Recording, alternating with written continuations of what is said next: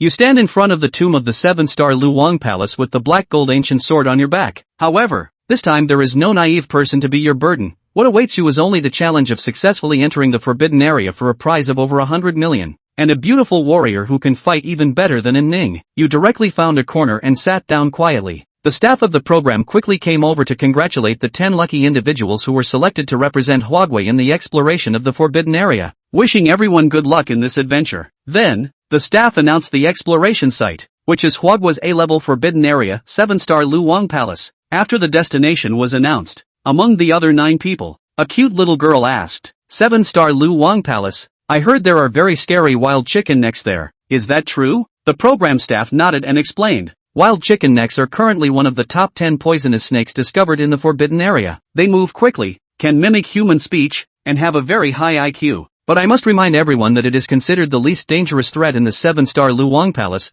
There are many more unknown creatures waiting for you to explore inside. Upon hearing this, several people's expressions changed, and fear appeared in their eyes. The forbidden area is far more terrifying than they had imagined. However, the staff stated that in order to maximize everyone's safety, they would draw lots to divide everyone into pairs, making it easier for teammates to help each other, and then asked everyone to come forward to draw lots. You didn't expect to have to assign teammates, so you felt no emotional fluctuation about it. It didn't matter. Everyone rushed forward to draw lots, while you sat still, waiting for everyone to finish before slowly getting up to go forward. The teammate you drew was named Bai Feifei. She is tall and fit, with a neat short haircut, wearing tight-fitting clothes, exuding a refreshing aura. You noticed her as soon as you entered because she stood out in the crowd, more so than the other 8 people. Bai Feifei stepped forward and took the initiative to extend his hand to greet. You calmly extended your hand for a brief shake. Bai Feifei was surprised that you didn't say anything, paused for a moment, and said, "Is that it? What did you do before? Do you have any special skills? We are already teammates. We should know each other better. I won't hold you back." You remained tight-lipped, unwilling to say much, which made Bai Feifei a bit frustrated. She looked you up and down, secretly worried. Can this man really handle it? You won't need me to protect you once we enter the forbidden area, will you? Just as I was thinking, the voice of the program staff rang out again, informing everyone that they had found their teammates, and that the next step was to check the equipment they brought and distribute the live broadcast devices, while reminding everyone that the global live broadcast of the forbidden area exploration had already begun. Each group member took turns to showcase the equipment they brought. When it was your group's turn, Bai Feifei first took out 3 items she brought: a compass, a flashlight, and a first aid kit. The staff, upon seeing this, showed a look of approval, thinking that she was indeed professional, bringing the most important items for survival in the wild. After Bai Feifei packed her things, it was your turn. The staff politely asked, "May I ask what 3 items you brought?" You pointed to the long object wrapped in a black cloth behind you and said, "A knife." "What else?" The surroundings instantly fell silent, and the staff momentarily didn't know how to respond. This is the first time encountering a participant like you.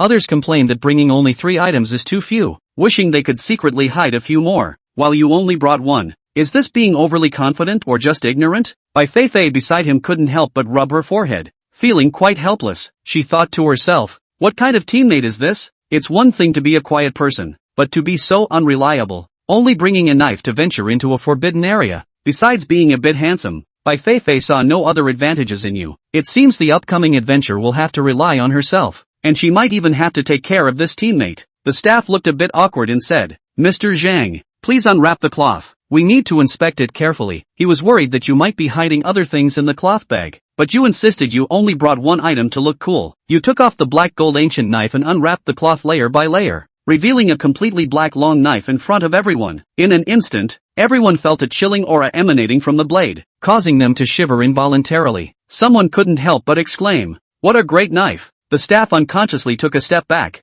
feeling that this knife was very dangerous and instilled fear. After the inspection, the staff said, "It's all good now, Mr. Zhang. You can put the knife away." Once you rewrapped the cloth, the staff let out a sigh of relief, as that oppressive feeling finally disappeared. However, he was even more surprised that you really only brought a knife, and couldn't help but remind you, the forbidden area is very dangerous. I suggest you bring all 3 things. It's not too late to prepare now. You shook your head. After the staff left, Bai Feifei couldn't help but pull you aside and question, "How can you not want it? I've already thought it through. If you bring a waterproof match and some rope, our equipment will be almost complete. Now look, a good opportunity has been wasted by you." Looking at the exasperated Bai Feifei, you remained expressionless and stepped forward. leaving behind 3 words, not needed. Half an hour later, 10 representatives from Huagua boarded the plane, flying towards the Qixing Luoyang Palace. Everyone, we are now located in the mountain range where the Qixing Luoyang Palace is situated. The area ahead cannot be accessed by the plane and can only land here. The next part of the journey needs to be completed by yourselves. There are 2 routes to enter the Qixing Luoyang Palace from the mountain path and the waterway. You can choose for yourselves. Finally, I wish you good luck. After the announcement, the plane quickly descended and landed in the open space at the foot of the mountain. The 10 participants got off the plane, equipped themselves, and headed towards the mountains. After the personal live broadcast room opened, the popularity gap instantly widened. Bai Feifei, as the most favored contestant, had a clear lead in popularity, with the second place being a little girl named Li Shui. Your live broadcast room's popularity is average, mainly because you have been mysterious from the start, sparking everyone's curiosity. At the same time, everyone wants to see how you will handle the complex situations in the forbidden area with just a knife, and they want to see you pay for your ignorance. After walking along the mountain path for a while, a fork in the road appeared ahead, one side leading to the mountain path and the other to the waterway. The mountain path is longer but relatively safe. The waterway is closer but requires passing through a terrifying cave, where a slight misstep could be fatal. 3 teens chose to take the mountain path directly, leaving only you, Bai Feifei, and Li Shui. Li Shui's teammate is a young man wearing glasses. Bai Feifei looked at you and suggested, "Why don't we take the mountain path too? It's safer." Li Shui quickly agreed. "Sister Feifei, we'll follow you wherever you go. We'll carry your bag and be your little followers." Li Shui had already formulated a strategy from the beginning, which was to cling to Bai Feifei. She knew her strength was not strong, and her only hope of getting out of the forbidden area smoothly was Bai Feifei. After all, Bai Feifei is the strongest and most experienced among everyone. Just as Bai Feifei was about to head towards the mountain path, you suddenly spoke up, "Then let's take the waterway." After saying that, without caring whether Bai Feifei agreed or not, you took the lead and walked towards the waterway. Li Shui couldn't help but complain. "Sister Feifei, what's wrong with your teammate?" Bai Feifei sighed and said, "We can't just let him go alone on the waterway. It's too dangerous. But this is also good. We can see what is so terrifying about that cave." In fact, Bai Feifei also wanted to take the waterway. She had initially chosen the relatively safe mountain path out of concern for you, worried that you couldn't handle it, but she didn't expect you to be so ungrateful. The mountain path is rugged and not easy to walk. Fortunately, this is not the core area of the 7-star Luoyang Palace. Aside from being careful of the poisonous plants by the roadside, there is not much danger. When the sun set, they arrived at a hillside, and below the hillside was the river they were about to cross. Bai Feifei suggested, "It's too late today, let's set up camp here and rest, and set off early tomorrow." This time, you did not object, so Bai Feifei directed Li Shui and Wang Ming to find a relatively flat high ground to set up the tent. Bai Feifei explained to Li Shui, "When setting up a tent in the wild, try to choose a higher ground because such places have more rain, and if the ground is too low, it can easily get flooded if it rains. Moreover, the high terrain offers a good view, making it convenient to observe the surrounding situation." Li Shui looked at Bai Feifei with admiration on her face. "Sister Feifei, you are really amazing. I wouldn't have known any of this if you hadn't told me." Then, Li Shui looked around but didn't see your figure and asked, "Where is your teammate? Why can't I see him? Could it be that his tent needs you to help him set it up?" She only remembered that you had just gone up the mountain alone, and you still hadn't come back. On Zhang Mazhen's side, he walked all the way towards the top of the mountain, observing the roadside all the way. Finally, near the top, a cave was found on the side of the road. He nodded his head in satisfaction after observing the situation. It was determined that this was the perfect place to camp for the night. Only then did he turn around and go back. Bai Feifei and the others had already set up their tents by now. A fire was raised and we ate as we warmed ourselves over it. "You're back? Take out your tent. I'll help you set it up together." Bai Feifei got up and said, "No, this is not a good place for you to camp. I found a cave up there. I can go there." Zhang Mazhen said, "Unsuitable?" Bai Feifei frowned at her words. This was the best place she had found after half a day's observation. And Zhang Mazhen came up and denied it? And what a cave to go to. It's dark and damp, which is not as convenient and comfortable as being inside a tent. She thought so and said so. Li Shui and Wang Ming also helped out. "Fifi-san is right. I'm not going to any caves anyway. I'm right here." In the face of their attitude, Zhang Mazhen was not prepared to force himself, just nodded and said, "Good." With that, he turned and walked away. After taking a few steps out, he turned back and added,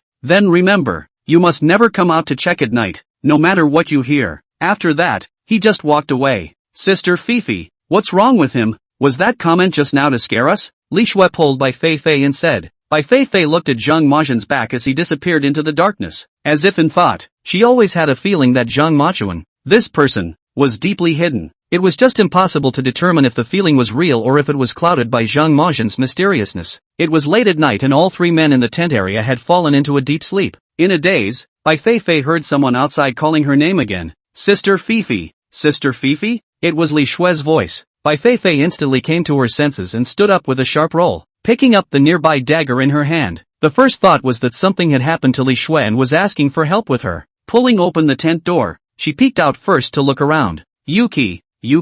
No one responded. Fei White became even more worried and stepped out of the tent. Looking down, he observed the marks on the ground to see if Li Shue had been dragged away by something. Just then, she saw in her afterglow a red light swooping towards her at an extremely fast speed. The former field fighter's hands were no joke, and she subconsciously raised her hand to return the knife. Before he could see what the thing was, he had cut it off at the waist. She didn't see it clearly until it landed on the ground, and it turned out to be a snake with a red body and a cockatrice. Pheasant neck. It was too late to think too much, as several more red shadows attacked from different directions. Bai Feifei mobilized her entire body cells, and the dagger in her hand had swung into a stump. A few more pheasant necks were snapped by her. However, there are still too many. Just as she turned around with a slash back down, a pheasant neck was in front of her eyes. The open maw spat out a long letter and bit down towards her neck. It's too late, she thought in despair. Was she, then, about to be the first participant to die? Just at this time, Bai Feifei felt a dark shadow flash by in front of her. In the next second, a harsh chill swept past her. The pheasant's neck in front of him stiffened in its movements and fell heavily to the ground.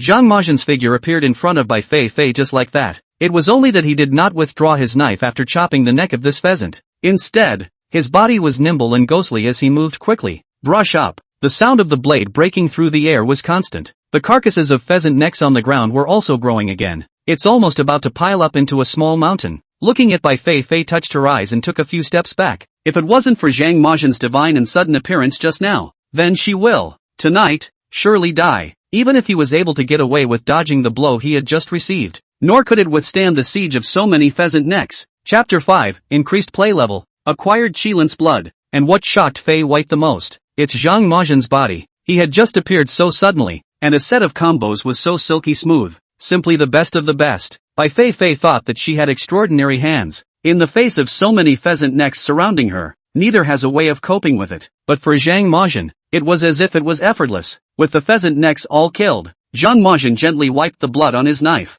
The black and gold ancient sword was resheathed. He was back to his previous aloof self. Bai Feifei stuttered and opened her mouth in shock. Thank you for saving me. The viewers in the live broadcast room were all stunned at this moment as well. Holy, what just happened? Did I just blink? Zhang Majian is actually an expert. Just now he was really too handsome. Handsome me. So close. Just now that pheasant's neck was only an inch away from Bai Feifei. If Zhang Majian had come a second later, she would have been dead. This is truly a life-saving favor. It's not too much for Bai Feifei even to give her body in return. Seriously, I'm going to have to kowtow up then. I really didn't expect that Zhang Majian's knife wasn't a burning stick. He really knows how to use it. Did any of you see how Zhang Majian just appeared? Everything happened so fast I didn't even see it clearly. I didn't see it clearly either. He just flashed out like a gust of wind. He was too fast. It was midnight, but many of the spectators were not asleep. After all, it was the first day of the start of Adventure Live, and they were all curious to see what would happen tonight. So back and forth between the various live streams.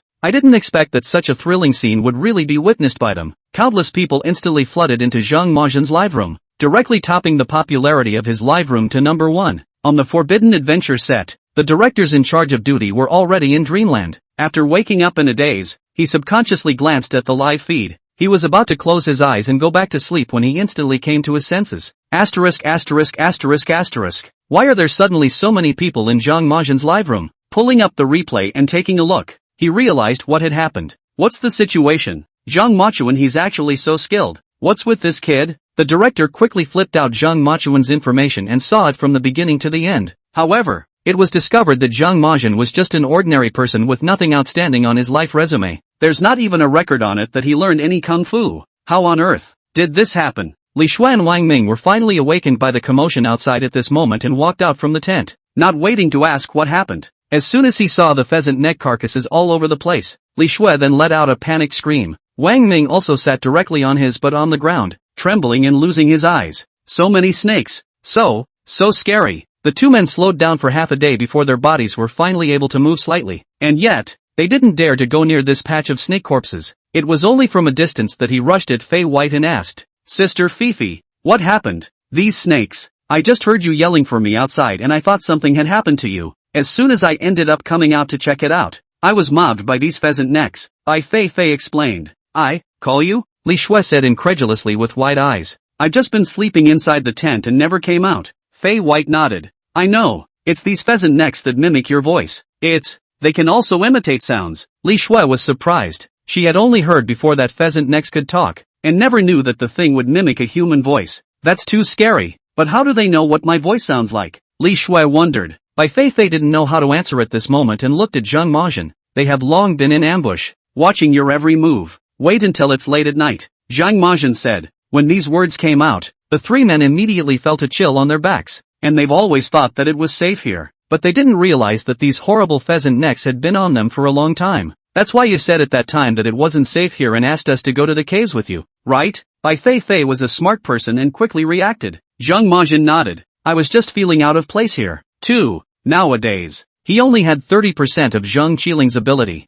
so the intuitive acumen, it leaves something to be desired. He realized something was wrong, but couldn't accurately predict the ambush of so many pheasant necks here. So, after having reminded Fei White that they were not being taken seriously, there was no forcing the issue. He was sure that this was also the character of his little brother. Wouldn't bother and waste time on something like that. Just do it with a clear conscience. And of course, when it's time to come to the rescue, it's definitely not going to be ignored. Cold on the outside and hot on the inside is the most apt description of little brother's personality. Ding! Congratulations to the host for increasing his playability to 40%. Gain the ability Unicorn Blood. As expected, a system prompt sounded in Zhang Majin's mind. The playability has been increased and the all-important Unicorn Blood has been obtained. With the Unicorn Blood, there would be no need to worry when they entered the cave tomorrow to face the corpse collectors. Zhang Majin was delighted in his heart, but he quickly suppressed the joy and regained his composure. Being calm and not displeased when things go wrong is also one of Zhao's qualities. The people understood the cause and effect of the incident, and all of them were afraid afterward. "Sister Feifei, you're amazing. You killed all of these pheasant necks." Li Shui gulped, feeling that she had hugged the right thigh. Bai Feifei sniffed and blushed a little. "I didn't kill him. It was Zhang Majin who saved me. If he hadn't appeared in time just now, I might have been bitten to death." "What?" Li Shui and Wang Ming spoke in unison. In their eyes, although Fei White was a girl, she was a former special field combatant. Strength is naturally needless to say. Not to mention among these 10 people, even if it was put among the global players, it was one of the best. As a result, this field of pheasant neck carcasses turned out not to be her handiwork, but Zhang Majin's. This is so surprising. Zhang Majin brother, unexpectedly so powerful? Li Shui saw the wind and changed her address directly, from Zhang Majin to Brother Majin. Wang Ming's face, on the other hand, was a bit ugly. Originally, he thought that he and Zhang Machuan were about the same strength, someone to keep their nest egg company, but now it was revealed that Zhang Majin might also be a hidden expert. He's the only one who's a pussy. Chapter 6. He's really powerful. What's wrong with pretending? The video of Zhang Majin decapitating the pheasant's neck was quickly edited and posted by viewers on all major platforms. On a night like this video instantly ignited everyone. Many people who hadn't slept yet saw the video and clicked right into the live stream to get a glimpse of what was going on. Where is that handsome black guy in the video? That hand of swordsmanship just now was really cool. I just didn't watch the live broadcast for a while and such a big thing happened. Is the person that the little brother in black saved Fei White? The one with the biggest winning percentage among the contestants voted out by the entire network? That's right, it's her. I originally thought that she was the strongest, but I didn't realize that this black-clothed little brother was even more powerful than her. Don't get too excited everyone. It could just be that everything just happened by coincidence. That's right, although it's true that this black-clothed little brother's sword skills are powerful, but Forbidden Land exploration is about comprehensive strength, and Bai Feifei's wilderness survival ability is very strong. I'm still more optimistic about her. Bai Feifei, Li Shui, and Wang Ming looked at the field of pheasant neck carcasses, a little overwhelmed up, not daring to continue back inside the tent. Who dares to sleep when guarding this field of corpses? This place can't be lived in. The blood will attract more of its kind. Just at this time, Zhang Majin spoke. Hearing this, Bai Feifei breathed a sigh of relief, finally finding a step down. She had intended to go to the cave, and thought that she had just confidently rejected Zhang Majin, so embarrassed to come forward. But, where can we go? She asked tentatively. Zhang Mazhen glanced at her and did not say anything. Instead, he turned toward the hill.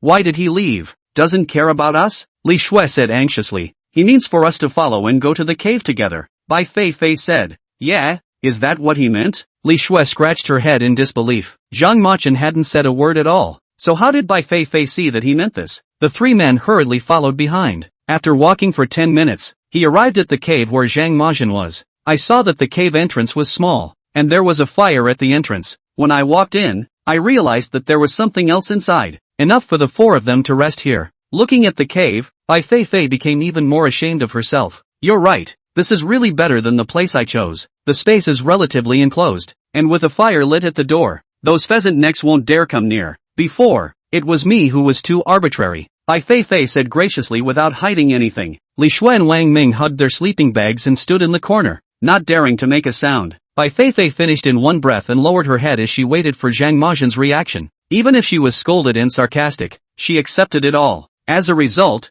I waited for half a day, but I didn't wait for any movement. Turning his head, he saw that Zhang Mazhen had already entered the sleeping bag. His eyes closed as if he was asleep. She let out a helpless sigh and shook her head. What a bore. The night passed peacefully. When she got up the next morning, Fei White walked out of the cave. Check the ground around you at the first opportunity. This look was both a blessing and a fear. Sister Fei Fei, what are you looking at? Li Shui asked as she watched Bai Feifei's movements. It's horrible. Look at these marks. They're all pheasant neck crawls, and there are a lot of them. That means a lot more pheasant necks came through last night. Hearing Bai Feifei's words, Li Shui's little face was scared white. Thanks to Zhang Mazhen choosing this place and blocking the cave entrance with a fire, these pheasant necks realized that there was no opportunity to take advantage of before they left. Bai Feifei was even more impressed with Zhang Mazhen at the moment. She realized that Zhang Mazhen seemed to be more experienced than her in this aspect of wilderness survival. In a place like the Forbidden Land, to be precise, some of those experiences she had before didn't apply.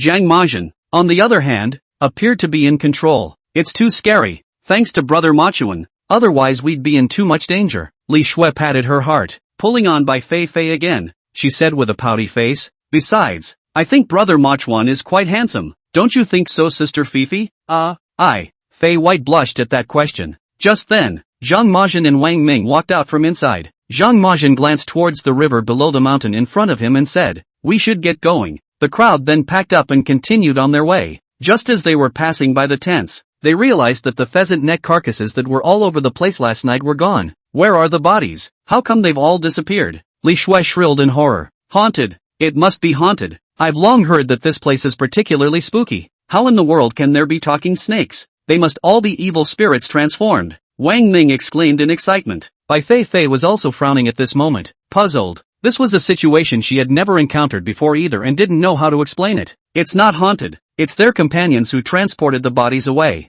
Zhang Mazhen said. Brother Machuan, what does this mean? Li Shui said in disbelief. It is the habit of snakes like the pheasant's neck that they assemble at night time to carry off the bodies of their fellows. Ship it where? Li Shui continued to pursue the question. Zhang Mazhen shook his head. I don't know. Maybe it's their lair. In Zhang Mazhen's memories, there was no snake like pheasant neck in the 7-star Ruang Palace. It's just that in this world, many of the creatures in the Forbidden Land cross over. Therefore, where their lair was, Zhang Mazhen couldn't be sure, and he wasn't interested in knowing. If this kind of snake appears, just kill it. Why bother to dwell on their lair? Zhang Mazhen is right. There are indeed traces of pheasant necks crawling over here. While they were talking, Bai Feifei had already gone to the front, checking out the traces on the ground. This moment came to a conclusion. Learning the truth, both Wang Ming and Li Shui calmed down, recalling how he had just behaved. Wang Ming was embarrassed again. Looking back at Zhang Mazhen, his eyes were somewhat jealous, thinking to myself, how does he know so much? That's a lot of homework ahead of time.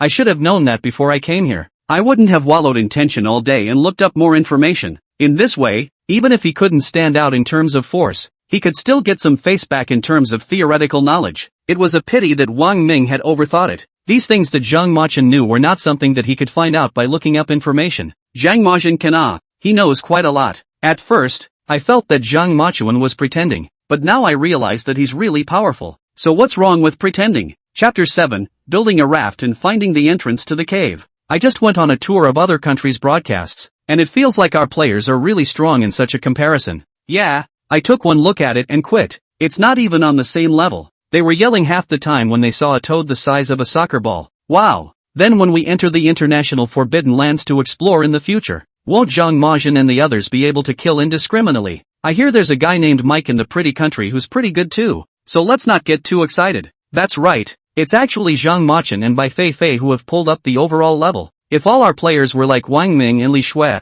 then we'd be too embarrassed. That's right, I originally thought that it was Bai Feifei alone who held up the family, but it was such a surprise to find out that Zhang Majin was even better. An hour later, Zhang Majin and the others arrived at the river. Keep going along this river, past that horrible cave, and we'll be able to enter the palace of the king of the 7-star Ru, Bai Feifei said as she pointed ahead. But there's not even a boat here, how are we going to get there? Swimming? Li Shui looked unhappy. Hearing her words, the audience in the live broadcast room was speechless. You think the Forbidden Land is a scenic spot and you're there for a trip? We still have to get your transportation ready, don't we? Where's the little princess? Bai Feifei was also a bit speechless at this moment, feeling that it was even if this Li Shui was weak, how can you even have any common sense? This is a forbidden place, how can there be a ready-made boat waiting for us? Of course you need to figure out your own transportation. Li Shui sniffed and nodded. Sister Fifi, you're amazing. So, how are we going to get it? Bai Feifei felt her head spinning. It's like having two kindergartners with you. It's exhausting.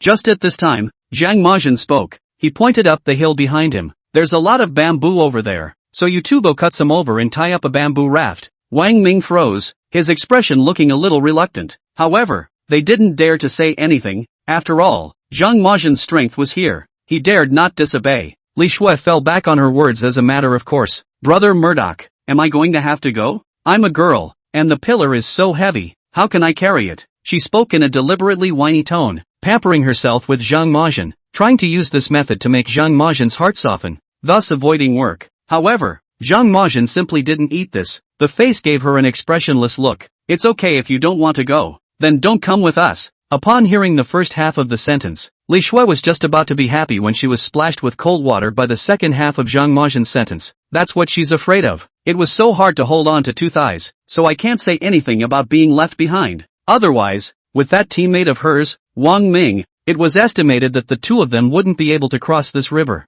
So, it was just a matter of grinding away. Ha ha, Zhang Majin is good. Brother turns out to be a tea connoisseur. It's too good, haha. Just now when Li Shui was pampering herself I was really worried that Zhang Majin would go soft, but it turns out this brother still has a cold face. I like it. This Li Shui is really a princess disease, hugging her thighs and still not wanting to pay anything, letting others Zhang Majin and Bai Feifei give her a nanny knot? Joke. Luckily, Zhang Majin's character is rigid enough to not give any face at all. The heart is relieved. Wang Ming and Li Shui dawdled and carried the pillar back. Seeing this, Fei White stepped forward, ready to apply her experience and tie up a raft. At the same time, her brain was desperately trying to remember how to make a raft. After all, she had fought on land before, and was still lacking a bit in the water program. However, at this very moment, Zhang Majin was seen making 3 moves as if he was doing a magic trick. Just get the raft done. Backing straight into the river, the raft floated steadily on the water. Bai Feifei was surprised and looked at Zhang Majin in astonishment. It felt like I had been constantly refreshing my knowledge of Zhang Majin.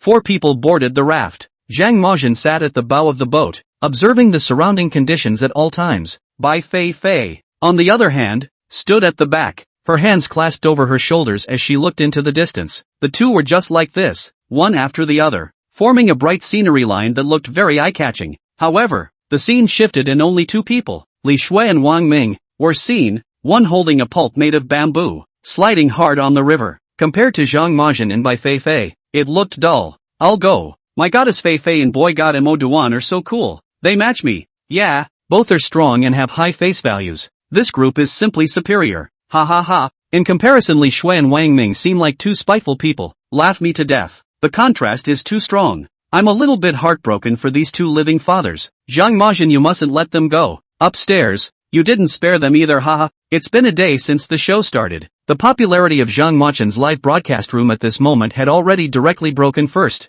On the pop-ups, most of them have now become fanboys and fangirls, from the cynicism at the beginning, and at the same time, everyone was looking forward to what would happen once they entered the cave. The 7-star Ruang Palace, as an A-ranked forbidden place, had just begun and was already so exciting. This made everyone not more interested in what was going to happen next, in the other forbidden places. Within a short time, Zhang Majin and the others had arrived at the end of the waterway. The road ahead was blocked by a large mountain. Li Shui and Wang Ming were finally able to put down their oars and take a short break. crouching on top of the raft panting. There's no road ahead, how are we going to get there? Wang Ming said. Zhang Machin pointed ahead, to a mound of dead grass below the mountain and at the point where it touched the water. Go that way. The cave is behind the dead grass. Really? How can you tell? Wang Ming looked towards that place with wide eyes, and didn't feel any different here than anywhere else. Couldn't figure out how Zhang Majin could tell at a glance. Look at the flow of the river. It's still all around. Only in this direction it's moving forward. Upon hearing this, Li Shui and Wang Ming looked towards the direction Zhang Majin was pointing with wide eyes. But no matter how you look at it, you can't tell the difference. Brother Murdoch, why can't I see it? Are my eyes different from yours? It is indeed different. Bai Feifei spoke up. Such nuances are not obvious to anyone. We've done specialized eye training before to be able to tell that subtle difference. But Zhang Majin, you're surprisingly faster than I can tell. Bai Feifei looked at Zhang Majin. Chapter 8, Entering the Land of Corpses. Catching corpses with bare hands. Aha! Facing Bai Feifei's inquiring gaze, Zhang Majin faintly hummed. Bai Feifei said this because she wanted to probe Zhang Majin more, get to know him a little better. As a result, I didn't expect to be perfunctorily dismissed by him with a It couldn't be helped. Zhang Majin was such a character. From the first time they met until now, he had always been able to say one word and never two. Bai Feifei could only admit it. The boat slowly paddled in the direction that Zhang Majin had pointed out. Sure enough, after crossing a pile of dead grass, their raft paddled directly into a low cave. As soon as he entered this cave, the atmosphere around him immediately became eerie. An unusual coldness came from all directions. Li Shui was so scared that she directly hugged Bai Feifei's arm. Sister Fifi, it's so scary here. There can't be, really, a ghost. Bai Feifei shook her head, and her expression was somewhat serious. I don't know if it's just nerves. It's hard to say. The outside world has rumored that this cave is terrifying, but exactly how horrible it is, no one can say, because no one who has ever been able to enter this place has ever come out alive. The information about the cave is also summarized from the mere words they left behind during their lifetime. Hearing Bai Feifei say this, Li Shui became even more scared. What about? If I'd known I wouldn't have come by water. Sister Fifi, can we still walk out of the cave? How about we turn around and go back now? Li Shui has been completely scared mad, directly grabbed the bamboo pole to row back. As a result, Zhang Majin grabbed the other end and controlled it. Into this cave, there is no turning back. Forward can still find a way out. Turn back, only to die. Li Shui's hands let go and she dropped onto the raft, burying her head in whimpering. Ooh, I don't want to die. I don't want to die so early. Who can save us? Right at this moment, Zhang Majin's ears twitched. Only a rustling sound could be heard from the front of the cave. Don't make a sound. Something is coming over, Zhang Majin said in a deep voice. Bai Feifei's eyes were quick, and she directly reached out and nudged Li Shui in the neck. Li Shui's voice was instantly mute, and she opened her mouth dryly, unable to make a single sound. Shoo! Bai Feifei reached out and signaled for her and Wang Ming to be quiet. It was a matter of life and death, so Li Shui didn't dare to mess up and nodded silently. The two of them, along with Wang Ming, were nervously cowering in the middle of the raft. Bai Feifei was also staring at the front of the raft like an enemy at this moment. It was such an eerie sound, yet it sounded like it was coming from under the water. Exactly what would be. Bai Feifei felt that she had never been so nervous when she encountered the most dangerous situations during her time in the field team. It's a tense moment, but it's like the heart is going to jump out of your chest. Turning his head to look at Zhang Majin, he realized that he was still calm, was staring intently at the water. Instant peace of mind. Phew, what's going on? I'm still feeling nervous as a spectator. The sound is so scary. It feels like I'm going to have nightmares sleeping tonight. Goddess Fifi is so powerful. Clicking on Li Shui makes her voice go silent. Otherwise it's going to be annoying to listen to her oinking. Brother Machin is also very handsome. Directly let Li Shui shut up. Haha, the main fight and not at all spoiled. I'll kowtow to this pair of CPs. The Murphy duo. What the hell do you guys think that sound is coming from? It feels especially like a horror movie sound effect shining into reality. Zhang Machuan looks so calm. I don't know if he's faking it or not. I hope he won't be scared into breaking his defense in a while. That would be hilarious. Haha, if that's really the case, it's also quite an effect of the program. Whether Zhang Machuan really has something or is a paper tiger, this time we'll see. A portion of the audience in the live broadcast room was watching the scene with the mindset of watching. The rustling sound was getting closer and closer, as if it was burrowing inside one's head. Dang! With a sudden thud, something slammed beneath the raft. The entire raft was instantly knocked over by the force, and was about to topple over. Both Li Shui and Wang Ming's bodies were already hanging in midair. The next second it's going to fall into the water, only to see Zhang Majin pointing his toes at the raft and leaping, then stepping on the upturned side of the raft and fiercely stepping downward, pressed the raft back into the water. At the same time, his fingers quickly reached into the water. By the time it was drawn out again, there was a large black bug the size of a palm on his hand. Smoothly, he threw the bug on the raft. Looking at the black and slimy mass, Li Shui and Wang Ming both turned white with fear. Fei White frowned. Is this water lice? No, it's a corpse cache, Zhang Majin said. Corpse crushers? Bai Feifei found the name somewhat unfamiliar. Upon closer inspection, sure enough this thing looks different than a water tick. It looked more hideous and more frightening. What is a corpse? Although she felt a bit ashamed, Bai Feifei also asked if she didn't understand. Corpse crushers are usually found where corpses congregate, specializing in gnawing on the rotting flesh on corpses to live. A corpse collector that can usually grow to such a large size must have lived for many years. Bai Feifei understood Zhang Majin's words. That is to say, this place has a lot of corpses? Zhang Majin nodded. It's true that a lot of people who came to explore the area before have inexplicably lost their lives here. It seems that they, all of them, have become the feeder for these corpse collectors. Bai Feifei said. It's not just them. This may be a time-honored accumulation of corpses. The number of bodies that have accumulated is far greater than we can imagine. Li Shui walked over at this time, tugged on the corner of Bai Feifei's coat, and pointed at her throat. It was only then that Bai Feifei reacted to the fact that her was being pointed at her own mute point. So there was another little nudge, and Li Shui was suddenly able to speak. As soon as she found her voice, Li Shui hurriedly rushed at Zhang Majin. Brother Ma Chuan, hurry up and throw this black goo down. It looks horrible. Zhang Majin extended his fingers and clamped the palm-sized corpse. Li Shui thought that Zhang Majin had listened to her words and was going to throw the thing back into the water. Just when he was about to be happy, he saw Zhang Majin walking to the bow of the ship with that corpse. Put it up. What is this doing? Li Shui said in disbelief. This thing, it can carry us out of this cave, Zhang Majin said. Bai Feifei and the three of them looked puzzled. Didn't this corpse cake still want to attack them just now? Why did it still say that it could take them out of the cave? Chapter 9, Bai Feifei's life hangs in the balance. Zhang Machuan jumps into the water to rescue her. Zhang Majin pointed ahead and explained. This place is so corpse-heavy that it's hard for a few of us to walk out with the scent of the living. This thing feeds on carrion, and with it in front of us, it can help us block some of the attacks. So it is. Brother Ma Chuan, you are awesome. You know so much. Li Shui fawned. Although Bai Feifei didn't say anything, she was also very surprised and impressed in her heart. This knowledge was not within her experience. However, Zhang Majin looked like he was very experienced with his hands. I don't know where all this experience comes from, but it gave Fei White enough security. The ship continued to travel slowly towards the depths of the cave. Be careful. Something is coming towards us. Zhang Majin pricked up his ears and listened carefully.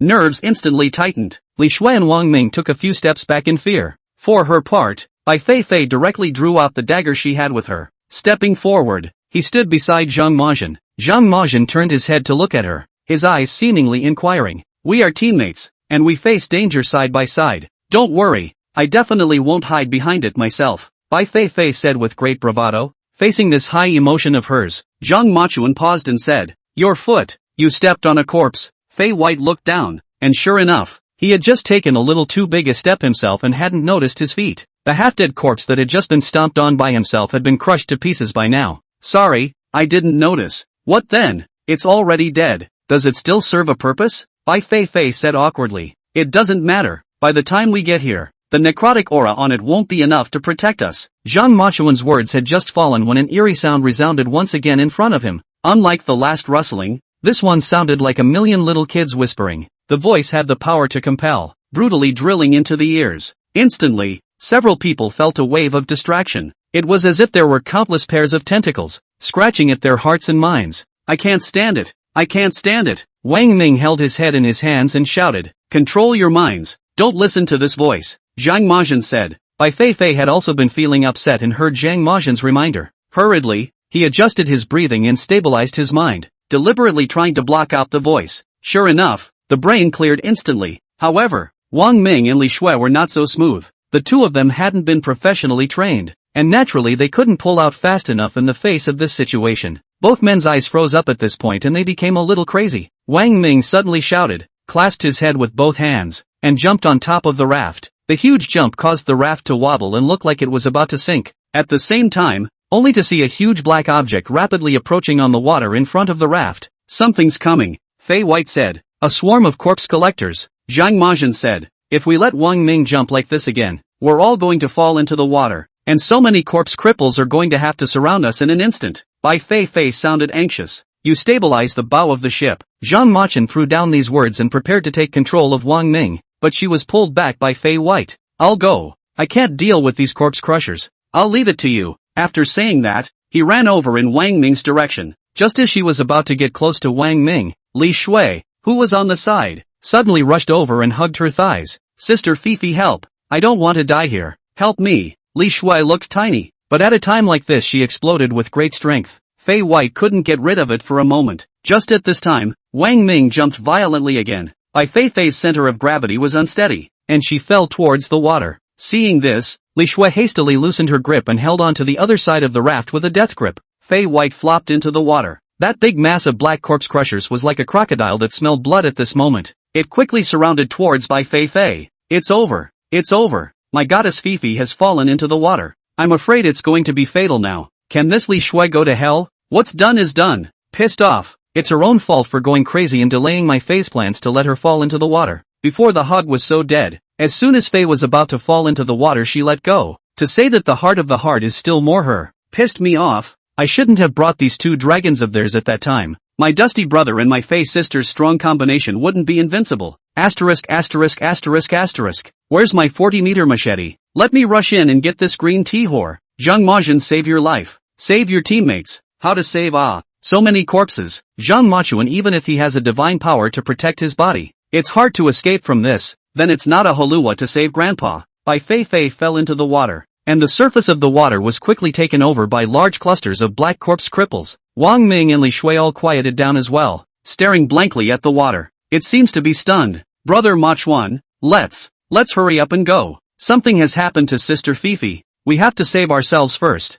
Zhang Machun coldly glanced at Li Shui. That look made Li Shui cower. It felt like Zhang Machun didn't need any words or actions. Just a change in his eyes was enough to make her heart tremble. In the next second, Zhang Machun pounced and jumped into the water. The viewers in the live room were all stunned. No, he really went to the rescue. Asterisk asterisk asterisk asterisk. Zhang Machun is a man. Awesome. I'm sorry. I really thought before that Zhang Machun was the type of person who wouldn't care if his teammates died or lived. It's me being petty. I have to say, he hammered me right to the bottom of the pit with that jump, and I'm just going to grow up and stay on his live feed. Rationally speaking, Zhang Machun is still too impulsive to do this. What good can come from jumping so blindly except to die with Bai Feifei? Got. The two most powerful of the 10 contestants were actually eliminated first. The creation of the world. I should have known that they shouldn't have chosen the Waterway. I see that the group that chose the mountain road is particularly calm. There's no danger whatsoever. Although it's a little bit boring, but at least they can save their lives. Everyone was shocked by Zhang Machun's jump,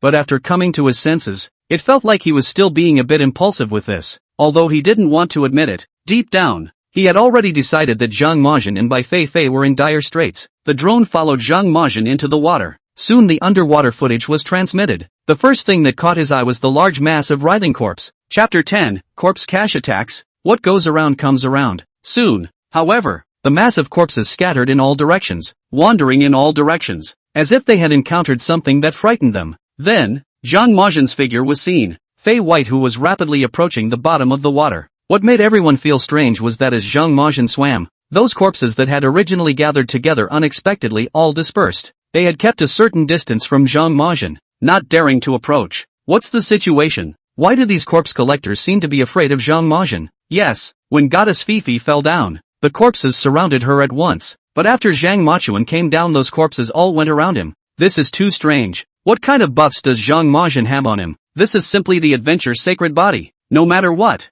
as long as Zhang Machun can really save Bai Feifei. Phew. I told you that Zhang Machun isn't that kind of impulsive character. Since he chose to jump in to save the people, he must have something in mind. Zhang Machun grabbed Bai Feifei's arm and led her towards the top to swim quickly. The two men quickly bubbled to the surface. Zhang Machun dragged Bai Feifei with both hands and pushed her, who had already lost her strength, onto the raft. He himself came up on his hands and rolled over sharply. Sister Feifei, it's really great that you're okay. Scared me to death. Li Shui made a picture of being very concerned about Bai Feifei at this time. However, Fei White is no cutie pie either. Straight away, he withdrew his arm that was being pulled by Li Shui and ignored her, turning his head to look at Zhang Machun. Thank you for saving me. I really thought I was going to die here just now. Bai Feifei wanted to say something else, only to hear a commotion coming from the water. Several large black clumps of corpses jumped up from the surface of the water. It was aimed in the direction of Wang Ming and Li Shui. In an instant, a corpse cache jumped onto Wang Ming's head. Li Shui got two of them on her shoulder as well. The two men were so frightened that they screamed and shook their bodies desperately.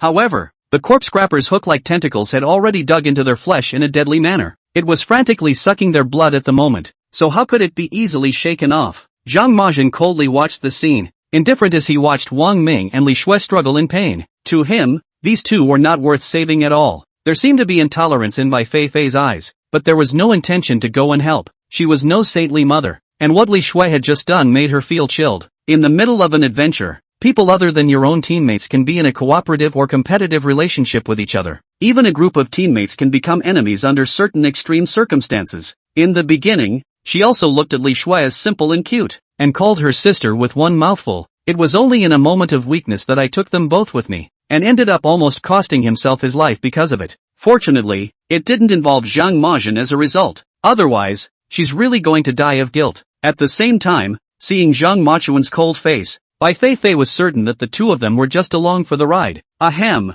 I don't know if I can say this, but it kind of makes me feel good to see these two get bitten. Ha ha, I'm the same. Especially the way Zhang Machuan and Bai Feifei don't care about anything. It's really too relieving. Phew, this bad breath in my heart has finally gone out. I was really going to be pissed off by these two goods just now. Deserve it. That's what should happen to such people. These big corpse scrappers are so scary looking. I feel like I have a vague pain in my head and shoulders at this moment. Hiss. It's simply unimaginable how sour it would be to be bitten by such a large corpse. It's horrible. Just then, another corpse jumped out of the water. It was headed straight for Fei White's face. Bai Feifei was just about to dodge, when she saw Zhang Majin violently strike. Two slender fingers poked through the corpse's hard shell in one go. Straight away, he extracted its intestines, which were like vermicelli. It was then dropped on top of the raft. The corpse's intestines were drawn out and it wasn't completely dead. A few jerks on the raft. For her part, Bai Feifei froze at this moment. That move by Zhang Majin just now was simply incredible. Surprisingly, he was in the air, and he just opened up the corpse.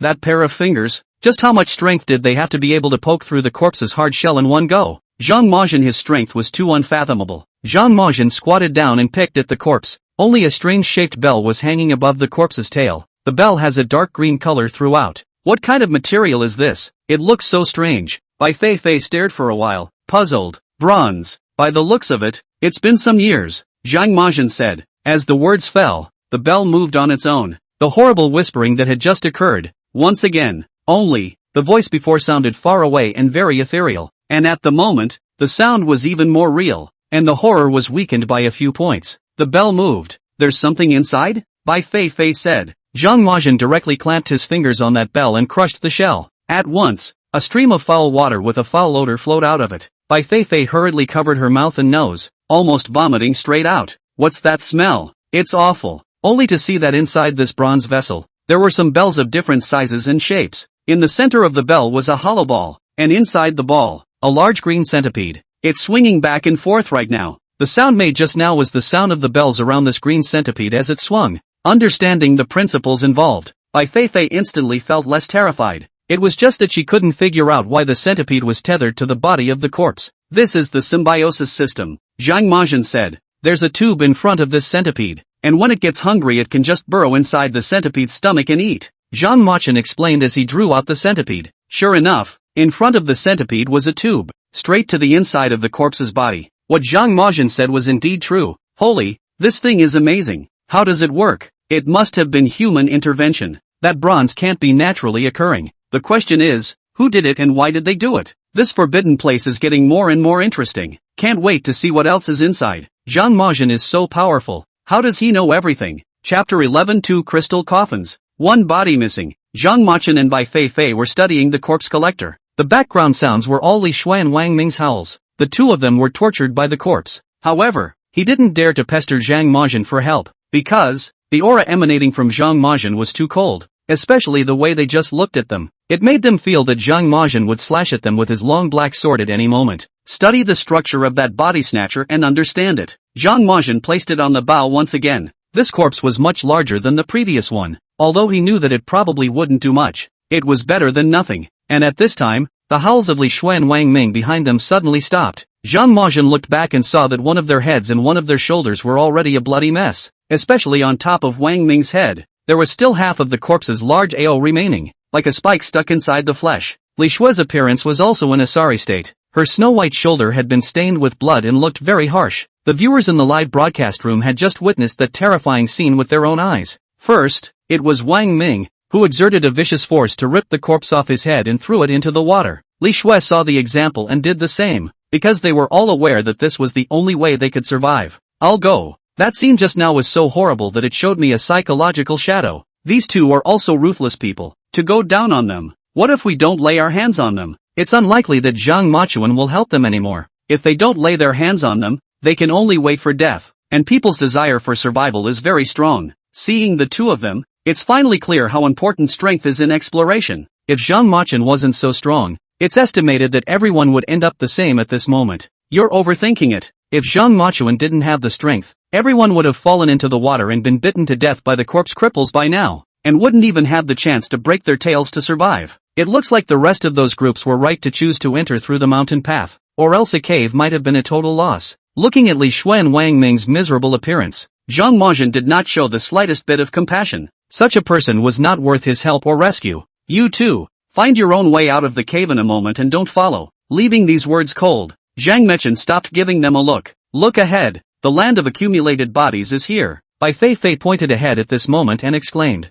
The cave became open in this location space. The river is 2 or 3 times wider than before. The top of the head also changed from a low mountain to a cliff that you couldn't see the end of at a glance, and the shallows on either side of the river were littered with corpses of all shapes and sizes. The bodies were stacked haphazardly. Judging by the signs of decay on the body, the ages are far apart. Adding to the discomfort was the fact that the bodies were all covered in corpse piles that crawled back and forth, constantly gnawing at the rotting flesh on their bodies. Such a hellish scene. Even the specially trained Bai Feifei found it a bit unbearable. Couldn't help but dry heave. It's so scary here. How come there are so many corpses? Bai Feifei said with a pale face. In fact, she knew in her heart what the source of these bodies was. Apart from those that have been turned into white bones, these relatively new corpses would all be people who have explored the area in recent years. If it wasn't for Zhang Machuan, then perhaps they, too, would have become one of these many corpses. While thinking so, Bai Feifei raised her head and looked towards all directions. It was then that they saw a transparent crystal coffin hanging from each end of the cliff just ahead of them at the head. Inside the coffin lay a white figure.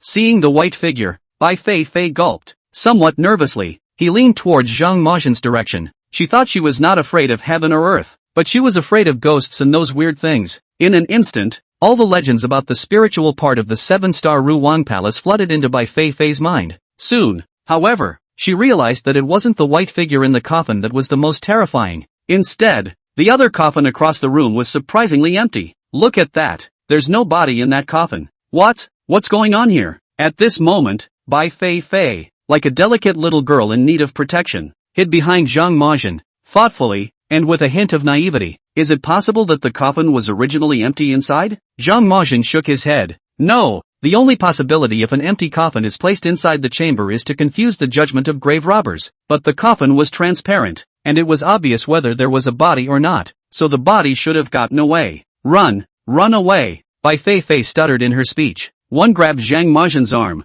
Zhang Machuan is really a big straight man. He should tell some lies to coax the girls at this time. Did you go to the wrong live room upstairs? This is an adventure program, not a romance show. I really didn't expect that my goddess Feifei would have a soft spot, that she would be afraid of ghosts. Who couldn't be scared? Vicariously, if I had been there, I might have been scared straight to my knees. Where do you think the bodies in here are going to go? To be able to run out of a coffin is already considered a ghost with a high level of cultivation. This would be troublesome if they bumped into it, right? Blah blah blah. Don't talk nonsense upstairs. Bless Zhang Machuan and Bai Feifei smoothly. Don't bump into this female ghost. Right. If this ghost wants to catch someone, just catch Li Shue and Wang Ming. Seeing as they both have blood spikes and hollers, they're also a bit better to catch. However, the audience praying didn't seem to do much good. As the ship turned the corner, a white figure appeared in front of him in the shallows ahead. The white body stood above the shallows with its back to them. Long black hair cascaded behind her and fell to the ground. The moment she saw her, Bai Feifei couldn't help but scream. The female ghost made them feel a chill around them just by standing there. It was as if an unseen aura was wrapping around them. It's not unnerving. At the same time, an ethereal and sultry voice came from all directions. The sound was like the whispering of the brat from before. Overwhelmingly, it burrowed into each and everyone's ears. At the same time, a message was sent to them, those who trespassed here. None of them would leave. Li Shue and Wang Ming were scared silly at this moment. Dumbfounded, he dropped onto the raft. his eyes lost in thought. It was with great difficulty that they struggled to survive from the shadow of corpse-crushing death. Now, facing death again? Ooh-hoo, the Forbidden Land adventure is too scary, Li Shui cried out in pain. Chapter 12, the strongest player is about to fall? The female ghost kneels. Her cries echoed in this cave, matching the figure of the white-clothed female ghost in front of her. It made the atmosphere even weirder. It was at this time that the female ghost in white moved. She slowly turned her body and looked over in the direction of Zhang Majin and the others. Oh no! She's turning around. Bai Feifei wasn't too sure in her heart though. What would happen after this white female ghost turned around? But there was just a sense of foreboding in the heart. Once she turns around, then it will be the death of everyone. She had been trained in countless things before, but none of them could tell her what to do in this moment. All experience is completely invalidated in this moment. Does that mean they're really going to die here? Is this water hole really impenetrable to all? White Feifei's heart had already despaired and was thinking about what kind of death would make her feel better. If she could, she wanted to have a whole body, not one that had become so wretched and ghastly as those on either side of her. Yet in this environment, it seems like a luxury. I'm going. It's so scary. There's really a female ghost. She's turned around.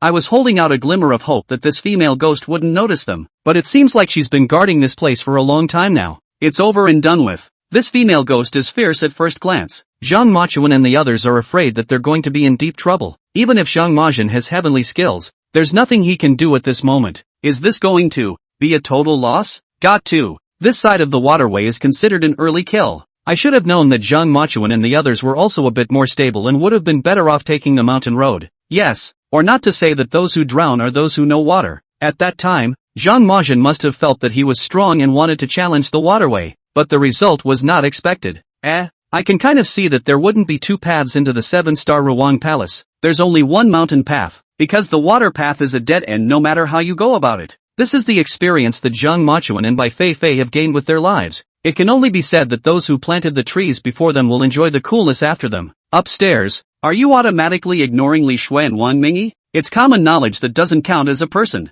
Nothing wrong with that. Most of the viewers in the live stream had already taken an early moment of silence. Some of the timid ones couldn't even bear to watch anymore and directly exited the live broadcast. The staff of the program were all very heavy-hearted at the moment. Their opinion was the same. Zhang Machuan and the others should be in dire straits. It's only the second day of the show and they're about to lose 4 players at once. The damage is too great, and 2 of them are still the most powerful. In that case, it's hard to say if anyone will succeed in the challenge. Not to mention the international no-go areas in the back. Looks like it's time to recast again. The chief director of the program sighed. The number of people in the live room skyrocketed at that moment. In addition to the Chinese audience, there were quite a few foreign spectators who heard the news and came over to join in the fun. Fark, is this the kind of Chinese horror that scares people? This female ghost is too scary. Holy, that scared me to death. Just looking at this female ghost made my legs weak. It's a good thing we don't have this kind of ghost in our Forbidden Land. At most it's a vampire. I've heard that these 2 of them are 2 of the most powerful players in China. And now it looks like they're both going to fall. This is a good thing for our players. After all, there's one less strong competitor.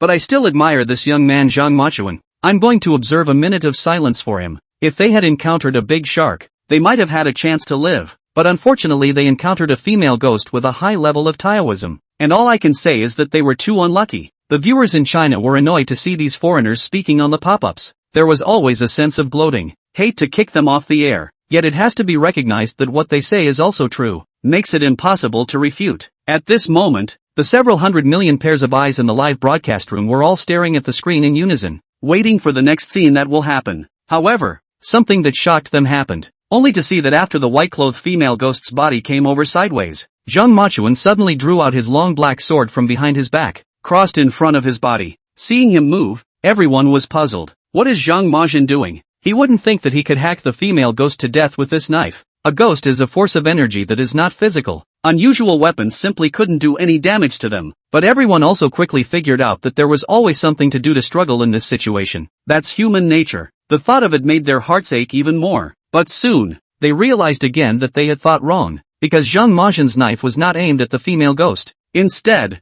aimed at himself. He flipped the blade over, and the blade flicked above his own fingers. Blood instantly slipped from his fingertips. Zhang Majin, what are you doing? Bai Feifei looked at the blood on his fingers in surprise. The audience in the live room was also full of questions. Yes, what is Zhang Majin doing? Why did he give a good cut? Was it difficult to bargain with the female ghost in such a way that she would let herself go? The foreigners in the live broadcast room were now discussing it again with a hint of mockery. Ha ha, this player called Zhang Majin is really stupid and cute. Thinking that he can exchange a few drops of his blood for a life? I can see he's frightened. Poor boy. Boy, be brave, die like a warrior, and don't pee your pants later. Ha ha ha, it's really hard to say. If he gets scared and wimpy in a while, that's a disgrace for the whole of China. After all, your own people in China say that he's the strongest player. Looking at the speeches of these foreigners on the pop-up screen, the Chinese were furious, but there was no time to bother with them for the moment. It was because the entire attention was on Zhang Majin and Bai Feifei. Only to see that at this moment,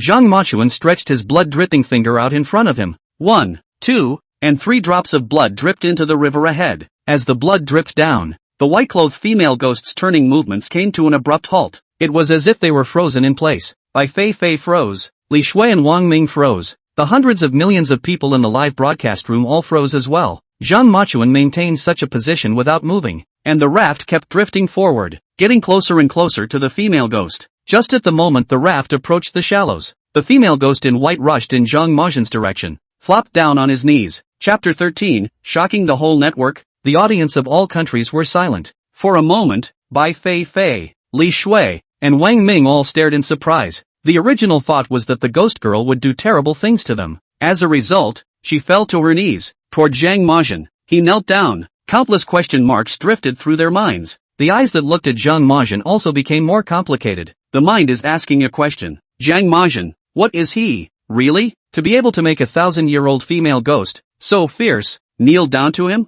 Not only that, right after Zhang Majin's blood dripped into the river, the corpse crappers that were originally entangled around the raft also scattered in fear, didn't even dare to come half as close. Therefore, they were certain that this was all a function of Zhang Majin's blood. My god, what did I see? A female ghost in white kneeling down for Zhang Machuan? To be able to make such a ferocious female ghost kneel, what exactly is Zhang Majin's status? Fark, is this for real? It can't be a script directed by China and that female ghost is an actor. Upstairs, may I ask where is your brain? Is this a live broadcast or inside a forbidden place where you tell me how to arrange the script?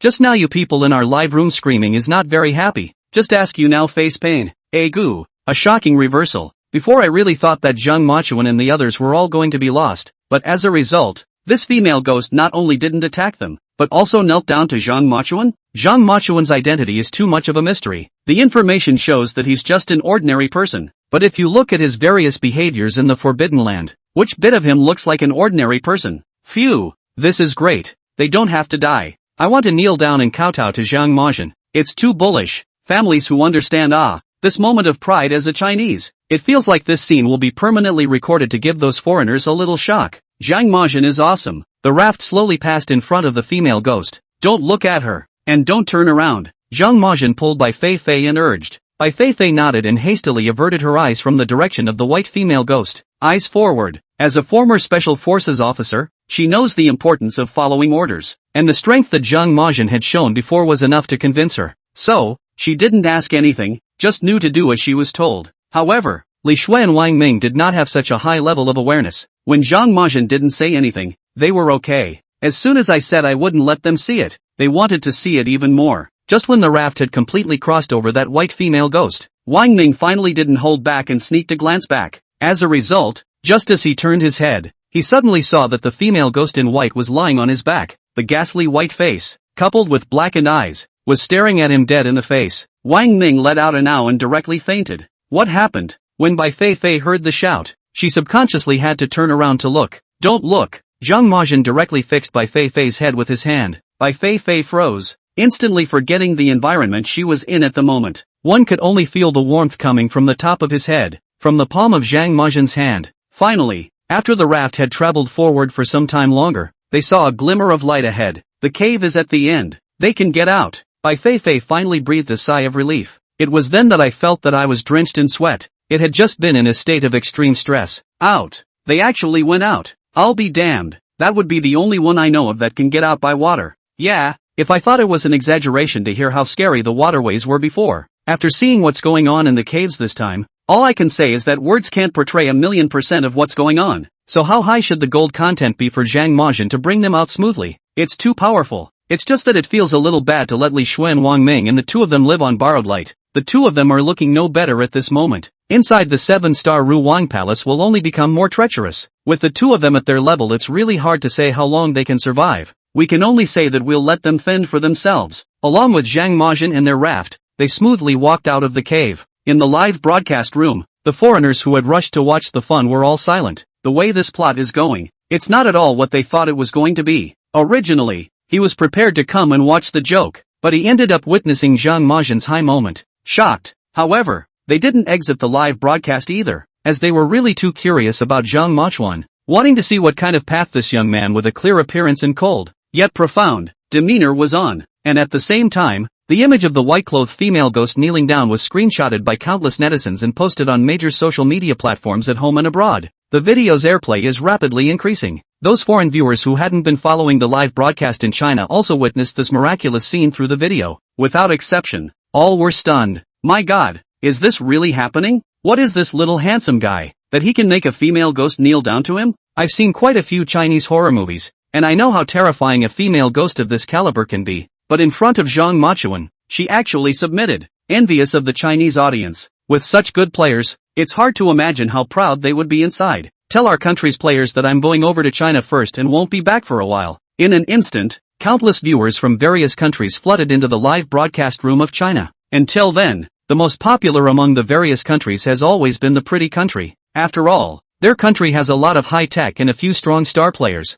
But now, after the video of the female ghost kneeling to Zhang Majin caught fire, everyone has been drawn to it. Chinese officials were somewhat surprised to see this. It hadn't occurred to him that Zhang Majin, who hadn't been favored before, had become the hottest player in China. Quickly, put all the live streaming resources on Zhang Machuan and capture every highlight of his performance. Just edit it into an official video and post it. The officials had accounted for it. The entire program was mobilized, and countless pairs of eyes were fixed on Zhang Majin's live broadcast, watching his every move. At the same time, the drone following Zhang Majin lit up with a red light. This means that his live room is now #1 in popularity. Globally, Bai Feifei became excited when she saw it. Zhang Majin, your popularity is #1 globally. It must be the scene where you just suppressed the female ghost that everyone saw. Chapter 14, Obtaining 2 Fingers to Explore the Cave. Entering the depths of the Forbidden Land. However, compared to Bai Feifei's excitement, Zhang Majin, however, looked very calm and just gave an expressionless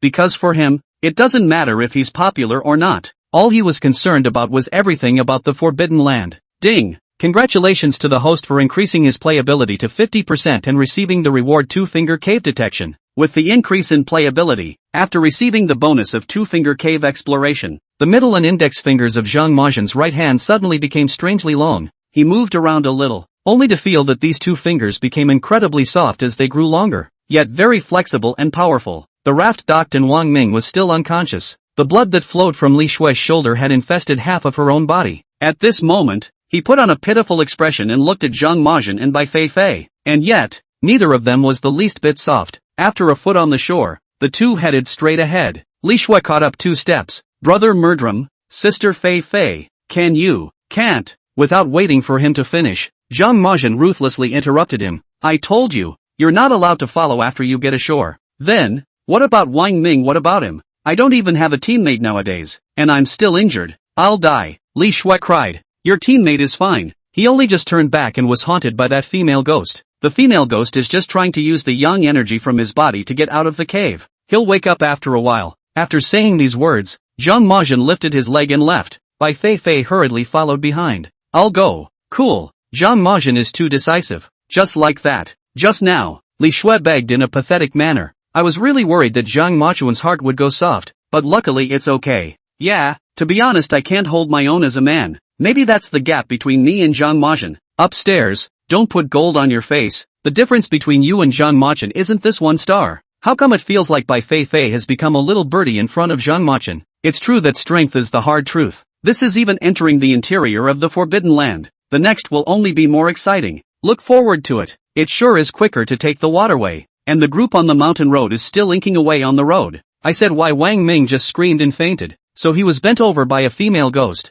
It's scary to think about. He deserved it. Zhang Machuan has said he won't be allowed to turn back. He had to turn back. A live rendition of what it means to not die without making a mistake. Zhang Majin and Bai Feifei crossed a small hill. Then he saw, ahead of him, a dilapidated village. Many years ago, when this place was not as bad as it was still inhabited. And as the Forbidden Land gradually became more dangerous, many people in the village inexplicably died horribly. The rest did not dare to stay any longer and moved out. The Forbidden Land becomes a true no-man's land. By the time Zhang Majin and the two of them walked to the village, it was already dark. He found a room in the village that looked relatively intact. Let's rest here for the time being tonight and set off early tomorrow morning. Zhang Majin pointed inside and said, I thought you were going to travel all night. Bai Feifei said. She was ready to have to travel around the clock, because in her opinion, with Zhang Majin's strength, he would not care about the matter of rushing at night. And I think he chose to go by water in the first place because he wanted to finish the expedition quickly, so it was hard not to be surprised to hear him offer to take a break. You have a wound that needs to be treated.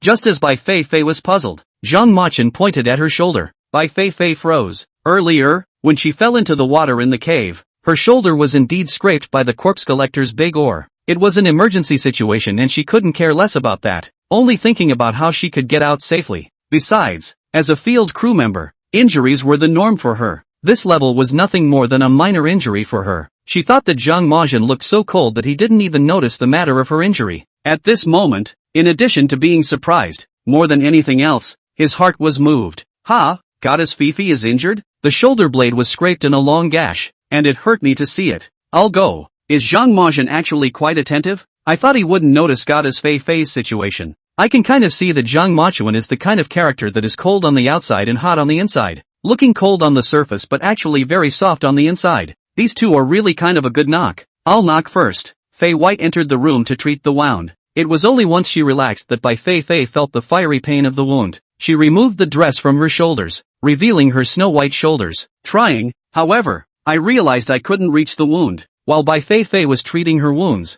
Zhang Majin stood in the courtyard at the entrance, was looking out towards the center of the Forbidden Land. Just then, Bai Feifei was heard shouting inside the room, somewhat cautiously, Zhang Majin, can you come in and help me? Hearing her voice, Zhang Majin paused, then walked into the room. Bai Feifei's back was to the door at this moment, her snow-white shoulders and the red blood on her wounds forming a stark contrast. However, the wound looked like a bright rose on her shoulder. Zhang Majin silently walked over to Bai Feifei's side and took out gauze and potions from her first aid kit. With gentle movements, he treated her wounds. As he did, Bai Feifei's skin instantly turned from snow-white to pink. Luckily, her back was turned at this moment. Otherwise, Zhang Majin would have seen how red her face was. SSHHHH. Can't stand it. This scene is so tense. I'm getting paralyzed just watching it. Ahem. It feels like we're a bit redundant in these wild mountains and alone. But no, now it feels like the camera is getting in the way a little bit, or else I'm sorry for the vibe if something doesn't happen. Come on, just pretend we don't exist and do what you have to do.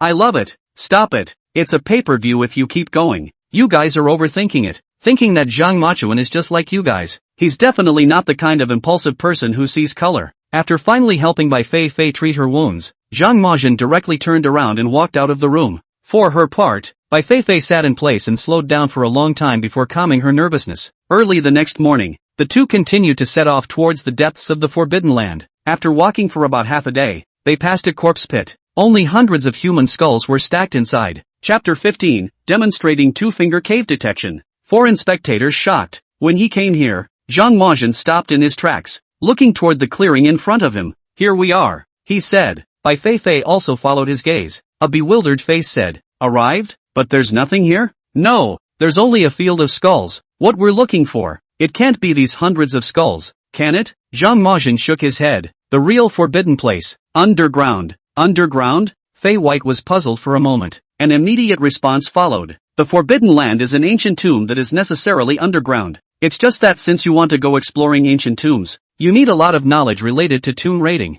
With all that experience she has, combat might be okay, but not a clue about grave robbing. While she was thinking about it, Zhang Majin had already walked towards that clearing. Bai Feifei followed her over, only to see Zhang Majin squatting down in the open space. He was seen taking a branch from the side and sticking it into the dirt below. When it was drawn out, the branch carried some soil with it, and Zhang Majin scrutinized it carefully. Watching his movements, Bai Feifei was puzzled. What are you doing? Observe the soil to confirm the location of the tomb. Seeing Zhang Majin's calm and self-assured appearance, Bai Feifei was surprised again. She felt as if Zhang Majin had a special knowledge of ancient tombs. The branch that had just been in his hands had suddenly turned into a Luoyang shovel. utilized very skillfully. Zhang Majin, what exactly did you do before? Bai Feifei couldn't help but ask. Without answering her words, Zhang Majin stood up and patted the dirt on his hands as he rose. This is it. Dig in. Bai Feifei wasn't a petulant girl either, and directly picked up the tools she could use at hand and dug together with Zhang Majin. I'll go. Zhang Machuan has something. The action of using a tree branch as a Luoyang shovel just now was too standard. Yes, the more I look at it, the more I feel that Zhang Machuan is not a simple person. Unfathomable. Mainly, the Luoyang shovel thing gave us a standard one that we wouldn't even use, and as a result, Zhang Machuan directly replaced it with a tree branch? It's true what they say, a true expert doesn't care about what tools are used. Zhang Majin is this kind of expert. My goddess Feifei really isn't pretentious at all, and Zhang Majin isn't at all differentiated or compassionate. What's so compassionate about it? The two of them are teammates fighting side by side, and goddess Feifei isn't Zhang Majin's pendant. Finding the right location so quickly, it's true that it still has to be Zhang Machuan. Another person would probably struggle. Yeah, I've heard that there's no turning back in this place. The 7-star Ru Wang Palace, which means that if they want to go out they have to find the ancient tomb and pass all the way through before they can do so, or else they can only be trapped and die here forever. Although it was said that currently, Zhang Majin and the others hadn't encountered any danger yet, but even in the perimeter of an ancient tomb, there are all sorts of scary things that can pop up at any time. So, the rest of you will do nothing but wait for death if you can't find the right entrance. At any time, you can also be attacked by the poisonous insects and snakes of the Forbidden Land. Zhang Machin and Bai Feifei moved nimbly, and in no time, they dug into the hard part of the ground. Clearing the dirt off the top revealed a row of bricks underneath. Leave this to me, Bai Feifei said, taking out the weapon she had with her. Just go ahead and crack that brick. Her hand had just been raised high in the air when Zhang Majin grabbed it. Don't move, Zhang Majin said. I'll do it. After saying that, he only saw Zhang Majin crouch down and extend his right hand. It was only at this time that Bai Feifei noticed that Zhang Majin's fingers were different from normal people. His index and middle fingers, both oddly long. Previously, when Zhang Majin was pulling out the corpse's intestines, he used his left hand. No one noticed the condition of his right hand, so at this moment, all of them thought that Zhang Majin's right hand was born this way. When Bai Feifei froze, she saw Zhang Machin's strangely long fingers clamping down on one of the bricks straight away. It's just a hard clip. This scene directly gave Bai Feifei a dumbfounded look.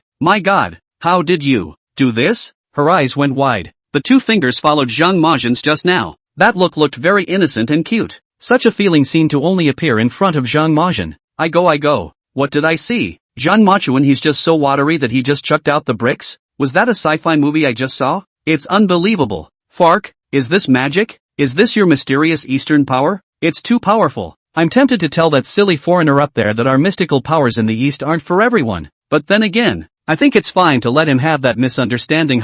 That foreigner upstairs. You're right. This is our mysterious Oriental power. So be polite to us in the future. Or beware of drawing circles to curse you. It's too awesome. I go. Zhang Majin just gave us not only a shock with this hand, but mainly gave us a long face in front of so many foreign friends. These two fingers are too powerful. How on earth did they do it? Is this what is called giftedness? Amidst Bai Feifei's dumbfoundedness, Zhang Majin slowly picked up that brick. A reddish color was revealed below. Zhang Majin pointed at the red color and said, these are organic, strong acids that will immediately spew onto us once you've just violently broken the bricks. Bai Feifei instantly felt a wave of fear. She knew well how terrible the power of this strong acid was. If one's hand was really fast just now, then at this moment, she and Zhang Majin would be corroded into a horrible withered bone. In this forbidden land like this, there really are traps everywhere. One slip up and it's a doom and gloom situation. Luckily you're here. If anyone else came here, it would probably be all over in one go. But how are we going to get down there now that this entire wall is full of strong acid? Fei White asked. Bring your first aid kit for a moment. Zhang Majin reached out. Bai Feifei hurriedly rummaged the first aid kit out of her backpack and handed it to Zhang Majin. Zhang Majin took the first aid kit and retrieved a syringe from it. He was seen burning the needle and sticking it into the red wall. Again, the other end of the syringe was placed in a nearby mound. The strong acid inside was drained right down the syringe. In no time at all, the strong acids were all drained away. Only then did the two men have to move the bricks underneath and make holes to accommodate one person to get in and out. Chapter 16, Sudden Fraudulent Corpse, Zhang Machuan Corpse Language Communication. Zhang Majin's set of flowing operations. Again, it was a shock to the live audience. Is that even strong acid in there? So scary. Ancient tombs are really scary. A carelessness is a situation where all is lost. My god, it's scary to think about it. If Goddess Feifei had moved a little faster just now, wouldn't that be? Don't worry, there won't be such a possibility. After all, with Zhang Machuan around Goddess Feifei, even if she's faster, can she still be faster than him? That's true. No matter what, having Zhang Machuan around is just reassuring. The two men went in through the hole they had just made. Straight away, we came to a four-square chamber. A large tripod was placed in the middle of the chamber, and a sarcophagus was placed directly across from them. The back of the coffin has a passageway that slopes downward. So this is what the inside of an ancient tomb looks like. We're in luck. Is this straight into the main chamber? Bai Feifei didn't know much about all the things that happened in the ancient tomb. It's a new moment to look at everything. No, this here is an ear chamber. The real main chamber is further in. You stay close to me and don't touch that coffin. Zhang Machuan looked at the coffin across from them with a rare, somewhat serious expression. Bai Feifei seemed to be from him, sensing a hint of tension. This surprised her greatly. In her impression, no matter what situation she faced, Zhang Machuan should be calm and self-contained. Moreover, a Zhang Machuan who could make a 1,000-year-old female ghost kneel. Just how horrible was it that it all made him feel intimidated? Thinking about this, Bai Feifei felt a little more fearful of that coffin. Dutifully, he followed him, carefully walking past the coffin. However, just as the two of them were about to enter the back passage, suddenly, a terrible sound came from within that coffin. It sounded like a million frogs calling inside. At the same time, the heavy sarcophagus lid shook violently. This sudden situation scared Fei White. Before she could do much to react, she felt a strong force in the direction of that coffin sucking her violently in that direction. Zhang Machuan reacted at the first moment to try to pull Bai Feifei. However, it was already too late. The lid of the sarcophagus violently lifted, and a dry hand reached out from inside, grabbing Bai Feifei's neck. A suffocating sensation instantly swept over her, and Bai Feifei was carried off the ground with her feet by that hand. Asterisk asterisk asterisk asterisk. Fraudulent corpse is fraudulent corpse. Did this just come in so hard? Ooh, my Feifei goddess. What can we do about this? It's over. It's over. This thing in the coffin is going to take the life of Goddess Feifei. There doesn't seem to be much Zhang Machuan can do about it. I told you that just now. Zhang Machuan's expression was off, and he even told Goddess Feifei to hurry up and follow him. In the past, he was never this serious. No way, no way. If Zhang Machuan and the others couldn't pass this level, wouldn't that mean no one could pass? In this situation, I think Zhang Machuan can only give up on Bai Feifei and go on his own. As cruel as this is, I think it's the best solution at the moment. Better than having both of you accounted for. Oh no, my Feifei goddess. Nothing can happen. The viewers in China were worried and crying, while the foreign viewers brought up the tempo. Is Zhang Machuan really going to run away by himself? Are all men in China so gutless? This girl is so pathetic, becoming a victim of her own teammates. If Zhang Machuan is a man, he should find a way to save his teammates. If he goes off on his own, he's really sorry for all the attention so many people have paid to him. A number of foreign viewers once again flooded into the live broadcast room. Everyone wanted to witness with their own eyes what choice the arguably strongest player in China would make when faced with this situation. Just when everyone thought that Zhang Machuan would abandon Bai Feifei and escape on his own, instead, something happened that none of them expected. An eerie cackling sound echoed throughout the space. Everyone was first stunned, and then they realized that the sound was actually coming from Zhang Machuan's throat. At this moment, Zhang Machuan already had fine beads of sweat on his forehead, and the cackling, the rhythm became urgent. Zhang Machuan is this, communicating with the corpse, in the coffin? That cackling sound, could it be necromancy? Zhang Machuan is still too comprehensive. Is there anything else that he won't do? Is this bargaining with the corpse? But the problem is, this corpse is so fierce that it will listen to Zhang Machuan? I had thought that Zhang Machuan would either leave on his own or fight this life and corpse the hard way, but it turns out that he chose the completely unexpected third way. No, I think this seems a bit plausible. Zhang Machuan is able to communicate with corpses in a direct language. What else is there to be afraid of? You think this corpse is Zhang Machuan's family ancestor? If it was really that communicative, Goddess Feifei wouldn't be in this encounter. I got a fark. Is this Chinese player actually talking to a corpse? How did he do that? Oh, can't the silly foreigners see it again? You can't understand our mysterious oriental power. Either watch honestly or get out. Zhang Machuan's voice became more and more urgent, and Fei White felt that the force clamped around her neck seemed to be slowly loosening. Suddenly, only Zhang Machuan rushed in the direction of the coffin and knelt straight down. 1 second, 2 seconds, 3 seconds passed. The withered hand that had clamped down on Bai Feifei suddenly let go and retracted into the coffin. A large amount of air poured into Bai Feifei's lungs, causing her to cough violently. However, before she could slow down for a moment, Zhang Machuan had already quickly gotten up and pulled her up. Get out of here. We can't stay here for long. I've only bought a few minutes. Bai Feifei couldn't care too much and was pulled by Zhang Machuan all the way to the front. The two entered the passage and didn't dare to stop for a moment until after they came out of the passage into another open space. Only then did it finally stop. Bai Feifei had already lost all her strength and slid weakly against the wall. Kind of hard to believe that I'm still alive. Thinking back to that scene just now, it felt very magical. This life of his own was actually snatched back hard from that corpse by Zhang Mozhen. Most importantly, Zhang Mozhen made that final kneel to the coffin. It moved her and complicated her emotions at the same time. Chapter 17, 7 Suspicious Coffins? Zhang Mozhen is too comprehensive. Just got choked by a corpse. Fei White truly thought that she was going to die here. If she could speak, she would also let Zhang Mozhen go first by herself. As a result, it didn't occur to him that Zhang Mozhen had saved her. There was just something strange about the way she was saved. Zhang Mozhen, what happened to that corpse just now? Were you communicating with him by making that sound? Bai Feifei asked. Aha. Zhang Mozhen nodded. The person inside the coffin had an unusual identity in life, and after thousands of years, he has now become a strangely ferocious dumpling. If he really wants you dead, I can't save you. So it is. Actually, Fei White had already felt it herself. At that time, when that dumpling clamped down on her neck, that terrifying power made it impossible for her to even have a single possibility of resistance. And although Zhang Mozhen said that he couldn't win in a hard fight, but he reached an agreement with that dumpling by way of communication, saved himself from him. This was also enough to show that Zhang Mozhen was capable. Isn't there that saying that the Jianghu was not about fighting and killing, it's about people? I just didn't realize that in the middle of the tomb, between and the dumplings, the same statement applies. Let's go. Zhang Mozhen saw that Bai Feifei's face had recovered slightly. Lifting his feet toward the front, the two men soon arrived in the middle of a wide chamber. After lighting up the lamps around the chamber, only 7 large coffins were placed in this wide chamber. The 7 coffins were arranged in a unique order that seemed to say something. It was just a pity that Fei White couldn't read it. Why are there so many coffins here? Did they talk about joint burials in ancient times too? With a tomb this big, the ones buried should be the kings and grandchildren and nobles of the past as well. Were they also so thrifty as to have several mouths buried together?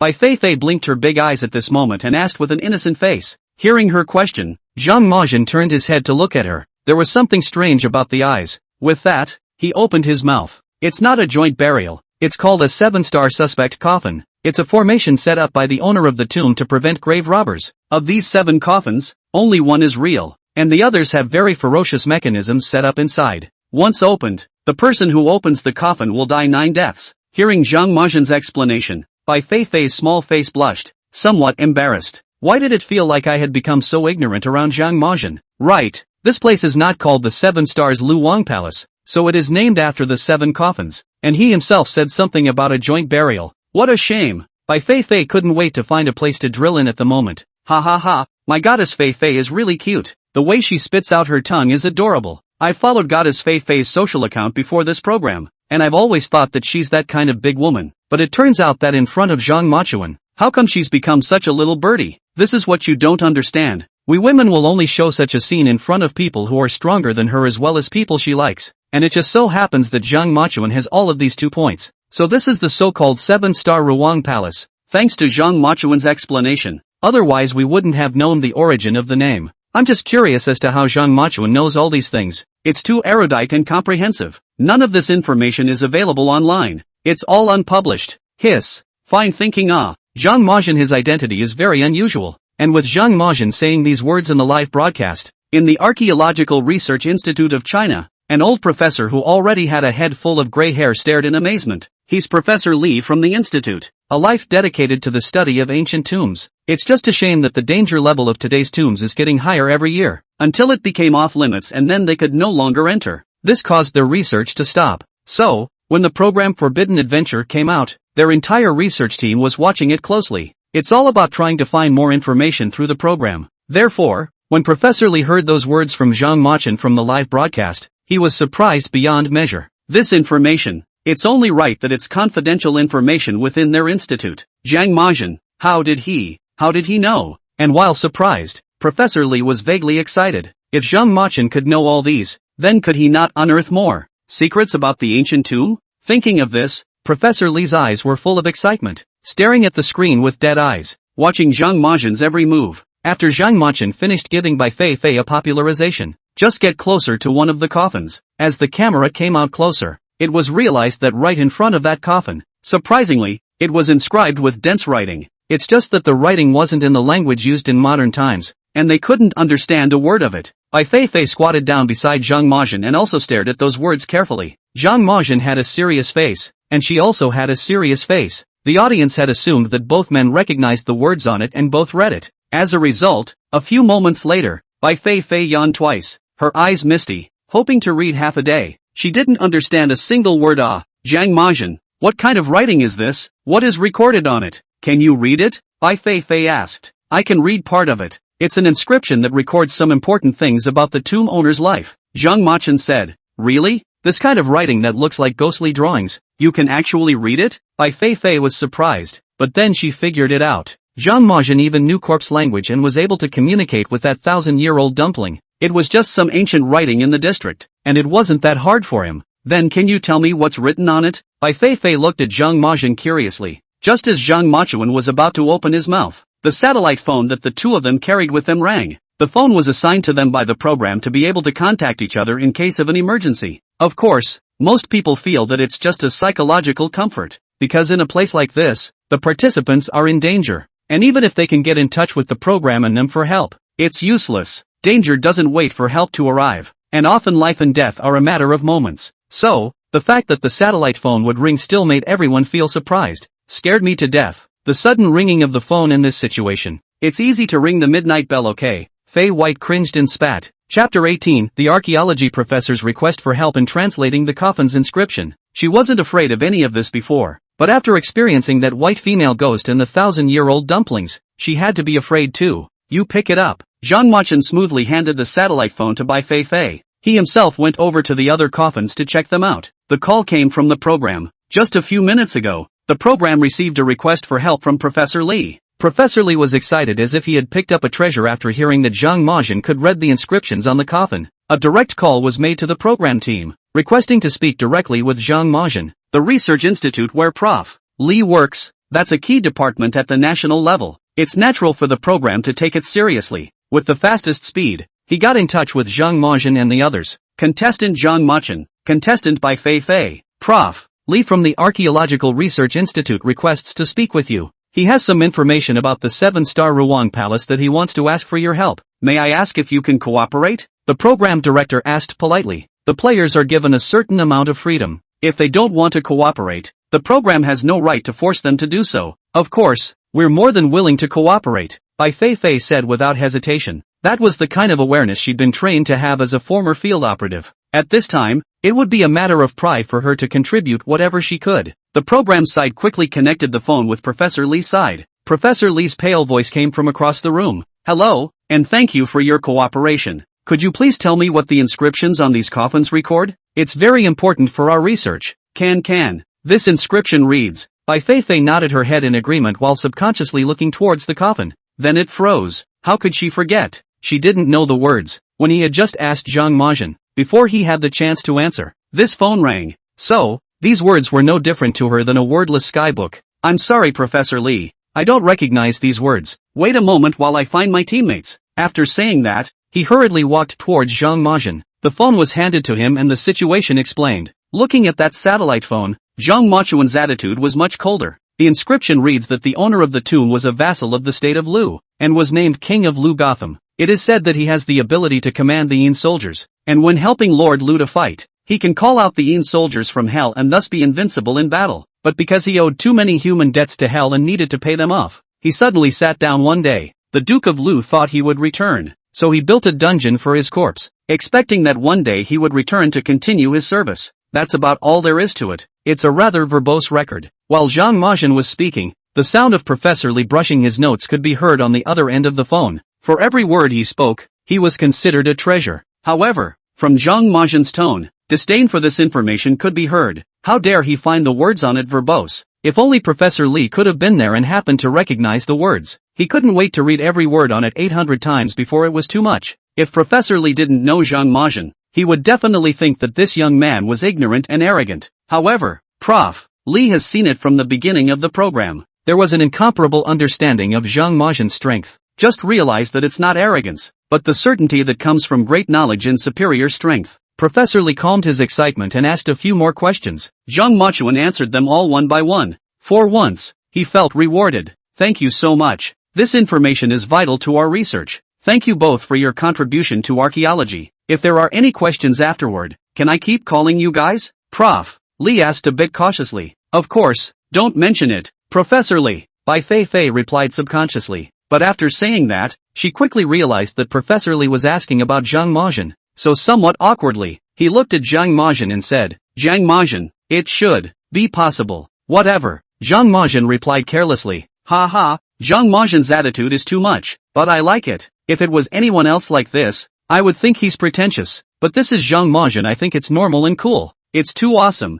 This is a professor of the Archaeology Academy, eh? I've heard that he's awesome, and his attitude towards Zhang Machuan is so polite. It's normal to ask for help. This time Zhang Machuan has made a great achievement. Fifi is too cute, too, subconsciously agreeing before remembering she'd taken the liberty, and the little tongue-out gesture is adorable. I don't know if it's an illusion or not, but Zhang Machuan's attitude towards this King Lu Zhan seems to be very disdainful, and he's not even willing to say much about his biography. Yeah, to talk about attitude. I think he even treated that 1,000-year-old dumpling just now better than King Lushan. Hanging up on Professor Lee, Bai Feifei was in a good mood, feeling that their trip hadn't been in vain after all. They unearthed new information about the 7-star Ruang Palace. When he looked up, he saw that Zhang Majin had already walked to the center of the hall, next to the coffin in the very middle. She lifted her foot and prepared to follow, only to hear a sound of rocks scraping together from behind her. The coffin lid was pushed open. For a moment, horrible memories came flooding back. Bai Feifei only felt her whole body tingling,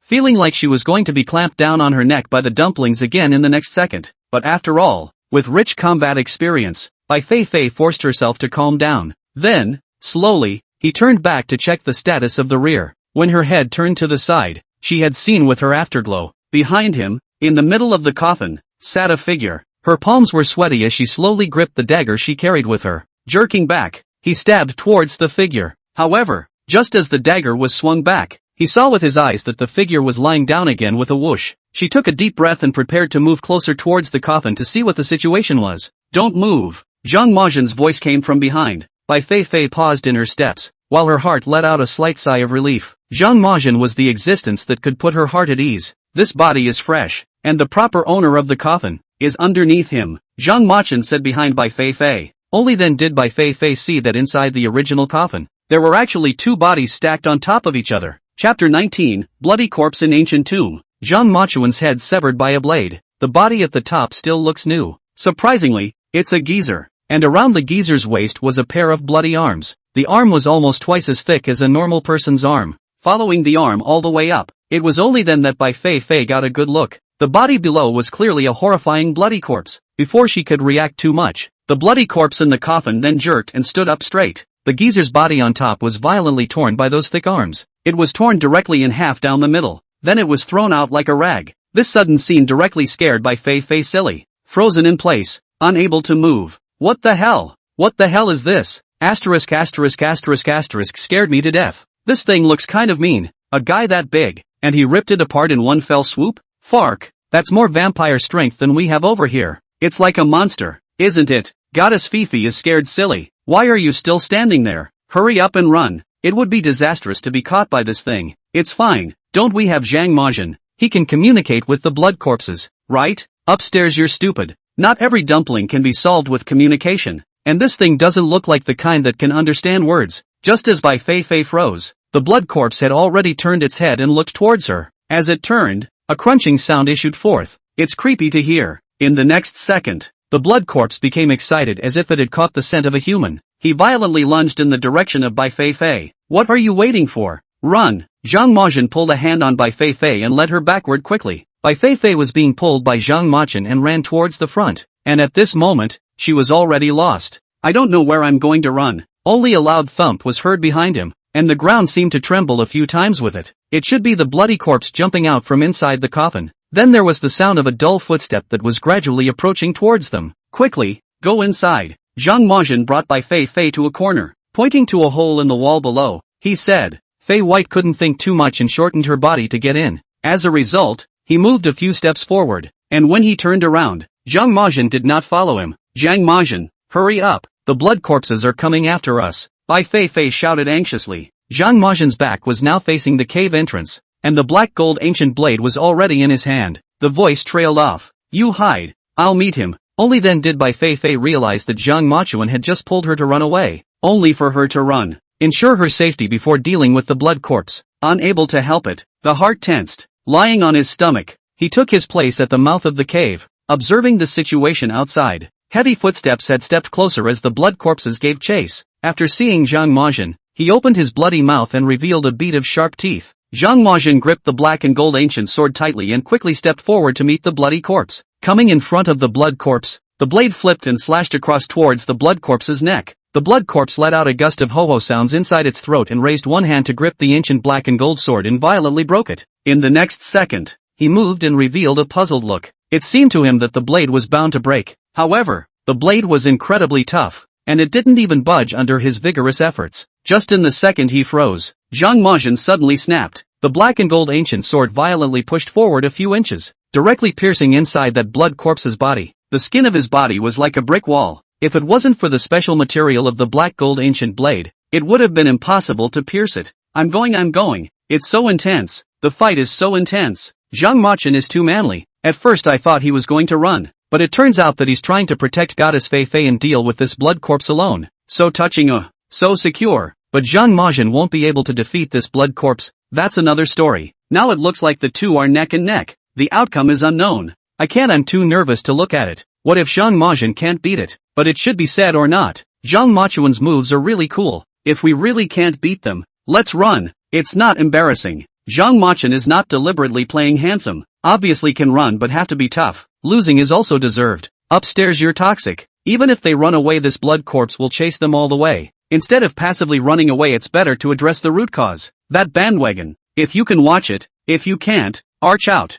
Zhang Majin and that blood corpse fought back and forth. Bai Feifei hid at the mouth of the cave and watched with trepidation. At the same time, she was prepared. Once Zhang Majin was in danger, she was ready to rush out, to live together, to die together. After a few rounds, Zhang Majin's body was already hanging in color. The blood corpse wasn't much better, with several holes stabbed out of its body by the black and gold ancient sword. It made his look even more hideous. Right at this moment, only Zhang Majin took a few steps back, just when everyone thought that this was a case of him not being able to fight and wanting to run. However, he saw Zhang Majin speeding up and running towards the front. A foot stomped on the blood corpse's knee, using the force to leap up. The black and gold ancient sword drew a beautiful arc in the air and wiped directly on the blood corpse's neck. The blood corpse's movements suddenly stopped, and in the next second, the huge head rolled off its body. The huge body swayed a few times and fell to the ground with a thud, stirring up a cloud of dust. The blood corpse is dead, being cut off the head directly by Zhang Majin. Bai Feifei's entire body looked dumbfounded. Everything happened too fast for her to react. Most of all, Zhang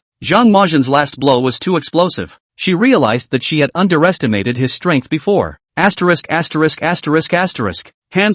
Zhang Majin, a KO in one move. I'm jumping up and down with excitement just watching it. Me too. I'm watching a live stream on the subway at the moment. I just yelled it out. Luckily most of the people on the subway were like me, or it would have been embarrassing. I thought how powerful this blood corpse was, but that's all it is in front of Zhang Machuan. Unbeatable. I've sort of realized that we know less than 1% of Zhang Machuan's strength. Zhang Machuan is too profound.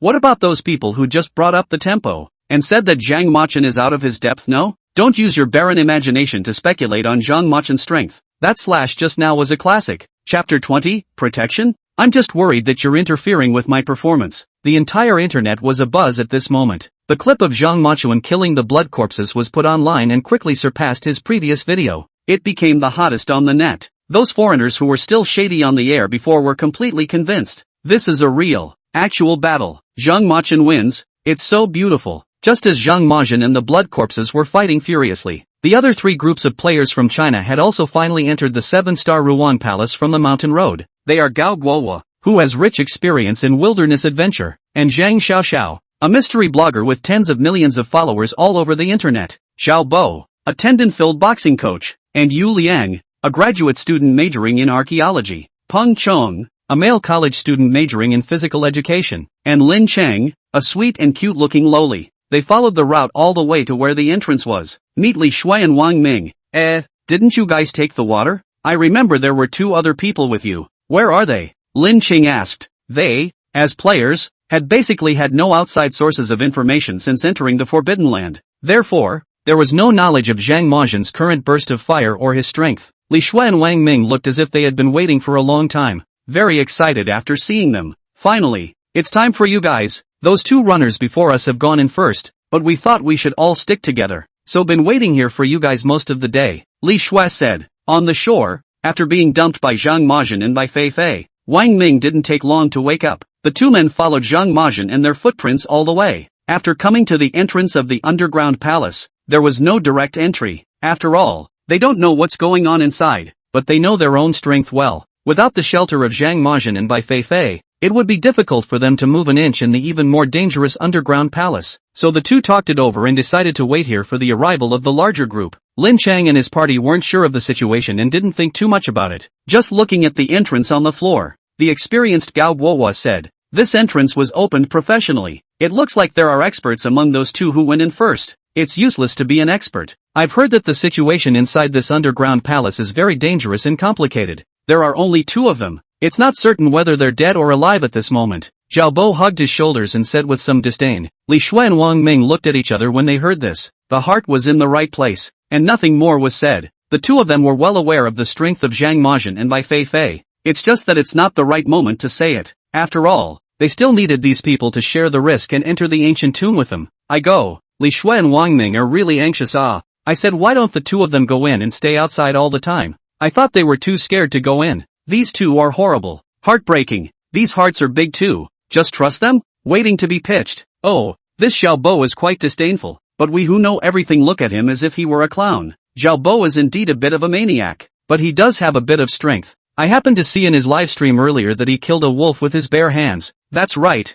although the mountain roadside is a bit safer, but it's not all plain sailing. Along the way, we also encountered quite a few attacks from fierce beasts. These few people do have a bit of strength, or else they wouldn't be able to walk here. They're all players from China. It's better for everyone to be merciful with their mouths. It's best if we can all work together for a win-win situation afterward. Excluding Li Shui and Wang Minga, of course. In the middle of the crypt, Bai Feifei stared blankly at the bloody corpse's head on the ground. It took half a day to get over it. He's dead, isn't he? He won't get up again? Bai Feifei confirmed. She had heard before that there were some terrifying dumplings that could still stand up even without their heads. In case this blood corpse was like that and suddenly got up and turned on them, it can be a problem if you don't have a little defense. No, dead through and through, Zhang Majin said. You're injured. I'll bandage you up. Bai Feifei looked at the wounds on Zhang Majin's body, worried, hurriedly trying to get out of the hole. Zhang Majin squatted down and pressed her shoulders. No, it's just a minor injury. I'll just rest for a while. Bai Feifei couldn't twist Zhang Majin and nodded.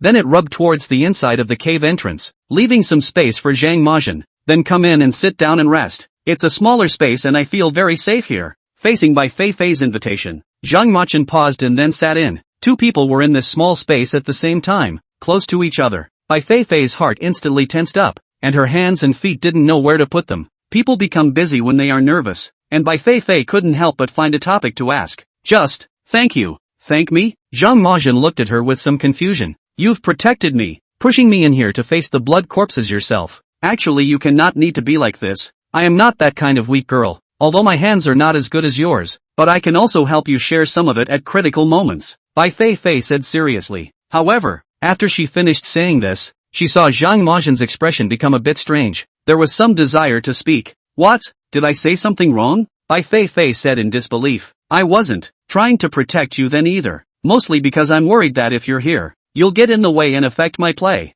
Zhang Majin's face was expressionless as he said this. However, Fei White sounded and felt even more hurt. Even if that's the truth, you don't have to say it so bluntly. I'm a girl, don't I want to lose face? Bai Feifei's heart cried out. The viewers in the live broadcast room, after hearing Zhang Majin's straight answer, were all stunned as well. Zhang Majin, you big straight man, what are you blindly telling the truth at this time? Ha ha ha ha, I can't do it, laughed me to death. How come Zhang Majin is so funny? Your being honest is a bit out of place. Zhang Majin is a bit cute being stupid on this issue. He really doesn't give our goddess Fei Fei Lu any face at all. I feel like goddess Fifi is going to cry, ha ha ha. I was all knocked out of my mind before. Okay, but it turned out that the rightful owner came out to dispel the rumors in a minute. Zhang Majin, you're really the first person to fight against pretense. Zhang Machuan is pretty good at everything. It's just that this character is too straightforward. Girls can't handle it. I can take it. Let me take it for everyone. I will. Chapter 21, The Downfall of Greed. The first eliminator appears.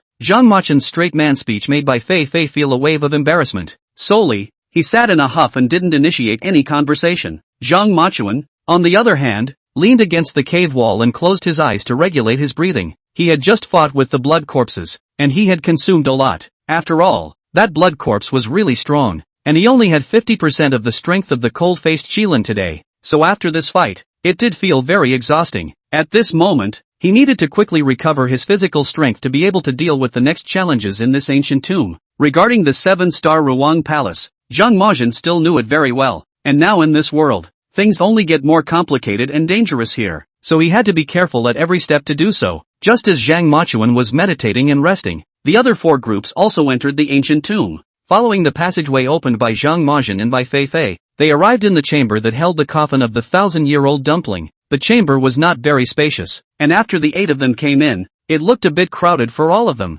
The crowd was strong, and a few people looked around, and their apprehension was instantly grounded. It didn't feel like there was anything scary about this place. After making the 7-star Ruang Palace sound so scary before, it feels like it's going to be nothing after coming here. Zhang Xiaoxiao hugged her shoulders and said, she's usually the one who runs a live stream and goes on adventures to various legendary no-man's land or haunted resorts, so the guts have been practiced for a long time. There was a bit of a feeling of disappointment after seeing the chamber. This is just an A-class forbidden land. How much more terrifying can it be? It's all just those people who haven't been here before, speculating and scaring themselves, Yu Liang said with a relaxed face. Wang Ming and Li Shui looked at each other and their expressions relaxed. There were no traces of a fight here, indicating that Zhang Machuan and Bai Feifei hadn't encountered any danger when they came in. My god, these few people are really ignorant and bold. You are unaware of the power of that 1,000-year-old dumpling. These few people look at me and anxious and want to laugh. This is even Zhang Majin have to kneel down the big dumplings. You guys even won as a matter of fact? I wish I could rush inside the screen and tell them the truth. At this rate I think someone's going to be without. Why hasn't this 1,000-year-old dumpling moved? It can't be that after Zhang Majin communicated with him, he's ready to let these people off the hook. It's definitely not that simple. Didn't Zhang Machuan say at that time when he ran away with Bai Feifei that he must never come close to this place again, or no one will be able to save him? Zhang Machuan and there that time, this big dumpling also did not immediately attack, but waited for a while. These people had better hurry to leave. Perhaps there is still hope. That's the rule of the game. No matter how dangerous the situation is, they need to explore it on their own. They can't pick up the pieces of their predecessors. The viewers in the live broadcast room were watching anxiously, but these 8 people were completely oblivious to the danger here. After discussing the situation, it was surprising that they decided to rest here. It's kinda nice in here. It's not like there are beasts and poisonous insects out there. It's too tiring to rush for 2 days. Let's all take a rest right here. Gao Guohua, who was an expert in exploration,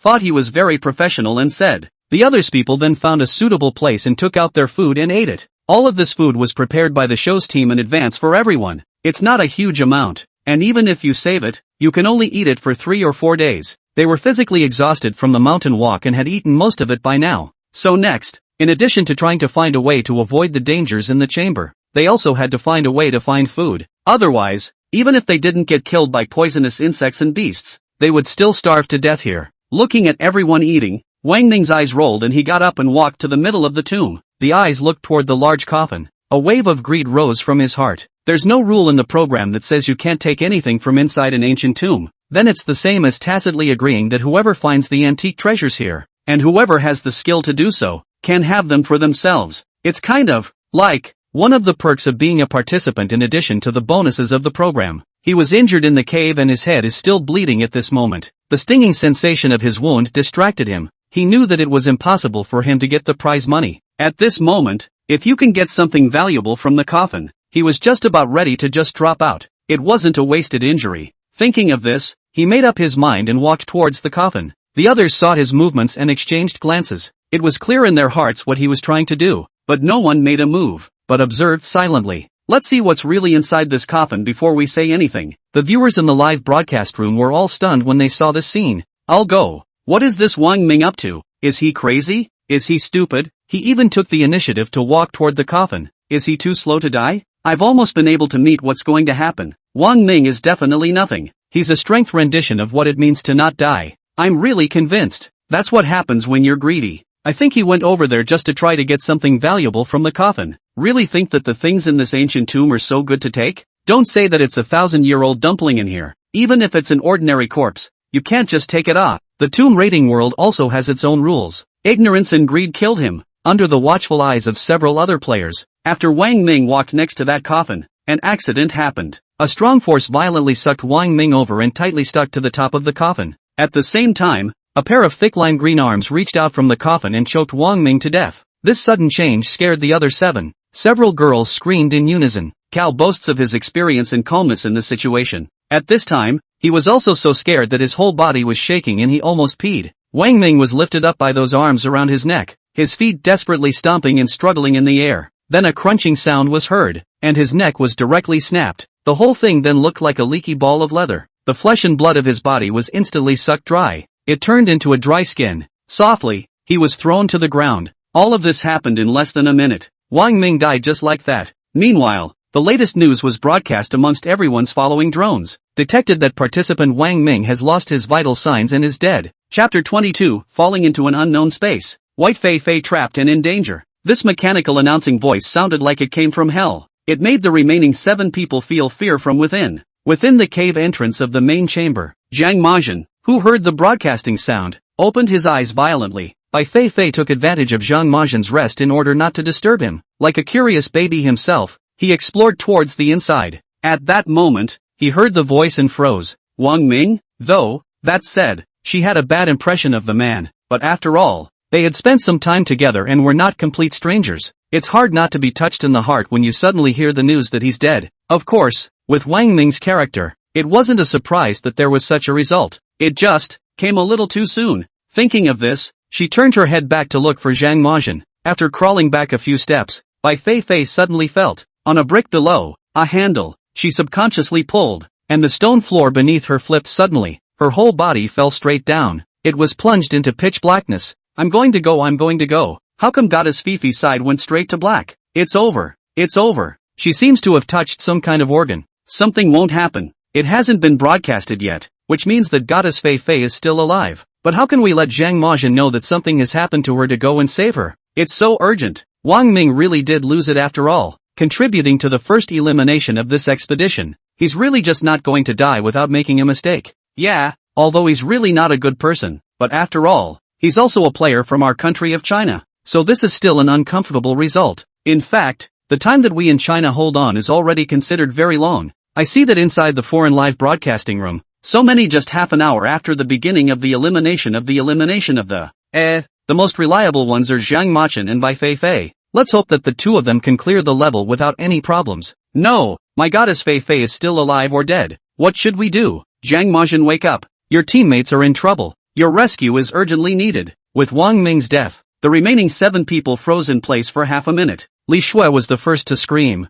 and then ran like crazy in the direction of the passage. Emotions are completely broken. Quick, run, get out of here. Among the remaining 3 groups, Gao Guowo was the first to react. Run towards the passage behind the coffin. As far as he's concerned, the dumplings in here have already killed 1 person. They're safe for now. You can only seize this time and pass it quickly. It's their only hope. The rest of them were scared out of their wits and subconsciously followed Gao Guowo to the front. A few people followed the passageway that Zhang Majin and Bai Feifei had walked through and ran lifelessly. It wasn't long before the drone came back with a mechanical announcement. Participant Li Shui withdraws. It seems that Li Shui was shocked by Wang Ming's death, ran out and opted right out. Find yourself a safe place and wait for the program to come to the rescue. It was also considered to have picked up a life, and compared to Wang Ming, it was still considered lucky. Li Shui withdrew from the competition? This big sister is a real chicken thief. She's kind of stopping in time. In fact, if she wasn't so green tea as a human being, how nice it would be to hug Zhang Majin and Bai Feifei's thighs. The name Wang Ming just sounds unlucky. Wang Ming equals outlaw. Sure enough, he was the first of the contestants to die. Holy, that makes sense upstairs.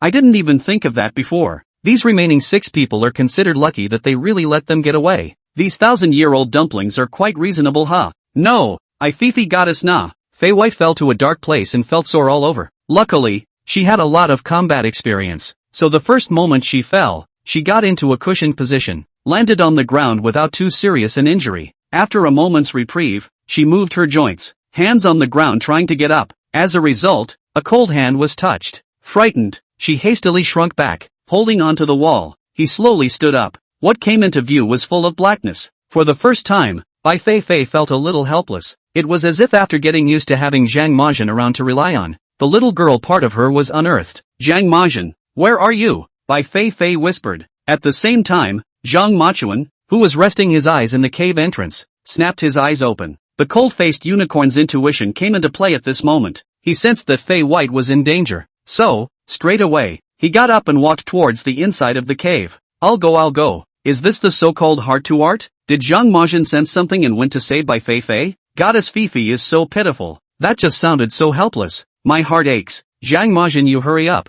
You must find Goddess Feifei. Not. Zhang Majin is also too bullish. How in the world did he perceive that something was wrong with Bai Feifei and then went to rescue This brother has a bit of a claim. Maybe it's just a coincidence. Or it could be that he saw that Bai Feifei hadn't come back for so long. So he went to take a look. No matter what, our brother Machuan is just reliable. Having such a teammate is really so reassuring. I envy Bai Feifei. Zhang Majin walked along the passageway all the way to the front. When he arrived at the place where Bai Feifei had fallen, he only saw that the board had already regained its previous appearance. Seeing this, the audience in the live broadcast room tensed up once again. There is not a trace to be seen on it, so won't Zhang Majin not be able to find Bai Feifei again? However, just after Zhang Majin had already crossed over with one foot, he suddenly stopped again. Taking a few steps back, he looked carefully at the ground where he had just been. Reaching out, he wiped his fingers over the cracks in that floor tile. Then it spotted the unobtrusive handle off to the side. Bai Feifei gradually regained her senses after the initial panic. She knew clearly that if she didn't save herself, it would be very difficult for Zhang Majin to find her. But when I just fell, I felt that this place was far from the top.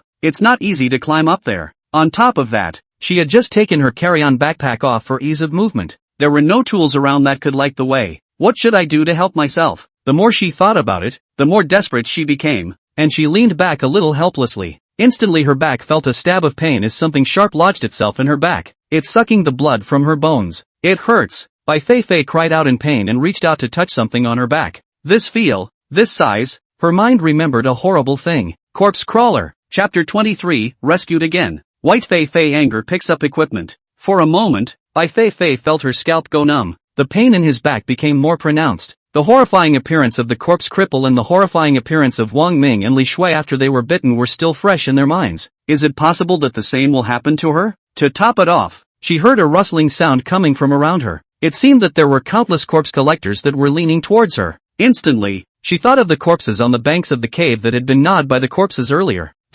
I don't want to die so ugly. Bai Feifei despaired. At that moment, another tingling sensation came from behind. She felt that the corpse was expanding its territory further, rapidly eroding her own flesh and blood. We can't go on like this. We have to help ourselves. She was ruthless and backhanded over, ready to do the same as Wang Ming and Li Shui. Hard to pull out the corpse. Don't move. Just then, a familiar, incredibly reassuring voice rang out from above her head. Afterward, Zhang Majin jumped off the roof of the shed as if he had fallen from the sky. The moment she saw Zhang Majin, Bai Feifei felt like she was going to cry. Zhang Majin, you're finally here. I was surrounded by corpses and I thought I was going to die. Bai Feifei herself didn't even realize that while talking to Zhang Majin, unconsciously, he got a little sappy. Don't worry, you won't die yet. Turn around, Zhang Majin said. Zhang Majin's words made Bai Feifei feel very relieved. Dutifully turn around and go over. All that was heard was a click from behind him, followed by a sigh of relief over his shoulder. The corpse got away from itself. With that,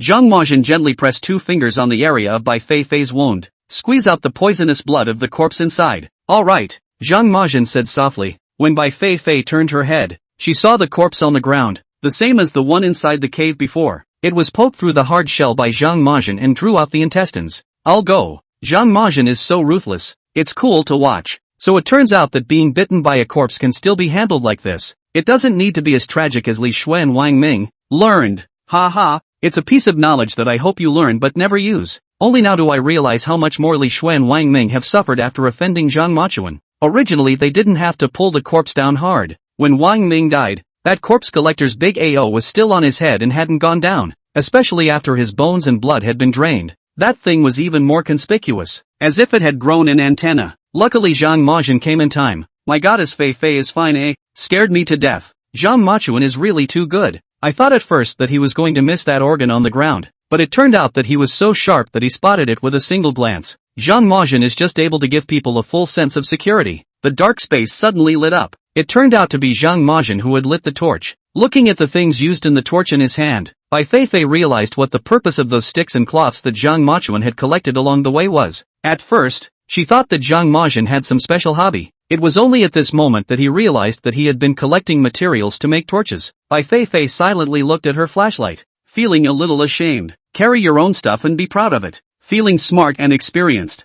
But nowadays, it seemed that Zhang Mazhen's ancient method was the true wilderness survival technique. After all, something like a flashlight can lead to a lot of surprises in the wild. However, as long as one mastered Zhang Mazhen's skills, one could ensure that in any situation, there would be fire to light and fire to cook food, with the space around them illuminated. It was only then that Bai Feifei finally got a good look at the space they were in. It was a 4-square space surrounded by walls of earth, unlike the chamber above. It looks as if the vintage is a bit older. However, these are not the most important things. What is important is the walls and the floor at this moment. All of them were densely crawling with corpse crappers. When I was in the cave before, the corpse was in the water, and I was able to trick myself into turning a blind eye. But now, the corpses are in plain sight, and you can't even turn a blind eye to them. Strangely enough, with Zhang Mazhen as the center, there wasn't a single corpse cooker within a diameter of 5 meters around him. They all bypassed Zhang Mazhen's position and hovered in the distance. Bai Feifei knew that this should be the effect of Zhang Mazhen's magical blood. How can there be so many corpse collectors here? Bai Feifei said in disbelief. It's because of these corpses, right?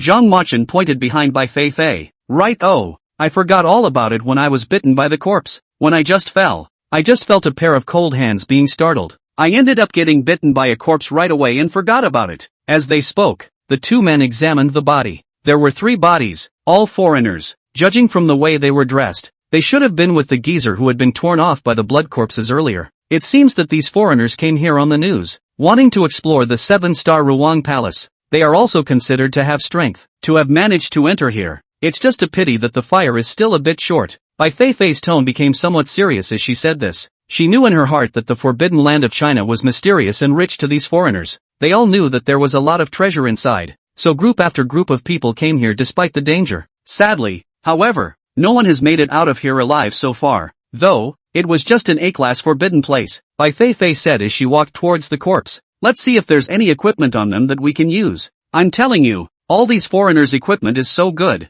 it's a waste not to pick it up. My goddess Fifi is so smart. That's right. Who made them have to come to our country's forbidden land? This wool is not gathered for nothing. Goddess Feifei's 3 views are too positive. These foreigners really deserve it. What are they doing coveting our things all day long? And they are asking for it when they lose their lives here. The bag-licking session has arrived. Ha ha, it feels like Zhang Mazhen and Goddess Feifei are going to be rich this time. It would be best to find something to eat. After all, they are so short of food. Fei White rummaged through a geezer's body. Sure enough, a few compressed cookies and a sharp dagger were found, and a bottle of high-count white wine. Looking at these things, Bai Feifei's eyes lit up. Like a little hamster, he loaded these things inside his backpack. Chapter 24 Zhang Mazhen Cold-Blooded? Apologize to me. The first one reaped so much. This wave is really profitable. It wasn't for nothing that I fell off of it and it hurt so much. However, just as Bai Feifei came to the second geezer's corpse, a red light suddenly sprang out from behind the corpse and headed straight for Bai Feifei's white neck. Pheasant neck. Behind this body, there was a pheasant neck hidden.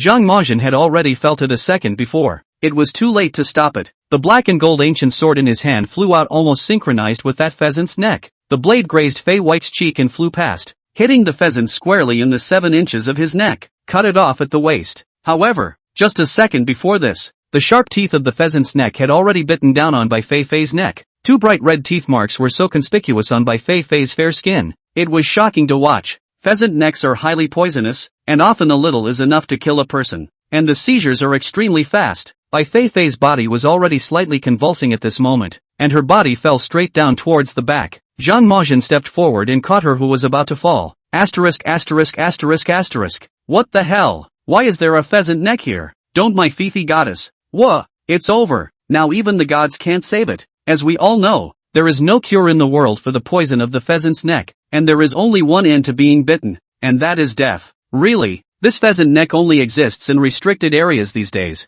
and of the information that can be tallied, no one who has been bitten has survived, and all of them have lost signs of life within a minute. Didn't a lot of professors try to catch the snake and extract the antidote from the snake's bile? But they all reportedly failed. This snake is weird. You guys stop. I can't believe it. I can't believe my Fifi goddess is just gone. There has to be a way. Upstairs, emotionally I can't accept it either. But rationally there's really no way out. After all, the research on pheasant necks started many years ago, and for that reason several other professors have been bitten and killed in the process. So, gosh, I originally thought that Goddess Feifei would be safe after Zhang Majin came, but I didn't expect to dodge the corpse and have pheasant necks waiting behind. I'm so upset. In Zhang Majin's arms, Bai Feifei's breath was already very weak. Looking at Zhang Machuan with unwillingness in his eyes, he slowly reached out his hand, wanting to touch his cheek, but in the end, he let it go feebly. You have to get out alive, Bai Feifei said with difficulty. One sentence, directly to the live room all said tears. What a good Feifei. She's already like this herself and still wants to get her teammates out safely. But why did this happen to such a nice person? It's so unfair. Don't talk yet, Zhang Majin said as he flattened Bai Feifei on the ground. Seeing him move, the people on the air were puzzled again, thinking to himself, what is Zhang Majin up to? Is it ready to leave Fei White here and go off by herself? This is too desperate. Fei White hasn't even breathed her last yet. As a teammate, the least you can do is show a hint of sadness and a little bit of remembrance. The other person, Bai Feifei, was still caring about him when she was on the verge of death. For a while, the pop-up screen was filled with comments like, Zhang Majin is cold-blooded and I feel cold for Goddess Feifei. Soon, however, they realized it wasn't that simple. This was because Zhang Majin did not leave directly, but instead drew out his black gold ancient blade and came closer to Bai Feifei. This time, the audience in the live broadcast room was even less able to remain calm. No, what is Zhang Majin up to? It can't be what I think it is. I thought of a post I read before, saying that if you can't find food in the wild, you will use your dead teammates as food. Zhang Majin, you. 1T be so perverted. You guys stop talking. I'm so scared that my sweat hairs are standing up. Zhang Machuan, he's not that kind of pervert, right? It's hard to say. Zhang Machuan has always been very cold and his character is also killing and decisive. So I think, no, I can't accept it at all if that's the case. Stop it, Zhang Majin. Stay away from my Goddess Feifei. However, even if the audience was anxious, their voices could not be transmitted through the screen. One could only watch Zhang Majin's movements without being able to do anything about it. Zhang Majin crouched down with the black and gold ancient sword and approached Bai Feifei. Then, with a flip of the wrist, the blades aimed at Fei White. The next second, the knife slashed. Blood slid down his fingers. That's right, Zhang Majin's slash did not greet Bai Feifei. Instead, greeted his fingers. Drop by drop, the blood dripped down his fingers, and every single drop, it dripped precisely at the wound on Bai Feifei's neck. Because of the intense poison, the area around Bai Feifei's wound had taken on a dark color, and as Zhang Machuan's blood dripped on it, the dark color began to rapidly converge towards the wound. Soon, black, poisonous blood flowed out, and Bai Feifei's face gradually regained its blood color from miserable white.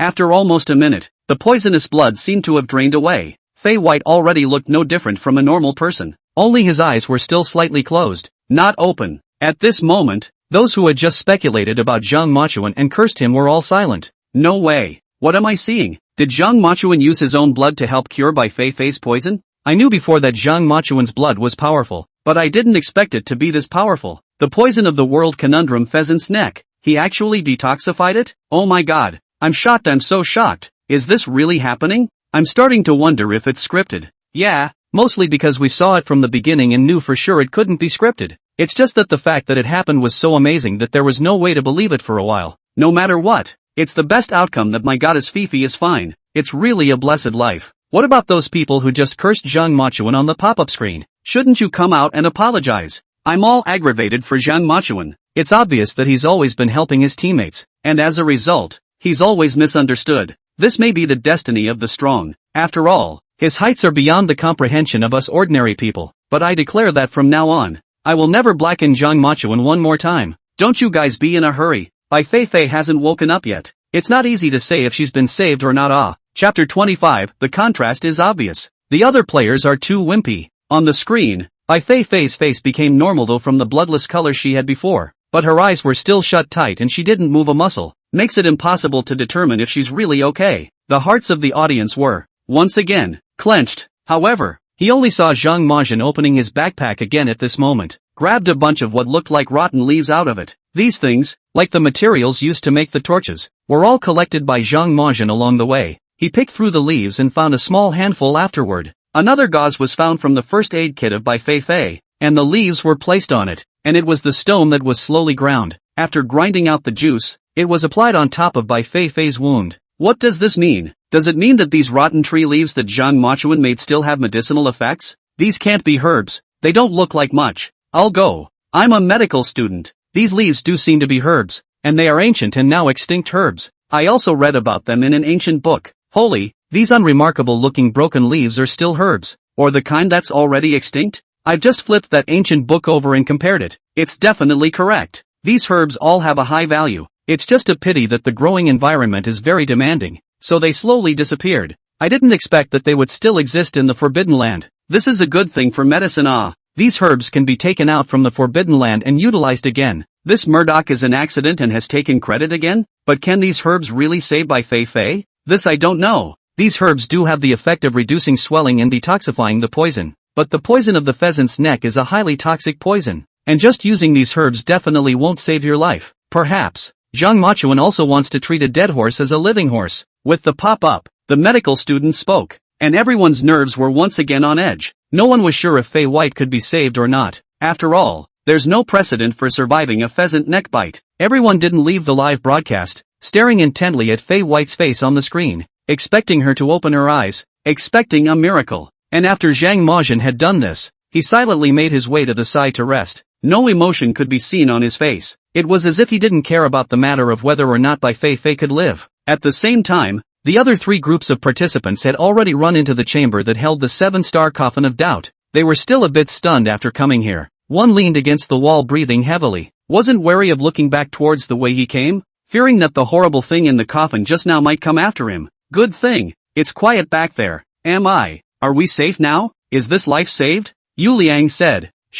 I suppose so. Just now is really too horrible. Wang Ming died, too miserably. Lin Qing said with a sobbing voice. You guys, what happened to the two who came in before? Did the two of them get attacked by something in the coffin, or are they already dead? Zhang Xiaoxiao said. I don't know. If he died he should have a corpse just like Wang Ming. Perhaps the two of them were more fortunate and the thing in that coffin didn't lash out when they came in. Gao Guohua, at this moment, once again regained his previous leader's aura. Brother Gao, then what do we do next? It's too scary here. I want to quit. Lin Qing daintily said. There's nothing to be afraid of. Just now it's just Wang Ming being greedy himself. He wouldn't have gotten into trouble if he hadn't taken the initiative to provoke that coffin. Now that we all have experience, we only have to be careful. Gao Guowo cheered everyone on. After resting for a few moments, they began to carefully observe the chamber. And when they saw the 7 coffins placed in the middle of the chamber, they were all terrified. That one coffin before was already so terrifying. Here were 7 whole ones.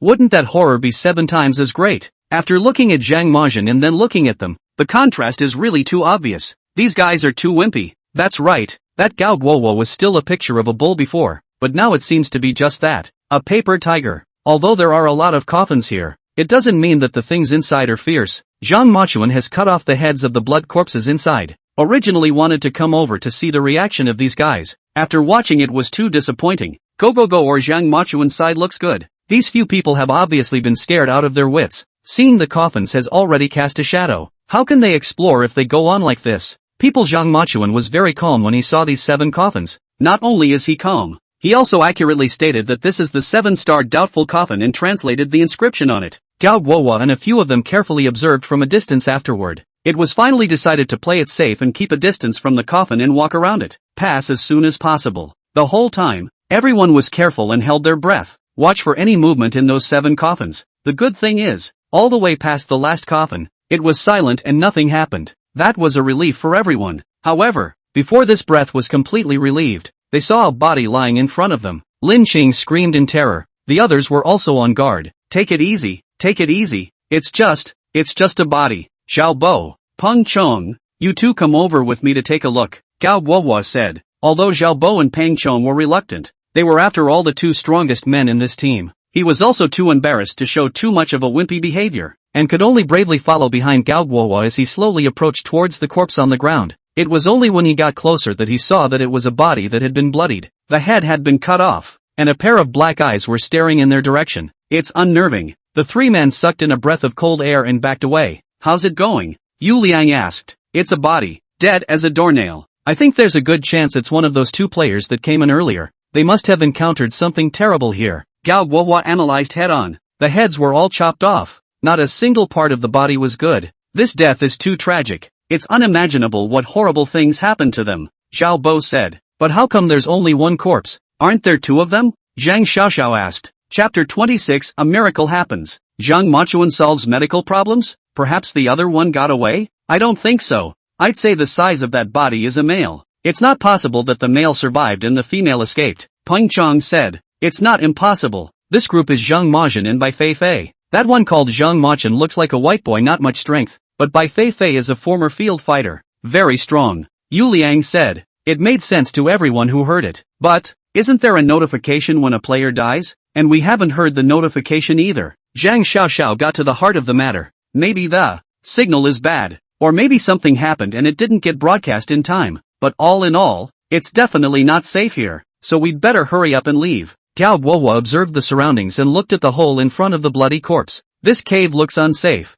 Let's just follow the tomb passage in front of us. The 6 men then continued on their way, exploring towards the front of the chamber. At this moment, in their hearts, they had already identified the bloody corpse as Zhang Machuan and felt that he had already died. As for Bai Feifei, she was also in a state of uncertainty as to whether she would live or die. When these guys think, I want to laugh. Not a word of the analysis was right. Ha ha, yeah, and saying it like that, there's really no way I can hold back my laughter knowing the truth. Still saying that Zhang Majin is a little white boy? He's frighteningly strong. Okay, the few of you bundled together aren't even his match. Why isn't Bai Feifei waking up yet? It's so anxious to see me. This Gao Guohua still thinks he's smart. In fact, if they were to go through the cave entrance they might encounter Zhang Machuan and the others. That way it's only when they've embraced the big leg that they're considered safe. It's quite good not to go. Why should Zhang Majin protect them? It's weirdly tiring. Almost an hour passed. Bai Feifei was still in a state of unconsciousness, while Zhang Machuan had been leaning against the wall with his eyes closed.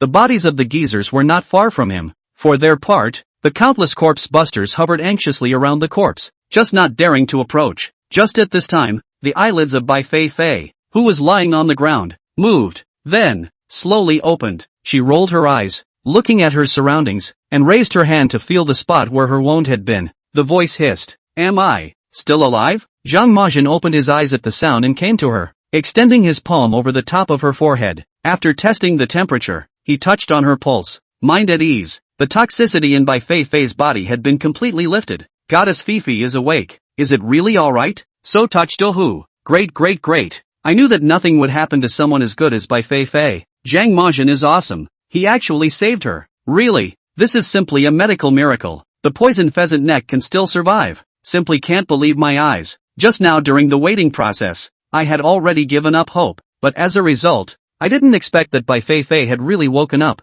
This is a phenomenon that science can't explain at all. Zhang Machuan has created a miracle. As a medical student I was completely unable to understand this, but the mood was overwhelming. This is a huge breakthrough for our medical community. Can the medical student upstairs explain to us what's going on here? How did Zhang Majin do it? I'd love to explain it to you, but there's nothing I can do about it. My medical student group is blowing up inside at the moment. Both students and faculty are shaken up by this. Imperial Medical University, Professor Zhou, who specializes in snake venom research, is doing experiments in his office at this moment. In front of him, it was none other than pheasant neck's toxin. The toxin, which was also extracted with great difficulty, was more valuable to them than gold. After all, this kind of snake has a high IQ and is very fast, so it's hard to catch them alive. Therefore, every drop of toxin is incredibly precious to them. Professor Zhou carefully took out a drop of venom from the test tube. He is in his 70s and has devoted a large part of his life to this research. In his lifetime, his greatest wish was to be able to research an antidote to this poison before 100 years. Just then, his student violently pushed his way in. Professor Zhou.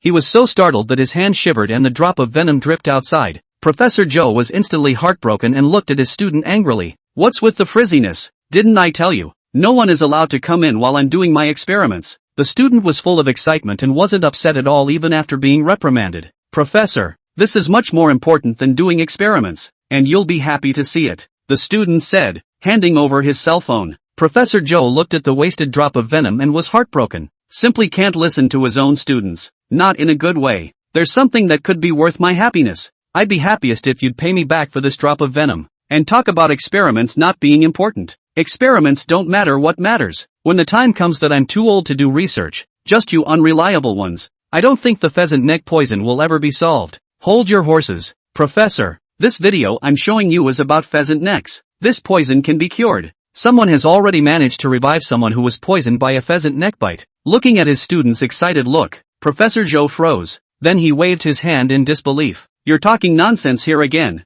Seeing that I'm angry purposely saying such things to coax me. It's really itchy and owes me a beating. I really didn't lie to you, Professor. If you don't believe me, watch the video. The student, regardless, directly held the video up to Professor Joe's eyes. The video opens with the very image of Fei White being bitten by a pheasant's neck. From the video, one could clearly see the pair of sharp fangs of the pheasant's neck, biting on Bai Feifei's neck. It's so shocking. Professor Joe subconsciously closed his eyes and couldn't bear to look anymore, because in his subconscious, the result of being bitten by a pheasant's neck is death. In his mind, the sweet-looking girl doll in the video was no longer alive. Look, teacher. The student saw him close his eyes and hastily reminded up. Professor Joe helplessly opened his eyes and saw that the video screen had switched and Bai Feifei was lying weakly on the ground. Chapter 27, Shocking Medical Titans. Zhang Machin shows his straight man character again. Looking at the frail Bai Feifei, Professor Joe was a bit unable to bear it. He had seen no less than 100 cases of people poisoned by pheasant necks. He couldn't have known better what would happen next. It feels like such a process is just too cruel.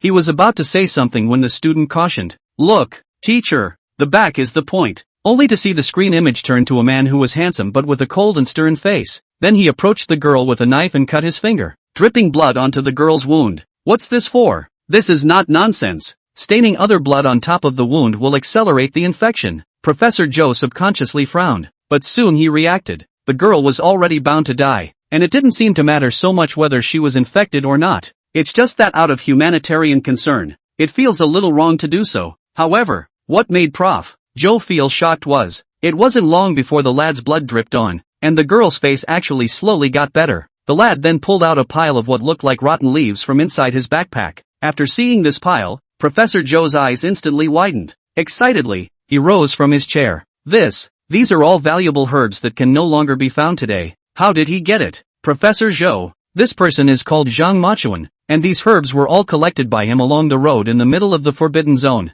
This person is particularly powerful. Not only does he recognize these herbs, but at the same time his blood is also very different. Just like just now, his blood saved this girl's life, and at the same time dispersed the poisonous insects so they wouldn't dare to come near. The student explained. It can dispel poisonous insects? It can also detoxify? I've been doing medical research for decades and I've never heard of anything so outrageous. But, it all seems, again, to be true, with a heart full of doubts. Prof. Joe continued to watch the video. Zhang Machin put the herbal medicine on top of the girl's wound, then went to the side to wait quietly. An hour or so passed and the girl slowly opened her eyes and woke up. The whole person looked very healthy, with no trace of having been poisoned. The video ends here. Professor Joe's entire body froze in front of the screen.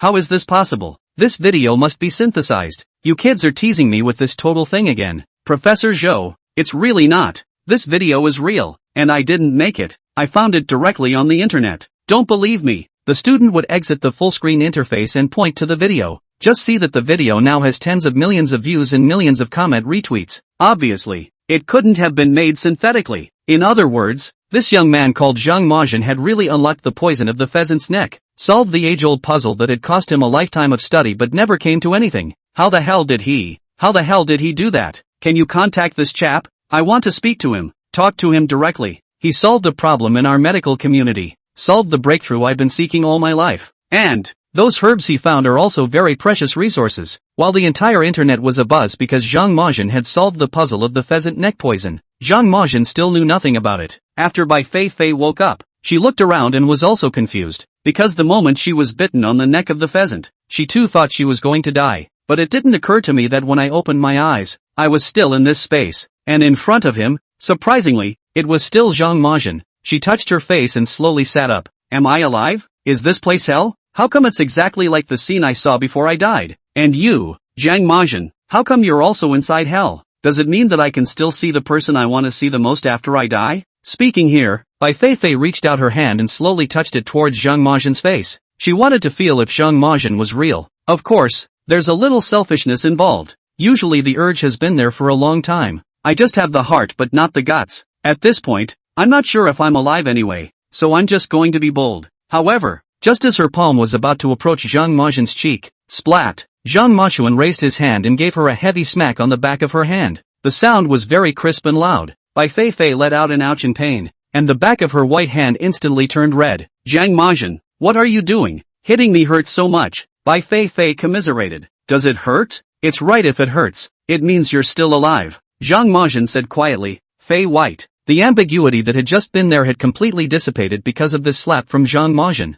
Bai Feifei was also finally certain at this moment that she was still alive. Zhang Majin, how on earth did you do that? Everyone said that being poisoned by the pheasant's neck would surely kill me, and I'm actually still alive. Bai Feifei blinked her big eyes in disbelief and asked. Zhang Majin stood up and said expressionlessly, maybe you're the luckier one. Get up if you're okay, we should go. Zhang Majin, you big straight man, I can't stand it, I really can't stand it. Zhang Majin, I hate you for being a piece of wood. People Goddess Feifei so affectionate want to wipe you a bit, but as a result, a slap to the other hand back? This slap and the reel and the sound is too crisp. Through the screen I feel pain. Zhang Majin, this is not at all Bai Feifei as a woman. I'm really convinced Zhang Majin. People Bai Feifei at least as a girl. You cannot be a little gentle. Really destroy the atmosphere of the king Ayu. Ha ha ha. Zhang Majin asked if Bai Feifei was in pain after the beating. He's trying to make Bai Feifei believe he's still alive in this way, right? This method works, but, quite well, don't use it next time. But don't you guys think that Zhang Majin's last words were very touching?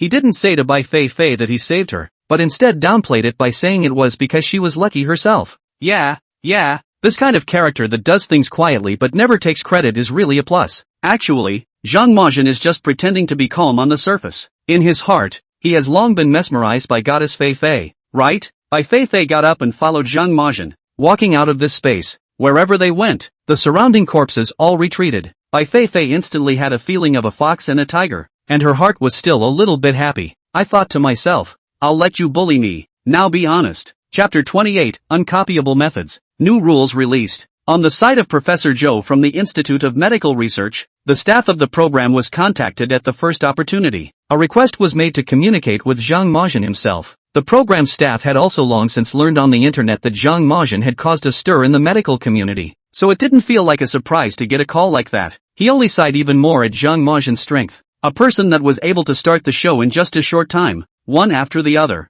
In both the archaeological and medical worlds, it caused a sensation. Separately, their titanic figures were allowed to take the initiative to approach the program to ask Zhang Majin for advice. It's also a great honor for their show. The program team's side quickly followed through, and Zhang Majin and Bai Feifei's portable communication devices were once again connected. By this time, the two of them had left that space, moving along a passage. After the phone rang, Fei White picked it up and looked at it. The phone number of the program is looking for us at this time. Is it to care about my health condition? I really didn't expect this program to be quite loving. When he finished, he picked it up beautifully. As a result, the staff over at the program didn't have time to exchange pleasantries. Contestant Bai Feifei, please let contestant Zhang Majin answer the phone. Professor Zhou from the medical profession, to speak to him and consult on some issues. Bai Feifei was first stunned, and then gave a somewhat lost handed the phone to Zhang Majin. Here, it's for you. The viewers in the live broadcast room saw this scene and were adored by her little inadvertent expression.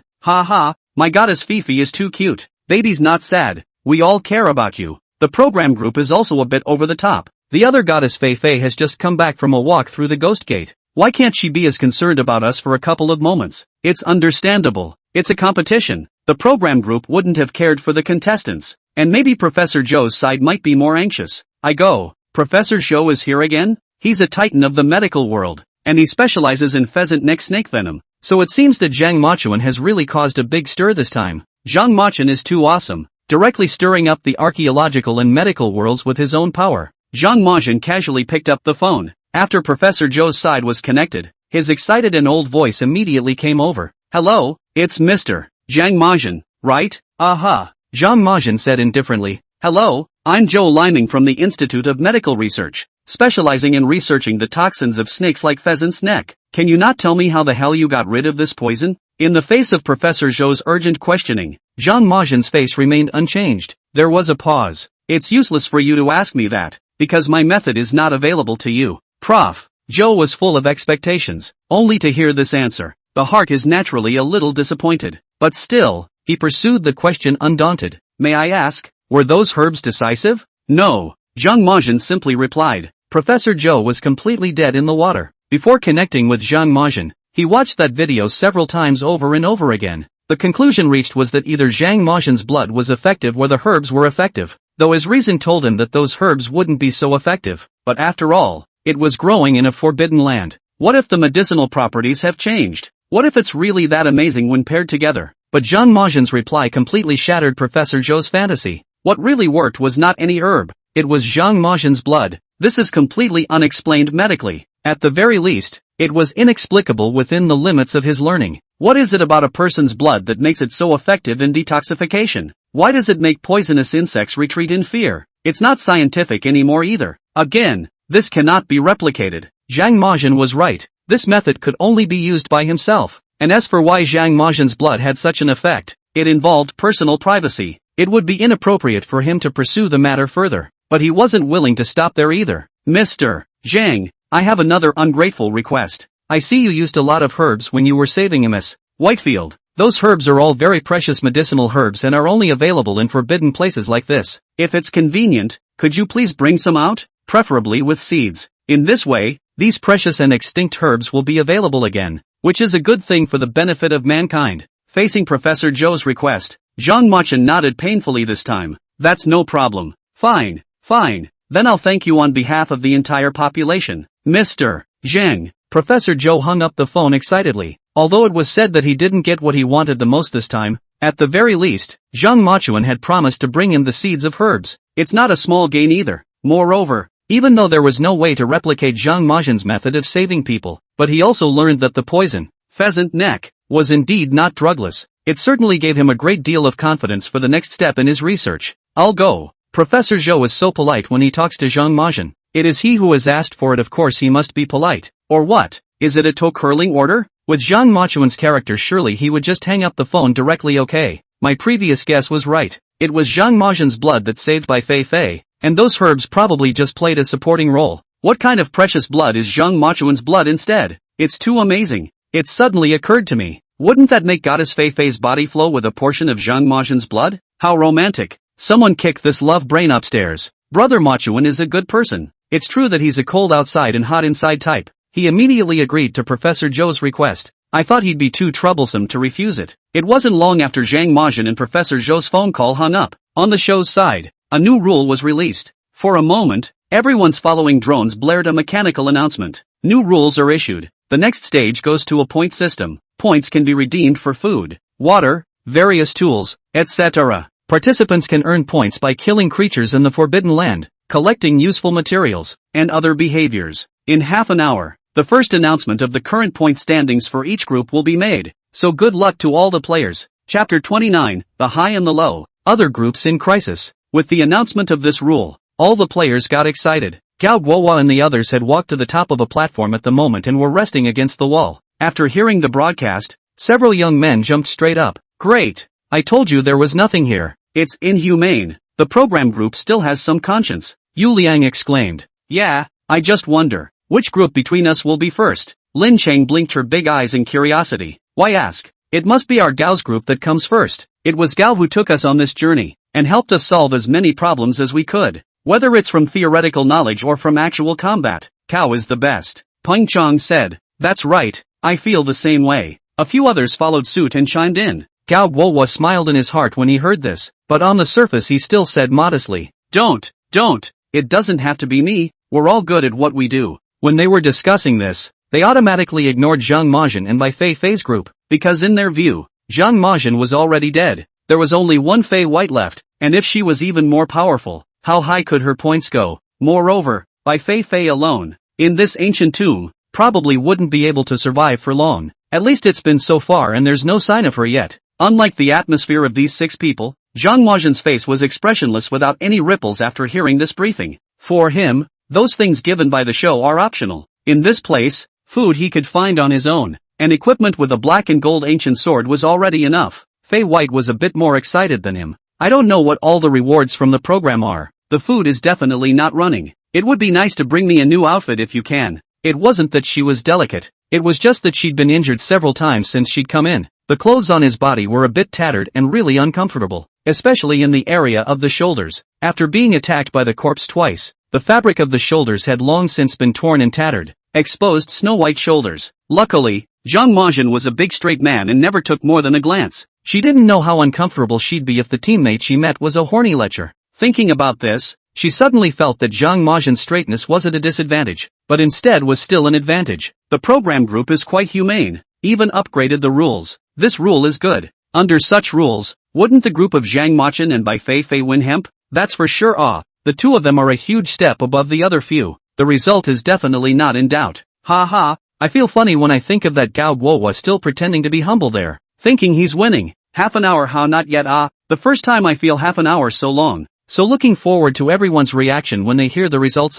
Goddess Feifei is also too cute. She even wants a dress, but her dress is really scarred. One look and you can tell just how much she has suffered here. So heartbreaking. Did the program team hear that? My goddess Feifei needs clothes. You guys better get it. Gao Guohua and a few of them decided to stay put and wait for the points results to be announced. The route will then be chosen to move forward based on where the program's supplies are dropped off. Lin Chang was the weakest of the few, and after several days of intense traveling, her stamina was long gone by now, this time leaning against the wall, drifting off to sleep. Suddenly she felt it, a hand on her shoulder. A wit woke up and subconsciously pressed over to his shoulder. Rascal, trying to take advantage of me. With that voice, she directly woke up a few others who were also drifting off to sleep. Surprised, he looked toward her, and after Lin Qing came to her senses, she also realized that the other 5 people were all far away from her. There is no such thing as someone touching her while she is asleep to take advantage of her. So, this hand on his shoulder, whose is it? Thinking about this, Lin Chang was already in a cold sweat,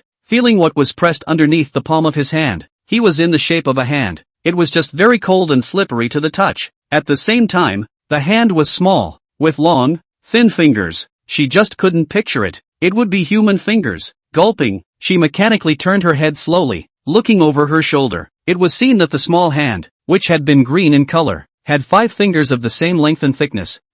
Ghost, ghost! Lin Qing finally broke down and yelled, hands and feet trying to get up and escape. However, the hand quickly wrapped around her neck, strangling her to death against the wall. Lin Qing couldn't move or make a sound. 2 pairs of hands swung wildly in front of his body, rushing to the other 5 for help. These 5 people were also dumbfounded by this sudden situation.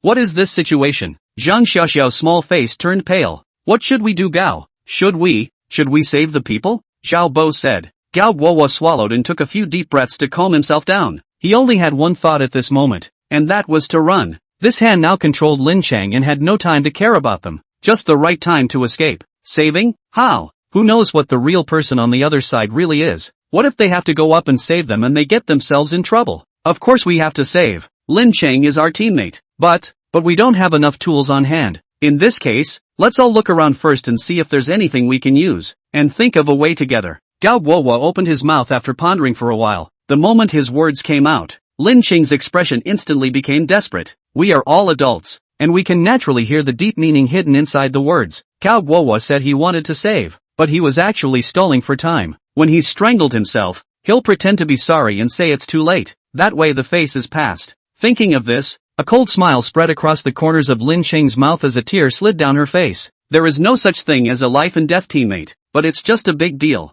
The other 4 people besides Gao Guohua were also in a very complicated mood at the moment. It was hard to avoid a pang of sadness. If the person who had just been grabbed by the small hands wasn't Lin Chang, but them, it would be the same encounter at this moment, right? However, although he watched as Lin Qing was saddened by being trapped in his heart, there was nothing he could do about it. After all, saving your own life first is the most important thing. Chapter 30 Zhang Majin relying on women? Scoreboard announced. Don't just stand there. Everyone, go look around for something. Time waits for no man. Doing the whole show, Gao Guohua's performance continues. A few people really couldn't bear to keep watching like this anymore either, and turned around to get ready to leave. Just at this time, they violently heard a sound of breaking air coming from the darkness in front of them. With that, a dark shadow quickly swept past their ears. It struck the opposite stone wall with a loud bang. In the next second, Lin Qing only felt a loosening in her throat, and the hand had left her neck. She coughed violently, her body sliding limply down the wall. I don't know what happened and why I was suddenly saved. Looking up, he saw, above his head, a long, black knife, the blade of which had gone more than half an inch into the stone wall. The heart could not help but be amazed at how much power it had to be able to do this. At the same time, the other 5 people were all dumbfounded as they looked at the long black blade. Lin Qing is so pitiful. These 5 people are too much of a badass to want to give up on her just like that? This Gao Guohua is really an old fox. Do not want to still not say straight. Said what to go to find equipment? I asked you this equipment in the end to find where I don't even want to say more about these guys. It's really a gathering of and a scattering of all over the place. Ha ha ha. Upstairs, despite the rough talk, you're too rough. I'm going. I'm so excited. Seeing this long black blade, I know Zhang Machuan is here. It's full of security. A few of them were scared less with no way out, but as a result, Zhang Machuan solved the problem before anyone even showed up. The highs and lows are immediately apparent. Luckily Lin Chang was saved. This little loli is quite good looking. It would be a shame if she died just like that. Come on Zhang Machuan, give them some small shocks. The good show begins. In the midst of several people's shock, the sound of footsteps in the darkness gradually approached. The men were alert and in a defensive stance. Filling the room, the two of them, Zhang Machuan and Bai Feifei, walked out from the shadows and stood in front of the crowd. Zhang Machuan, Bai Feifei. Zhang Xiaoxiao was surprised. Zhang Machuan, you actually didn't die? Yu Liang blurted out. With that, Zhang Machuan gave him a faint look. Those eyes though were not angry and felt little emotion. However, it was enough to make Yu Liang shiver in his heart and subconsciously take a few steps back. He felt that Zhang Machuan's aura was too strong, making him feel unconsciously afraid. Zhang Machuan, what happened to you too? Why did you make such a mess? Also, we saw a body in the chamber of 7 coffins before. That wasn't you? Gao Guohua said. By wretched, he meant only Bai Feifei alone. After all, Bai Feifei's clothes were torn and stained with blood. That's enough to call it a mess. Zhang Machuan didn't say anything, but Bai Feifei was not happy. You people will not talk. People Zhang Machuan, so a big living person while alive standing here. You say people dead? Is there something wrong with your eyes? Where does that corpse look like Zhang Machuan? That's clearly a bloody corpse, killed by us. Also, why are we in a sorry state? Even if we're in a sorry state, it's still better than you guys seeing death. Bai Feifei's flurry of output directly said that Gao Guohua and the few of them were speechless. The heart was surprised that it was a bloody corpse. And, they got them? Taking a look at the wounds on Bai Feifei's body, they concluded in their hearts that it must have been Bai Feifei who had struck. What a surprise! Fei White does have a little something left in the tank. Surprisingly, he was able to make a stop with the blood corpses. Those present, whether it was Gao Guohua, Peng Chong, Yu Liang or Zhao Bo, thought to themselves that none of them had the strength. Unavoidably, Bai Feifei was held in high regard for a few more points. When he looked at Zhang Machuan again, his eyes became even more unfriendly. By what right? This little white boy was so lucky to be grouped with a forceful and good-looking one like Bai Feifei. Since we've all converged, let's go together in the back and take care of each other. I'm the oldest within this group and have some experience in wilderness survival. Everyone has treated me as a big brother along the way.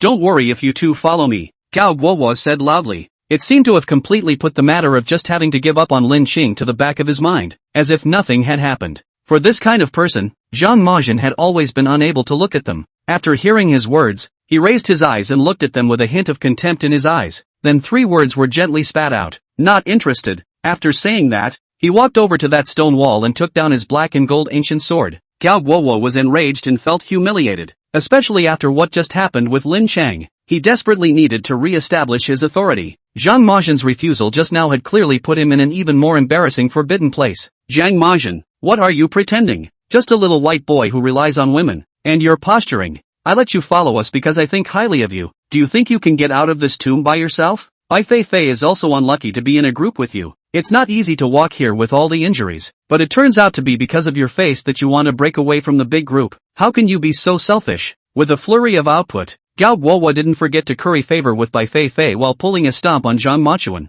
After all, to him, Bai Feifei was very strong, and if he could pull over a peer, they would be safer. However, the fact that he thought he was speaking in favor of Bai Feifei caused Bai Feifei to frown with great disgust. Hey, what are you screaming blindly here? Bai Feifei said angrily. I'll fight for you again. Nosy, timid, cowardly and stupid. Bai Feifei looked at the other party and commented precisely. You, why don't you know better? Gao Guohua was completely confused, so angry that his hands were shaking. Fei White was still trying to continue to stab them with verbal bayonets when she did. The program's announcer sounded. Half an hour is here. Make the first points broadcast. The point rankings are as follows. First place, Zhang Machuan. Bai Feifei, 30,000 points. Second place, Gao Guohua and Zhang Xiaoxiao, 5,000 points. Third place, Zhao Bo and Yu Liang, 2,000 points. Fourth place, Peng Chong and Lin Ching, 800 points. Points can be exchanged for required items. The list of points required for items has been updated and can be viewed and exchanged by all competitors on their portable devices. Good luck to all the players. The broadcast voice ended and a silence fell over the scene. Chapter 31, The List of Points. All won by Zhang Machuan?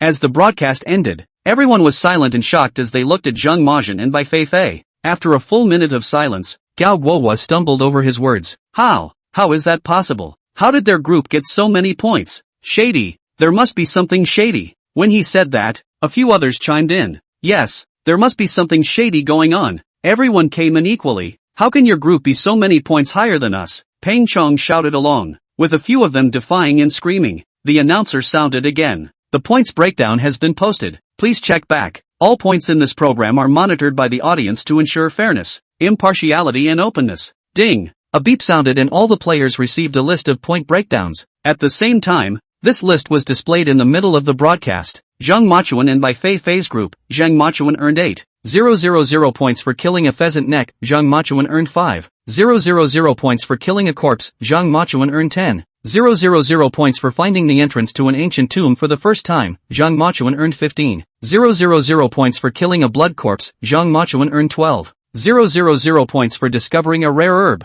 The forest sums up to exactly 50,000 points. The other 5, on the other hand, saw the list and were completely dumbfounded. Zhang Majian and Bai Feifei had done so many things, and what pheasant necks and what corpse cripples they had never seen before, and what rare herbs. Again, most importantly, in front of these points, the name was Zhang Majian. In other words, what they thought before, that Bai Feifei bringing flying Zhang Majian didn't exist at all. On the contrary, Bai Feifei was inside the team, but she became the one who was taken flying and protected. The discovery was too subversive for them to accept for a moment. The little white boy, Zhang Majian, is so powerful? This list of points makes my blood boil. Has Zhang Machuan done so much without realizing it? Really, if this list doesn't come out, I won't even realize that in just a few days' time, Zhang Machuan has actually done so many things. Ha ha, these guys are hilarious. They were questioning the program's shady practices. Now the list is straight out. You guys are convinced, right? That's right. Their own level of their own heart do not know it. Not capable of saying that the rules are unfair. So you have to let you take advantage of it. Now I'd like to see what else you have to say. He, with my understanding of these few people, the next step should be for them to wipe their faces and start flattering Zhang Majian. Upstairs, you truth. No, all of these points were won by Zhang Majian. Did I, Goddess Feifei, not contribute at all? You can't say that. The Goddess Feifei played a big part too. She just didn't quite get used to it here when she first came in. It's not that Goddess Feifei isn't good. It's just because Zhang Machuan is too strong and rushed ahead to solve everything. There's no need for Goddess Feifei to take action herself. Regarding this list, Zhang Machuan just casually scanned it and directly turned it off. For her part, Bai Feifei carefully looked down one by one. Nothing to see. Let's go. Zhang Majian said. No, I have to see it. What if the program falls behind? It's not fair to you. Also, I'm going to see what I can do to earn points so we'll have something to aim for in the future. Bai Feifei playfully said. She didn't care or internalize the fact that she wasn't among those points. That's her strength, knowing exactly where she fits into the team. No taking credit or stealing credit, but it's attentive. This was a perfect match with Zhang Majian. Alright, I see the point, and the map has been refreshed with where the point rewards will be placed. So let's go. After a few moments, Bai Feifei looked up and said, Wait. Zhang Xiaoxia stepped forward and called out to them. With a hint of impatience in her eyes, Bai Feifei turned back to look at her coldly. What? I'm sorry, we were too abrupt just now. We really didn't expect Zhang Machuan. He's so powerful. It's too dangerous here. Can you let us follow you? Don't worry, we only want to get out of here safely. And we definitely won't grab any credits or points. Hearing Zhang Xiaoxiao's words, Bai Feifei didn't hold back her laughter. Rob? You guys are too confident in yourselves. Don't you think you have the strength to come and rob us? I'm sorry, I misspoke. I just want to say that we are very friendly so can't. Without waiting for her to finish, Zhang Majian seemed to dislike her for being too wordy and lost his patience. Straight away, he opened his mouth and refused. Sorry, I can't. Bai Feifei clapped her two hands together and turned around to follow Zhang Majian. Lin Chang, who was still sitting weakly on the ground, watched the two of them pass by her. Wanted to say something, but in the end nothing came out. The two of them, Zhang Majian and Bai Feifei, followed the guidelines on the map and headed towards the place where the point rewards were given out. Zhang Majian looked at the map and realized that this place was in the middle of a crack in a cliff. He estimated the location and figured this was where Hygra Cypress was. For her part, Bai Feifei was walking while looking up the list of points exchange given by the program. Zhang Majian, what are we going to exchange? Whatever. You can cash in whatever you want. There's nothing I need. Zhang Majian said. Bai Feifei stopped and looked at Zhang Majian with a touched expression. How come that sentence just now gave her a feeling of being adopted by the overlord? Translated, it seems to mean, buy whatever you want. Thus, Bai Feifei was no longer polite and directly tapped on the exchange interface to pick it out. A canned food costs 3,000 points and a suit costs 20,000 points. A rope costs 2,000 points. So expensive. After seeing the exchange list, Bai Feifei frowned. I thought 50,000 points was quite a lot before, but now it seems that it can't be exchanged for a few cans. The show is really a chicken thief and won't let them get too comfortable. They were all okay, those other groups, except for Gao Guohua and the others, were afraid that they wouldn't even be able to redeem a can of canned food. Nice job, just shouldn't have taken them. On what grounds? These few people are really nice too. They were shady to Zhang Machuan before, but now they have the nerve to follow him and hug his thigh. Am I the only one who thinks that Zhang Machuan just sounded spoiled with those words? Chapter 32 Hydra Cypress Body, Terrifying Cannibal Tree. Feel it haha. Fifi goddess expression also good pin. A little ambiguous Zhang Machuan and Bai Feifei's character is just too good. I was worried before that they would agree to it once they were soft, but the result was that they refused so painfully. Who was cool with it was me. Their pack won't be like this. The previously Xuan Wang Ming are the best examples. Yeah, at first Goddess Feifei had good intentions towards the rest of the group, but then she met people like Li Xuan Wang Ming, and quickly came to her senses not being a saintly mother at all. Great. The program group is also stingy enough. A can of canned food actually requires so many points. Our brother Machuan and Goddess Feifei don't care if they have many points, but how can they let the other groups live? Haha, upstairs, you do know how to yin and yang. After Zhang Machuan and the others left, Gao Guohua and the others slowed down in place for half a day before finally accepting this fact. What should we do next? Zhang Xiaoxia asked. You were too impulsive just now. You shouldn't have taken the initiative to lick Zhang Machuan and the others. It seems like we're too unprincipled as well. Her teammate Peng Chon complained in dissatisfaction. How can you blame me? Obviously you several are thinking so dare not say. I took the initiative to say it, you still blame on? Alright, the situation is already like this, so everyone is being imploded. Gao Guohua came out to reconcile. Now it's better to think of a way to see what we can exchange all these points for. Now that everyone is at the bottom of the barrel, food is definitely a priority. After meeting Bai Feifei and Zhang Machuan, their trust in Gao Guohua was not as good as it used to be, but the moment is not the time to tear it apart, because they were all aware of their own strength. It was almost impossible for them to walk out by themselves. These days, it's still necessary to bundle together to keep each other warm. So, none of them had much to say about Gao Guohua's proposal, and when they opened the points redemption list, they were all dumbfounded. This is too expensive. This is going to drive anyone to death. The cheapest compressed cookie still requires 1,000 points. We can't exchange our points for anything. Zhang Xiaoxiao despaired. Several people were frustrated for a moment, but it was Gao Guohua who stepped forward and said, it's not a good idea to delay here. Let's just go to the supply refreshment site and discuss what to do with the points on the way. Zhang Machuan and Bai Feifei made their way along a passageway. Zhang Machuan, that little green hand that controlled Lin Cheng before, what exactly is it? Bai Feifei asked. Hydra Cypress. Zhang Machuan said. Hydra Cypress? What is that thing? Bai Feifei blinked her big eyes with a puzzled expression. Hydra Cypress is a vine-like plant also known as a cannibal tree and octopus tree. Its vines are like the claws of an octopus, trapping creatures that come near it and eating its flesh and blood for sustenance. After hearing Zhang Machuan's explanation, Bai Feifei sort of understood. So that's how it is. It sounds so scary. That vine on Lin Cheng's neck just now, it's growing out of her hand. If you didn't say anything, you wouldn't be able to tell it's a plant at all. When the viewers of the live broadcast heard about it, they also began to search online for information about Hydra Cypress. It turns out, however, that information about this plant on the web is very sparse. I'll go. Zhang Machuan knows too much. How does he know all this? Nyoa Zhang Machuan. Simply a walking encyclopedia in the middle of the Forbidden Land. This Hydra Cypress is also too terrifying. It's just a pity that the internet can't even search for any information on how to deal with this thing. After all, it's something inside the Forbidden Land, so few people may have been able to walk to this place to see the Hydra Cypress over the years. So it's normal that they don't understand it. But how did Zhang Machuan know? This brother is too mysterious. I'm getting more and more curious about him. As she walked, Bai Feifei mentally imagined what the Hydra Cypress proper would look like. Just at this time, a light suddenly appeared ahead. They made it to the exit. Bai Feifei got excited and took a few quick steps forward. After walking out of the cave, he came to the top of a stone platform. In front of the stone platform is the crack in the cliff, and in the middle of this crack, there was an incomparably thick and incomparably tall tree. The tree stretched all the way upward from below the crack, and the uppermost branches had broken right out of the crevice above. The trunk of the lowest tree could not be hugged even if 10 people were to wring it together. On top of this thick trunk, countless branches that looked like small hands were flying around haphazardly. It was truly just like what Zhang Majin had said, just like a single octopus claw. Oh my, is this Hydra Cypress? Bai Feifei's eyes widened as she froze. She was sort of completely shocked by this horrible look of Hydra Cypress. Just at this time, the Hydra Cypress branch that was close to them seemed to have sensed the appearance of its prey. There was a flurry of dancing and approaching. Zhang Majin hurriedly pulled Bai Feifei. Don't go near them. Bai Feifei was shocked and a little excited at this moment. It was the first time she had ever seen such a spectacular tree. I'm going.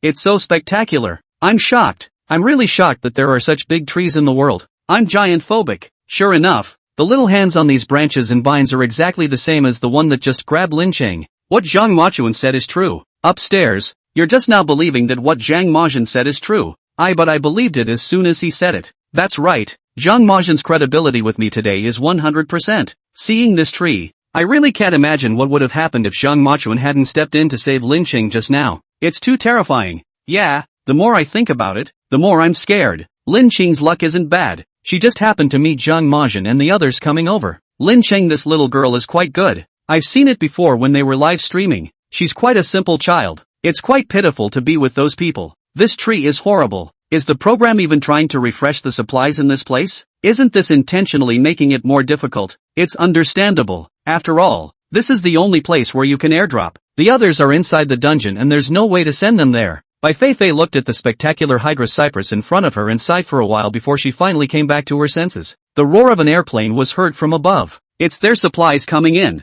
Chapter 33, Using the Momentum as a Tool for Hydra Pack. The supplies slowly landed below the crack in the valley. Bai Feifei looked downwards with a difficult expression on her face. The supplies fell down there. How are we going to get them? Zhang Majin's face remained unchanged. It's okay, we're going down there anyway. There's something important down here. Something important? Bai Feifei suspiciously fixed her eyes on it. Sure enough, it was seen below the crack, next to the roots of the Hydra Cypress. There was a white stone platform. There seemed to be something on top of the stone platform, but it was just too far away to see it clearly. However, since Zhang Majin said that this thing was important, it was bound to be important. But how are we going to get down there? Fei White asked. She had a rope on her, but it wasn't long enough. Zhang Majin pointed ahead. Use this. Bai Feifei looked in the direction of his finger. Which one? Isn't this just Hydra Cypress? Yes, it's utilizing the habits of the Hydra Cypress. Zhang Majin nodded. Bai Feifei was stunned at first, and after thinking about it, she understood. Eyes all lit up. I see. You mean you want to take advantage of the fact that Hydra Cypress will bind us? Use its branches as steps down? Zhang Majin glanced at Bai Feifei and nodded slightly. There was a rare change in expression, with more than a hint of appreciation for Bai Feifei. So that's how it is. Goddess Fifi is too smart. I didn't react at all. Not. Am I missing something? I didn't figure out how to get down there even after Fei White explained it all. To be honest, I don't get it either. But it's okay. We'll get it later when they operate. Did you guys see Zhang Majin's expression change? You were also shocked by Goddess Feifei's cleverness, right? When people see this 9-headed serpentine cypress, they can't wait to avoid it. But it turns out that Zhang Machuan actually wants to use the 9-headed serpentine cypress as a ladder. This intelligence, this courage, bull, Hydra Cypress, won't anyone speak up for me? Snake Cypress, never been so wronged in my life. Fei White stood on the stone platform and rubbed her hands together, looking at the closest branch in front of her. It felt like my heart was beating a little faster. As a result, I was ready to go, but I was never able to take the step. After all, the little hand on the branch just looked a little scary. The thought of being wrapped up in that thing still resists her a little inside. So he turned his head to look at Zhang Majin for help. Zhang Majin, can you help? Before the words were finished, Zhang Majin directly reached out and pushed Bai Feifei out with one hand. Ah! Bai Feifei didn't prepare to yell out and felt her feet fall downwards. In the next second, the slender waist was wrapped around the Hydra Cypress. The entire person stopped in midair. Bai Feifei felt her heart racing, and it took half a day for it to calm down a little. Looking at Zhang Majin, who was standing on the stone platform, he snapped, Zhang Machuan, you scared me to death. I wasn't ready yet. Ha ha, I'm sorry Goddess Fifi, even though you're a bit miserable like this. I can't help but laugh. Zhang Majin, you're such a talent. Zhang Majin is simply the straightest of the straight men. Just pushing Goddess Feifei was not at all subtle. In Zhang Majin's dictionary, it seems that there is no such word as pity. Every time he treats our Goddess Feifei that is not gentle at all. Not Zhang Majin, you didn't even say a word. You just watered down our Goddess Feifei? In fact, Zhang Majin, this is right. It's like bungee jumping when you don't dare to jump yourself, all need others to push inadvertently. The more you let the other side to be prepared, the more tense it will be. Strategically speaking, it is indeed correct. The main thing is that Zhang Majin doesn't see Bai Feifei as a woman at all. Bai Feifei swung slowly in the air along with the branches of the hygrocypress. At the same time, she could feel the strength in her waistline gradually increasing. She finally got a real sense of just how this thing sucked the flesh and blood out of people. Just then, she felt a dimming of the light above her head, only to see that Zhang Majin had jumped down from the stone platform. However, instead of doing the same as himself, he pointed one foot on top of a snake cypress branch. Before the snake cypress could quickly curl up, it had left the top and stepped on the other one below. This smooth maneuvering operation was a sight to behold for Bai Feifei. Zhang Majin came to Bai Feifei's side, waved his black gold ancient blade, and cut off that branch on her waist. Bai Feifei's body fell once again before being caught by a branch below. With that, Zhang Majin took Bai Feifei and moved all the way down to the bottom. The audience in the live room looked directly dumbfounded. I'm going to go. So that's what this is. This is too much of a show. I just thought about it for half a day and couldn't figure out exactly how it worked, but now I finally see it. High energy. This method is indeed powerful, but only Zhang Majin can use it, because others don't have this kind of stature. They can only botch it up, or maybe they'll really be swallowed by the hygrocypress. Yes, this is called the boldness of an artist. This hygrocypress is going to scare me to death just by looking at it. Zhang Majin even teased it like this. How to look, it looked kinda fun it. A little envious of White Feifei. White Feifei, you are not tired of playing. You come out and let me play for a while. The one upstairs. Throw you guys, you have to be scared to death and play. As Zhang Majin and Bai Feifei traveled on the hygrocypress, Gao Guohua and the others finally arrived on top of that stone platform. Several people looked at the hygrocypress in front of them. All of them were dumbfounded. Lin Chang, isn't this the little green hand just now? Pang Chung pointed ahead in surprise.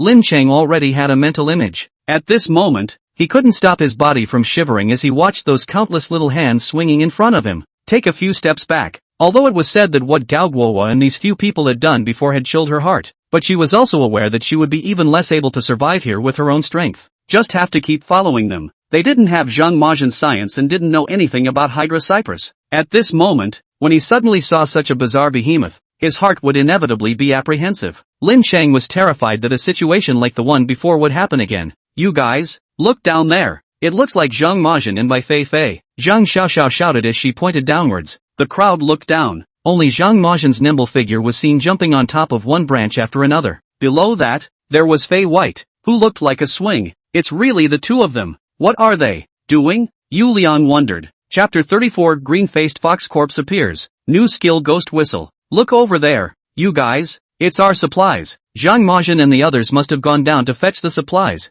Zhao Bo pointed down and said, sure enough, only to see that at the very bottom of this terrifyingly large tree, there were several boxes placed. One of the boxes was the largest, and there were several smaller ones scattered beside it. The big one was definitely Zhang Majin and Bai Feifei's supplies, and the small ones were theirs. Several people's faces changed, because it meant that they would have to go down to the bottom from here just like Zhang Majin and the others. It was only then that they were able to get the supplies that they had exchanged for all of their points. What should we do? Do we have to go down just like Zhang Majin and the others? Zhang Xiaoxiao asked dully. What else can we do if we don't go down? That's what we exchanged for with all our points. We can't just not want it. Yu Liang said. But, can any of us do an operation like Zhang Majin? Do we really have to go down from these disgusting things? Zhang Xiaoxiao said. Several people were momentarily silent. They naturally couldn't do such a godly operation as Zhang Majin. Brother Gao, give us an idea. What do we do? Several people looked at Gao Guohua. Gao Guohua was also sweating his head off at this moment. To say that this big tree in front of him, he really didn't dare to go near it. After all, you don't know enough about the stuff to know what happens when you get close. Even with Zhang Majin in front as a demonstration, there was a gap between the strengths after all. You can't fight for your life. But Gao Guohua wasn't a dry person in the end. After all, there is a wealth of wilderness adventure experience. It still has its own way of dealing with the situation at hand. He crouched down and checked out the cliffs below. A moment later rose and said, this cliff is equipped for climbing, and I can climb down slowly, but you guys might not be able to. Tell you what, I'll go down, bring up the supplies, and you guys wait here. The other 5 heard this and did not respond immediately. Instead, they each looked at each other. Gao Guohua instantly understood what they were concerned about and said unhappily, what's the matter? Are you guys worried that I'm taking the supplies all by myself? You guys don't think this whole climbing down thing is easy, do you? When I fall to my death if I'm not careful, I risked my life to help you guys, and you still doubt me? Gao Guohua said it righteously, but actually had his own little mind. That is, He thinks he'll get points for climbing down. Now they have all realized the importance of points. Subsequently, if you want to survive here, you have to get more points to exchange for supplies in order to do so. If he wasn't, he wouldn't have risked so much to do it. These guys can really each have 100 hearts and minds. No one trusts anyone. Yes, it is simply a scattered sand. Even if the strength is not good, the internal is not a team. Let me anxious with you guys. It's still more comfortable to watch Zhang Majin and Bai Feifei and the others. This is the adventure I imagined. It's understandable that these people don't trust Gao Guohua. This big brother must have his own little mind. Otherwise he wouldn't have done this kind of tiring and risky thing. With the little supplies they have, it's not even worth the trip down there. But at this time of year food is the most precious thing, and these guys are putting up a fight. While they were arguing, Zhang Machin had already approached the roots of the tree with Bai Feifei. Looking down from this position, what was on the stone platform below had become crystal clear. Surprisingly, it was a masked corpse. No, I should say two bodies. A male corpse in armor, next to a female corpse in a white dress. Both bodies appeared to be very well preserved. It's like just lying here asleep. Bai Feifei was a bit mesmerized as she stared at the two corpses. Suddenly he felt the force around his waist loosen. The branches and vines of that hydra cypress suddenly loosened their entangling power for some unknown reason. White Feifei was caught off guard as she plummeted downwards, and directly below her were the two bodies. It's over and done with, big brother and sister. I didn't mean to smash you guys. If I've offended you, be more understanding, please, Bai Feifei wailed in her heart. At the same time, the mind was already imagining how badly he would fall after he fell. Hands quickly clutched his head, just begging to save his face when he fell later. And just as she was despairing in her mind, a pair of big strong hands suddenly wrapped around her waist from behind. With that, Bai Feifei crashed into a warm embrace. In a flash, Bai Feifei's heartbeat accelerated and her small face flushed red. All along, Zhang Majin had always given people an icy feeling, but she hadn't expected that his embrace would be so warm and make her feel so grounded and secure. A hero saving a beauty. Zhang Majin was too handsome just now. Although it is said that our brother Mo Duan was not soft when he pushed sister Feifei, but when it comes to stepping in to save the beauty that is also without hesitation. It's so cool. That scene I just watched made my blood boil. Who understands our family? When I saw Goddess Feifei fall down, my heart stopped, thinking that my goddess was going to suffer again this time. But it turned out that Zhang Machin brushed his hand. Although my goddess Feifei has either been injured or on her way to be injured since she entered the ancient tomb, having a teammate like Zhang Majin is also the greatest luck. Proper happy little girl. Does this snake cypress still have intelligence? How can it suddenly have an accident when it's about to land? Snake cypress, teasing me huh? Not playing with you guys. Zhang Majin held Bai Feifei with one hand and pulled the branches of the hydra cypress with the other to support the two. And it was only at this time that everyone realized that the snake cypress branches and vines were being pulled by Zhang Machuan and were not winding up as fast as usual. Instead, he desperately tried to shrink back. It was as if they were afraid of Zhang Majin. Everyone then realized a problem.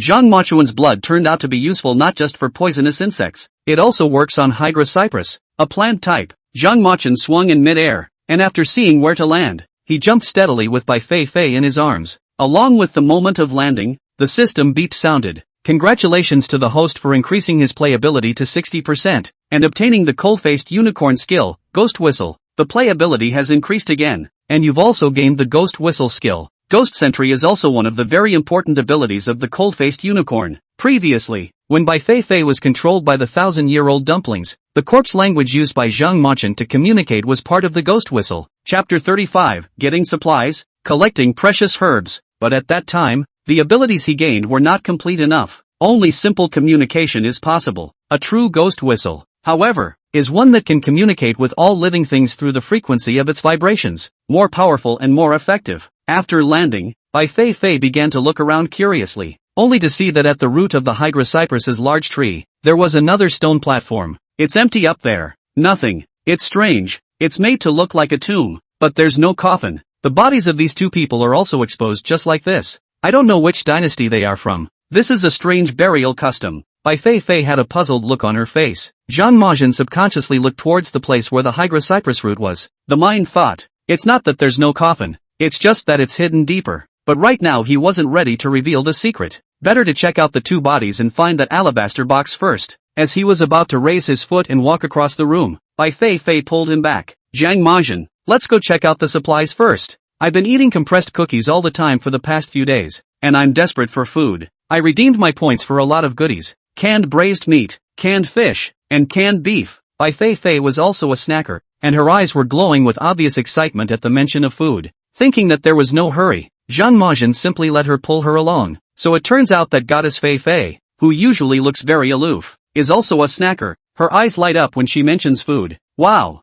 the current Zhang Majin is really spoiled. Just letting Goddess Feifei pull him around? Talk about making my mouth water. My heart goes out to both of them. They're so happy to eat a canned food. Adventure really isn't easy. To be honest, I'm more curious about those two corpses than the canned goods, and it just seemed like Zhang Machuan wanted to go see that corpse. Don't worry, sooner or later you'll be able to watch it. It's all about the two of them. Haha, that's right. I just came from the Gao Guowa live broadcast side. He climbed a good tough to see the heart of the fear. Compared to this Hydra Park elevator is still more fun. Fei White opened the box of supplies, took out the canned goods he had redeemed, and a shirt, as well as a few other pieces of equipment that she felt could be useful. A big bag full. Anyway, Zhang Majin was so powerful that he didn't need to worry about points. No need to use it for nothing. She looked at all the canned goods and picked them all at once. I want to eat whichever one I see. Zhang Majin, what do you want to eat? She raised her head and asked. However, he only saw that Zhang Majin had already slipped out a long way without knowing when.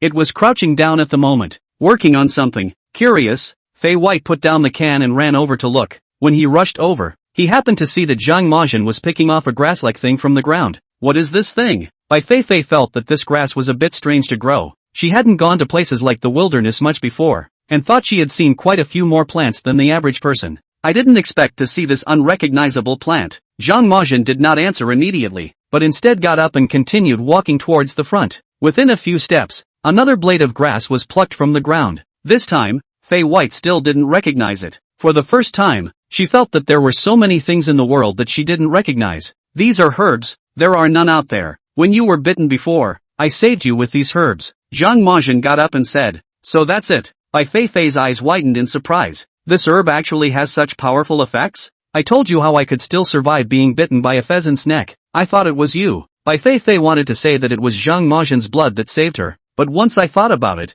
I felt that it was a bit ambiguous, and I swallowed in the middle of my words. The herbs only play a supporting role. It's unrealistic to expect all of them to cure the poison. But, if several kinds are paired together, it is possible to delay the toxin's attack on the body and extend the life of the poisoner to a certain extent, Zhang Majin said with a serious face. Meanwhile, Professor Zhou was sitting in front of the camera and his eyes widened with excitement when he saw the scene. Ever since seeing that video and connecting and communicating with Zhang Majin, he just stayed on the air and didn't move an inch. Even when you go to the bathroom and eat, you have to hold your cell phone. Those who didn't know saw it and thought this professor was old and senile and addicted to swiping his cell phone. In fact, he didn't want to miss anything about herbs, about the pheasant's neck snake venom cure. At this moment, seeing Zhang Majin picking herbs and hearing the words he said to Bai Feifei, Professor Zhou then knew that he had not waited in vain for so many days. He quickly took a screenshot of the herb and then looked it up against the top of the ancient book. Dear living grass. That thing that Zhang Majin just found was actually dear living grass. This is a divine medicine recorded in ancient books, with the effect of bringing the dead back to life. It's been extinct for years. Professor Zhou excitedly stood up directly from his chair,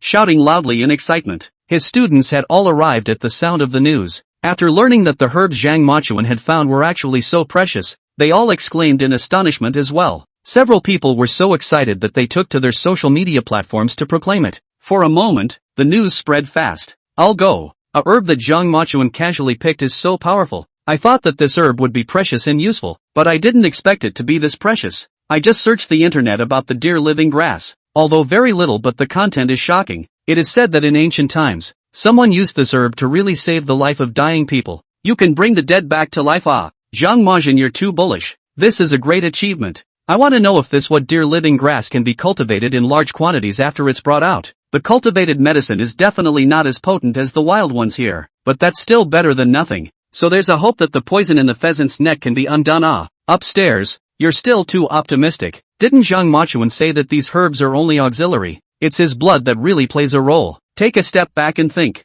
Even if these herbs don't have a way to detoxify the pheasant neck, they must be effective for general snake venom. After all, the pheasant neck is one of the most toxic found today. I'll be damned. That's a talented guy upstairs. That's the right way to think about it. What a great contribution Zhang Majin has made. Just this one dear living grass, I don't think it's too much to give him 100,000 points. Chapter 36 Failure to emulate Zhang Machuan. Close encounter with a female corpse. When Zhang Majin was picking dear living grass, he could keep all the roots on it intact. This way, when it's given to Prof. Joe and the others after they go out, it can be cultivated again. After that, he searched for a few other valuable herbs on the side. It felt about right before he got up and left. Bai Feifei followed him all the way back at this moment, asking questions non-stop like a curious baby. What's this one? What's that one? Zhang Majin, on the other hand, answered them all in a concise manner. Seeing that Zhang Majin was up, Bai Feifei blinked her big eyes and asked, "No more picking?" "Well, there's basically a collection of varieties here, so that's fine." Fei White nodded. "Awesome. I've gotten to know so many rare herbs today." As the words fell, Bai Feifei's stomach gave a very indisputable growl. She covered her stomach with some embarrassment and sputtered, "So hungry. I just saw those canned goods and I'm craving them. Let's hurry up and eat." Zhang Machuan nodded and walked along with Bai Feifei to the supplies box. After seeing the floor of canned goods, Zhang Majin froze in a rare moment. "You traded all these, right? How about that? Aren't I great? We can have a big meal today," Bai Feifei said smugly. "Then have you ever thought about how to take away so many things in a while?" Zhang Majin asked. White Feifei froze before realizing this. Looking at Zhang Majin's backpack, he looked at his own. Together, the two could take up to a fifth of it. "Seems like, is more than enough, haha. Well, let's just eat a little more. Now, yes, it's best if you can finish all of them. If you can't, you can only throw them here," Zhang Majin said expressionlessly. "Throw it in here." "No can do. These are traded for points, and it's not okay to waste food." "Fine, then just take the rest by yourself," Zhang Majin said indifferently. Fei White. "Zhang Majin, you big straight man, I thought you changed." "Oh, Zhang Majin, how can you be like this? Can't you just spoil our goddess Feifei?" "Tack, these two just can't be sweet for more than 3 seconds. Zhang Majin, you really are a vibe buster." There's no problem with Zhang Majin doing this. They're on an expedition that's supposed to be light. Bringing so many canned goods can only end up being a liability, and it's also a way for Bai Feifei to have a lesson, and tighten up a little bit later on. That's right. I quite like Zhang Machuan's character of distinguishing between right and wrong, so that they can ensure that they survive in the Forbidden Land and ultimately achieve victory. White Feifei went to find firewood in aggravation, and after lighting it, put the can on top of it to sizzle and heat it up. By the time the aroma of the food wafted out, the unpleasantness of the moment had instantly dissipated. Big happy mouthfuls were eaten. Meanwhile, Gao Guowo was on top of the cliff, still climbing with difficulty. It was already nearing the ground and looking at victory.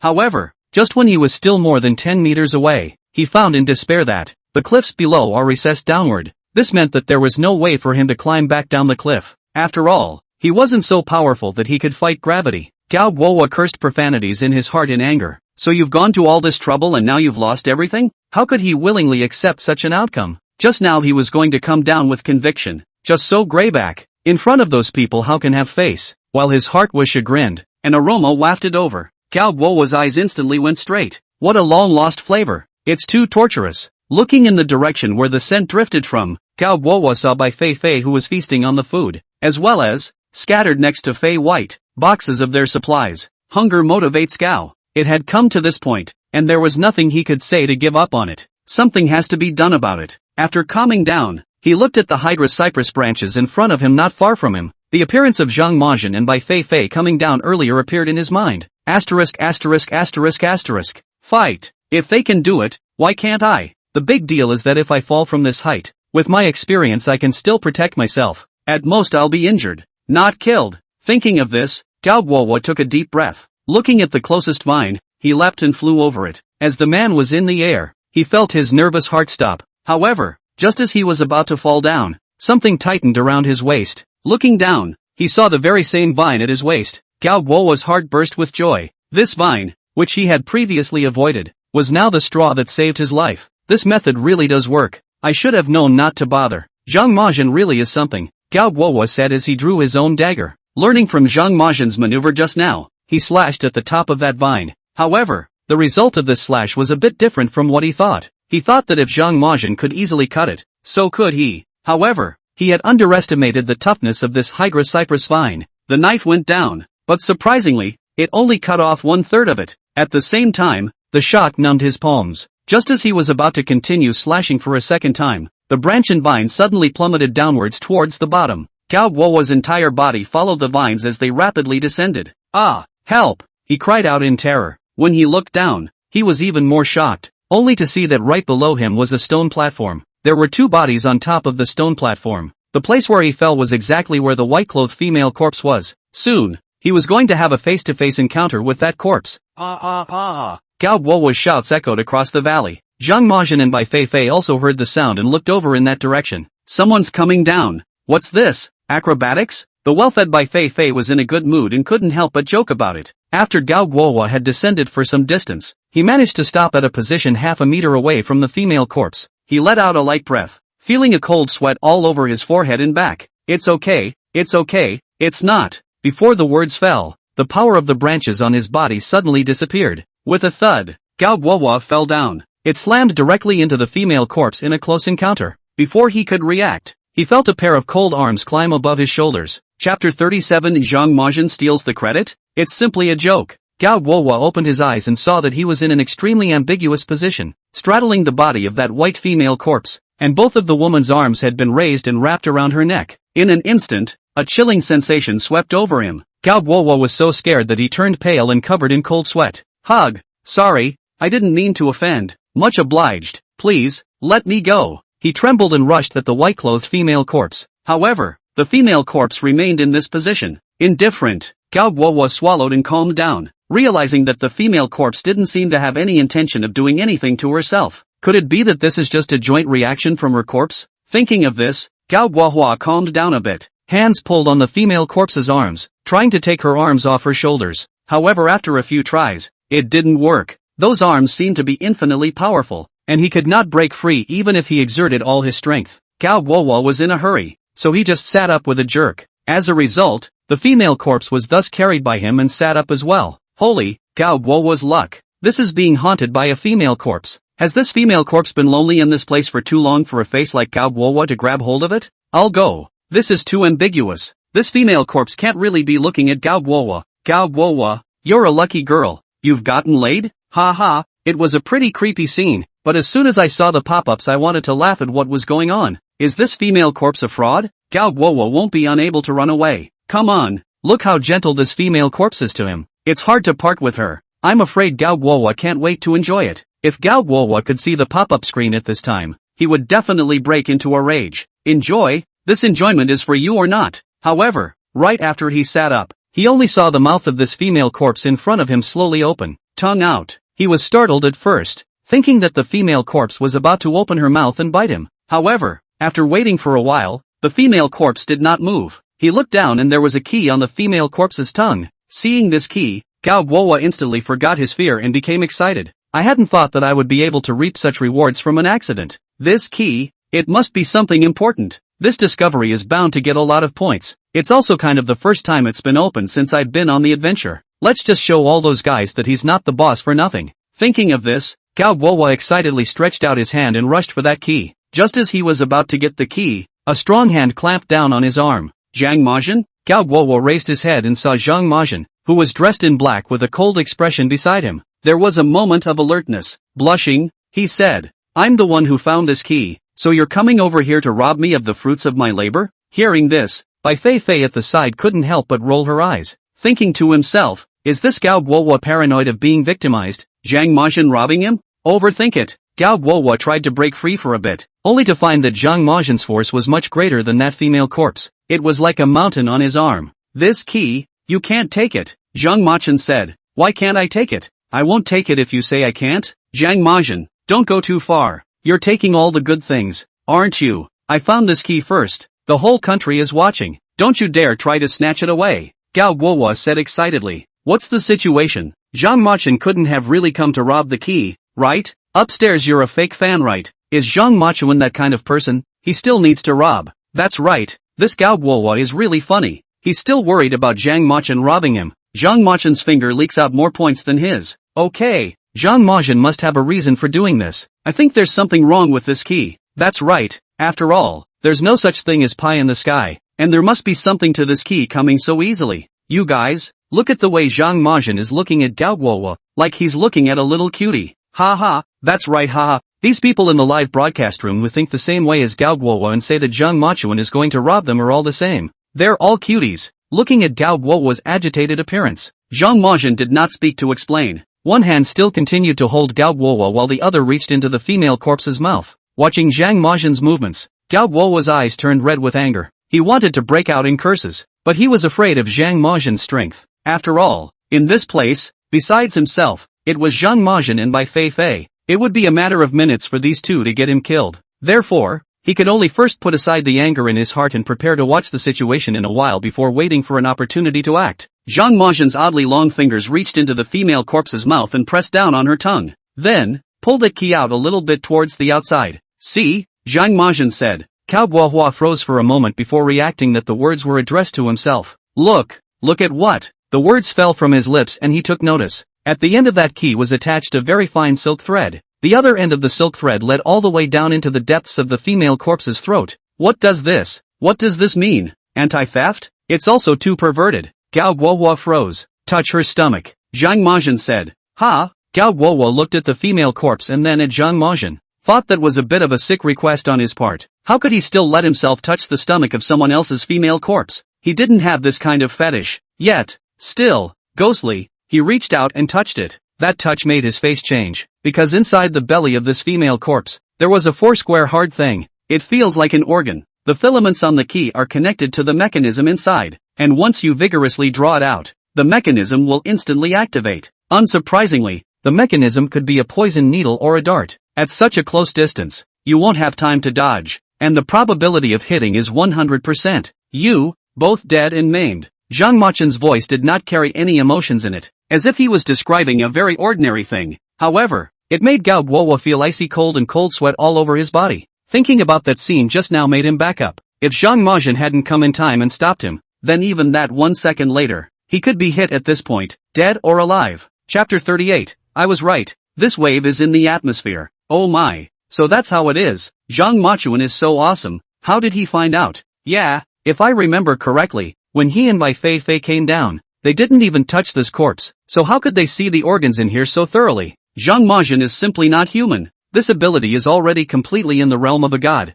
I'll go upstairs. Don't breathe heavily when you speak next time. I've already pulled out this big 40-meter long knife, and I almost couldn't put it back. Is there a possibility that Zhang Majin is deliberately trying to fool Gao Guohua? After the initial shock and aftershock, Gao Guohua's emotions gradually stabilized. Thought of that too. Zhang Majin, didn't he just come down as well? He would from time to time look down to observe Zhang Majin and Bai Feifei as he made his way down. Found the two of them coming down and heading straight for the supply crates. During that time, he also spent half a day inside a wild place not knowing what he was doing. How is it possible to be so aware of the mechanism on this? Moi, fool yourself again. With a twinkle in his eye at the thought, he said, how can I be sure you're telling the truth when you're talking so much about it? There's also the possibility that what's attached to the back of this silk thread is containing the treasure chest. As soon as he said this, he instantly felt the clamping force on his arm loosen. As you wish then. Zhang Majin directly released his hand and took a few steps back. A look of letting you try. Bai Feifei also skimmed her lips and couldn't help but spit out her words.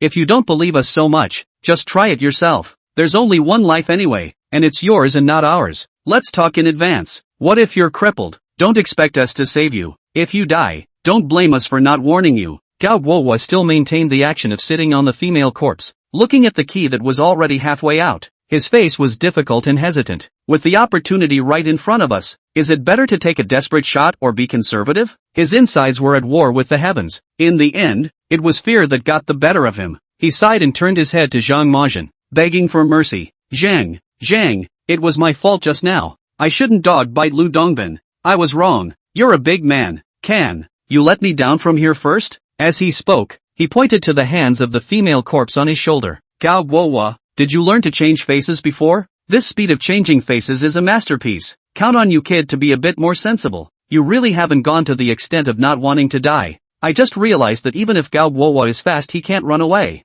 That female corpse's arm is still on him. It just doesn't want to let him run. Gao Guohua, counting on your kid's sense. You still know how to apologize. Or else you'll just keep having close encounters with this female corpse face to face. It's still my goddess Feifei. Her speech is just sharp. Give me a good look. This Gao Guohua can really see the wind and turn the helm. Able to bend and stretch. He's also a talent. I told you. What do you have to go against Zhang Majin for? What good can it do to you, right? Really? Gao Guohua begged for mercy for half a day before Zhang Majin slowly walked over, only to see him stretch out 2 fingers and quickly tap on a few joints of that female corpse. Her hands became soft and bent, and she easily took them off Gao Guohua's body. Finally regaining his freedom, Gao Guohua rolled and crawled off the female corpse. When he stood still, He turned his head and saw that Zhang Majin had already clamped the key with 2 fingers and violently yanked it outside. Lightning only saw a silver light shoot out from the female corpse's mouth. With 2 swishes, the thing lodged itself in the trunk of the Hydra cypress in front of it. At this moment, Gao Guohua was completely convinced. The situation, surprisingly, was exactly the same as what Zhang Majin had said. What this key is connected to is indeed an organ.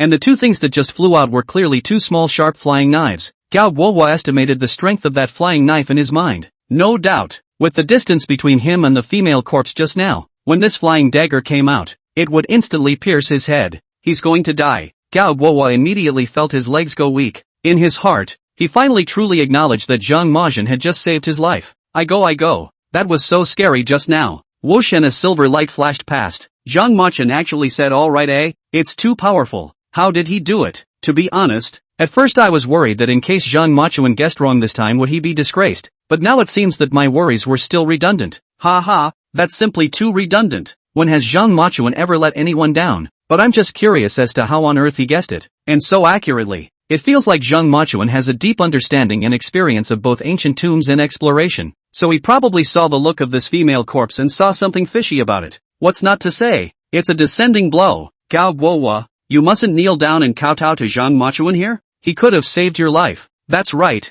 kowtowing one is not too much. Before, I also misunderstood that Zhang Majin was going to rob you of your points. Now I feel funny when I think about it. That's right, if I were Gao Guohua, I'd have to find a crack in the ground. Shame on you. The mechanism was lifted, and Zhang Majin took the key in his hand. Seeing this, Gao Guohua stepped forward and said, Brother Zhang, thank you so much for saving me just now, and I'm so sorry for being careful and misunderstanding you. As a token of my appreciation, I'll let you have this key without a fight.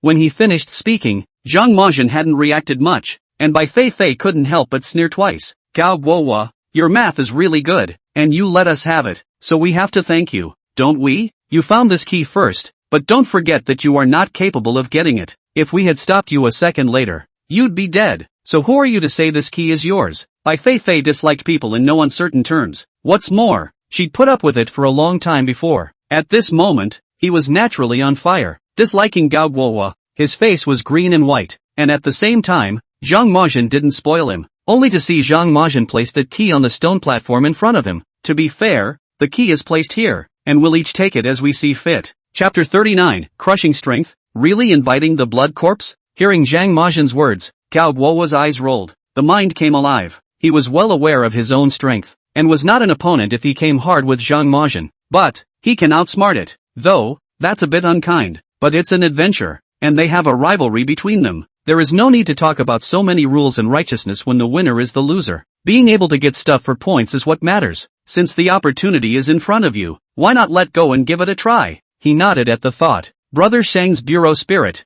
Then I'll give it a try. Bai Feifei watched this scene from the sidelines, a mocking smile welling up at the corner of her mouth. It felt like this Gao Guohua was really out of his depth. Zhang Majin gave him a pull. He really dared to climb it, and not afraid to climb too high and fall down and die. Gao Guohua took a deep breath and stood on either side of the key with Zhang Majin. Fei White stood in the center as the referee. A careless reading of the seconds said, 3, 2, 1, go. In her opinion, the outcome of the contest was not in doubt. As Bai Feifei's start voice fell, Gao Guohua shouted at the same time, Aha! Blood corpses are coming. While shouting, he quickly ran in the direction of the key. However, just a second before his fingertips were about to touch it, a black shadow swept by him like the wind. The keys are gone. Turning his head to look, Zhang Majin was standing next to him, the very same key on his spread-out palm. Gao Guohua didn't even see clearly how Zhang Majin came over. Didn't see how he took the key either. This is too fast. Laugh me to death. Gao Guohua has really lost face this time. Families, this embarrassment on behalf of others is going to be a problem for me again. Gao Guohua has lost this wave. You say you have to fight with him, fight and can't fight. This is also even if, but also engage in some kind of psychological warfare. This is good to lose even more ugly it. Gao Guohua is really with the ability to let himself lose all the face. If he just knows something to say, do not rob. This moment the situation is not so ugly.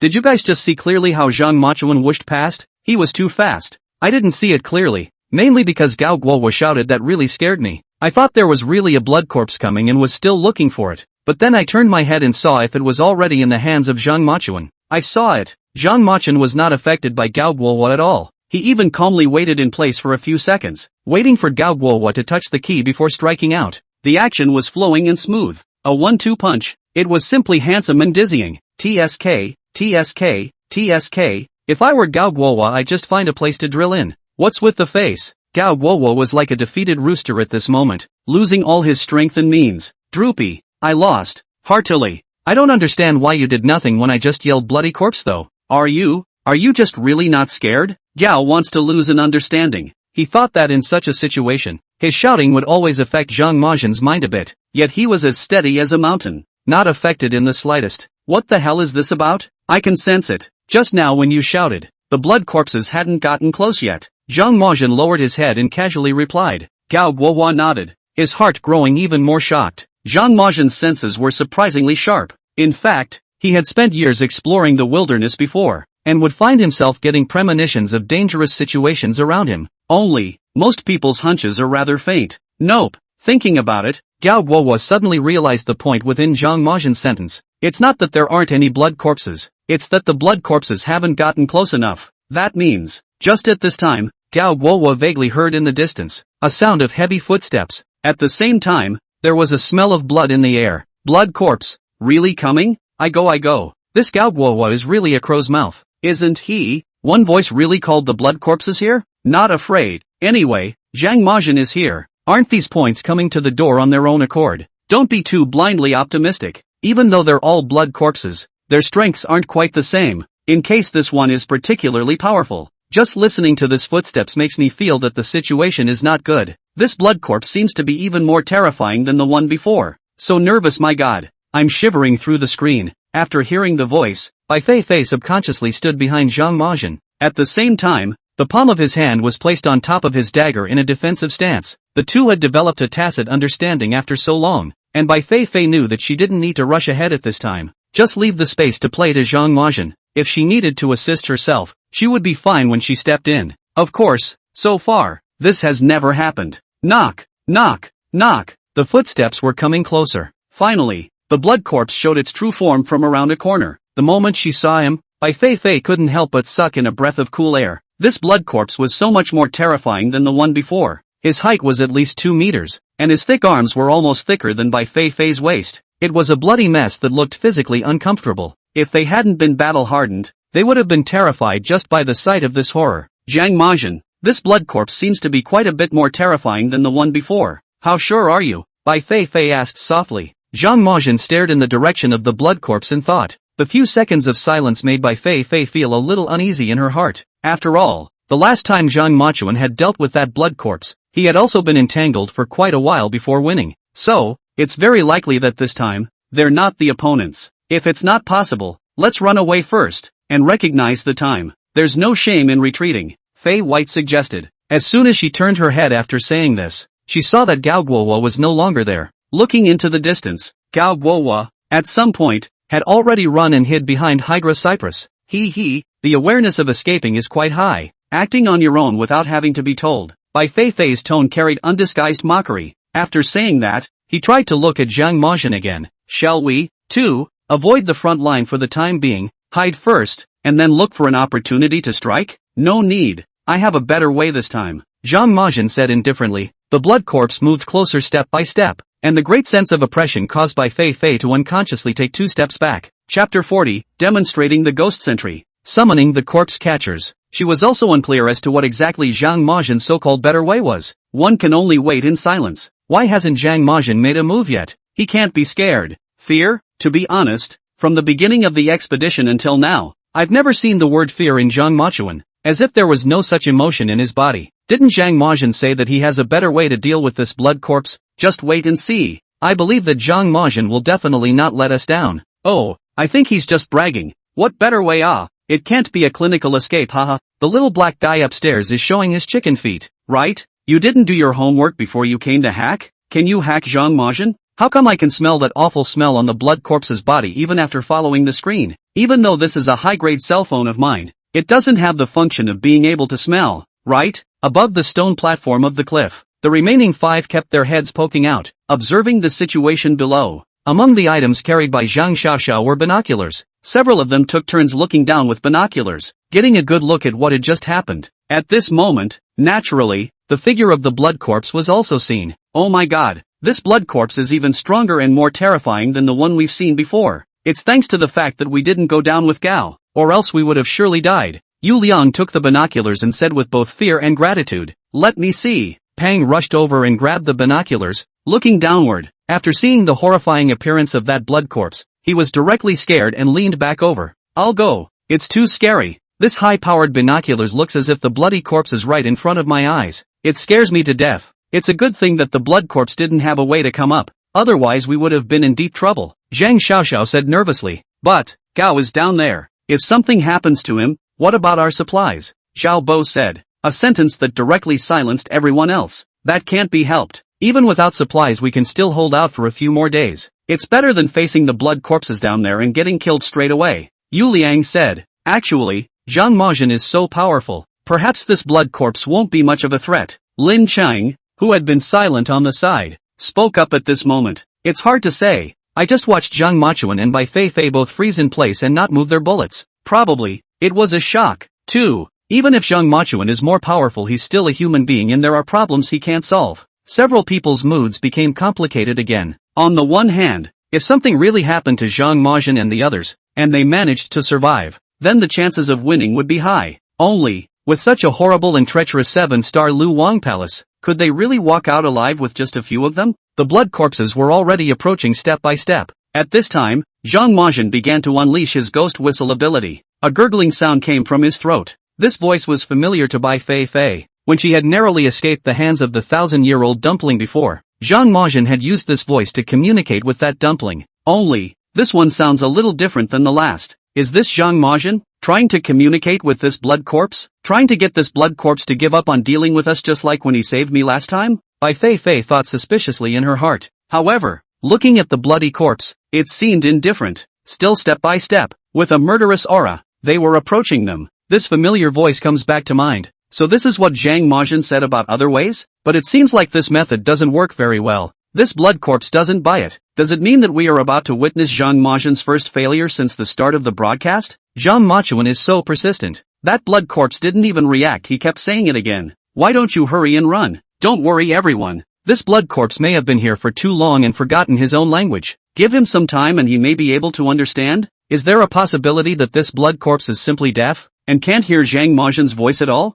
I'll go. What's said upstairs seems a bit reasonable. What should we do then? Won't Zhang Machuan and the others be miserable? The end result won't be that Zhang Machuan and Bai Feifei battle the blood corpses, and then Gao Guohua sits back to reap the benefits. Looking at the blood corpses that were getting closer and closer, Bai Feifei also got anxious. Zhang Majin, this method doesn't seem to be working. Why don't we hide for a while? Zhang Majin, he's coming over soon. I'm a bit scared. Zhang Majin, are we really not running? Bai Feifei anxiously whispered behind her. Zhang Majin, on the other hand, looked as if he had turned a deaf ear and stood still. The voice in his throat didn't stop for a moment. Just at this time, Bai Feifei heard another terrifying rustling sound around her. The voice was familiar to her as well, and it carried with it a horrible memory. Corpse crushers, it's the corpse that's coming. She turned her head and felt her scalp tingle, only to see that on all sides of them, a swarm of corpse collectors were rapidly surging in. It almost surrounded them in the center. The blood corpses, plus the corpse collectors, they were attacked from the front and the back,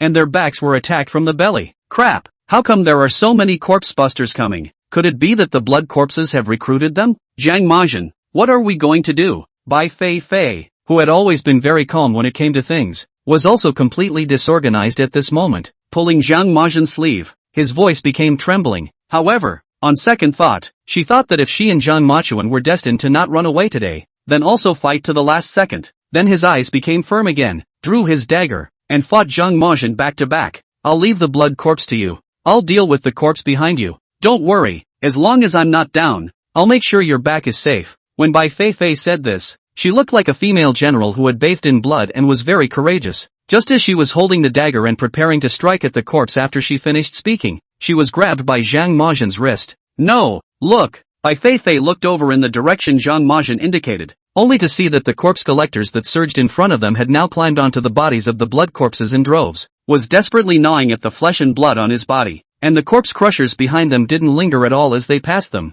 straight towards the bloody corpse. The blood corpse was gnawed on by the corpse, shaking its body violently and grabbing a handful from its body every now and then. Put it in your hand and crush it hard. Chapter 41, Commanding the Corpse Cache Army. Shocking the whole scene. However, it was as if those corpse collectors were on some resolute mission. There was still a steady stream of crawling and biting into the bloody corpse, and the voice in Zhang Mazhen's throat never stopped. Instead, it's constantly changing frequencies. At this moment, Bai Feifei seemed to understand something. These corpse cubes were summoned by Zhang Mazhen. They were, at this moment, following Zhang Mazhen's command and attacking the blood corpses. At this moment, Bai Feifei was inwardly shocked beyond measure. A second ago, these corpse crushers were formidable opponents. Now, instead, they are the soldiers who are charging for them. Zhang Mazhen exactly how did he do it? Gao Guohua had been hiding behind the big tree of Hydra cypress, not daring to show himself. Just now when the corpse appeared, he thought he was bound to die. In his mind, he was still complaining about how he was so unlucky. He had only come to pick up a supply,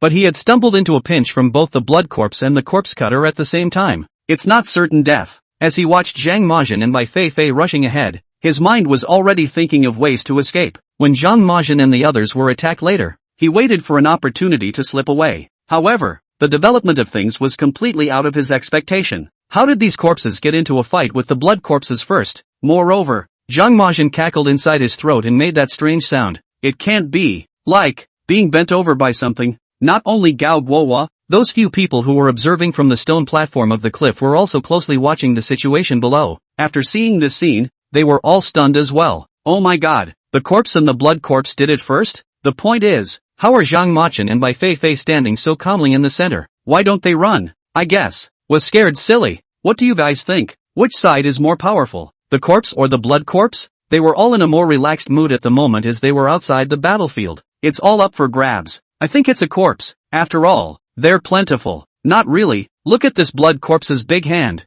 grabbing corpses in one big grab. After such a short while, the corpse collectors have been mostly eliminated by him. I don't think these corpses will be able to hold their own sooner or later. And they were right to guess. Although it was said that the corpse's attack was fierce, the blood corpse's attack was even stronger. With a large hand, a handful of corpses were crushed into powder. Lift your foot and stomp on it. These seemingly voluminous corpse collectors had been mostly eliminated by him at this moment. My god, could these corpse collectors have been summoned by Zhang Mazhen? It does seem like it, Corpse crippling we've seen before. It wouldn't be so organized and disciplined. It's obviously heard a unified order to act. Zhang Mazhen is also too bullish. Before he was able to communicate with the 1,000-year-old dumplings using corpse language. And now he can control the corpse? No, Zhang Mazhen has the strength earlier, why didn't he show it? It's not really a lack of display. Before the corpse is not all around him. Perhaps not purely because of his blood relationship. There are also factors in this regard. That's right, maybe Zhang Mazhen was just hiding his strength before. And I've heard that some people just have to keep discovering their strength in real battles in order to become more and more powerful. Maybe Zhang Mazhen is like that.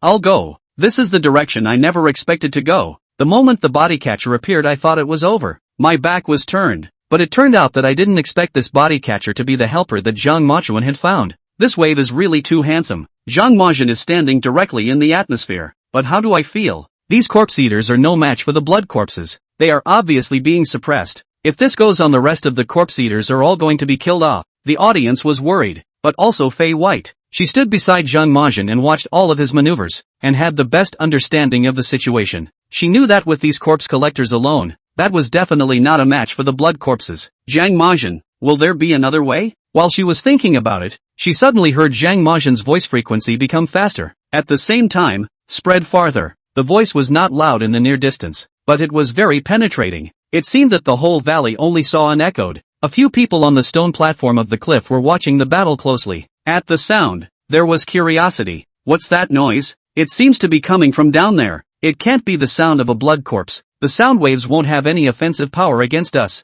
No. Yu Liang took the binoculars and looked a little more emotionally. It's not a blood corpse. It seems to be Zhang Mazhen. Zhang Mazhen? Why is he making this strange noise? What is this? Why does it feel as if he's commanding those body snatchers? Before these few people had time to think too much, they felt the ground beneath their feet shake. There seemed to be a large army that was rapidly coming this way. Looking back, he was stunned, only to see that in front of this cave, a dense army of corpse collectors came surging in. The entire floor and walls of the cave were crawling with corpse crawlers. It's all over the place and in the tens of thousands. They felt that these corpses didn't even need a bite from each of them to be able to eat them all up. It's finished. What are we going to do with so many corpse collectors? Zhang Xiaoxiao cried out. Why don't we just jump off? I'd rather die a quick death, Xiao Bo said. Yet they looked down, so high up that their legs were already trembling at the thought of jumping. Everyone, don't be in a hurry. If these corpse cubes were summoned by Zhang Machuan, they probably won't harm us. Lin Chang,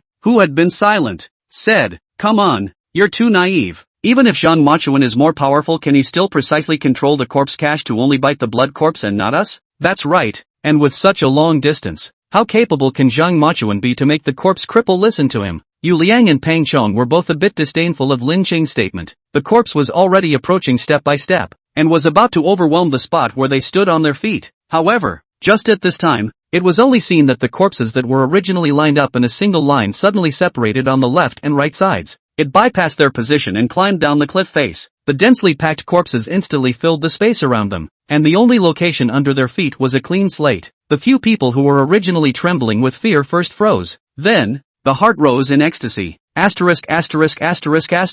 Lin Cheng was really right. These corpse collectors actually really don't attack us? Zhang Majin is also too powerful. How on earth did this happen? Chapter 42 Blood Corpse wiped out. Equipment gone? The corpse-bearing brigade made their way along the cliff face and soon came to the surface. Then, hugely, they headed in the direction of the blood corpses. My god, what a sight! Is this a scene I can see without spending any money? It's simply more exciting than a blockbuster movie. I go. If it was before I saw so many corpse cries I would think it was over, but now I am so excited. Zhang Machuan can be too powerful to be able to turn his enemies into his own soldiers on the battlefield. This ability is also powerful. It's simply an open existence. Way to go, corpse critters. Take down this blood corpse. Suddenly looking at all these corpses makes me feel all frowny. You're stretching it a bit upstairs. Haven't you been single too long? I feel that Zhang Machuan's ability is not just to make some noise. I can understand that the surrounding corpses can be attracted by him, but why can corpses so far away be summoned? This is placed in the martial arts novels. It must be how deep the inner strength ah. The hordes of corpse crushers soon surrounded the blood corpses. It quickly crawled all over his body, covering him all over with 3 layers inside and 3 layers outside. At first, the blood corpses were able to struggle a bit, but because there were so many corpse crappers, he soon stopped moving. He still looked horrible at the moment, and with Bai Feifei looking at him so closely, she felt a little uncomfortable inside her stomach and couldn't help but want to dry heave. Gao Guowo was even more frightened under the big tree. Don't dare move a muscle. On top of the stone platform, Yu Liang, who was holding the binoculars, directly threw them out. A shiver ran through his body. Asterisk. It's so disgusting. Can't stand it. It was really hard for him to imagine how horrible it would be if that corpse was crawling on himself. Seeing Yu Liang's reaction, Pang Chong was still somewhat unconvinced in his heart. Take the binoculars. Look at you, this point of interest. Quite a big man. What seen cannot see? Vomit. After looking at it, he ran straight to the side and dry heaved. As for Zhang Xiaoxiao and little Miss Lin Chang, they simply didn't even have the idea of wanting to go and look.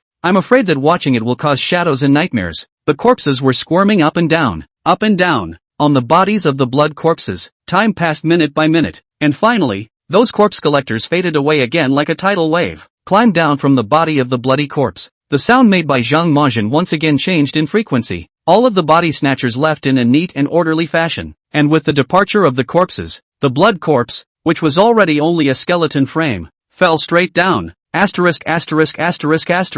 Gao Guowa, who was behind the big tree, couldn't help but burst out. My goodness, this is amazing. Zhang Majin. Bai Feifei was about to sigh a few words when she turned around. It was seen that Zhang Majin's face was a bit pale, and his forehead was covered with fine beads of sweat. The whole thing looked a little frail. Zhang Majin, are you alright? Bai Feifei was worried. It's fine, it's just that it lasted a bit too long just now and the consumption was a bit high. Zhang Majin waved his hand and said, no, you haven't eaten much after all this running around. Having just been so consumed again, your body definitely can't handle it. I'll help you over to a comfortable place to sit and rest, and then I'll heat up some canned food for you. After saying that, Bai Feifei could not help but put Zhang Majin's arm on her shoulder, racking him towards where the supplies were before. Zhang Majin looked so weak. It hurt so much. Yes, all along we've treated Zhang Machuan as invincible and omnipotent, but he's also a human being and there will be times when he gets tired. I feel tired even when I'm working with a small team of 4 or 5 people. Zhang Machuan, this is a corpse that has commanded 1,000 armies by virtue of his own strength. It's hard to imagine how much of his mind and strength will be consumed. Yeah, and the difficulty of trying to command a corpse is simply another latitude. Wow. My goddess Feifei was so domineering when she spoke just now. It was completely different from how she looked like a little girl in front of Zhang Majin before. Yes. This is the kind of teammate that can support each other. When Zhang Majin blocks in front, Bai Feifei stands behind him. When Zhang Majin is weak, Bai Feifei can also stand up and hold it. It's too enviable. In comparison, those other guys are just a mess. Not even in the same dimension. Right. Where's Gao Guohua? It can't still be hiding in that place. Bai Feifei led Zhang Majin to the location where the supplies box was and helped him sit down, turning his head to the pot he had stood up earlier, and the canned goods inside it. It was seen that inside that pot, there were several corpse collectors lying. It's already been hot water. It was a dry heaving to see her. Threw it right out with the pot and the can. It's a good thing I redeemed enough food, or else I would definitely be depressed at this moment, Bai Feifei muttered. After that, a few more cans were brought out, but then he frowned in embarrassment, because she realized that it wasn't just the pot of canned goods that had been destroyed after this battle. The rest of her stuff, she had put here before. Now it's gone too. It was presumably taken by the corpse collecting army when they crossed the border. Don't know where it went. And that pot, too, was one that he had picked up halfway across the country earlier. It's a little beat up, but at the very least it barely works. Not today either. What can be done about it? Just as she was frowning in sorrow, Zhang Majin seemed to have seen her dilemma. You don't need a pot for that. Just build a fire and put it on the fire. Bai Feifei slapped her head. Right. Oh, my mind was so restricted before. Why didn't I think of that? It's all because life has been so comfortable for a while now that I've forgotten even the bare minimum of life skills. Then wait here for me. I'll go get some firewood over here. After saying that, Bai Feifei got up and hurriedly ran away. Zhang Majin, on the other hand, leaned to the side and closed his eyes to slowly regulate his breathing. A few moments later, he heard a footstep, coming from far away. The other man deliberately slowed his pace, walking carefully. It seemed that he was trying to hide the sound of his footsteps, not wanting to be discovered by Zhang Majin. It was a pity that Zhang Majin's senses were too sharp, even though his eyes were not open, but he could sense everything that was happening around him, even if, for example, it's the slightest wiggle of a blade of grass, not to mention the fact that Gao Guohua is such a big individual walking around. Gao Guohua held his breath at this moment, and step by step, he approached the supplies box behind Zhang Majin. Chapter 43, Eating Alone. White Feifei drills wood for fire. Gao Guohua kept an eye on Zhang Majin's state. Only Zhang Majin's breathing was weak and his eyes were tightly closed. It seemed to be unaware of his approach. Gradually the guts got bigger. Take him while he's sick. They won't be able to eat so many canned goods, so it's a waste not to take them. Gao Guohua thought secretly in his heart. However, just as he was looking at getting close to the supplies box, only a sound of metal breaking through the air could be heard, and Zhang Majin's black gold ancient blade had been sheathed at some point. It was straddling his face. Take another step forward and die. Zhang Majin still had his eyes closed. However, the words that came from the speech were ice cold, scaring Gao Guohua into a shiver. Hurriedly, he took a few steps back. No, I just came by to look. I didn't want to take it. Then get some rest. I'll be off, haha. After saying that, Gao Guohua hurriedly turned around and walked to the front of his supply box, took the poor few supplies inside. However, after getting the supplies, he looked at the cliff he had just climbed down and fell back into confusion. How is he going to get up there? Climbing down before had taken all his life's energy and strength. If he tries to climb up again now, I'm afraid his old life will be accounted for here. Thinking of this, Gao Guohua turned his head to look at Zhang Majin, solely finding a relatively safe place. I just opened the can and got ready to eat. He wasn't going to go up for a while, so he would eat something here to replenish his strength and rest, then waited to see how Zhang Majin and the others acted, following behind himself. Maybe there's something to be gained. Thinking about this, Gao Guohua felt that he was really a genius. No, this Gao Guohua is lying flat on the ground? He's eating up here? Didn't he just say he came down to get the supplies, which he did get, and it turns out he won't go back? I can kinda see that the ones up there are the big bad seeds. Actually, there's nothing wrong with it. After all, Gao Guohua put in his own effort, and at this moment he wants to go up but can't, so there's nothing wrong with having something to eat, right? Ha, this Gao Guohua really doesn't have a long memory. He still dares to challenge Zhang Majin, and even hit on the idea of their supplies. He doesn't even want his life anymore. I don't see any other advantages from Gao Guohua's body, but there is one thing that I really admire, and that's boldness. Tell me what you're doing messing with him. He probably wants to take advantage of Zhang Majin's illness to take Zhang Majin's life, haha. It's just a pity Zhang Majin tops him by 10 even when he's weak. Indeed, and Zhang Majin didn't even open his eyes, but he was able to accurately know where Gao Guohua was, and I don't know how he managed to do it. It's really awesome. Meanwhile, On the stone platform of the cliff, Yu Liang and the others saw the corpse-collecting army retreating. The hanging heart was first released, and at the same time, the inner shock was beyond words. My god, this wave of operation is also too awesome. Was this really done by Zhang Majin? Yu Liang said incredulously. It must be, or else how could these corpses suddenly be neat and so organized? Someone must be conducting the command in a unified manner. I just don't know what method Zhang Machuan actually used to control these corpse collectors. You guys say, it can't be that there is some secret book inside this ancient tomb and Zhang Machan came in first, so he found it, Xiao Bo said. Pang Chong and Yu Liang rolled their eyes. Wake up, you've read too many martial arts novels. While they were discussing,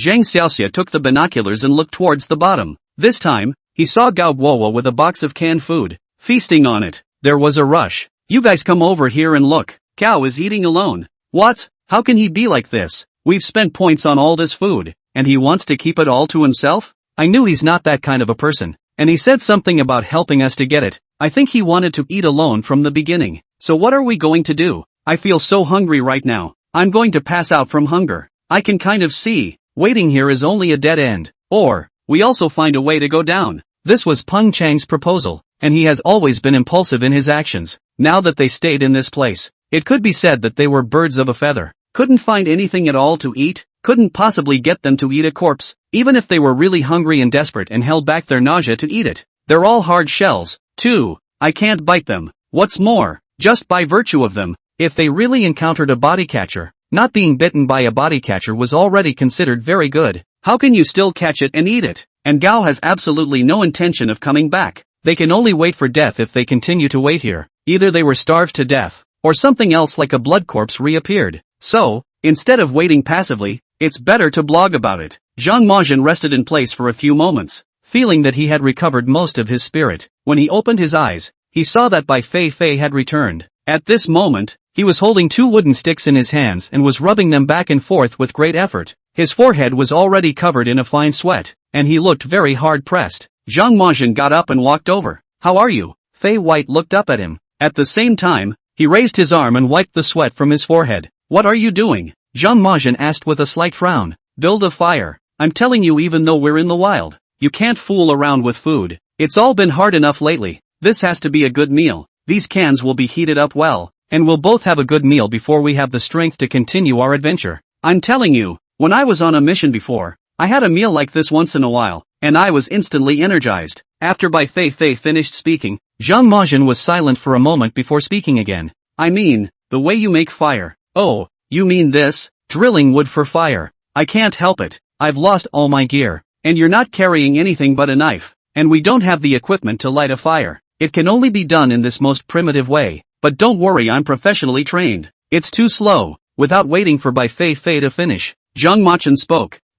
It does seem a bit slow, but it can't be helped. It's a bit damp in here and the wood has too much humidity. But don't you worry, I have faith in myself that I can rise. As soon as she finished speaking, Bai Feifei looked up and saw that Zhang Machin had already turned around and walked away. Chapter 44, The Purple Jade Box arrives. The corpse face under the mask. This person. He left before the other person finished speaking. How rude. Bai Feifei spat out her tongue at Zhang Machin's back. However, just as she turned her head and was about to continue building the fire, Zhang Majin's cool voice was heard saying, okay, well, what well, up. Only Zhang Majin was standing beside a large rock at this moment. Above the stone was a burning fire.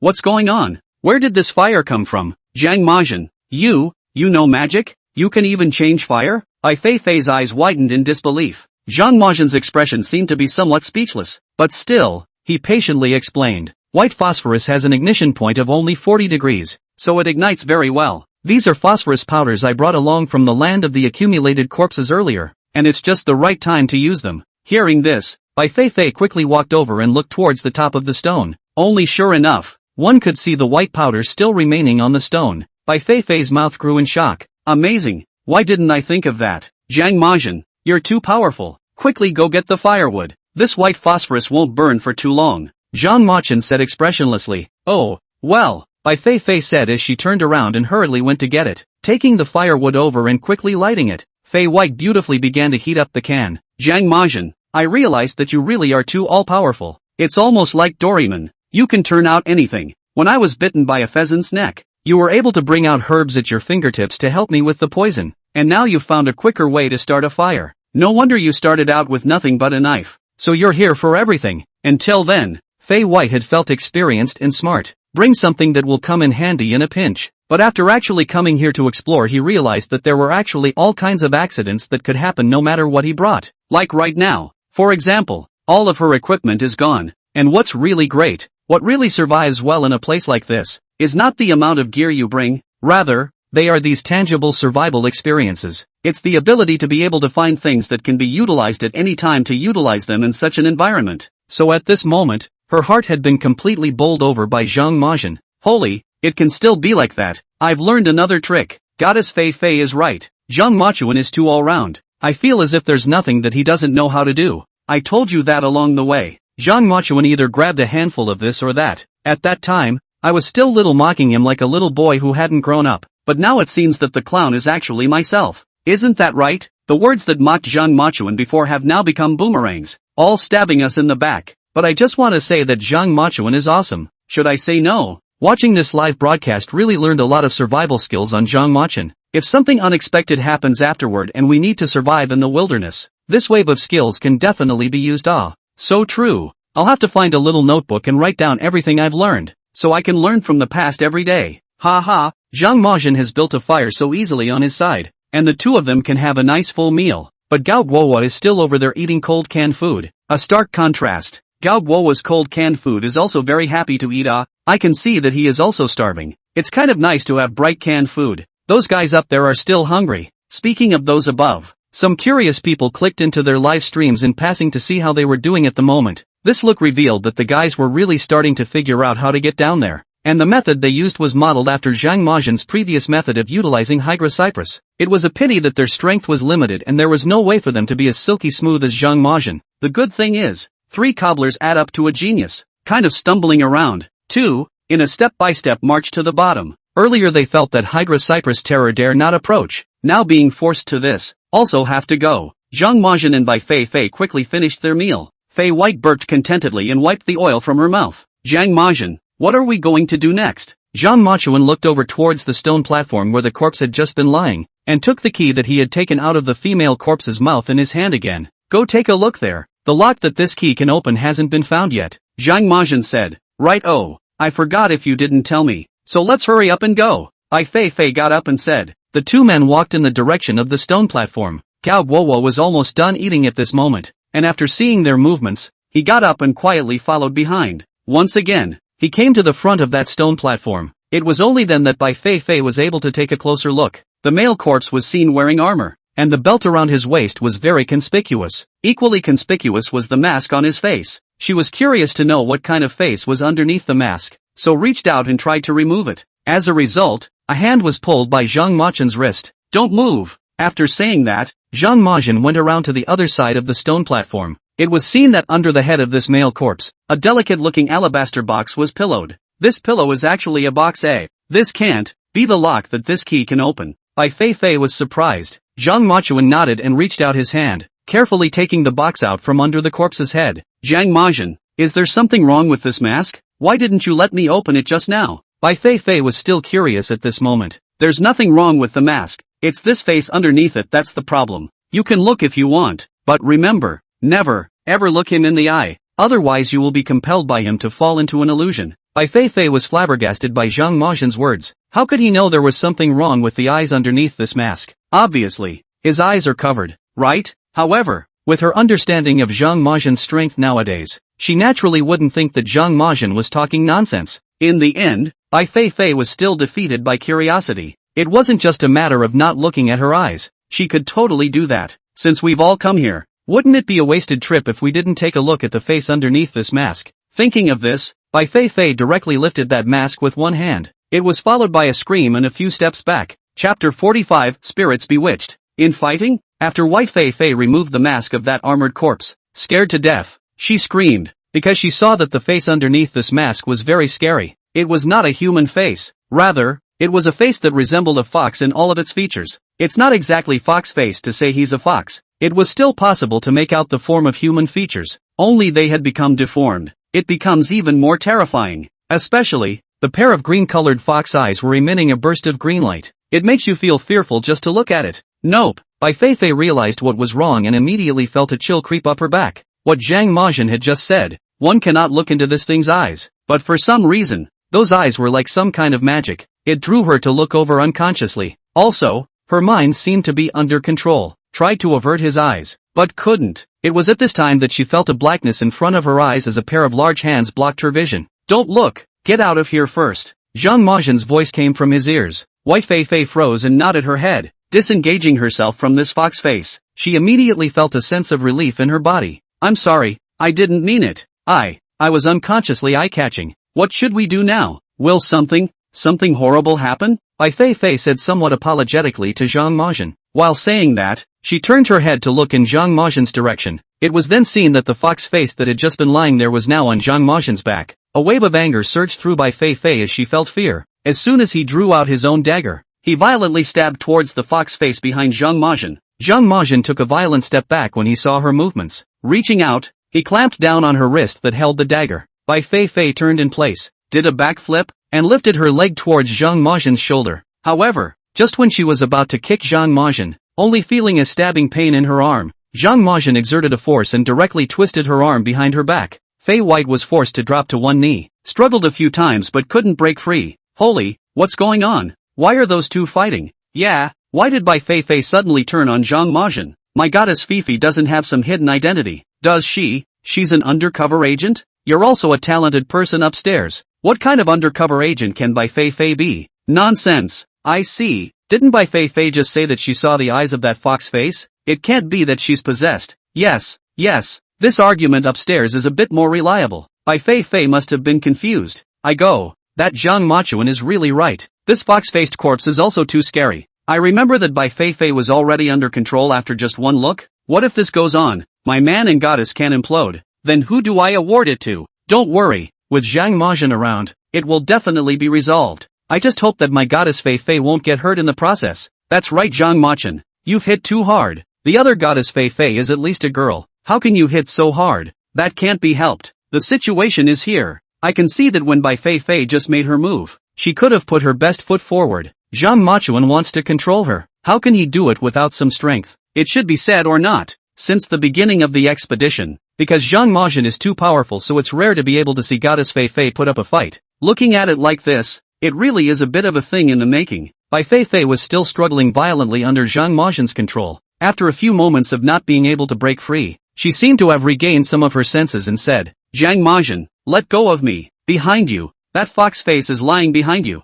Hearing Bai Feifei's words, Zhang Majin turned his head to look at the stone platform, only to see that the green-faced fox corpse was still lying there in good condition. Fei White was bound to have been compelled. Something had to be done to help her come to her senses. Cao Guohua had followed them all the way here, and was now hiding on the side to witness the whole thing. He didn't know anything about green-eyed fox corpses. Only Zhang Majin and Bai Feifei were seen suddenly fighting. Surprised, he watched with interest. These two actually imploded and fought? Good. Well played. When they're in a mess I can take advantage of the chaos and sit back and enjoy it. Cao Guohua thought prettily in his heart. At the same time, eyes began to dribble around the area in search. At a glance, he saw the purple jade box on top of that stone platform, which had already been picked up by Zhang Majin. Also, there was the key laying next to it. A wave of greed rose from within him. These two are in the middle of a fierce battle at the moment. With the strength of the two of them, if they really fought, they would have to lose both of them. I'll go over there just in the nick of time and get that box and the key. This key was originally found by me, so now it's kind of like returning it to its rightful owner.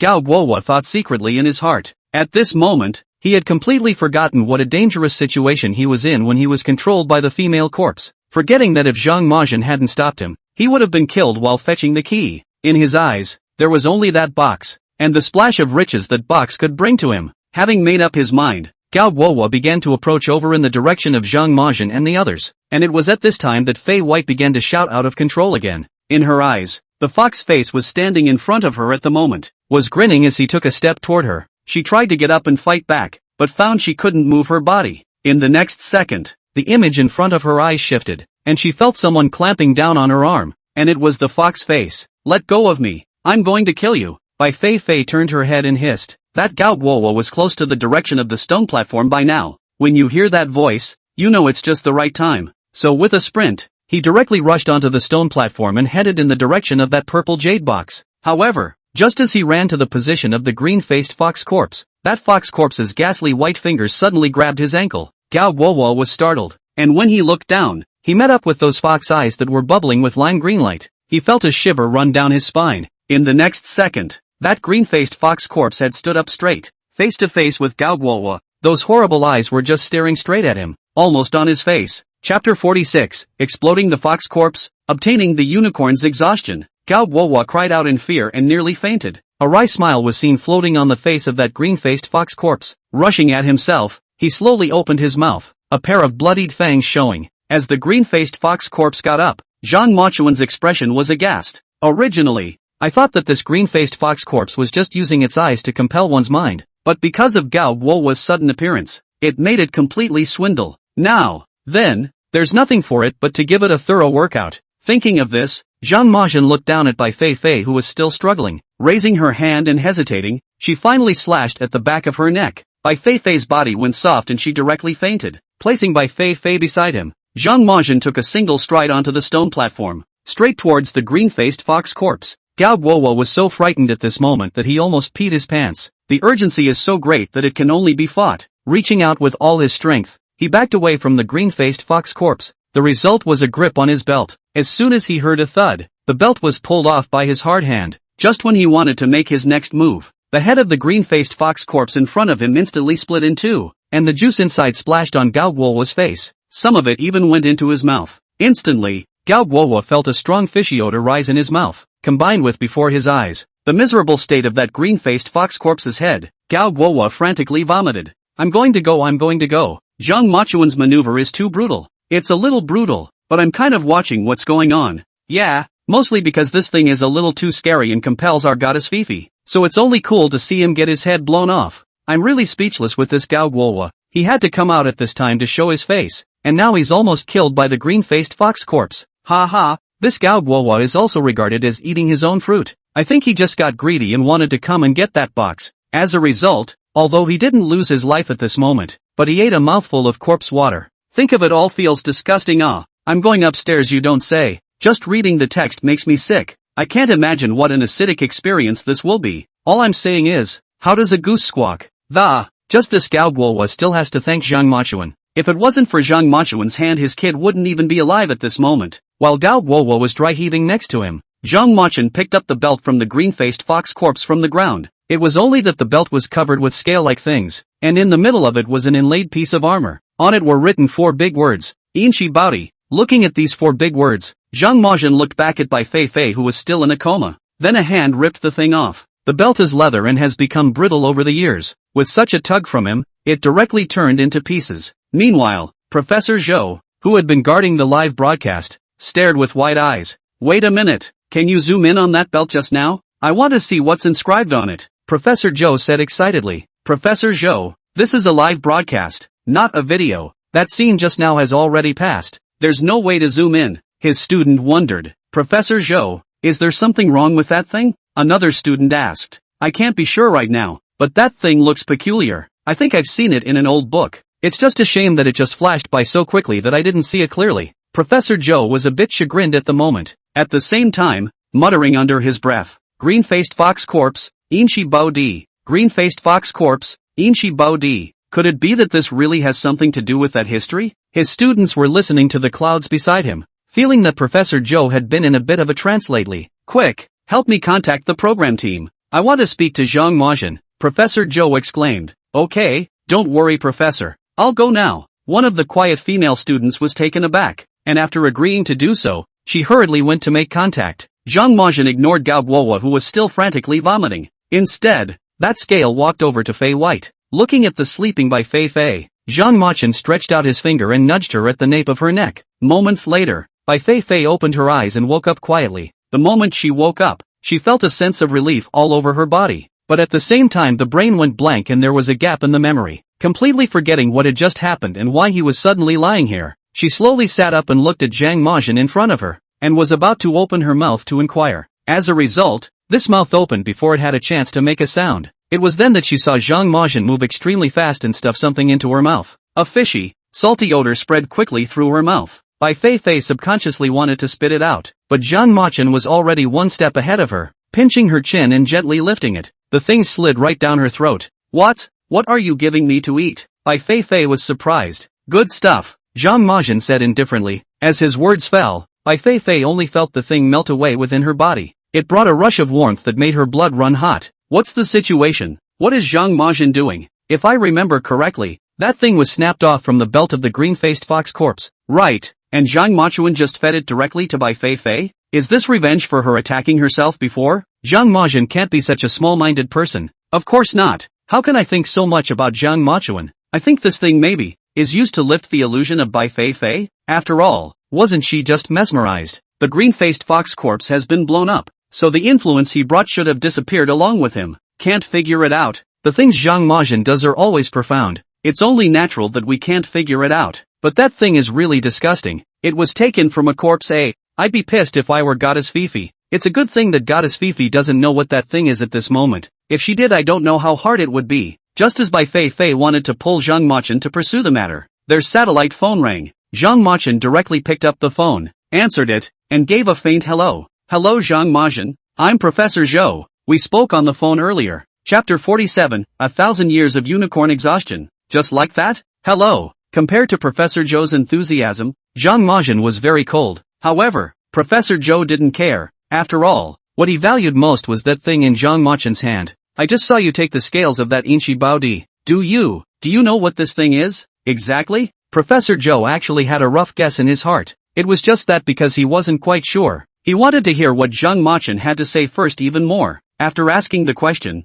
he waited somewhat nervously for Zhang Majin's answer. Only a few seconds of silence could be heard from Zhang Majin's side before he opened his mouth. No. Then there was an awkward silence. Professor Zhou waited for half a day, but did not wait for Zhang Majin's next words. His answer, just I know and that's it? Ha ha ha, it's worthy of being you Zhang Majin. That answer is too awesome. Ha ha ha, no. In fact, think carefully about what he said. No problem. Right, you Professor Zhou asked is to know people say no. What is the problem? Speaking of questions, well, that really isn't much of a problem. It's just that we're all accustomed to directly stating our answers when we encounter such questions. So this answer from Zhang Majin seems very funny. Professor Zhou must have been dumbfounded. Having taught all his life, he never thought that one day he could be hard-charged by such a blunt answer. Professor Zhou realized that the lecturing skills he has been employing for decades. In Zhang Majin's case it was a flop and pictureless. But is this thing engraved with something like Inchi Baodi important? Professor Zhou even took the initiative to come over and ask about it. Then it seems like it should be. After all, the 2 times Professor Zhou's linked up, he asked about very important things, and this time shouldn't be an exception.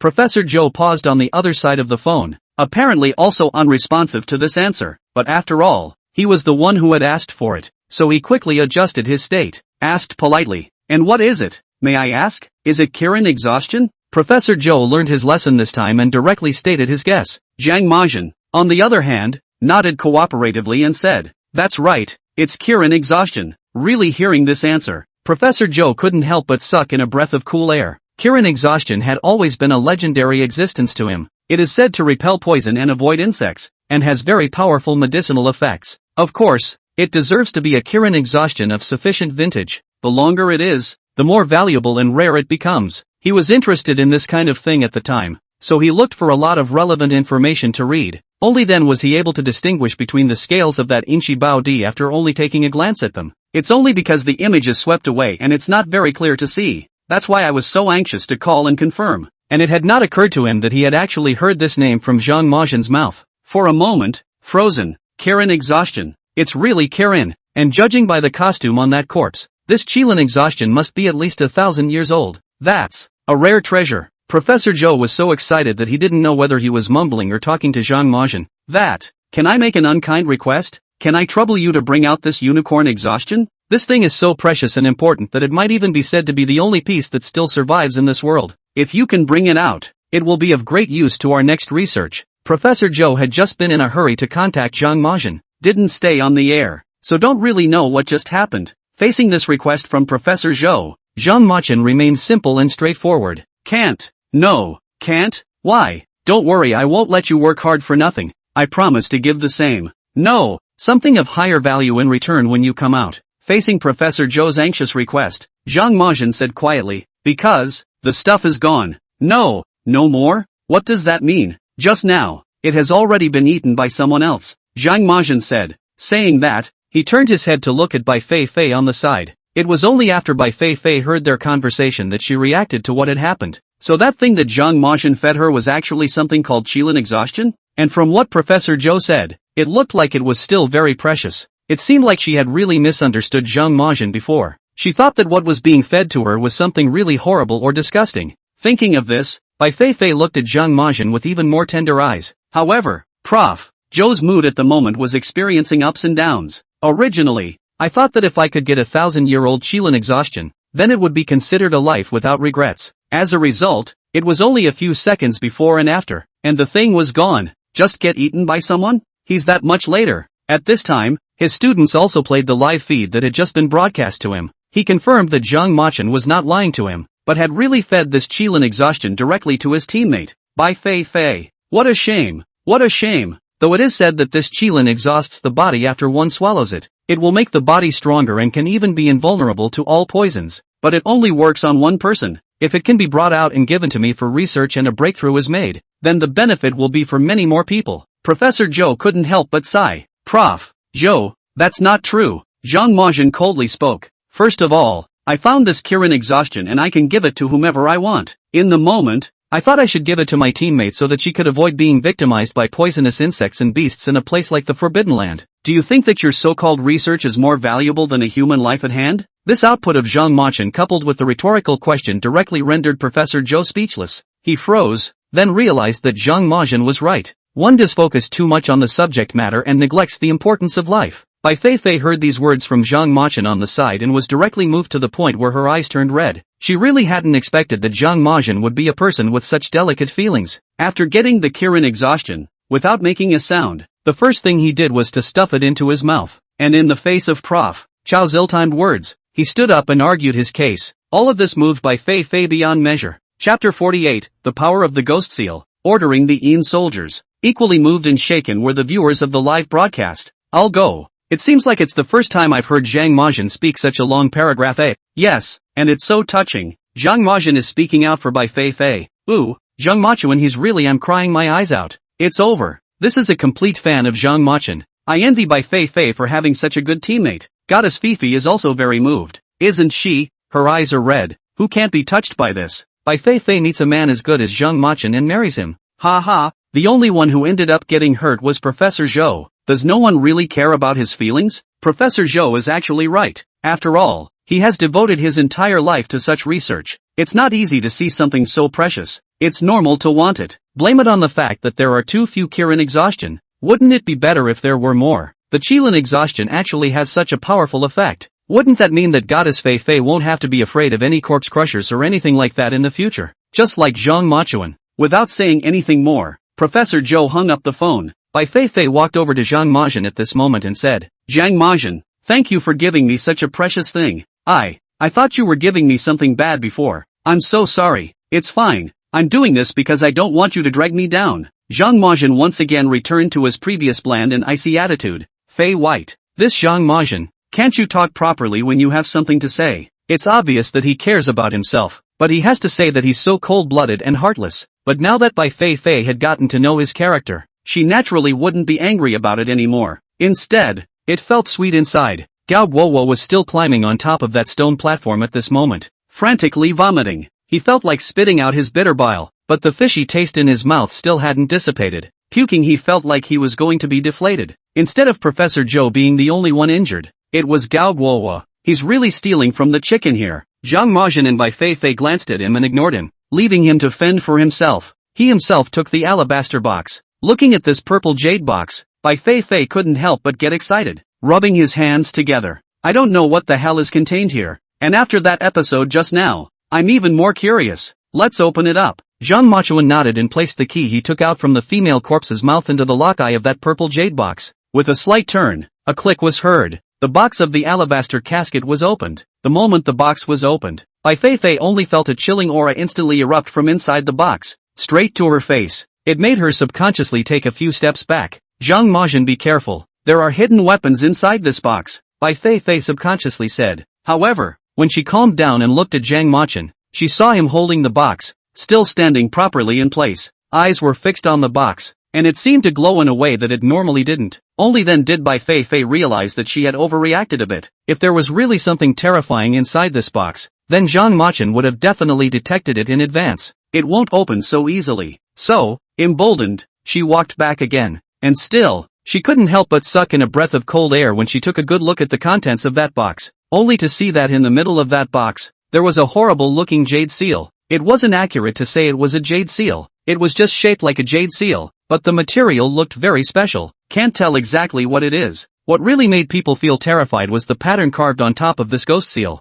There were several evil spirits of various shapes and sizes, and some other beasts that could not be seen as dragons or birds. The carvings were so lifelike that it was as if these evil spirits and beasts would fly out of them the next second. And at this moment, Bai Feifei was certain that the cold aura she had just felt was coming from this strange jade seal. What a weird one. A jade seal. What the hell is it for? Bai Feifei asked. Ghost seal. Zhang Machen faintly spat out 2 words. Ghost seal? Is that what I understand it to mean? For ghosts? Whitefire said. Zhang Machen shook his head. Rather, it doesn't have to be a ghost to use it, but it serves to order the soldiers. Calling the soldiers. The moment a few words came out, Bai Feifei's eyes widened. It sounds like an awesome feeling. Doesn't that mean that once you get this ghost seal, you can have a powerful team of soldiers? Wouldn't that be invincible? Holy, this ghost seal is so scary looking. It's scaring me. Yes, the first time I saw from the inside of the camera, I felt a chill all over my body. This is still through the screen. I can't imagine if in the scene will be how horrible. I, Goddess Fifi, am terrified. How horrible do you think it is? It feels like if it were any of us with an average physique, we probably wouldn't be able to withstand it. Ghost seal, ordering the soldiers. What a niche vocabulary. In the old days I would have felt like I was watching a metaphysical movie. Now that I've entered the Forbidden Land, everything seems to have become rare. I told you that this box looks like it's very important. What's inside is really extraordinary. I just don't know how this thing is going to be used. Can it really summon out the soldiers? I don't think it's that simple. It definitely requires a certain level of competence to be able to navigate. It's not just anyone who comes along. But I think that Zhang Machen definitely has the strength. Come on, Zhang Machen, put on a show and also let us see the strength of the soldiers. Not necessarily. Even if Zhang Machen is powerful, that's still in the Yang world. He may not necessarily be able to manage things in the Nether world, right? I'm curious now. How on earth did Zhang Machen know that this thing is a ghost seal and what it does? He knows a little too much. Bai Feifei looked at the ghost seal inside the box and realized she couldn't stare at it for long. Otherwise you feel all over the place. However, he saw Zhang Machen reaching out and taking that ghost seal directly out. Zhang Machen, don't you even feel anything? Bai Feifei asked. Yes, Zhang Machen said. What does it feel like? Power from the Undertaker. Fei White. It was true that there was just a huge difference between people, and all she felt was fear. But Zhang Machen could feel the power. Thinking of this, Bai Feifei's eyes lit up. Zhang Machen, can you manage this ghost seal? Chapter 49 Cracks in the Tree Trunk. Thrilling bronze coffins. Bai Feifei looked at the ghost seal in Zhang Machen's hand. In his mind, he had already fantasized about Zhang Machen holding it and ordering thousands of soldiers. It's cool to think about it. Zhang Machen looked at the ghost seal and put it back inside the box. It went straight into his backpack. Whether it can be controlled or not, we don't know yet. Although Zhang Machen said low-key, Bai Feifei had already decided in her heart that Zhang Machen could do it. The heart was actually vaguely looking forward to it. Is this the benefit of having a strong teammate?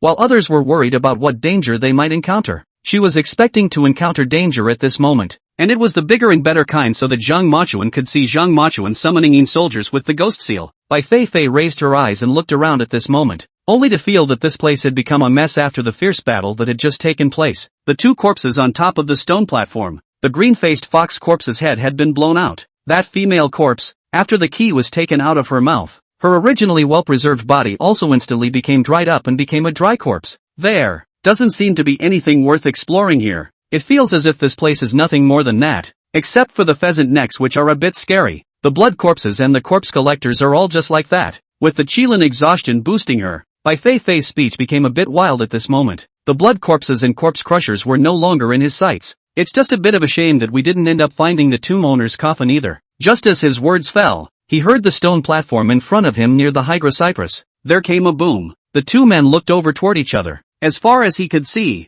Gao Guowo was standing next to that stone platform, frozen in shock. It turns out that just now, the high country talk slowed down a bit. He was worried that Zhang Majin would come after him for what he had just tried to steal the box, so struggled up and tried to sneak out of the way. Passing by the stone platform was another moment of nausea, so leaned over and proceeded to vomit. As a result, just as the body leaned in, a loud noise came from this stone platform. The whole thing went down a notch below. Gao Guowo froze in place, feeling that he had gotten into trouble again. Zhang Majin and Bai Feifei immediately rushed over. Gao Guowo waved his hand and explained in a panic. I didn't do anything. I just leaned against this stone platform. Just a little bit, and it did this. Neither one of the two men paid him any attention. Just at this time, a sound of chains turning came from the trunk of the Hydra cypress. That thick tree trunk, surprisingly, slowly parted a crack from the center. As the crack grew larger and larger, a huge bronze coffin was revealed inside. A thick chain was attached to the top of the coffin, and the other ends of the chain were all gone into the trunk of the tree. At the same time, there were several wraps around the top of the coffin, locked it down securely. Holy, what's going on here? Is this an accidental trigger? It's still true that Gao didn't do anything this time. I can prove it to him. Upstairs. You're so nice, huh? Ha ha. Gao Guowo's appearance of being directly stunned is just too funny. But this organ triggering is also too casual. Just like a joke. I really didn't expect to find such a big coffin hidden inside the trunk of the Hydra cypress. This can't be the coffin of the tomb owner they're looking for. If it's true, then it's not just a matter of finding the right place to get the right place. Then the question arises, if this is really the coffin of the tomb owner, is Gao Guowo considered to be in trouble or a merit? Upstairs? Good question. Leave it to the next person to answer. Who came up with this idea? It's too talented. To hide the coffin inside a big tree. Who can find this? Looking at the coffin in the middle of the crack in the tree trunk, Gao Guowo and Bai Feifei were both dumbstruck. But soon, Bai Feifei reacted with excitement. Zhang Majin, this is what we wanted to find. The real tomb owner's coffin. Right. Putting it in such a hidden place sure feels like a no-brainer. Gao Guowo gulped and finally came back to his senses somewhat. Scared me to death. I thought I was in trouble. It turned out to be mindless. Let's hurry over and see what's going on in this coffin. Gao Guowo said that he was about to rush over, but was pulled back by Zhang Majin. Fei White said from the sidelines, Gao Guowo, can you keep your focus steady? The condition of this coffin isn't even clear yet. If you rush over there so impulsively, don't expect the two of us to save you in case you trigger any more organs. Gao Guowo was a bit unconvinced inwardly, but he had to bow his head under the roof. It could only be mumbled in a whisper. I guess it's not as scary as you guys make it out to be. It's not just an organ. It's not that simple. Zhang Majin shook his head. That's right. It's not as easy as you think. Zhang Majin, tell me. Bai Feifei was quite a bit of a fox at this moment. Those chains on the coffin. Zhang Majin pointed ahead and said, I saw it, and I would say that the owner of this tomb is really too careful. Having already placed the coffin here in a hidden place, you still have to wrap so many chains around it to prevent someone from opening it.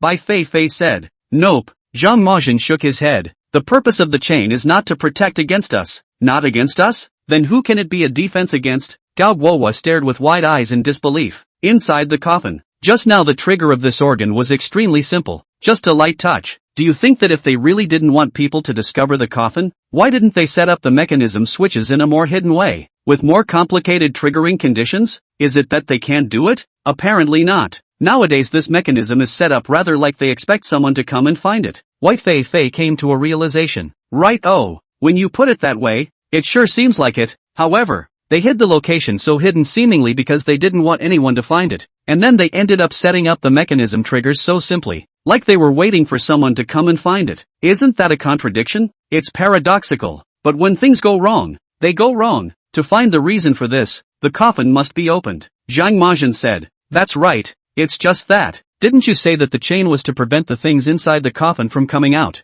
Doesn't that mean that what's inside is a bit fierce? Bai Feifei worried. Chapter 58 gathered, rattling in the coffin. Just as they were discussing it, on the other side of the Hydra cypress, there was another rattle. What followed was a cacophony of footsteps. The sound gave Gao Guowo a fright. Subconsciously, he hid behind Zhang Majin. Something's coming over. It can't be blood corpses again. It sounds like there are quite a few of them. Scared the hell out of me. It feels so bad to be wrapped up in Hydra cypress. Finally down. I'm half dead. Stop complaining. At least we're all safe and sound. Let's find out where Gao is first. Gao wouldn't have eaten everything himself. The 5 remaining ones, while discussing, came towards this side. Gao Guowo heard the voice and made sure it was a few of them. It was a relief. A change from the very wimpy look he had before. It's my companions. I guess they got tired of waiting up there and came down to me. Finished shouting at the front. Here we are. The men heard the commotion and rushed over. Once they saw the corpse on that stone platform, they were all taken aback.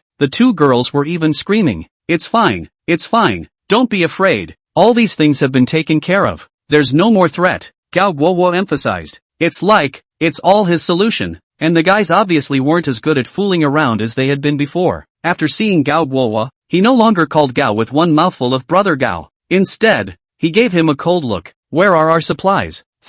Supplies? Gao Guowo froze and got a little embarrassed. Those supplies just now. He had planned to eat half and keep half. As a result, you simply can't stop eating this. It's all over. At the time, he was thinking that it was not certain that he would get out. Those guys on the stone platform wouldn't come down. So what could they do to themselves? As it turned out, I didn't realize that these guys still had some ability in them. Surprisingly, they all came down safely. How did you all get down here? One by one. They were acting like they couldn't do it, leaving me to risk my life alone to get the supplies. As a result, one or two of them are not quite capable today. Gao came straight back with a bite. A few of them started dogfighting and arguing. Zhang Machun and Bai Feifei didn't even give them a single look. Straight away, he walked up the stone platform in the direction of that coffin. Only after getting closer did Bai Feifei truly feel how shocking the coffin was. It had to be at least 2.5 meters in height, and it was inscribed with dense handwriting. The chains wrapped around it were each as thick as an arm, and it was only after getting closer that he realized that the gap in the trunk had been ripped open hard by these chains. My God, this coffin, it's too spectacular. Bai Feifei sighed as she sucked in a breath of cool air. The chain is so thick, trying to open it really isn't an easy task. What's in here? Should be very terrifying.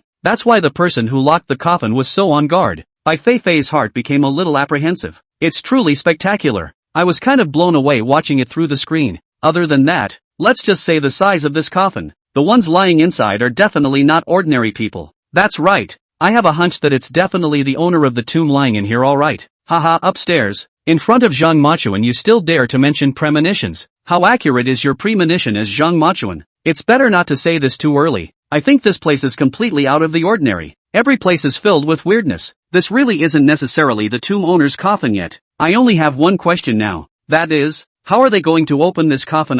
The chain on it is also too thick. Even if there is a large cutting machine to come will have to be a bit of a struggle. And they don't have any professional equipment on them. What are they going to do? I think that Zhang Machuan can handle it. Haha, I feel the same way. Trust Zhang Machuan and be done with it. Gao Guowo and those 5 others were still chattering away in the back at this point, while Zhang Machuan and Bai Feifei looked up at the words carved on the coffin. Blah blah blah. Kai, what's all that's written here? I can't understand a single word. Bai Feifei scratched her head. It feels like I'm an open book at this point. The one text on it was like a symbol floating in mid-air. It was dazzling and confusing to watch her. The record is of the tomb owner's life, and the owner of this coffin is the so-called King Luzhen. Zhang Machuan said. Another biography? Didn't we see a biography on top of those 7 suspicious coffins? Compared to that one, this is much richer and more realistic, Zhang Machuan said. Then tell me quickly, what does it all say? And what kind of person was King Luzhen really? Bai Feifei's curiosity was successfully seduced. There's no rush on this one. It probably means that the man died before he was 50 years old, childless, and suddenly sat down one day for good reason. As for the rest, I think the more important thing at the moment is to open the coffin first. Listening to Zhang Machuan's words, Bai Feifei nodded. I think you have a point, but the chain is so thick, and neither of us has a weapon at hand. How can we open it? After saying that, she looked at the black and gold ancient sword behind Zhang Machuan. Don't tell me there's this knife of yours. You do have a good one, but the chain is too thick. It's completely out of range of what it can ripple. Is it the equivalent of letting a small horse pull a big cart? Or not? In case you break your knife, it's not worth it. Apparently, Bai Feifei's knowledge of the black gold ancient blade wasn't enough. However, she was also well-intentioned and did not want Zhang Machuan, who was using such a smooth weapon, to be buried on top of these chains. And just after her words had fallen, there was a loud noise from inside that coffin. Something, it seemed, had hit it hard on the inside. At the same time, it brought the ground around here to tremble with it. Bai Feifei was startled and subconsciously pulled on Zhang Machuan's coat. As for Gao Guowo and the few of them who were still arguing, they came to an abrupt halt. With a face full of horror, he looked in the direction of the coffin. What the hell? Did that coffin just move? Swindle? It's horrible down there. I want to go back. Run away. Waiting to die here? Several people were in a mess, fleeing in all directions. Zhang Machuan patted the back of Bai Feifei's hand and comforted her. Chapter 51, Arm-thick chain. Directly chopped? The other 6 ran towards where they had just come down. However, when he reached the tree, He looked at the hydra cypress that was flying in the air like a devil's claw. All stupid again. Yeah, how did they forget that they could use gravity to fall downward on the way down? But what to do now that it's going up? That hydra cypress wouldn't let go once it wrapped around them. How are they going to move up the ladder? Several people instantly despaired at the thought. Finished? I didn't consider this when I came down before. Down is down. This can't go up Yu Liang clapped his hands, dumbfounded. Oh, what to do I should have known not to come down. Just coming down has already cost me half my life and now I can't go up. We don't have rock climbing skills like Gao. How can we get up such a high and steep cliff? Zhang Xiaoxiao cried in despair. Gao Guohua slapped his head. Why didn't I think of that at the time? Now even with my rock climbing skills it's useless. Look at the bottom of this cliff. It's concave. We simply can't climb up there without the aid of specialized equipment. Nowadays, besides this hydra cypress, there seems to be no other way to go up. Hearing Gao Guohua say this, several people became even more desperate. Doesn't that mean it's a path with no return? The hydra cypress can't be utilized and the cliffs can't be climbed. Impossible. Definitely won't be like this. I think Zhang Majin and the others will definitely have a way. Lin Qing's eyes lit up at this moment and said. A few people heard this and thought it made sense. Exactly. There must be a way up there. We just couldn't think of it with the strength and experience of a few of us. Nowadays, there's only way to hug Zhang Majin's thigh. Zhao Bo got up and said. A few people looked at each other and very tacitly turned around, going back to find Zhang Majin and the others. As for the movement inside that coffin, when they calmed down and thought about it, it didn't seem that scary. After all, the fact that both Bai Feifei and Zhang Majin didn't run meant that they were confident in their hearts that they could control that thing. Instead of waiting to die here, why not go back and fight? There might even be a silver lining. Meanwhile, Zhang Majin brought Bai Feifei with him and got close to the coffin for a closer look. Zhang Majin, are the things in here really alright? It won't suddenly rush out, will it? Bai Feifei said nervously. Zhang Majin kept his gaze locked on top of the coffin, stretching out his own two oddly long fingers and slowly touching at the crevices on the coffin. No, this chain is what's locking him up. If he could have gotten out he would have done so long ago. Don't worry. Only then did Bai Feifei feel relieved and crouched down to follow Zhang Majin to look towards that coffin as well. What are you touching here? The lacquer seal that sealed the coffin. We have to figure out what state it is in today in order to find a way to open it. Zhang Majin said. Open? But isn't there something terrible in here? And, the chains on this are so thick, how can we open them? Bai Feifei was surprised. Stand back. Zhang Majin got up and pulled Bai Feifei back a few steps. At the same time, he drew out his black and gold ancient sword. Before Bai Feifei could react, he had already wielded his black gold ancient blade and slashed towards the top of that chain. Zhang Majin aimed at a few points above. The tough blade of the black gold ancient sword collided with the thick iron chain. A gush of sparks erupted instantly. Miraculously, as each of Zhang Majin's slashes fell, the chain was like a thin wooden stick, break at the sound of the voice. Soon, all the chains had left the top of the coffin and fell to the ground. Bai Feifei looked directly dumbfounded. No, not. This chain looks so thick, turns out to be so brittle, cut off by you with such a gentle chop? Thinking of this, Bai Feifei's curiosity came back. Drawing the dagger behind himself, he walked over as well. Letting out a deep breath, he focused all of his body's strength on his arm. Raising his dagger high, he slashed at it. Dang! The dagger in Bai Feifei's hand was instantly shaken out. Her entire body was also directly shaken back a few steps by the reaction force, and she directly fell to the ground. My hand! It's so numb from the shock. Bai Feifei clutched her right hand in pain. At the same time, she also realized that the chain wasn't at all as fragile as she thought and could be easily cut. Instead, it's as hard as it looks. The reason why Zhang Majin looked so relaxed was simply because of his strong power. Holy, my goddess Feifei's little body is going to be shaken. I go. Goddess Feifei is really a man of action, said Try and went over to Try. Practice makes perfect. Asterisk asterisk asterisk asterisk. I thought at first that this iron chain had become brittle because of time, but it turned out that Goddess Feifei tried it like this and realized that the chain is still very strong. Zhang Majin is too powerful. Yeah, Goddess Feifei probably thought the same thing. That's why she tried it. Goddess Feifei is truly in love with Zhang Majin. This is using practice and her own right hand to prove for Zhang Majin's strength. Those guys from Gao Guohua are really hilarious. Almost like clowns. Zhang Majin and Bai Feifei are here to explore. A few of them look like they signed up for a low-cost tour group to come over for a trip. This trip and that trip. Very busy, but I don't know what they're busy with. In the end, it's still necessary to come back and hug Zhang Majin and his thighs. I'm still very impressed with the cheek of these few people. Just as Zhang Majin cut all the chains on the coffin, Gao Guohua and a few of them are back. Gao, what do we do now? Go over and get close? Yu Liang asked. Gao shook his head. No, both of these guys are smart and can't be convinced with a few kind words from us.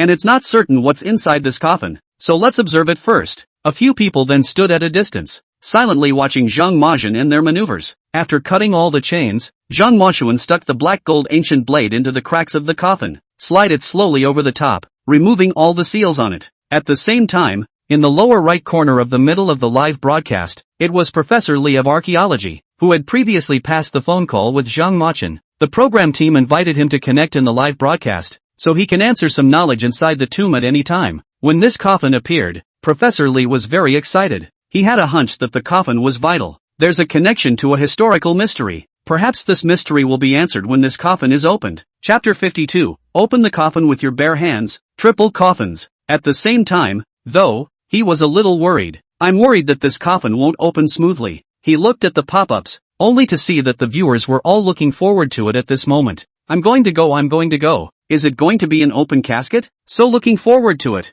I'm so excited to find out what's inside this coffin. It feels like it's going to be shocking. Zhang Majun is too awesome. This coffin looks so big that ordinary people may not be able to open it even if they are 5 or 6 together. He can even manage it with his own strength. Phew, why am I still a little nervous? You're not the only one who's nervous. Look at Prof. Li in the lower right corner. His expression is tightening up. He looks nervous too. Looking at the barrage of pop-ups, Professor Li couldn't help but speak. I actually don't think people have to look forward to it so much, because I don't think that the coffin may open. The pop-ups blew up again when this was said. Can't open it? Why? Professor Li's statement is still authoritative. But don't. I'm looking forward to seeing what's inside the coffin. If you can't see it this time, then you might not get another chance after that. After all, everyone has seen how terrifying this place is, and other than someone with Zhang Majun's strength, I'm afraid that no one will ever be able to get close to this coffin again. Professor Li, quickly tell us why. Professor Li cleared his throat and patiently explained. As you can all see, the coffin is made of bronze and is very large. The biggest coffin we've ever found archaeologically before weighed just 9 tons, but that one was a little smaller than that.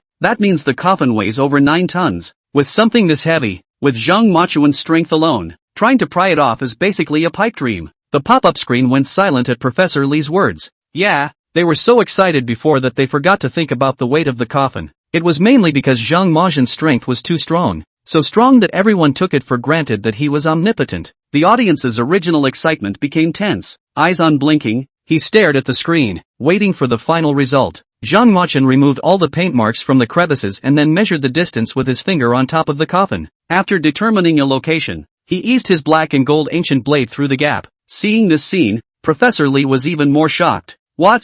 Is Zhang Majun preparing to use a knife to pry the lid of this thick coffin? This is absolutely impossible. As his words fell, Zhang Majun's side had already begun to make a move. He was seen clenching his teeth and exerting his whole body. The veins on his forehead were bulging. Bai Feifei was also very nervous as she watched from the sidelines. From her position, the bronze coffin appeared even more massive. It's like a mountain you can't get over. Zhang Majun, can he really pry it? Soon. However, she saw the answer. Under Zhang Majun's force, only a gust of friction could be heard from that coffin lid. Surprisingly, it began to shift toward one side. As Zhang Majun's black and gold ancient knife slowly pried upwards, the entire coffin lid was directly tipped out and fell to the side of the tree hole. As the coffin lid fell, the entire Hydra cypress shook a few times with it. It is enough to see that what Prof. Li said before was right. The weight of the coffin was really something. In the lower right corner of the live broadcast room, Professor Li's entire body looked like it was frozen in time. Staring with his mouth open and motionless, he suspected he had just hallucinated. It is amazing to see someone,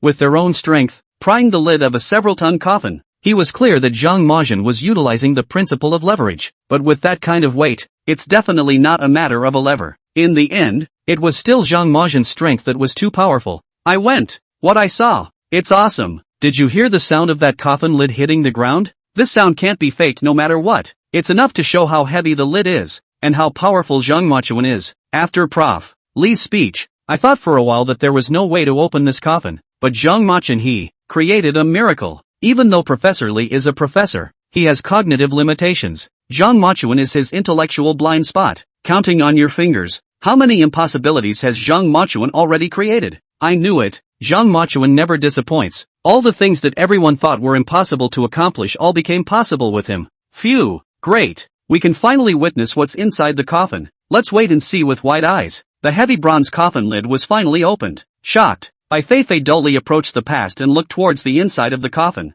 However, there was no sign of the image she had imagined, because outside this layer of coffins, there was surprisingly another layer of coffins. Unlike the roughness of this outer layer, this one inside looks very sophisticated and valuable. Above the lid of the coffin, slowly inlaid jade, these jade stones form different shapes of round and square, symbolizing the circle of heaven and earth.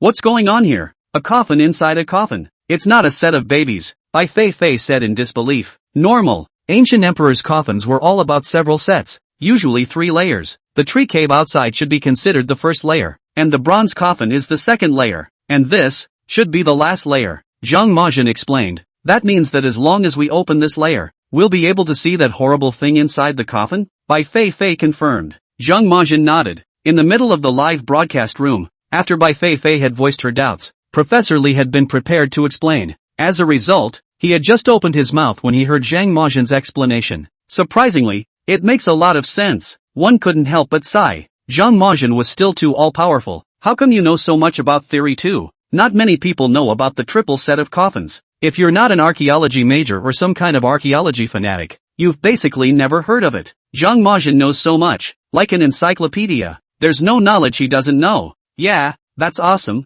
right? Talking about triple sets and quadruple sets, the name is confusing to hear. Who cares how many weights? All I know is that we're finally going to reveal the secret. Ha ha, Gao Guohua and a few of them are looking quite happy next to each other. What's wrong with the front row tickets you guys bought? Ha ha ha, you've got a bit of a sharp verbal jab upstairs. Chapter 53, Priceless Treasure. A living man in the coffin? Tell Gao Guohua and the few of them to remember to make up the entrance fee when they come out of the Forbidden Land. Ha, these guys are really just playing soy sauce the whole time. It's a good thing there's still Zhang Machuan and Bai Feifei in this team. Otherwise we'd be too embarrassed. When you say it like that, I'm kind of looking forward to Zhang Majin and the two of them joining the international expedition. It's going to be exciting. Gao Guohua and the others watched from behind for a while and saw the bronze coffin being opened. Finally unable to hold back his curiosity, he took a few steps forward. Once they saw the jewel-encrusted coffin lid, they let out a gasp. It's gorgeous. This cover has to be worth a lot of money, Peng Chong said. More than worth a lot of money. The value of the gemstones alone is incalculable. Not to mention the fact that it's an antique that's thousands of years old.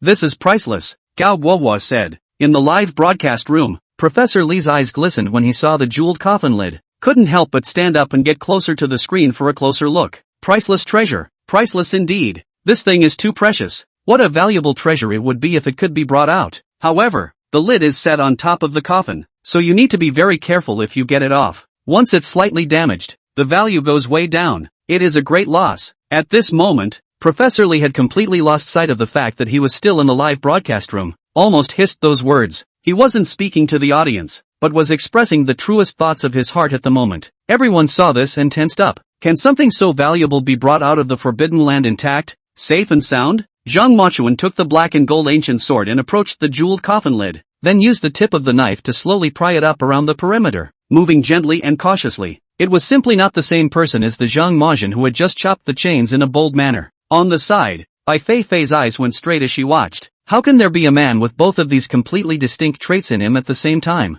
But these two characteristics were so harmonious in Zhang Majin's body. It's like being born this way. As Zhang Majin moved, the viewers in the live broadcast room all held their breath along with him. Be still and watch. It was a moment so close that the world was silenced by it. Finally, when the blade of the black and gold ancient sword went to the last place, it gently lifted upwards. That jade coffin lid was then lifted off in one piece. The moment he saw the intact jade, Professor Li let out a deep sigh of relief and sat his butt back in his chair. It feels like I'm going to be deflated. Zhang Machuan's hands are really too coincidental. Such a delicate job. Even the best students of our academy going there are not sure. Even if I had to do it myself, I might not be able to do it so perfectly and so quickly. The pop-ups in the live broadcast room, which had just been silent, instantly erupted at this moment. Awesome, Zhang Majin. Other than awesome, I can't find any other adjectives to describe Zhang Majin anymore. Why does it feel like Zhang Machuan's body is as if he has no weaknesses, which is his strong point? It really doesn't give the other players a chance to live at all.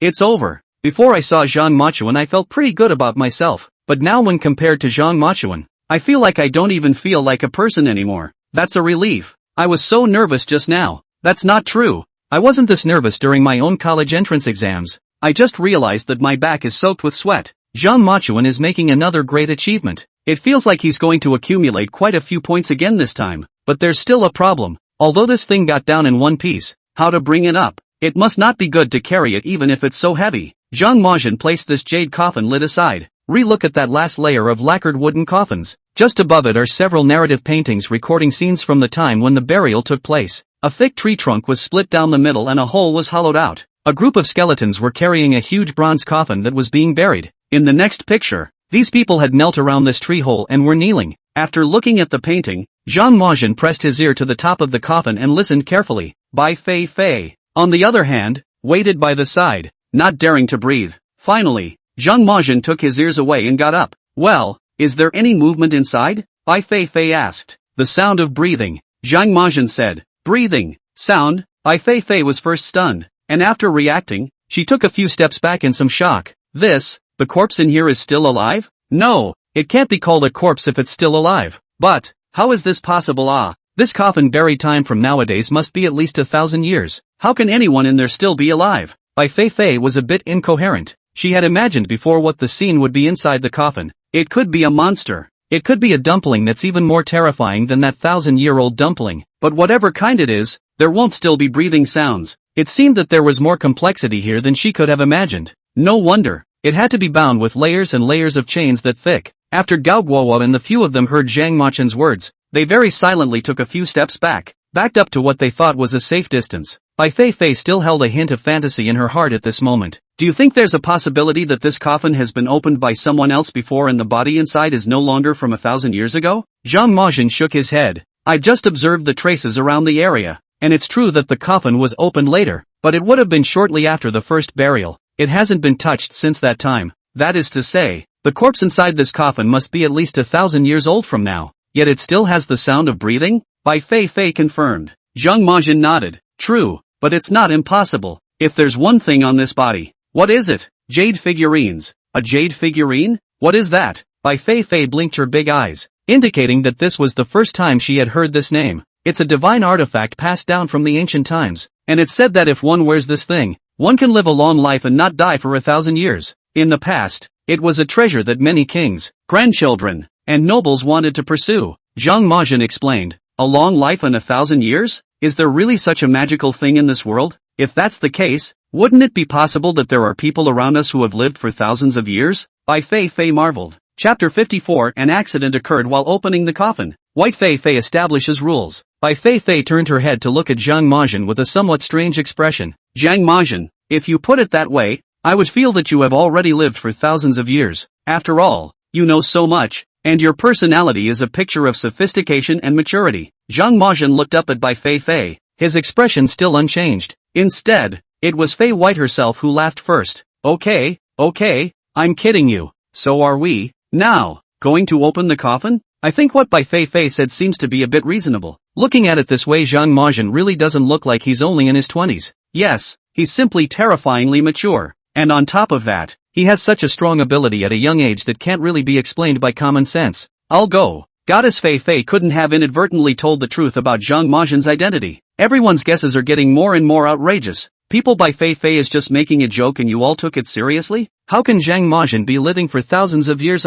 People are just a little bit more powerful in talent. That's right. Besides, didn't Zhang Machuan say that this jade figurine is the only one of its kind? It's sitting inside this coffin. How could he possibly wear it? Phew, things are getting interesting. I can't wait to see the body inside the coffin. Hurry up and open it. This coffin is really a treasure. First got out a jade coffin lid. This moment came what a jade figurine. I kind of see. Together with the good things in this all to the tomb owner one is it? Isn't that normal? Otherwise why would people hide their coffins in such a hidden way? With a coffin of doubt and a hole in a tree. Don't be in a hurry everyone. Have you all forgotten that it was just a guess by Zhang Machuan just now? It's still unknown if there will really be a jade figurine. Bai Feifei swallowed her saliva, and in her heart, she was looking forward to it and a little scared. Zhang Majin walked forward and put his hand in between the bronze coffin and this layer of lacquered wooden coffin to feel around. After a few moments, he paused in his movements and pressed his fingers slightly harder. A click was heard, and the mechanism of the coffin was opened. At the same time, a mournful cry came out of the coffin. It scared everyone in the room with a shiver. Zhang Majin quickly took a few steps back, his eyes fixed on the coffin, only to see that it first split a slit in the center, moving slowly towards the upper and lower sections respectively. At the same time, the coffin boxes on the left and right slowly split towards the sides. The entire coffin opened up like a blooming lotus flower. My god, what a sight! This is the first time I've seen a coffin with such a subtle design, Bai Feifei exclaimed with a dumbfounded look. However, it was too late to observe more of this subtle design. A frightening scene came up. As the coffin opened completely, the body inside oohed and awed and sat up. Aha! Fraudulent corpse! Zhang Xiaoxiao screamed from behind. Help! Help! That's a horrible-looking corpse. While they were shouting, Zhang Majin felt something flying over quickly, heading straight in the direction of the corpse. His eyes were quick. He reached out violently, and in the next second, the thing was already in his grasp. Unfolded. It was a not-so-small stone. He looked back at the men coldly. Who threw it? A few people were intimidated by his cold and serious aura, and they all lowered their eyebrows and didn't dare to speak. I'll ask again. Who threw it? The extremely strong sense of oppression made several of them feel a huge psychological pressure. Pang Chong shivered and raised his hand, saying, Yes, sorry brother Zhang, I threw it. The body was sitting up, and I was so scared inside that I subconsciously threw the rock. I was also being kind, thinking of making a preemptive strike. In case this corpse really swindles, I might be able to weaken him a bit with that hit. Pang Chang's words are simply childish and ridiculous. Even if his strength was bullish, how much could such a piece of rock thrown over it do? What's more, this corpse would be frighteningly powerful if it really was a 1,000-year-old undead swindler. And how could it be that his one stone could solve the problem? That comment he just made was nothing but stupidity, and he was just trying to justify himself. Preemptive strike? What he's wearing is valuable and unrepeatable. Do you know what the consequences are if this stone goes over and breaks something? Zhang Machin said word for word. Peng Chong was completely stunned, shivering. I really don't know. Sorry, but it's really lucky that it didn't hit. Bai Feifei couldn't help but roll her eyes at this moment. The lack of hits was because of Zhang Machuan's timely strike. If it wasn't for him, you would have become 1,000 times sinner at this moment, and dying 10,000 times wouldn't be enough. Saying that, Bai Feifei's hands pinched her waist, and her entire aura of popularity opened up, quite a feeling of a big sister, pointing at the men. I'm telling you all to be honest, if you want to remain here, don't make any noise or make any extra movements. Otherwise, we're going to have to kick you out, okay? Several people nodded silently. Speak, Bai Feifei snapped. Got it, Sister Fifi, several people hurriedly said. For this reaction, Bai Feifei was always satisfied. Turning his head, he rushed at Zhang Majin. Okay, they're all taken care of for me. Carry on. Ha ha ha, Goddess Fifi is too cute too. She's really taking the word fox and tiger to the extreme. That's right, ha ha ha, this little waist is really sensational when you pinch it. The leader lectures, ha ha ha, it can be done. I, Goddess Feifei, have a clear position of myself. Since there's no way to take care of the trouble inside the ancient tomb, then it's good to take care of the trouble inside these few people, huh? This Peng Chong, what's going on? A few of them for a while not to get into trouble on the heart is not difficult. That's right, Zhang Machuan has said before that this thing might be a jade figurine and it's also very precious. How dare he want to destroy it? His heart is punishable. I don't know if this kind of person is stupid or bad. Can you stop messing around at a time like this? Peng Chong is indeed quite hateful. But what I want to say is that this corpse is also really scary. The moment I just got up it scared the hell out of me. Yeah, why is he sitting up all of a sudden? He's not going to just stand up next. Chapter 55, Returning to Old Age. The Living Dead in the Jade Terracotta Warriors. After Bai Feifei finished her lecture, the atmosphere became a bit awkward. Cao Guowo looked in the direction of the coffin and said with some concern, Brother Zhang, Aunt Fifi, why don't we take care of this in the coffin first? This thing looks too fierce. What if it really wakes up later and runs out? Then everyone suffers. Bai Feifei thought about it and it did make sense. Just now, because of this episode with Peng Chong, it made her ignore this inside the coffin. So hastily he turned his head toward the coffin. It was only to see that Zhang Machin had already walked over to the coffin and was studying a strange thing that the corpse was wearing. Zhang Majin, be careful. This corpse could rush out at any time. Bai Feifei worriedly said. Zhang Majin pointed at the corpse and said, It's okay, the body isn't a fraud. He sat up because there was a stick behind him, connected to the mechanism of the coffin. As soon as the lid of the coffin was opened, that stick just went up and supported his body to make him sit up. Understanding the principle, Bai Feifei breathed a sigh of relief. So that's how it is. It really scared me just now. It's fitting that the owner of this tomb deliberately set up such a mechanism to make people mistake it for a fraudulent corpse. That might scare off some of the people who come to rob the tomb? Bai Feifei profoundly felt that the owner of this tomb had really gone to great lengths to protect his tomb from being stolen. It's not that simple. It's just a psychological effect. Do you think those who come to rob the tomb will be scared off by such a small trick? Since we're in this business, most of them look at their wealth more than their lives. Zhang Majin shook his head. I'm going to go. So this is all an organ at work. It scared me to death. It's still Zhang Machuan. no matter what, he can remain calm, unlike a few others who are making a fuss. Yes, if this were not for Zhang Machin, these few people would have been scared away long ago, and this tomb owner's scheme would have succeeded. Does anyone else think that this coffin is really strange? In the sense of wanting someone to find it and letting someone else find it? Strange indeed. I think there must be some kind of story here. I just don't know if we have the honor of being able to learn the truth. After Bai Feifei was relieved, she also came closer to the coffin and carefully observed the corpse. It was only then that I realized that the body looked very different. His skin was almost transparent all over. The face looked young, and was in his mid-20s, and to top it off, his chest was heaving up and down. Is it breathing at? That breathing sound just now was really from him? He's really still alive? Bai Feifei asked with a trembling voice. When she finished, she noticed the layer of clothing the body was wearing on the outside. It was layer upon layer of black jade stacked together to make the clothes that made up the composition. Like a chrysalis, it wrapped the corpse in it. This can't be the jade figurine that you just mentioned. Bai Feifei froze. Zhang Majin nodded. That's right, the exact name is Golden Wisp Armor. Putting this on can bring back the old. This corpse was at least 40 or 50 years old when he was put in, but if you look at his face now, he's in his early 20s. That's how effective this jade figurine is. Returning to old age? Wouldn't that be the equivalent of time reversal? Such a small piece of clothing, would it have such a powerful effect? Bai Feifei was surprised. Well, legend has it that the material used to make this golden wisp armor is a meteorite from an alien planet. The meteorite contains a special energy on top that has some magical effects. It's just a pity that the development and utilization of these effects are not mature enough. Just like this matter of the golden witch hazel armor. Although it has the efficacy of returning people to their old age, it also has a big drawback. What disadvantages? Bai Feifei was completely mesmerized by this moment. Eyes unblinking, he stared at Zhang Majin, waiting for the following. After wearing this jade figurine, you will molt your skin every 500 years. And every time you molt your skin the person will become a little younger. But it's also only when he molts that this jade figurine can be taken off. Otherwise the corpse will be revolted by the energy of the jade figurine and turn into something horrible. Fei White nodded. So that's how it is. Then the side effects do seem a bit too much. Wouldn't it be that these thousands of years will need to lie inside this jade figurine? And I don't know if he'll be conscious. And if he is, how uncomfortable it must be. It reminds me of a word called cocooning. Gao Guohua and a few of them had been listening to the conversation from the side. This moment is also finally could not help but come over. Want to take a close look. This so-called jade figurines, the so-called living dead who have lived for thousands of years in the end what kind of? As they got closer, they were really breathtaking and let out a gasp. My God, is there really such an amazing treasure in the world? If this thing were to be taken out, it wouldn't be madly snatched by everyone, Gao Guohua said. But this dress looks a bit strange. Look at this body without any openings. The opening left out on the head is also so small.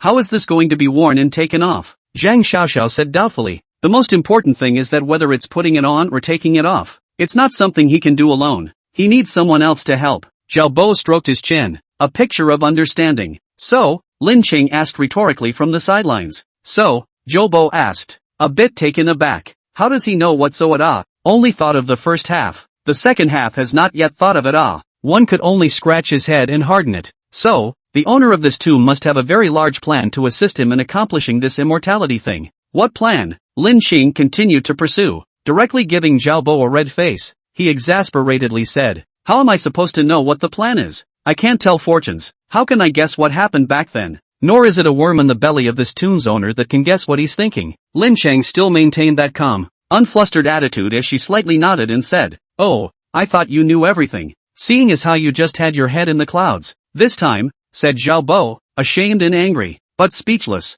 Ha ha ha ha, Lin Qing is turning it up, laughing my ass off. Families who get it. Lin Qing is really so cool when she's chasing after them with no expression on her face. And Zhao Bo's reaction is hilarious. Chapter 56. He has lived long enough to deserve to die. This Zhao Bo pretense is declared a failure, haha, pretending to be lonely. I like Lin Qing's character too much. This sister is definitely remembering her previous revenge. But she doesn't move and waits for the right moment. And waits until the critical time to give you such a blow. Yeah, the main one catches the other off guard. That conversation just cracked me up. Good job Lin Chang. I love watching her dislike these guys so much. Go for it. I hope that when we finally go out, Lin Chang will survive without any problems. And the rest of those 5 are free to do as they please. Bai Feifei walked over to the coffin at this moment. It was seen that inside this coffin, there were a lot of jeweled and jade burial goods layered on top of each other. And on top of these burial goods were some white, scaly-looking things. Bai Feifei didn't hold back and directly grabbed a handful from above and held it in her hand. What is this thing? It looks like scales. Is it a burial object too? That's the skin that molted off his body. Zhang Majin said from the side, his tone not rising or falling. Bai Feifei let out a wow and threw back the skin in her hand. Disgusted. He stomped his feet. Disgusting. It's disgusting. Why didn't you say so earlier? I can't believe I still have such a firm grip. Her hands, which had nowhere to rest for the moment, wanted to wipe over herself, to wipe away the bad luck that she didn't know existed either. Come to think of it, the clothes are freshly changed, and there doesn't seem to be any difference between on the hands and on the clothes. Just hold back. Turning his head to look at Zhang Majin again, he had a little idea in his head. However, after seeing Zhang Majin's cold face, this idea was also quickly dispelled by her. Zhang Majin is not a good-tempered person. He really doesn't spoil himself when it matters. If he really wiped his hand on his clothes and accidentally touched his scales, then he would surely have a fit on the spot and teach himself a lesson. She couldn't fight. She could only be cleaned up. A few other people are following her, and she's being facetious, okay? So the urge had to be resisted. At the same time, he secretly warned himself in his heart not to be so reckless afterward. Don't even know what it is. Just go ahead and grab it. Ha ha ha, Goddess Fifi is too cute too. This flustered little expression. I'll be damned. It's kind of gross to think about it. That thing is actually molted human skin. My god. I can too well understand how diaphragmatic Fei White is at this moment. If it were me, I wouldn't even want this hand. Bai Feifei is also a bit naughty. How to say that is also something inside the coffin. Have not even figured out what it is. You dare to touch it casually. It's so incredible to think that this corpse was once a middle-aged man and has now become a young man. If this jade figurine can be brought out and can be studied and understood, it would be a great thing and breakthrough. Yeah, it's just a pity that I don't know if Zhang Majin will take it. After all, he said before that once this thing is taken off, the people in here will turn into something very scary. How terrifying can it be? Do you think that Zhang Majin's strength can't deal with it? That's not true. The main thing is to think it. In a sense, this person is not really dead yet, but once the thing is taken down it is not really dead. This will not be equivalent to murder in disguise. Oh, upstairs. You're so funny. You're still talking about ethics and morals at this time. That's right. Even if this corpse lives until now. What is that? When he comes out from inside this jade figurine one day, will he be a normal person? Is there any harm? These are all unknown. While the pop-up screen was discussing frantically above, Zhang Majin stood next to the coffin, his gaze somewhat grim as he stared at the corpse. Bai Feifei and Zhang Majin had developed some tacit understanding now. Seeing this expression on his face, there was a hint of foreboding in his heart. Zhang, her words had just left her mouth. Just to be seen, Zhang Majin raised his own palm and pinched the top of that corpse's neck. It didn't even give her time to react. It just fired. With a crunching sound, the corpse's neck was instantly snapped by Zhang Majin. This sudden change caught everyone a bit off guard. Zhang Majin, what are you doing? Bai Feifei panicked. She was a little worried that this behavior of Zhang Majin would bring him any trouble after going out. If they were to say that when they were taking off the jade figurines, they caused the complete death of the living dead in here, no one would say anything, and everyone would pass by without a word of caution. But now, Zhang Majin was in front of the camera, in front of hundreds of millions of viewers, directly snapped the neck of this living dead man. It's easy to say he killed on purpose if it's used by someone with an axe to grind.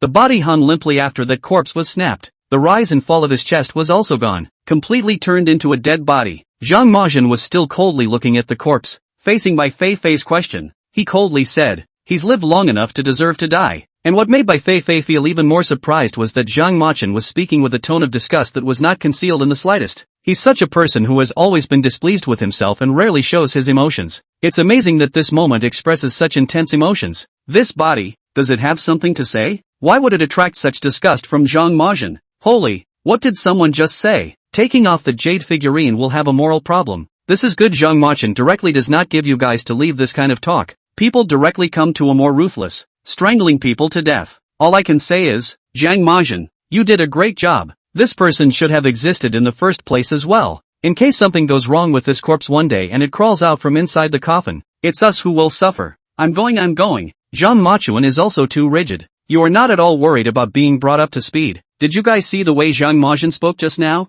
The cold face is really handsome. Why does this corpse feel like it has some sort of beef with Zhang Majin? To be able to make someone like Zhang Majin, who doesn't show his emotions, lose his temper like this, it's not normal. This person has lived for thousands of years. How could he possibly have a beef with Zhang Majin? Could it be that you guys really think that Zhang Majin is also someone who has lived for thousands of years? There's no way to explain it. In any case, from the moment this body appeared, things got a little weird. Not at all something a head like ours could figure out. I'm only concerned about one issue now. Will Zhang Majin be in trouble? Chapter 57 New round of points announced, temporary tasks issued. And after Zhang Majin made this move, there was some numbness on the show's side as well. Though it's true that casualties are all but inevitable in this program. Still, this kind of initiative is a different story. Of course, none of them wanted Zhang Majin to get into any trouble as a result. After all, he had the highest strength of all the players. It can be said to be the hope of the entire country of China. So, the director immediately started to contact the staff of the relevant departments. Inquire about it.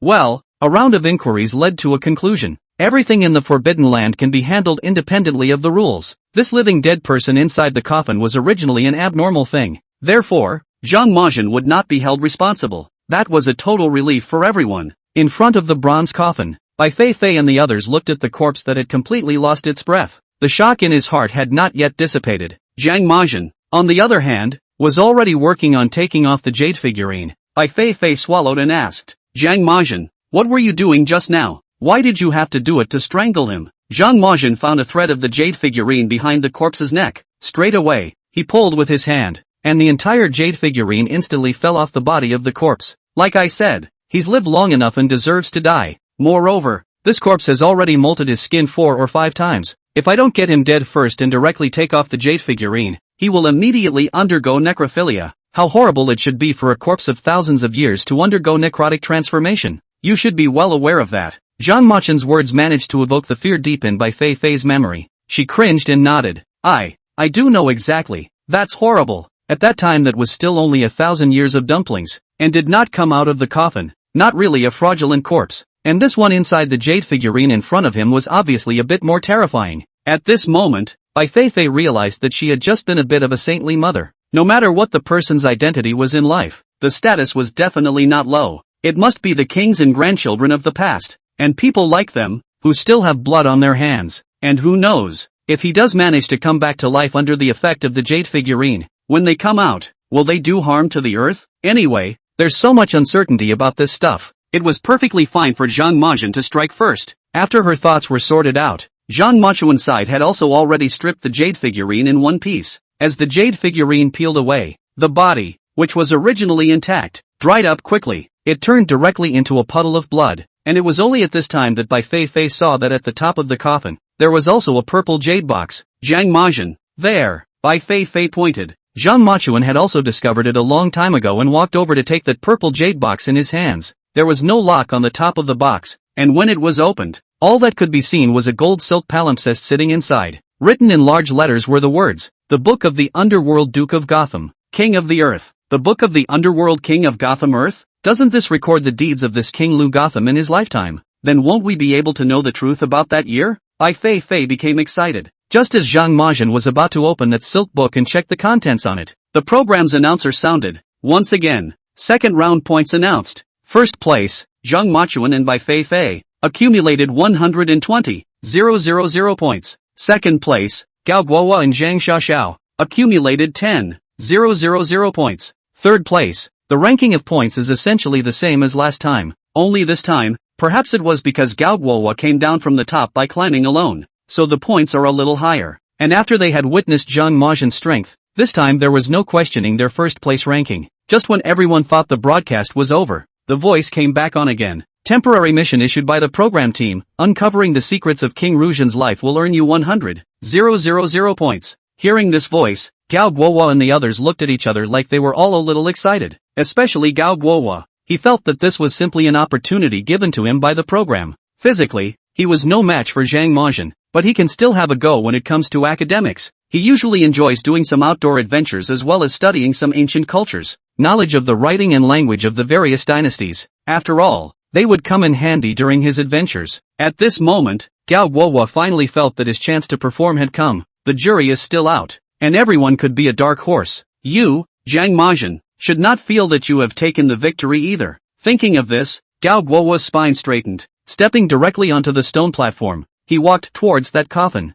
Brother Gao, what are you going to do? Zhang Xiaoxiao asked nervously from behind. The impulsiveness of Pang Chong just now had taught them all a lesson, so that they all dare not act out of character again. Seeing Gao Guohua move forward at this moment, he was afraid that he would cause any more trouble. They were still counting on the fact that in the end, they would be able to get Zhang Majin to take them out. It would be hard to tell if it pissed him off. Facing Zhang Xiaoxiao's nervousness, Gao Guowo waved his hand very confidently. I'm going to see what's on that palimpsest. Didn't the system just release the mission? I'm confident that I can take it. If it really succeeds, 100,000 points will be in hand. Don't worry everyone. As the big brother this points I won't keep it to myself. Make sure everyone is well fed and well compensated for the last few days of hard work. After Zhang Xiaoxia and the few of them heard this, their first reaction was naturally happiness. But then, a little less confidently, looking in Zhang Mazhen's direction, he said, Gao, are you confident? There's still Zhang Mazhen around. Can we compete? Gao waved his hand.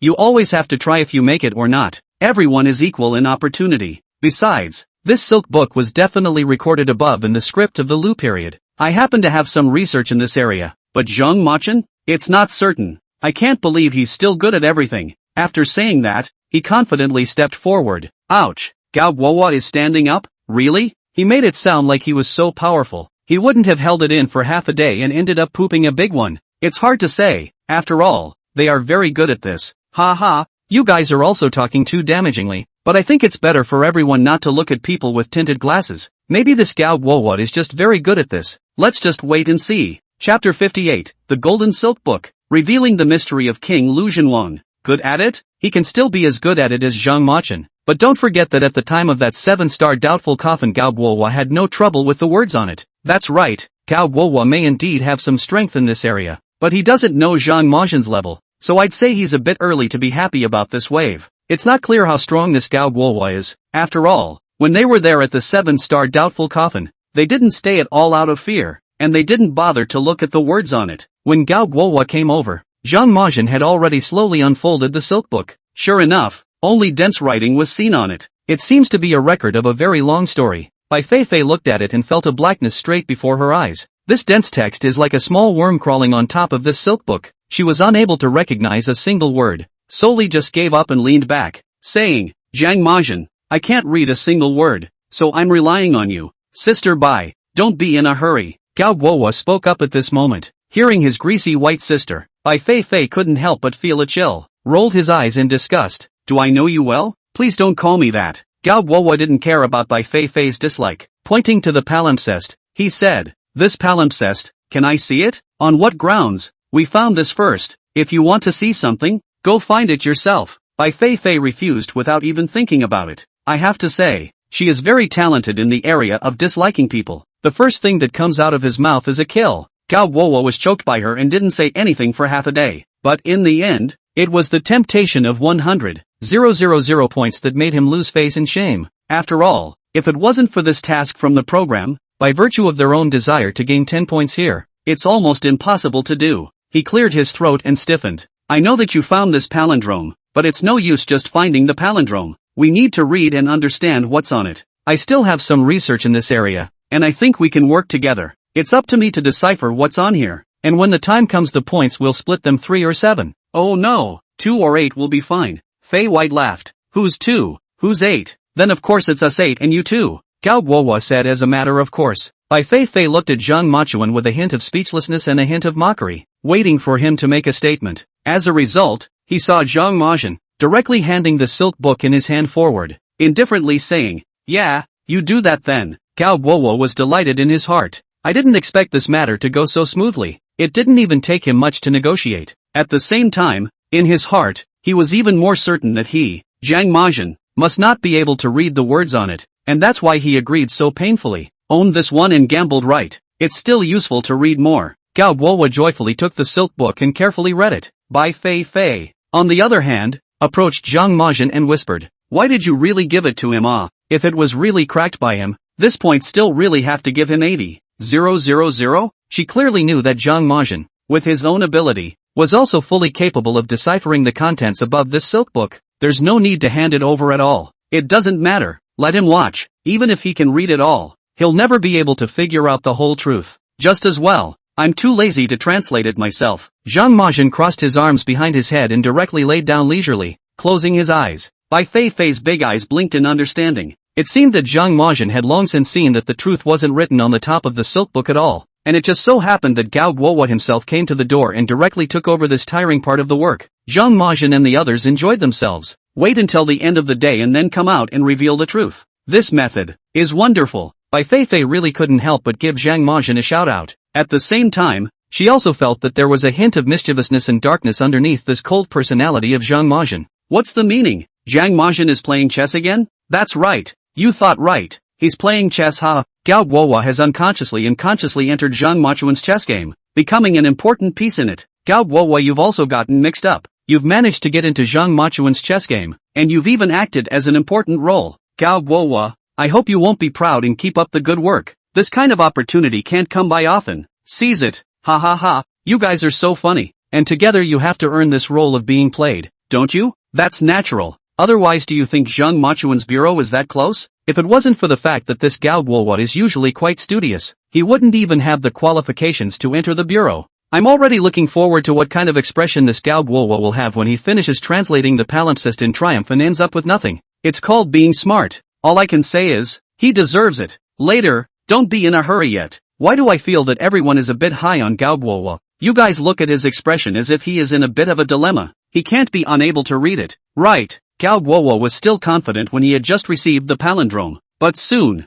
his confidence froze on his face, and his brows furrowed slightly. He realized that the situation was a little different than he thought it would be. He can't recognize all the words on it. Almost a third of them he didn't recognize at all. And a third, he could probably guess the meaning. Zhang Xiaoxia and the rest of them all came over at this moment. Brother Gao, you're awesome. You actually fought for it. Brother Gao, you're too good. You can even recognize this kind of writing. Brother Gao, you deserve to be our big brother. You're just awesome. We're counting on you now. These few people, with your words in mind, were about to praise Gao Guohua as a placenta. Facing everyone's pursuit, Gao Guohua took a deep breath and revitalized his spirit. No, I can't let them see how flustered I am at the moment. Even if he was pretending, he had to act like he was swimming. Anyway, he could almost recognize more than half of them, and it felt like enough. Big deal. Just use your imagination and make it up. He was the only one here who could recognize these words, and even if they were blind, no one else could see them. Thinking of this, Gao Guohua regained his confidence and began to translate. It says here that King Lu Gotham inherited his official position when he was in his 20s and stole ancient tombs for the Duke of Lu to flush out his military pay. Chapter 59, The Origin of the Ghost Seal. Text encrypted. Gao Guohua stumbled over his reading because he didn't know all the words, but the good news is that the general meaning can still be translated. It is said that once when this king of Lushan led a group to an ancient tomb, he found a large snake. The great serpent was lying inside the coffin, and King Rushan thought it was a demon, and at once opened him up. From inside its stomach, an alabaster box was found. Speaking here, Gao Guohua looked up at Zhang Majin, thinking of the box that was brought from the green-faced fox corpse earlier. Could it be that the box was the one taken from inside the belly of the great snake back then? In that case, the box must be very valuable. Gao Guohua couldn't help but feel a little chagrined again in his heart. I only blame myself for not being lucky enough at the time and accidentally stepping on the green-faced fox corpse when trying to get the box. Otherwise, perhaps that alabaster box would have been in his hands. The value of this thing felt no worse than this jade figurine. Gao, what are you thinking? Go on? While Gao Guohua was fuming, several other people were wide-eyed, waiting for him to continue translating down the line. That level of seriousness was like listening to a storytelling session. Only then did Gao Guohua come back to his senses and continued to look down with difficulty. Well, back there? This big snake went to King Ruzum's dream to find him and questioned him about why he had killed himself. This king of Ruzun was also a very character, saying he could kill it if he wanted to, and so he tried to kill it once more in his dream. In order to keep his soul from falling apart, the great serpent could only beg for forgiveness, promising to give this king of Ruzun 2 treasures that would ensure that he would be invincible afterward, and that he would not be defeated in 100 battles. 2 treasures? One of them is that violet jade box, right? What's the other one? Zhang Xiaoxiao was curious. Interrupted. Listen to Gao continue on, Peng Chong said in dissatisfaction. That's right, one of them is that purple jade box that contains something called the Ghost Seal, which is said to have a very terrifying power. Gao Guohua couldn't help but look at Zhang Machin's direction as he spoke. Only Zhang Machin was still resting on his arms with his eyes closed, very laid back. Glancing at the backpack behind Zhang Machin again, he revealed a hint of greed. I'll go. Together with the fact that the box that Zhang Machuan just took away came from such an origin, it sounds a bit impressive. I do think it's a bit of an exaggeration. People in the past liked to make up a miracle out of a lot of things, but it's just because of the cognitive limitations of that time. A lot of things were not understood. Upstairs, you are really stubborn. You still insist on materialism after seeing so much inside the Forbidden Land? I do think it's highly credible. After all, this palindrome was placed in such a hidden location, and it doesn't seem like the kind of thing that was intentionally shown to others. There's no need to lie. That's right, don't jump to conclusions yet. Just know that this ghost seal is powerful anyway. I'm just curious now, what is the other treasure? The ghost seal is already so powerful. That thing is at the very least about the same level as the ghost seal. Yeah, if it's here too, just take it with you. Should I say no? This Gao Guohua actually knows how to translate. It's a bit beyond my imagination. Gao Guohua cleared his throat and continued to translate. Later on, this King Lucian took these two treasures and was invincible in battle. But then his health gradually deteriorated and he was disliked by the Duke of Lu. And it turned out that he had a military advisor called Iron Face Shang, who told him that there was something called a jade figurine in this world. It can make people live forever and return to their old age. Utilizing his years of knowledge and accumulation of ancient tombs, King Lu Gotham looked through countless ancient books and found clues to the jade figurines. It was said to be inside a Western Zhou royal tomb in the middle of a deep mountain. So he led his men to cut the mountain open and found this Western Zhou tomb. Then, speaking here, Gao Guohua got stuck all of a sudden, and sweat came down on his forehead in anxiety. And then what happened? Gao, tell me. Yes, brother Gao, you're really talking about the book here, so don't sell out. Hurry up and say it. A few of the rest of the group were anxiously prodded. Gao Guohua was even more anxious now. Is it that he doesn't want to talk about it? It's that he doesn't recognize any of these words below. I don't know what this King Russian was thinking, but the content on this was recorded halfway through. It's also encrypted. The texts look, though, much the same as the previous ones, but in reality, it's quite different. It's more like the kind of handwriting that you just randomly put together yourself. There's no way to know what's being said without a code to decipher it. But to just give up when you're already halfway through saying it yourself? It's too bad, isn't it? And what should these guys think of themselves? The prestige that had been built up earlier had been somewhat wiped out after the first few times. If he didn't give it a go this time, these people wouldn't just trample themselves under their feet. Thinking of this, Gao Guohua became even more anxious in his heart. But then a thought came to mind. It's okay. Even if he can't read it, he can still make it up. Anyway, none of these people in the room could read the writing except for him. Zhang Mazhen, if he could read it, how would he leave such a good opportunity to himself? Thinking of this, Gao Guohua fixed his mind, started maximizing his imagination and making stuff up. This King Lu Gotham found this tomb right after he found the jade figurine, greatly rewarded his own military advisor Iron Face Shang, and then put on the jade figurine himself, and then lay into this coffin inside. It was evident that Gao's imagination was also limited. After half a day of holding back, only such a dry follow-up came out. And then what? Joab pursued. There's no then it ends here. Gao Guohua swore. It's over? This is too sudden. And isn't there so much more length behind this? Yu Liang questioned a bit. I'm not summarizing this. It's all backed up with details about finding the tomb, and it won't be of much use to us. Just need to know the result, right? Gao Guohua's mouth was stiff and cunning. The few remaining people looked at me and looked at each other in disbelief. Really? Just like that? What? Questioned me. Then you guys can translate it yourselves. Gao Guohua was a bit annoyed. No Gao. Where do we know each other? It's still up to you. Yes.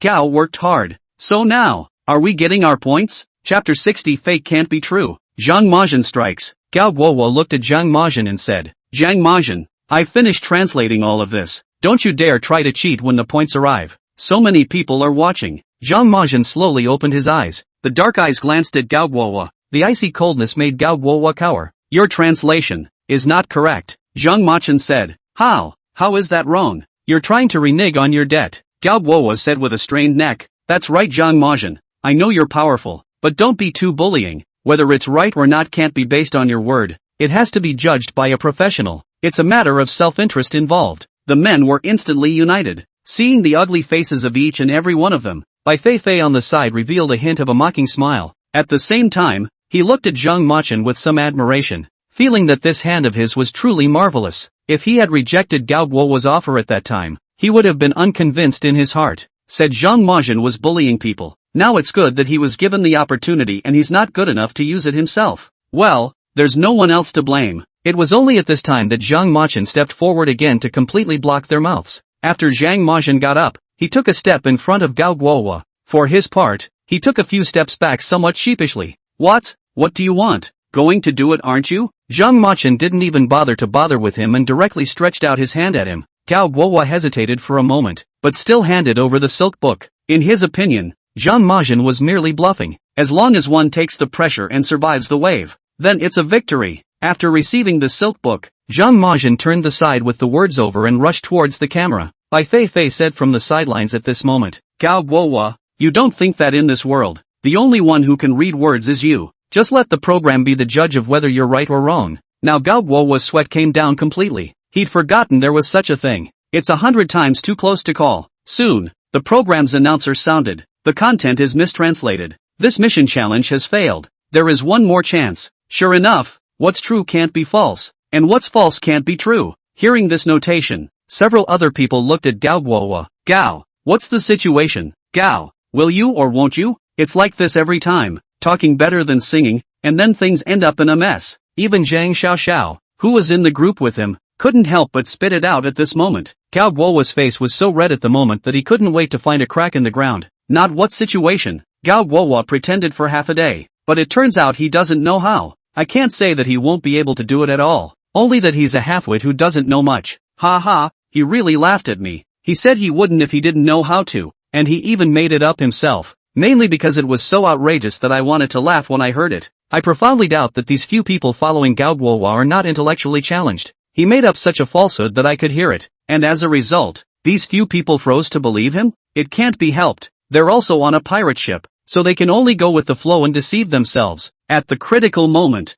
it's still my boy God Murdoch who has to be on it. So handsome. This Gao Guohua, I really don't know whether to say he's smart or stupid. There's only one chance left now. Zhang Majin, we can't afford to waste anymore. Bai Feifei spoke up at this moment. Points are cumulative, and even if you can't use them this time, you will use them when you advance to the following round. The more points they have, the more gear they'll have to choose from when they start the next round, is very powerful. Therefore, these 100,000 points should definitely not be wasted. Zhang Majin also had a number in his heart and nodded. Speaking directly, after King Lu Gotham led his men into this western Zhou tomb, he found a stone cave in the location of the main chamber. Inside the cave there is a strange gnarled tree called the Hydra Cypress, and on top of the stone platform below the Hydra Cypress sits a young male corpse. The body was covered in a black coat of witch hazel and had a layer of white flowery scale-like things piled up around it. After that Iron Mask saw it, he concluded that this black golden wisp of jade was the jade figurine they were looking for. And so, King Lu Zhengye directly dove into this ancient western Zhou tomb and took it for himself. If the jade figurine is not forcibly removed before the time of molting,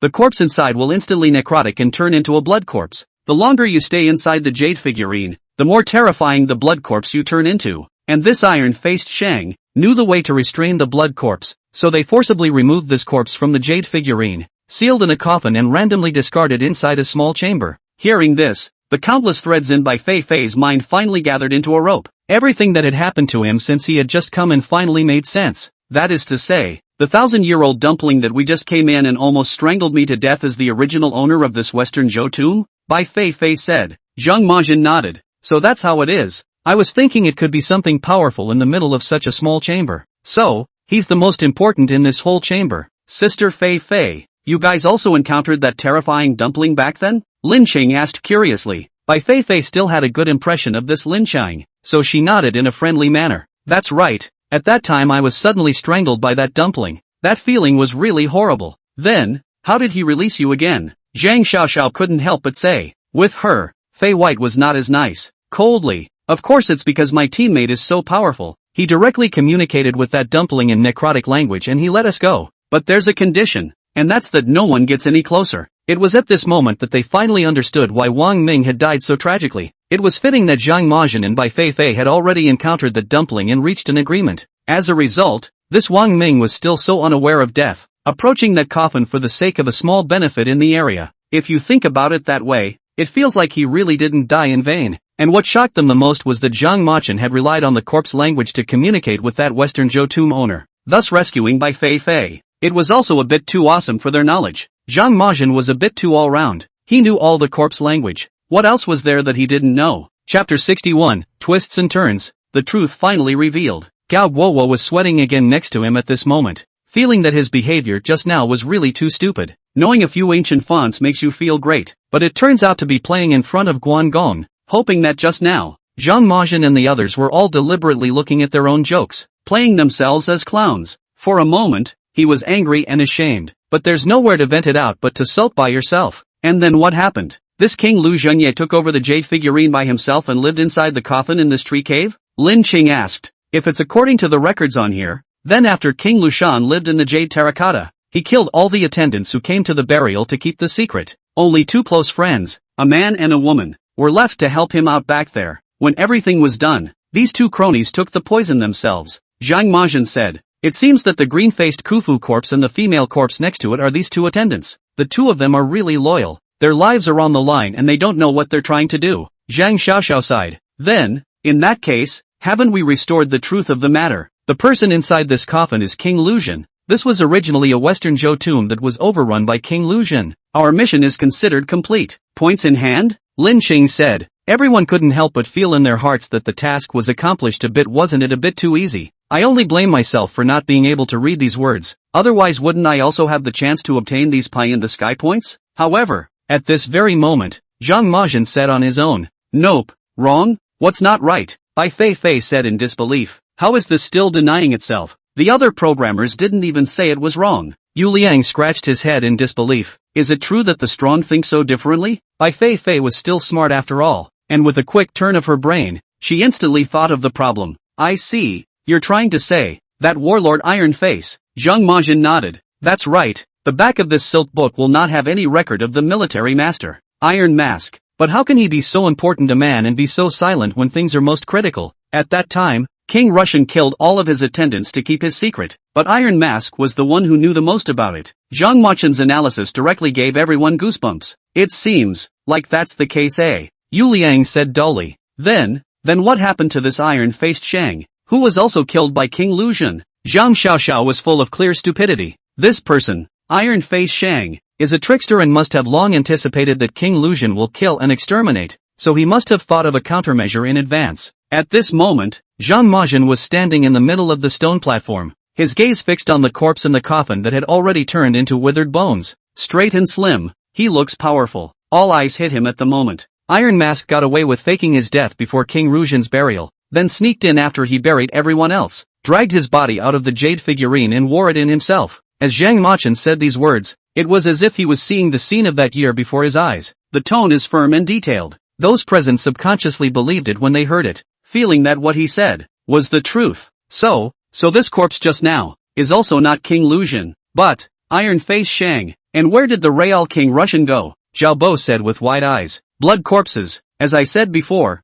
if you take off the jade figurine before the time, the person inside will turn into a blood corpse. So, that blood corpse we encountered should be King Luzhen, Bai Feifei said excitedly. But aren't there 2 blood corpses? One had its head chopped off by Zhang Machuan. The other one was gnawed into white bones by the corpse he summoned. Which one of these 2 blood corpses is King Luzhen? And who is the other one then? Lin Cheng blinked her big eyes and asked. Zhang Majin didn't say anything, as if he didn't really want to answer this question. For her part, Bai Feifei thought of something. I remembered that while we encountered 2 blood corpses, they looked a little different. The first bloody corpse was the sensation of skin being forcibly removed, while the second was more like a burn. So the first one should be the real King Luzhen. But what is the second one? Bai Feifei's analysis was basically correct, and Zhang Majin nodded as a response. It doesn't matter what the second one was. Maybe the person who once broke in had an accident and became like this. After all, the ferocious aura that gathers in this place is so heavy that it's easy to raise a corpse after an accidental death. So that's it. It's through. Now it's all clear. Worthy of being my Machin boy god and Feifei goddess. These 2 are all too smart too. Really, those 2 together are just a powerhouse, setting off those other guys like clowns. Phew. So that's what the truth is. It's really twisted and confusing. It feels like I'm reading a wonderful story. It's called Life is Often More Than a Story. Isn't that right? I feel like the writers couldn't make up such a bizarre plot. It feels like they're playing werewolf. Who's the one who's the wolf? Cao Guowo really looks like a clown, ahaha. He even tried to make up his own ending out of it. But how can he make it up with that imagination of his, ahaha? If these are luxury finely decorated houses that Zhang Machuan is talking about, then the Gao Guowo one is pure and simple rough. Calling him a roughneck is doing him a favor. I'd say he's the kind of guy who hasn't even started digging the foundation for his self-built house. This Lucian Wang is also 1,000 calculations did not understand. Their own hard work did so much. Results are for the iron-faced Shang as a dowry. Yeah, Iron Mask is going to be the biggest winner. Winning my ass. Holding back inside this coffin for so many years and then being strangled by Zhang Machuan in one fell swoop fully demonstrates that this matter of immortality is not that easy. It's better for us to stay true to ourselves. As Zhang Majin spoke his final conclusion, The program's broadcast voice sounded. Zhang Machuan has completed his mission and gained 100,000 points. Hearing this voice, the other 6 did not have any objections. Gao Guohua, in particular, had his head down at this moment and didn't bother arguing about anything. I just hope people can ignore him at the moment and not embarrass him too much. Chapter 62, Obtaining the Qilin Tattoo. Heavenly Heart Rock restrains Snake Cypress. Points arrive and puzzles are solved. Zhang Majian looked up at the canyon and felt that it was almost time to leave. He had gotten everything he wanted out of this expedition. It could be over. Just at this time, a familiar voice rang out again. Ding! Congratulations to the host for increasing his playability to 60%, and receiving a reward, a unicorn tattoo. As the beep sounded, Zhang Majian only felt a slight burning at the location of his chest. It seemed as if a thin line was sweeping rapidly by. Unsurprisingly, he already had a unicorn tattoo on his chest. Soon the feeling disappeared. Zhang Majian only felt that his body had grown a few more points stronger. This increase in the degree of play was presumably due to the fact that he had just revealed the secret about Iron Mask. Unintentionally, it mimics the behavior of a cold-faced unicorn. Zhang Majian, what are we going to do next? Bai Feifei asked. Get out. Hearing Zhang Majian's words, the eyes of the remaining few people lit up. That's what they've been waiting for half a day for the most. This hellhole, they didn't want to stay a second longer. Can't wait to get out. It was just a pity that they couldn't find a way out on their own, and they still needed to rely on Zhang Majian to do so. At this moment, each and every one of them perked up their ears, wanting to hear and see Zhang Majian's method of getting out. However, Zhang Majian seemed to be prepared for this. Turning his head to look at them, he said, if you guys want to get out too, can. But the method cannot be given to you for nothing. It needs to be exchanged by you. Exchange? What are we going to exchange for? Yu Liang asked. Yeah, we don't have anything right now, and we don't have a lot of points, so even if we wanted to exchange, there's nothing that we can take. Zhang Xiaoxiao said. Zhang Majian shook his head. I don't need your points. What I'm going to ask you to do is also very simple. It's just a bit of physical effort. He pointed to the jade inlaid coffin lid. This thing, you guys find a way to bring it out. That's what I'm going to trade for. A few people looked at the jade coffin lid and visually estimated that it must be at least 100 pounds, and they know in their hearts that the way to get out can't be avoided to climb upwards. Everyone's stamina was pretty much depleted at this point. It's doubtful if you can climb up there yourself, and then to carry something like this. The results were predictable. A few people looked at each other with somewhat hesitant expressions. Forget it, just carry it. Gao Guohua still took up the responsibility of a big brother at this moment and stepped forward to say, or we'll just have to wait here to die too. This thing may look heavy, but we're 4 big men after all. Take turns carrying it. Several others nodded in agreement as they listened. Zhang Majian, we agreed to your conditions. Now can you tell us the way out? Gao Guohua said. First things first, I want this to be foolproof. Once a corner is broken during the process, I will find you guys one by one after I go out. Zhang Majian emphasized. Several people nodded heavily. They had all seen Zhang Majian's methods. Who would dare offend such a man? Don't worry, we're in this thing. Gao Guohua patted his chest and assured. Though, that said, his assurances hold little gold. However, it is expected that they would not dare to make any small moves in the process. Now, is it possible to tell us the way out? Zhang Xiaoxiao asked impatiently. The way out is simple. Climb up from this tree. Zhang Majian pointed at the Hydra cypress. A few froze at first, then their expressions grew a bit annoyed. Zhang Majian, you're deliberately playing us, aren't you? We know this method, but once we climb up there, we'll immediately be entangled in the Hydra cypress, so how can we escape? In the face of these few people's anger, Zhang Majian did not panic and pointed to the stone platform at their feet. Who said for you to just go and climb? With something that can restrain Hydra cypress? Of course, this stone platform under your feet. The material is called Tianxin rock, which is the nemesis of Hydra cypress. As long as you apply its powder to your body, Hydra cypress won't dare to come near. After hearing Zhang Majian's words, everyone realized that it seemed to be true. The branches and vines of the Hydra cypress had never come close since they arrived here. It just kept dancing overhead. It turned out that it was because of the fear of this heavenly heart rock. I go. So that's how it is. Zhang Majian is so awesome. This method is quite simple to decide once you say it. But if you don't know it, you'll never know it. All I can say is that the information gap is really important. Yeah, it feels like Zhang Machuan knows so much. How did he know that the heavenly heart rock could restrain the Hydra cypress? Zhang Machuan is definitely some kind of hidden master. I'd say, it's better for everyone not to pickpocket. Just know that Zhang Machuan is very powerful. To protect our seeded players. That's right. Does it matter what he was in the past? Just know that right now he's the best player in our country of China. Ha ha, but I have a feeling that Zhang Machuan is kinda diabolical, directly dividing out this dirty and tiring job. That's right. these few people can't do anything else to contribute, so they can only contribute, and it's also considered that they didn't come here for nothing. These guys, after learning the method, were like they had found a treasure. Running underneath the stone platform, he began to frantically rub the powder of heavenly heart rock onto himself. You say, these few people already know the method, what if they just play it straight? Bai Feifei stood in place with her shoulders clutched, looking at the near-crazy few people with some concern. Zhang Majin was lowering his head at this moment, unhurriedly polishing his black gold ancient sword. I told you I'd come after them if they went back on their word. And, it's going to be a pain in the ass, but when they go out and aren't inside the Forbidden Land anymore, you won't be able to move them, Bai Feifei reminded. The outside was different from the Forbidden Land, and after entering the Forbidden Land, it was more like entering a primordial space. Here, not bound by any rules, but when they get out, they are back in the midst of civilization,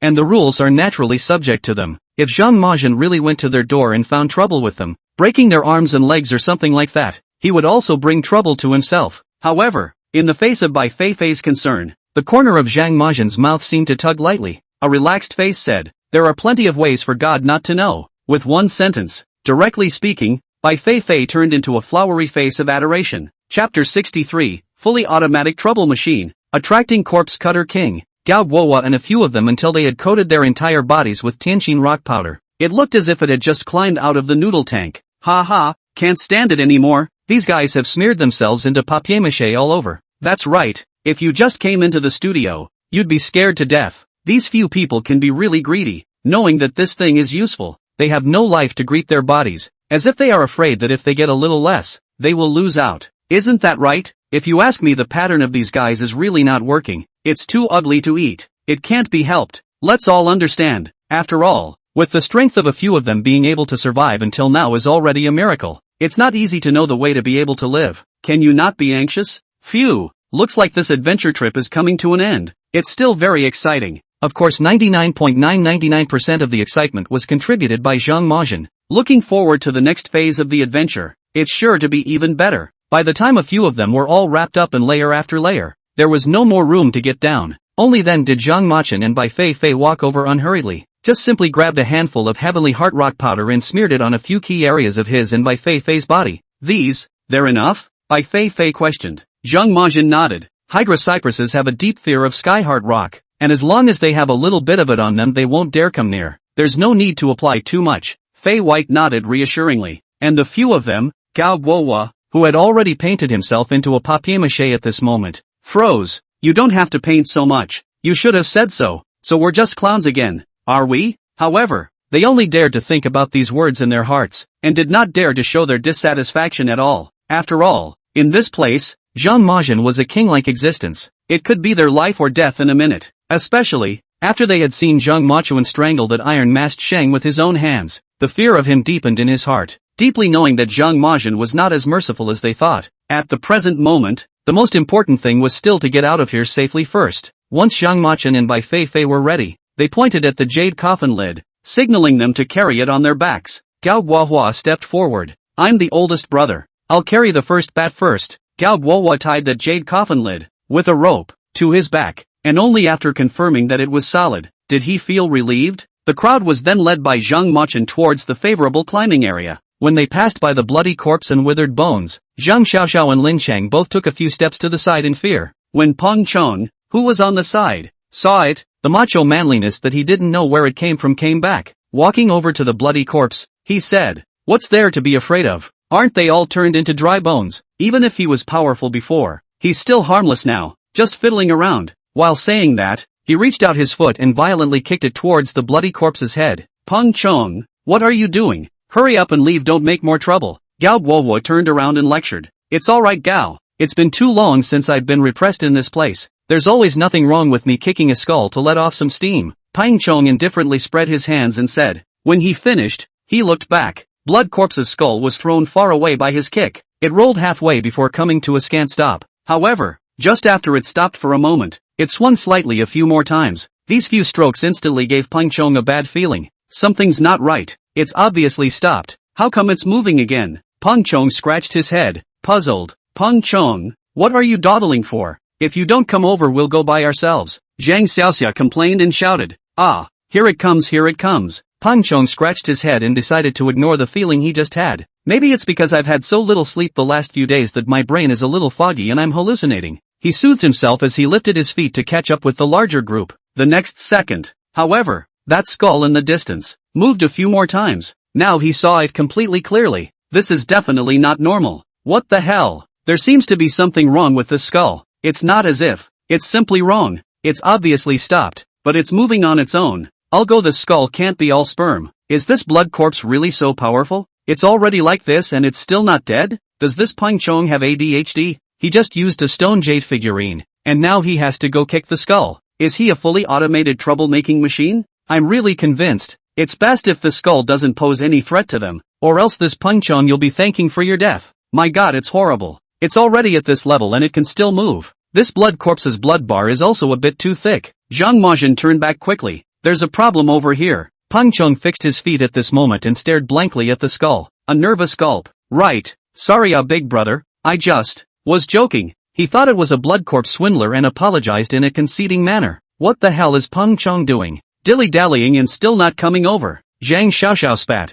Don't mind him. This person just likes to be a maverick. Anyway, with the heavenly heart rock, this Hydra Cypress can't do anything about us. In a while, let him chase slowly behind himself, Zhao Bo said. Pang Chong stared at the skull. The soles of his feet felt like they were filled with lead. He couldn't walk at all. The skull was seen moving and stopping a few times, very regularly. After a few times of this reciprocation, there was a sudden buzzing sound. A small, red-colored bug flew out of it. The moment he saw the bug, Pang Chong let out a deep sigh of relief. My god, so it's a little bug that's doing it. Scared me to death. I thought the skull had become a spirit. Pang Chong patted his heart and was relieved, not putting that little red bug in his eyes, turning his head to catch up. After a few steps, it felt like the buzzing sound was getting closer. The little bug gave chase. Seeing that it was about to reach him, he subconsciously stretched out his arm and waved it a few times. First, he tried to shoo the little bug away like a fly. Don't move. Don't touch it. Just at this time, Zhang Majin's cool voice sounded from behind. But this time, there was a rare urgency and seriousness in his voice. This made Pang Chong feel bad in his heart. The swinging arm stopped in mid-air. Before he could react, the little red bug had landed on his little arm. Instantly, Pang Chong felt a burning sensation coming from his little arm. Chapter 64, Seeking Survival with a Broken Arm. Facing the greatest crisis, the burning pain gradually worsened, while spreading rapidly from the small arm of the. Pang Chong turned around and saw that half of his arm had turned blood red. That's what happens to flesh and skin after it's been scorched by the heat. Ah, ouch, it hurts. How could this be? Why is this happening? Pang Chong shouted as he broke down. While shouting, he ran over in the direction of Zhang Majin and the others, trying to seek their help, and the little red bug, right behind him, followed like a ghost. Zhang Majin's eyes suddenly tightened. Quick, up the tree, climb up as fast as you can, never stop, he yelled. Bai Feifei and the others hadn't yet recovered from this sudden turn of events. Hearing Zhang Majin's words, he froze. Zhang Majin, what is this little bug?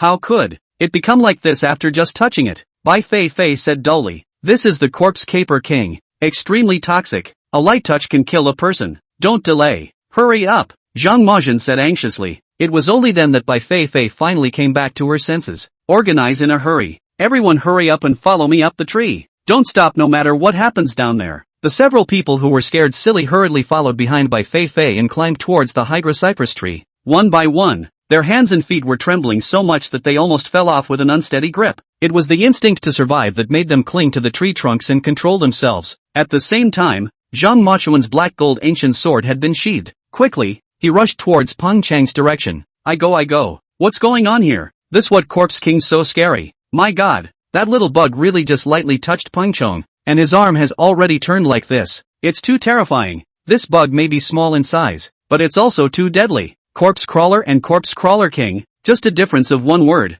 The difference is too big. This Pang Chong really do or die. You say you could have to move that skull to do what? He just doesn't have a long memory. Throwing stones before was taught a lesson by Zhang Machin. As a result, he still hasn't learned his lesson. As a result, this time it's good to have a taste of his own medicine, isn't it? I don't know if Pang Chong can save this little life this time. They would have been one step away from going out. Can't really blame anyone for not being able to keep it. What can he do about his own death? I go. The way Zhang Majin rushed over was really handsome. I hope this matter won't involve Zhang Majin. He can't have an accident. Zhang Majin quickly arrived in front of Pang Chong. Instead, he directly crossed over him and rushed towards the pursuing Corpse King behind him. With a raise of his hand, a handful of white powder flew out. directly covering that corpse crawler king. In the next second, Zhang Majin made a ball of fire as if he was doing a magic trick, directly ignite the ball of white phosphorus. The white phosphorus burned up and instantly burned that corpse caper king into ashes. With the crisis lifted, Peng Chong hissed and waved his reddish arm, asking for help from Zhang Majin. Zhang Majin took a few steps forward, and the black and gold ancient sword was suddenly raised. The hand rose and fell, surprisingly hardening that arm of Peng Chong. Miserable screams echoed continuously in this valley. Bai Feifei and the others had already climbed some distance by now, and when they heard the screams, they all couldn't help but cower for a moment. It was as if he had personally felt Peng Chang's pain and despair. Peng Chang's arm, cut off? Zhang Xiaoxiao was surprised. He wouldn't have been able to keep that arm in the first place, and Zhang Machuan was doing him a favor by chopping it off. Xiao Bo said, I just don't know if this will save his life, and it's also problematic how he'll get out of here with his lost arm. Yu Liang shook his head. What's the point of worrying so much? When the time comes, there will naturally be someone from the program to make things right. Let's just worry more about worrying about ourselves. Gao Guo's voice came from relatively far away. Everyone looked up, only to see that Gao Guo's movements hadn't stopped while they were talking. It had left them far behind by now. Even with hundreds of pounds of weight on his back, it didn't slow him down.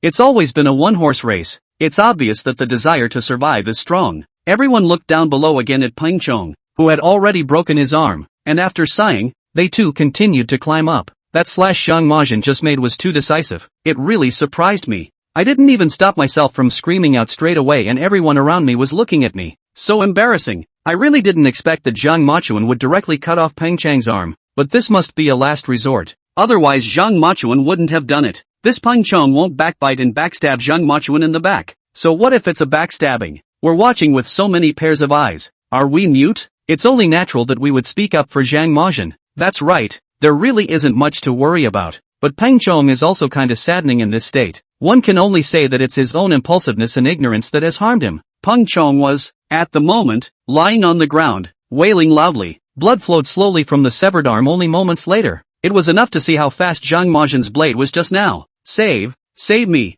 Zhang Majin begs you, save me. Peng Chang's face was pale and sweaty as he said weakly. Zhang Machuan glanced down at him, his gaze not sad or happy, as if he was completely out of the world. I've done all I can do. The next thing is up to you. If not, Zhang Machuan's voice suddenly lurched and his ears twitched. He heard a louder humming sound, approaching quickly from a distance. It was the sound of a large number of corpse crushers on their way. He had just been worried that this corpse caper kings were going to use the frequency of their wing vibrations to send signals. It was thought that just now, the corpse caper king who had been burned to death by himself had already passed the signal out. The hordes, they're coming this way. Once a large number of corpse cash kings arrived, then their situation would also be dangerous. Whether or not we can escape is up to God. It's too late. Come with me first. Zhang Majin reached out to help Peng Chong and tried to carry him away. As a result, he saw that Peng Chong had convulsed. A patch of red had spread from his broken arm, towards his upper body. Help! Help me! Peng Chang's voice became hoarse, still pleading.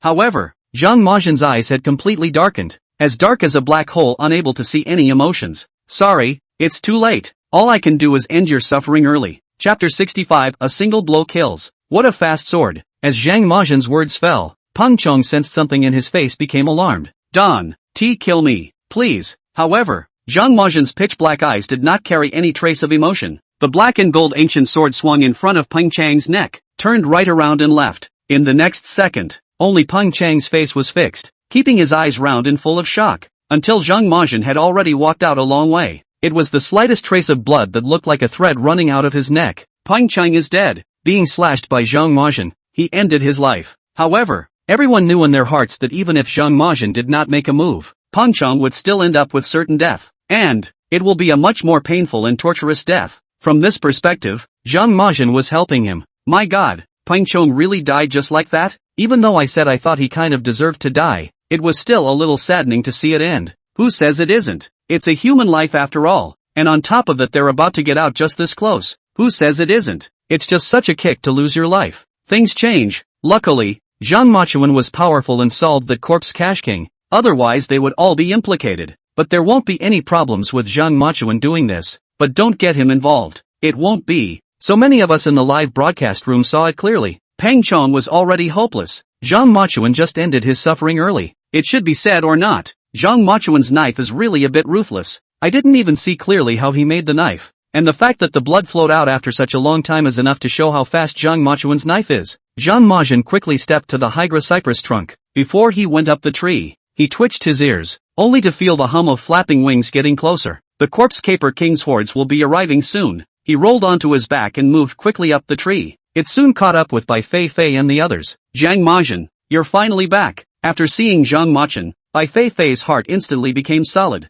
Peng Changyi. Lin Cheng looked at Zhang Majian and asked with some hesitation. Dead. Zhang Majian replied succinctly. Although, in seeing Zhang Majian alone more back, everyone already had a hidden guess in their hearts. However, when they actually heard these two words from Zhang Majian's mouth, they still couldn't help but tremble. The atmosphere suddenly became somewhat oppressive. For the next minute, no one didn't speak, and the pace of their feet didn't linger. Everyone was silent, one step at a time. The exit overhead, looking closer and closer, was their only goal and hope. However, it was in the midst of this silence that they seemed to hear something in the distance, rapidly approaching. After being in the Forbidden Land for so long, they had more or less developed a bit of a keen sense of smell. The moment he heard the voice, it didn't feel good. Did you all hear that? Gao Guohua, who was at the head of the horse, stopped his movements in a rare moment and turned around to ask. Something is flying over, Yu Liang said with a trembling voice. No, it can't be what I think it is. It's normal for there to be some flying birds inside this forbidden land,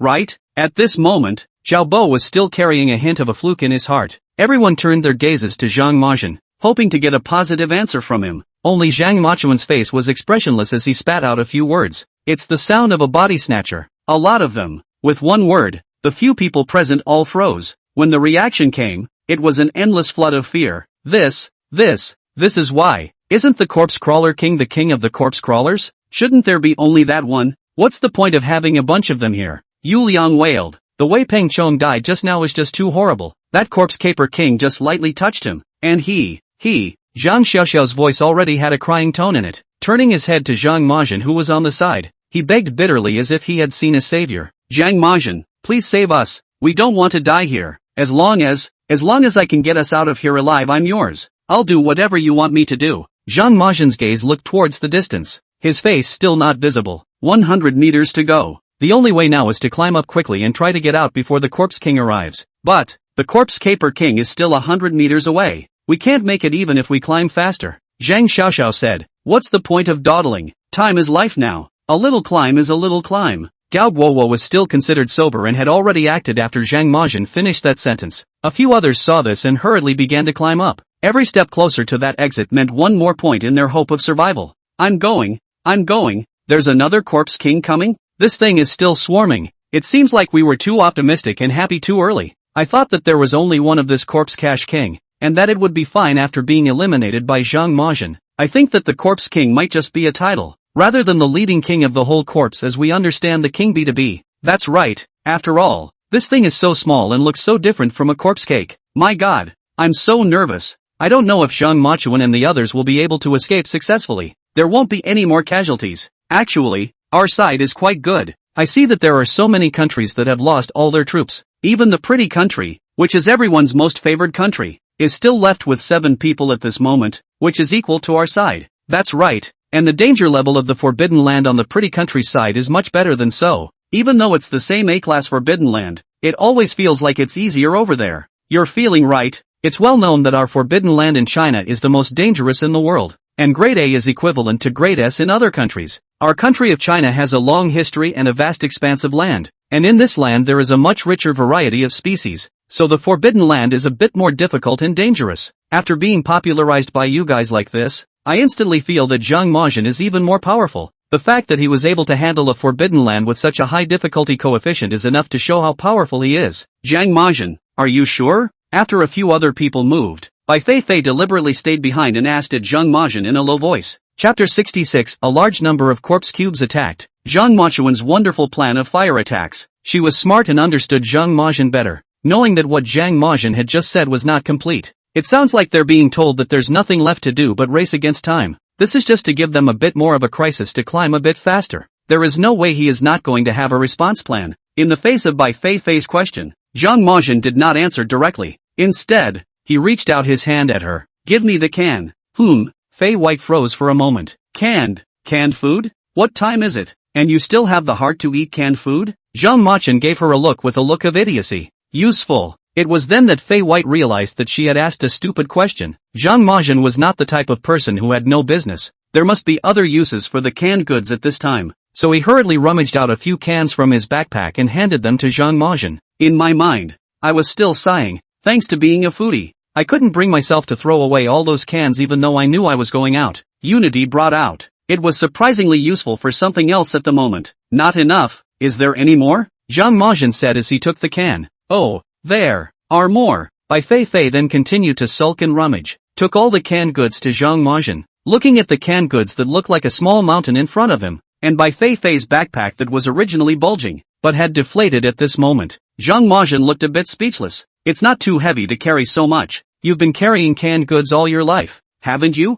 Zhang Machin, what do you need so many canned goods for? It can't be. Preparing to smash those corpse caper kings with cans, right? Bai Feifei asked with big blinking eyes. After becoming teammates with Zhang Machin, she felt like her brain had given up on thinking. It becomes incredibly simple. Of course, if it was a situation where Zhang Machin was not by her side, she was still very smart and reliable. Don't worry about that first. You go first and leave the back to me, Zhang Machin urged. Bai Feifei nodded and followed the other's lead, climbing towards the top step by step. From time to time, he turned back to look at Zhang Machin, only to see him opening those cans one by one in place. Is drumming up something? After a few looks, she seemed to understand. Zhang Machin asked her for the canned goods because he wanted to utilize the oil inside? So, he's trying to use fire to deal with the corpse crushers? Just as she was pondering, she saw with her afterglow that not far ahead, a striking red color was flying over this way. The corpse caper is here. Bai Feifei glanced at it and immediately felt her palms sweat and her heart chill.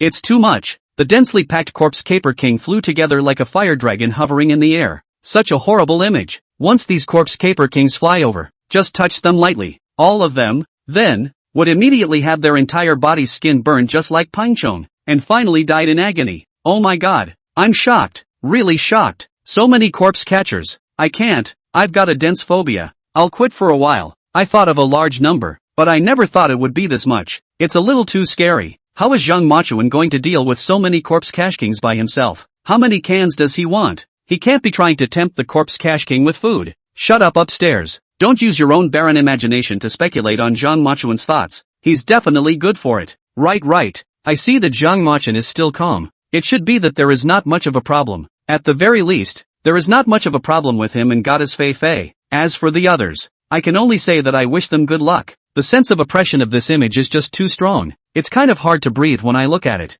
God bless them. They must be blessed to pass through this calamity safely and smoothly. Zhang Machin was ready for anything at this moment. He was leaning against one of the thicker Hydra cypress branches at the moment. Calmly, he watched the approach of those corpse king, silently reading the seconds in his mind. 5, 4, 3, 2, 1. As the word 1 fell, he violently raised the object in his hand. It's the same grease that was just in those cans. The grease was precisely sprinkled on those corpse crushers. Immediately afterward, Zhang Machin took out a homemade match made from white phosphorus and slashed at the tree trunk. After igniting the spark, he threw it straight towards the group of corpse-collecting kings. The sparks instantly ignited the grease, and the entire group of corpse king burned rapidly. A real fire dragon was formed, and Zhang Machin didn't even look back after throwing the match down. Turned straight around and climbed quickly upwards. The few people who were fighting their way forward hadn't even bothered to turn around before. It was only now that he felt a burning sensation coming from behind him that he couldn't help but look back. Oh my god,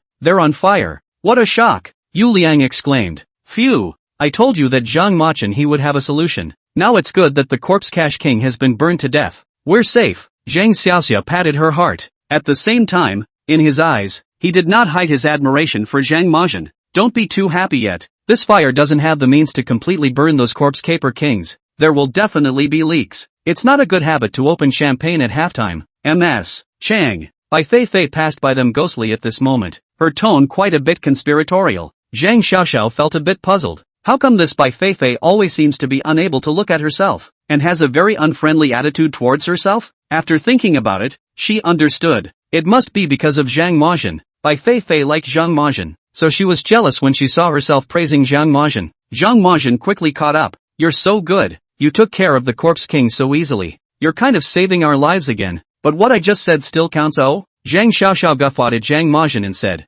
However, Zhang Machin did not even give her a direct look and directly swept past her. Her enthusiasm was doused with a pot of cold water. One could even feel that Yu Liang and the others beside him were secretly stifling their laughter. What's wrong with that? I've seen a lot of high-strung guys. They're just pretending. Sooner or later, there's a way to make them remove their high-flying disguise. Zhang Xiaoxiao was confident. Is my goddess Feifei jealous, huh? The gloomy look is really cute. This Zhang Xiaoxia is really hard to judge. Maybe only girls know what I'm talking about. Ha ha. The main thing is that Zhang Machuan doesn't pay any attention to her at all. I feel embarrassed for her even through the screen. Chapter 67, In Hot Pursuit, A Fiercer Attack. Low-end tactics like Zhang Xiaoxiao's are ineffective against Zhang Majian. Only my goddess Feifei and Zhang Majian are the best match. It's all at this time. Let's all pay more attention to the Corpse Cutter King's problem. People like Zhang Xiaoxiao don't need us to worry at all. Zhang Machuan has a number in his heart. Zhang Machuan is really too bullish to have set such a big fire without any specialized equipment. No wonder people didn't bring anything in the first place, combined with anything that can be found inside the Forbidden Land.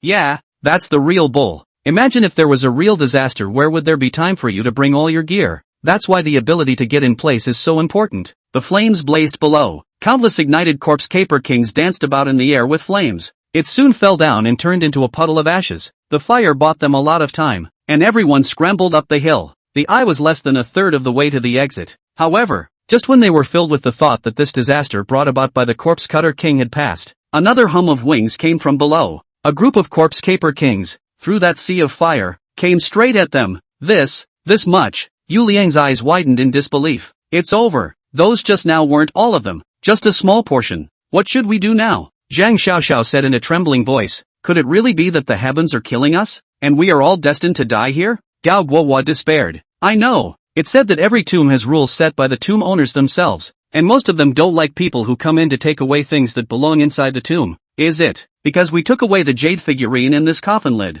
so the tomb owner is angry? Why don't we just return the things? Saving our lives is important. Zhao Bo was also completely disorganized at this moment. It's starting to get sick. What kind of bad idea is this? Take it all already, how can you give it back? Besides, what rules are not rules? Just this person wearing a jade figurine has changed from the Western Zhou monarch to King Lu Zhenwang and then to Iron Masked Shang. You tell me which one is considered the tomb owner? Bai Feifei retorted with a look of disgust. Now Zhao Bo stopped talking. The corpse caper caused some casualties when it broke through the sea of fire. The formation was also broken up. But soon, they converged again and came straight in the direction of Zhang Majian and the others. Zhang Majian, what to do? Bai Feifei became anxious. Or use fire. If fire can burn them once, it can burn them a second time. Zhang Majian said. Good. Then I'll lead everyone upwards first. You must be careful yourself, Bai Feifei said, subconsciously pulling Zhang Majian's hand and gently stroking it a few times. Even she didn't notice the subconscious intimacy. Then it was decisive to move on with the crowd.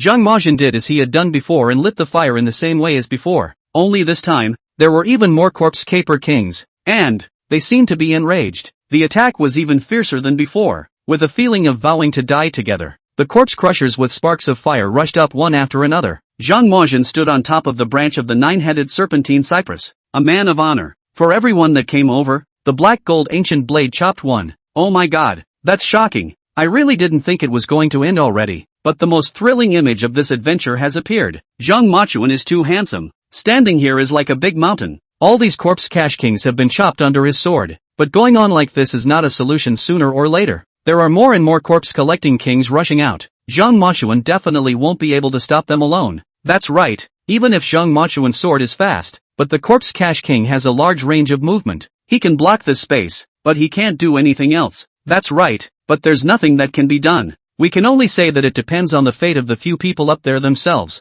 Zhang Machuan has already done enough. I don't expect too much right now. I just want both Zhang Majian and Goddess Feifei to come out safe and sound. And a few others wish them good luck and let them cheer. It seems like these corpse caper kings are getting crazier and crazier. They're starting to rampage. It's so scary to watch. Yes, their attack has obviously become more violent. Can Zhang Machuan and the others stand up to it or not? In a short period of time, the upper and middle parts of the Hydra cypress had just turned into a sea of fire. Charred branches, hanging helplessly in the air, were now and then rushed up by corpse-crazed corpses. Originally, there were many rotting corpses hanging from the roots of these branches. From time to time, black corpses crawled in and out on top of the bodies. For the moment, the smell of rotting flesh mixed with the smell of burning filled the air because of the flames. It makes every breath feel incredibly painful. The speed at which Bai Feifei was climbing upwards with a few other people had to become slower. Every few steps you climb, You have to stop and cough violently for a while. Everyone, cough. Everyone don't give up. We're not far from the exit. Cough. Come on, hold on. Bai Feifei cheered. At the same time, she worriedly turned back to look in Zhang Majian's direction. However, this look broke out into a cold sweat, only to see that there were a few corpse cash kings, which had already traversed the obstacles and flew up, and were about to get close to her. Bai Feifei's nerves tightened. Years of training and experience in actual combat had caused her to develop muscle memory. Without another second's thought, the dagger was already in his hand. Rushing in the direction of that corpse cash king, he swung violently, instantly chopping it into 2 pieces. With that, he turned around again and flipped to the top of a nearby branch. With a few swipes, he took care of a few other corpse caper kings that flew up as well. Sister Feifei is so skilled. Lin Qing couldn't help but sigh as she watched from above. It was only at this time that Bai Feifei felt a bit scared as an afterthought, her body unconsciously trembling, being patted on the back. More and more corpse king will attack up in a while. Hurry up and leave. If it comes anymore, I won't be able to hold it. Bai Feifei snapped. At the same time, Zhang Majian's place gradually fell. More and more corpse cash kings attacked up, almost surrounding him. If it wasn't for Zhang Majian's sharp figure and fast enough sword technique, it's probably already been swallowed up by these corpse caper kings. As the smoke around them grew thicker and thicker, Bai Feifei's vision was obscured. When he looked down, his eyes were filled with a blinding red color, the red of the flames, and the red of the corpse king. The only thing that could not be seen was Zhang Majian. Chapter 68, surrounded by corpse cash king. Zhang Majian eliminated? Zhang Majian, you must not be alright. Bai Feifei's fingers, unconsciously, gripped the trunk of the tree. Even a finger pierced by a tree thorn didn't notice. At this moment, Zhang Majian had been completely surrounded by the corpse collecting kings that had surged up. At first, the audience could see his form through a slit. The black and gold ancient sword in his hand was almost as fast as a stuttering shadow, and batches of corpse-crushing kings were chopped under his blade. But soon, his surroundings were surrounded by densely packed corpse-collecting kings. From the screen, only the rough outline of a humanoid could be seen. Oh no! Oh no! Zhang Majian is surrounded by the corpse cash king. I go. Just now that was so horrible. These corpse-caking kings are like flies, all of a sudden surrounded. And then, Zhang Majian was drowned. How come there is no movement for so long? Zhang Majian, he can't be already gone. Blah blah blah. Upstairs, don't say these demoralizing words. Absolutely nothing will happen to Zhang Majian. I can actually understand everyone's feelings. I'm also just as unwilling to believe that something will happen to Zhang Majian. But, always have to face the reality. That's right, Zhang Majian is indeed powerful, but after all, he is also a human being in immortal flesh. We've all seen how terrifying that corpse cash king is. One of them can still easily take a person's life, let alone a group of them. Time is so long. It feels like a century has passed. If Zhang Majian could come out, he would have come out a long time ago, wouldn't have waited until now and not made a move. Really? Don't do that, I can't take it. I can't accept it either. That's Zhang Majian, he was so powerful, like a god. How could he die so easily? Don't be anxious, everyone. The program's system hasn't broadcasted yet, which means there's still hope. Zhang Majian is still alive at this moment. It's useless. Before, Zhang Majian said that those who die after being touched by the corpse cutter king will experience painful torture in their lifetime, won't die immediately. But there's no way to cure them. They can only be tortured alive. As time passed by, everyone's moods all became desperate. In their opinion, Zhang Majian hadn't moved for such a long time. Then there is only one possibility, that he has been hit. Such a man who has wowed people from the beginning of the adventure with his high level of strength. The strongest person in China who brought shock to everyone one after another. How could you fall like that? This made all the viewers feel deep regret and despair. At the same time, the story quickly gained international attention. Zhang Majian's previous performance had already attracted the attention of foreign experts and spectators. So, having learned of the news of his accident, everyone had clicked into the live stream of China at the first opportunity. What?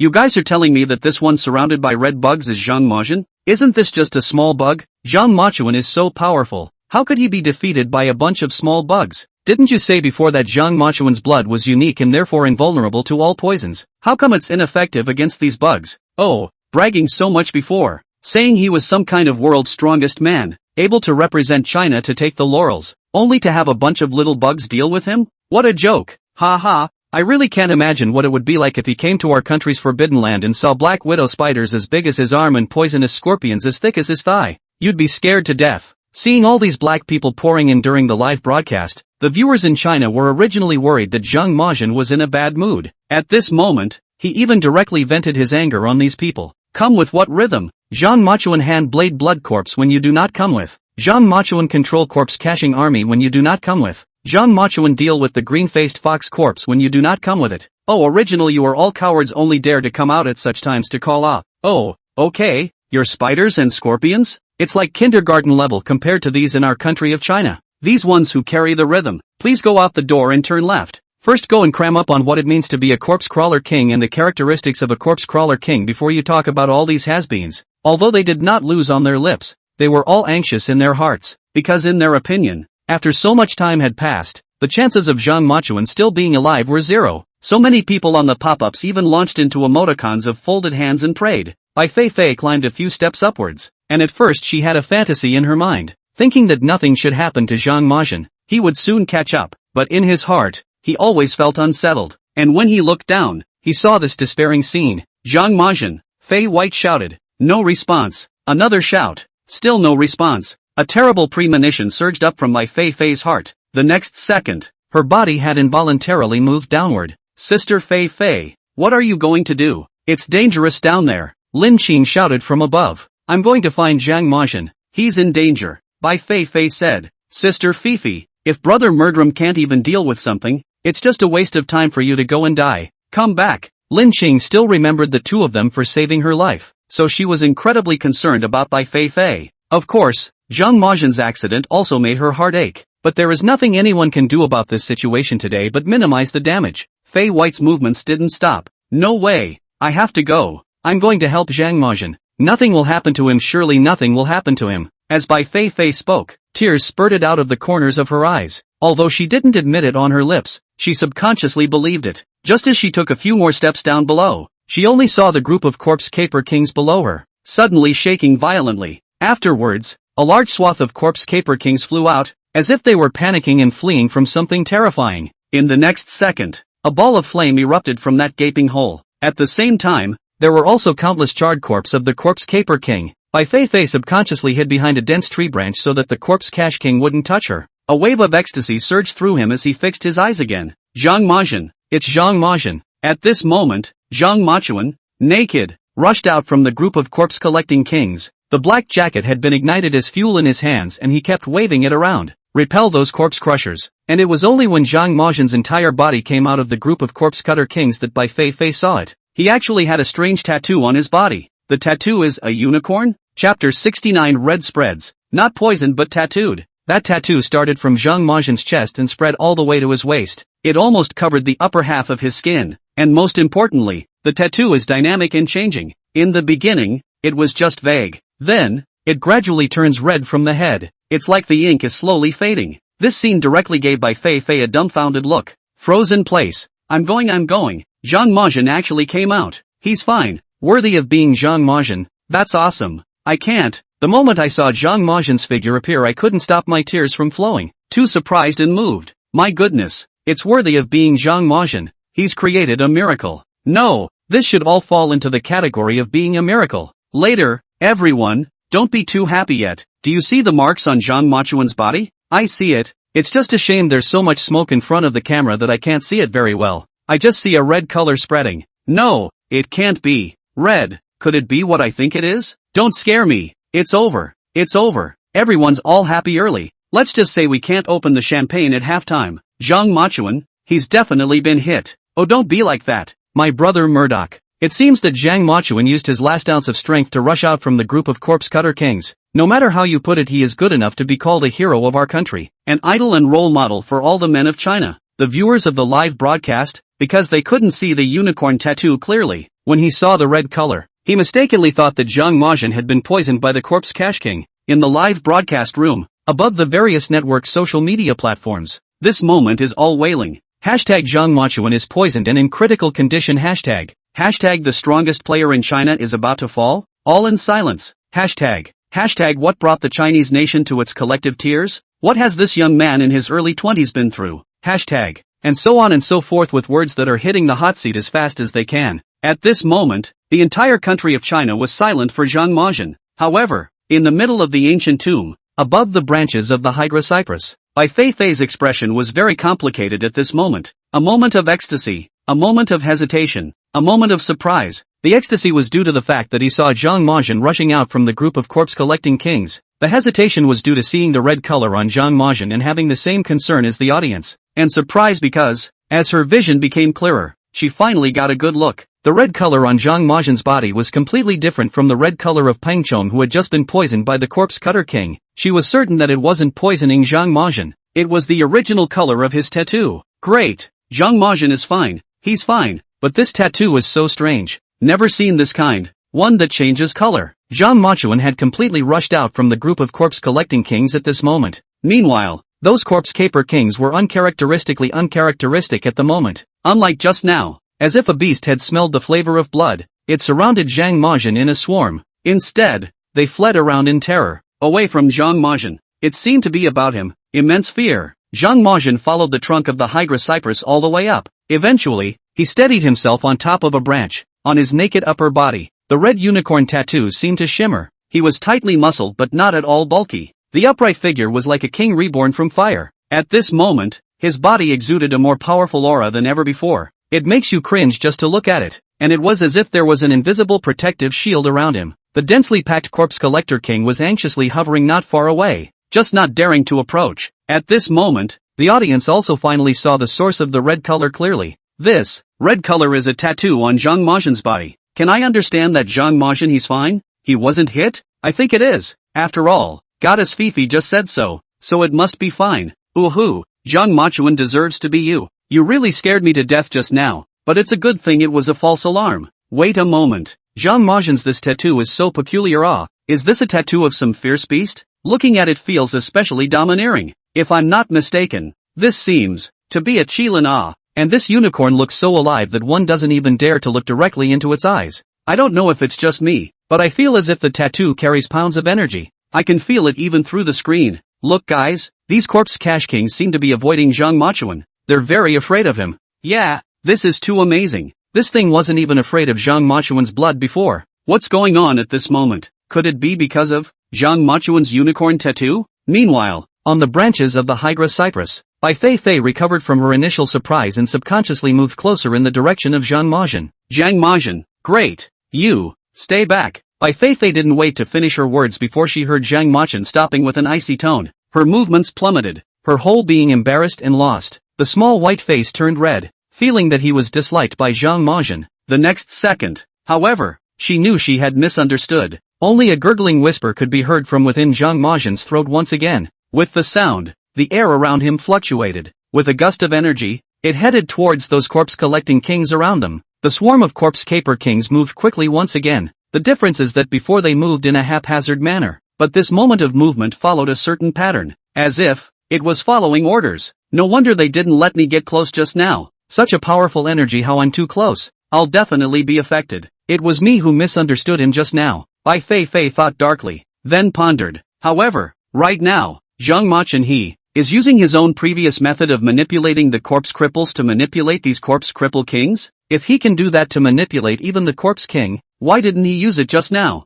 At this moment, the inside of Bai Feifei's tiny head was filled with doubts. However, what she was most worried about at the moment was whether or not Zhang Majin could succeed this time. It could be seen that the corpse cash kings were resisting, all struggling violently, trying to escape Zhang Majin's manipulation of them. The struggle, however, was futile. Soon they were dutifully arranged in a neat line. When the formation was set up, the crowd was surprised. Their gestures seemed to be bowing down to Zhang Majin. Chapter 70, The Corpse King Bows Down. Shocking reversal. The previously arrogant and incomparable corpse caper kings were now arranged in a neat formation, bending his head slightly in front of Zhang Majin. Such a scene is enough to shock everyone. At this moment, the audience in front of the screen, all of them were shocked and grew their mouths, staring blankly at the screen. It took about a minute for them to come back to their senses, frantically editing the pop-ups. Asterisk asterisk asterisk asterisk asterisk asterisk asterisk asterisk. What did I see? Zhang Majin is too powerful. What the hell did he do to make these corpse kings bow down? Could it be that it's the effect of the unicorn tattoo on his body?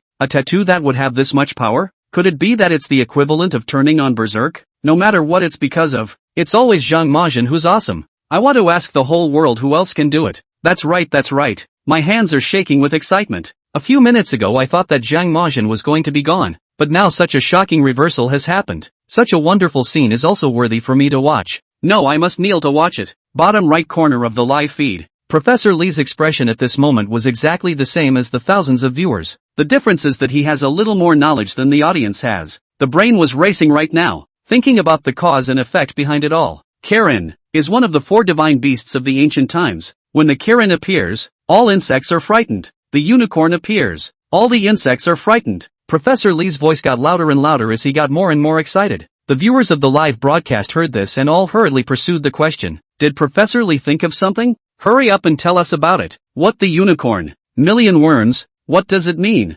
Professor Lee, don't hide alone when you have an answer. We're all anxious too. Professor Lee saw the pop-up and swallowed, organizing his words. The Qilin, the first of the ancient divine beasts, is extremely powerful in battle. Once the unicorn appears, the rest of the animals and beasts will have to bow down. So in my analysis, the reason why these corpse caper kings acted this way was because of the effect of that Qilin tattoo on Zhang Machuan's body. Professor Lee's words, to a certain extent, sort of gave a root explanation for this strange phenomenon in front of him, but there was no way he could explain the most crucial question. That is, a tattoo is just a tattoo, and a lot of people also get all kinds of symbolic designs on their bodies, yet it doesn't mean that the tattoo has a concrete effect. To put it bluntly, it's nothing more than a psychological suggestion. However, this tattoo on Zhang Maxian's body was as if it had come to life. I am the one who owns a tattoo parlor. I dare to guarantee with my life that this tattoo of Zhang Machuan's is not done by any tattoo artist in China. I've been working on tattoos since I was a teenager, and now I'm considered a big player in the industry. And I'm also vouching with my life that what I'm saying upstairs is true.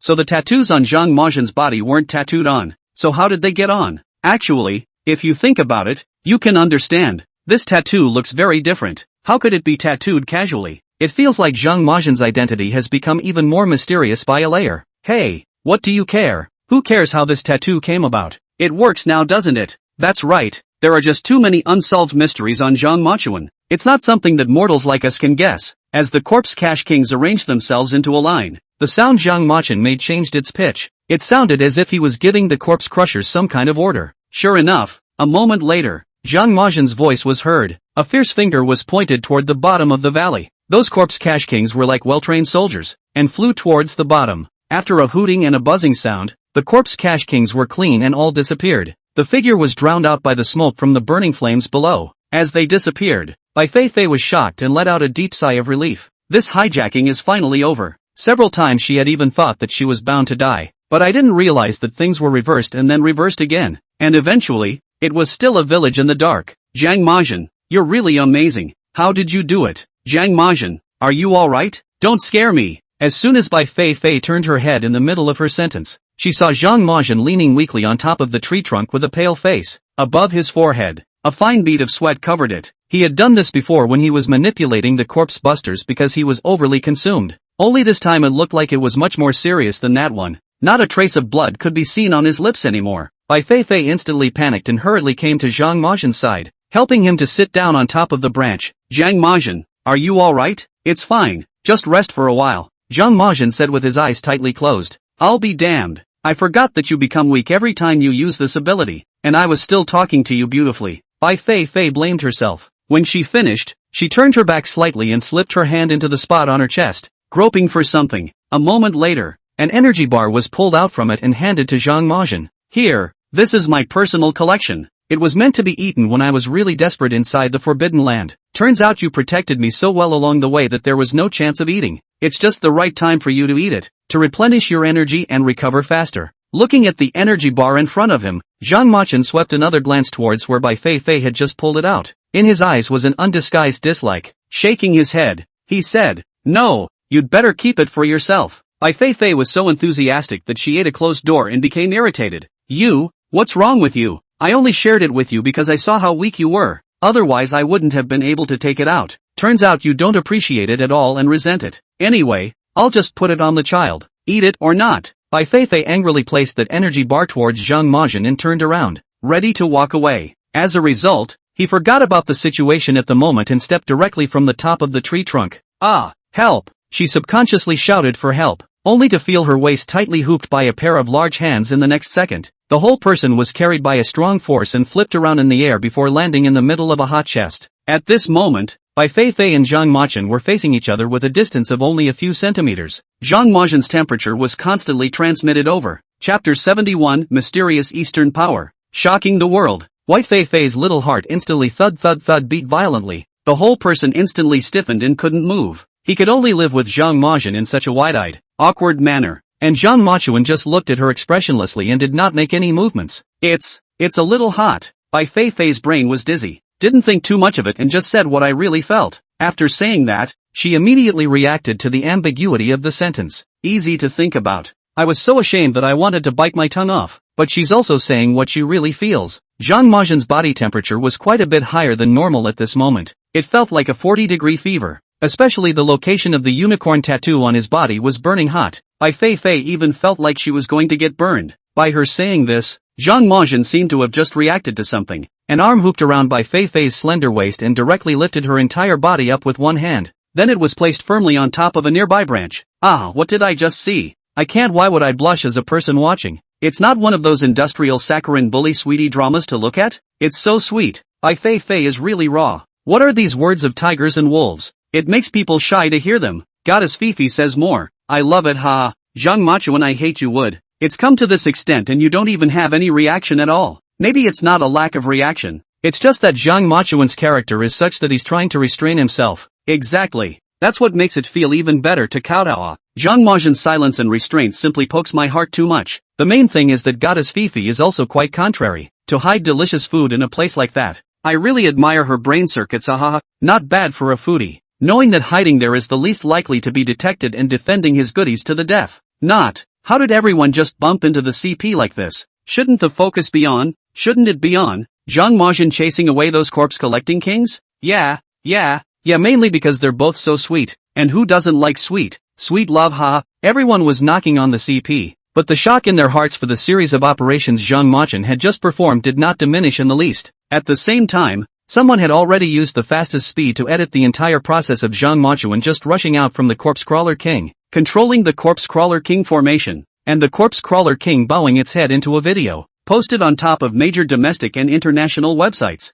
As soon as the video was released, it instantly caused a dramatic stir. The viewers in China, since most of them had witnessed the whole thing in the live broadcast, watching it again at this moment was equivalent to a review. But the sense of shock is still strong. Not to mention, then, the foreign netizens who are watching it for the first time. Waterfax. What is this? A post-synthesized video? No. Look at the title. They say it's a live recording of a Chinese player's adventure. Ah. What? This scene is happening for real. Not in a sci-fi movie? Oh my god. This is outrageous. I can't believe it at all. Are the Chinese already so vain that they have to pretend it's their contestants' superpowers with this kind of post-effects video? What I'm going to tell you is that this video is indeed real, because I was inside the live broadcast of this player from China to witness this with my own eyes. Impossible. How is this possible? How can someone's tattoos glow? How can someone control these little flying insects? Every single thing is too unbelievable, like a scene that would only appear in a sci-fi movie. Yes, indeed, but he just happened.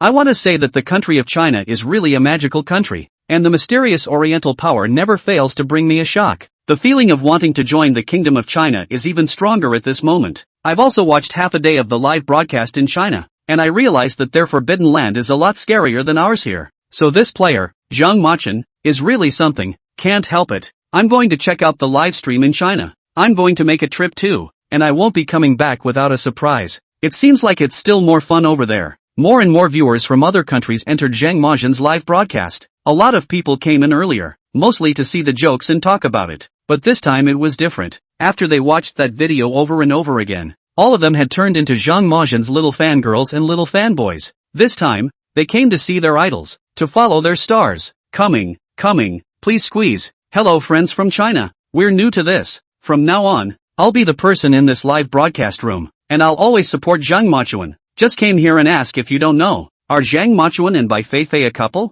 I saw a photo of the two of them hugging each other, looking so sweet. Or this is to stay comfortable. I how did not come to this treasure live room. It feels like I've delayed so many wonderful images. The audience in China saw such a battle and knew very well how to seize the opportunity. A warm and friendly greeting directly on the air. Welcome. Just stay here for 5 minutes and you'll love it. You guys are right. They are a couple. And even if they aren't now, they will be sooner or later. Don't leave if you're here. It's only going to get better from here. The number of people in Zhang Mazhen's live broadcast room had soared, and had become the number one in the break amongst all the players globally. Bai Feifei was still a bit unsettled after being carried by Zhang Majin and placed on a branch to sit down. It felt like in those few seconds just now, he had disgraced himself for the rest of his life. At this point, I can't wait to just hang from a branch and wash it. Ooh, how can a person stir up such a big basket? How does this make me face Zhang Majin in the future? Bai Feifei covered her face, and the wailing in her heart was already deafening. Gone. Just at this time,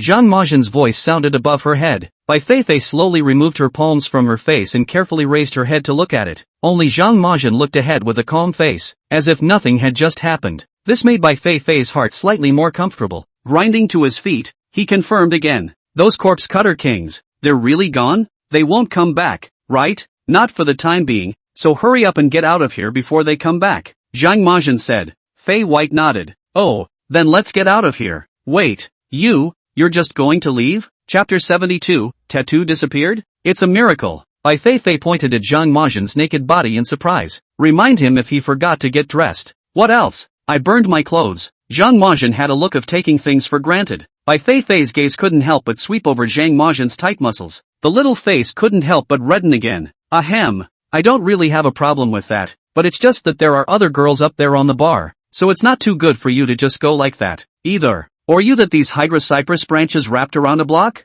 When Bai Feifei finished speaking, she only saw Zhang Majin's face visibly change. Looking down at the green branches, he glared back up at Fei White. Fei White didn't hold back her snort of laughter. Alright, just kidding. I was so humiliated just now I'm teasing you for once to get even and feel better. Then let's go. Halfway through her sentence, Fei White froze. She turned back violently and once again looked towards Zhang Majin's upper body itself. Your tattoos are disappearing. At this moment, the unicorn tattoo on Zhang Majin's body was as if it had been coated with an invisibility potion. It slowly faded on him, gradually hiding in his skin. In the blink of an eye, Zhang Majin's upper body had become smooth and sleek without a single mark. This was simply too much beyond the scope of her knowledge for Bai Feifei. What an amazing tattoo! But why is it like that? As she spoke, she couldn't help but reach out a finger and poke it lightly where the tattoo had originally been. Found nothing out of the ordinary here. In the next second, her slender wrist was grabbed by Zhang Majin and gently removed from herself. Fei White cleared her throat. Ahem.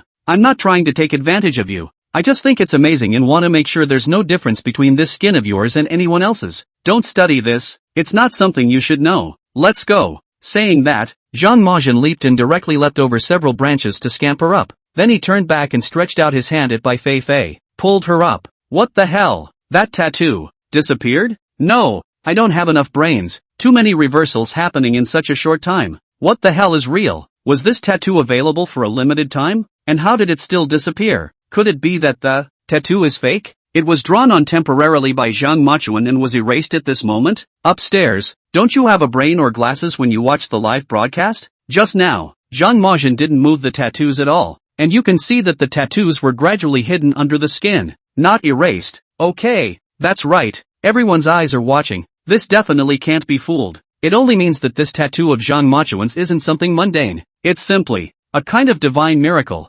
Indeed, this tattoo doesn't look like a mundane object at first glance, not to mention that it contains so much energy. It must be a miracle. Where's Professor Lee? Come out quickly and give us all an answer. At this moment, Professor Lee in the lower right corner of the live broadcast, the whole person looked a little scribbled, and his hair was disheveled and his eyes were dull. The whole thing seemed to have aged 5 years. Not because of anything else, but simply because so much had happened in a short period of time that was beyond his perception. His 3 views have been turned upside down too many times. God knows. That's for someone who has spent a lifetime in antiquities research and is of a good age. What a spiritual shock it was. But at the same time, he was thrilled and excited inside, because he had learned that there were indeed many phenomena in this world that modern science could not explain. This shows that there is still a lot of room for their research. His work makes sense. Facing the pop-ups on the face public screen asking him to explain, Professor Lee organized his thoughts for a moment before saying, I think that many viewers are right in guessing that this tattoo on Zhang Majin's body can indeed be described as a kind of divine miracle,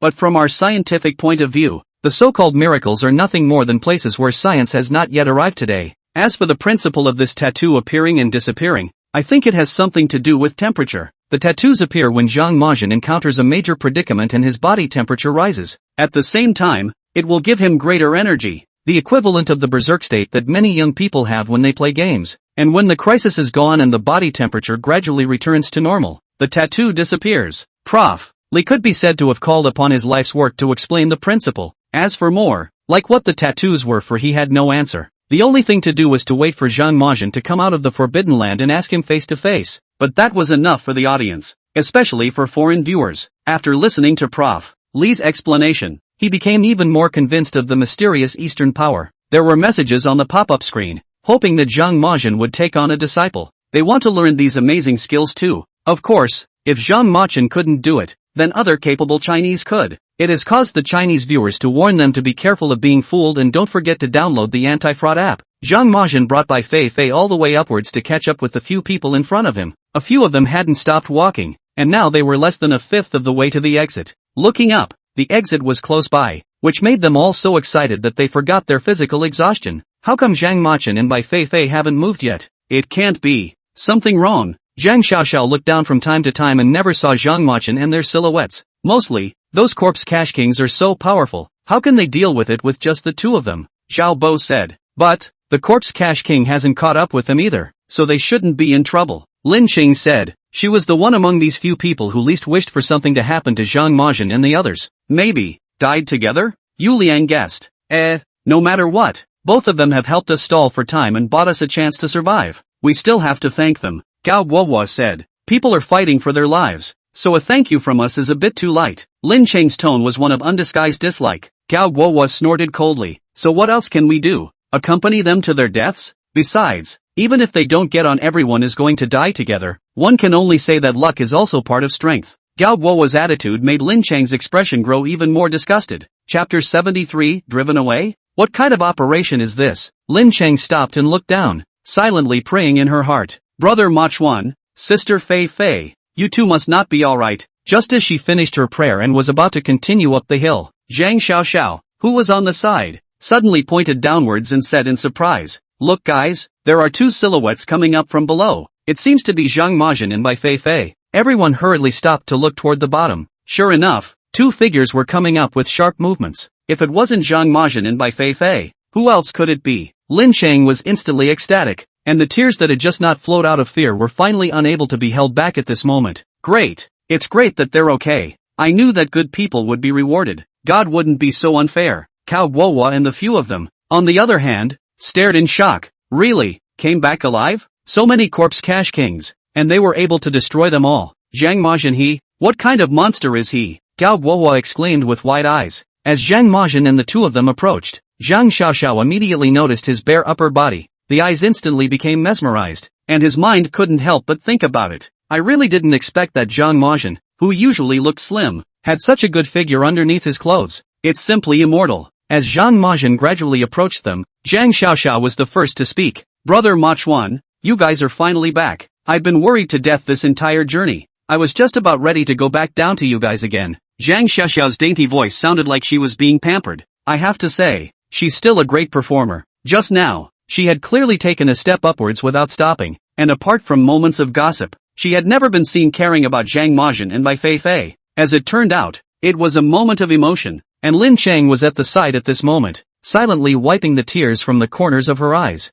Nothing. Zhang Majin and Bai Feifei looked up at the crowd. For Zhang Xiaoxiao's enthusiasm, a very tacit choice was made to turn a blind eye. It made her embarrassed to have her enthusiasm go out the window. I can't stand it. Why another green tea girl? I really admire Zhang Xiaoxiao's cheek, lying without blushing right. People Lin Qing is the one who really cares about Zhang Machuan and the others. People haven't even said anything yet, but Zhang Xiaoxiao is the one who showed up first. She can really want the picture. Ha ha, but Zhang Machin and Bai Feifei's reaction is really satisfying to me. Not paying any attention to Zhang Xiaoxiao at all. It's so cool to watch. These two people's minds I combined. They have to have 800 more than Zhang Xiaoxiao, and they can still be fooled by her? One glance can tell that she's pretending, right? This wave is also blamed on Zhang Machuan himself, wearing so little sexually seduced people, so that they had to use a strange trick.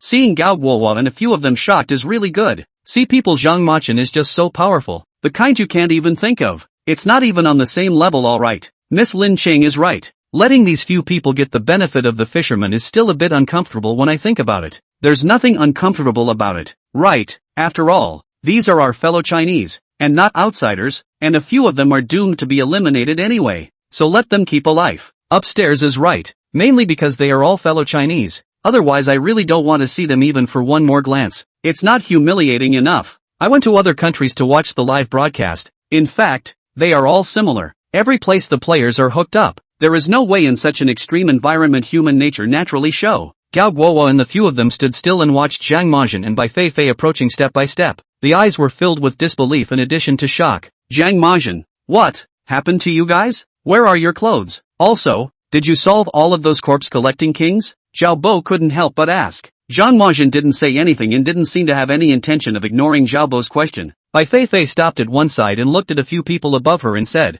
"That's right, Zhang Machuan has driven away all the corpse collecting kings, but they could come back at any time, so let's all hurry up and leave." What does it mean to drive away? Yu Liang wondered. This thing, it can still be evicted? When they appear, shouldn't it be a scene of death and destruction? For them, chasing away these corpse king is even more incomprehensible than wiping them all out. You don't need to know this, you only need to remember that this life of yours, including me, was saved by Zhang Majin, and more than once. After saying this, Bai Feifei no longer paid attention to the others and continued forward. Everyone stared blankly in place for a few seconds, ringing the words of the corpse king who could reappear at any moment. It was too late to think much about it and start rushing again. As they gradually approached the exit, the show sent out the plane that had come to meet them. Meanwhile, the adventures of the contestants from other countries have come to a close. A few small countries were all but eliminated from the competition. The largest number of survivors are China, Pretty, Goose and Eagle Sauce. All 7 survived. And the players who won from these countries are all really strong,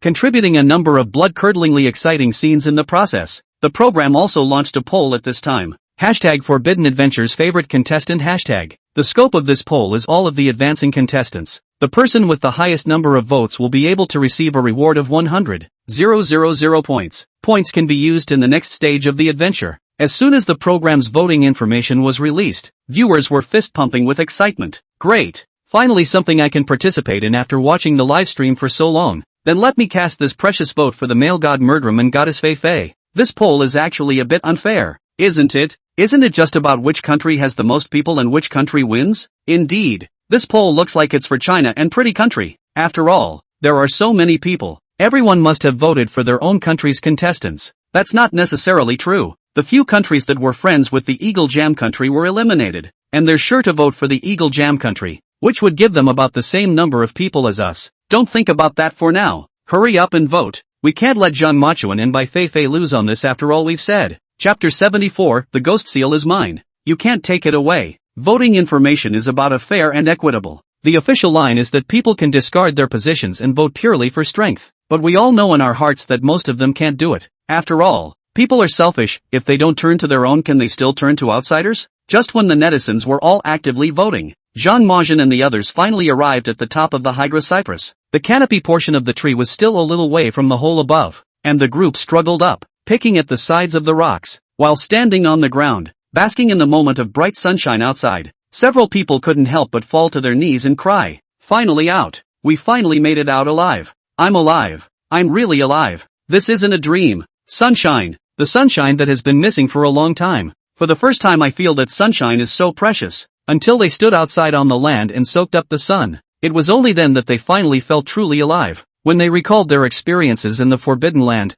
they were all a bit scared. It felt like luck played a large part in getting out of this thing alive. A slight misstep somewhere along the line wouldn't have resulted in what we have now. As for Zhang Machin and Bai Feifei, they were much more calm at this moment as they stood on the sidelines. None of the emotions were up and down. It wasn't long before the show's plane arrived. The crowd boarded the plane and headed towards the middle of the city. After their planes landed, the point standings for each country came out. China's Zhang Machin and Bai Feifei tied for first place with Pretty Country's David and Mike, both with 210,000 points. Goose Country second, 150,000 points. Eagle Jam Nation is third with 120,000 points. However, this is not the final result, and the winner will not be finalized until after the referendum is over. After getting off the airplane, Zhang Majin and the others were surrounded by countless people swarming around them. These people are the medical staff of the program and have come up to give them a simple physical examination as well as wound treatment. Zhang Majin waved his hand and refused the 2 medical nurses who wanted to examine him. "I don't need it, thanks. This won't work. We're responsible for your safety," the paramedic thought. However, as he spoke, Zhang Majin had already walked out on his own. Seeing this from the side, the director of the program waved his hand at the paramedic. signaling him to let Zhang Majin go. Everyone has seen his strength, and no one has the strength to stop him if he doesn't want to do something. Besides, his bodily functions were clearly different from normal, so there shouldn't be any problems. Just as Zhang Majin walked out a few steps, a man with somewhat messy hair and not too young hurriedly greeted him. It's none other than Professor Li. He had come here to the airport to wait since Zhang Majin and the others boarded the plane. It was to be the first to be able to see what they had brought out of the Forbidden Land. After seeing Zhang Majin, Professor Li was thrilled. Reach out your hand from a distance. Mr. Zhang Majin, I'm Professor Li who spoke to you on the phone. Welcome back. However, Zhang Majin did not reach out, just nodded indifferently at him. Hello. Professor Li withdrew his hand in some embarrassment.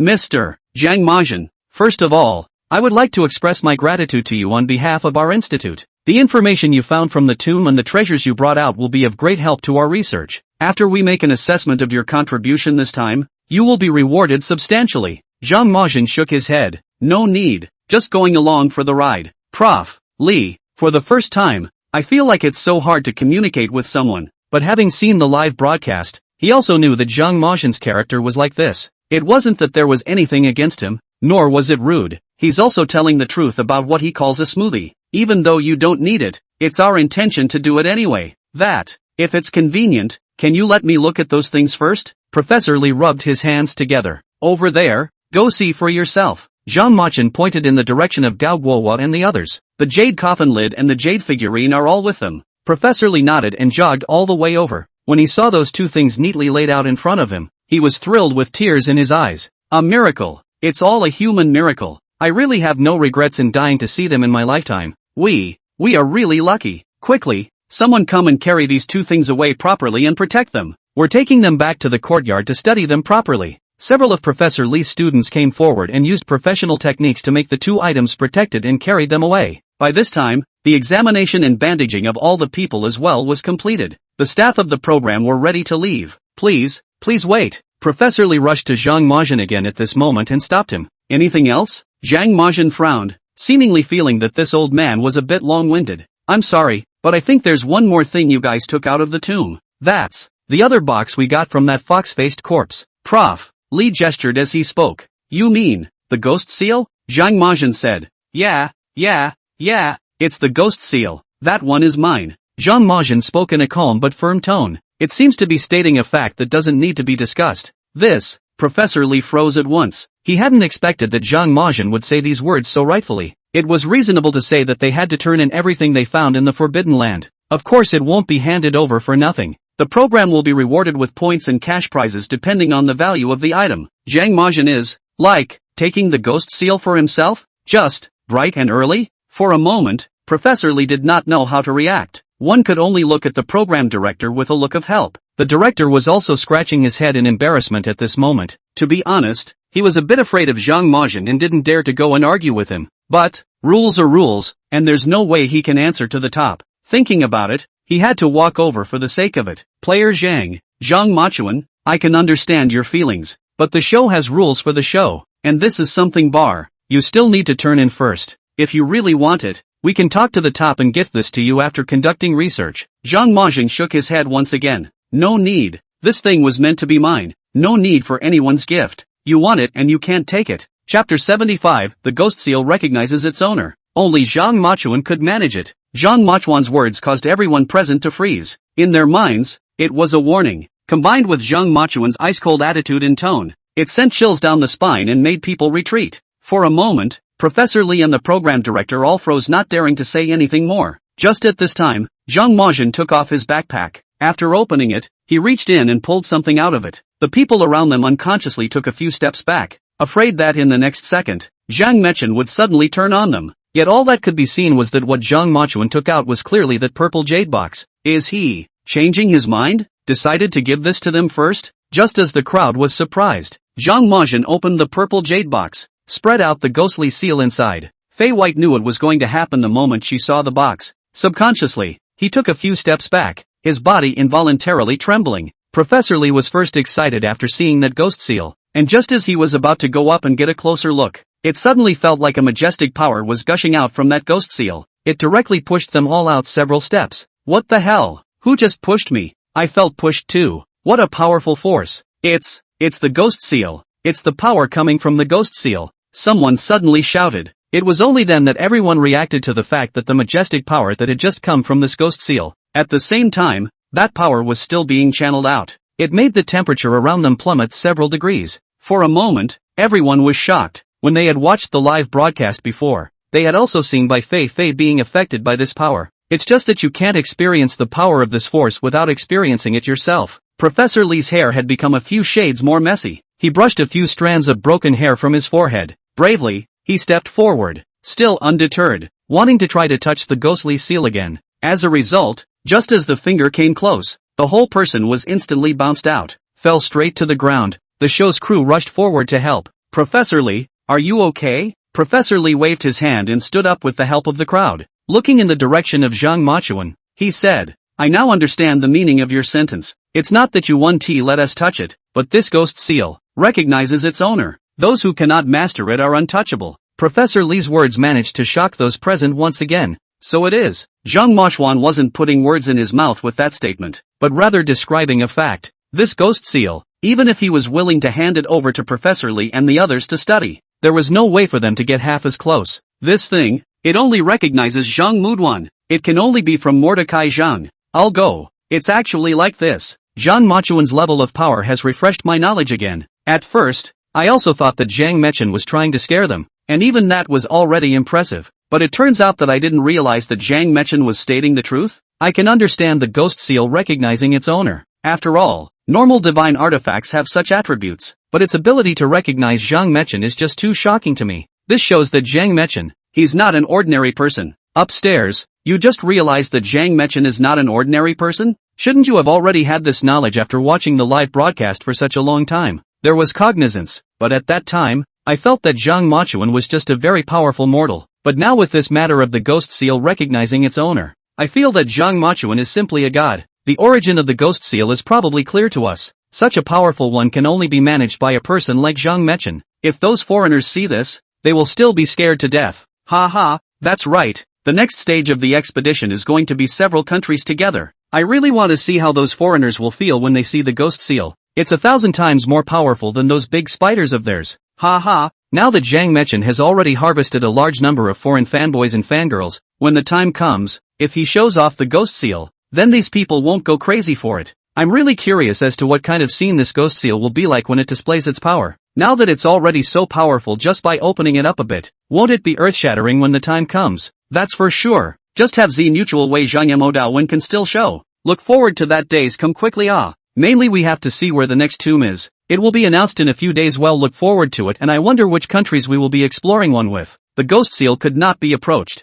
and there was nothing Professor Li could do even though his heart was filled with resentment. One could only nod and say, I see. It seems that we are destined to be unattached to this ghost seal. Mr. Zhang, I was the one who offended just now. Please don't mind. Zhang Majian shook his head slightly and said, Then, we'll take the other two items first, and there may be things we need to ask you for later. So please, any time. Zhang Majian gently spat out 2 words, and left straight away. Looking at his back, the staff of the program breathed a sigh of relief. Scared me to death. Zhang Machuan's sense of oppression is so strong. Just standing next to him makes me feel pressurized. Yeah, and he always looks like he's not smiling. He feels menacing to approach, and he's very unapproachable. No, you guys are wrong. Listening to the discussion, Professor Li shook his head. This person, Zhang Machuan, is someone who appears to be cold but is actually fiery inside. Think about it. Did he ever take the initiative to strike out at anyone while they were exploring? When others were in danger, did he ever go along to rescue them?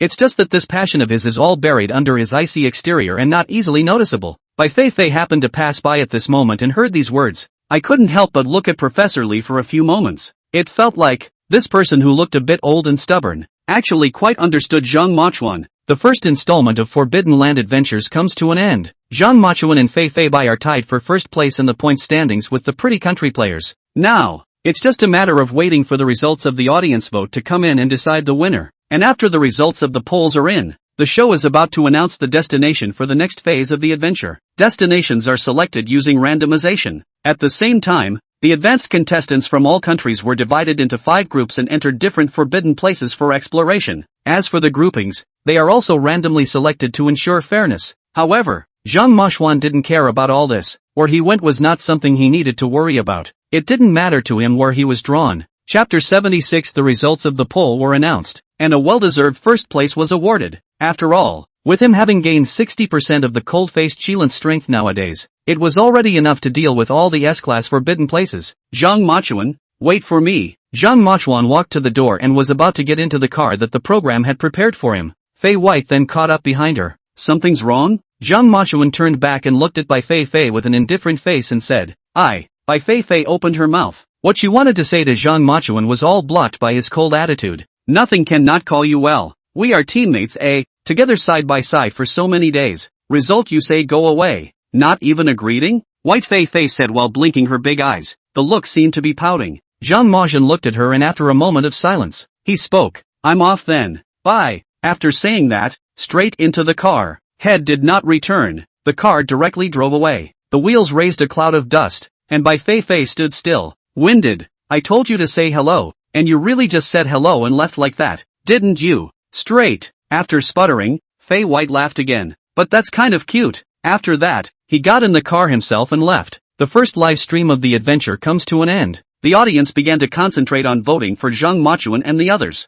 Meanwhile, there is a tense wait for the results of the poll to be announced. Pretty country. The number 1 ranked players, David and Mike, 2 men sitting in the middle of a tavern, drinking while waiting for the results of the vote. I didn't realize that the player from China was quite good, David said. Yeah, on top of that, there's a girl in their midst, and the points actually managed to be the same as ours. One can only say that their luck is just too good, but this is all just temporary. When the voting ends in a little while and our 100,000 points arrive, we'll leave them far behind. First place, it's definitely still ours, Mike said. That's right, we've joined forces with several other countries that have been eliminated to get their people to vote for us, and we've spent a lot of money to do so. Originally, the number of people supporting us was on par with the Chinese players, and with our maneuvering, first place will definitely be no problem, David said as he became smug. The two of them have gone to great lengths to be able to win this vote. Nowadays, it's even more expensive to get tickets. That's why they were so confident that they could take the top spot in the voting. On the contrary, Zhang Machuan and Bai Feifei didn't give a damn about it. Once we got home, it was every man for himself. Didn't even open the voting screen to look at it. Naturally, Zhang Machuan was needless to say, and definitely didn't care about any of this. White Feifei, on the other hand, is because she has such a powerful teammate as Zhang Mo Duan. Don't even worry about the points at all. So, naturally, they don't care about any voting. It's close to 4 p.m., and the results of the polls will be announced soon. On the scarf, almost all of the Chinese netizens were discussing this matter. The results will be announced soon. So nervous, we're going to win, aren't we? Everyone's worked so hard. I could have mobilized all the contacts I could. Me too. Even my grandpa and my grandma, who don't watch the live broadcast, were dragged to vote by me. Zhang Machuan and Bai Feifei fought so hard inside the Forbidden Land to win glory for our country. What's it worth for us to fight for our lives at this moment? Let's charge. That's it. Everyone put up a fight. We have to win this one for them. I just got back from going out and snooping around, and it seems like the pretty country is making a lot of effort over there, and they're calling on a few other countries to help out with the vote. What? They're too cocky. So what do we do? Is it too late to go get someone? I'm afraid it's too late. The polls are closing in a few minutes, so we'll just have to do the best we can. At 4 p.m., the polls closed and the results were announced. Zhang Machuan and Fei Fei came in first place. The votes far outnumbered the second place pretty country contestant by hundreds of thousands. Seeing this result, David and Mike, who were still drinking freely in the tavern, were directly dumbfounded. What the hell? How did they get to be number 1? And why are the votes so much higher than ours? It doesn't make sense. It's impossible. Cheating. They must have cheated. There's something shady going on here. That's right. That must be it. This time China is the organizer. They must have changed the votes of their own contestants. This is too much. On China's side, it was as if they had anticipated, in advance, that there would be this kind of questioning. Not long after the results were announced, the breakdown of all the votes was also released. None of the voting lists are meticulously detailed. Also, it has separate statistics on the percentage of votes cast for the contestants by each country. David and Mike looked at the breakdown and were all dumbfounded, because it was clearly labeled that among the number of people who had voted for Zhang Machuan and Bai Feifei,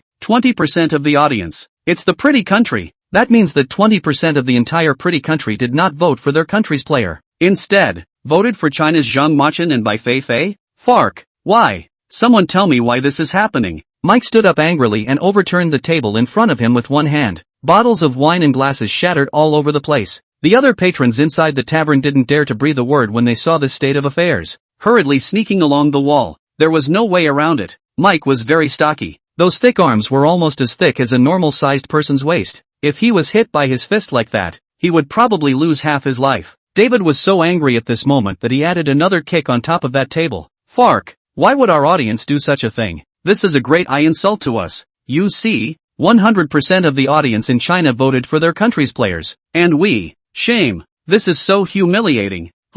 If I look at it, couldn't it be that female contestant from China who messed things up? I've seen her picture and she's quite pretty, Mike said with a roll of his eyes. You have a point. A lot of people are people who see color. And maybe that's why they vote for them. Forget it, it's useless to get angry any way we can now. If we lose this time, we lose. In the future, don't let me meet the players from China in the Forbidden Land. Otherwise, I will definitely make them look good. Mike clenched his fists and said, Chapter 77 S-Class Forbidden Land, Jingjie Ancient City. As they say, human beings do not have the same sorrows and joys. While David and Mike were furious, the Chinese were celebrating enthusiastically at this moment. The entire top trending searches on the bib were dominated by this. Everyone was cheering and celebrating. Oh ho! First place. We're number one. I'll be blunt. This result is actually what Zhang Mazhen and Bai Feifei deserved, but it wasn't easy for us to get what we got under the opposing party's suppression. Am I the only one focusing on the percentage of votes from each country? 20% of the people in Pretty Country voted for Zhang Mazhen and Bai Feifei. This is even more enjoyable than winning first place.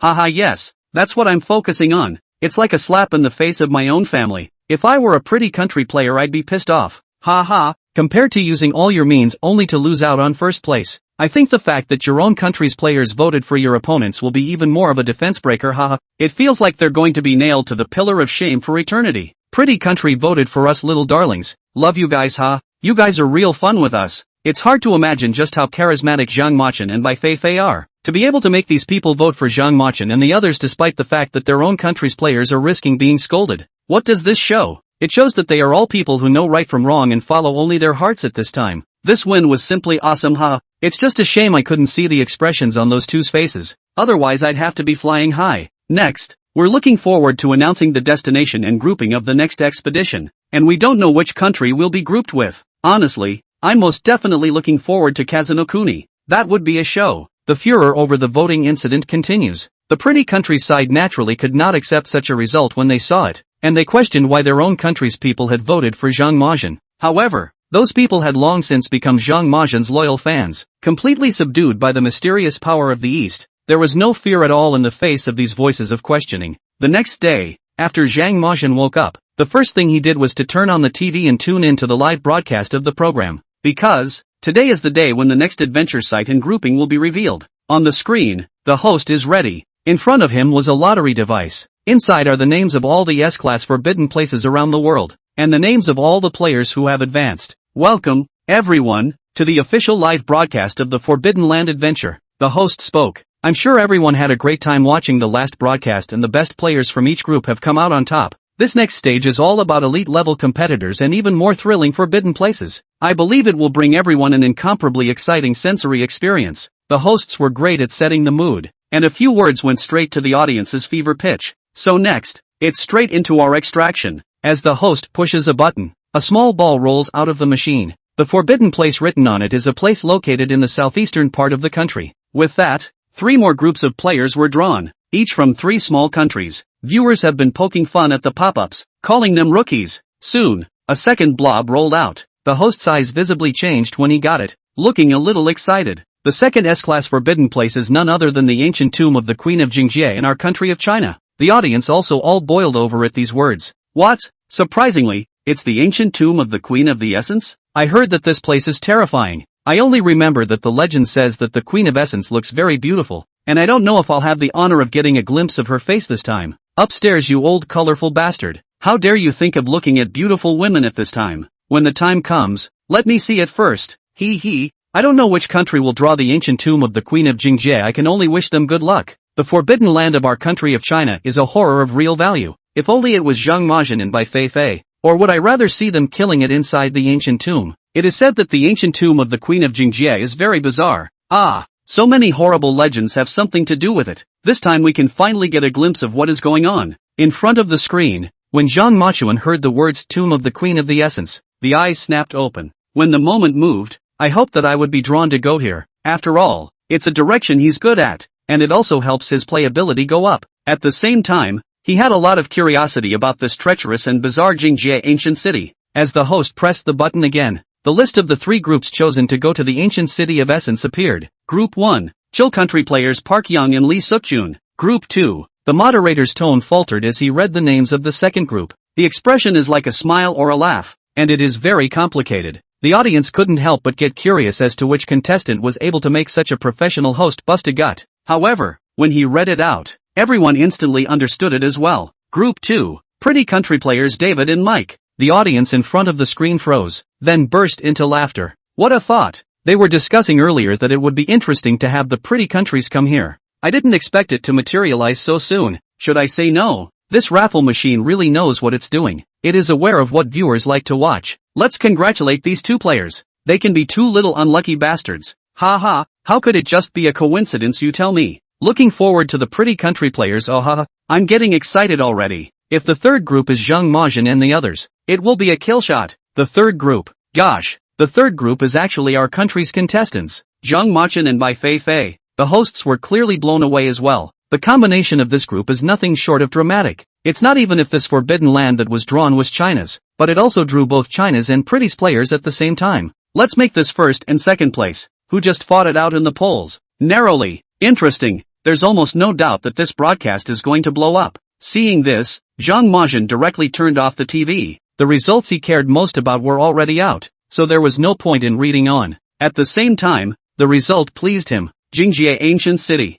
Zhang Majin recited these 4 words. Many things about the ancient city of Jingjie came flashing through his mind. Chapter 78. 3 countries players converge. Taste of gunpowder. Pretty Country. David and Mike, who were in front of the TV, watched the results of their grouping, froze for a full minute before coming back to his senses. The harsh words they had let slip before, they hadn't thought that they would be realized so soon. Didn't he say that he wanted to seek revenge on Zhang Majin? Didn't he say that whenever he met them, he would definitely give them a good look? Soon, in the ancient city of Jingjie, they were going to meet. Isn't that something to be happy about? But for some reason, when they first learned the news, their first reaction was not joy. Instead, he was baffled. Soon, though, they both came back to their senses. A smug smile appeared at the corner of David's mouth. Mike, what did I say? Here's our chance. Yeah. Mike raised his glass and clinked it with David. What a blessing from God to give us an out so soon. This time, I'd like to see with my own eyes just how capable this one called Zhang Majin and Bai Feifei are.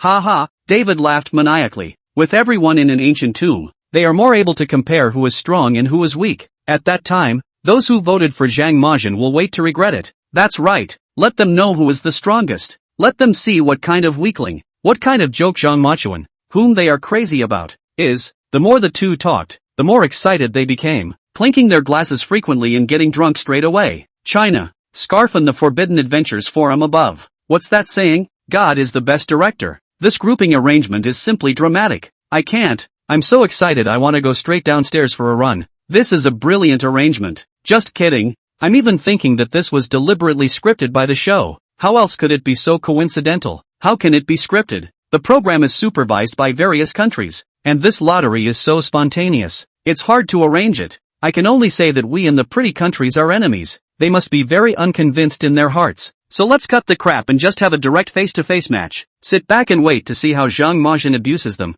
and reshape their 3 views. I've seen those 2 live, and to be honest they're really physically strong. Those arms are thicker than my waist. It's scary to look at. So what? You don't have confidence in our boy god Murdrum and goddess Feifei? Think the 2 of them can't be beaten? That's not true. If it's a combination of strength, of course there's no need to worry. But what if it's purely a competition of physical strength? Even if Bai Feifei's hands are good, she's still a girl. Amidst the anticipation of millions of people, the second phase of the Forbidden Land expedition was finally about to begin. The 4 contestants from the Pretty Country and the Cold Country flew directly to the base camp of China's Forbidden Land adventure that day, waiting to rendezvous with Zhang Majin and the others. They would then set off together to the Jingjie ancient city. The live stream was on the first moment they arrived. David and Mike from Pretty Country were full of air as soon as they stepped off the plane. The 2 of them were lanky and shocking at first glance. The 5'8" staff members all looked petite standing next to them. Both seem to be wearing tight tank tops on purpose to show off their bodies. In the near sub-zero weather of China, it didn't feel cold at all. The quality of the body is truly amazing. The two players from the cold country, on the other hand, drew the complete opposite. Lee Suk-jun, who is an Egyo in Cold Kingdom, wears a gray coat and his hair is styled with thick hairspray, also wore full makeup and earrings. It didn't look like they were here to explore the Forbidden Land, but more like they were here for the draft. Park, on the other hand, is a fitness instructor who looks a few degrees more professional. Only the body looks like a child's version compared to David and Mike. For the two of them, David and Mike naturally didn't give a damn. Looking at them, they all tilted their heads and squinted, not hiding their disdain at all. Ha ha ha, this is such a fun appearance. I didn't expect such a show right from the start. I have to say, these two people's bodies are really top-notch. If this is a game that purely competes for physical strength, I don't think Zhang Machuan and the others are rivals. That's not necessarily true. Just because you have thick arms and big muscles, you must be powerful. Just empty brute strength. It's not too cold to wear into.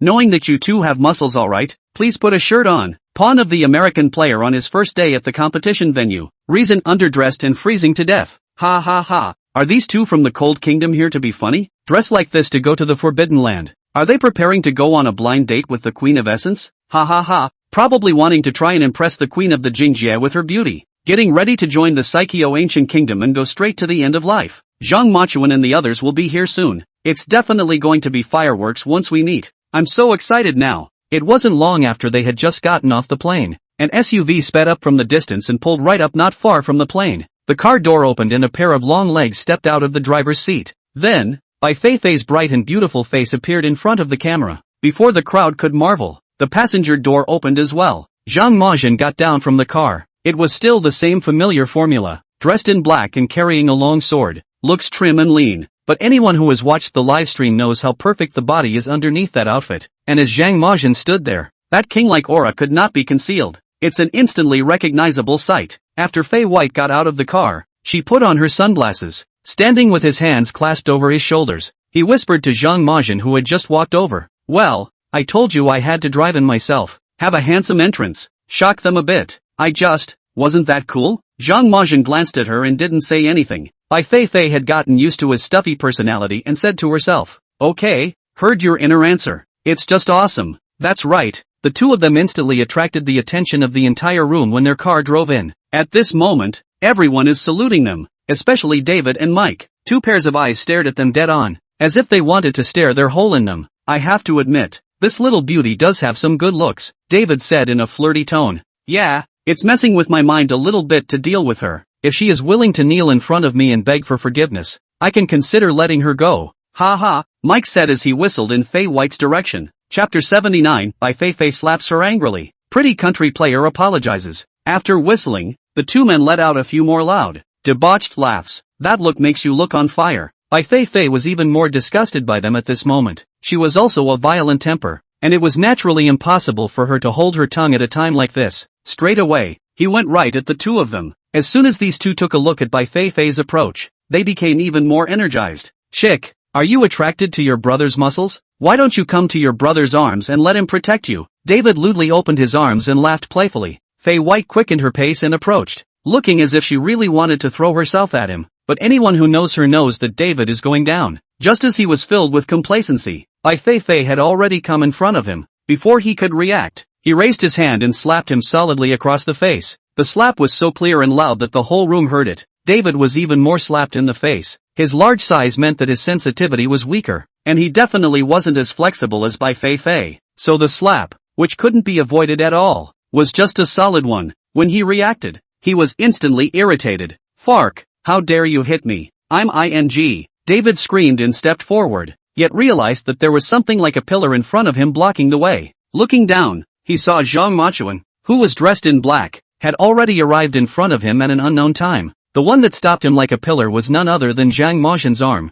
At this moment, David only felt that these slim-looking arms had the strength of 1,000 pounds. With just a light block in front of him, he was unexpectedly unable to advance half a step. For a moment, David's insides were a little shaken. This Zhang Majian, he really has some strength? Before, was he the one who underestimated him? Soon, though, arrogance made David confident. Must have just been unprepared myself, plus I was a bit dazed by the slap. Thus, he stretched out his arm, which was as strong as a bull's leg, and grabbed Zhang Majian's wrist, wrenching hard to the outside. He tried to move his arm out of the way, yet it was found that couldn't break it. Unconvinced, he increased his strength, the veins on his neck popping. However, Zhang Majian was like a huge mountain that he could not shake. David was shocked. With his power, it was safe to say that he couldn't even find a match in Pretty Country. Even, he once killed a tiger with his bare hands. As a result, now, it couldn't break Zhang Majian's thin-looking arm? David, what are you doing being polite to him? They started it.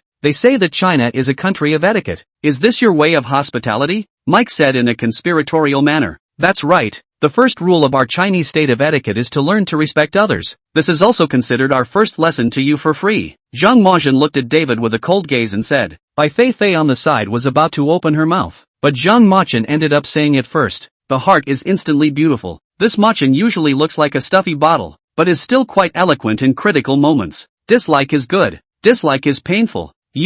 Mike was unconvinced and stepped forward, wanting to have a good theory with Zhang Majian. David raised his hand to stop him. We're about to enter the Forbidden Land, so we won't bother with you. We'll see you inside the Forbidden Land. After that, he turned to slip away. Mike had a puzzled look on his face and was about to say something when he heard Zhang Majian behind him coldly say, "Stop, we don't bother with you guys, but you're still getting excited? If you don't like it, let's fight it out here, and don't blame me if I blow your head off." Mike shouted. Mike, stay out of trouble. Let's go first. David, what's wrong with you today? Why are you suddenly a wimp? Are we even afraid of him? Mike looked at David with a puzzled expression. David grimaced a bit. He had personally felt Zhang Majian's power and only felt that he was deeply hidden and terrifying. It wouldn't do them any good to really get into a fight here. It would also affect the rest of their adventure. Therefore, David only wanted to end this farce quickly, and after entering the Forbidden Land, he would find a chance to find out Zhang Majian's bottom line. It's not too late to take revenge at that time.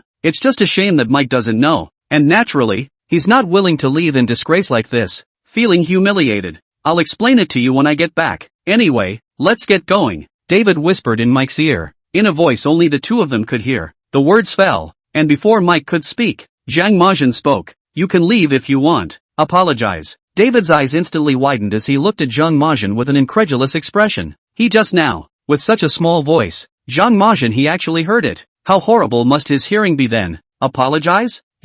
Mike tried to go up to him to argue, and David pulled him back, rushing towards Zhang Majian. I'm sorry, I was just trying to make a joke. Please forgive me. It's not to apologize to me. It's her you've offended. Zhang Majian pointed at Bai Feifei. David took a deep breath and forced back the feeling of humiliation, rushing at Fei White. I'm sorry ma'am, I was misbehaving just now. Please forgive me. Bai Feifei tilted her head and looked at him, patting the non-existent dust on her hands and said, forget it, this girl is a generous person, so I won't bother with you. Watch out in the future, or you'll still be vulnerable to beatings. David clenched his hands into fists, his face reddening. It felt like a great insult, but there was no way to have a seizure. Turned and hurried away. To the side, Mike was dumbfounded, not understanding how his companion had suddenly taken a turn for the worse. I'll see you at the Forbidden Land. Just wait and see. Throwing this down, he only turned to go after his companion. I'm going. Cool, ha ha ha. We're winning big. Pretty Country, these two are really classless. If you're not convinced, you can use your strength to prove yourself instead of molesting our female contestants here. That's right. The two of them are also lackadaisical enough to think that our goddess Feifei is the kind of little girl who blushes in fear at the slightest flirtation. We're the female god of war. Haha, that's right. That slap from goddess Feifei was just too good. That crisp and loud. It simply hit me inside my heart. It's cheap for that kid to receive a slap from my goddess Feifei herself. Goddess Feifei's hand should be sore from the beating. Ha ha, isn't it? Next time there's something like this, just let me do it. How can goddess Feifei do it herself? This is the opening to give them both a downward spiral. Let him collect the hostility in himself and know that we Chinese are not that easy to mess with. Chapter 80, Selecting Supplies. Zhang Majian strikes again. It was they themselves who took the initiative to provoke what can be done. One can only say that they deserved it. Worthy of being Zhang Majian, he doesn't even need to do much. He just needs to stand there and his aura is easily able to crush the opponent. This wave looks so good to me. It's hard to imagine how good it will be after entering the Forbidden Land. Can't wait already. Everyone noticed that when the clash just happened, one of the country's players seemed to be invisible? Haha, that's right. The two players from the Cold Kingdom look like they're here on a trip, hiding on the side and not daring to make a sound at all. The crew of the show was nervous when such an episode happened just after they met. Fortunately, Zhang Majian directly suppressed the other party with his absolute strength. and only then did he avoid further conflict. And while the Chinese felt proud and honored by this, the viewers in the pretty country were very puzzled. How did two players from your own country become wimps when they went to China? Is it because people have to bow down under the roof? China is a bit of a bully, isn't it? That's it. Our players are really aggravated. It's still a big pattern for us players, willing to bow down so as not to delay the rest of the adventure. Come on, don't you guys follow and lose face? It's obvious that they are not as strong as Zhang Machuan and they wimped out on their own. Upstairs, why are you elbowing your way out? You're one of those 20% who voted for Zhang Majian, aren't you? Traitor, what people say is true. Zhang Majian is just awesome. I just adore him.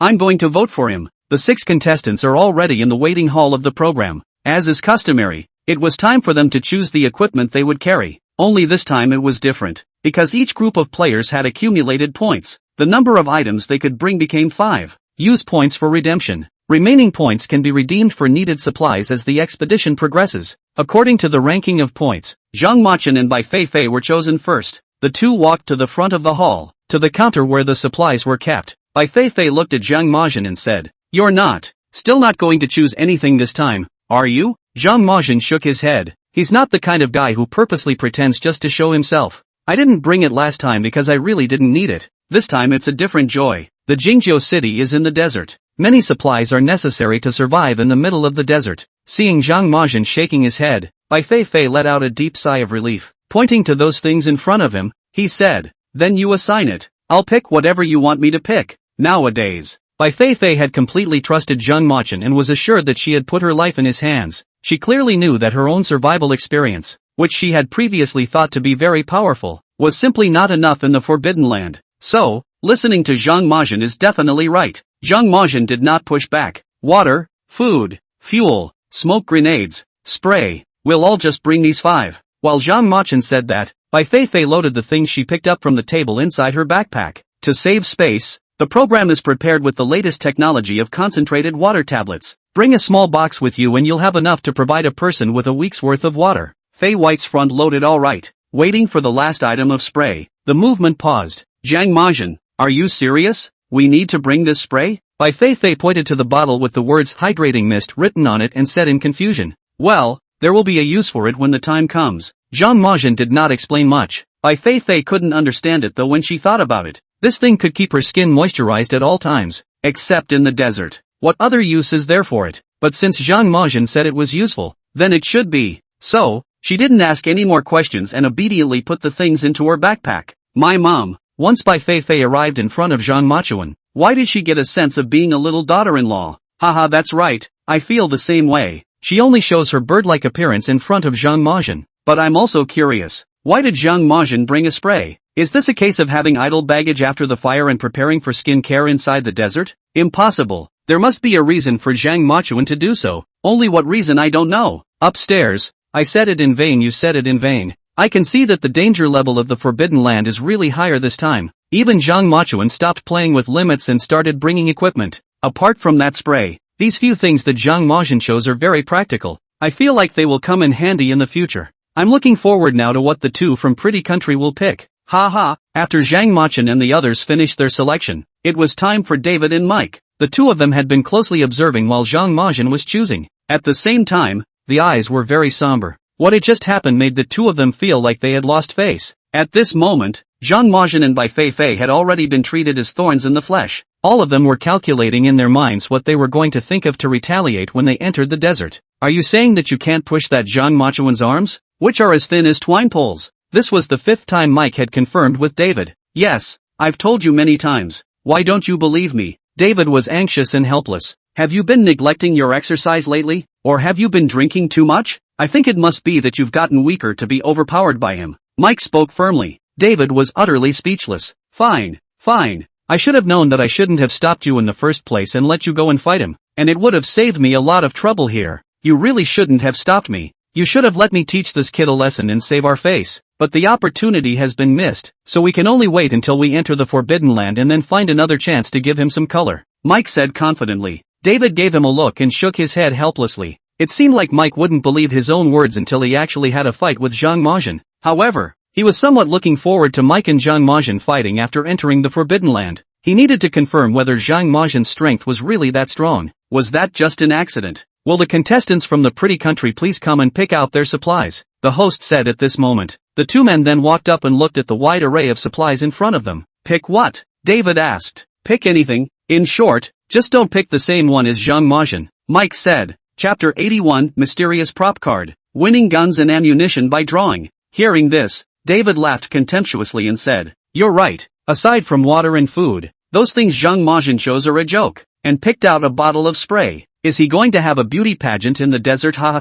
But then he turned and added, "But, at the very least, we still need water and food. There's no way to survive in the desert otherwise." Mike shook his head triumphantly and said, "Have you forgotten? What's my specialty? I've crossed the Manclam Desert a couple times, setting records that no one can break. Let me tell you, my friend, trying to survive in the desert isn't about how many supplies you bring with you. After all, there's a limit to the amount of supplies you can carry. And even if you take a full load, how long can you survive in the desert? So, to survive in the desert, the most important ability is to be able to find water and food." Hearing Mike say that, David nodded excitedly. "Yeah, Mike, how could I forget such an important ability of yours? With you, we won't have to worry about finding water and food in the desert." Ha ha, that Zhang Machin has a great sense of self-importance, but it turns out that he doesn't even have this most basic desert survivability. When we enter the Forbidden Land, I'll see how he can compete with us. The two men had, by this time, reached a unity of opinion. That is, the direction in which they chose their supplies was the weapons category.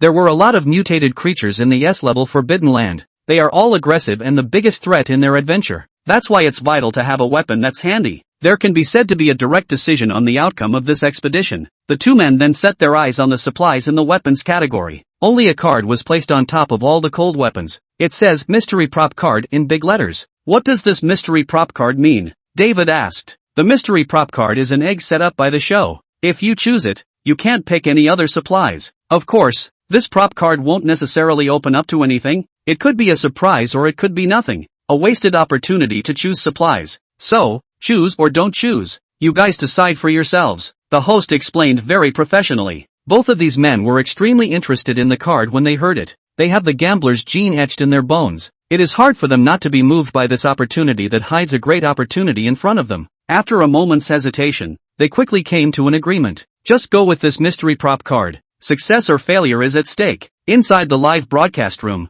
the viewers from China, Pretty Country and Cold Country were gathered at this moment. Everyone had different attitudes when they saw this scene. As a Chinese person really can't understand this kind of gambler's heart of theirs. Is this joking with their lives? That's right. Wouldn't it be silly if there's nothing after opening it? That's just their nature. They prefer excitement to our conservatism. It's indeed very exciting. If I were me, I would never be able to stand the excitement. It's better to just honestly choose what you need. Oh, so our players are more brave. A man should choose the biggest challenge. That is, what kind of man is it to not choose in the face of such an opportunity? Props to David and Mike. They both made the right choice. Good on them. It's times like these that you have to take a gamble. And they don't need to bring food or water with them. Even if they don't have anything, I'm sure that with their abilities they'll be perfectly capable of achieving victory this time. I think you're all right, Smitty. Are the two contestants sure they want to choose the mystery prop card? The host inquired. Okay, David and Mike both said in unison. The host then picked up the card and placed it in front of them.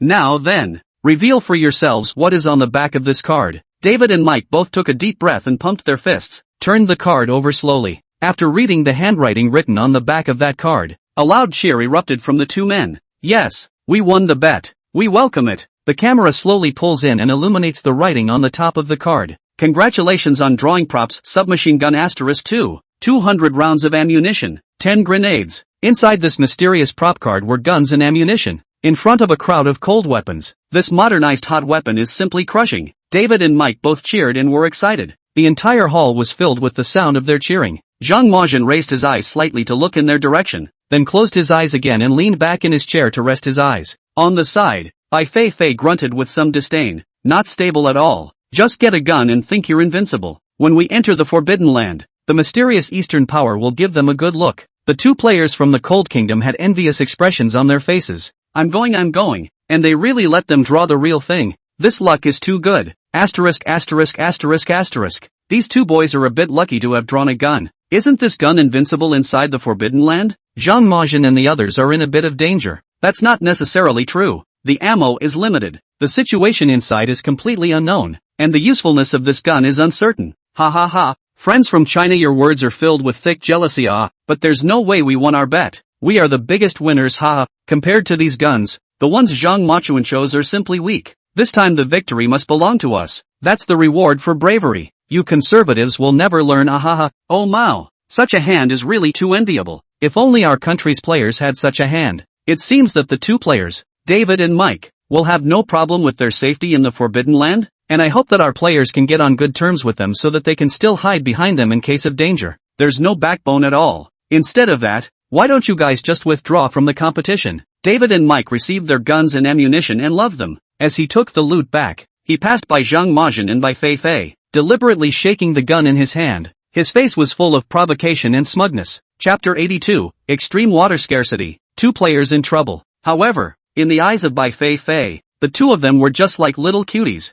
The same. It was time for the Cold Kingdom players to choose their items. They both looked and looked. The pretty country's methods were definitely not for them. And for both of them they literally couldn't survive a day in the desert without food and water. So, water and food are a must. With the remaining three, they were in a bit of a bind. It feels like either one works, and it feels as if neither one works. How about, let's choose according to Zhang Majian's stuff. He is, after all, the most powerful contestant selected by China, and is said to be very strong. And being from China, he must know more about his country's forbidden places. Pick after him, at least you can't go wrong. Park Young proposed. I think what you said makes sense. Li Sijuan nodded his head. Thus, the two people chose the exact same supplies as Zhang Majian and the others. All three groups are ready. A second expedition to the Forbidden Land, departing immediately. These two are learners. That's right, you two don't even know how to choose anything and you're still here for what? To play the game? I think it's better to go home and breastfeed. Ha ha, these two contestants from Cold Country are here to be funny,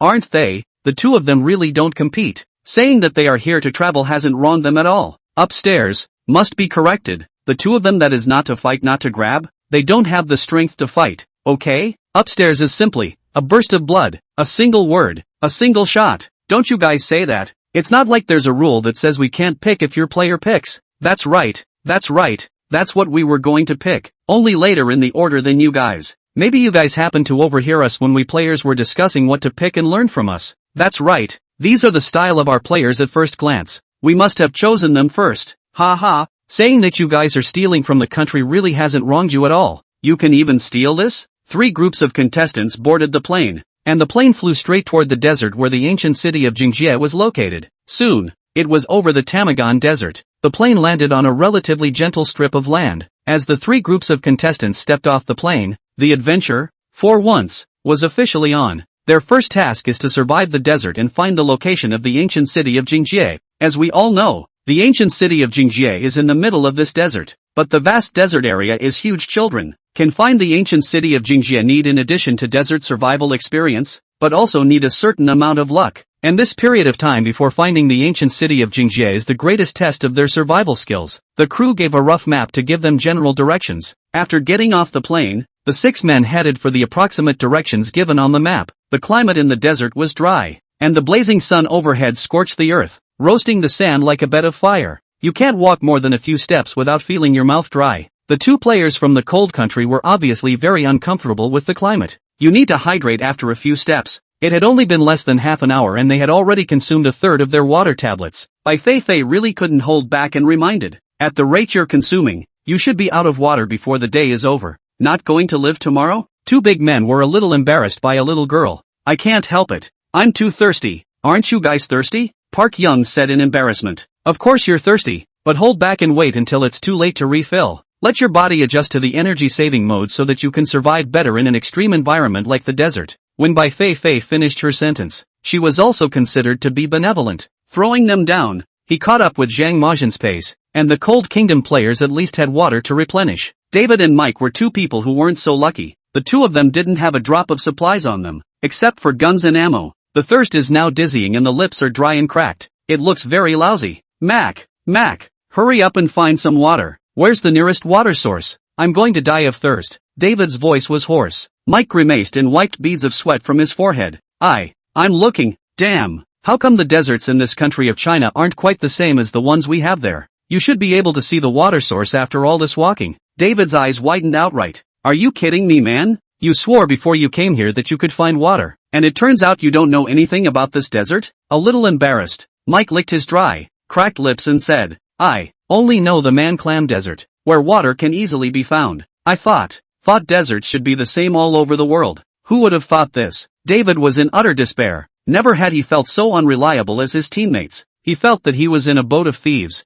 and that he shouldn't have trusted his words in the first place. This is great. If they don't find any more water today, they're both going to die here. Don't you worry. I just scrutinized the map, and there's a well almost 2 hours away up ahead. When we get there, we'll be saved. Mike searched for a compliment. 2 hours. David felt that those 2 hours were simply longer than a century. But what can we do? We can only grit our teeth and tough it out. Who made them not choose to carry water in the first place? Ha ha ha ha, these two big bastards are really laughing at me. I thought it would be late before I saw their jokes, but I didn't expect to see them as soon as I entered the desert. Laughing my ass off. Are these two people coming to say comedy? Ha ha, this is simply funnier than the Spring Festival sketches. Before Mike said so confident, I thought he's a big man who was good at desert exploration. After all, he is blindly confident, ha ha ha. David became the first and only victim, ha ha ha. You don't have to be complacent. Our predicament is only temporary. Let's see if you're still laughing when we find a water source. That's right, the difficulty is only temporary. And as a result,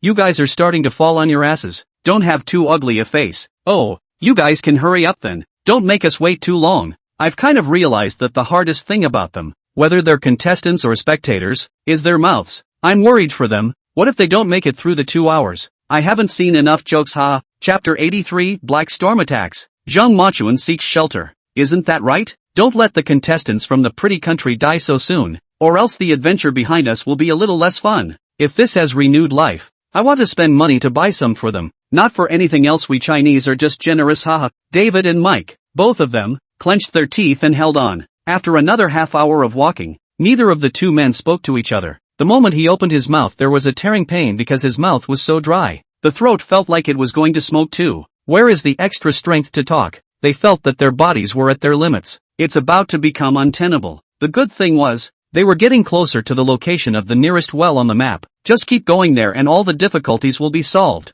It was midday and the sun was becoming more and more poisonous. It's almost like you're going to pass right out from the sun. However, just at this time, the originally clear sky suddenly clouded over. Large dark clouds blocked the sun from view. Without the sun, the temperature went down instantly. David and Mike both breathed a sigh of relief. There was no hurry to catch up, so he directly lay down in place to rest, panting heavily. However, Zhang Majian's face was serious at this moment. He turned his head to the side of the desert, only to see a small black dot at the end, moving quickly and growing larger. The heart is not good, pulled Feifei by and said, "Move, the black storm is coming." Black storm? Bai Feifei said in disbelief. She had only ever heard of sandstorms in the desert. The black storm was the first time she had heard of it. It's a storm that's many times more terrifying by a sandstorm. And if you can't find shelter before it hits, it's basically hard to survive. Zhang Maqian explained. Bai Feifei instantly tensed up. Look toward the front. But this is all endless desert. Where are we going to find shelter? Go to the left. There will be an abandoned building.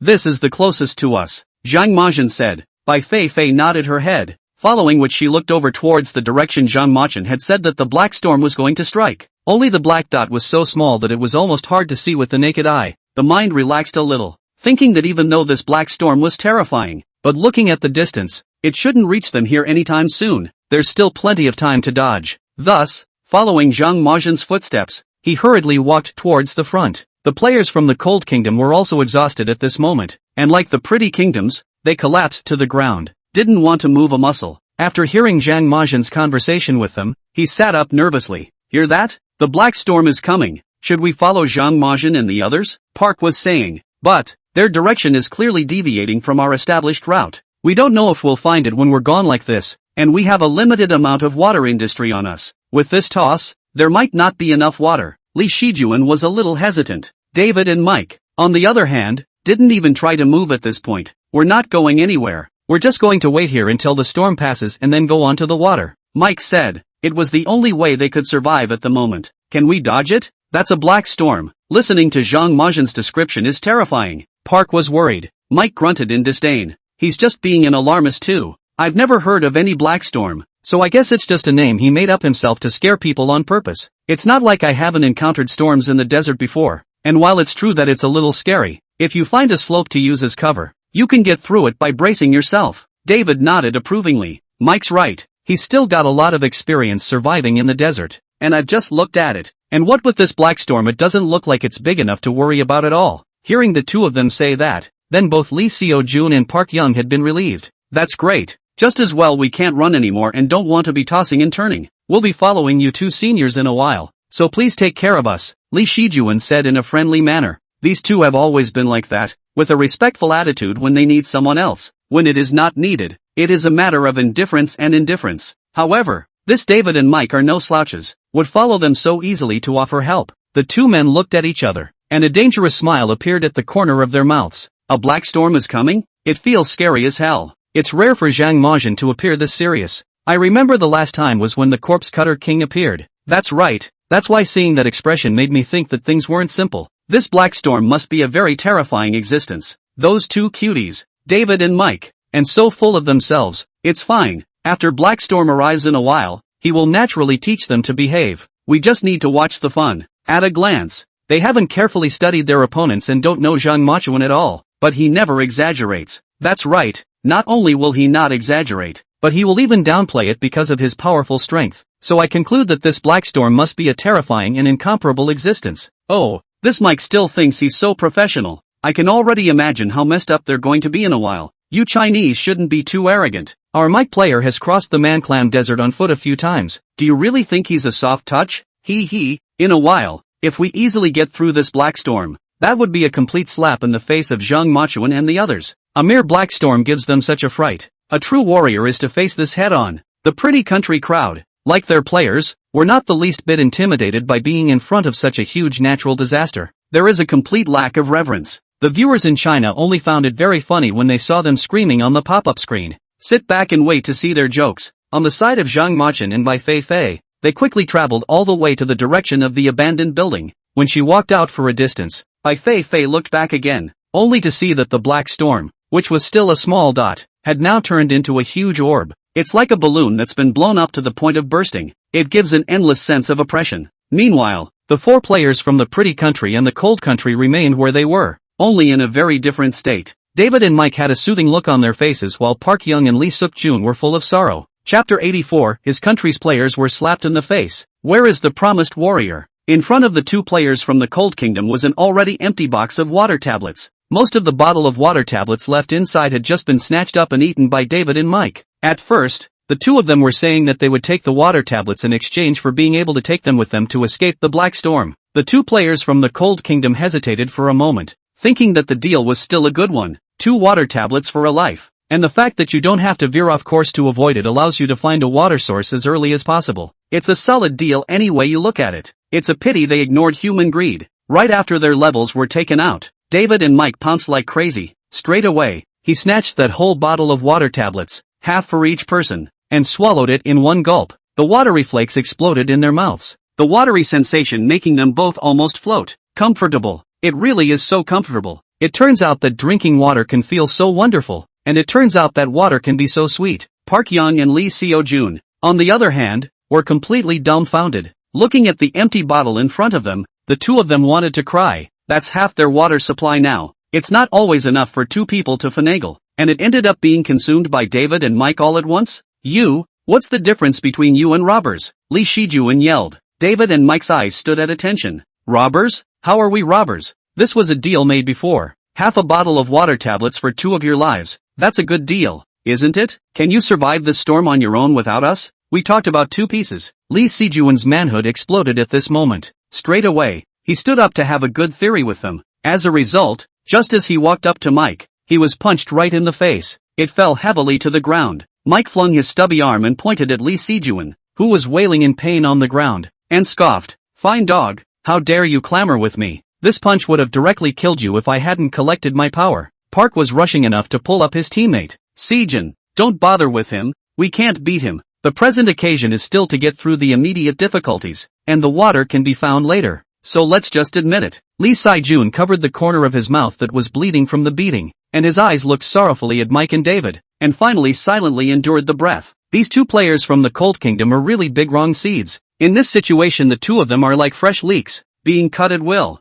Oh, I'd rather believe that there are ghosts in this world than trust the mouths of the two players from Pretty Country. What's the difference between making a deal with them and making a deal with the devil? These two are really stupid. At that time, if they had followed Zhang Majin and Bai Feifei and left, nothing would have happened. But as a result, they had to stay here to be slaughtered. Who made the two of them lazy? It's a consequence of their own choices, and only they can bear it. The point is, they won't be safe if they stay. This black storm is much more terrifying than they thought. TSK, TSK, TSK, I actually have a trace of heartache for the two of them now. But the pitiful must be hateful. Cognition determines their situation. Just as there was still a tug of war between their two teams over the water tablets, the black storm had already crept closer with great speed. It was only when they turned back from the farce that they were all dumbfounded, only to see that the black storm, which had been so far apart a few minutes ago, was now only 300 to 400 meters away from them. And what had been the size of a dot now looked like a spread sheet of ink. It had become an infinite black curtain.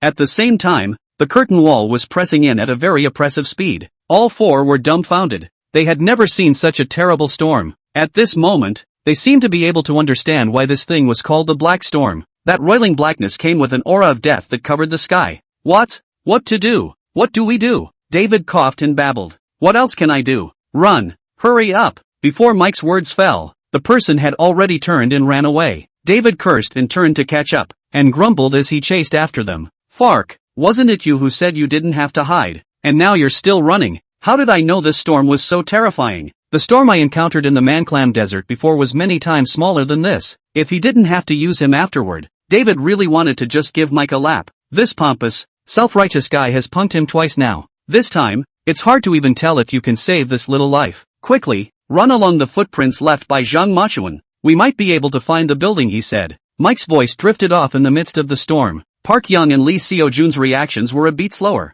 and waited until those two had already run out some distance. It took them both a moment to come back to their senses and stumble to keep up. Gusty winds, laced with gravel, whistled behind them. It was as if the trumpet of death was blowing against them. My God, is this the legendary Black Storm? This is too terrifying. It's worthy of being called the Black Storm. This level of terror is not at all on the same level as ordinary storms. I already feel suffocated just by looking at it. This storm is not only intense but also so fast. Holy, this storm feels like it could eat people. TSK, TSK, if I remember correctly, the two players from the Pretty Country were just blabbering about how the district storm was nothing to be afraid of. Right, so why are they in such a sorry state now? Ha ha, you did remember correctly upstairs. Not only the contestants, but their spectators also said the same thing and said that Zhang Majin and the others were making a fuss about it. TSK, TSK, TSK, and talk about waiting to see us punch our faces in. I want to ask now, who the hell is punching the face? Do all of your faces hurt?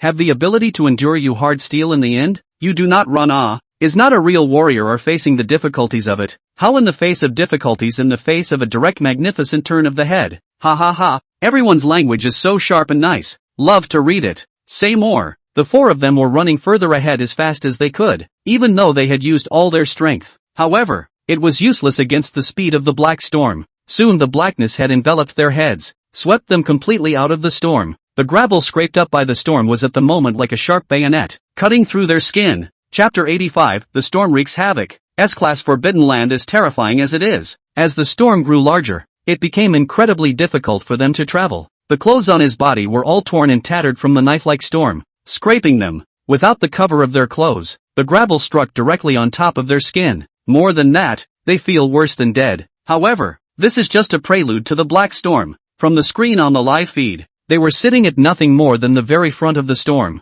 It still looks light gray. The rear storm, on the other hand, was a thick, reaching blackness. It's hard to imagine what a terrifying scene it will be when they are in the center of a real black storm. My God, it's worthy of the black storm. This is too terrifying. I'm going to go. Looking at this raging wind and gravel, why do I have the feeling of being there? Feeling like this gale is whistling in my ears. Holy, I finally believe that just blowing the wind can kill people. Isn't this black storm a little bit too scary? It feels even more terrifying than hurricanes and tornadoes. The four of them look so lousy, and I don't know if they can survive this storm. Who made them all disobey Zhang Machuan in the first place? Especially that Mike, how confident he was at that time, how lousy he is at this moment. Right, these two cold country players are also not much vision.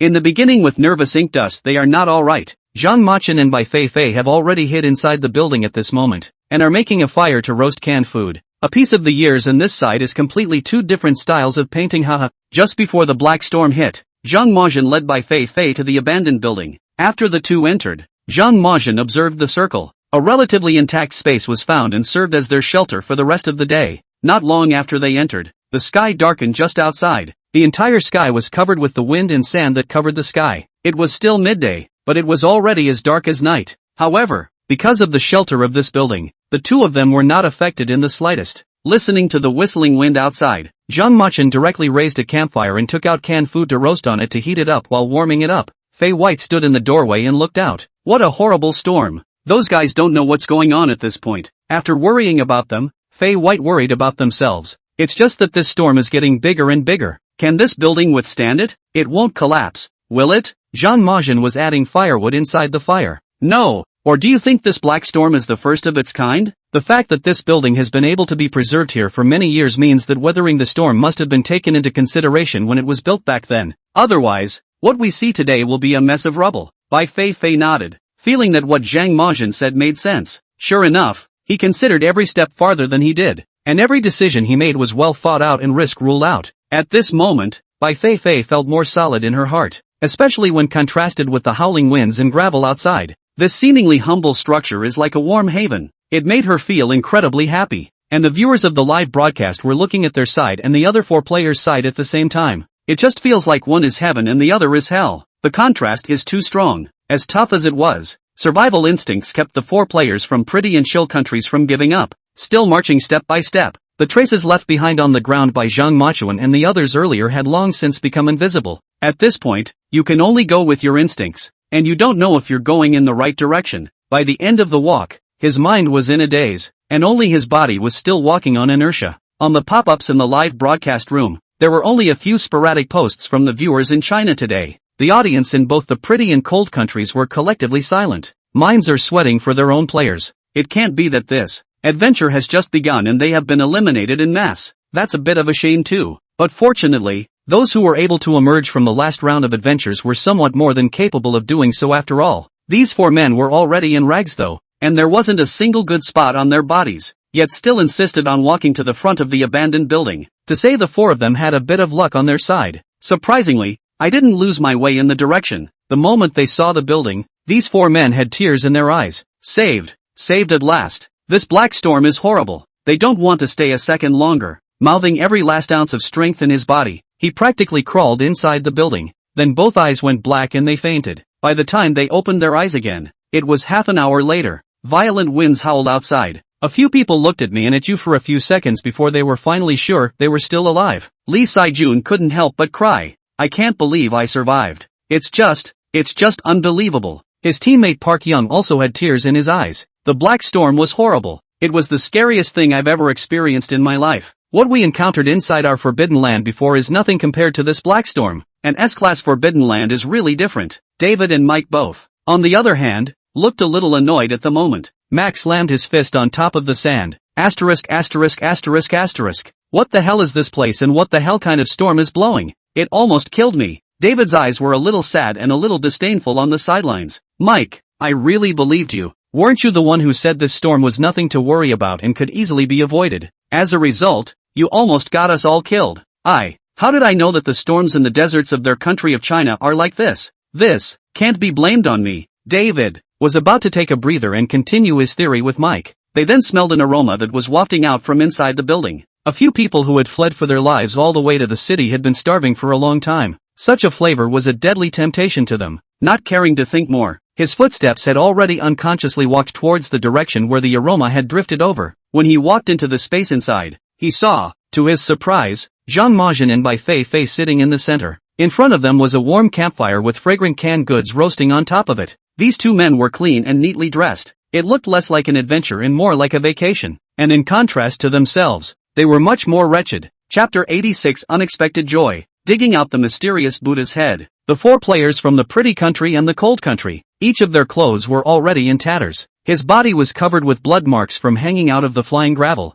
There's not one good place. Compared to Zhang Maozhen and Bai Feifei, they looked like four comical clowns. And right now, they were staring at the canned goods on that campfire, swallowing frantically. Finally, David couldn't help himself. Frantically, he rushed forward. reaching for the can. As a result, before he could walk to the place, he felt a sharp pain coming from his head, got hit hard by a small rock. He covered his forehead with a cry of ow, blood instantly running down his fingers. Looking forward, he saw that Zhang Majin was still holding a few small stones in his hands. The face swept them away expressionlessly. The look was like a warning to them that if they rushed over again, they would end up like David. Fark, what are you going to do? David yelled angrily. Be warned, don't get any ideas about our food, or there will be no place for you here. Zhang Majin sat in place without raising his head. However, the words that were spoken carried an endless amount of majesty. It gives them chills. For a moment, no one dared to move. Park Young's mind was spinning fast, snapping to the realization that this David and Mike were not the ones to rely on.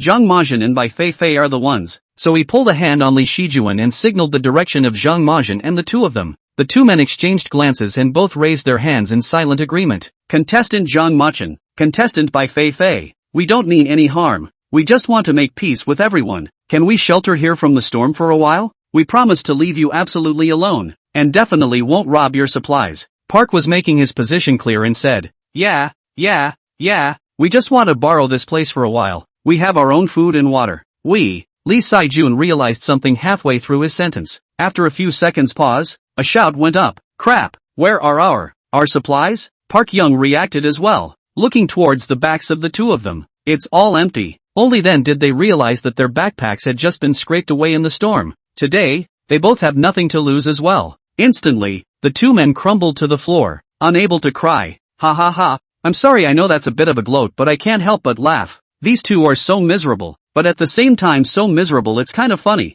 It feels like a burlesque show. Not, how can this backpack still be blown away? This is great. The two players from the Cold Kingdom may have become the biggest losers. You say it. This David and Mike originally did not bring supplies, so hungry even if, the two of them obviously with supplies. This journey has not been willing to eat it. The result is blown away by the wind. Change who have to be depressed. Substituting for both of them, I'm cracking up. What a couple of old downers. It's time. I told you not to believe in Zhang Machuan in the first place. If you had followed them, wouldn't you be eating canned food by the fire at this moment? So what's that saying? Choice over effort. The guns on this David and Mike are pretty tightly bolted. I'm surprised they didn't get blown away by the gale. Inside the building, David and Mike were sitting in a corner. Park Yan and Lee Sukjun, on the other hand, were in the other corner, sitting frozen. The two men were bleary-eyed and looked disheveled. The whole loss of supplies thing hit them really hard. It's not going to slow down for a while. Zhang Majin and Bai Feifei had eaten the canned food and found a cozy place to rest, waiting for the black storm to pass and refueling for the next day's trip. Before going to sleep, Bai Feifei signaled Zhang Machuan if he needed to keep watch. After all, there were 4 other people in there. Who knows if they might suddenly get up to something in the middle of the night. Zhang Majin shook his head. No, they wouldn't dare. And even if I'm asleep, I'll be the first to know if they get wind of anything. Just sleep in peace. Bai Feifei nodded, sighing in her heart. Zhang Majin's physique was simply too special, and his acuity exceeded normal people by tens or even hundreds of times. It's the kind of body that feels born to adventure, because he was able to foresee all potential dangers in advance, and make the appropriate measures. Injuries and deaths due to accidents are greatly reduced. Bai Feifei then felt solid in her heart and quickly entered dreamland. Wait until you get up the next morning. The black storm outside has completely subsided. The weather is clearing up again. The 4 players from the pretty and chill countries are all still in the same place they were yesterday. Seems like it was all pretty honest yesterday. Zhang Majin and Bai Feifei packed up their things, extinguished the campfire, and were ready to set off to leave. Seeing this, Park Young and Lee Seo-jun also hurriedly stood up and tried to follow. As a result, just after taking a step, the bottom of Li Shijuan's feet tripped over something, and he directly fell into a dog. How can you fall even when you're walking? Hurry up and get up, Park Young said with some disgust. I don't know what tripped me on this floor. Damn it, Lee Sukjun said while grumpily kicking the place where he just fell to vent his anger. The kick, however, landed directly on top of something hard.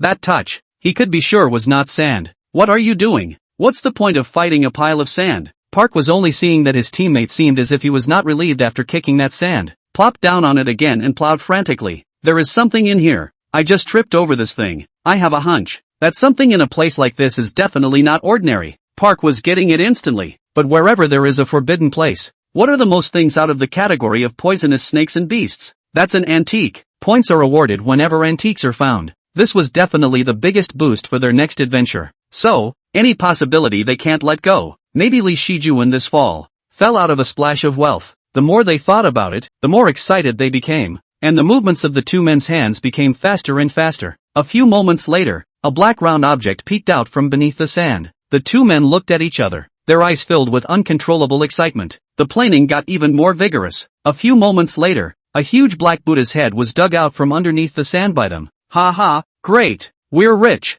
This thing looks extraordinary. It must be worth a lot of points. Chapter 87 Animal Skeletons. Hidden Faults. Park Young and Lee Seo-jun. All of them were tempted to lose their heads by the points. There was no concern for any danger or taboo at this moment. Quickly cleaning the sand underneath that Buddha head, he was ready to take it out. And Zhang Machen, who was about to leave, also stopped and observed in their direction. David and Mike were even more glazed over with greed on their faces. If Zhang Machen wasn't still present, it was estimated that the two of them would have gone straight up and grabbed it. After all, this kind of banditry is what they do best. Just as Park Young and Lee Sejun were about to take out that Buddha head, Zhang Machen spoke. Wait, this Buddha head can't be moved. The two people moved with a start, then turned their heads in the direction of Zhang Machen with complicated expressions. Hesitating for a moment, he said, Contestant Zhang Machen, you're not going to grab it from us too, are you? If you're so powerful, you don't have to be thinking about this little bit of our points, which we got by luck. What a great one to get by luck.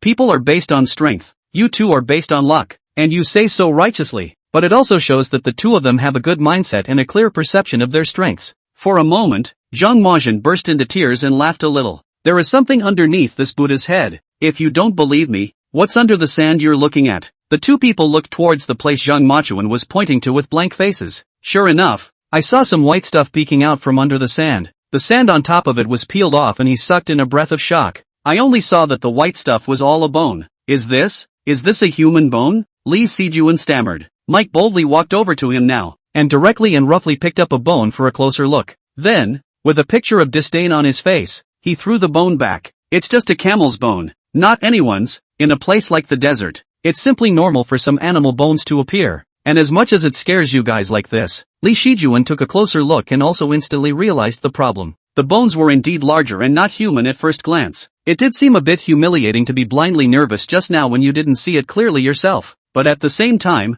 the mind was bellyaching. It was Zhang Machen's fault for deliberately leading himself to think in a horrible place. It's just uncomfortable to see your side find the Buddha's head. It was a deliberate attempt to trick him. With that thought, he gave Park Young a look. The two men then didn't dare to disregard it and reached straight for the Buddha's head. The point is not whether the bones are human or animal, but that they are dry and clean without a trace of carrion remaining on them. Have you ever wondered why? Zhang Machen, who was standing at the door, looked at the four people who had no qualms about leaving a final reminder. Then, pulling Bai Feifei, he walked out. With Zhang Machen's departure, the four people looked at each other somewhat in disbelief. What do you mean? He's playing dumb with us? Mike spread his hands. Can't understand. Chinese people like to talk in a roundabout way, not direct at all. David shook his head. Forget about not being able to understand. All I know now is that this Buddha head is a good thing. Take it out and look at it first. David looked at the Buddha's head, a picture of what this thing already felt like to him. Zhang Machen and Bai Feifei made their way out of the building and stood in the open.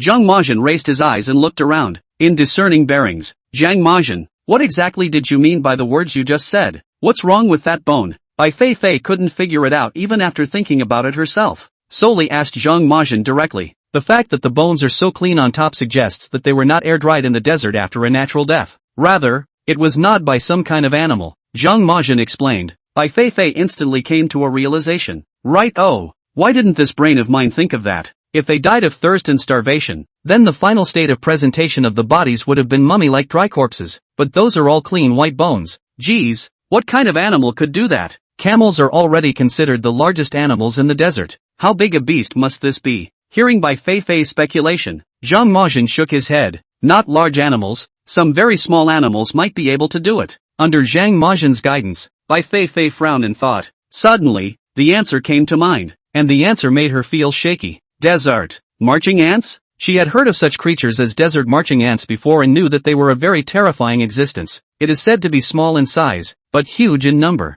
Every time it comes out in droves. Also, they have very sharp teeth. Wherever they crawled, no matter what kind of animal it was, they were all instantly eaten up and turned into a field of white bones. In the desert, it might not be scary to encounter large beasts, but the most frightening thing is to encounter this kind of marching ants. They are known as the death ants of the desert. Desert marching ants? First time I've heard of it, I'll go search. I went. I came back after searching. I was scared out of my wits. I can't imagine that tiny ants can be so powerful. Oh my. Are ants so strong nowadays? What about the ant nest that I just stabbed yesterday? It won't be retaliated by them coming to the door. Upstairs. Don't play the stunt at this time. In case it really comes, you'll be wasted. Zhang Machuan is so powerful. He even thought of desert marching ants at once. I just don't know if there are really any over there. If there are, wouldn't those 4 people be screwed? Do you think Zhang Machuan would say something he's not sure of? Since he opened his mouth, it means he definitely has something in mind. It's just a pity how those 4 cuties can't understand him at all.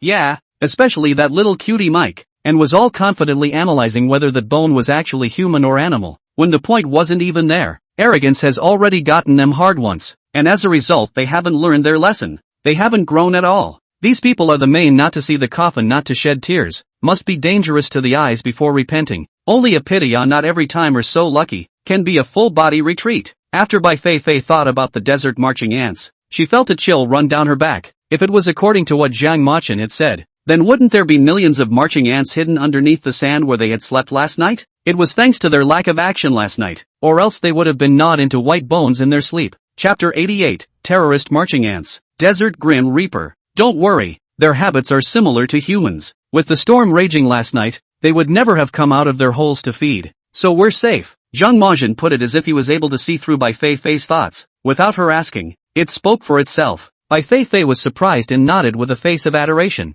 I see. So it does seem that my worries were redundant. Someone as cautious and proper as you must have ruled out every possible danger. Only, those 4 people inside the house, I'm afraid they're going to be miserable. As the saying goes, good advice is hard to persuade a damned ghost. Zhang Machuan had already reminded them, but as a result, they couldn't listen. Then there's nothing to be done. In the middle of the building, Park Yang and Lee Seojun carefully took that Buddha head out from inside the sandpit. The 2 men, David and Mike, clasped their shoulders and watched from the sidelines. They also don't get on board and are in no hurry. They were just waiting for the 2 players from the Cold Kingdom to take this Buddha's head out completely. Then they would sit back and enjoy the benefits. The Buddha's head had just been lifted out a little bit when Park Young and Lee Seokjun suddenly felt a lightness under their hands. It was as if there was something that was down there helping them lift upwards. Subconsciously, he looked down, only to see that underneath the Buddha's head, a large number of black ants gushed out like a fountain. With lightning speed, it spread out in the sand, covering the ground in black. The 2 men screamed in terror, and the Buddha's head in their hands was thrown straight back. It turned out that underneath this Buddha's head was a burrow for marching ants. Earlier, the hole was blocked by a Buddha's head, and as soon as they took it away, a large number of ants spewed out. At this moment, the Buddha's head once again fell back, once again sealing that hole. No more marching ants are showing up. All 4 of them were scared enough by this sudden situation and subconsciously backed away, and the ants, like hunters who had smelled blood, quickly surrounded towards them. Not caring much, David just pulled the trigger and fired a volley of shots, stirring up a cloud of sand and dust, but it also temporarily suppressed the speed of the marching ants coming around. No, these are desert marching ants. They have great discipline, and no matter what obstacles they encounter they can't be stopped. We won't get an advantage by fighting them hard. We need to run out of here, Mike said nervously. David held his gun, his blood boiling from the strafing he had just done. At this moment, his eyes were bloodshot and he was already in a state of extreme madness. Fear not, there weren't many of them out just now, and I just killed quite a few more with a single pike. The rest of these, I'll be able to eliminate all of them as well, and then I'll be the one who has defeated the desert marching ants. The words fell, and another pike was fired. However, when the gunfire stopped, the sand and dust gradually dissipated. A terrifying sound emanated from the direction of the Buddha's head just now. The 4 of them looked toward it in unison. Just see that Buddha head is moving. In the next second, the Buddha's head was violently pushed upwards. A large number of marching ants welled up like a black spring. Fark, Fark, where are the grenades? Give me the grenades, David shouted maniacally. What good is a grenade against so many ants? Quickly go, if you are surrounded by them later, no one can leave, Mike shouted as the man had run out quite a distance. Park Young and Lee Seokjun had learned their lesson this time, not daring to lose any time. He scurried off in Mike's footsteps. By the time David reacted, they were all far out. Fark, David cursed, seeing that the marching ants were already about to surround himself, hurriedly pistol racing outside as well. Within a few steps of running, he felt a sharp pain coming from his ankle. Looking down, he saw that a few of the marching ants had crawled up his leg, is gnawing on his own flesh and blood. The gnawed area revealed a bloody hole where white bone was already visible. David howled miserably and limped onward. dragging his injured leg. It was hard to run to the door, only to find that on both sides of the building, marching ants from who knows where had converged, surrounded him in it. Help! Help me! Help me! David howled. The remaining 3 had run far out by now, heard the cry for help and looked back, momentarily stunned by the sight before him. Large groups of marching ants came out from all directions. There had been a gap in the doorway where David was, yet it was only a matter of seconds. It's all surrounded. David was in a sea of marching ants for the moment, though he was many times larger than a marching ant. But in front of such a large number, he looked incredibly small. Watching his teammates go deeper, Mike's face had a hint of viciousness on it, in addition to sadness. The palm of his hand rested gently on top of his gun.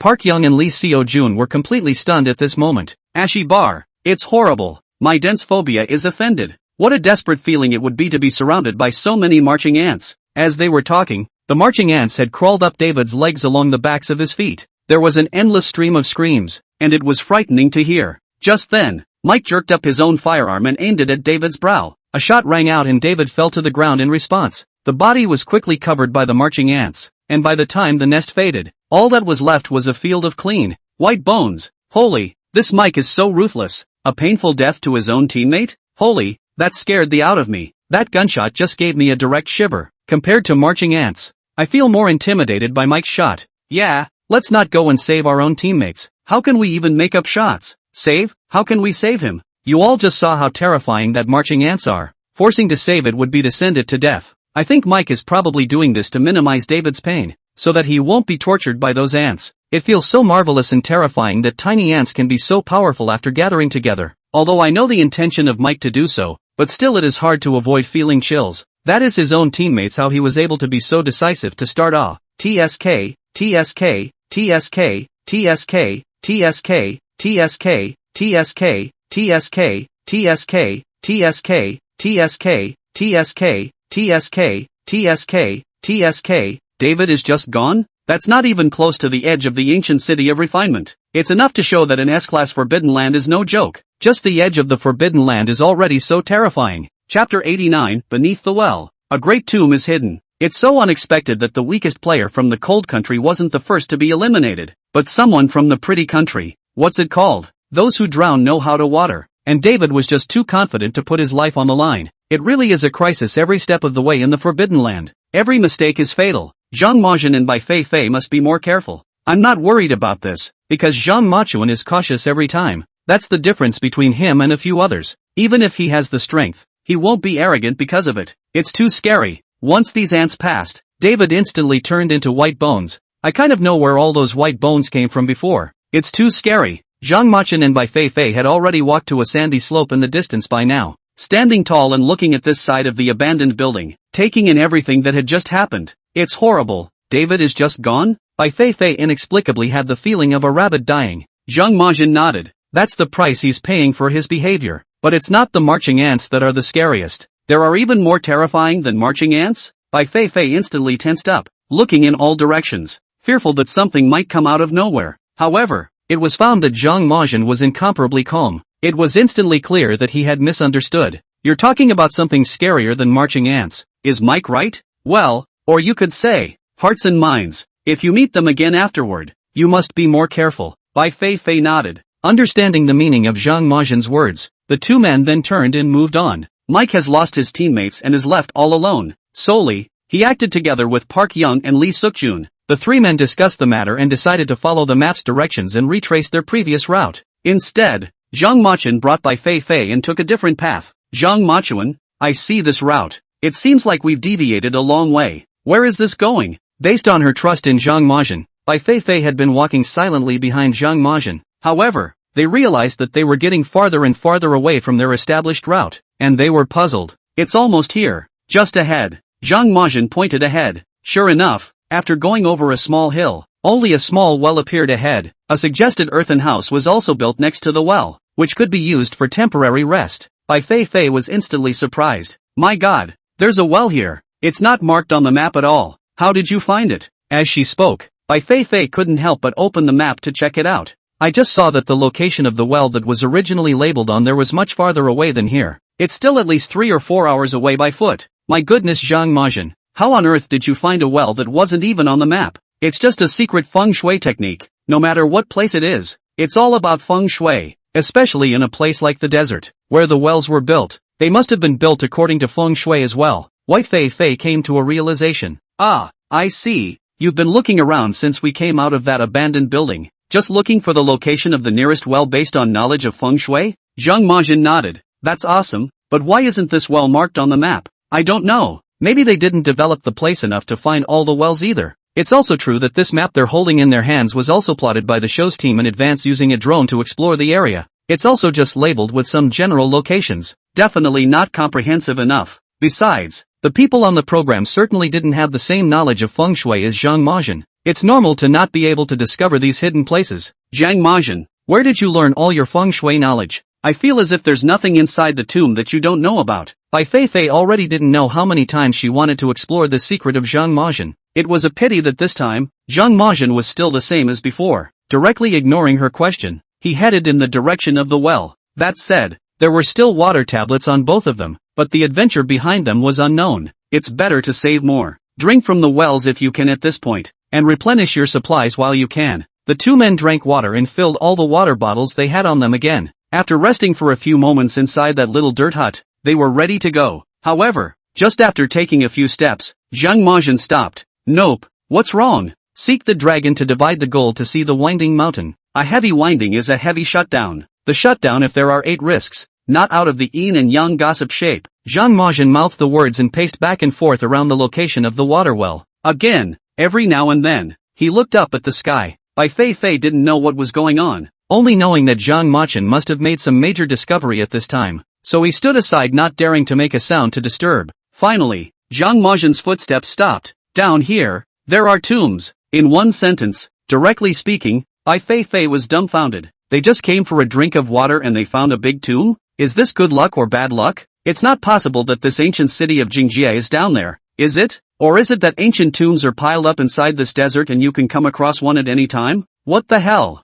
Zhang Majin said there's a big tomb down here? Really? Upstairs this is too good at rumor mongering. People Zhang Majin clearly said that there is a tomb, but did not say that it is a big tomb on how rumors are actually generated. No way. This looks like nothing more than an ordinary well. How can there be a tomb underneath? That dignitary will build his ancient tomb in this place looking too inconspicuous. People do not want to lose face? What was the meaning of the string that Zhang Majin just recited inside his mouth? It sounds very mysterious. Didn't people say, it's the secret art of feng shui? It sounds really powerful. It's just a pity that they can't understand it. I know every word, but when you put them together you don't know what they mean. If this really is the entrance to the ancient tomb, that would be interesting. Mike and the few of them are still foolishly following the map at this moment. Yeah, I just got back from their live broadcast. A few of them did look a bit lousy. Not a drop of water on them. They're holding on by sheer willpower. Wouldn't they be pissed off if they knew that there was such a well so close by? That's for sure. Dying of thirst is going to wake you up with gas. Chapter 90, Entering the Bottom of the Well. There's a different heaven. Bai Feifei followed Zhang Majin's example and walked around that water well again and again.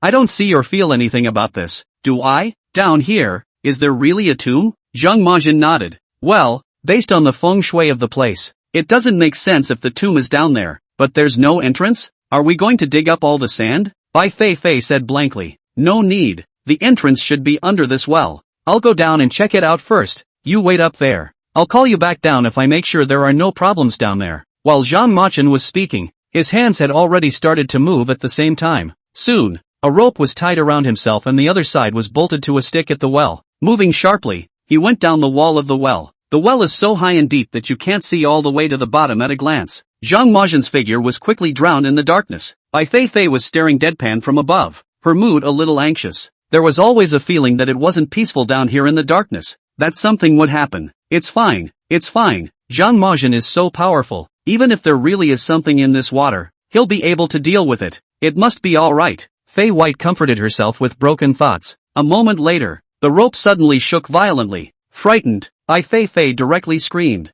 Zhang Majin, are you alright? Afterward, all that could be seen was Zhang Majin revealing his head from the darkness. Fei White breathed a sigh of relief. Scared me to death. I thought something had happened to you. Zhang Majin, on the other hand, directly extended his hand at Bai Feifei. There is indeed something underneath. Come down. Bai Feifei looked at the hand that reached out in front of her and froze at first. Then the little face reddened, thinking, Zhang Majin, this straight man, Is he finally a little enlightened? In the past, as long as he wasn't faced with a moment of life and death, he had never taken care of himself as a girl. And now, they even know to reach out and pull themselves? Bai Feifei pressed down her excitement and slowly extended her hand towards Zhang Majin. Before I even touched it, I felt my little heart thumping tremendously fast. However, just as her palm was placed on Zhang Majin's palm, she saw that Zhang Majin was looking at her with a puzzled expression. How? What's wrong? Bai Feifei was a bit confused. What are you putting your hands on it for? Zhang Majin said directly. Bai Feifei instantly felt very embarrassed and whooshed her hand back.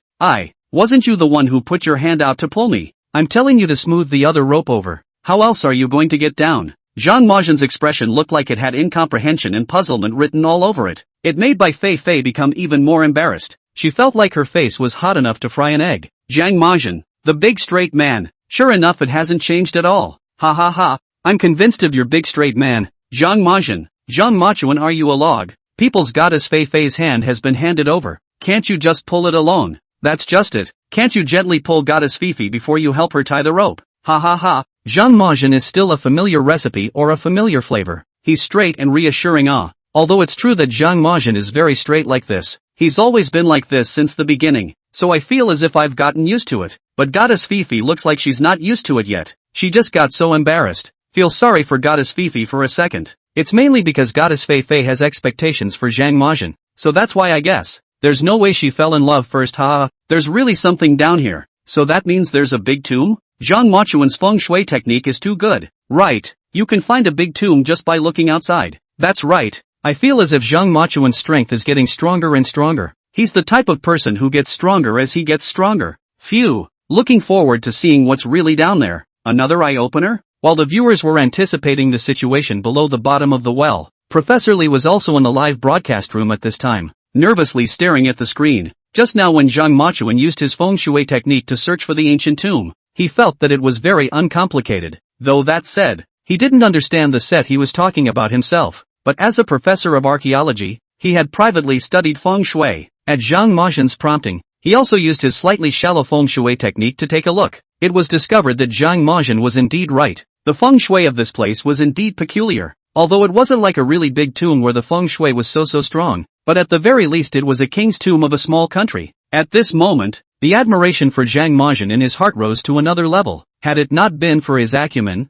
there would have been no way for this tomb to be discovered. Then they will miss out on a lot of historical information. Bai Feifei awkwardly brought the rope over, and without needing Zhang Machin's help, she directly bolted it to her waist herself. Then he went down below on his own, not even waiting for Zhang Majin. Regarding this change in her mood, Zhang Majin also noticed it. He didn't say much though. The most important thing for him nowadays was still to enter this ancient tomb under the well first. The two of them went all the way down to the bottom of the well, and it was only then that Bai Feifei realized that there was something else here. The well was large and wide and a separate passageway had been created. There wasn't a trace of water in it. The passageway is a single flight of steps in very complete repair. All the way down, the two men untied the ropes from their bodies and went down those steps. After walking almost 10 meters, the steps came to an end. In front of us was a spacious passageway, both sides of which were repaired with smooth stones. Walking to the end of this passage, a large double-opening stone door appeared in front of them. Is this the tomb door? Bai Feifei asked. Aha, but why do I feel so humble here? It's not that it's bad, it's just that it's a little different than what I went to before. The ancient tombs we went to before would have a lot of obstacles outside, but here it's straight in. There's always something wrong. Bai Feifei had also become more cautious nowadays. This tomb should have belonged to the king of the subordinate country below the Jingjie ancient kingdom at that time. Their conditions were definitely not as good as the big countries, so naturally the construction of the tomb room wouldn't be as luxurious. Moreover, this well is a natural barrier, so there's definitely no way for ordinary people to discover it, and it's considered safe. Zhang Majin explained. Fei White nodded. The truth was also true. She believed that if it wasn't for Zhang Majin this place would never have been discovered. Chapter 91 Hall, Tomb of the Western King. Live in the booth, Professor Lee stood up directly and put on his own old glasses. Looked carefully toward the screen, looking at the door with its strong signs of age. His hands were shaking with excitement. Hurriedly, he took out his notebook, ready to record everything here. Zhang Majin pushed open the thick stone door, walked in with Fei White. The inside of the chamber was dark. As a result, the two had just taken a few steps. All that could be heard was a whoosh of wind, followed by a few thuds. On either side of the chamber, a few lights were lit. Bai Feifei screamed in fear and hid behind Zhang Machuan. but then reacted and took a defensive stance looking around. It felt like there was bound to be something unclean going on here. It's okay, these lamps are filled with white phosphorus, which spontaneously combusted as soon as we opened the door to the crypt and the air flowed in, Zhang Mochuan explained. Only then did Bai Feifei relax, somewhat embarrassed. I'm the one who made a fuss. Sorry, it's fine. Places like ancient tombs do tend to get on one's nerves, but don't worry, I won't have anything too mean here. Just don't touch anything and you'll be fine. Bai Feifei nodded, and for a moment it felt as if Zhang Mochuan had become much more attentive. You know, in the beginning, he wouldn't have said so much to reassure himself, but soon enough, Fei White shook her head to clear it. Haven't you learned enough just now? Can't keep brainwashing myself. Otherwise, we'll lose the adults again. Thinking of this, Bai Feifei shook her head, pushing all those unimportant thoughts out, then looked up toward the surrounding area. As a result of this look, he was immediately shocked back a few steps. Only a lot of pillars stood around this chamber, and on top of the pillars, all tied up with a dried corpse, the skin on the dryad had turned brown and was just crumpled on top of the bones. Meanwhile, there was a trail of blood hanging from it. It made them look a little more scary. What is the meaning of this? These people, sacrifices, Zhang Modest said. This should be a large hall for rituals, and these people are treated as if they were the same as livestock, tied down to starve to death alive, and blood is poured over them after they die. Zhang Mochuan's voice did not have any ups and downs, as if he was talking about a perfectly normal thing, but the content inside the words made anyone who listened to them tremble with fear. This is too scary. There are simply no human rights. Bai Feifei felt a little ridiculous even after saying this. In their time, there was no such thing as human rights. These people were slaves and naturally would not be treated as human beings. Looking at their such horrible misery, Bai Feifei was even able to perceive how much pain they were in when they died. At the same time, the air in this place felt a little more eerie and cold. I'll go. The camera just turned and scared the hell out of me. Yeah, I didn't realize there were so many dryads here at this time either. It scared me so much I almost fell off my chair. Why is there no high energy warning? Do you guys know how much of a psychological shadow that glance just caused me? I'm definitely going to have nightmares tonight. Big brother, this is a live broadcast, but also high energy warning. You think beautiful? We are with children. Look to my Fei goddess scared. Are blossomed. Zhang Modest at this time showed a hand to take her into the arms of a good comfort. Come on, Zhang Mochuan, this big straight guy, you still expect him to do this? These people are so pitiful. The same people are treated like this. It was so horrible at that time. Yes, it's desperate to think about it. The resentment in this place must be so heavy that I wouldn't even dare to go in if I were there. Bai Feifei also did half a day of mental construction before she could barely keep herself from noticing those dry corpses around her. Instead, observe this chamber as a whole to come. Yet after half a day's reading, she realized a serious problem. Zhang Mochuan, this isn't right. There is no coffin. Zhang Mochuan said. Right, how come there's no coffin inside the chamber? And it seems like this is the only space here. There are no other entrances. Previous experience had told Bai Feifei that when things went wrong, there was a demon. Often the absence of a coffin is even more horrifying. For example, that green-faced fox corpse from before, and the iron-faced Sheng hidden inside the Hydra cypress. Just at this time, she saw Zhang Mechen walk to the middle of the chamber, studied it on a 4-square tile on the floor. Then, stretching out those oddly long fingers of his, he probed at the edge of that floor tile. With that, he gave a hard push, and surprisingly pushed out a gap. Bai Feifei's eyes widened in surprise. My God, it's an organ. After that, he volunteered to go up and help. As a result, both hands backed on top of that stone slab and pushed hard. The stone slab was surprisingly unmoving. This time, she truly realized the weight of the stone slab, and Zhang Mochuan surprisingly, just used 2 fingers to push it? Then how terrifying is the power of his fingers? Bai Feifei thought that she already knew enough about Zhang Mechen's strength, and yet, it turns out, it's still a shock to him every now and then. Zhang Mochuan's fingers once again exerted force, and with a gentle push, he pushed that stone slab away completely. The space below reveals itself. Heck, it's another burial chamber. And looking down from their perspective, only in the middle of the chamber on the level below, a 4-square coffin was placed. Found it, Bai Feifei said excitedly. The 2 men then followed the passage all the way to this chamber.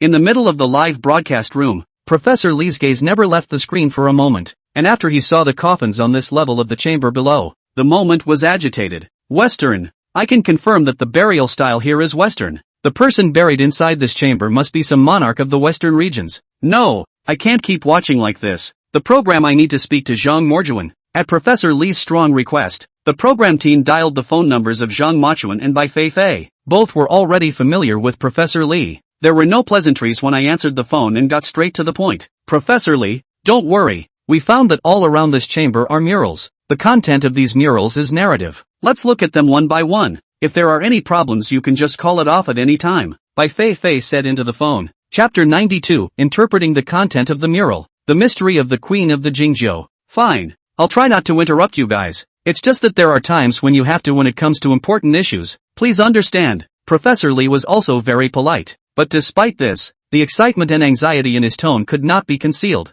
There's no way around it. As someone like him who has devoted a bang to archaeology, how could you not be excited when you have come across such an important historical civilization after such a long time? He already had a feeling that there was going to be a great part of what was to come waiting to be discovered. Zhang Moxuan started looking at the first mural. The beginning of the mural suggests that this is a small country attached to the West. Every year, a large amount of gold, silver and jewels were paid in tribute to the Queen of the Saikyo. It made them all a bit overwhelmed and screaming. It's just a shame that the power of the Saikyo kingdom and the majesty of the Saikyo queen prevented them from resisting. Finally, the king of this country didn't want to take it anymore, sneaking into the chambers of the Queen of Saikyo and attempting an assassination. The content of the murals on the front are simple to understand at first glance, but from here on, the content gets a little bizarre, makes it a little hard to see. Meanwhile, Prof. Ri had been looking over the information based on the mural. This prince, while sneaking into the Saikyo queen's chambers, disguised himself as the son of the sun, but I've looked through countless sources and I can't find any information about him. This person should be the historical Prince Gumo, Zhang Moxuan said. Prince Gumo? Yes.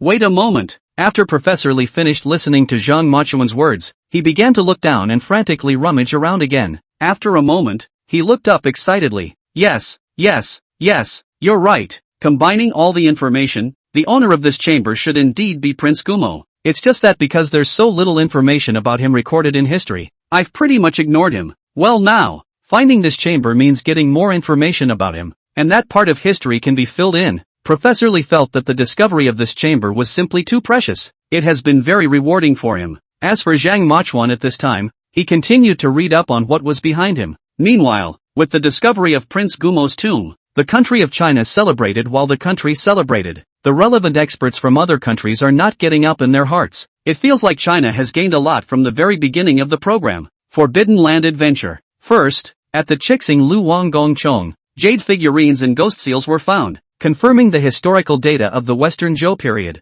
Now, in the ancient city of Jingjie, Prince Gumo of the affiliated country was found, but they haven't gotten a hair since the show started. In their forbidden land, apart from big spiders and centipedes, there were some common beasts. The biggest difference was just that these beasts were a bit bigger and more powerful in their attacks. There's no comparison to what was found in China. Meanwhile, some voices are gradually festering on the internet. For example, China deserves to be a great country with a deep cultural heritage. Its history is so rich. Thousands and 5,000 years is really no joke. China is so rich. Compared to China, our country's culture looks so thin. What if I'm a bit envious of the Chinese? People have more history than they can find, but we can't find anything. This is the moment when my regret reaches its peak. Why was I born not Chinese? Reincarnation is really a skillful job. Is it too late for me to join China? Look at all the envious and complimentary pop-ups. The hearts of the Chinese people were also proud.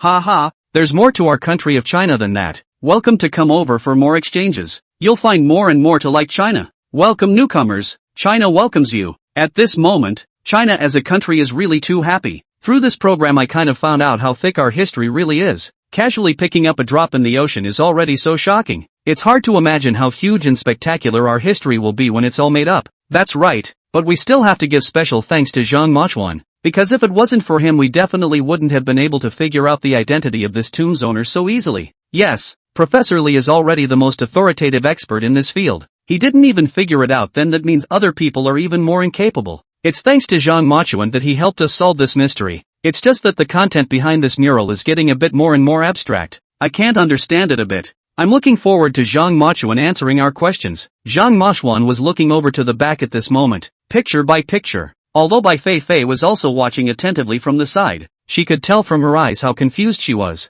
And the millions of viewers in front of the screen, and Fei White all had the same expression. They can't read it at all. So Bai Feifei gave up straight away, and simply waited for Zhang Moxuan to come and explain it to her in a while after reading it for good. Finally, the last mural was seen. Zhang Moxuan, quickly tell us, what exactly is the content of the mural behind here? Fei White couldn't wait to ask. After Prince Gumo infiltrated the Seiko Queen's chambers, he hid behind a curtain and silently waited for his chance to strike. Yet there was a sight that shook him to his core. A maid offended the Queen of the Essence, and as a result of one look from her, the person disappeared into thin air. Disappeared out of thin air? How is this possible? Bai Feifei was surprised. It does sound a bit outrageous, but that's what the Queen of Psycho is capable of, making people afraid. It is also this ability that makes the vassal states around him only bow down to him and dare not disobey her. It was only then that the foundation of the increasingly powerful ancient kingdom of Jingjie was laid. Zhang Machuan's explanation made sense, and Bai Feifei nodded in agreement. You're right, but then this Queen of the Essence is too terrifying. Wouldn't all the people living around her be in danger? According to the footage, this Psycho Queen usually wears a mask and only reveals her eyes when she activates her powers. And because of that, everything about her is more mysterious. Many affiliated countries only know that she has terrifying abilities, but they don't know exactly what they are, so they don't dare to offend her easily. And then what happened? What happened to this Prince Gumo after he learned the secret? Bai Feifei was like she was catching up on a serial at the moment, and couldn't wait to find out what was going to happen later in the episode. Chapter 93, What's the time to talk about science? But what was urgent in Bai Feifei's mind was also what was in the minds of the audience. Everyone was anxious to find out what the subsequent episodes would be. Zhang Majian then continued. Prince Gumo was inwardly shocked when he saw the scene of his maid's disappearance. It was clear at that moment that trying to assassinate the Queen of Psycho with his own abilities was something absolutely impossible. So just leave quietly. Then he's still quite smart, knowing that it's better to recognize the times and not going up hard to fight for his life. Bai Feifei nodded her head, expressing her appreciation for this approach of his. If he chooses to fight hard, then he will end up just like that maid. He will also have to be made to disappear by the Queen of Essence, and then there won't be a tomb for him here, and there won't be these murals. Zhang Maqian said. Right, oh, you have a point, Fei White responded. Unable to help himself, he reached out with a small fist and lightly whacked his head a few times. This brain of mine, it feels like how it's becoming less and less useful. This small action of hers, which Zhang Maqian didn't seem to notice much, could be adorable for the viewers in the live broadcast room. Ha ha, my goddess Fei Fei is really getting cute. Yeah, it feels like she's all relaxed when she's around Zhang Machuan, so she's getting cuter in person. Don't be chagrined, goddess Fei Fei. It's not that you don't have enough brains, but the situation inside the ancient tomb is too complicated and changeable. It's normal that you can't react in a moment. But no, that's just me looking at it from outside the screen. I'm afraid that if I were actually allowed to go there, my brain would have turned to mush long ago, much less spin. That's right, but looking at it this way, Zhang Machuan is really powerful, being able to stay awake in the midst of such a complicated situation. It's true that experts are different. Yes it is. Zhang Machuan's power even makes me feel that he is no longer a species with us. Ha. The back of the mural was basically Prince Gumo after he returned from the ancient city of Jingjie. Then he began to obey the Queen of Psycho on the surface, but privately he had been working on ways he could deal with her. In the meantime, do everything you can to protect your own nationals. However, he died within a few years because he was so overworked. Afterwards, his children and grandchildren made a mural of it all and put it on record, as he had instructed them to do. After hearing the whole story, Bai Feifei sighed lightly, feeling a little complicated. If all that is recorded here is true, then this Prince Gumo is really a good king. It's just a shame that life is so short. Moreover, this Queen of the Essence must have squeezed them very hard. That's why he couldn't stand it and wanted to revolt. Zhang Majian glanced at Bai Feifei and thought for a moment. And don't totally believe what it says. It needs to be looked at dialectically. After all, everything on this mural was painted according to the wishes of Prince Gumo and his descendants, and there will inevitably be some embellishments on it. You do have a point. Just as the two were discussing, Professor Li interrupted with a voice. Excuse me, you two. I have a quandary that needs to be explored. Professor Li, you say? Bai Feifei responded enthusiastically. It's about that ability of the Psycho Queen. It says here that she just looked at someone and that person vanished into thin air. I don't think this whole thing is scientific, no matter how I think about it. In the face of this query from Professor Li, Zhang Majian's face, which had always been ancient and unperturbed, had a rare change. That change looks like breathless. Bai Feifei read the thoughts in Zhang Majian's heart and couldn't help but say for him,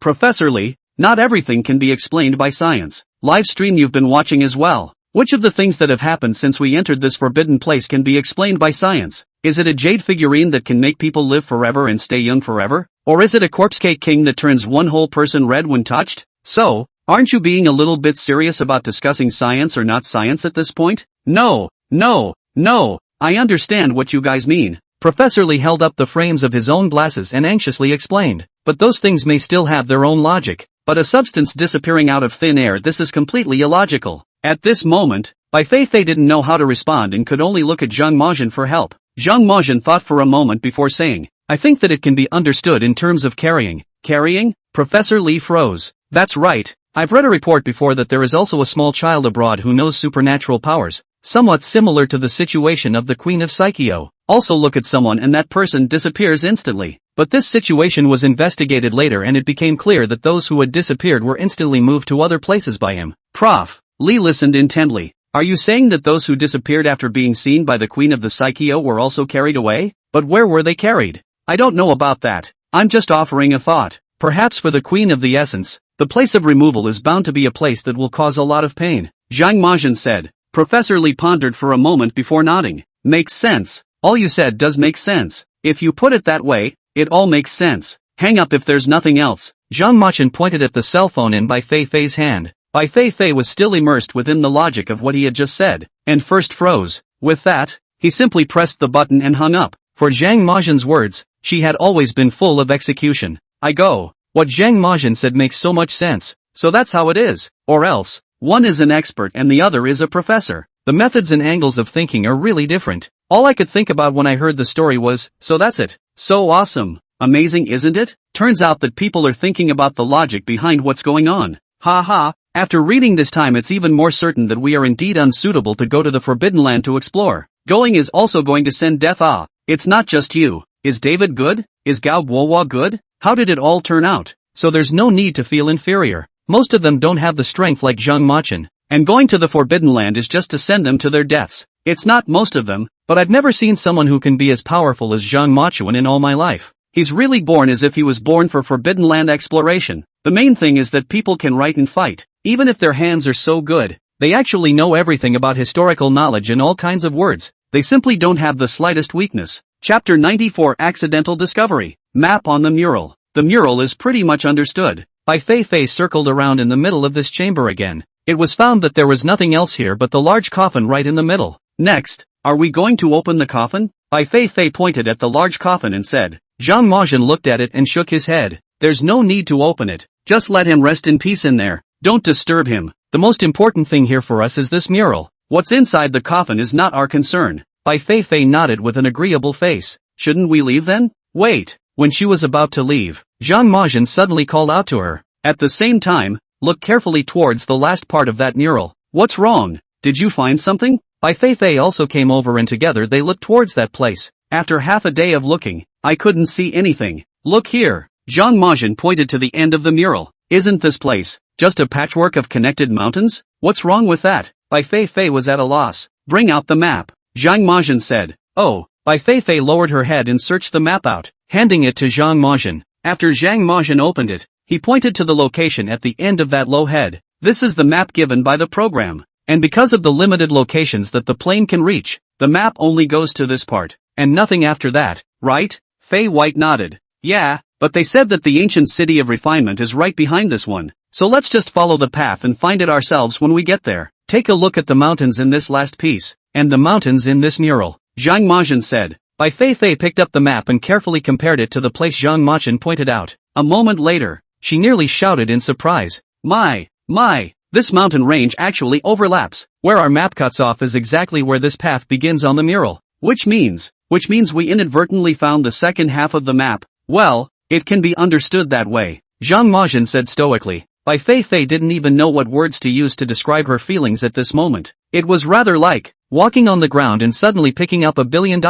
Unexpectedly, an ancient tomb they inadvertently discovered not only uncovered a dusty history, and in passing, it shows them the path to follow. Is this able to confirm that it's the path to the Jingjie ancient city? Bai Feifei felt that the happiness at this moment was somewhat unreal. Wanted to double check. Well, the angle of the mural looks like it's standing in their country looking at the ancient city of Psycheo from a distance. So this must be the road they traveled back then. And this mountain range is the landmark we're looking for. As long as we find this mountain range, we'll be able to find the Jingjie ancient city. So the two men filmed the last part of that painting. Only then did he leave the tomb of Prince Gummo. As he left, Zhang Majian closed the gate properly once again. Let Prince Gummo continue to slumber here without any more disturbances. My God. This is too lucky to have found the map unintentionally. It's almost as if the heavens are favoring them. I think it might be Prince Gumo helping them out. After all, Zhang Machuan was just very thoughtful and didn't bother to open his coffin, instead letting him sleep properly. So he's come to return the favor, right? Haha, upstairs. Are you looking at the adventure to see the bewitched? This set is also too evil. Although it's a bit outrageous, I don't think there's anything wrong with understanding it that way. After all, Zhang Machuan and Bai Feifei both said just now that there are just a lot of things in this world that science can't explain. Luckily it was Zhang Majian and the two of them who discovered this place. If it was Mike and the others, I wouldn't even dare to think what kind of destruction this place would have been. Exactly. And I can guarantee that if someone else had found this place, they wouldn't have been able to decipher as much as they did, or even find the second half of the map. You're all overthinking it. It would be impossible for them to find it at all. Okay, thinking that anyone is Zhang Machuan? Haha, that's indeed true. I just went next door to take a look around, and Mike and the few of them are in an old mess right now. Compared to Zhang Majian and the others, they are simply heaven and earth. Yeah, I'm going over there to join in the fun then. Mike, Park Yang and Lee Suk-jun. After the three people left from that abandoned building, they were originally prepared to follow Zhang Machuan's pace with them. After all, Zhang Machuan had judged correctly about the Black Storm, and everyone felt that by following him, they might be able to avoid some risks. Mike's heart was in the right place, though his mouth was hard and he wouldn't admit it. As a result, it turned out that Zhang Majian and Bai Feifei's route had deviated. The three men hesitated, wondering if they should follow. Mike thought about it for half a second and decided not to follow, because he was afraid that Zhang Majian was deliberately leading them in a circle. Among the several people, only Zhang Majian and Bai Feifei had water on them. They could afford to delay, but they could not afford to delay themselves. If they can't find any more water, they'll soon die from lack of water. So, he still decided to follow the map and move forward to find the well. Although Park Yang and Lee Suk-jun weren't happy about it, they didn't have any supplies left on them after yesterday's Black Storm looting, had to go along with Mike. And so, these three men set out on an awkward journey of their own. Because of the lack of water, the three men were struggling to walk. By the end of the day, they even started drinking urine. However, the location of that well was still so far out of reach. At this moment, they were half an hour away from the well, but the three of them had become wobbly on their feet, and their lips were white and dry. The head also became dizzy and almost fell a few steps at a time. Thirsty, so thirsty. There's water in front. I see it, there's water in front. Li Shijuan had all but hallucinated. Seeing a clear spring ahead of him, he hobbled over in a few steps, crouched down and stuck his head down. The result was a mouthful of sand. After coming to his senses, he fell head over heels and howled. Holy, no wonder they say it's wonderful over here. It is, but it's still a little heartbreaking to watch. Indeed, it feels like all three of them are at their limits. And if they can't find any more water, I'm afraid it's going to be fatal. It's surprising that David feels quite happy at this moment. At least he doesn't have to suffer the same sins as he is now. Yeah, if the three of them make it through, it's fine. If they don't, they might as well be David. Chapter 95, Warming each other up. Two teams meet. At this moment, looking at Mike and the three of them in pain, everyone kind of deeply understands what the phrase "it's a blessing, not a curse" means. But it's also true that all three are tenacious. Originally, everyone thought that they would not have the strength to stand up after this lying down. The end result is to die of sunburn and thirst here. Yet it didn't occur to him that Mike struggled for a while afterward. Surprisingly, he wobbled and stood up again. He walked over to Park Yang and Lee Suk-jun and kicked one of them in the body. Get up if you don't want to die. Mike's voice was horribly raspy, like a broken gong. Listening to it gave a sense of how much his throat hurt. Park Yang and Lee Seo-jun slowly opened their eyes. I just feel like my eyes are glazed over and I can't even look at Mike without double vision. Can't walk. Too thirsty, Lee Shijuan said with difficulty. Cannot walk. Also have to walk. Otherwise there is only one way to die, Mike said as he pulled out the map, pointed to the location of the nearest well above. Just hold on for another half hour and we'll find the well. And if we find the well, we'll be saved. Although, he said that he couldn't look at the two players from the Cold Kingdom 100 times in his heart before, but now he has lost his companion. In this vast desert, it was only possible to warm each other with two people for the time being. After all, it would be easier to hold out if it was just him. So, surprisingly, a feeling of sympathy was born with the two of them. Park Yang and Lee Suk-jun were inspired by Mike, finally wobbling to his feet as well, dragging himself, already exhausted, onward. Meanwhile, Zhang Machuan and Bai Feifei had continued their journey, following the location on the map. They were also rapidly approaching the well. It felt like at this rate, there was a good chance that they would meet up with Mike and the others at the location of the well. How is it that this Mac man is good for a while and bad for a while, and suddenly he cares so much about these two people in the Cold Kingdom?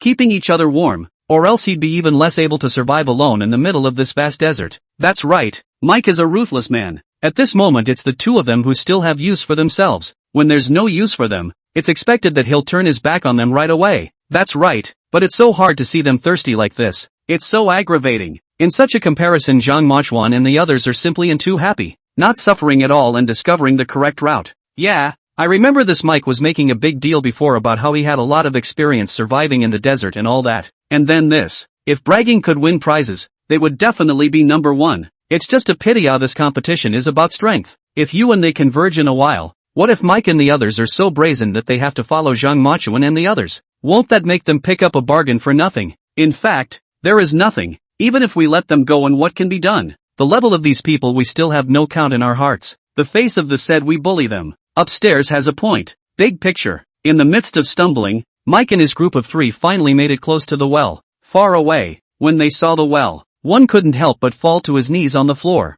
If they weren't so dehydrated that they didn't have tears, they'd be crying right now. The 3 men rolled and crawled to the front of the well. After fetching up water, he dove in head first and couldn't wait to drink. After gulping down their fill, they all lay down on the floor, their eyes misty. It's so happy, the feeling of having water to drink. It's so happy, Li Sijuan said, and tears flowed down the corners of his eyes. At the same time, the feeling of aggravation instantly surged. He wiped a tear from his eye and continued, I don't want to keep suffering here. I want to go home. I want out. On the sidelines, Park was tensing up. Hurriedly, he came over and said, Oba, you can't quit. What will I do if you quit? What about the honor of our country? We can't be half-hearted deserters. But, it's so scary here. Just a swarm of marching ants can kill us in an instant. And we also face a lack of water all the time. This time we were lucky to find the well before we died of thirst. But what about the next time? Next time if we're not that lucky, won't we have to die here? I don't want to die. The more Li Sijuan spoke, the more agitated he became, and finally bawled himself out. Park Young felt that what he said made sense and cried along with him as he listened with sadness. Mike couldn't hold back and just stood up and yelled,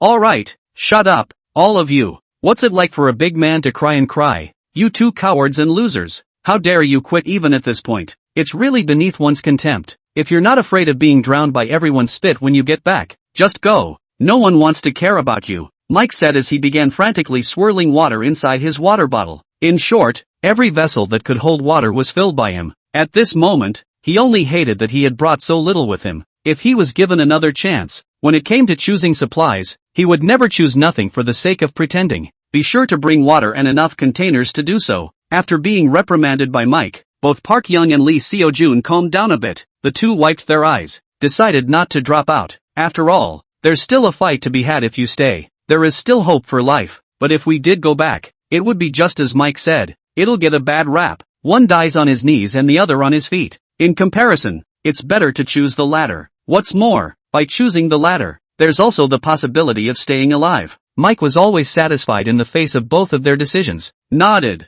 That's right. Don't worry guys, we are all favored by the heavens, and this one is the best proof. We couldn't hold out a couple times in the middle, but in the end, didn't we find the well and come back to life? So it's the same for the rest of the way. We'll definitely be able to make it through and get out of here alive. I have to say, this Mike can be a brainwasher. With a few words, these two people were directly said to be full of morale and revitalized once again. Look guys, there seems to be two figures coming over there. Right at this moment, Li Shijuan turned his head and saw Zhang Mochuan and Bai Feifei who were walking over. Chapter 96, Damage from Contrast, Broken Defense. Seeing Zhang Mochuan and the two of them, Mike's eyes clouded over for a moment. The expression became a little complicated. Seeing them at this time, Mike himself couldn't figure out what kind of mood he was in. At the same time, his mind was very puzzled. Zhang Mochuan and the others had just taken a detour. What exactly had they gone to do? Is it to get rid of them? But that won't do them much good for themselves. After all, traveling an extra distance inside the desert was a little more dangerous. They're not above doing something so costly. Earlier he had thought he had found a new shortcut, but that doesn't seem to be the case now. Otherwise, the two of them wouldn't be here at this time. Park Young and Lee Seo-jun didn't think about it so much. At the first sight of Zhang Mochuan, they were excited. Far away, they waved desperately at them. Great, they're here too. We can follow them the rest of the way. Yeah, Mike is right. We are indeed lucky. We thought we got separated from all of them, but we didn't expect to meet up again here. So we'll definitely have no problem following them on the road afterward. These two men spoke to each other, and Mike's face became even more somber. hoping that his half a day of encouragement here was not as useful as Zhang Mochuan flashing a figure of theirs was it. Zhang Mochuan can take you guys out alive, can't I? I can't believe they're here too. Waving at us, Bai Feifei looked ahead and said, aha. Zhang Mochuan casually hummed, what are we going to do then? After we go over there in a while, they're definitely going to follow us next. Are we going to synchronize the latest news of the map with them? Fei White asked. It doesn't matter. Inside the Forbidden Land it's every man for himself. It's not about winning by hiding information. It's fine if they're willing to follow. After all, the situation inside the Jingjie ancient city will be even more dangerous. After following us in, whether they can walk out alive or not will depend on their own skills, Zhang Mochuan said. Hearing this, Bai Feifei nodded her head with great approval. You're right. Actually, that's what I had in mind. Look, what did I say? Zhang Mochuan is a person with a big pattern. Naturally he won't be calculating over such trivial matters. And sure enough, I guessed it right. Ha ha, we viewers have been watching them for a long time and have gotten to know them better. So we can guess what's going on in their minds as soon as we can. Zhang Mochuan is right. If we hide this news, then at that time, other people will surely have something to say and will be unconvinced. So it's better to share it outright in a big way. And then we'll all be on our own for the rest of the day. Mainly, Zhang Mechen's strength is placed right here. It's unquestionable. So we're very much then not worried. To be honest, these few people really aren't enough for Zhang Mechen to fight. Tying the few of them together isn't even a match for Zhang Mechen. So let's consider this entrance to the essence of the ancient city as a gift from us to you guys. And wish you good luck. That's a bit of a hard look on Mike's face. Why isn't he smiling? Is he a non-smiler by nature? Ha ha, upstairs you this is really kill and kill ah. You let him how to laugh. Obviously their own bitter persuasion of half a day. The results of these two people on Zhang Emoduan even more enthusiastic. Change who heart to be uncomfortable it. It's time to say no. These two from chill country are kinda cute when you look at them for a longer period of time. In a dumb kind of way. After Zhang Mochuan and the others approached, Park Young and Lee Seo Jun then talked excitedly. Great. I thought you two had gone far away. But I didn't expect to run into you here again. What did you guys do before? Why didn't you follow the established route? Right. You're all thirsty. There's a well here. Hurry up and fill it all up. Faced with the enthusiasm of the two of them, Bai Feifei was still a bit uncomfortable for a moment. Turning his head to look at Zhang Mochuan, he saw that he still remained expressionless. There was no desire to hitch a ride with these two. He was never one to care about such social relationships. A cold face coupled with a silent and stuffy character. Everyone is also all used to it. But not Fei White. She still couldn't get used to the awkwardness. So, it could only be hard. Thanks, guys, but we're not thirsty. We just found the well. Found the well? Are there any other wells around here besides this one? Park Young and Lee Suk-jun were filled with surprise. Fei White nodded. Well, to be precise, there's a well not far from where we left that abandoned building. Since Zhang Mochuan had said that there was no need to keep this matter a secret, Bai Feifei also told all. When those words came out, all three people's expressions froze. It looks a bit of a one-liner. That means if we had just followed you guys, we wouldn't have had to suffer so much back there, and we would have been able to find water to drink quickly? Park was saying. Then what is all this we just experienced? Lee Suk-jun was dumbfounded. When they finished, the two men looked at Mike in unison. What are you looking at me for? Did I ask you to follow me? It's all just your own choices. Mike blushed and defended himself. Ha ha ha. I'd say that this news brought by Fei White has dealt them too great a blow. Originally they thought they were lucky to find the water, but when they found out about it, they probably felt like they were wronged. Ha! Who says it isn't? If they firmly followed Zhang Mochuan in the beginning, behind where else would they need to suffer so much? Or else, this person is afraid of comparison. It originally felt quite happy, but after a comparison, instantly feel like a big grudge. Right, it's nothing really, just a few more detours, and on the bright side, well, at least their lives were saved, right? Well, upstairs you do know how to comfort people. After these two people slowed down, they couldn't help but ask Bai Feifei about that water well. Mike, on the other hand, sat far away, looking like he didn't care to listen. With Zhang Mochuan's previous explanation, Bai Feifei wasn't prepared to hide anything, so they summarized some of the situation there and told them. After hearing this, these two were even more dumbfounded. OMO, there's even a big tomb under that well. How much are we really missing here? What a pity. It's just one step away. We'll be able to see that ancient tomb. Chapter 97. Arriving at the mountain range. The ancient city of Jingjie nearby. Listening to Bai Feifei's description of Prince Gumo's tomb, Park Young and Lee Seo Jun's hearts became even more chagrined. Although there were tombs in their country, there was no way to compare them with the ancient tombs in China, both in terms of size and age. I had long heard that the inside of China's ancient tombs were very exciting. They've long had ideas they'd like to see. Therefore, they were still very happy to have been drawn to come to the forbidden land of China this time. Originally, their goal was the ancient city of Jingjie, yet at this moment one hears that there was an ancient tomb just before this one. For them, the ancient city of Jingjie is too far away. The process was so dangerous that they were just about to drop out, so it's still unknown whether it will eventually arrive or not. If you followed Zhang Machin before and saw that ancient tomb, even if you can't get to the Jingjie ancient city, it's still a dream come true. The thought of it filled these two men with frustration. Not soon enough, they adjusted themselves and reassured themselves. It's fine, even though we said we missed this ancient tomb. It gives us more motivation to go to the ancient city of Essence, Park was saying. Right, now I don't want to withdraw from the race even more. It's already here.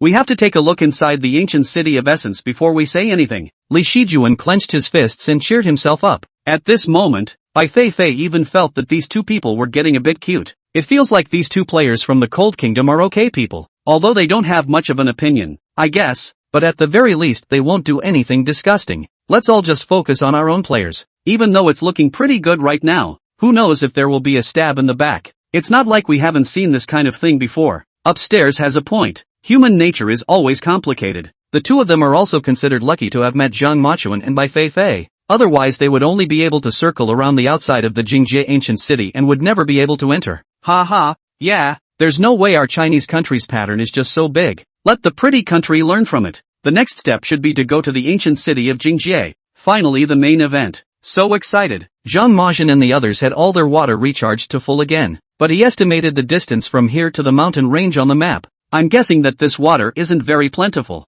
so I'm afraid I'm going to have to save it for the second half of the day. But luckily, he and Fei White still had water tablets on them, but not those three. And from here all the way to the inside of Jingjie ancient city, there are no more wells along the road. Therefore, one could only wait until they were inside the Jingjie ancient city for the next resupply. However, Zhang Machin only thought about these words in his own mind and did not say them out loud. Originally stuffy, he didn't talk much, and he was even less obligated to synchronize this message with the other side. He just needs to calculate his and Fei White's. Soon the group was off again. This time, Park Young and Lee Seo-jun had made up their minds. No matter what happened, they were always following Zhang Machin and Bai Feifei closely, not moving an inch. Mike, though reluctant in his heart, knew it was the best thing to do at the moment. So without a word and with a grim face he followed behind. Traveling in the desert is still a testing thing. After their previous experience with water shortages, Mike and the three of them were less likely to drink much now, sip a little at a time. But even then, they still felt the water flying underneath them. It's getting harder and harder to drink at the end of the day. The vast desert could not be seen at a glance,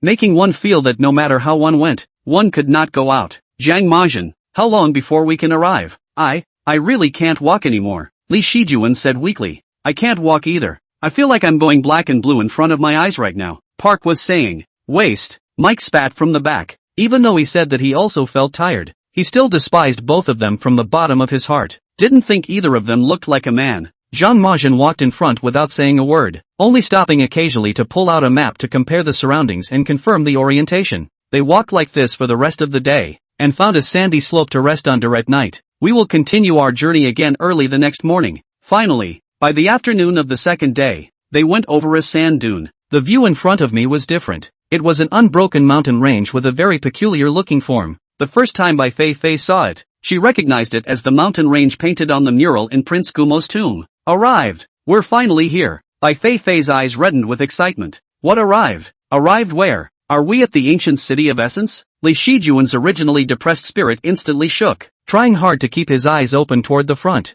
That's right. See that mountain range? That's the mountain range we saw inside Prince Gumo's tomb. The Jingjie ancient city. It's in the middle of this mountain range. As soon as Bai Feifei was in a good mood, her words followed suit. It was shared without mincing words. After Park Young and Lee Seo-jun heard this, they flung themselves down on their knees back and forth, excitedly. Great! We finally found it. We finally made it. Thanks to my own persistence, we're finally here. Mike cut in. Can't figure out what you guys are so blindly excited about. We've only found the location of the Jingjie ancient city. Not that we've actually arrived at the Jingjie ancient city. I've seen all the videos of your previous expeditions, and the location where this ancient tomb is located has always been very hidden. If it's someone who doesn't know the way of it, they wouldn't be able to find it even if they walked 10 times back and forth in this doorway. So, arriving at this mountain range is only the first step accomplished. Whether or not we can actually find the ancient city of Essence is still unknown, right? That's a sour note from Mike. but it does make sense. Zhang Majin nodded and said, "You're right, indeed. Coming here only means that our direction is not wrong. The Jingjie ancient city must be in a very hidden place here." Having received Zhang Majin's approval, Mike was instantly pleased in his heart. Just as he was about to say something else to show off his power, he heard Zhang Majin continue, "But then, you're wrong about one thing. That is, the ancient city of Saikyo can definitely be found." "Right, with Zhang Majin around, there's no reason why we can't find it." Bai Feifei nodded her head in response from the side, all the while rushing back at Mike. "Mr. Mac, although you have studied our tombs, you don't seem to know enough about our players. With Zhang Majin's strength, there's no possibility that he won't be able to find the ancient tomb." Chapter 98, Discovery of Dry Bodies. Identity Confirmation by Number. Facing Zhang Machuan and Bai Feifei's confidence, Mike opened his mouth several times to say something, but in the end nothing came out. It felt like something was stuck in his throat. Only depressed himself, he sat down on the dune and took out his water bottle. At this moment they only had the last bit of water left at the bottom of the bottle, and they didn't dare to drink more. They could only take a small sip. "Ha ha ha, laughing me to death. I kind of realized that Zhang Majin and Bai Feifei are getting more and more in sync nowadays. Yeah, those two are killing me with their 1-2 punch. Not only is it more of a tacit understanding, I feel as if Zhang Machuan has become a bit more active under the influence of Bai Feifei. Before he wouldn't talk so much. That's true, and even before he talked one way or the other, but now he's learned to joke. This Mike is also funny enough, together with the output thinking that he understands very well, but in the end, he was refuted by Zhang Majin and Bai Feifei. Ha ha, then who made him look down on our Zhang Majin? With him there is no such thing as not being able to find the entrance to the ancient tomb. That's right, Zhang Machuan going to the ancient tomb is just like going home. It's so casual. I can kind of see. You all are powder following the main man. Zhang Machuan, they blew up, you all followed and started, right? Haha. Actually, Zhang Majin and the others aren't exactly bragging. What they said is just the truth. The ancient city of Jingjie is just around the corner. Everyone cheer up. The crowd rested for a few moments and then continued to set off towards that mountain range. The mountains look like they're right in front of you, but they're actually quite a distance to walk. By the time they were halfway there, Mike had run out of water on all three of them. The second half then went exceptionally hard. By the time they finally made it to the foot of the mountain range, half their lives were gone. "I can't. I'm going to sit down and rest for a while. If I keep walking like this, I'm going to lose my life." Park was panting heavily after sitting down. Zhang Majin observed his surroundings and saw that it was already getting dark, and so it was said, "Let's camp here tonight and continue deeper in the morning." "Why?" Mike questioned. "We don't have any water on us and we're dying of thirst. A night's delay here can only be more difficult for us. Out of all these people, you two are the only ones who still have water tablets on you. Aren't you intentionally screwing us over?" In response to Mike's statement, Fei White expressed some speechlessness. "How can you be like this?" Zhang Majin naturally has his reasons for saying that he can't go in at night. The situation inside this mountain range is unknown. It's dangerous for us to go in like this. If you don't think Zhang Majin's decision is right, then just go in by yourself. It's not like we're obligated to take you guys and protect you. I have to say, Fei White's verbal attacks have skyrocketed lately, said Mike couldn't refute it. Instantly shriveled. "I think Zhang Majin is right. This place is so weird, there's no telling what will happen at night. It's better to rest here for a night and go in tomorrow," Li Shijuan said. "I agree." Park Young nodded as well. Mike was so angry that his head was smoking. Zhang Majin and Bai Feifei he could not refute. To these two sticks he still dare not. "Wallflowers, you two lapdogs are disgraceful. I really don't care to be around you people." After saying that, he got up and walked towards the inside of the mountain range. He wasn't trying to go in by himself. That much sense he still had. "It's just that I feel like I've just been humiliated, so I'm forcing myself to find a way to get out of it. Prepare to walk a little further in and find a backwater to rest in peace and quiet on your own." As a result, he had just taken a few steps when he saw what appeared to be a person sitting underneath a pile of rocks in front of him. "Someone, who's there?" Mike subconsciously yelled. "Empty desert. Sound travels far." With this voice, he directly shouted so loud that Zhang Majin and the rest of them all heard him. Park Young and Li Xiujun,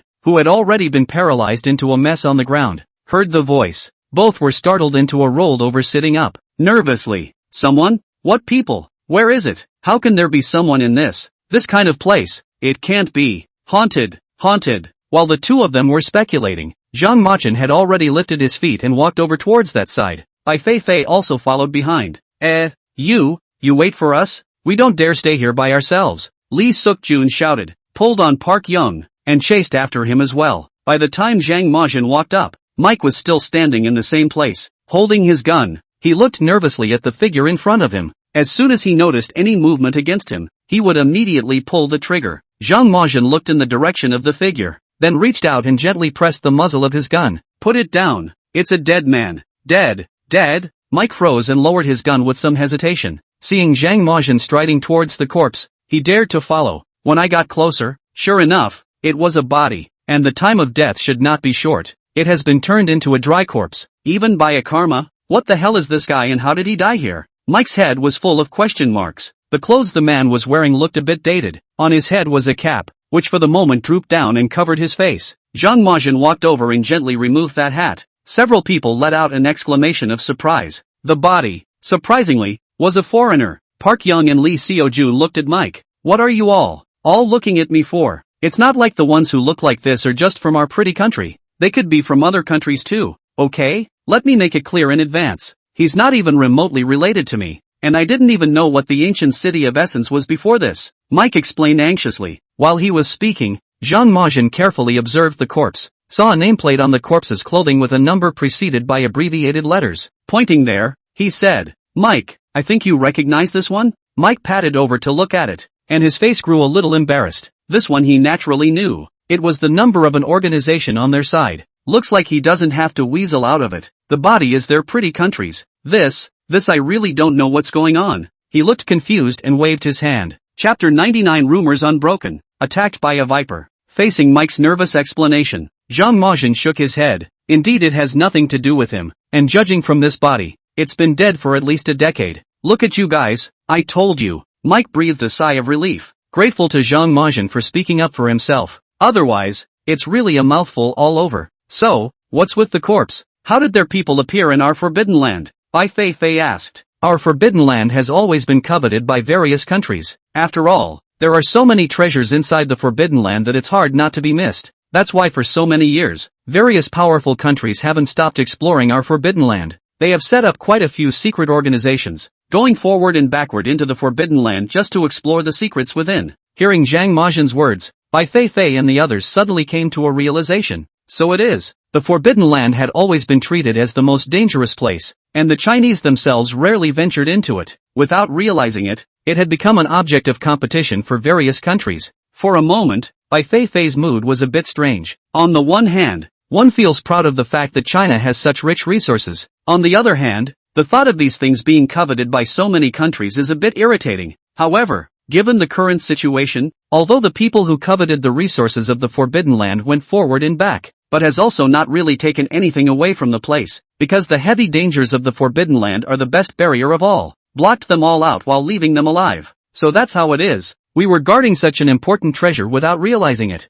Oh, those people are still always saying something about our country's heritage being blown out of proportion. If it was really blown out of proportion, why would you still risk your lives to come here? That's right. These people just like to say one thing on the surface and do one thing behind the scenes. It's just a pity that in front of these facts those rumors naturally do not break. Thank you Zhang Majin for answering for us. Otherwise we Chinese would still be all in the dark. This is also considered to give us a proper name. I'm curious, how did Zhang Majin know about these things? This is not easy to say, but Zhang Machuan has always been a very mysterious existence. It always feels as if there is nothing in this world that he doesn't know. You guys say, Zhang Majin couldn't have really lived for a long time, or there's no way to explain all the mysterious phenomena on him. I think it's better for everyone to stop guessing and give Zhang Machuan some privacy. We just need to know that he's very powerful. That's right, let's not lead with our own people. Soon the group found two other bodies not far away. They were all wearing the same clothes and could prove to be teammates who came here together at the same time.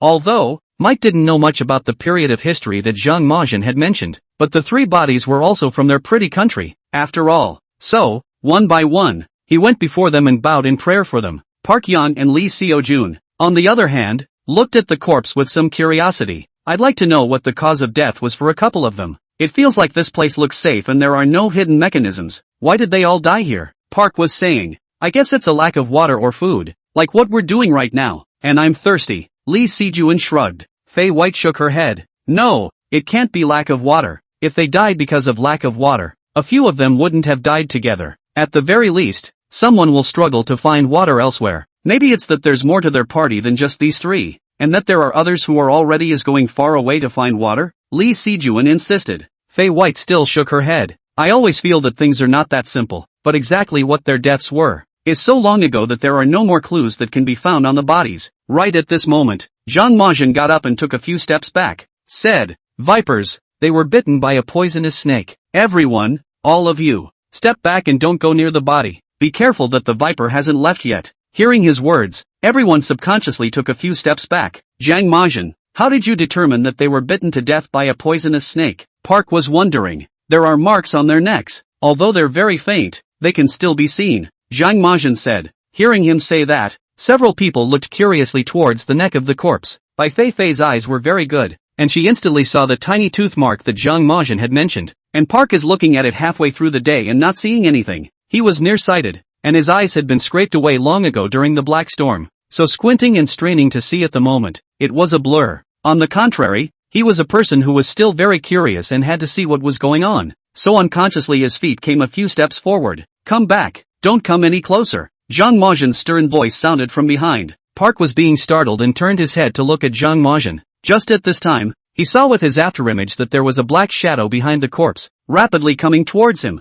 Before he could react, another black shadow flew over from Zhang Majin's direction. With an overpowering aura, it grazed his ear. The next second, only a duong sound was heard. It was the sound of metal and stone touching. It was only after a few seconds that Park Young reacted and slowly stood up, looking in the direction of the sound. At that look, half of his soul was lost in fear, only to see that on the body above the corpse's head, there was a long black knife sticking out, and on the tip of that long black blade was a long black and red snake. At this moment, the snake's tail was still twisting. After a while the head drooped, completely lifeless. The black shadow that had just rushed out from behind the corpse turned out to be this black snake, and this knife he recognized. It was Zhang Majin's black and gold ancient knife. It was Zhang Majin who saved himself. Park was losing his footing and almost fell to the ground. A pang of fear ran through his mind. If Zhang Majin hadn't just made a timely move with his sword, then he himself, at this moment, might be the same as this corpse on the ground, also bitten to death by this poisonous snake. Zhang Machuan was right. This poisonous snake surprisingly really hadn't left and had been lurking behind this corpse.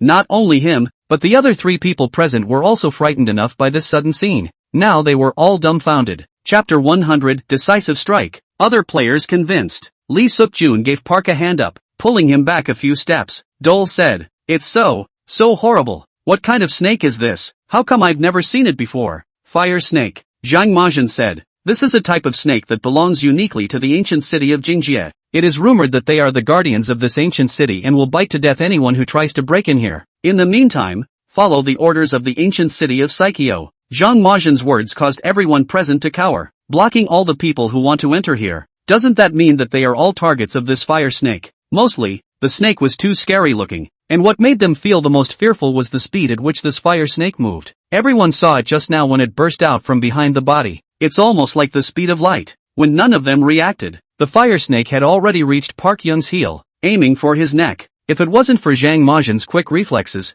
then at this moment, Park was already being struck. At this moment, they seemed to be seeing the three corpses before they died. They should be sitting around resting defenseless. Then it was a bite from the godforsaken fire snake, probably not even sure what happened until a second before they died. In contrast, Park Young is much more fortunate. I really can't figure out how these snakes don't leave for more than a decade after they bite someone to death. Rather, has been lurking on these corpses? Lee Sijuan wondered. They're not deliberately hidden in these corpses, but they were already here guarding the gate. It's only because of the presence of these corpses, using them as a natural cover. Zhang Majin explained. Bai Feifei couldn't help but sigh. So, these snakes actually have the ability to think? They were able to think that hiding here was the best way to attack? After all, everyone who sees a body is curious to come over and check it out. And this was the best time for the fire snake to launch its attack. It's not the kind of strategy that the average lowlife would think of. That is to say, these fire snakes were different from those they usually saw. They may have the same thinking and intelligence as a human being.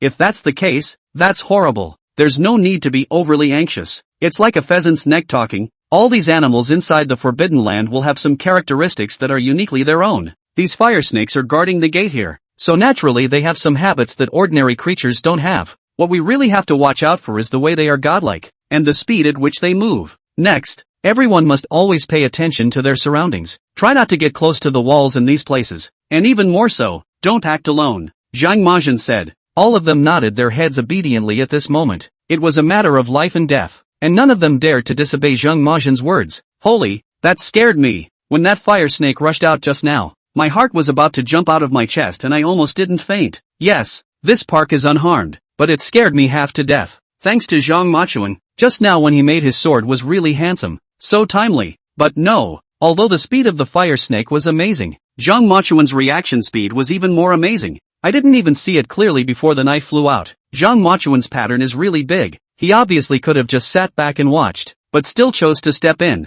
Let's pay homage to him. That's right, after all, Park Young hasn't harmed us either. So in front of life Zhang Machuan is still very respectful, and will definitely not stand idly by as long as he can make a move. From now on, China is our best friend, for me personally anyway. Thanks for saving my life. This wave was really touched. Thanks to Zhang Machuan's righteousness. By the way, he's really too handsome. I never thought I would like a foreign player so much one day, and I'm completely enamored by Zhang Machuan. He's handsome and has a positive outlook and is also knowledgeable. How can there be such a perfect man? Is there anyone who can tell me the way to be able to marry Zhang Machuan? Waiting online quite urgently. Ha ha, you cold country girls are really interesting. We Chinese people can't grab it ourselves. You guys are still coming to join in the fun. Wait for the next life. You guys don't have a wash in this life. Haha, that's right. The Zhang Machuan of this life can only be our goddess Feifei's. After the episode we just had, everyone was a little shaken up inside. It was decided to leave this place for the time being so that the fire snake would not come silently again.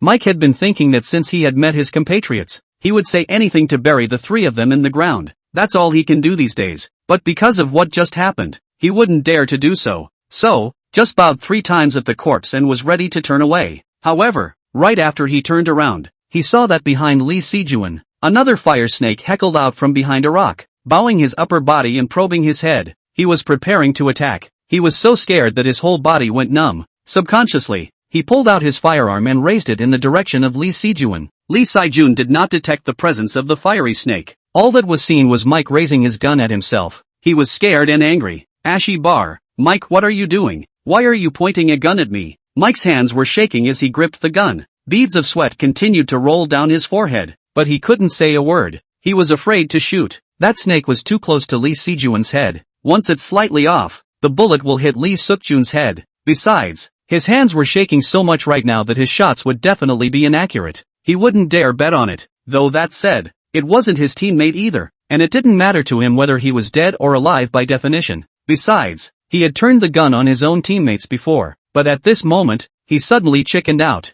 Throw the gun over here. Just at that moment, a voice rang out from beside him. It's Zhang Machuan. Only Zhang Machuan's gaze was fixed in the direction behind Li Sijuan, and the words were indeed addressed to Mike. You can shoot too? Mike stammered. Cut the crap. There's no time. Zhang Machuan urged. Chapter 101, Accurate Gunplay. Solving the Crisis. Mike was stunned by Zhang Machuan's yelling. Subconsciously, I obeyed. Tossed the gun straight over. Zhang Machuan reached out and steadily caught the gun. Taking it in his hand, he pulled the bolt straight up and loaded the gun, aiming it at the position of the fiery serpent and firing it with a bang. The whole movement is smooth and dashing. It only took a few seconds for the bullet to go out. A precise hit to the head of that fire snake, smashing it to pieces. Park Young's entire body was dumbfounded. He first saw Mike pointing a gun at him before he could figure out what was going on. The gun had then reached Zhang Machuan's hands, then the bullet grazed his head. When he came back to his senses, he looked over towards the body of the fire snake on the ground, just realized what just happened. He was in a cold sweat. Just now, he had one foot inside the ghost gate. If Zhang Machuan hadn't stepped in and pulled him this way, he was, by this time, bitten by a fire snake. Flutter. Park is falling straight to his knees. Don't.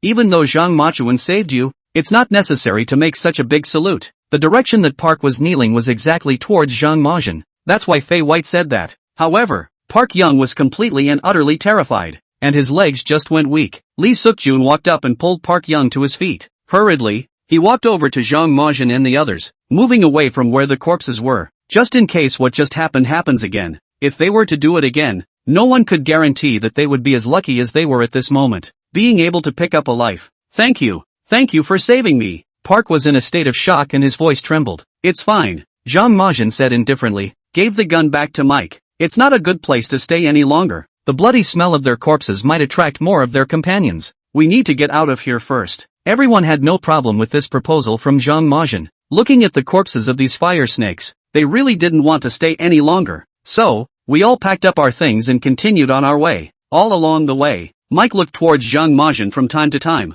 Seeing the end of it was too much for Fei White to bear. Couldn't help but turn to Mike. Mr. Mike, do you have a crush on Zhang Machuan? What? Mike didn't respond. Otherwise, why are you always peeking at him? Bai Feifei blinked her big eyes. Mike's old face flushed at the comment. I was just a little surprised at how well he shot. I didn't realize that his marksmanship was so exquisite. The most handsome man I've ever seen with a gun. Fei White. Get this. Zhang Machuan's shot went down and directly conquered Mike. Once again, I've gained a little fanboy. Although Bai Feifei felt a bit speechless, she still said with a proud face, that's natural. You don't think you're the only ones who know how to use guns. Zhang Machuan is all-powerful. There's nothing he can't do. For once, Mike didn't retort. A serious nod. Ha ha ha. Bai Feifei is simply Zhang Machuan's #1 fan. She never forgets to praise whenever she can. Good guy. Worthy of being my brother Zhang. The charm is just great. One shot directly conquered Mike La. Ha ha. Has anyone edited the change before and after Mike? Before he looked at Zhang Machuan always with vigor. Now he is considered to have completely lowered his noble head. But just now Zhang Machuan is indeed handsome. A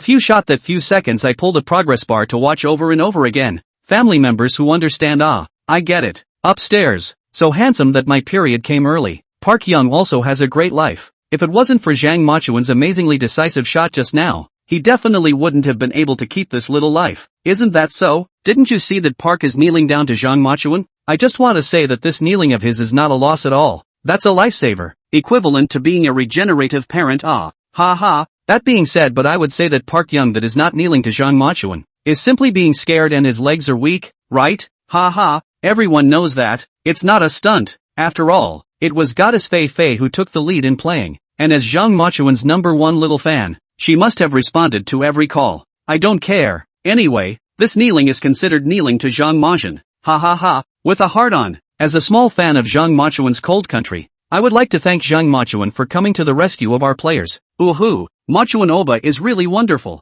How can there be such a handsome person in the world? From now on I'm Zhang Machuan's diehard fan. A group of 5 people, directly from the entrance of the mountain range, entered the hinterland of the mountain range. Though Mike and the 3 of them were all thirsty at this point, but not one of them dared to cry out that they were tired. After all, what they had just experienced had taught them a vivid moment. Let them know that it's not easy for them to survive this life, compared to being able to live. What is happening today is nothing at all. What else is there to complain about? Finally, after walking for a few hours, Zhang Machuan stopped. After surveying the surroundings, it was determined that the area was safe. So let's all set up camp here and rest. It was a break, but it was a hard one for Mike and the 3 of them. After all, their bodies were severely dehydrated and it made them all feel very uncomfortable. With that, the night was uneventful, and by the next morning everyone continued on their way. The mountains are huge and it always seems like you can't get to the end of them. All the excitement and joy at the beginning had disappeared. Only now did they realize that finding the mountain range was only the first step in approaching the Jingjie ancient city. It's still a long way from entering the real ancient city of Jingjie.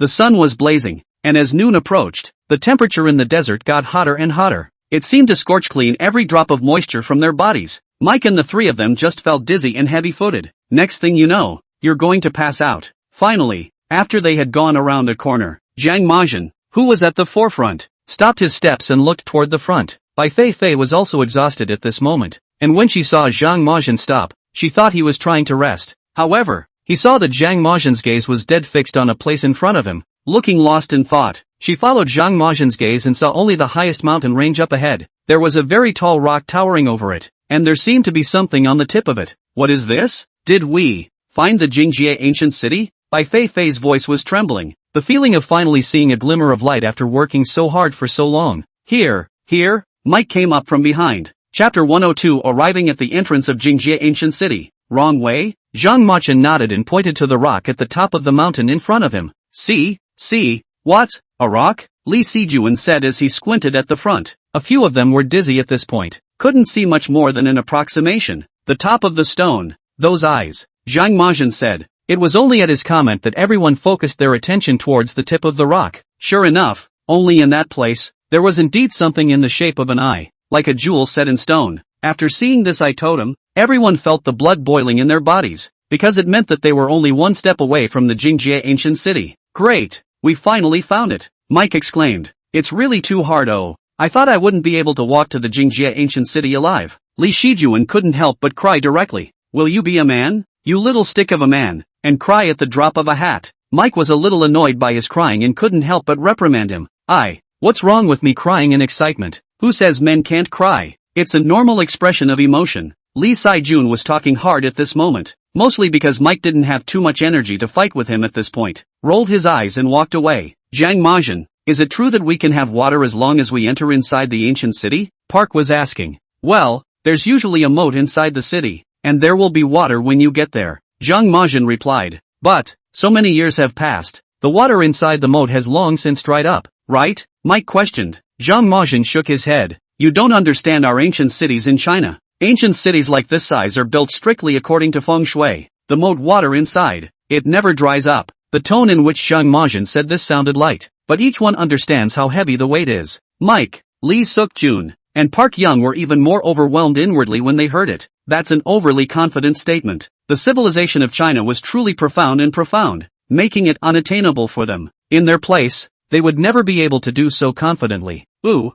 why do I feel very moved to hear these words from Jiang Majin? Feeling proud of ourselves. Jiang Majin said it so well. Our country of China is just so richly endowed. I'll go. If it wasn't for Jiang Machuan's popularization, I wouldn't have known that the construction of the ancient city was actually like this. It's so amazing. Finally, we've come to the Jingjie ancient city. Let's take a glimpse at the true appearance of the ancient city. Let's give them foreigners a little shock, and show them the thick history and civilization of our country of China. Jiang Machuan seems to know the ancient city very well. When he spoke just now he didn't say should, nor would he say might, but his tone was lightly stating a fact. This feeling is really too reassuring. That top is really an eye. After so many years it is still there and clearly visible. The Jingjie ancient city is really not talking about playing around. I can't wait to let the mystery of the ancient city of essence unfold before us. Lee Si-jun can nowadays branching out, all dare to argue with Mike The main reason is that now that they have Jiang Majin backing them up, they can finally tell who is the big and small king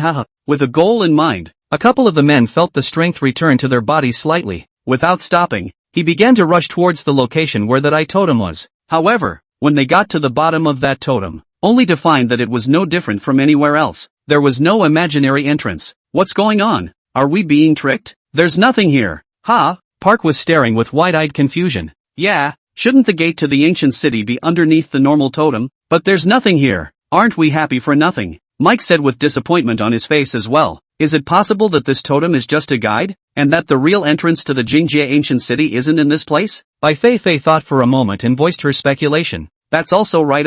It's reasonable to say that a place like the Jingjie ancient city would definitely not have its doors open to welcome others in. So, it's also possible that this totem is confusing us. Maybe it's a trap? Li Shijuan said. As they went from guessing to guessing, Jiang Majin remained silent. He was observing the feng shui around him. At this moment, he could be certain that the true entrance to the essence of the ancient city was in this place. Seeing that Jiang Majin did not say anything, Mike thought that he had made an error in judgment and was losing some face. So, appearing to be very thoughtful, he said, Jiang Majin, it's okay, don't you guys have a saying here? What's it called? Can't a man make a mistake? It's understandable to make an error in judgment once in a while. It's nothing. The most important thing we can do today is to correct our mistakes in time and find the right path. You've got to pull yourself together. Looking at Mike, whose voice had become a broken gong but still insisted on babbling on, Jiang Majin's eyes had a few strange looks in them. This strange look may not have been familiar to Mike, but it was familiar to the viewers of the broadcast. That's looking at the cutie. Though look, I overthought it, and I wasn't wrong. This is the entrance to the Jingjie ancient city, Jiang Majin said. But where is the entrance? Mike spread his hands in disbelief. Wait, Jiang Majin was concise. Wait for what? Wait for the entrance to come by itself? Mike was on a roll at this point. Although, he still admired Jiang Majin in his heart. But this is the time to stick to your guns and argue your case. Mike, how about if you don't get it? You'll say less? Jiang Majin waits when he says so. What do you care about waiting? If you feel unconvinced, just go and find what you think is the entrance yourself. Bai Feifei said impatiently. I thought to myself, this Mike is really not on the ball. Not realizing that the most important thing about being a fanboy is believing in your idol unconditionally. This kind of belief might be a bit blind when placed on others, but when placed on Jiang Majin, it would never let himself down. This was a lesson she had learned through the last forbidden place. Wait for the wind. Right at this moment, Jiang Majin gently spat out 2 words. Hearing this, the remaining 4 froze again. Waiting for the wind. What does that mean again? This Mike is really laughing at me. And comforting Jiang Majin. Chapter 103, The wind really came. The entrance to the Great Hall appeared. It's just a pity that he didn't comfort to the point. Besides, a strong man is a strong man, and never needs these useless consolations. Mike was so sweet for once and ended up making a joke of himself. This mouth of my goddess Feifei, it's really getting more and more ruthless. You can call it a controlled substance.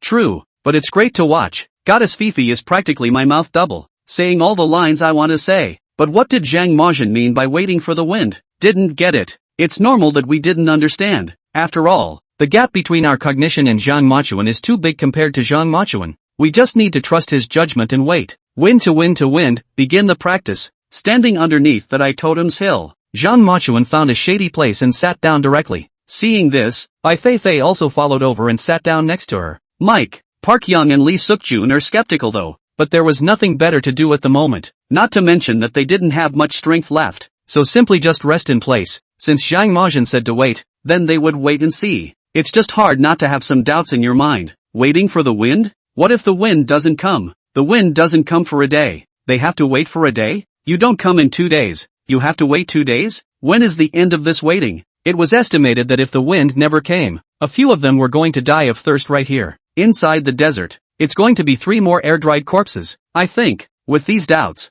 the 3 men felt more and more exhausted, and just at that moment, a gust of wind blew in from outside, directly sobering the 3 of them. All 3 men shivered and stood straight up, only to see a gust of wind sweeping the gravel directly towards their direction quickly. With the shadow of the previous black storm, the first reaction to seeing this wind was to run. As a result, they had just taken a few steps back, and they reacted. That's not right. Didn't they wait for the wind? Why are you still running? With that came a rush of elation. The wind has come. The wind is actually coming. Zhang Majin, you're too divine. You couldn't have calculated in advance that there would be wind at this moment. Li Shijuan was surprised. Zhang Majin was still sitting calmly in place at this moment. The moment the gale struck, the wind and sand instantly mesmerized everyone. Mike and the 3 of them were in the wind. By the time he opened his eyes again, the situation in front of him had changed drastically, only to see that underneath that I totem, there was originally a sandy area, and by now the sand had been blown away by the gusts of wind just now, revealing a step downward. At the end of the steps was a huge stone door. Mike, Park Young, and Lee Sukjun had their eyes widened in shock.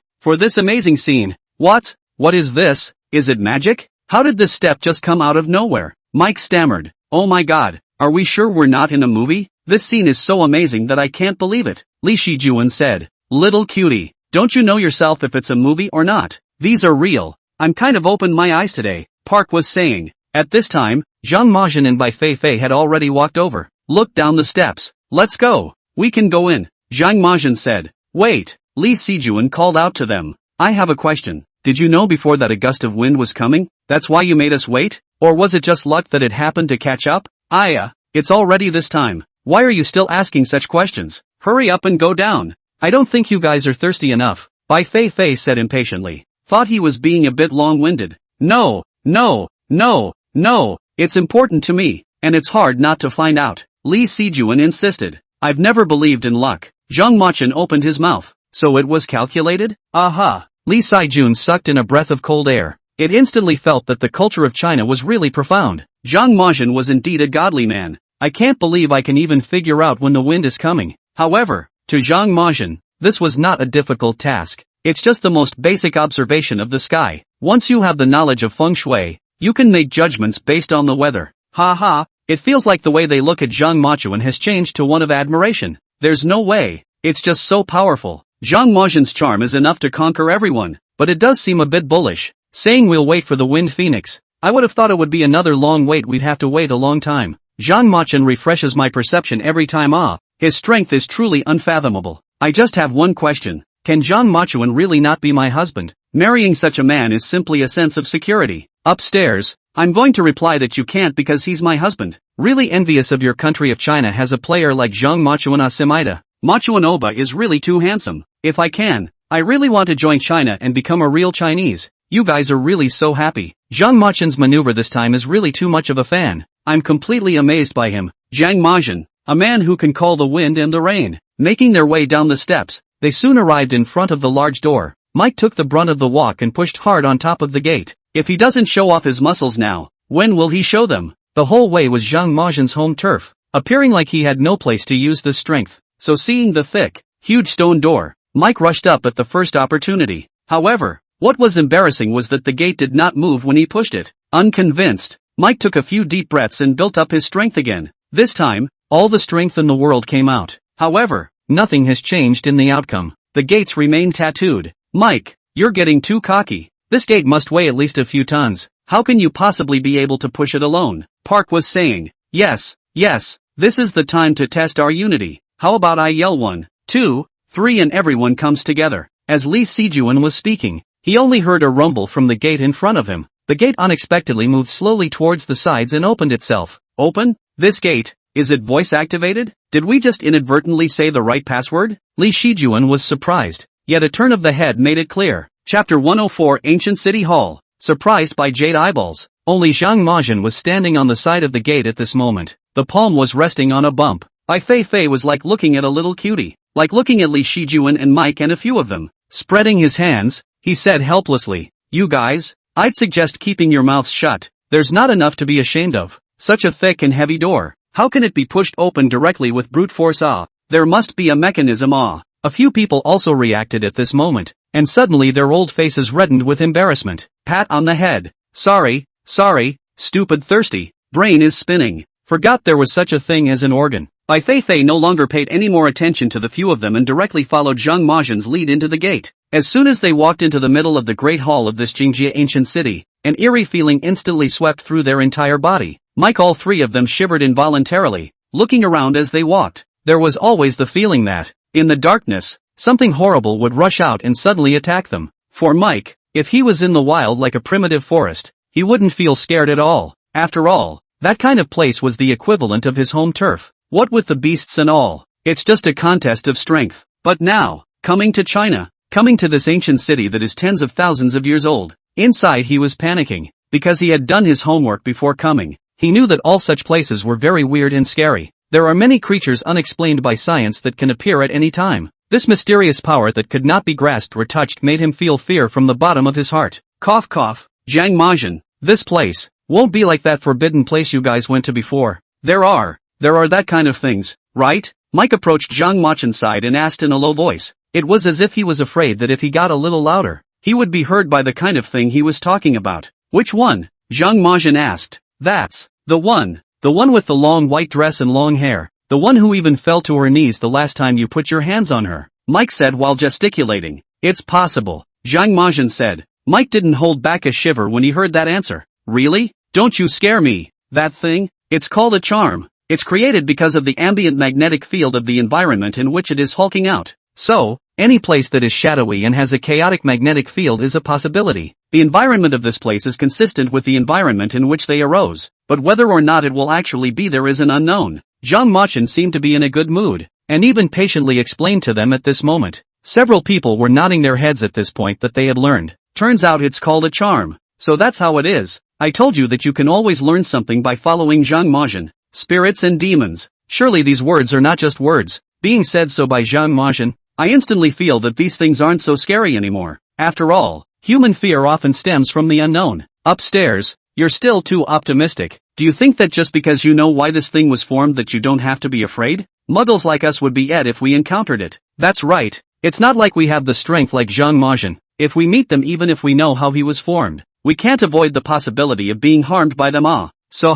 Thank you to player Mike for helping us recall Zhang Majin's high handsome moment at that time again. Just thinking about that 1,000-year-old ghostly ghost kneeling down to Zhang Majin makes my blood boil. It's really too awesome. What a pity. At that time I was not familiar with Zhang Majin. I didn't even watch that live broadcast, or I made up my homework later and watched it over and over again many times. I felt that Zhang Majin was really too handsome. Finally, we've entered the Great Hall of the Jingjie ancient city. This Great Hall looks just grand. It's really hard to imagine what it would be like for them to walk through this Great Hall. This place has probably been dusted for tens of thousands of years. Although it is said that many people have been painstakingly searching for the Jingjie ancient city for so many years, the only ones who have truly entered the place are Zhang Majin and the others. Mike and the few of them are still lucky. If they didn't follow Zhang Majin, they wouldn't have been able to come here. The sides of the Great Hall were lined with these towering pillars. The pillars were all carved with eerie reliefs on top. I felt my scalp tingle at one more glance. Mike and the few of them tried to keep their eyes level and not look around. They figured out that instead of checking around to find something scary, they should paralyze themselves from looking. However,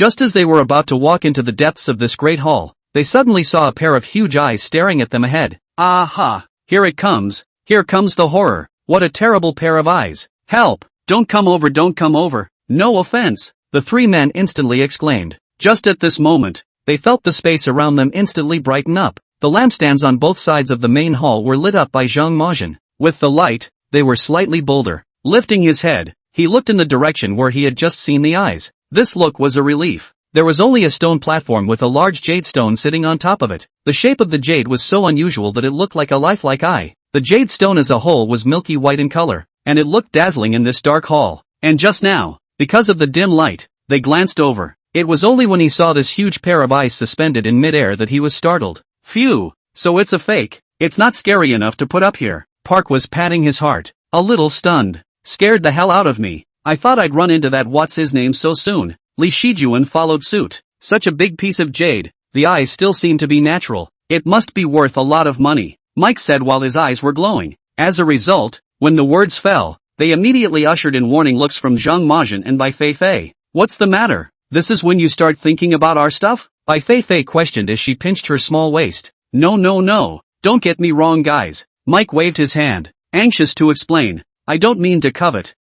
I'm simply evaluating the value of this thing. Fei White's little head shot up. Forgive me, you wouldn't dare. But you're wrong. It's not worth a lot of money, but it's priceless. Mike sort of slapped Fei White and only nodded in response. Chapter 105, Searching for Organs. Jade eyeballs moved. After everyone marveled at the magic of this jade for a while, then he began to observe his surroundings. Just behind the table where this jade eyeball was placed was the end of this great hall. Strange, how come there are no other passages or doors here? Mike scratched his head in disbelief. Yeah, it can't be. The entire Jingjie ancient city is just this one big hall. Then this ancient city, isn't it a little too shabby? Park was commenting sharply. Li Sijuan's emotional intelligence was a bit higher than him, and when he heard this, he hastily disliked him with his elbow. Gesturing in the direction of Zhang Mazhen and Bai Feifei, he told him to keep his mouth shut. They can count on 2 more people getting out safely. Offending them will only do bad but no good. You're here talking about people's ancient cities being shabby. Is that like it? Park Young reacted and sheepishly spat out his tongue.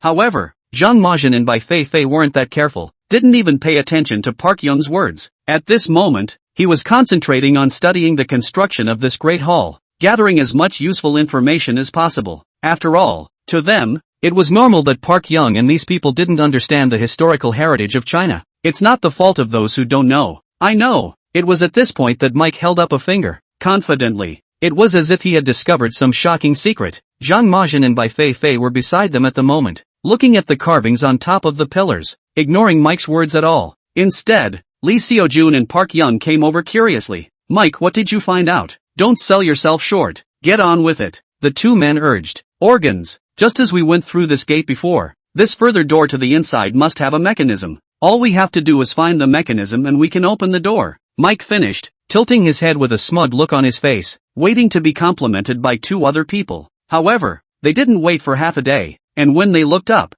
they saw that the 2 of them were looking at themselves with an extremely speechless expression. What's wrong? Am I wrong? Mike queried. You're right, Park was nodding. But the problem is that you're telling a secret that everyone knows. Anyone who knows that there is an organ. Isn't the point of the question where this organ is? Mike scratched his head. Oh, you all know that. I thought I was the only one who thought of it. Where are the organs? How do I know? I'm not from China, and I'm not proficient in the art of organs. This you'll have to ask Zhang Mazhen. Park Young and Li Xiaojun shushed in unison and stopped paying attention to Mike. Turning around, he went to find Zhang Mazhen and the others. Ha, this Mike is getting more and more interesting. It's almost comical. Silly does seem a bit cute. Rumor has it that simple-minded and limber describes people like them. Congratulations Mike, on discovering a secret that everyone knows. Haha, upstairs, you kill and kill. What is this equivalent to? It's the equivalent of writing an application problem and handing it in with just a solution. Haha, that's right. The metaphor upstairs is so accurate. You're the ancient Greek god who mastered metaphors, aren't you? So the question is, where exactly could this organ be? To tell you the truth, this stone looks at my heart, Harry. Always feel strange. This stone designation has some say. Zhang Mazhen and the others continued to observe the pillar over there. There was no rush to move for that eye, because Zhang Mazhen knew the method of opening the organ. He was not in a hurry. The idea was to observe the inside of the hall before opening it. Mike had just lost face and was always a little uncomfortable, always thinking about how to get it back. While circling around that jade eyeball, he muttered under his breath, ways to open organs, ways to open organs. Let's see, how did they do it in all the Chinese movies I've seen before? Thinking about it, he looked down at the jade eyeball and his eyes lit up. I see, normally organs are placed at the very core of a space. Then most likely, it's this eyeball. He was about to go call Zhang Majin and the others to announce this great discovery of his, but after thinking of something, he immediately closed his voice. No, I can't go calling them, I'm going to try it myself. If it fails, then let's pretend nothing happened. If it works out, won't it be something to brag about? The most mysterious organ art in your country of China can be cracked by me. Then what a great genius I must be. Thinking about it, Mike made up his mind. Taking advantage of the fact that Zhang Majin and the others did not notice this side, he reached out and shook the jade eyeball. However, this shook the heart with a sudden joy. Surprisingly, this eyeball isn't fixed to it. It's something that can be easily taken off. Perhaps taking the eyeball off is how the mechanism opens? So he cupped both hands upward and took the eyeball right off the top of the counter. At the same time, Zhang Majin seemed to have sensed something and turned back violently. After seeing Mike's movements, his gaze went cold. Sternly, don't move that thing, put it down. But it was too late. Mike had already gotten that ball in his arms. Hey Zhang Majin, I'll take this down for you,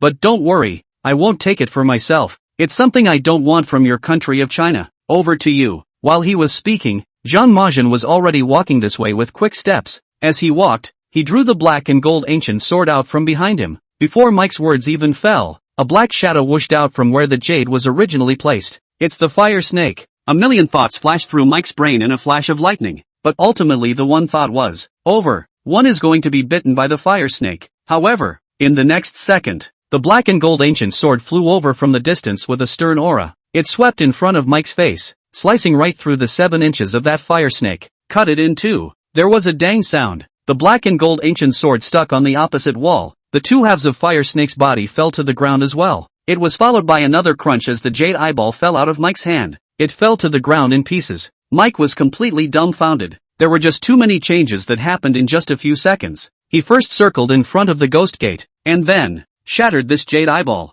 This is the priceless treasure that Bai Feifei said in her mouth. Just like that, he shattered it. Chapter 106, the jade was shattered. A large number of fire snakes attacked. For a moment, Mike even forgot about the fear of being attacked by the fire snake. All I can think about is what to do if this jade breaks. Yeah, I'm sorry, I didn't mean it. I was trying to help. But I didn't expect a fire snake to come out from down here. When I got nervous, just took off. Mike, a 6'9" plus, muscular man, at this moment, helpless as a small child. Mike, say what you will. If you don't understand, don't move around. Now you're in trouble. Park Young shook his head and spat. Finally, he was able to catch a good counterattack, and he wasn't going to waste it at all. Lee Sejuan followed suit and chimed in. That's right, this stuff is priceless. A non-renewable resource. Saying you broke it when you broke it. It hurts me to look at it. The viewers of the live broadcast were also in pain at this moment. After all, this is the wealth and treasure that belongs to China.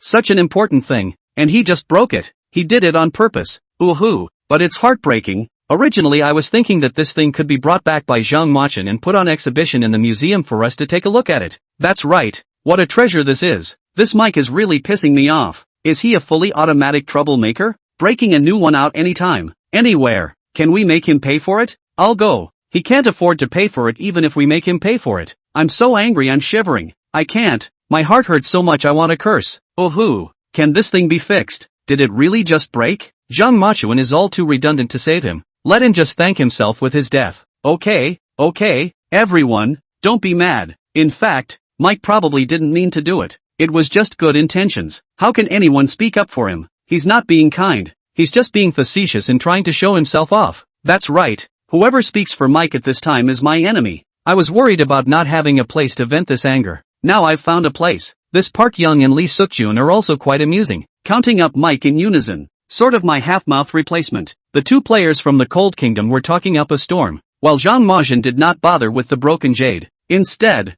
he quickly walked over to the ancient black and gold sword and drew it out with one hand. Quick, get ready to get out of here. It's going to be dangerous soon. His sharp tone of voice made a few of the others tense up. What's going on? What's happening? What danger will we be in? Li Sijuan asked in a series of questions. Zhang Majin was about to say something when he heard an eerie ringing sound coming from above their heads. Everyone rushed to look up. At this look, he was immediately shocked and goosebumps rose all over his body. It turns out that there's a huge eye totem where the roof of this shed used to be. The totem was right where their heads were, and it felt like it had been staring at them from here. It makes you feel uncomfortable all over. Most importantly, there were stripe-like patterns on top of the totem, which were flowing non-stop at the moment. It seemed to be coming together in some kind of pattern. Mike and the three of them stared wide-eyed, carefully trying to discern what the pattern was. However, in the next second, only a slit was seen cracking open in the center of that eye totem. A bunch of black stuff tangled together and fell from above. When they landed, they separated and crawled in all directions. Everyone just reacted. Fire snake. This large black mass was none other than the terrifying fire snake. One or two before had warned them out dealing with it, but today, there must be at least a few hundred on the ground visually, was crawling aggressively in their direction. Bai Feifei, who already had a lot of guts, couldn't help but feel a chill and shiver down her spine when she saw such a scene at this moment. Park Young and Lee Seo-jun were even scared and screamed. Mike was dumbfounded as well. This is what's going on. Zhang Majin, the appearance of these snakes wouldn't have anything to do with me as well. Zhang Majin had already pinned the black gold ancient sword behind him at this moment and took a step forward, coldly looking at these fire snakes crawling all over the ground. After hearing Mike's words, he looked back at Mike and then at the shattered jade eyeball on the ground. What do you think? Rhetorical question. Mike trailed off. It seems he was right in thinking that he did. Indeed, 'cause of all of this. Mike, look what you've done. It's okay for you to break things. Now that you've invited so many fire snakes, you're killing us. Park Young couldn't help but complain loudly. That's right, if you don't have that ability you shouldn't show off. Now it's good. You've gotten us into this mess. What do you say? Lee Seo-jun yelled angrily as well. In normal times, Mike would have had to discern a few things, but at this moment, he knew that he was in the wrong and didn't dare to say anything more. I'm wrong alright, but what now? How do we get out of this mess we're in? Big deal. I'll just stand in front of you guys and let these fire snakes bite me first, Mike said, ruthlessly, stepping forward and blocking everyone. But the constantly trembling legs exposed the fear in his heart at the moment. Get out of the way. Just at this time, Zhang Majin, who was behind him, spoke. Mike subconsciously took a step to the side. Then he saw Zhang Majin go to the front and see something in his hand thrown into the snakes. With a thud, the thing exploded quickly after it hit the ground. There was a bright light that stabbed everyone's eyes. Subconsciously, he reached out and covered it. When they opened their eyes again, they were surprised. Those fire snakes were fleeing around at this moment. And soon they all entered the grooves on both sides of the ground and disappeared. And in the center of the great hall was a flashbang that was glowing brightly. What's the situation? Those fire snakes, how did they all escape? Li Shijuan rubbed his eyes. These fire snakes are afraid of bright light, and once the flare is out, they naturally won't dare to stay here any longer. Zhang Majin said indifferently. So it is. Several people made a sudden realization. Zhang Majin, you're so awesome. To think that a single flare solved such a serious problem as the fire snake. Li Sijuan gave a thumbs up and complimented. Luckily, you know their weaknesses. Otherwise, if there were so many fire snakes, we wouldn't be able to make it even if we dealt with them one by one. Park was saying. Chapter 107, Feng Shui Layout, Confusing the Senses. Everyone still had palpitations when they thought back to the way so many fire snakes had just fallen. At the same time, they were even more glad that they had followed Zhang Majin. Otherwise, this ancient city is filled with step-by-step mechanisms and traps. They are defenseless. Once a situation like the one that just happened, no one knows what to do. Wouldn't it be a death sentence? Well, we need to get the hell out of here. The fire snakes will come back again in a few moments when the light fades. Just as several of them were busy sighing, Zhang Majin spoke out. Several people nodded their heads in unison. Well, hurry up. I don't want to spend another minute in this hellhole. Mike said. A haunted place? We don't know how long we're going to stay from this hellhole next. Do you think you'll be completely safe if you leave from here? It might be even more dangerous back there than here, Park was saying. Mike bristled, his expression a little disdainful. What's the point of you talking so much now? If you're worried you can just quit now. It's safest to go home. Park was so angry that he tried to retort, but after looking at the muscles in Mike's arms, he could only shut up resentfully. Okay, you two stop. This is not the time to fight. It's better to think about how we can get out of here in a hurry, Li Sijuan said. However, after he finished speaking, he saw that Zhang Machuan had already arrived in front of the platform where the jade eyeball had just been placed. Was looking down. Bai Feifei walked over and followed Zhang Majin's gaze as she asked, Zhang Majin, did you find something? Zhang Majin pointed to the stone platform at his feet. the location of the stone platform has changed. It's a cut above what it just was. It was only when he said this that Bai Feifei noticed the change. Right, oh, it is indeed higher than just now. Just now this stage was clearly as high as the rest of the ground, but now it's clearly a hair higher out. Speaking of this, Bai Feifei couldn't help but slap her head, somewhat chagrined. How could I have missed such an obvious change, when I just lifted my foot up? I can't believe that my brain subconsciously assumed that the stage was supposed to be like this. How careless. Within the relationship of her former profession, Fei White had always considered herself to be a very careful person. After all, attentiveness is as an important quality when it comes to performing tasks. This will allow her to minimize mistakes, thus, allowing for a higher level of task completion. After all, every one of their missions had a lot at stake. One small mistake can have serious consequences. That's why she was so overwhelmed at the realization that she had overlooked such an important point. It's not your fault, Zhang Majin said as he looked at the chagrined Bai Feifei. Don't comfort me. It must be because I've been relying on you too much lately. My abilities have regressed. Bai Feifei waved her hand and self-examined. I'm not comforting you. I'm stating the facts. Zhang Majin still maintained his straight man nature. Can't say the slightest thing to make a girl happy. Fei White. Regarding her speechlessness, Zhang Majin seemed to be unaware of it. Instead, he looked around and continued. As I said, the buildings in the old city are strictly feng shui, and the construction of this great hall is clearly the work of a high hand. The layout of this place has a certain degree of disorientation that will make one's senses lose their sharpness and become dull without one realizing it. Bai Feifei nodded in realization after hearing this. So that's it. No wonder. Even though you said it wasn't meant to be comforting, I really feel much better inside. So thank you. But, why aren't you affected? As soon as this was asked, Bai Feifei knew she had asked a nonsense question. Well, no need to answer. I already know the answer. Bai Feifei's small hand raised, stopping Zhang Majin. Then ask yourself a question. Your senses are much sharper than the average person, and you have a special physique, not to mention whether or not the feng shui layout of this place will have an effect on you. Even if it does, it will only make your sensory acuity close to that of an ordinary person. Zhang Majin nodded his head, sort of acquiescing to Bai Feifei's words. Ha ha, Zhang Majin and Bai Feifei's interaction between the two of them is really getting more and more interesting. It's so cute. It feels like Bai Feifei is becoming more and more adorable. Is this the feeling of relief after a teammate gives security? Haha. Congratulations Goddess Feifei, you've even learned to snatch. Zhang Majin is really powerful. It feels like he simply has no match in this track of the ancient tomb.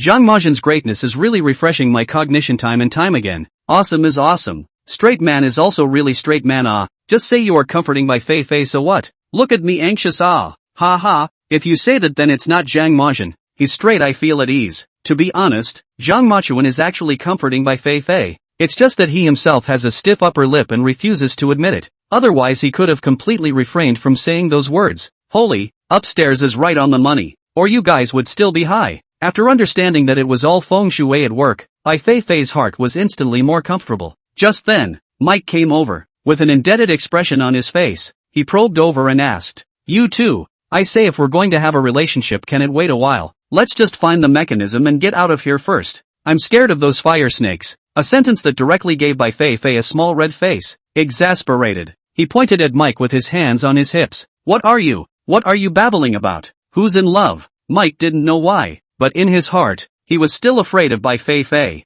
Hastily taking a few steps back, he held up his hands and said, I'm just saying, the way you two just looked, it does look like you're in love. You still say that? Bai Feifei made a move to fight him. Frightened, Mike rushed to the back. A muscular 1m9+ man was just so intimidated by a little girl that he backed up. There is something really funny about this picture. And just as the two of them almost got into a fight, Zhang Majin crouched down in front of the stone platform and placed his hands underneath it, which was slowly turning. As it turned, a rumbling sound came from beneath the ground, as if some organ had been pulled. Fei White heard the commotion and let Mac go for the moment. Walking over to Zhang Majin, he asked, Zhang Majin, is this the organ that opens the passage? Chapter 108 Subtle Mechanisms Amaze the Crowd. Arrival at the moat. Aha. Zhang Majin nodded. I just looked at it, and there are 16 prongs on it, and there are 16 pillars in this great hall. They should correspond to each other. Just match them up one by one and the mechanism will be opened. So it is. Bai Feifei counted the prongs on the top of that table, counted the pillars inside the great hall again, and they were the same.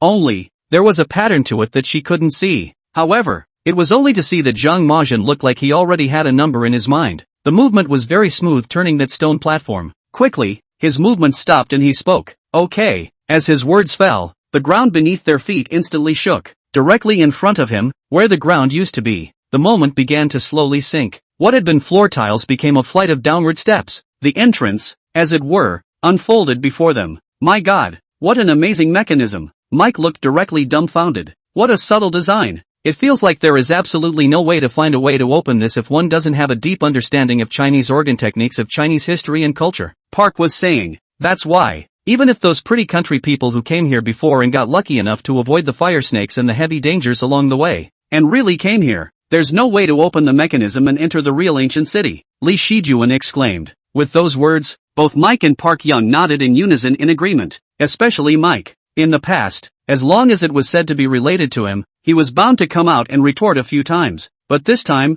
he was not the least bit tempted to retort, because, well, that's what he thought. The mechanism is simply subtle. He had actually thought before that it was just a matter of picking up that jade eyeball. In such a comparison, it appeared that he was, seemingly, a little too simple-minded. Somewhat ashamed of myself. Go. Zhang Machin stood at the front at this moment, taking the lead in stepping onto the steps and heading down. Bai Feifei walked beside him, while the other three were like minions to the two of them, followed dutifully behind. I'll go. The design of this organ is really subtle. It kind of amazes me. I'll admit I got a bit of a kick out of seeing Mike and the rest of them with that shocked look in their eyes.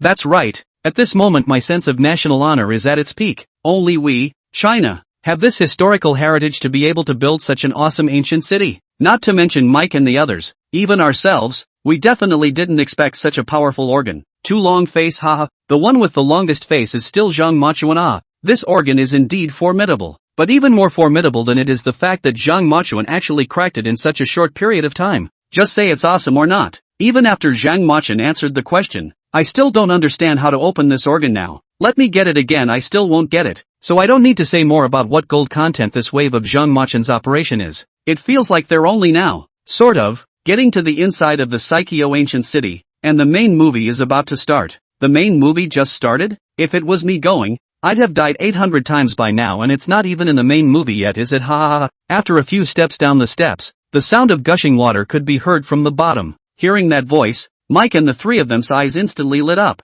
not caring about anything else. One by one, they went down the steps with great speed, almost rolling, walking to the bottom of the steps. Sure enough, in front of them was a moat. The water inside the moat was gurgling, showing no signs of drying up. It seemed that Zhang Machin had indeed not bragged before. The three of them, regardless, plunged headfirst into the water and gulped it down. I advise you to drink slowly. It's easy to blow up your lungs if you drink too fast after a severe dehydration. Bai Feifei was at the back, reminding slyly. It didn't matter if the guys listened or not. She had warned them out of humanitarianism anyway. Mike and the guys really weren't listening, greedily pouring water into their stomachs one after the other. A few moments later, directly after drinking his fill of water, he lay down comfortably on the ground. Great, coming alive. I'm finally alive, Mike said. This water is so sweet. I've never drank such sweet water in my life. Li Shijuan wiped his mouth and said, those who didn't know would think that the few of them were eating some kind of earthly delicacy. Zhang Machin and Bai Feifei also came to the water's edge and filled up all the things they could carry with water, preparing themselves for afterward. Then everyone sat down for a few moments. Mike and the guys had the presence of mind to care about something else after they'd had their fill. A careful look at the layout of the space around them. Zhang Machin, you're right. Your architecture in China is really extraordinary. That organ just now was enough to amaze me. And now, there's a river here that hasn't dried up for tens of thousands of years. It's so unexpected. Mike said, yes, this ancient city gives off a feeling of being too mysterious. I'm so glad I didn't opt out in the first place and stuck it out all the way here. It's really an eye-opener. Li Shijuan said. The point is, the water in this river is pretty good. Not one of the best I've ever had. You guys, there won't be any special substances in this water. Right, like the kind written in novels. The kind that can strengthen the body after drinking it? Park Young was also having a brainstorm at this moment. Yes, as his words fell, Zhang Machin, who had been silent on the side, suddenly spoke. Park Young was first stunned and then delighted, looking at Zhang Machin excitedly. There really is. I can't believe I got it right. What the hell is that stuff? What happens if we drink it? Will it be as powerful as you? Zhang Machin's pitch-black eyes lifted slightly as he glanced at him. Then he closed his eyes and rested his hands behind his head. Carcasses. All kinds of animal carcasses. When he finished speaking, Park Young still hadn't reacted, feeling how the sentence was clueless. But soon, it dawned on him. Zhang Machin said that there are things inside the river, and some of them are these things? Vomit. The next second, he couldn't help but dry heave, almost spit out all the water he had just managed to pour in. Ha ha ha ha, Park Young is simply a big wrong seed. He's going to kill me with laughter. What's wrong with the other 3 players? Can't spell strength or go funny wind? Chapter 109, The Mysterious Ghost Cave Clan. The Legend of the Queen of Essence. Isn't the funniest one Zhang Machuan? He looks even funnier when he says these words in a serious manner, haha. But I think that Zhang Machuan shouldn't be joking with them. What he said should be true. Yes, it's true. I'm an archaeology major. Isn't it common sense that in the middle of a river like this that has been going through thousands of years, there are bound to be dead animals? Ha, if it's so horrible, wouldn't that mean there's a lot of bacteria in this water? It's not really a big deal. The water is flowing and it won't kill you if you drink it. Ha ha, that's good. Our principle is that as long as you don't die, it's good water. That's right. I think Park Young and the few of them are forgetting their roots, forgetting what kind of thirst they just had. It's already very good to have water to drink at this moment. Why are they still picking and choosing? And spit it out. What a waste. I'll penalize them for drinking back what they spit out. Haha, upstairs. You play is really buried. I'm eating this almost did not vomit out. Park is gradually coming back to his senses after throwing up for a while. Turning his head to look at Zhang Majian, he said, "That's not right, Zhang Majian. If this water is undrinkable, didn't the 2 of you just fill your own water bottles with it as well? You lied to me." This reflex arc of his was also long enough to come back to his senses after such a long time. Zhang Majian, on the other hand, spread his hands with an innocent face and said, "When did I lie to you? I just told you what's in this river. Did I say it's undrinkable?" Park is. He struggled to recall in his mind whether Zhang Majian had actually said this. Didn't say that. I'll testify. Bai Feifei raised her hand at the side. It seems like it really hasn't been said. Li Sijuan followed suit. Park Young was completely speechless. It couldn't be helped, and he really couldn't blame anyone for this one. He could only blame himself for listening to the wind and spitting up on his own without even figuring out what Zhang Majian was really trying to say. Besides, even if he wanted to blame it, he wouldn't dare. Zhang Majian, does he dare to offend? If he really offended Zhang Majian, would he still want to go out from this place? Thus, Park Young could only be aggrieved and say nothing. He walked to the river again by himself and gulped down a full tank of water. The crowd rested where they were. It was a cool temperature inside, a stark contrast to the blazing sun outside. It makes them feel very comfortable. One by one, they lay on the ground, unwilling to get up. Just want to sleep the night away in this place. At this time, Li Sijuan asked with some curiosity, "What's going on with this so-called Jingjie ancient city? Why do we see so many totems about eyes along the way?" Zhang Majian rested his hands behind his head and closed his eyes, looking like he was asleep. But the consciousness is awake. When he heard Li Sijuan's question, he seemed to be in a good mood and patiently answered it. The Jingjie ancient city actually has another name, called the Ghost Cave Clan. They're a group of kingdoms ruled by the Queen of the Essence, and the reason why the eye is their totem is because of the horrific powers in the Queen of the Essence. With that pair of eyes of hers, she can do material transfers, which to put it bluntly means that she can make people disappear instantly. This part of the information was not known because they had not been to the tomb of Prince Gumo. At this moment, when they heard Zhang Majian say it, they all got energized, looking at him with curiosity, like a small child waiting to hear a story from his grandfather. Matter transfer makes people disappear instantly? What does that mean? Park was asking. Literally, as long as one is looked at by her eyes, that person will instantly disappear from this world. Zhang Maqian said, "Hiss, this ability is really too terrifying. I did hear of a legend in the West, too, of a goddess whose eyes only have to look at a man, and that man will turn to stone.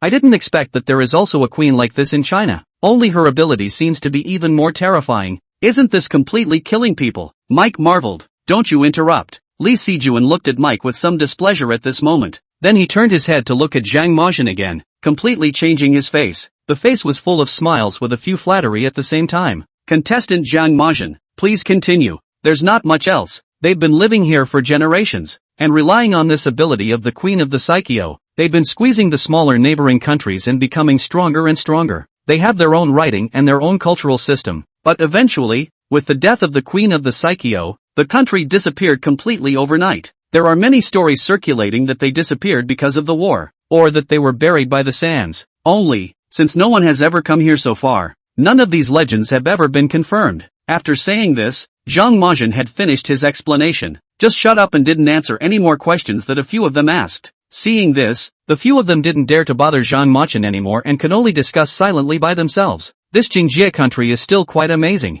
only that generally this kind of legend is watered down. "Maybe that Jingjie queen isn't that scary," Li Shijuan said. I did my homework before I came here, and it's rumored that Queen of Essence is still in the middle of this ancient city, and her ghost floats around the various parts of the Great Hall every day. You guys say that she won't float over to us in a while, Park was saying. Come on, that's all just hearsay and rumors to you. Didn't Zhang Majin say that no one has ever come in here besides us? Since no one has ever come in, how did these legends come about? Someone must have made them up. Mike was, for the moment, a picture of the world sleeping in him awake. Anyway, if you guys are scared, you should just leave now. I'm not afraid at all. If this Queen of Essence really comes, then I'll let her try my fists. Let's see if it's her eyes that are powerful or my fists. It's not illegal to brag anyway. And the more this Mike talks, the more he gets excited. Blows straight up. SHHHH. Don't talk nonsense. What if she hears you and really comes after you? Che, and I'm afraid of her? Let's try it then. Are your fists good or my eyes? Just as Mike was bragging, a sudden hollow sound came from behind him. The voice crawled up his back with an icy chill. Chapter 110, Bai Feifei's Playfulness. Opening the river bottom mechanism. Mike's entire body stiffened instantly. His face was pale and full of fear. A shiver ran through his body. Yeah, I'm sorry. I was wrong. I just ate bragging rights. Lord Queen of the Psycheo, please be kind. Please let me off the hook. Mike was this close to getting on his knees and begging for mercy. If it wasn't for the fact that he was already weak in the knees and couldn't move, the arrogance and dominance that he had just bragged about was gone in an instant, and he was more abashed than anyone else at this moment. Turn your head and look at me. That grim voice sounded again. Mike shivered again and put his hands together above his country's head, pleaded. No, no, I'm going to disappear if I look into your eyes. Please, let me go. Treat me like a fart and just let me go. Hee. Mike's goony look made the people behind him burst out laughing instantly. The voice sounded slightly familiar. Mike froze at first, then slowly turned back and cautiously looked toward the back. Then there was the sight of a familiar pair of shoes. Without waiting for him to react, the sound of Lee Suk-jun and Park Young's unrestrained laughter came to his ears, as well as the familiar laughter that grew wilder and wilder behind him. Feifei Bai, what are you doing pretending? Mike oohed and awed in anger, looking behind him at the smiling, bent-over Fei White. It felt as if he himself had been greatly insulted. Ha ha ha, wasn't it you who said that you weren't afraid even if the Queen of the Essence came, and that you still had to break your head with others for a bit? I see that you have such a strong desire, so I'll just have to satisfy you, Bai Feifei said while laughing. Ha ha ha Mike, you just looked really wimpy. You killed me laughing. Park was covering his stomach. Mike, that scene just now will really nail you to the pillar of shame. It was so humiliating haha, and say what? Let me go as a fart. As a fart. Ha ha ha ha ha. Lee Si-jun laughed even more recklessly. The laughter sounded so harsh to Mike. Angry, his face reddened and his fists unconsciously clenched. However, just at this time, Zhang Majin, who had been lying there without making a sound, opened his eyes sharpened in Mike's direction. Feeling Zhang Majin's gaze, Mike's just risen temper instantly went out. The fists were weakly lowered. Ha ha ha ha, that was really a show just now. Laughed my ass off. Mike, are you here to be funny? How did you suddenly go from muscle man to funny man? My goddess Feifei is really too cute and playful. Love. Yeah haha, goddess Feifei just did a little eye roll and I knew what she wanted to do. Did what I wanted to do the most. Mike was really funny when he begged for mercy. This part must be edited and played over and over again. It's just awesome to watch. Ha ha ha. The cold country player is really right. Is nailed to the pillar of shame. You remember that the internet has a memory. This video is a black spot that Mike can never erase. Ha ha ha. It's not just Mike. It's the pretty country behind him as well. And I'm guessing the audience in their country is pissed off at this point. Let me off like a fart. Ha ha ha. I can't imagine Mike begging for forgiveness in a language that feels so professional. I can see you must not have begged for mercy in your day. That language is so slick. Mike, you've got a lot of muscle on you. Give it to me if you can't.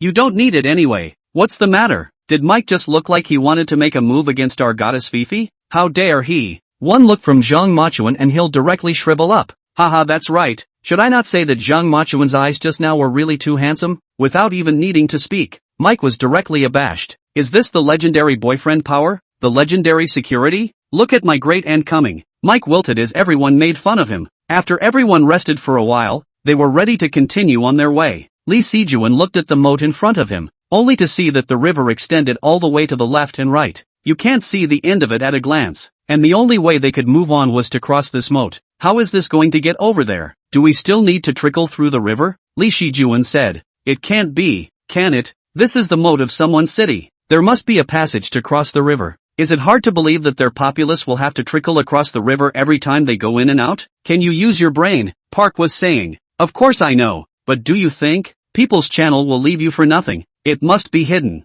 Only their own people know the method of opening. We certainly cannot use Li Shijuan said. While the two of them were arguing, Zhang Majin had been observing the situation on the left and right. This moment pointed to their right. Go here. After saying that, he led Bai Feifei towards the front. The remaining three hurried to follow. By this time, they had no other way than the simple and crude method of dribbling the river. One could only follow behind Zhang Majin. After they had walked for some distance, Zhang Majin stopped first, rushing to look across the river. Just across the river was a huge stone gate. This is the entrance, right? Bai Feifei said. Aha. Zhang Majin nodded. Then how do we get there? Bai Feifei asked again. Zhang Majin turned his head to look behind them, only to see several stone pillars of different heights forested above an open space. These should be the organs that open it. Zhang Majin walked to the front of those stone pillars and reached out to touch on them to feel them. At this moment, he needed to use his feng shui knowledge to find the correct way to open these organs. He had a hunch that he'd only get one chance. If you get this one wrong,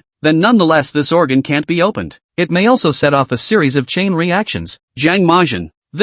Li Shijuan watched Zhang Majin's movements and was filled with curiosity as he tried to ask questions. Shu, Fei White stopped him in his tracks. At this time, don't make any noise to disturb him, Bai Feifei said. Oh, okay, right. Li Xiaoju nodded. Only Zhang Majin seemed to have an idea in his mind after circling around that stone pillar for a few times, pressing down on top of each of the several pillars. With that, his body moved quickly between the stone pillars. With each press, the stone pillars sank downward a bit, until he pressed down one last time and the whole ground shook with it with a rumbling sound. Chapter 111, Open the stone bridge at the bottom of the river and enter the long passage. The sound gave Mike and a few of them a start, especially Mike. Originally, he was considered to be the boldest one among these three fools. There were times when he was afraid, but after all, the persona he had positioned himself as was that of a tough guy. So, on the surface, they all put on a calm face, but he had just been given a scare by Bai Feifei, and was directly scared out of his wits. You can't even pretend at this point if you want to. As the ground shook, he violently grabbed Park Young and blocked himself. What's wrong? What's wrong? Is it the Queen of the Essence coming? What shall we do? The shaking passed quickly as he shouted. The ground regained its calm, and in the middle of the river in front of them, a hidden stone bridge slowly rose up from the bottom of the water. Zhang Majin opened the organ, found it by way of a moat. Park was looking at Mac with a disgusted look on his face and broke his grip on his hand. Mike, will you lighten up? What Essence Queen ah? This is obviously just Zhang Majin player opened the mechanism. Why are you so startled? Mike realized at that moment that he had indeed just overreacted a bit. He was embarrassed and felt humiliated. I was just joking with you couldn't tell. How could I not know it was the organ that opened? Park Young and Li Xiaojun simultaneously revealed playful smiles. Anyone could see that Mike was just talking out of his ass at this point. Ha ha ha ha, Mike is really laughing my ass off. Everyone laughs at you but you're the funniest. That's really a perfect way to describe Mike. The after effects of my goddess Fifi's pranks are showing up here. Mike is obviously scared to death, and it's all windy at the moment. This Mike, ha ha ha ha, his guts are scared out of his wits. Mike, I can't talk, but I don't dare to fight. What are we going to do? It's not that he doesn't dare to fight, it's that he can't even fight alright.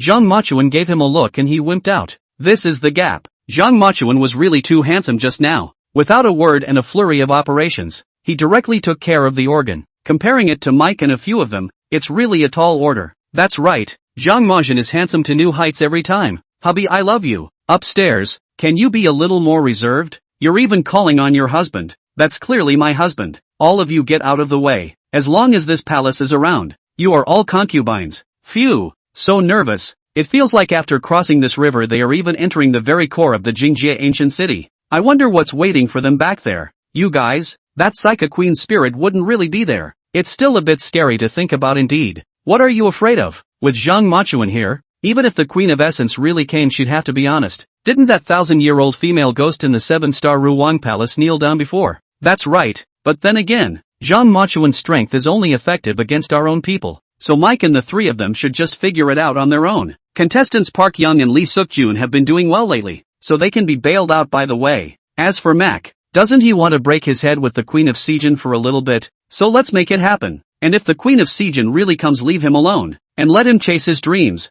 Ha ha ha, upstairs, you didn't spare him either. Zhang Majin led the group and walked over the top of that stone bridge. Walking across to the huge stone door, he directly found the mechanism next to it and opened it. Perhaps it was because the design of the stone bridge's mechanism was already complex enough. So, the mechanism on this stone door looks like it means something. and it's not hard to unlock. Of course, this was only for Zhang Majin. If you let other people come, I guess you can't study it without half a day in a day. Everyone stepped through the stone door, and they entered a long corridor. The corridor couldn't be seen at first glance, and everyone groped their way to the front. It only felt like the air around here had become a few degrees more chilly. There was also a stale odor that sent chills down the spine. Mike was afraid to go last, so he hurriedly rushed in front of Park Young and Lee Seojun, and followed behind Zhang Machuan at the same pace. In this way, they kept going for almost 10 minutes without getting out of the passage. What the hell? This passageway is too long. We're not just spinning in place, are we? Bai Feifei said vigilantly. I don't think we're right either. Where are we going with this? Could we be going the wrong way? Li Shijuan said. As he spoke, he couldn't help but rub his hands over his arms to keep them warm. The path is definitely correct, and we're not spinning in place, so we should be walking out after a little more time, Zhang Machan said. Bai Feifei noticed that all the way over. Zhang Machan's two oddly long fingers had been gently rubbing over the wall next to him, so he couldn't help but ask curiously, Zhang Majin, why do you keep your fingers on the wall? I'm marking, Zhang Majin said. Marker? Well, I thought you just said we were spinning in place, and I was worried that might happen at first, so from the moment we entered, I left a mark on the wall with both fingers, while feeling it with my hands the whole way. I've been walking for so long that I haven't even touched the mark I left before again, so don't worry, we've been moving along, it's just that the passage is a bit long, so it is. Bai Feifei came to a realization. It instantly felt like I had just worried a little too much. Zhang Machan was such a meticulous person that he had already considered all the possibilities long before her, and one by one, they made a program to respond. It seemed like he would just try to speak as little as possible afterward and follow Zhang Machuan. To say one more word would be disrespectful to Zhang Majin's strength. Of course, the most shocking thing in her heart at this moment was still Zhang Majin's method of marking. He kept an even pace and never stopped. It was in the course of this walk that the mark was made. Fei White was curious to know what method he used, but whatever the method, it always had something to do with his distinctive, oddly long fingers now. With that, they continued on for almost another 5 minutes or so. Finally, the space in front of them became open. However, in front of the open space was a cliff. The road ahead is interrupted. Standing at the end of this disconnected path, nothing could be seen in the darkness that came into view below. Chapter 112, Piles of Gold, Silver and Jewelry. Too shocking. Zhang Majin took out a flare and threw it down. The dark space was instantly illuminated, only to see that where they stood was indeed the edge of a cliff. The bottom of the bottom is almost a few dozen meters away. As the flare slowly fell to the ground, except for Zhang Majin, everyone was wide-eyed and dumbfounded. One could only see that the space at the bottom of this cliff was covered with all sorts of gold and silver jewelry, pile on the piles. Under the illumination of the flares, the gold and silver jewelry glowed brilliantly, dazzling. My, is all this jewelry real? Mike said dully. It must be true. This place is tens of thousands of years away, and there wasn't any counterfeiting technology at that time, right? Park Young's voice also trembled a little. I've never seen it before. The look of so much gold and silver jewelry piled up together. The shock it brings is just too strong, Li Shijuan said. This kind of scene has only been seen in TV and movies before, but the impact and shock is nothing like what it feels like to be there today. Holy, I kind of understand the saying, what it means to be rich. That's what's going on in front of us, isn't it? Mike added. You're not saying that accurately enough. The Jingjia ancient city was originally a country, and from what contestant Bai Feifei just said, it's still a very rich and powerful one. Park was correcting with a glance. Mike rolled his eyes behind his back, not wanting to talk to him. Instead, he said with some urgency, Are we going down? At this moment, they were still a few dozen meters away from these gold and silver jewels, not really being in the middle of it. The shock received was already so intense. It's really hard to imagine waiting until they're actually standing in the midst of all this jewelry. What it would feel like. I'm going. This is just brightening up my dog's eyes. So much jewelry. That's enough for me to spend for the rest of my life if I just grabbed a handful, right? Upstairs I was thinking the same thing. Really, can't you let me grab one? I'm not greedy. Just grab a small one. Not to mention how much these jewels are really worth. After tens of thousands of years, any one of these is priceless. At this moment I'm a bit thankful that this place isn't so easy to come to. Otherwise these many treasures would have long been emptied out, and that would be a huge loss. That's right. These things are precious research materials, and I believe that from the materials and styles of the jewelry above, I'll be able to tell a lot about the culture of the ancient kingdom of Jingji. I'm a little worried. A moment Mike and the few of them went down. Will not take advantage of the unnoticed time to secretly grab a handful of it. This is something I absolutely cannot stand. This is our country's unrepeatable treasure. If they take that, then I'm going to make a scene. No way. One less piece is a great loss to us. We can't even get it for ourselves, how can we cheapen it for them? But I think this thing could really happen. After all, everyone is greedy. How much self-control does that have to be able to hold back at this time? I don't think Mike and the few of them would be such quality people. That's right. What can we do then? Can Zhang Majin not let them go down? Going down there is fine. Or we could just tie the hands of a few of them, so we don't have to be paranoid. Upstairs, good idea. I hope Zhang Majin can adopt it. Mike and the guys are looking for a way to get down there. Zhang Majin kept to the side at this moment, only to see that on the cliff not far to their right, there was actually a very thick rope. Obviously, that's the only way to get down here, climbing a rope. This was not a problem for Zhang Majin and Bai Feifei. After all, Bai Feifei would often train like this before. Mike wasn't much of a problem. He was a bit of a useless muscle though most of the time, but this is just the right time for it to come in handy. As for Park Young and Lee Seo-jun, it's more or less difficult. The two of them had the weakest physiques in this, plus the fact that it's been a long journey and several times my body has been severely dehydrated. It had already exhausted them, and to try to climb down the rope again was like not wanting either of them to live. But there was no way around it. They were on their own at this point. After all, Zhang Machuan was not obligated to help them, and by the looks of it, he did not really want to. As for Mike, even if he wanted to help, Lee Sejuan and the two of them wouldn't dare let him. After all, Mike is like having 3 words written on his brain, unreliable. Zhang Machin and Bai Feifei were the first to go down the rope. The two men moved cleanly, watching Mike mentally tisk-tisk. With that, he also wanted to show off his stance, and waited until his feet forced his entire weight to hang on the rope. It took him a moment to realize that this wasn't as simple as he thought. His hands and legs went limp, and he almost didn't fall. Luckily, at the critical moment, his big muscles came into play, allowing them to finally and barely stabilize. At this moment, it doesn't matter whether it's handsome or not. The only requirement is to land safely. All 3 of them went down,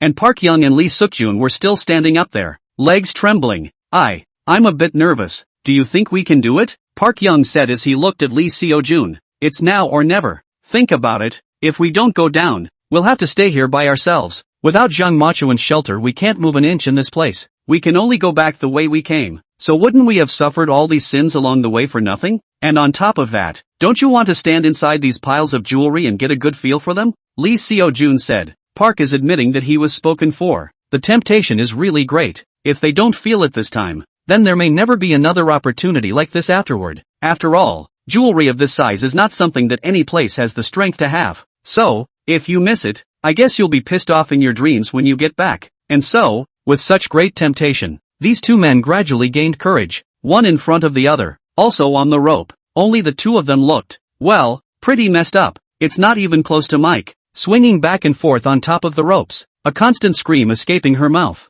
Look at the hands and feet. That balanced Mike out quite a bit. Anyway, he's not the worst of the worst. There's someone else to pat him out. Geez mom, these 2 players from Cold Kingdom are a bit too loud, aren't they? My eardrums are going to be shattered. Chapter 113, Falling into a Pile of Jewelry. The temptation is too great. Can someone please turn off both of their mics? It's getting a little too much for my ears. Can the 2 of them lighten up? It's so embarrassing. It's a good thing I'm not from the Cold Kingdom, or else I'd be looking for a crack in the ground right now. It has the feeling of watching someone do a roller coaster at an amusement park. Haha. For meters Marseille, our runners have made everyone laugh. This skewer upstairs, how does a coronation for us? Haha, upstairs. You pretend to be a cold country people, you also do your homework. Okay, this is what to say. I really didn't expect to see funny effects from watching an adventure program. The cold countries just come to be funny for real. Amidst the chaos of screams, the 2 players from the Cold Kingdom finally landed safely. The whole time Bai Feifei was annoyed.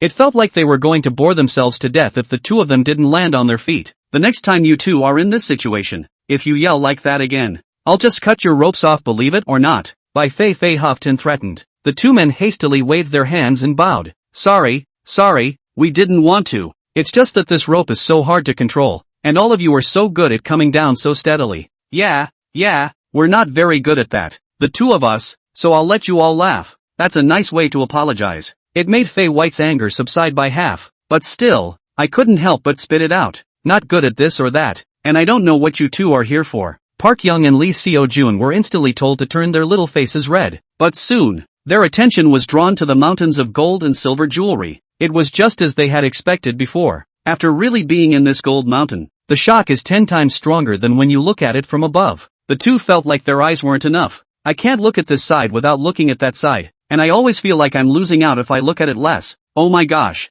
So much jewelry. I'm kind of enlightened. It feels like my eyes are going to be lit up. Liking this kind of thing seems to be an instinct etched inside everyone's genes. The two men were talking while touching the east and looking at the west. It's like a rat that fell inside a rice bowl. And while the two of them were sighing, Mike stayed still. He avoided everyone and was inside a corner by himself, drumming his head down on something. Viewers saw him crouching in front of a pile of gold and silver jewelry through the live camera. Reach your hand in and grab a handful out, then put it back down. And so it goes week after week. The eyes revealed an unconcealed greed. What's this Mike doing here? Why do I get the feeling he's all a little bit possessed? It was indeed spellbinding. Feeling compelled by so much jewelry. It's understandable. If I were to go, I'd only be even crazier than him. After all, the temptation is just too great. Not many people can resist it, right? I'm a little worried now that this Mike will take the opportunity to put some in his pocket. And that's something we can't agree to. That's right. It's okay to look, but you can never take it away. It's all wealth that belongs to us.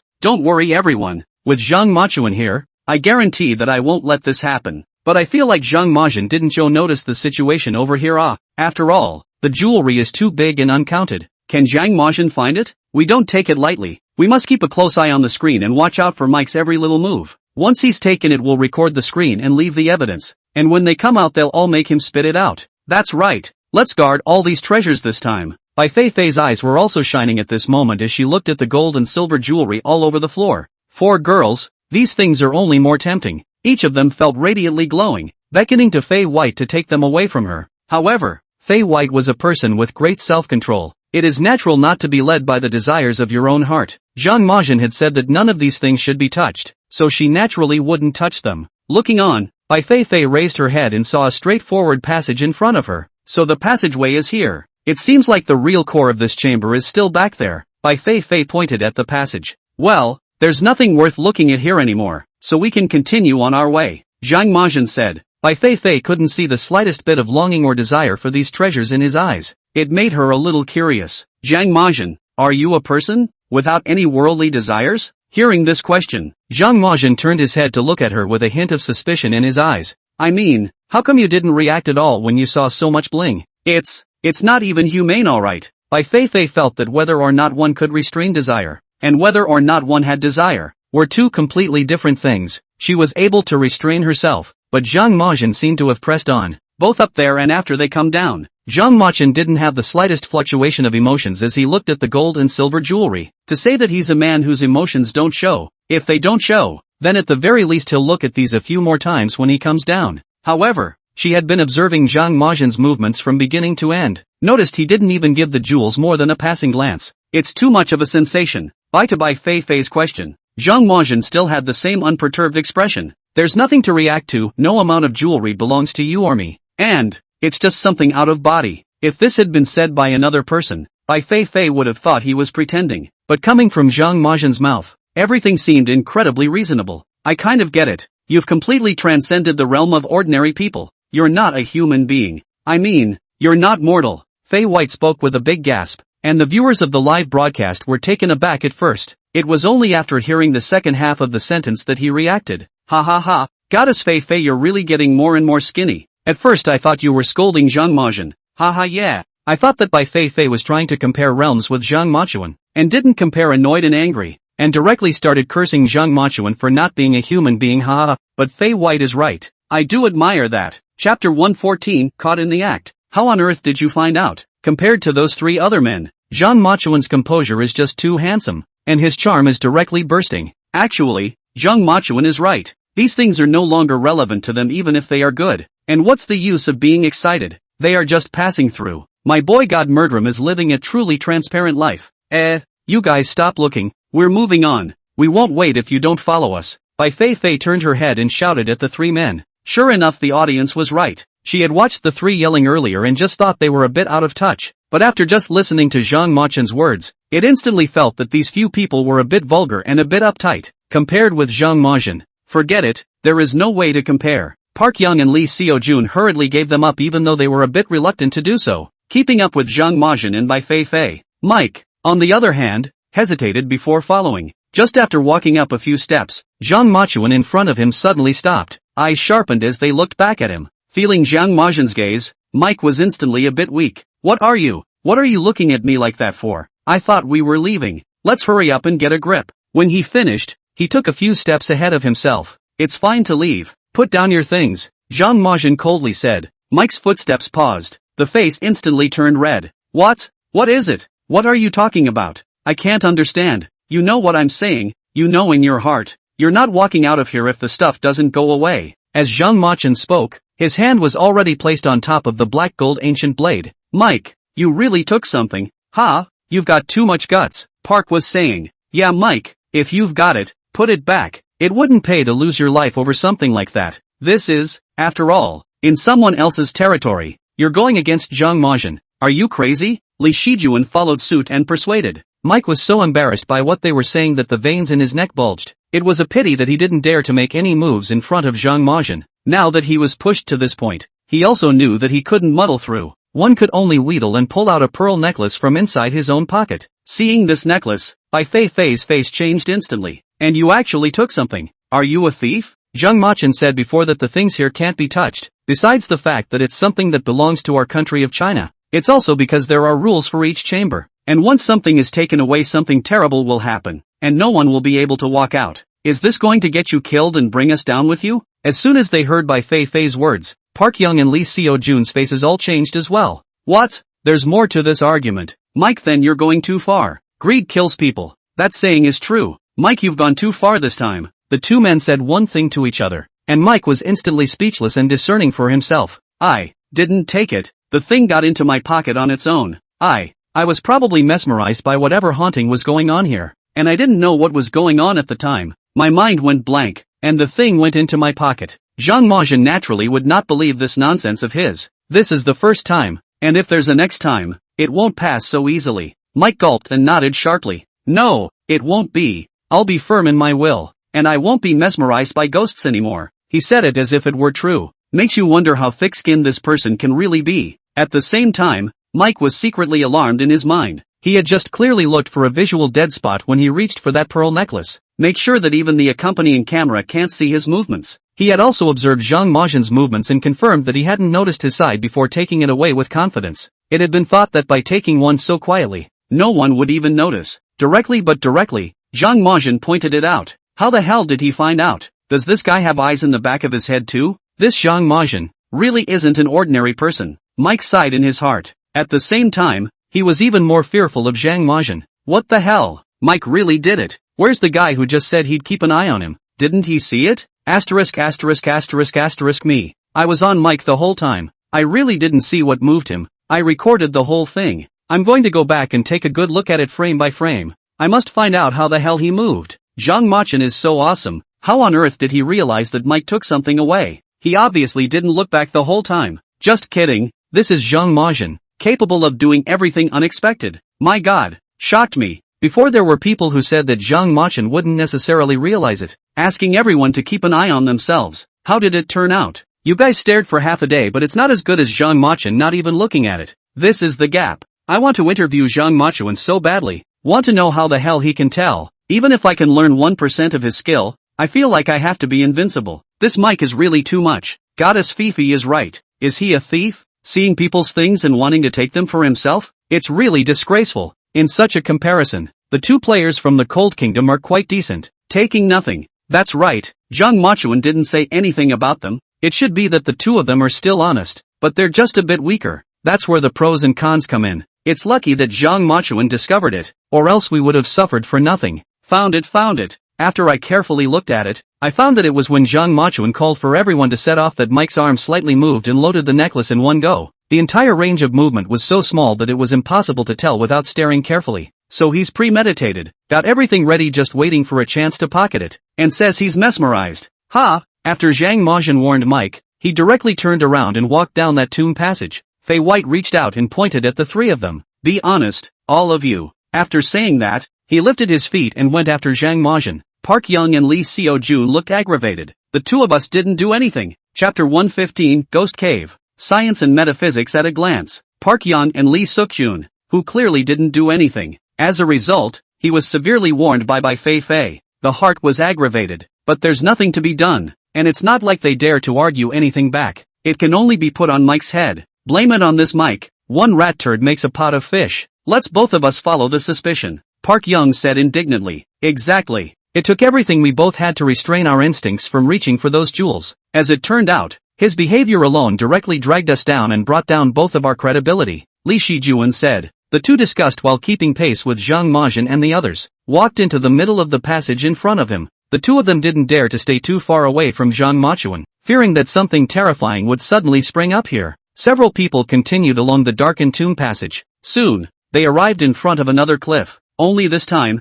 things were different down there than before. It was still pitch black, but in the darkness, they seemed to see a distortion in the space below. Like a black hole, the air formed a vortex that whirled around. Mike followed Zhang Machen's example earlier and threw a flare down below. However, after dropping it, the flare didn't light up. Instead, it disappeared as if it had been sucked away by something. Mike was surprised and a little disbelieving, took out another one and threw it down. The result is still the same. The flare just vanished into thin air. A bit of panic rose in him and he scratched his head. What's going on here? Where are the flares? This place can't be unclean. Park Young and Lee Seojun subconsciously took a few steps back and looked down in some horror. It must be unclean. Don't they all say that ghosts hate light? These flares must have been extinguished by them. Let's just get out of here, Li Shijuan said nervously. This is a ghost cave. At this time, Zhang Majin spoke. See, I was right. It's a ghost. What's a ghost hole? As soon as Li Seojun heard ghost, he subconsciously thought he was right. It was only after reacting for a moment that he completely clarified Zhang Majin's words. It's called imaginary space if you explain it in a scientific way. It's the equivalent of space folding.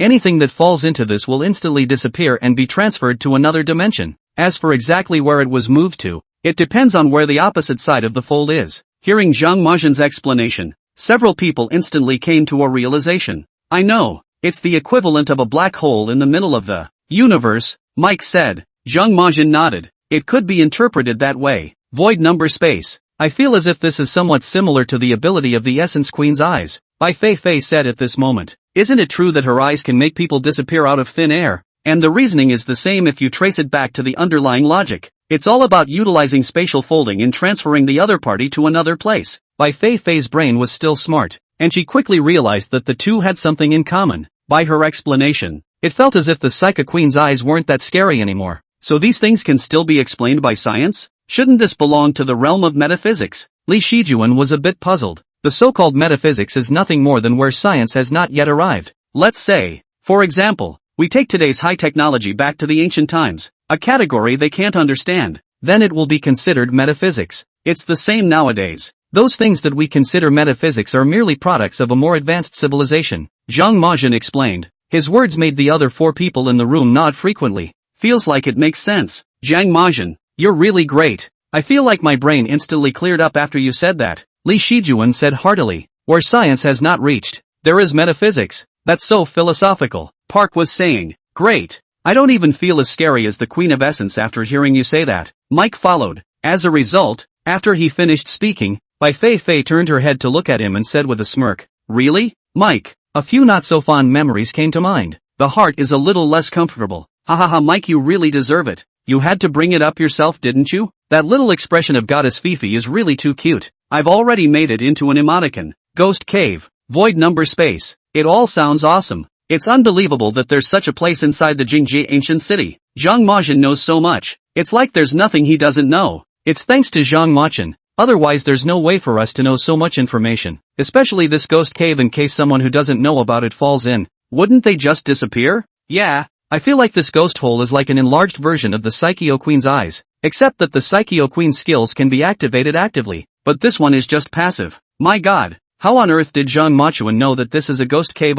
It feels like he's very familiar with this place. Zhang Machuan is right. In fact, metaphysics is metaphysical only because our cognition has not yet reached that height. Being said that, I don't seem to have any fear of ghosts anymore. They're probably just creatures that exist in another dimension. No different from us. Maybe they're scared of us too. Under Zhang Machen's explanation, everyone was clear about the principle of the ghost cave, and their hearts were instantly less afraid. So looked to the left and right, only to find that there were no other passages left in the area. That's not right. This tomb passage ends here. There's no other passage. But we haven't seen the coffin yet? Isn't this an ancient tomb? It's a bit unusual not to have a coffin, Mike said. You guys, Is there a possibility that the coffin is inside the ghost cave below and we need to go down there before we can find it? Park was analyzing. Don't talk nonsense. If that's really the case, then we'll have to give up looking for the coffin this trip. Otherwise, if you really go down, you won't be able to come back if you want to, Li Shijuan said. That's right. You think this ghost hole is a hotel door? You can go in and out whenever you want? Mike followed suit and spat. Chapter 116, Working Together, Discovering a Cliff-Top Coffin.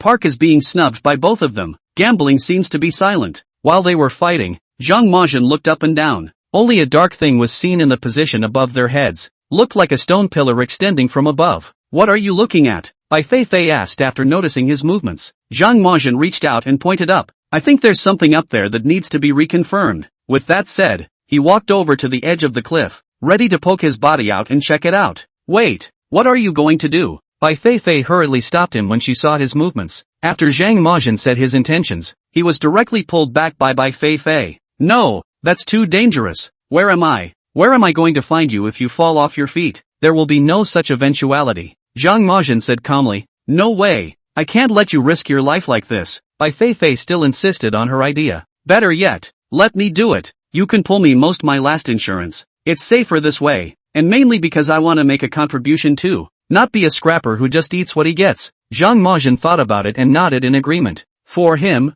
it's the same for whoever goes anyway. With his own strength, he was perfectly capable of keeping anyone safe. Thus, Bai Feifei walked to the edge of the cliff and placed one of her arms in Zhang Machuan's hands for him to hold onto. Then, his own body slowly peeked out towards the outside. Almost most of his body was suspended in the air. The body and the cliff below, almost parallel up. Her body is very soft while her core is strong. It's amazing how even the most difficult maneuvers like this look like they're swimming with ease, all the while maintaining a graceful posture. Give Mike and the three of them a look, their eyes straightening. The viewers of the live broadcast, too, were impressed. I go, my goddess Feifei is so powerful. I can't do this movement even if it breaks my legs. Haha, upstairs. You say that. The legs are broken for you, of course you can't do it. But it should be said not to say that Bai Feifei is indeed powerful. These two are so well matched. And they're both obviously so new to each other that a little mistrust wouldn't do this. Yes, but Zhang Machin is indeed a very secure presence. Another person would probably not dare to trust Goddess Feifei to him like this. After all, once a mistake is made it can be all doom and gloom.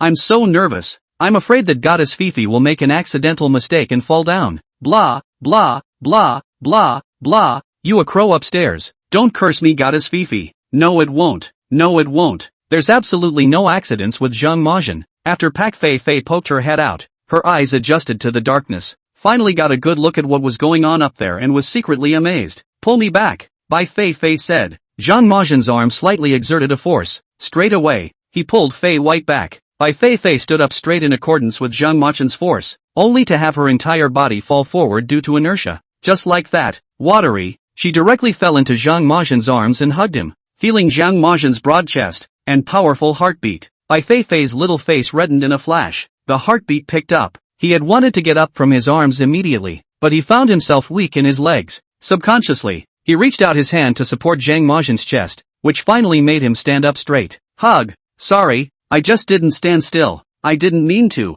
Bai Feifei lowered her head and said shyly. Mike and the three of them were standing around at the moment. Their faces a picture of eating water. The two of them feel so good together when they stand together. Li Xiajun directly kowtowed to the CP. I told you the two of them were secretly in love. And it turns out neither one of them would admit it. Are we a part of their play? Mike shrugged. Shoo, keep your voices down both of you. Offending these two living gods won't do us any good. At this moment, Park was feeling rather like the other two were drunk and I was the only one awake. What did I just see? Did my CP post candy? Technically it's considered handing out candy, but it feels like the candy found itself. Not that they're actively handing it out yet. Haha, that's right, but that scene just now was really sweet. Like I was watching an idol drama with sugar overload. Should I say no? Li Shijuan is the one who will kowtow. He's right, these two are a good match when they stand together. The groom and the daughter. It's hard to imagine how stunning their two children will look. After all, the genes are too good to be true. Haha, upstairs. Aren't you a little antsy about this whole baby thing?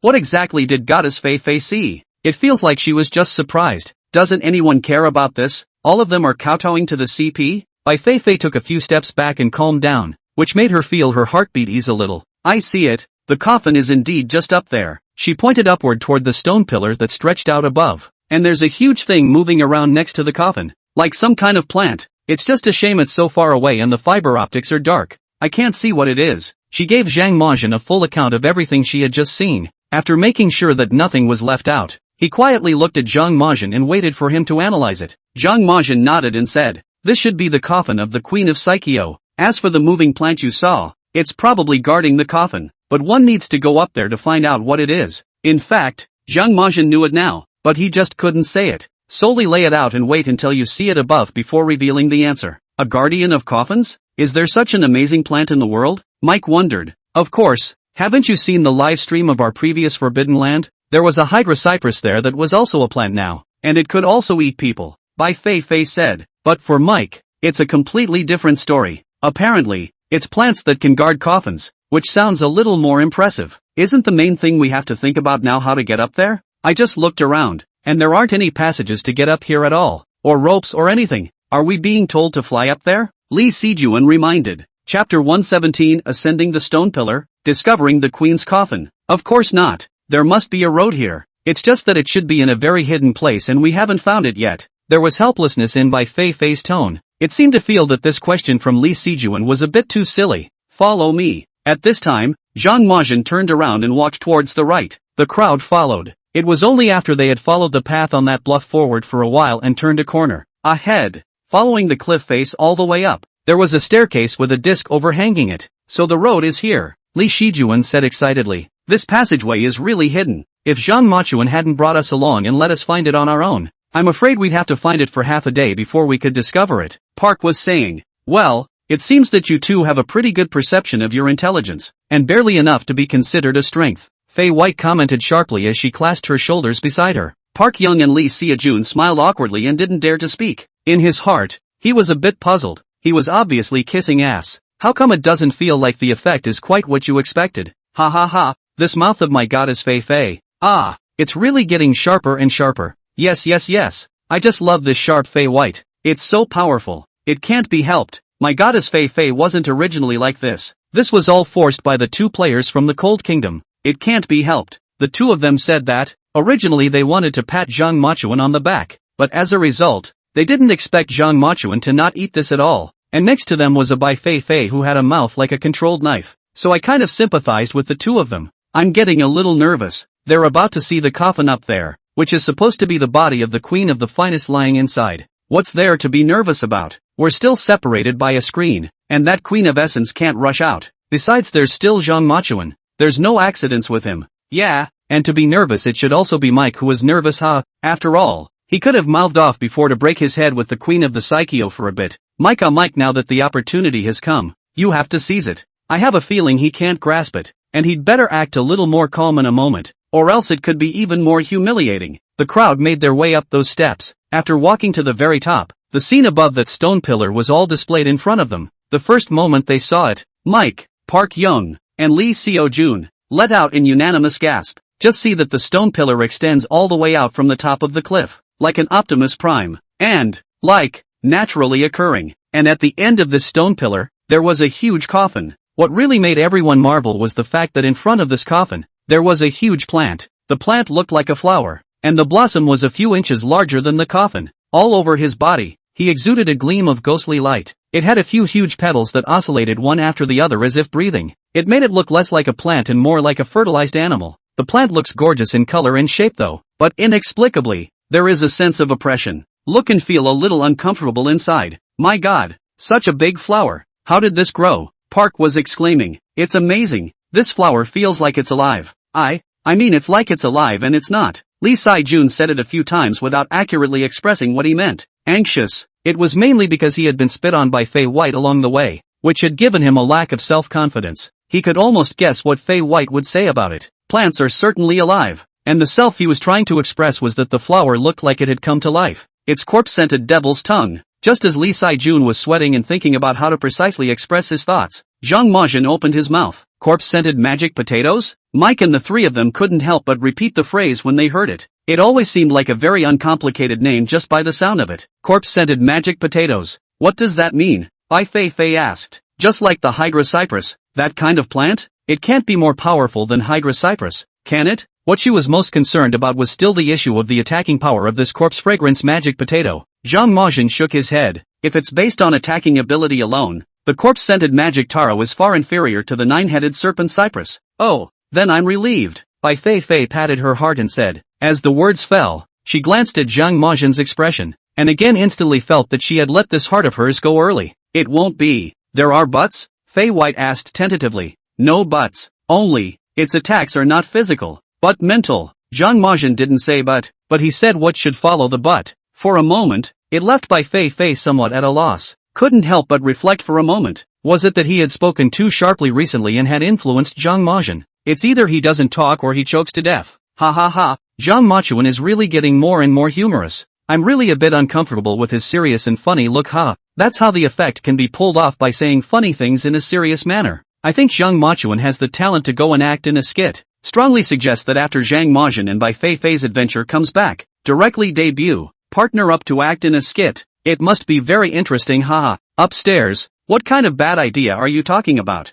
My Zhang Majin godfather is a stuffy bottle. Don't you think it's a bit outrageous to have a stuffy bottle is acting in a skit? Ha ha, just kidding, don't take it seriously. Ha, looking at where this what's-his-name corpse-scented demon taro is located, it seems like it's guarding this coffin. It feels like Zhang Majin and the others are a bit bad to approach. I didn't quite understand what Zhang Majin meant when he said that this thing relies on mental attacks. I don't understand it either. Keep reading. I feel like Zhang Majin will give us an answer later. Spiritual attack sounds a little bit evil, mainly because this thing is silent, can't be defended against awe. You guys must be careful, Mr. Machin. It's just this last shiver. Don't have any kind of accident. Didn't someone say before that there won't be any accidents with Zhang Majin around? So everyone can just step down and watch. I guess it will be a bit of a struggle to get close to the coffin of the Queen of the Psycho. Chapter 118, Approaching the Corpse-Scented Konjac. White Feifei's undifferentiated attacks. I don't know what strange tricks Zhang Majin will come up with this time. I'm keeping my eyes wide open already.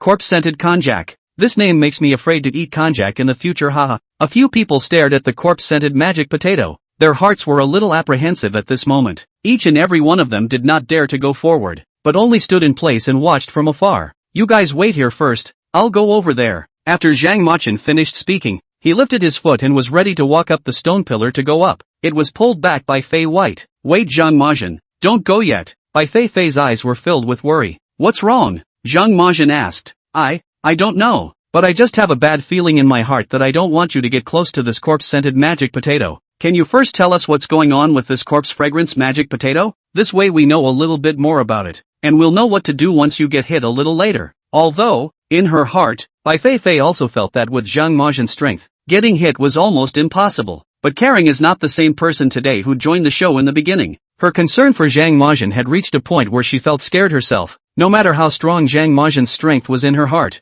once he was going to do something dangerous, White Feifei's mind would then wander. Looking at Bai Feifei's worried look, Zhang Majin nodded and said, "Good, then I'll say a few words about the characteristics of this corpse fragrance magic potato. Corpse-scented konjac is, as the name suggests, closely related to the growth of corpses. It can be said that this kind of thing will only appear next to a coffin, and the person buried inside this coffin is bound to be someone who was very powerful in life. In this way, the breath inside the corpse's body can help the corpse-scented magic taro grow quickly, and at the same time, there's another legend about the corpse-scented magic potato. That is, inside its body, there is actually a demon living. Once someone comes close, this demon will utilize the power of its own mental attack, thus compelling the mind." Zhang Majin's explanation caused everyone to all suck in a breath of cool air. Before that, they had thought that this corpse fragrance magic potato was terrifying, but after hearing what Zhang Majin said, it felt more than a few times more terrifying than what they had imagined. It turned out that the mental attack mentioned was actually compelling the mind.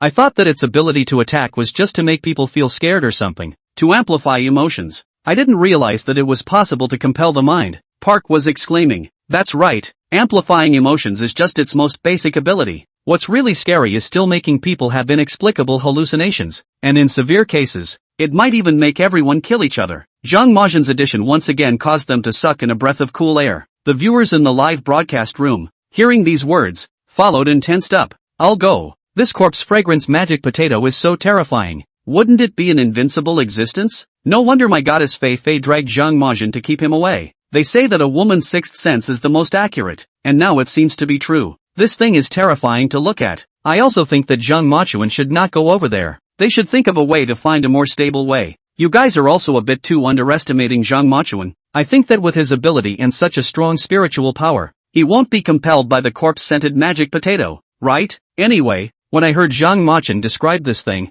there was no sense of fear within his tone at all, so he should have a bottom in his heart. Ha ha, I feel that Mike and the three of them. This moment has been corpse incense magic taro to the silly. How about our country of China's heritage is strong, right? Even if it is a plant have so explosive ability, is not feeling their own three views have been shattered. Upstairs, I don't know what you're proud of anymore, but I love what you're saying, ha ha ha. Zhang Majian, let's go together. It's too dangerous for you to be alone, Bai Feifei said with a serious face. Zhang Majian thought about it and nodded. Yes, but be more careful when you approach in a moment. Nowadays is not the time when the energy of this corpse-scented devil's taro is at its strongest, so we must be careful of its blossoming. The energy that blooms once the corpse fragrance demon taro blossoms is terrifying, and ordinary people can't resist it. To be honest, Bai Feifei was still a little apprehensive in her heart. However, it never thought of backing out, but rather, it reinforced the idea that he would follow Zhang Majian. Since this corpse-scented demon taro was so terrifying, it was all the more important to not let Zhang Majian fight alone. Come on,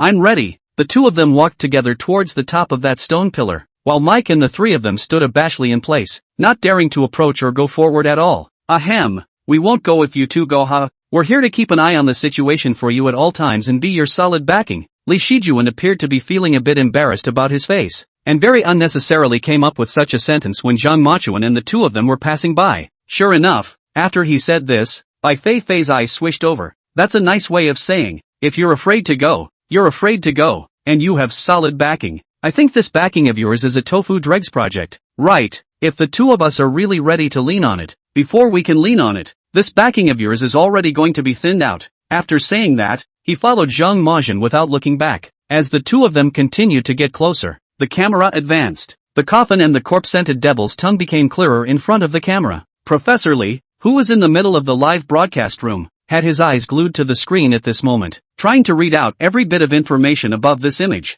It was at this time that his gaze suddenly settled on a spot. Looking at his expression, the audience instantly realized that he was seeing something useful. In retrospect, whenever he had this expression, it meant that Zhang Majian and the others would have made a significant discovery. Sure enough, Professor Li immediately signaled the director's team to connect with Zhang Majian and the others. After the director's team had prepared, the phone that Bai Feifei had with her rang. Scared me. When the phone rang, Bai Feifei and Zhang Majian had already walked to the center of the stone pillar. Being on edge and hearing the phone ring does kind of mess with one's mind. What is it? Can't you find a suitable time to call? Rude, Bai Feifei accused without any good humor. With that mouth of hers, she's not just targeting foreign players anymore. She's starting to attack without discrimination as well. Chapter 119, Transcribing the Ghost Cave Clan's Texts. Professor Li panicked. Of course, the one that made Fei White unleash her poisonous mouth skills. In addition to being taken by surprise, it was also partly due to the influence of this corpse-scented devil's tongue. Zhang Machuan had said that one of the skills of the corpse-scented magic potato was that it could amplify a person's emotions. Originally, there was some fear in Bai Feifei's heart at this moment. When the phone rings, it's another shock, and naturally the mood isn't very good.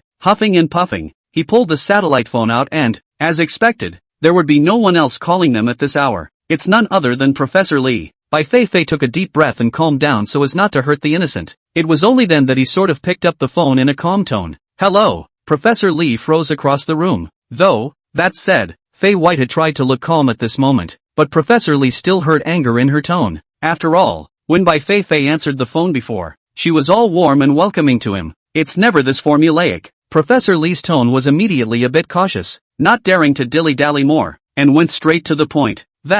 Hello Fifi, I'm calling because I want to trouble you about something. I just noticed that in front of the tablet of this coffin, there are a lot of special writings. I think these texts will be very helpful to our archaeological research. So, could I trouble you guys to take some time out of your busy schedules to help me transcribe these words? Mainly because, the light in this chamber is very dim, and Zhang Majian and the others couldn't get too close to the coffin because of the corpse-scented magic potato, so the text is not clearly visible from the screen. Otherwise, Prof. Li would have backed off and not dared to ask them to transcribe it. Yes, Bai Feifei said. With her 2 words, she managed to make Professor Li cringe again. Hurry up and say, well,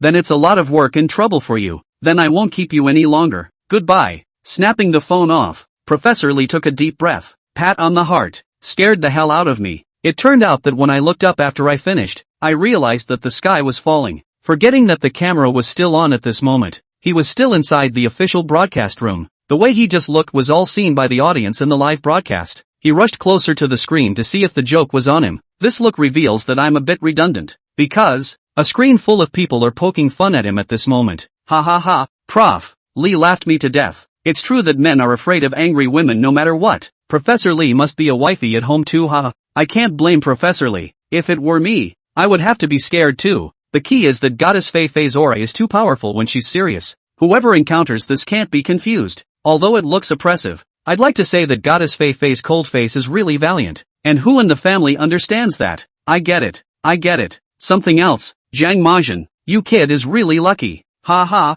but don't mention Zhang Machuan, this big straight man. If this pop-up is seen by Bai Feifei, she'll probably be even more angry. Professor Lee is too pitiful, ha. He has to suffer this kind of crime at his age. If he doesn't really love this job of archaeology, he must not be able to stand it, haha. The point is, Professor Lee seems to have forgotten that we're still watching him, and all of a sudden reacted in apparent panic. How about we cooperate and pretend we didn't see anything? Isn't that a bit too late, haha? This corpse fragrance magic taro is really powerful. Even someone as emotionally stable as Goddess Feifei was affected. But Zhang Machuan looks like he's fine. I told you that Zhang Machuan's spiritual power is very powerful and easily surely won't be affected. He really is an existence that puts us all at ease. After Bai Feifei hung up the phone, she conveyed Professor Lee's meaning to Zhang Majin. In response, Zhang Majin didn't have any comments and just nodded, indicating that he knew. Bai Feifei then took out her own pen and paper and was about to go and transcribe it down, but was stopped by Zhang Majin. What are you doing? Copying these words?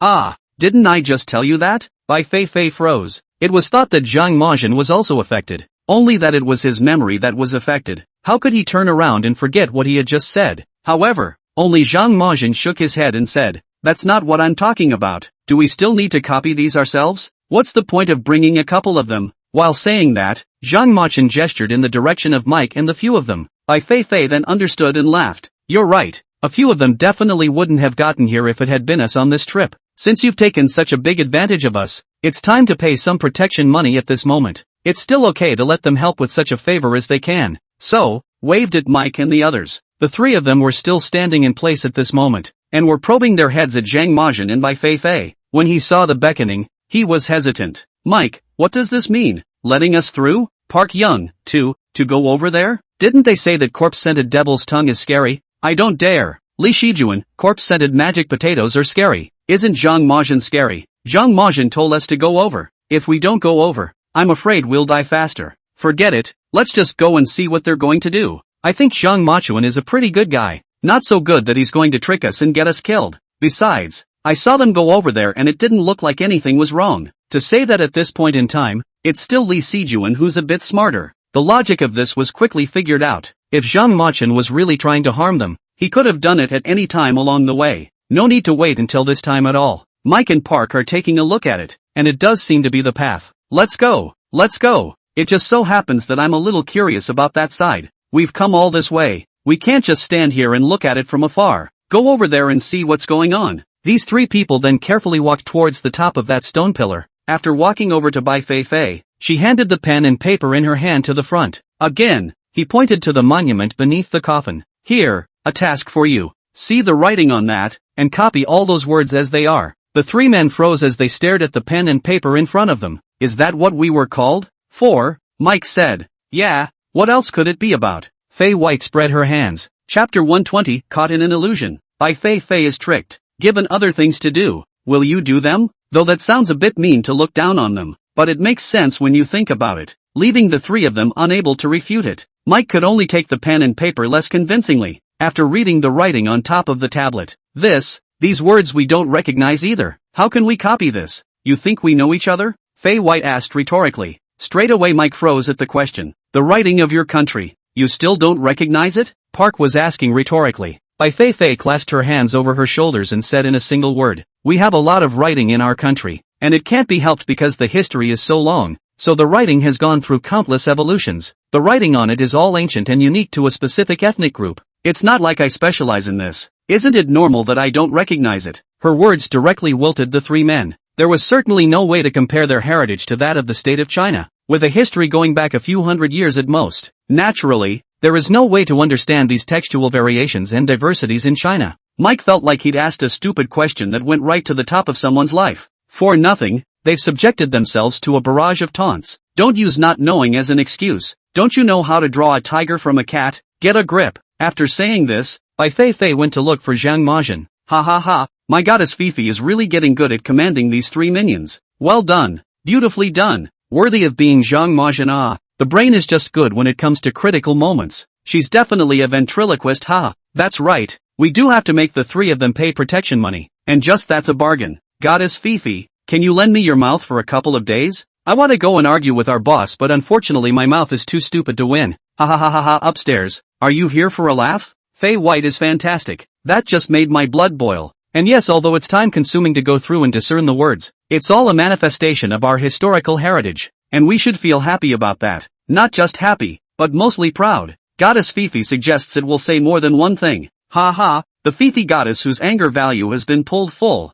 Her mouth is just too sharp. Let me admire it. Ah ha ha ha. I also want to have the same type of iron mouth. Goddess Fifi trailer auction it. Goddess Fifi, get out. Zhang Machin had already walked 2/3 of the way to the stone pillar at this moment. It was close to the coffin and the corpse-scented devil's tongue in front of them. It was standing there now, staring in the direction of the coffin. What are you looking at? Will there be danger here? Bai Feifei asked after coming over. Zhang Majin shook his head. It's nothing, just feeling the queen of seizure. Feelings? Fei White was puzzled again. It felt like a lot of Zhang Majin's vocabulary clearly sounded usual, but after placing it in the appropriate scene, she was completely baffled as to what was going on. Nothing, stay where you are. I'll go over and look inside the coffin. Zhang Majin shook his head and didn't give Bai Feifei too much of an explanation. Instead, he lifted his feet and walked toward the front. Bai Feifei was worried and was about to admonish Zhang Majin a few times. Just behind him, he heard the sound of a few of Mike's men arguing fiercely. Looking back, he was taken aback, only to see these three people having a violent conflict over something.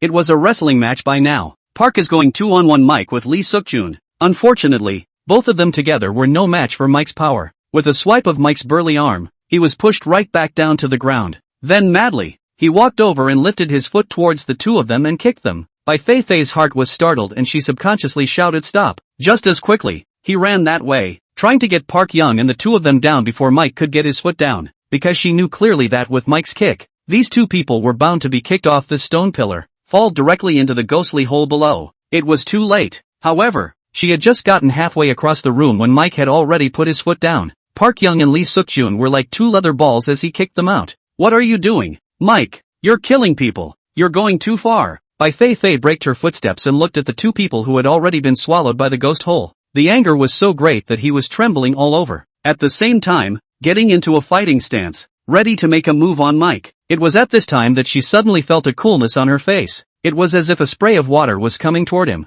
She winced and felt her mind clear up. When he opened his eyes again, he saw Mike, Park Young, and Lee Sukjun all standing across from him. What happened? Didn't you guys fall from here? Didn't you get kicked off by Mike? Why are you still standing here? Are you people or ghosts? Fei White said in a trance. Mike and the three of them were all confused, looking at each other and then at Fei White. What are you talking about? We've been here the whole time. What am I doing staying here with nothing to kick them for? Yeah, aren't the two of us doing fine? Lee Sijun said with open hands. You've just been hit with a hallucination. When Bai Feifei's head was full of questions, Zhang Machin answered from the side. Hallucinations? Well, you just got close to the corpse-scented devil's taro and were compelled by the scent it gave off, falling into a hallucination. That's why you saw the scene you just described. Zhang Majin nodded. It was only then that Bai Feifei saw that Zhang Majin was holding a bottle of spray in his hand. It was exactly what Zhang Majin strongly requested to bring along when he was choosing something at the beginning. At that time, she didn't understand what the purpose of carrying it was, but in this moment, she understood.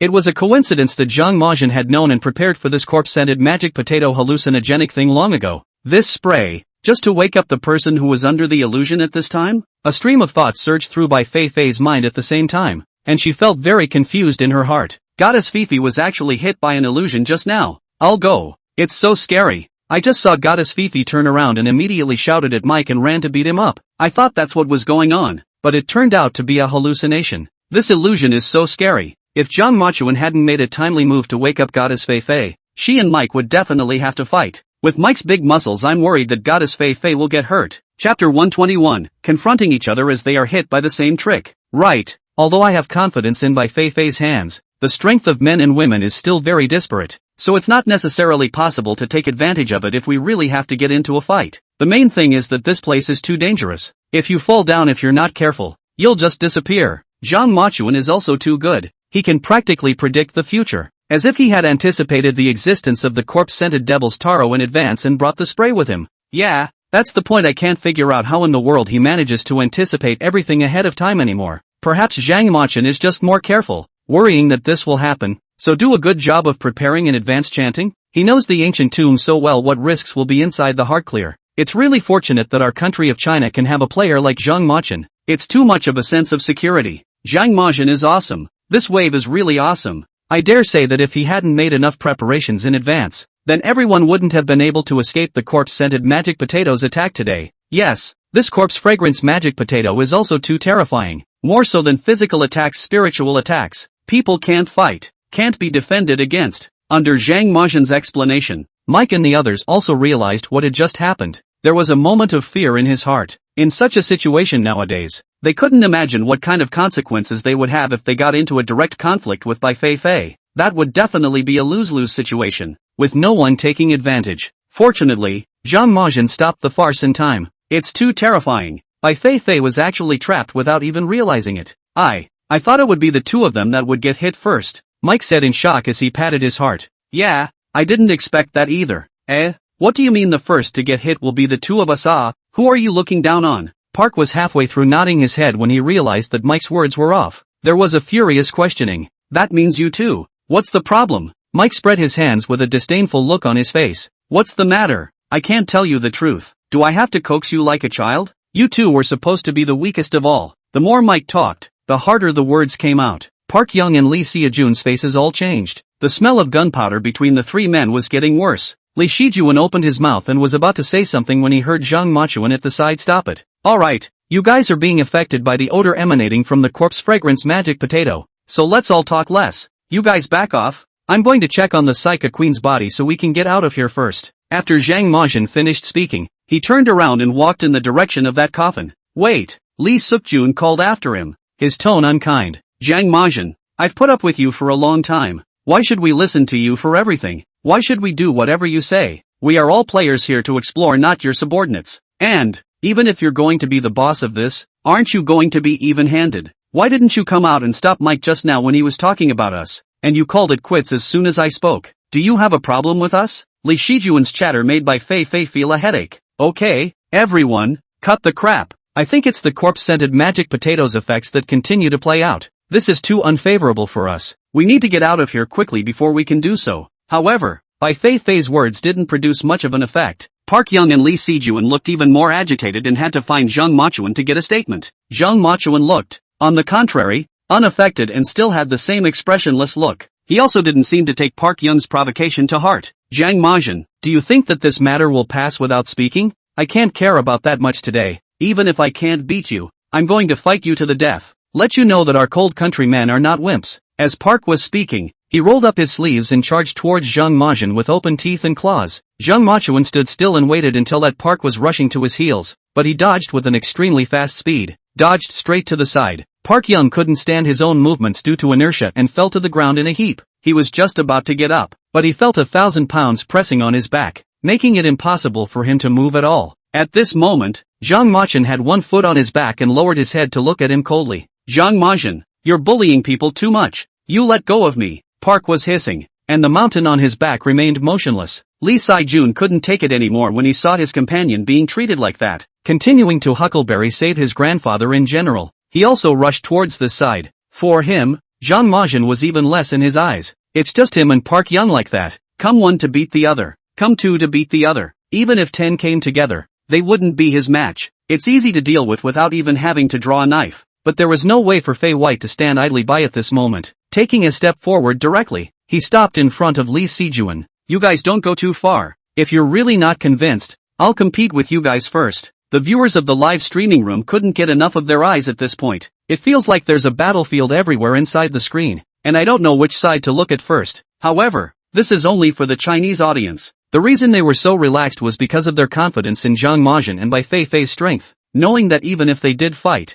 it wouldn't be the two of them who would suffer. This corpse fragrance magic potato was really terrifying. Park Young and Lee Suk-jun seem like they've gone crazy. Yes, to have dared to clamor with Zhang Machuan, then the ones who will suffer will definitely be them. TSK, TSK, TSK, should not say. This hilarity is quite beautiful. Was sleepy all give me the spirit. I was not expecting that Mike would still be the calmest one after all the hilarity Park is playing with Lee Suk-jun. Hurry up and let the two of them sober up. It's really too noisy. My ears can't take it anymore. Ha ha, my goddess Feifei is heartbroken over Zhang Majin, but I'm quite eager to see how she'll teach Li Shijun a lesson. Let's not take this too lightly. We should know that their biggest opponent at the moment isn't each other, but that corpse-scented magic potato, and the corpse of the Queen of the Essence who doesn't know what path she's on. That's right, that's right. These two people hurry up and take care of it first so that Zhang Majin can have the energy to deal with other things. Chapter 122 Corpse-scented Devil's Arrow Blossoms. Removing the Queen's mask. Zhang Machuan lowered his head and pulled Park Yun up from the ground with one hand, grabbing the spray and spraying it in a flurry towards his face. Park was shivering momentarily and felt his brain clearing up. A cold sweat broke out as he thought back to what he had just done. My god, did he actually just clamor with Zhang Machuan? After resolving him, Zhang Majin turned back and threw the spray into Bai Feifei's hands, gesturing for her to tackle Lee Suk-jun. Right at this moment, Mike, who was standing in the distance, stared at Zhang Majin's back and instantly widened his eyes. Zhang. He pointed behind Zhang Majin and tried to speak but was already too shocked to speak. In the next second, he directly brought his own gun up and aimed it in Zhang Majin's direction. Mike, what are you doing? Bai Feifei was horrified when she saw his movements. However, when she turned her head in the direction of Zhang Majin, she instantly understood what had happened, only to see that behind Zhang Majin, the corpse-scented devil's tongue, which was originally a flower bone, had slowly bloomed. Its purple-colored petals began to move slowly in the direction of the outside. It's like a wriggling mollusk. It was the first time she had ever felt that there was a plant whose bloom was so mind-numbing. Couldn't help but take a few steps back. Bloom, she murmured. Demonic creature. This thing is definitely a demonic creature. Zhang Majin, get out of the way. Let me finish it off. Mike shouted excitedly. Don't shoot. Zhang Majin reacted at this moment and turned his head to try to stop Mike, but it was too late. Mike's gun was already loaded by now, and his finger was already on top of the trigger. Straight after the shout, he pulled the trigger. A dense burst of gunfire rang out, and the bullets all hit the top of the petals and stamens of the corpse-scented konjac. The original blooming trend of the corpse fragrance magic taro instantly stopped, and the petals began to slowly cluster towards the center. Seeing this scene, a smug smile welled up on Mike's face. Humph. I knew there was no problem in this world that guns couldn't solve. This corpse-scented magic potion may have been terrifying before, but it's different now. This is the age of hot weapons. Any problem can be solved with a weapon. Mike's attitude at this moment was very open. However, Bai Feifei saw a hint of worry on Zhang Majin's face. Something about the expression felt familiar to her. The last time I saw it, it seemed like it was in the 7-star Ruang Palace, when those corpse cash kings were about to come out. Thinking about this, Bai Feifei broke out into a cold sweat. Things seem serious. This Mike thinks he's solved a big problem, not realizing that he's created one. Without waiting for Bai Feifei to exit her mouth to ask Zhang Machuan, she saw the corpse-scented devil's yam shaking a bit. Where the bullet had hit, purple juice began to slowly trickle downward. The sap carried a strange flavor that drilled savagely into their nostrils. It made them feel all tingly and a million voices were talking in their heads. Distract them. I'm going. This corpse fragrance magic potato is so scary. How does the stuff it flows out feel like blood? Mike is still right about one thing. This thing is a monster, right? I felt that this corpse-scented demon taro was even more terrifying by the 9-headed serpent cypress, and now that I look back and think about it, I feel that the 9-headed serpent cypress is a little bit more adorable. Hydra cypress, I thank you. It doesn't feel like the juice is easy. Mike is still beautiful there. I feel like he's in trouble. Definitely.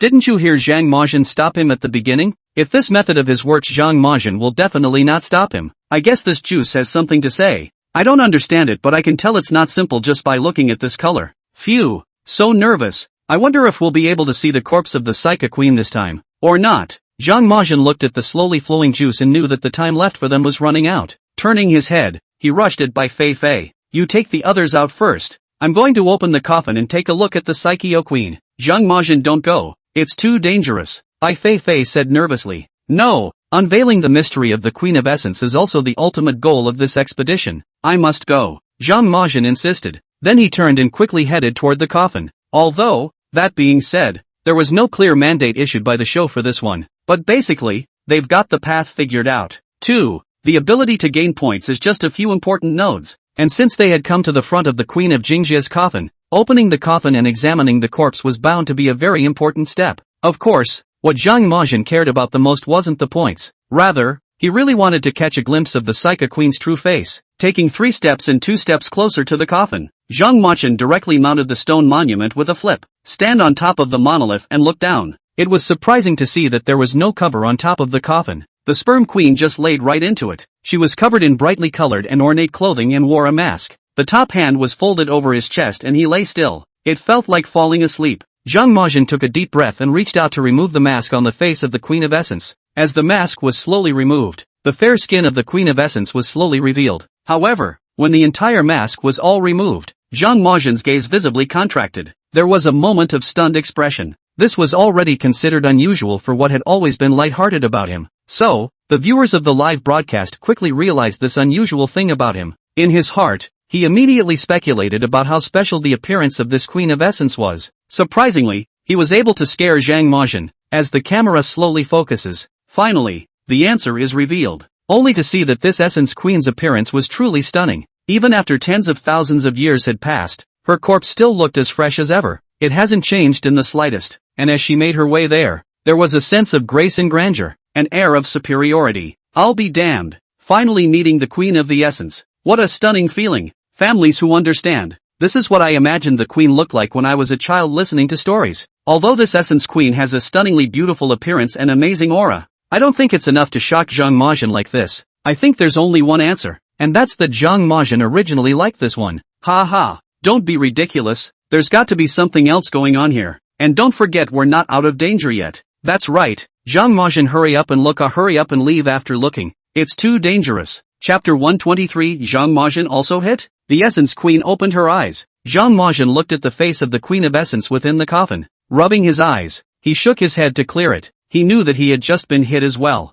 Being affected by the fragrance emanating from the corpse-scented devil's tongue, he hallucinated, because he could clearly see that Essence Queen face was Bai Feifei. Fortunately, Zhang Majin's spiritual power was strong enough to maintain a certain level of sanity at this moment. Knowing that something was definitely wrong with this situation, there was no panic. At the same time, he thought it was a good thing. Let him realize he's under the influence. Better than something more serious happening without his knowledge. However, Zhang Majin was also a little awestruck in his heart. The influence of this corpse-scented magic potato was truly awesome. It had been thought that he wouldn't get hit himself. Zhang Majin, come back quickly. It's dangerous there. Bai Feifei had already taken Mike and a few of them at this moment, and retraced their steps back to the top of the cliff. Looking at Zhang Majin standing alone on the stone monument, his face was filled with worry, because she saw that the juice of the corpse-scented devil's tongue had dripped onto the ground. When it landed, something red was growing out of the ground after the release. Only, because of the distance, she couldn't clearly see what the red thing was, but by instinct, it was also known that it wouldn't be good. Zhang Majin was too close.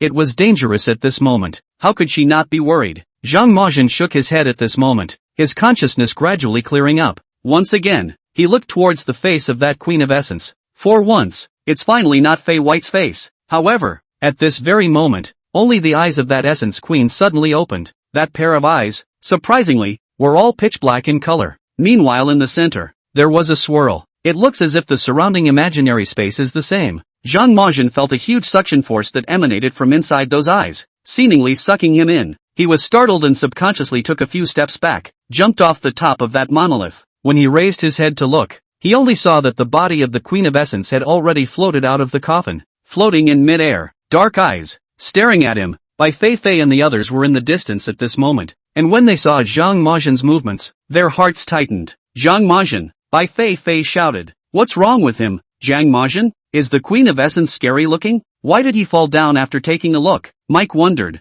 It's also possible that it's just that it's so beautiful looking that Zhang Majin was shocked, Park was casually saying. As the words fell, Bai Feifei's sharp eyes flung over. Frightened, Park Young shivered and raised his hands in haste to defend himself. No, that's not what I meant. I was just kidding. What time is it to still make this kind of joke? Shut your mouth or else you'll be thrown inside the corpse fragrance magic potato. Bai Feifei didn't have the good sense to say. Frightened, Park Young hastily withdrew his voice, not daring to say more. TSK, my goddess Feifei is really a little jealous. As soon as she heard that Zhang Machuan was awestruck by the Queen of Essence, she instantly became displeased. That's not true. Other things Goddess Feifei can tolerate. Only in Zhang Machuan's problem that is certainly can't tolerate. This park is also really don't know what's going on. Have to bump into the muzzle of the gun. What the hell is wrong with Zhang Machuan just now? Why does it look like he was scared by the Queen of Essence? I looked at the Queen of Essence's face and there's nothing wrong with it. It's still quite good looking. I guess Zhang Machuan is seeing something that we can't see.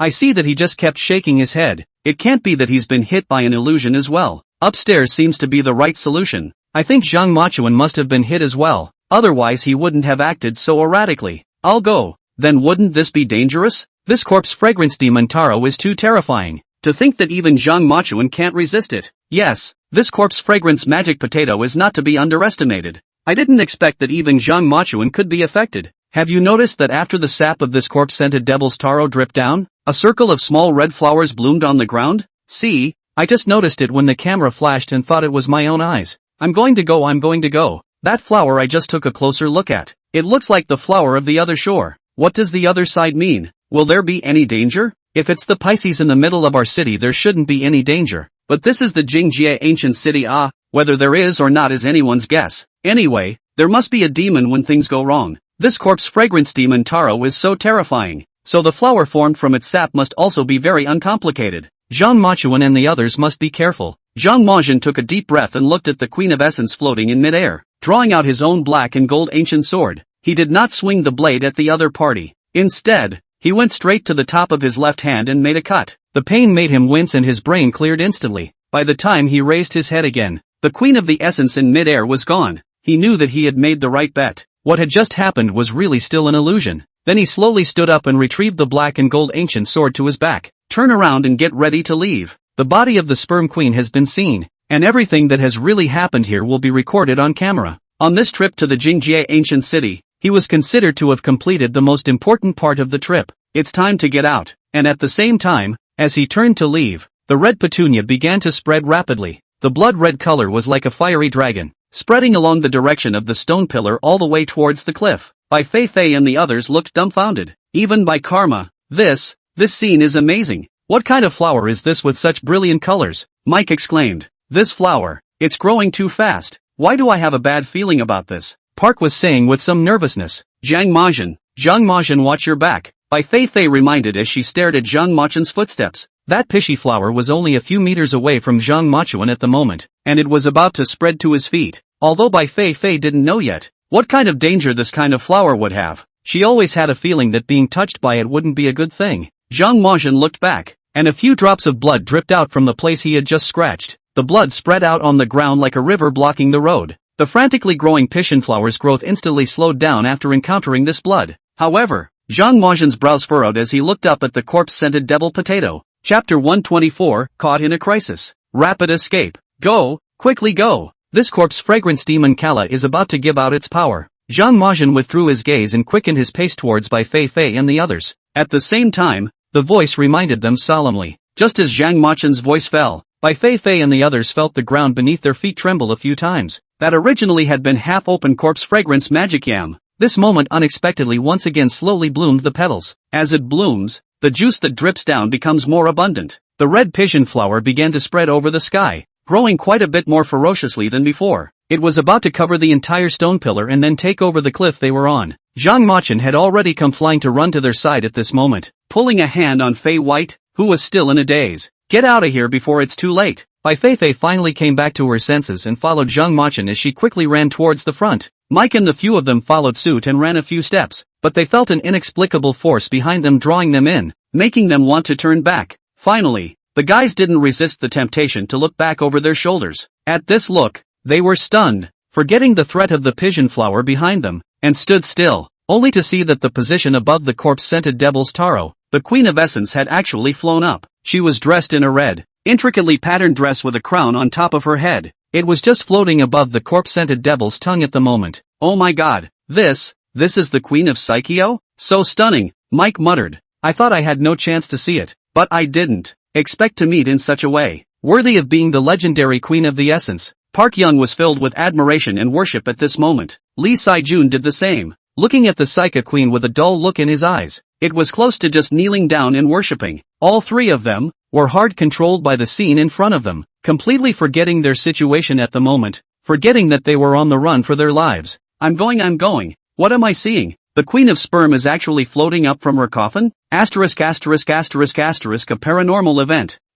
Is the Queen of the Psycho alive or dead? Strange. This scene should have been very frightening. After all, that's a corpse that's been dead for tens of thousands of years. But why don't I have the slightest feeling of fear? Instead, I still feel a little bit of amazement. Upstairs, the answer is simple. That's of course because the Queen of the Psycho is so beautiful. Her beauty is enough to make people ignore the scary part and just appreciate it. Something's not right. After so many years have passed, her corpse is still undecayed. I feel as if the Queen of Essence isn't dead at all and is just sleeping here. Good lord. There seems to be some truth in what's being said upstairs. So now this is her awakening? It's hard to say, but I have a feeling that her suddenly getting up at this moment isn't a good thing for Zhang Machuan and the others. After all, they're considered intruders who broke into this place. And the Queen of Essence will be unhappy, right? Where's Mike? Why is he frozen at this moment? Didn't he clamor before, saying that he wanted to break his head with the Queen of Jingjie for a bit? Now that the opportunity has come, he's hurrying up. Don't mention this. Mike is also an unreliable one. Bai Feifei's random acting has scared him like that. He still dares to break his head? He's got a lot of guts if he doesn't pee in his pants. Mike, the three of them, stared blankly in the direction of the Queen of Essence, without blinking an eye. It looks like three statues. Zhang Majian had already run around the corner with Bai Feifei. What's going on with these three people? Why aren't they moving? They're really in a hurry. Bai Feifei said anxiously. You go out from here first and wait for me in one of the rooms below. I'll go wake them up. Zhang Majian said. You have to be more careful and preserve yourself first. In her haste, Bai Feifei pulled Zhang Majian's hand and urged. Her meaning was clear. She could save them in passing if she could. But there was absolutely no need to put her own safety on the line for the sake of a few of them. Zhang Majian naturally knew this in his heart. Reaching out his hand, he patted the top of the back of Bai Feifei's hand that was pulling his own a few times as a sign of comfort. This gentle little gesture instantly made Bai Feifei feel a warm current in her heart. It was only at this moment that she truly realized that Zhang Majian was indeed not a mere straight man. Actually, deep down he's still soft, only that softness was wrapped up in his icy exterior. Plus, he's a man who likes to say what he has to say and doesn't like to beat around the bush or embellish it. That's why it looks straight. Looking at the way Zhang Majian hurriedly ran towards those three people, Bai Feifei took a deep breath. Turning his head, he ran towards the front as Zhang Majian had explained earlier. Although she said that she wanted to stay where she was and see Zhang Majian and the others return safely, but after careful thought, it was better to listen to Zhang Majian's arrangement. Just as well, she could go ahead and give everyone a head start. Zhang Majian quickly returned to Mike and the few of them. Only at this moment, the other side of the flower had already climbed to their feet. Mike was standing closest to the front, and there were already petunias crawling on top of his insteps. It corroded his shoes right through, exposing his skin. This moment had also been scorched by the other side of the flower to reveal flesh and blood. However, he himself was oblivious to all this, as if he had no more pain. Wake up! As Zhang Majian said this, he stretched out his oddly long second finger and tapped on top of each of their acupoints. It's come to the point where spraying alone won't wake them up. It's going to take some serious medicine. The acupuncture points were clicked down, and the three of them, with their stiff expressions, finally came to life. What the hell? Why am I still here? Didn't I run out already? Park was saying. I just had a conversation with the Queen of Essence, and she said she wanted me to be her personal guard. Li Sijuan was still a bit confused at this moment. Aha! My foot! Help! Mike came to his senses and yelled out as he felt the sharp pain on the top of his instep. There's no time. Run first, Zhang Majian said in a deep voice. The three were clueless, but still had a keen eye for danger. Not caring about anything else, he raised his feet and ran forward after Zhang Majian. Mike knew, despite the sharp pain in his foot, that if he didn't grab and run he would have to stay where he was and die. So, too, he forced himself to endure the excruciating pain and ran after it with all his might. The petunia was in hot pursuit behind them, letting go of the call from the demons of hell. My God, it scared me to death. This other side flower is so scary. Chapter 125 Entering the Cave, Discovering the Prophet's Tomb. Yeah, I kinda liked this kind of flower before, but now that I have a shadow, I guess I won't dare to see this kind of flower in the future. Where is this still any other flower? This is simply a cannibal flower. Mike's feet would have been gnawed clean if he had been a little later. It feels like this pigeon flower is even more terrifying than the Hydra cypress from before. And this thing grows so fast, and it also aids in the spiritual attack of the corpse-scented magic potato. It's simply invincible, alright. Yes, just now that pishy flowers spread over the sky. As a result,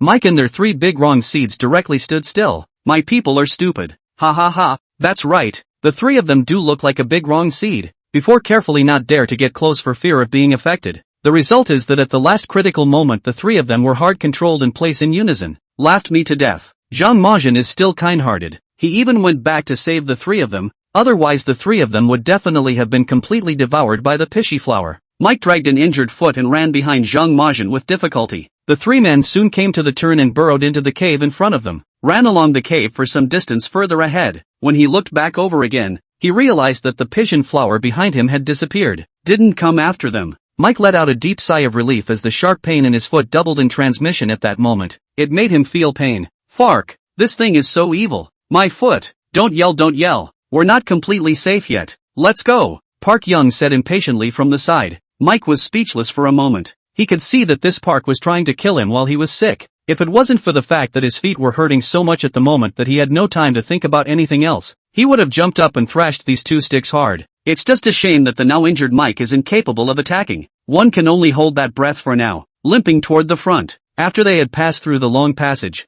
they entered a wide cave. You guys are finally back. Bai Feifei walked out from the darkness at this moment. There was obvious relief upon seeing them. How is it? None of them are hurt, right? Bai Feifei asked while looking up and down on Zhang Majin. Fortunately, it looked like Zhang Majin was not injured, so it was finally a relief. Fifi beauty, I'm hurt. Mike stepped aside and said weakly. Bai Feifei didn't even give him a single look. Still looking at Zhang Majin. I'm glad I'm not hurt. I was really scared just now. Fifi beauty, look at me. I'm hurt. Ha, can you patch me up? Mike said from the sidelines without relenting. Fei White waved her hand impatiently. I know you're hurt. Here's something for the bandage. Take it and get it yourself. Mike took the stuff with a resigned look on his face. Stepping aside, he began to tend to his wounds. In the middle of the cave, the sound of him screaming miserably came from time to time. Ha ha ha, Mike is treated like air. My goddess Fifi really doesn't even give him a look. Why should I give it to him?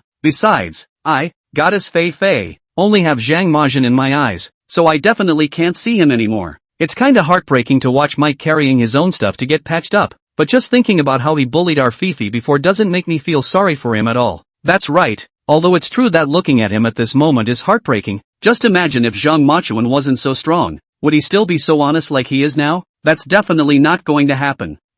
So that's why we shouldn't have any compassion for them. After all, to be soft on them is to be cruel to ourselves. Upstairs right on the money. This space is the place again. The light is too dim, it feels like you can't see anything clearly. It feels like this place is safe for the time being. At the very least, those pilgrim flower didn't dare to chase after them. It's also possible that it's all an illusion yet, or being happy too soon. That's right, although there's no petunia here there could be other potential dangers. Otherwise think about why the petunia doesn't come over anymore. Is it possible that there's something even more terrifying than the petunia here? The upstairs analysis is very reasonable. So if you think about it a little bit fine. It doesn't matter. I believe that with Zhang Machuan's acumen, even if there is any danger here he will definitely be able to detect and circumvent it in advance. Everyone should still trust them. Mike was alone inside the corner, tending to his wounds. Surely there was no time to care. What other things existed in this space? As for Park Young and Lee Seo-jun, these two had even bigger hearts. Can't even think of that much.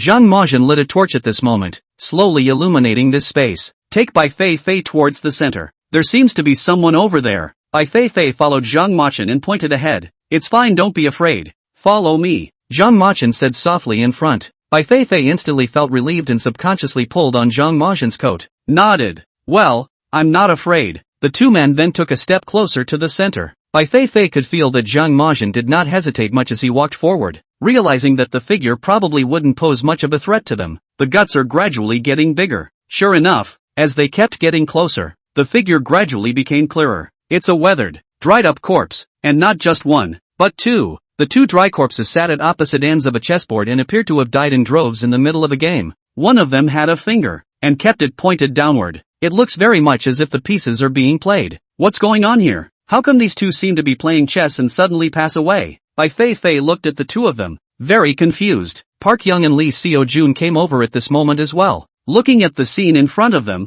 the two of them didn't yell as they had done in the past. It was because they had just heard the conversation between Zhang Majin and Bai Feifei. Got a pretty good idea of what's going on over here. At this moment, he came over and saw the scene in front of him, and also scared. It felt very marvelous. My god. For a moment I wonder if it's a good thing or a bad thing that they died like that. It feels like a blessing to be able to pass away peacefully in the midst of doing what you love. Chapter 126, Prophetic Painting. One of them isn't human? You guys are wrong. This isn't a game. Just as a few of them were sighing, Zhang Majin suddenly spoke. If it's not a game, what is it doing? It can't be drinking. Mike spread his hands. There are murals on this that explain everything about this place. Zhang Majin pointed to the stone platform between these two. After hearing his words, everyone all curiously came over. It was only when I got closer that I realized it wasn't a stone platform of any kind. Instead, it was a stone box with a lid that could be opened. And above this lid, the content of several narrative murals painted are simple. Even Mike and the others could easily read it. The general content is a description of what the cave does, and the identity of these two men.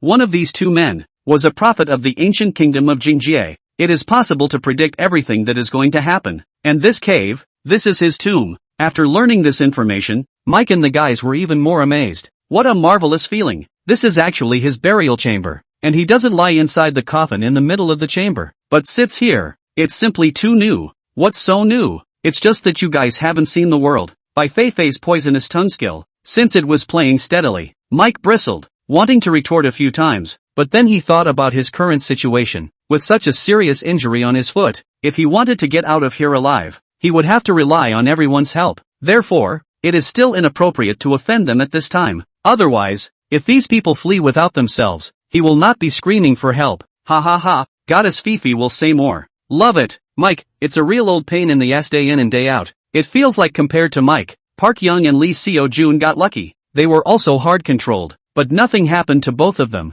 Only Mike got hurt. Ha ha ha, that's going to break the defense if Mike sees it. You guys are killing people. I can only say that heaven is good for reincarnation. This Mike was just arrogant and unafraid before, and as a result, he is now being sanctioned. Prophet. Do you guys think this prophet is real or fake? If it is true, then can he predict that the entire Jingjie ancient kingdom will disappear overnight? That's right, I just thought of that too, especially since the Queen of the Essence is not very powerful. So if the prophets anticipated that, why did they do something to avoid that? Perhaps there are some things that are inherently predestined, so there is no way to circumvent them. I feel that this prophet must be real, for no other reason than the fact that he was buried in such a novel way. What the hell upstairs? You and Mike are on the same page, all concerned about this situation. What has just been described occupies 3/4 of the contents of the painting on this stone box, yet there's another quarter that's a bit obscure compared to what came before. Everyone could only brace themselves and look over carefully. However, this look made them feel a wave of trepidation.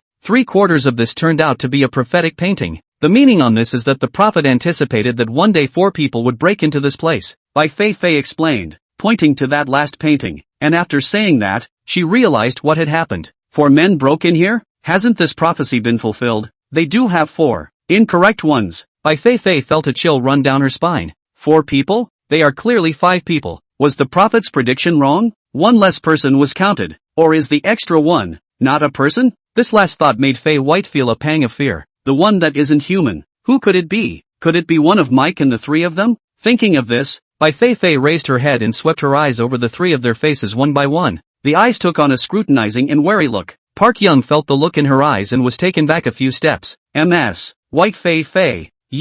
Why are you looking at me with those eyes? It looks scary, okay, but the 2 of us did nothing but follow your rhythm and listen to your commands. Park is saying that while raising his hands up to prove his innocence. Bai Feifei just stared at him, feeling normal from his demeanor and movements, not like the one that isn't human. As you can see, the prophecy on this is clear. There will be 4 people breaking in here, but there are 5 of us, an extra one. What do you guys think is going on? Bai Feifei took the opportunity to ask a rhetorical question at this moment, wanting to find some clues from their answers. It's not necessary. Just at this time, Zhang Majin, who had been silent on the side, spoke up. Better open this stone box first and see. That's right. I think the Zhang Machuan contestant has said a lot, and I really don't think there's anything wrong with the 4 people it says. Park was saying. The crowd looked at him, all of them inquiring where he got that from. Park was spreading his hands in a serious manner. The one that isn't human is definitely Zhang Majin, because Zhang Machuan he's just too powerful. His strength is so strong that he has long since departed from the realm of ordinary people, so he doesn't count as a person.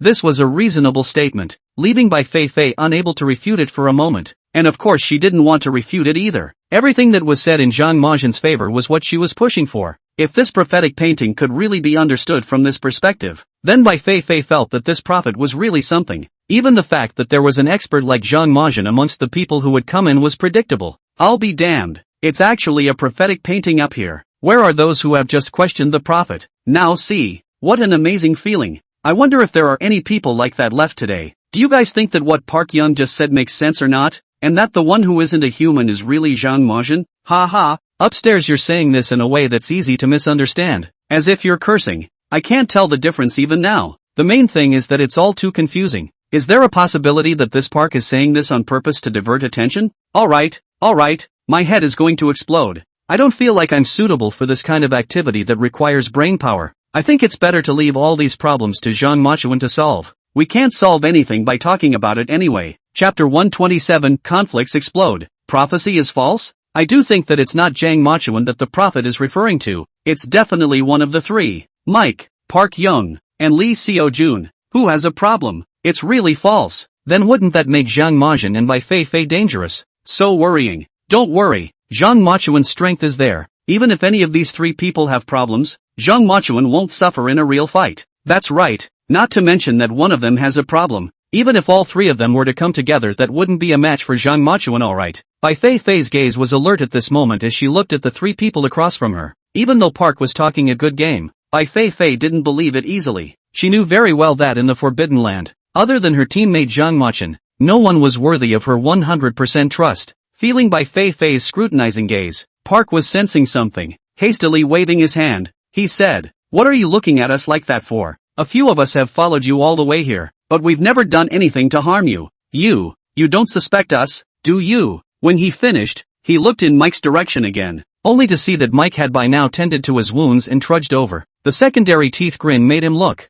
well, a little grim in his expression. On the contrary, Mike, he was quite vocal and defiant about you guys before. If you guys are suspicious, you should be more suspicious of him. When he said that, it directly enraged Mike. Originally, the constant pain from the wound on his foot had left him distracted and with nowhere to attack. Now this Park was just about to come crashing towards the gun himself, giving him an instant glare. Park Young, you can't talk, so shut your mouth. What do you mean you need to be more skeptical to suspect me? My old man's feet are hurt like this, and I've just been bandaging them over there, and I don't even know what's going on over here. So what's the point of suspecting me? Park Young wasn't so scared of him at this moment. As the saying goes, a fallen phoenix is not as good as a chicken. Today's Mike is a wounded tiger in the eyes of Park Young, not to be feared. So, with his neck on the line, he said, "It's because you've just been absent that it's suspicious. Who knows what you've just been doing over there? You little stick, I'm telling you. Cut the bloodshed here. Believe it or not, I can kill you with one punch." Mike swung his own fist threateningly. Come over and fight. I was afraid of you before, now I'm still afraid of you. You fight." Park was sticking his head out provocatively. Mike was so angry at the sight that the veins on his neck popped. Dragging his injured foot, he was about to rush up. "Alright," Zhang Majin said in a deep voice at this moment. Two short words, but with an infinite amount of wia. It stopped Mike in his tracks, and Park Young couldn't help but wince. The word release was more intimidating than Mike's fist. At this point, let's not implode. Just because it says the prophet's prophecies on it doesn't mean that his prophecies are 100% correct. What does this mean? Did you find something? Bai Feifei asked curiously. Zhang Majin nodded and said, "I suspect that this prophecy alone is false." Fake? A few others followed. Curious, perhaps. At this moment in time, we have not completely come out of the illusion created by the corpse-scented magic potato. And this remnant of the vision that showed us this prophecy was meant to cause us to be internally conflicted and kill each other. Zhang Majin's words caused several people to all suck in a breath of cool air. You say that like it makes sense, but how can we do it so that each of us has the same hallucination? Bai Feifei asked. It's really quite simple. This prophet is still very powerful, some real stuff on him. The layout of this cave will definitely have some guidance and pointers. I think if we came in with 6 people this time, then this would say it's 5 people entering the cave. In short, he'll create some misunderstandings in which we'll suspect each other, which will lead to conflicts. After pondering for a moment, Bai Feifei nodded. I think I understand. In that case, we'll kill each other, and the end result will definitely be a lose-lose situation. Everyone would all have no way to get out of here. Even if we spy on the secrets of the Queen of the Essence, we can only keep the secrets here forever with no way to bring them out. Queen of the Essence. Really good tactics. This discovery made Bai Feifei very marveled and at the same time very frightened. Just now, if Zhang Majin hadn't discovered this in time and pointed it out, then the misunderstandings and conflicts between them will only grow. What the consequences will be when the time comes is anyone's guess. And what made her feel even more alarmed was the layout ability of this Queen of Essence and her determination to guard the secrets of this place. A layout like this could never be done with less determination and strength. At the very least, it would take someone as high up as a prophet to come up with this illusory prophecy. And according to what Zhang Majin had said before, the Jingjie ancient kingdom was once the most powerful kingdom in this area. So this strength she has. But why on earth was she so adamant that she must guard the secrets of this place from outsiders? This was something that Bai Feifei couldn't figure out. I go. So that's what happened. It's dawning on me. Zhang Mechan is really too powerful to see what's wrong here in a flash. A word that woke up the dreamer. If it wasn't for Zhang Majin stopping it in time, Mike and Park were already fighting, right? No prizes for guessing who would win if Mike and Park were to actually fight. With the way things are going today, I think it must be Mike. Haven't heard of a saying, the skinny camel is bigger than a horse, even if Mike's feet are injured. But people's hands are good. Strength is still in the that a muscle is not for show. I agree. Park is too skinny to be a match for Mike's absolute power. I don't think so. Park Young isn't a vegetarian alright. Although he does seem to be weaker inside this bureau, he's also someone who's been screened out after the first expedition, so people shouldn't underestimate him too much. Yeah, I would have overlooked that if the upstairs hadn't said so. Chapter 128 Prophecy Painting disappears. Zhang Majin guessed right. So what? In terms of fighting skills, he's bound to be no match for Mike. Alright everyone, don't argue. Isn't this not a fight? And even if it is, we'll just watch the fun. It has nothing to do with us, as long as they don't affect Zhang Majin and Bai Feifei. That's right. Anyway, I know that the two of them are all no match for Zhang Majin. That's enough. You guys, just how obsessed with her secret is this Queen of the Essence, going through so much trouble just to keep people from bringing it out? It's actually understandable. The Queen of Jingjie has plundered so much wealth and treasures in her life. Anyone else wouldn't want these things to be divided up after she dies, right? So naturally she'll have to guard it closely. Isn't it tiring to live like this? To worry about what to do with the babies you had in life when you're already dead? To be honest, I feel like it's hard to say whether or not the Queen of Essence is really dead. After all, she just floated straight up. Okay, stop it. I can already feel a chill down my back. If this is heard by Mike, he shall not be directly scared silly. This Queen of Essence will inevitably become his nightmare in the future. You're wrong. I think it's more his nightmare than the Queen of Essence, isn't it? As Zhang Mashuan pointed out the wonders of this prophecy, when everyone looked at the stone box again, they were surprised to find that the original prophetic painting on it had disappeared. Look guys, the picture on this is gone, Li Shijuan said as he excitedly pointed up there. My god, it's amazing. It seems that Zhang Majin was really right. This prophecy was manifested against us in order to guide us. It's not true at all. Park Young was also surprised. Oh, you understand it this time? Who was it that was just clamoring for suspicion? Mike quoted oddly from the sidelines. You the man. Park was just about to prepare a retort when he was startled back by a glare from Bai Feifei. You two are not finished, is not it? If you want to fight in a while after going out, you find an open space to fight. Killed all did not care about you. But at this moment, it's imperative that we figure out the mystery of what's going on here. So, you two better keep your mouths shut and don't influence Zhang Majin's thinking.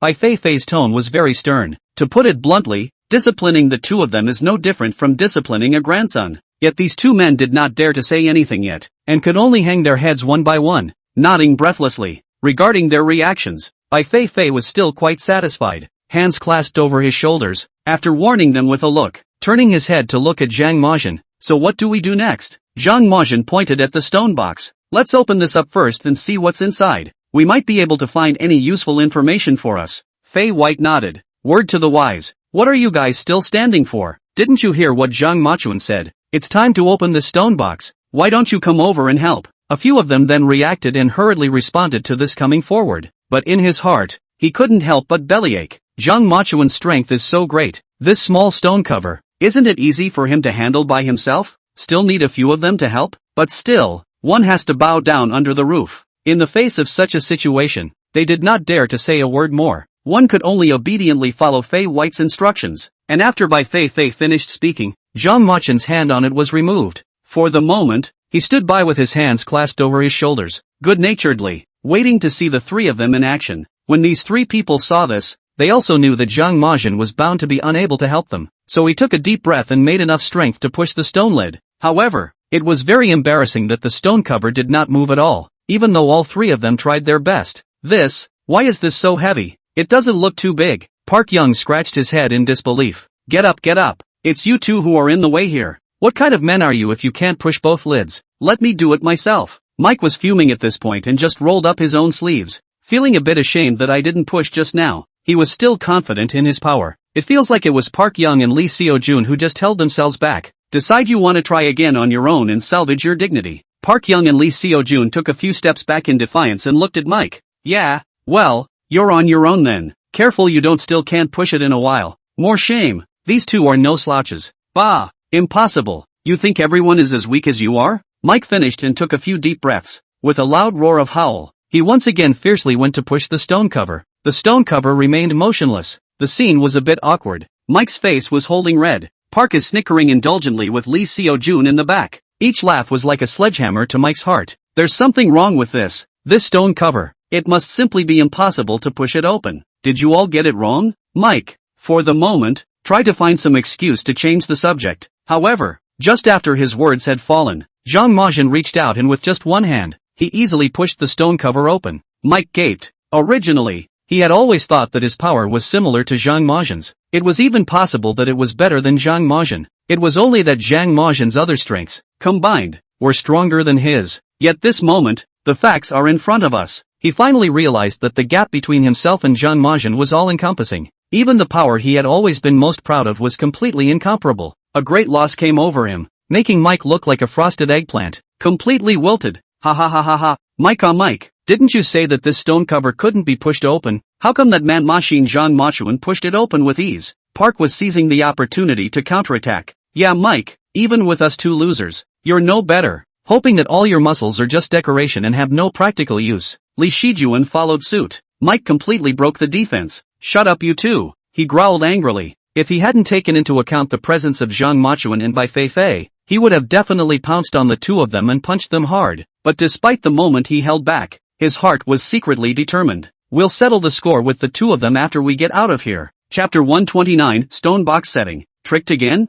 In the live broadcast room, the viewers of China all laughed miserably when they saw the scene. Ha ha ha, this scene is inexplicably a bit hilarious. It feels like Zhang Machuan is deliberately watching them make a fool of themselves. That's right, Zhang Machuan stood on the sidelines holding his shoulders before, watching a few of them pushing and not being able to push, and then gently stepped out at the crucial moment with a kill shot. Ahaha. Mike was so embarrassed by this one. I really wanted to rush inside the screen and ask him if his sinewy body was for show. I thought how powerful this Mike was, but now I see it's nothing more than that. Less than a tenth of our Zhang Majin. Remember guys, this is only the limit of the weight of the stone lid, but not the limit of Zhang Machuan's strength. I believe that even if the weight of this lid is increased by a few times, we, Zhang Machuan, will still be able to push it open with ease. Haha upstairs, although your words seem suspiciously braggadocious, I believe in Zhang Machuan's strength. He's definitely capable of doing it. That's a must. Who else can I trust if not Zhang Majin? Zhang Majin is the most powerful. This is great.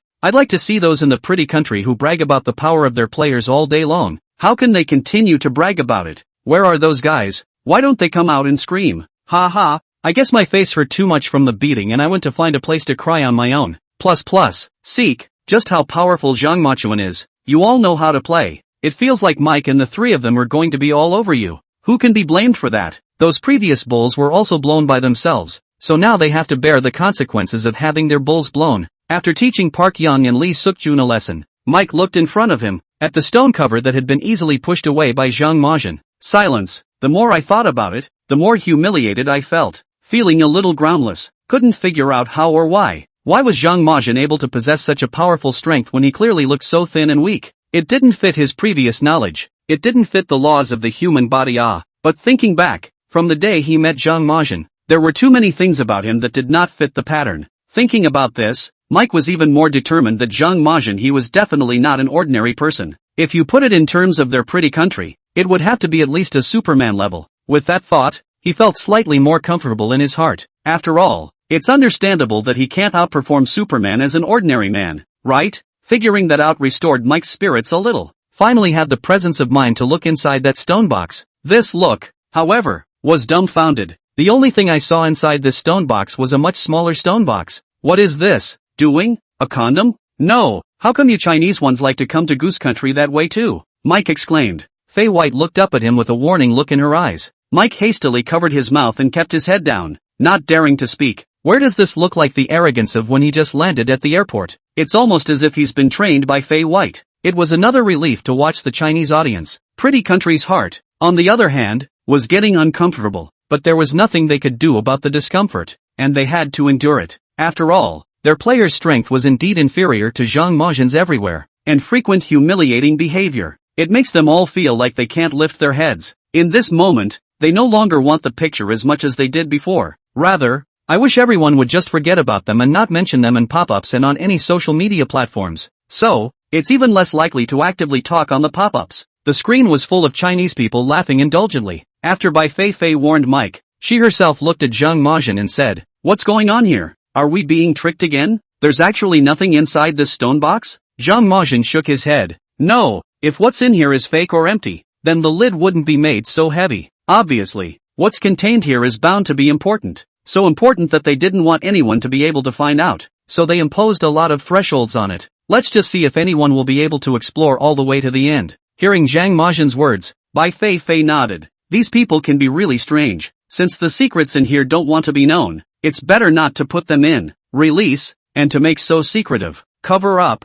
really cannot figure out what they want. It's really quite simple. These people do things for a reason, I guess. Only those with a destiny will be able to discover the true secrets of this place. Zhang Majian said, "I see then, guess we, no, I should say you, are the one they are waiting for, the one who is meant to be, right?" Bai Feifei suddenly realized. Zhang Majian didn't say anything else, but directly opened the lid of that stone box inside. However, after opening it, the crowd was once again dumbfounded, only to see this, another stone box further down. "This is really a condom, huh?" Park was looking a little disappointed. "I'm curious to see how much the stone box will eventually make it, and how many more will be opened inside." Li Shijuan shrugged. However, this time, Zhang Majian did not give them too much time to speculate and consider. Instead, they just lifted the lid off this layer. All four of them poked their heads in unison now, staring in there, wanted to see if this lower level would be the same as before. Another smaller stone box too. However, it turned out that this time they all guessed wrong.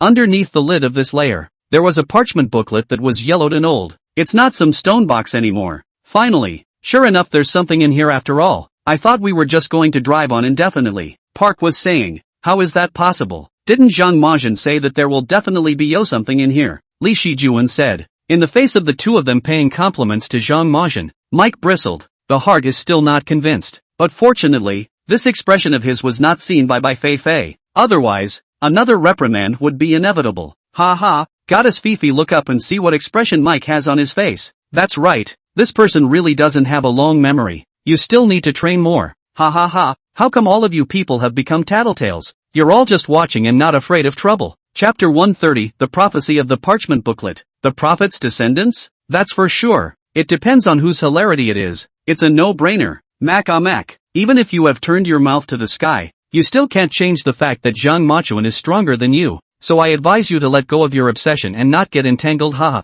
To be honest, when Zhang Majian opened this last layer, I also thought that there was still a smaller one down there, but it turned out to be a sheepskin pamphlet. It's too much of a surprise, alright. I'm going. What's the difference between this and what's written inside a martial arts novel, where you find the secret manual of martial arts after falling off a cliff? Martial arts novels honestly don't deceive me. Inside this sheepskin pamphlet, it can't really be some secret martial arts book, can it? Won't you, Zhang Majian, become stronger? Quickly open this booklet and take a look. Is it a secret martial arts book inside or not? I'm too curious. So do I. Hurry up and take a look. Maybe there's some great secret hidden here that will turn our world upside down. Come on upstairs. I feel like we're fine the way we are. It's better if we don't flip the script. Just as curious as the audience were the other four people in the room, including Fei White. Zhang Majian quickly opened this booklet to see what's actually written inside. Bai Feifei couldn't wait. Zhang Majian took the booklet out of the stone box. As he slowly flipped it over, Mike and the three of them couldn't help but come up behind and look toward the top. It was a pity that none of them could read the writing on it. They still didn't recognize the modern writing of China. Not to mention that it was still recorded in ancient script. It wasn't just them, but Bai Feifei was also looking at it in a half-hearted manner. Some of the words she could recognize what they probably were. It's just a shame that so few can be recognized that there's no way to connect the dots and read the meaning on them. One could only look at Zhang Majian with a blank face and ask, what does it all say? Can you recognize it? Zhang Majian lowered his head to read carefully, and after reading it in a single glance, he raised his head and said,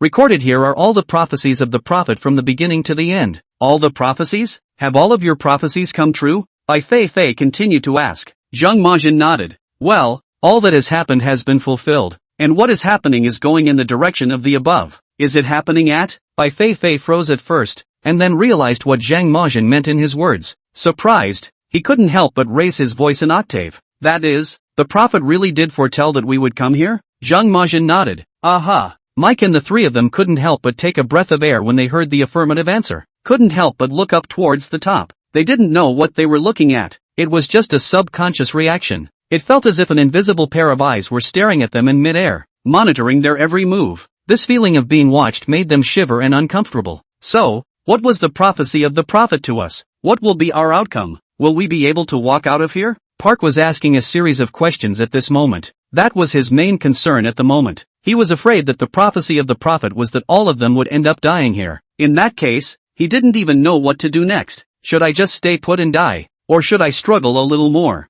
Wouldn't it be worse to die if you struggled? After all, Zhang Majin had said that all of this prophet's previous predictions had been fulfilled. So now, are all your choices within the prophet's predictions? He felt like he was going to wind himself up. Bai Feifei was also blinking her big eyes and staring at Zhang Majin at this moment, waiting for his answer. Although she seemed relatively calm on the surface, her tightly clenched fists still revealed her inner tension. "It says here that one day 5 people will break in and get in here. One of them is a descendant of the prophet, and the prophet will show him the way out and bless him with peace." At the same time, he also explained that this parchment booklet must not fall to the ground no matter what. Otherwise the wind and sand will bury this ancient city again, and no one will be able to find it again in the short term. After hearing Zhang Machuan's words, they first breathed a sigh of relief. Luckily, the seer was nice enough to say they'd all make it out alive. That's reassuring. And with their hearts grounded, their brains resumed functioning. One by one, the questions came flooding back. Among them was one who was a descendant of the prophet? This person,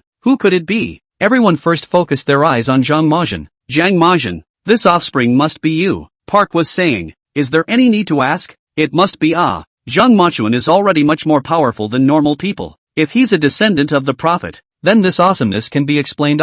After all, there used to be powerful people in his ancestry, and it's not surprising that they have accumulated to his generation and are so powerful," Li Shijuan said. Inside his words, it was hard to hide the suspicion of some compliments. "No wonder," Park was nodding as these two sang in unison. "No wonder this was all discovered by Zhang Machuan. He was able to see that the prophecy painting just now was fake and was able to open this stone cover. It was also able to discover this parchment booklet and decipher the words on it to discover the prophecies of the prophets. So, he's actually a descendant of the prophet, and it all adds up." When the two of them said that, Mike and Fei White thought it made sense too. They had all decided that this so-called offspring was Zhang Majin. "You guys are overthinking this offspring, and it sure as hell isn't me." Just at this time, Zhang Majin faintly said, "Don't be modest, Zhang Majin. Just admit it. That's right. All the evidence points to you. How could it not be you?" Park Young and Lee Sukjun followed one another. "When I say it's not, and I know in my own heart where the bloodline in me comes from. So don't feel free to press things into my head."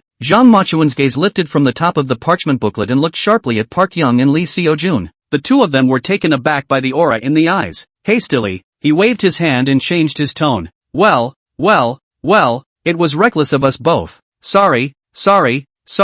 When he finished, he spat out his tongue and patted his heart to appease himself. Then since it's not Zhang Majin, who could it be? Could it be one of us 3 foreigners? Mike said at this moment. Chapter 131, The Prophet and the Posterior. Fei White? The parchment booklet falls to the ground. Mike looked at Park Young and Lee Seojun. Another looked down at his abs and arm muscles. "I feel sure it won't be you two with this wimpy look on your faces. So, could it be me?" Bai Feifei finally couldn't help herself at this moment. "Can't you have some face? You've been with them for a long time and you've picked up all the bad habits, haven't you? Stealing? How can you, a purebred foreigner, be a descendant of our Chinese prophet?" With those few words, she attacked all 3 equally, leaving no one behind. Park Young and Lee Seojun were instantly filled with aggression and complained. "The two of us didn't say anything, so how are we still in this?" "That's right, you can't yell at us if you yell at Mike." Mike was embarrassed and unconvinced at the moment. So what? Tens of thousands of years forward everyone is the same. How it couldn't have been me. Bai Feifei sneered. "Now you know that we're all the same? I didn't see you come to this realization when you were taunting us and working against us before, did I?" In one sentence, he gave Mike another old red face. Now he's honest and not stubborn. Ha ha ha, laugh me to death. I really don't serve anyone but Zhang Majin, but just serve Goddess Feifei's mouth. Goddess Feifei, begging to be able to say more. These words dislike me so much, This linguistic ability of my Goddess Feifei really isn't something to be reckoned with. Just a few short sentences directly poking each and every one of them in their sore spots. It's simply a classic. That statement just suggested reciting it in its entirety, while the full text is recited. It should also be edited into a video to be played repeatedly on all major platforms, and it is recommended that everyone in China share and forward it at least once. And it's not Chinese if you don't. Goddess Feifei, please start a class to teach. In the end, how do you manage to have such sharp language and be able to say every sentence on the point? I can kind of see. This is a case of teammates being too strong. Goddess Feifei's original strength didn't come into play, so it's all been transformed into linguistic spikes, right?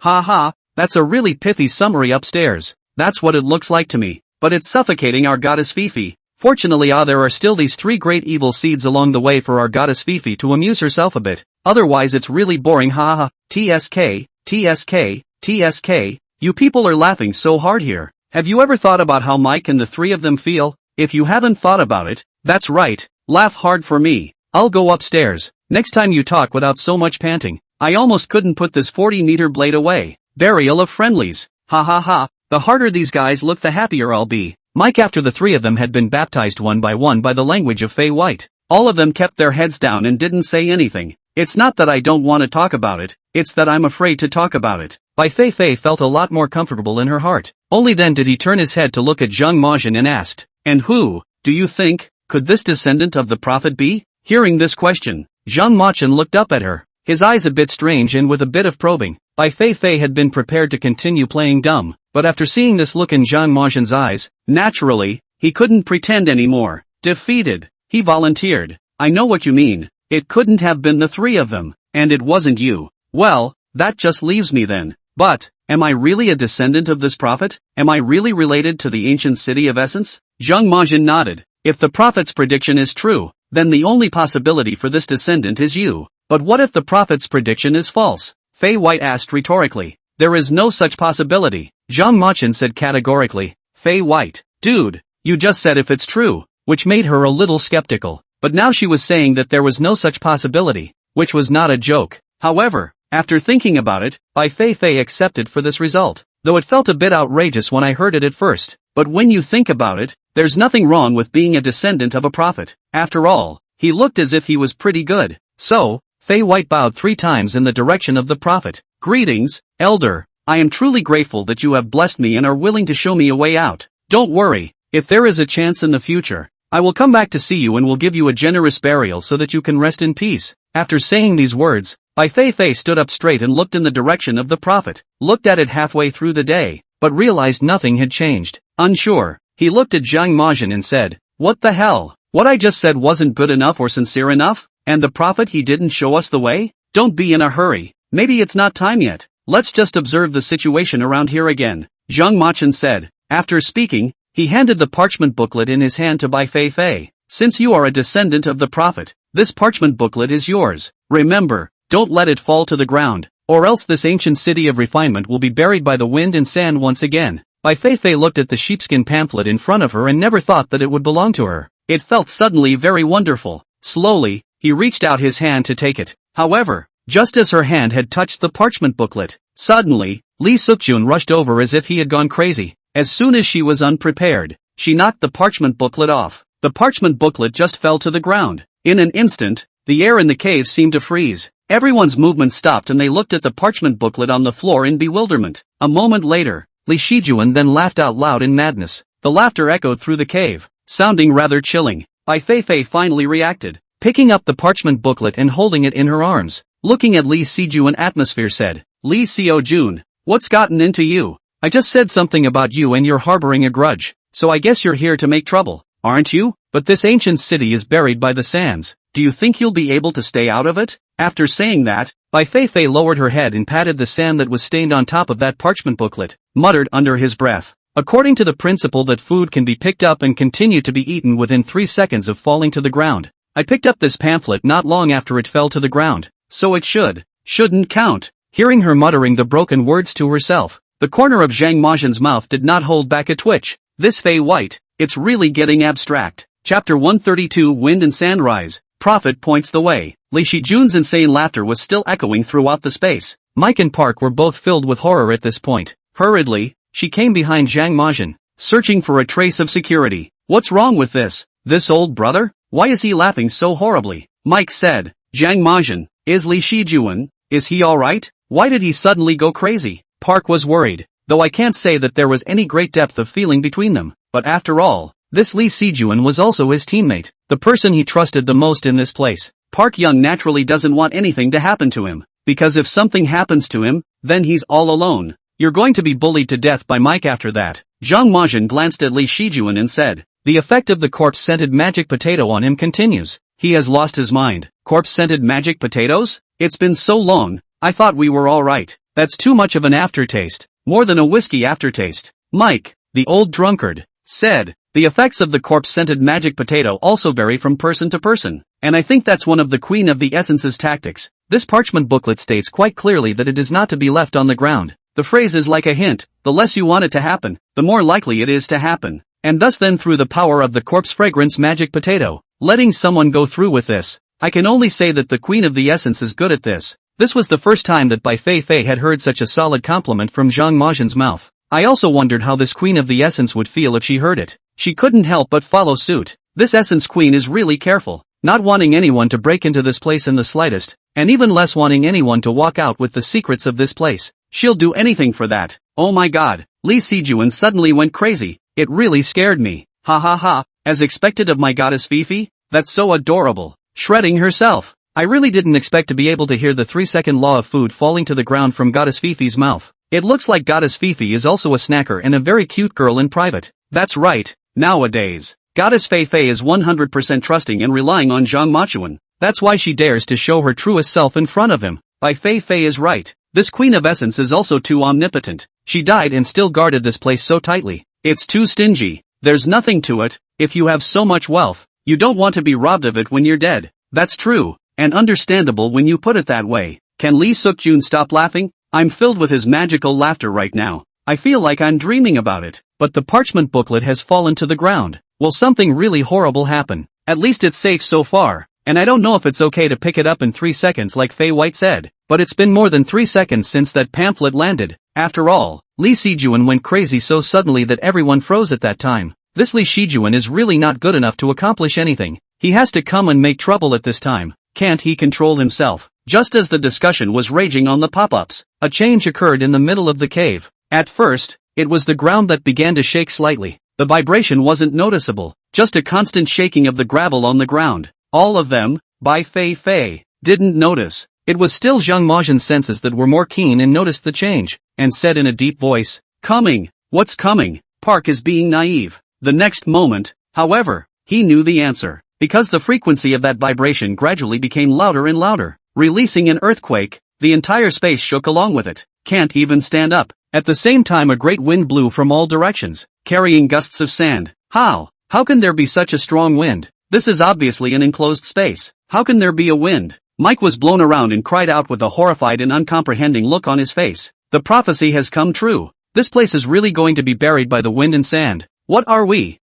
going to do? Bai Feifei said with difficulty against the wind. The wind and sand gradually became stronger and directly blew down the prophet's body. Bai Feifei, didn't you say that you are the descendant of the prophet and he will show you a way out? Ask him quickly, Mike said anxiously. Bai Feifei had a look of disgust on her face. Ask away. On top of the cave, debris began to fall down continuously. It was very painful to hit. Everyone has to be careful to avoid larger debris as they try to stay on their feet, because if you get hit in a vital area, you could be dead in minutes. However, as the vibrations continued to increase, they were all going to be unavoidable. As I watched, the cave was about to collapse. It's over. We're all going to be killed by Li Shijun, Mike roared in despair. At this time, however, Li Suk-jun had not yet recovered from his madness. He was standing in the middle of the cave, still laughing maniacally. Looking furious, Mike went up and kicked Li Shijun straight to the ground. Just at this time, Zhang Majin glanced in the direction of the prophet. Only the forefinger of the prophet's right hand was stretched out,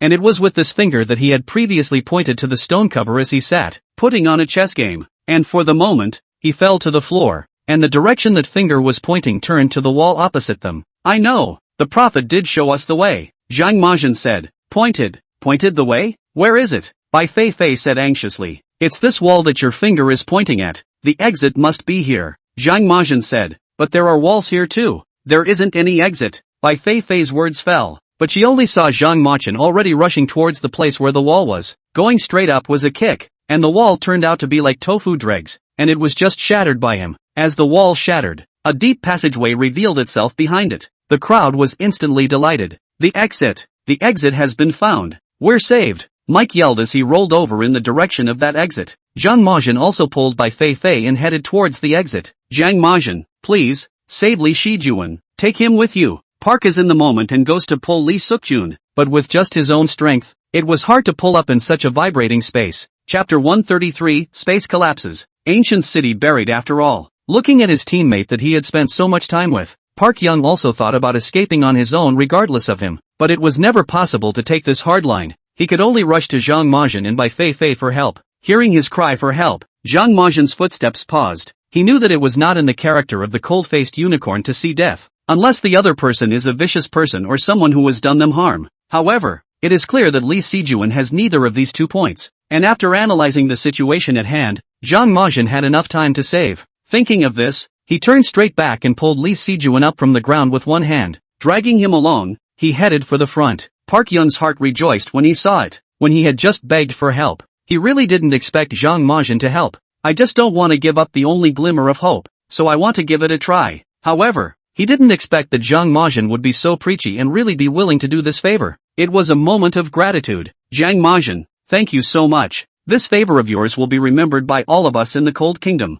No need. Without looking back, Zhang Majin threw down these 2 words, and that Li Shijuan was dragged all the way to the front by Zhang Majin. Still not stopping, there was constant yelling under his breath. You let go of me. What kind of person are you? Why are you pulling me away? I'm telling you, I'm not one to be messed with. Piss me off. You. Li Shijuan was speaking with vigor when Zhang Majin turned around with a sharp look in his eyes. Although at this moment, Li Sijuan is crazy and out of his mind, yet it also has the most basic human instincts. After seeing this look in Zhang Majin's eyes, he instantly wilted. Not daring to say anything more, he obediently followed Zhang Majin's lead. Park was seeing this scene from the back and couldn't help but sigh in his heart. Zhang Majin's aura was indeed powerful enough. Just that one look just now, he felt scared watching from behind. Truly a character not to be underestimated. One of the strongest auras he had ever seen in all the years he had lived. At the same time, he was glad in his heart, thanks to the fact that he didn't choose to go against Zhang Majin and the others in the beginning.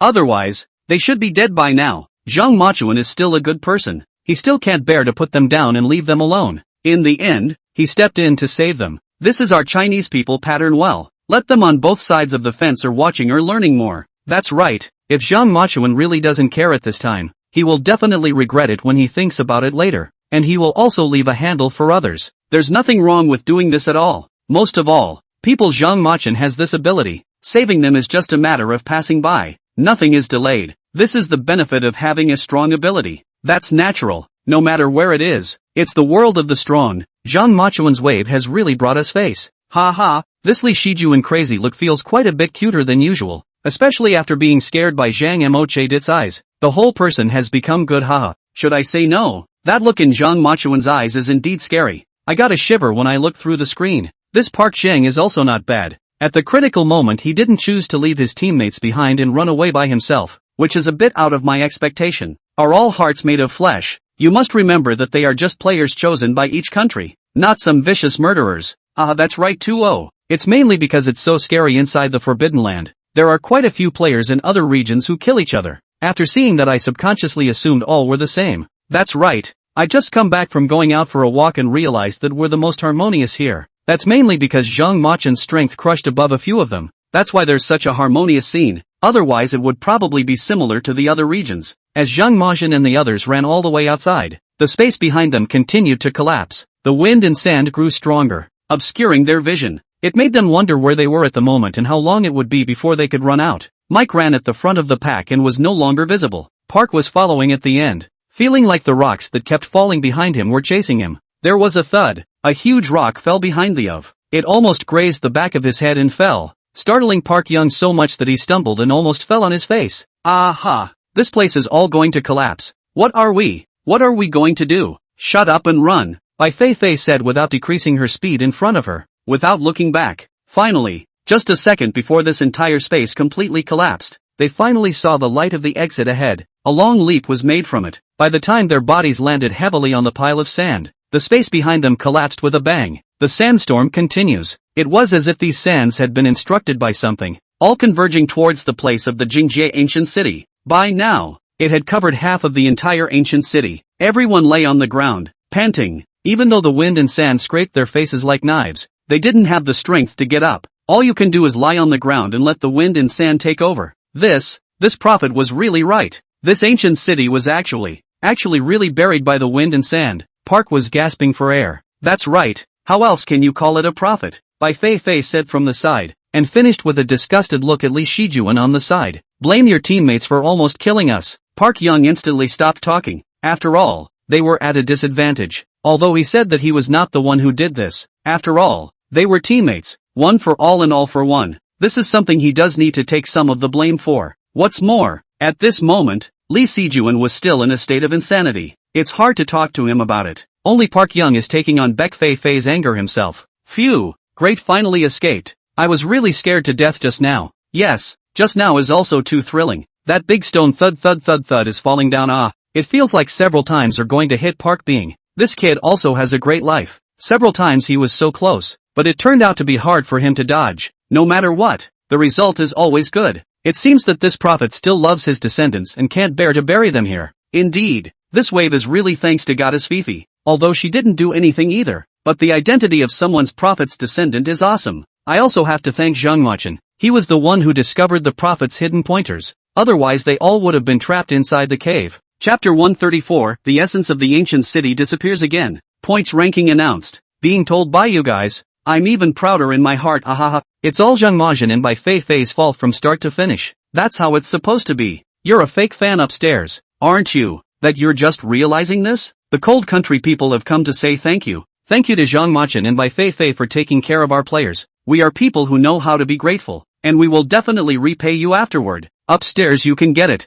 Have this heart, we are content. As for repayment or not, you do not get backstabbed afterward, we are thankful. Ha ha ha. Upstairs you're the truth. After escaping, they lay down where they were for a few moments to rest. Zhang Machin had then stood up. Let's get out of here first. In a while the wind and sand will be too big and this place will be buried. It's not safe. Everyone then got up and followed Zhang Machin in the direction of the outside of the desert. Park was finding a rope from somewhere and tied both of Li Sukjun's hands. Pulling the other end of the rope himself, he led him along. It was a strange looking look, but there was nothing better he could do at the moment. Otherwise, Li Shijuan will run amok. After walking for about a few minutes, the wind and sand around them began to diminish. However, as they walked up a hill and looked back over it, it became clear that the wind and sand were still strong in the heart of the ancient city. Layers and layers of sand, still covering the top of the ancient city. It's an amazing feeling, being the only place where the wind is blowing. Mike said, what's so strange about that? Don't you always have tornadoes over there too? And isn't that just in one place? Park was casually saying. Mike couldn't help but roll his eyes. Can you have a little try? Tornado and this can be the same. Tornado is constantly moving, okay. This one, on the other hand, is like someone is directing or manipulating these winds so that they only blow towards one place. All in all it's just amazing. After sighing for a moment, Mike looked to his left and right. We're done with this adventure. Even? What's next? Is it time to get out of here? Of course it's over. The ancient city is buried in the sand. Where else are you going to explore? Park was saying. Just then, the program's announcer came on. Congratulations to all the contestants. You have completed this adventure. You have all worked hard. Next, we are going to broadcast the point ranking of this time. At the same time, the detailed points situation has been sent to the communication devices of all the players, so pay attention to it. Hearing this announcing voice, both Mike and Park Young perked up a bit, but soon they wilted, because they were clear that Zhang Machin and Bai Feifei were definitely the deserved number one in terms of points this time around. Nothing to do with either of them, and all they need to be concerned about is just who's in second place and who's in last place. Here it comes, the most tense and exciting moment of all. What's so exciting and nerve-wracking about it? Is the answer still up in the air? No, you misunderstood me upstairs. I'm nervous not about first place, but about who's last. Ha. Upstairs you're being too damaging, not even considering that there are still quite a few viewers from Pretty Country and Cold Country in our live room. It's okay, I think they have it in their own minds. Come on, no prizes for guessing who will reverse to take the last place crown? I'll take an irresponsible guess. I think it's Park Young and Lee Suk-jun. I think it's Mac. While it's true that Park Young and Lee Suk-jun are the worst overall, they both at least have the good sense to know what they're doing. But not Mac, who's also lost a teammate. I think you all have a point in your analysis. Ha ha ha. There's never been a day when the fight for the last place would be so intense. Let's quickly see who it will go to. Mike and Park are more nervous than anyone else at this point. Looking at his crazy, sand-playing teammate next to him, Park sighed. He was even a little envious of Lee Si-jun's state at this moment. After all, such a person would not have to go through the tension and agony of this moment at all. Just live inside your world and be happy. The following points ranking is announced. First place Zhang Machuan, Bai Feifei, points totaling 590,000. Second place Park Young, Lee Suk-jun, points totaling 110,000. Third place Mike, David, points totaled 150,000. As the results were announced, Park was jumping in place with excitement and cheering. This happy energy, if those who didn't know saw it, they would think he had won first place. Great! Second place. I can't believe we're in second place. This is as good as it gets for us. Lee Si-jun, wake up, did you hear that? We're in second place, ha ha ha. Some people were happy and some people were sad. Compared to Park Young's lively side, Mike's side seemed to be several points lower in gas pressure. Only his hands were clenched into fists, and the veins on the top of his neck were bulging. His face flushed red. The whole group looked very angry. What? How could I be last? And it's only 5,000 points short of them. Where exactly is this point difference? I'm not convinced. As he yelled, the program's announcer came on again. Player Mike, the points breakdown has been posted, so if you have any objections, you can check for yourself. Again, all points for this program are open, transparent and documented. Please don't question our professionalism. As the lead of this show, and in the forbidden land of China, so the person who is broadcasting this is also from China. Spoken in an unassuming tone, with a firm and principled attitude. Let everyone not dare to take it lightly. Mike was also shocked by this attitude, and his just now arrogant temper was much smaller. Keeping his head down, he hastily opened the points breakdown on his device and checked it out. I killed a teammate and deducted 100,000 points. Why the hell is this? I didn't kill my teammate. My teammate was already surrounded by marching ants at that time and was bound to die. I'm just helping him end his pain early. Mike's voice got smaller the more he said this. Even he was getting a little weak in the knees. In fact, at that time, he knew what was in his heart, and he knew that everyone else knew it too. Maybe part of it was what he said, helping his teammates end their pain early. But more than that, I'm afraid I'm still worried that the other side will hold them back. So the show's judgment is not a problem at all. Chapter 135, going to the designated position, received by the airplane. Faced with this outcome, Mike had no choice but to accept it. Of course, what made him feel most unwilling was that the points gap was too small, just 5,000 points. If he had been able to work a little bit harder in the process, that score would have caught up. He wouldn't have to be as humiliated as he is now. Park Young looked at Lee Si-jun at this moment with some regret in his heart. There is no way for one's teammates to celebrate together at such a happy moment. Moreover, having already come out of the Jingjie ancient city, this insane state of Lee Si-jun had not improved at all. It made him feel a little unsettled inside. Zhang Machuan, Lee Si-jun won't just keep going crazy. Will he still be okay? Park Young couldn't help but ask. Zhang Machuan glanced at Lee Si-jun and said, this is just his mind being affected by the corpse fragrance magic potato odor. But it won't cause any permanent damage. Just wait for the hallucinogenic substances inside your body to metabolize and you'll slowly return to normal. Hearing that, Park Young was finally relieved. It was at this time that the program's announcer sounded again. Congratulations to the 5 contestants for completing this adventure. The show's plane is on its way. Please make your own way to the location on the map and wait for the plane to pick you up. Meanwhile, they all received maps from the program on their communication devices. It's a location about 2 hours from where they are. The location they were in at the moment was too close to the Jingjie ancient city. It's hard to get close to the planes out there, so they'll still need to walk out on their own for this part of the trip. Thus, Zhang Machuan and his group set off once again, just as a few of them were rushing. The contestants from several other regions completed their challenges one after another, and in the near future, the winners from it are about to embark on their next adventure. The difficulty of this adventure has been escalated once again, and will be traveling to a SS-level Forbidden Land. Through the previous 2 expeditions to the Forbidden Land, the audience had already gained a deep understanding of the danger level of the Forbidden Land. At the moment, very excited about the next adventure. At the same time, there was some concern for the safety of the players. This one is coming to an end. Overall, it was a really great adventure to watch. It's mainly because Zhang Machuan is too strong, making us feel good all the way to the end. Over the top. a well-deserved champion. I believe that Zhang Machin will have even more exciting performances in the next adventure. Looking forward to their third championship. Upstairs, I think it's better not to say this too early. I've gone to see a few other districts. Those players are also very powerful. In case Zhang Machin and the others win the championship this time, in the future it will be someone else grabbing the handle to joke about it. That's right, I've watched a lot of that video online. Goose Country's pretty good too. Their contestant actually tore up a brown bear with his bare hands. I watched it too. That video was just too bloody and brutal. I knew that those who were able to enter this S-Class Forbidden Land were no ordinary people. Moreover, the second place in a region with the Goose Country is also a ruthless person. It can only be said that the Goose Country and the Goose Country are divided into a group as considered to be their bad timing, or else placed in any region other than ours here. It is also a deserved first place So, the next adventure is definitely going to be even more exciting to look forward to. The journey back was smooth, and 2 hours later Zhang Mo car they arrived at the location designated by the program. The plane is already here waiting. After a few people boarded the plane, they flew towards the middle of the city. By the time they got off the plane, Lee Sukjun was in a better condition than before, no longer as crazy as he once was, but just still a little dull in his demeanor. I'm sure it's only a matter of time before it's restored. And in the middle of the airport, there were 2 other airplanes already waiting.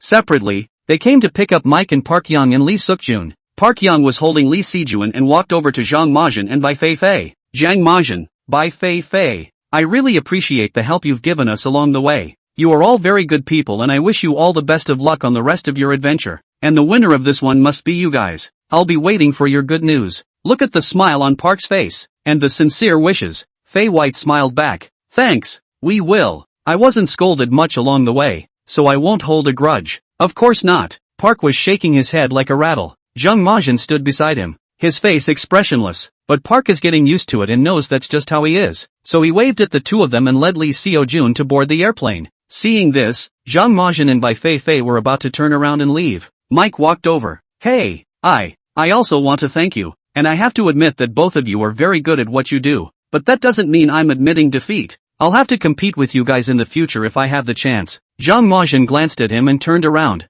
For her part, Bai Feifei smiled back and without a word, she followed Zhang Majin. Mike stayed where he was scratching his head, somewhat chagrined. Geez, how come this harsh words have no effect at all? I seem to be even more humiliated. This Park is pulling this whole thing together, and it's giving me a little bit of a hard time about it all. The emotion that just came out, all of a sudden it was held back by Mike. Isn't that right? This Mike can be a real buzzkill. Look at how well the other Park is talking. You Mike are in last place. Why are you still talking tough? That's right, it's hard to admit that you can't do it. Not to mention the next time. Even if it's the next 100 times you can't beat it. Forget it, let him have a good time with his mouth. Otherwise I think he's going to go crazy. Can't you see that Zhang Machuan and Bai Feifei don't even bother with him? Ha ha, Mike can be so embarrassing. It's a good thing he's not from our area or I'd be so embarrassed. It's coming to an end. Sheesh, there's a cutoff reaction. When's the next show? I've got to be happy without the live feed. Wait, it doesn't seem right. Normally the live broadcast should be over by this time.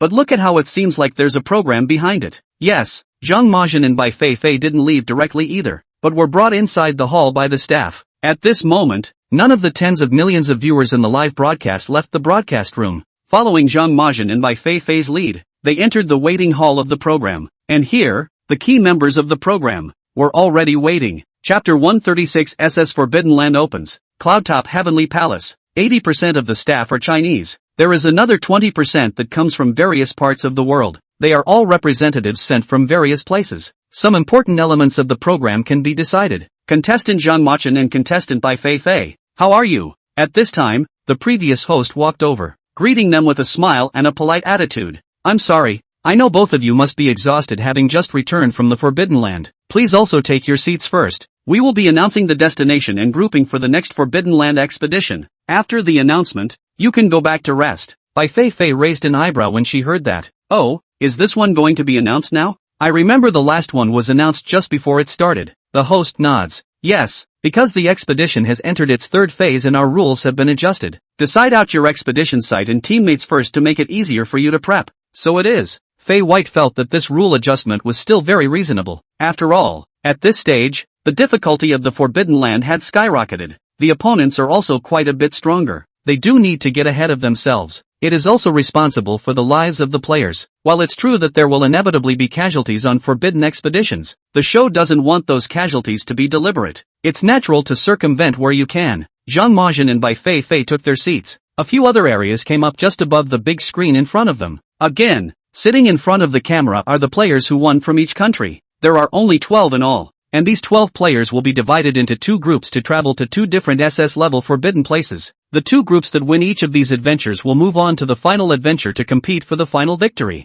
Only on the big screen. Each group of players looked extraordinary. The Goose Country player was big and strong, with fierce eyes. Nothing like Mike's strong body that can only be a poser. They are truly fierce and powerful. Even if Zhang Machuan encountered them, I'm afraid that he would have to fight to be able to battle one of them. The same goes for the other 4 groups of players, some of whom look lean and mean. Some look mysterious. Hello contestants? First of all, let me congratulate you for making it this far out of hundreds of contestants from all over the world. Undoubtedly, each of you is the best in your respective countries, and in a few days, you will also be representing your country and going on an expedition into the SS Forbidden Lands to compete for honor. So next, I'm going to draw your groupings. As the moderator operated, the extraction results came out. Group 1, China Zhang Machin, Fifi Bai, Goose Andre, Boris, Eagle Sauce, Harry, Daniel. Seeing this list of raffle prizes, the audience in China didn't know whether to be happy or sad. Oh my god, we're actually grouped with Goose Country? Holy, this Andre and Boris are vicious. Why am I getting a little worried? What's there to worry about? They're powerful and we're not so bad. Can Zhang Majin still be afraid of the 2 of them? No, no, no, no. Upstairs you must not have seen the video of the 2 of them exploring. Their ferocity is beyond our imagination. Compared to them, Mike can only be at the level of a kindergarten class. Really? Even if they were powerful, they wouldn't be able to eat people. Don't say it. It's really possible. So Zhang Majin and Bai Feifei must be more careful. It's a good thing that this one was announced in advance, so they'll have time to study their opponents, the forbidden places they're going to, and make adequate preparations. If they can make preparations, so can others. The chances are all equal. In these few days, a few of them will definitely be staring at the live streaming footage to scrutinize Zhang Machin and Bai Feifei. We need to be careful as well. So what if I study it? It's not like Zhang Majin's strength can be read casually. Anyway, I've been looking at it for such a long time, it's getting more and more confusing. And he's able to see it too. I still have to thank him. The forbidden place will be announced next, and I don't know where it will be, so I hope it's a place that will be favorable to us. With the players grouped together, the hosts moved on to the drawing of the Forbidden Land. At this moment, both the players and the viewers in the live broadcast room all tensed up, dead eyes on the raffle machine, not blinking. Okay, the first group of contestants we're going to have has been drawn and it's in my hand. So let's see. This place is our China's cloud-top heavenly palace. The host's tone was filled with amazement inside. After all, drawing their own country's forbidden land several times in a row, those who didn't know would think that they had engaged in catfishing. In fact, but not in the slightest, it was all drawn as it went along. It was that coincidental, and at the same time, he had heard of this cloud-top heavenly palace, where the environment was extremely hard. The great snowy mountains are deserted all year round, mainly because of the treacherous terrain coupled with the freezing weather. A man who goes in there is dead, also known as no man's land of death. The most obvious difference between this place and the previous 2 forbidden places was the naturally harsh environment for survival. The previous environment is still something the human body can overcome, but the cold in these snowy mountains is something many corpses can't handle. It would have been even more horrible if we had run into a blizzard. Thinking of this, the host gave Zhang Majin and Bai Feifei a somewhat worried look, only to see these 2 sitting on the chair not moving like a clock. Putting on the Buddha for this result did not have the slightest emotional fluctuation. Indeed, it is a powerful person. Is calm, make me worry half a day. Really, the emperor is not too anxious. Eunuch. The host mentally spat on himself and said, and when he looked up, he saw the smiles of the 2 Goose Country players on the big screen, only to realize with a jolt that his fears were not at all unwarranted, because he saw smugness on the faces of both players. Almost forgot that they are big geese with lots of character. It's the oft-pronounced ice, so they have to know more about the cold, about the snow. It is also certainly the fastest and most adaptable when it comes time to enter the snowy mountains. From this point alone, it already seemed to have a much greater advantage than Zhang Majin and Bai Feifei. I'll go. Surprisingly, it's the Cloudtop Heavenly Palace? I've heard of this place. It's terrifying. Drawing the forbidden land of China again. It feels like my wish from before is having an effect. Ha, me too. Mainly because the forbidden land in our country of China is also interesting. I do not want to see the hand-tearing brown bears again and again. Chapter 137, Preparing Supplies, Going to the Snowy Mountains. Aren't you guys a bit too early to be happy? You really don't know how terrifying the snowy mountains are there in the cloud-top heavenly palace. Yes, the temperature there is extremely low, and there are also blizzards all year round. The survival environment is extremely harsh. What's wrong with that? Our player Zhang Majin is so powerful. How can a small snowy mountain still be difficult for him? It's not a matter of being hard to beat. It's that this environment has a natural advantage for Goose Country. Right? Oh, I forgot without saying this. The Goose Country has cold temperatures and heavy snowfalls all year round. They must have long since adapted to this kind of environment. Can't you see how much these two players from Goose Country are smiling? This forbidden place was really chosen to their hearts. Yes, if the place chosen was still a place like the desert, then the Great Goose Country would not have an advantage at all. But it seems like this cloud-top heavenly palace was prepared just for them.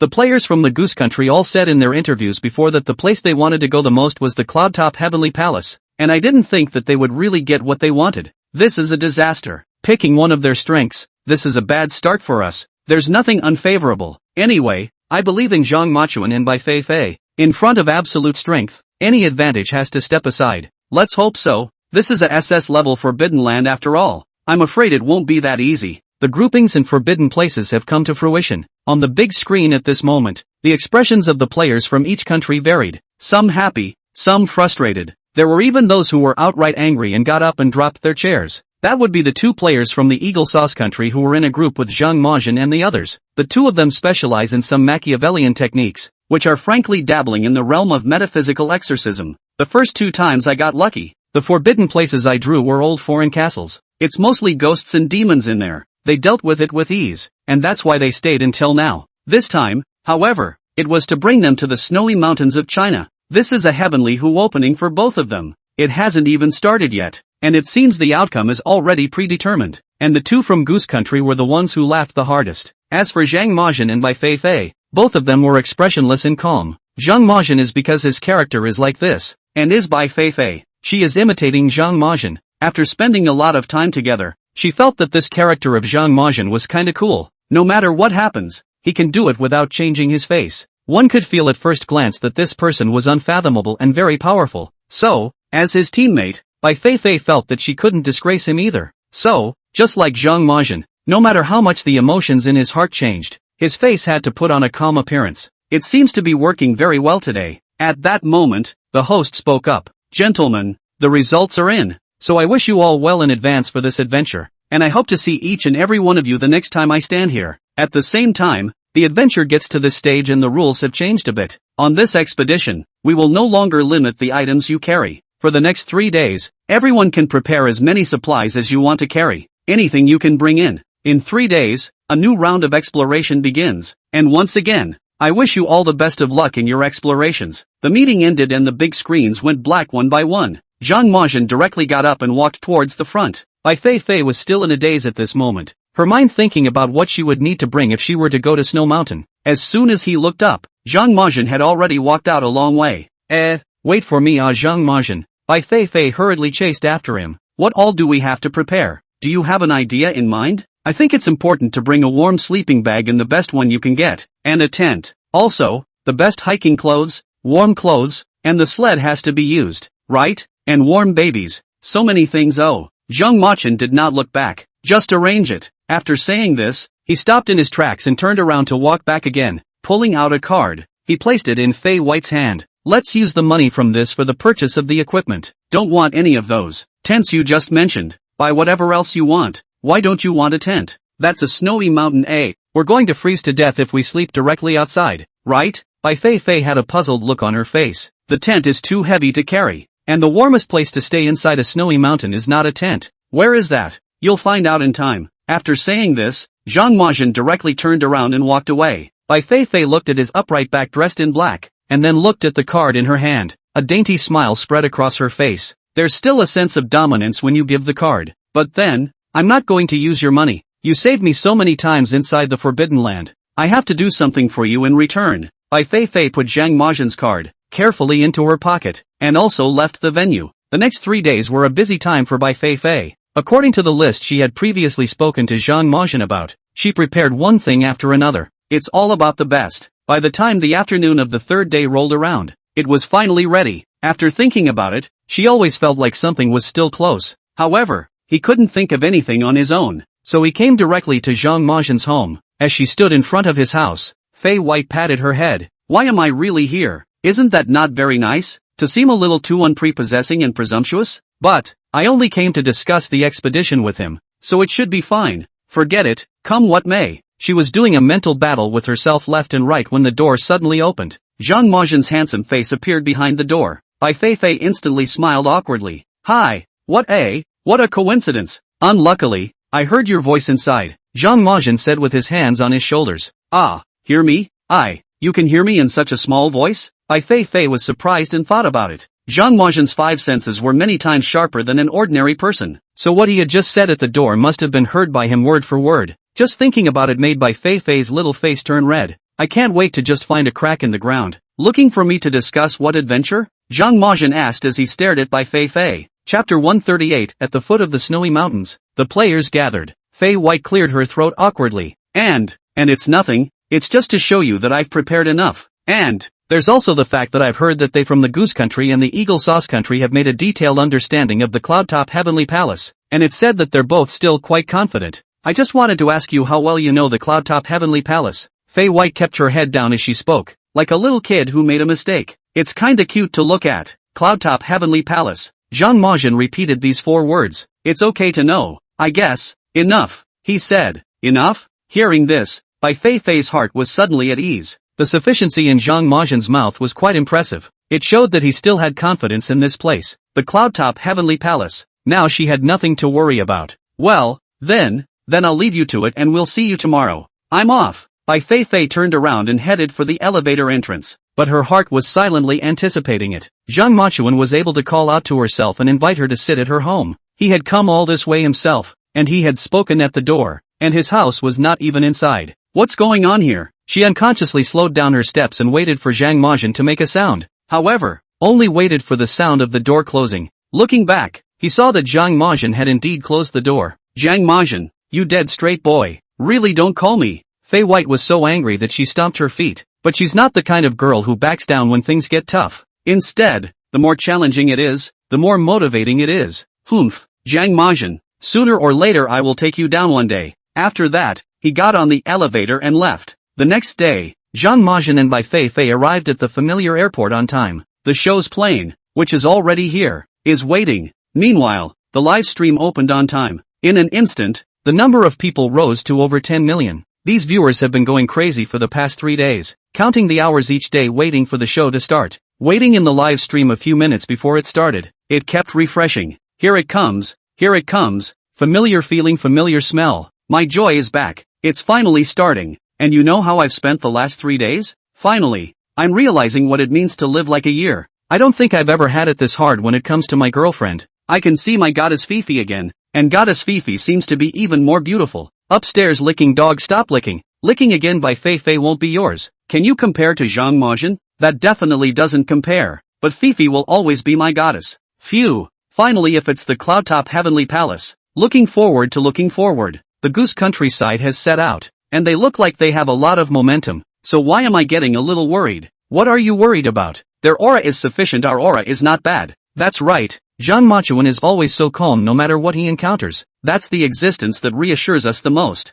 Yeah, was Mike and David's temperament strong before? How did it turn out? Isn't it cooked in everyone's mind? Zhang Majian and Bai Feifei boarded the airplane and flew all the way towards the direction of the snowy mountains. 2 hours later, the plane came over the snow-covered mountains, landed at the foot of a snowy mountain. They got out of the plane just as the Goose Country's plane landed next to it as well. The airplane hatch opened and 2 burly men stepped off the plane. They both had to be 2 meters tall. It looked like a big mountain. It makes you feel oppressed. Bai Feifei was also 5'7", which was considered a very tall figure no matter where she was. Yet in front of these 2 brawny men, they looked very petite. Zhang Machuan was 5'8", and he was a head shorter in front of the 2 of them. However, what made people feel relieved was that although Zhang Majian was not as tall as the 2 of them, but standing in front of them, the aura was not lost at all. Even, compared to the 2 of them, there was a touch more composure. After those 2 people got off the airplane, they walked straight to Zhang Majian and Bai Feifei. Hey man, nice to meet you guys. You're just called Zhang Majian, right?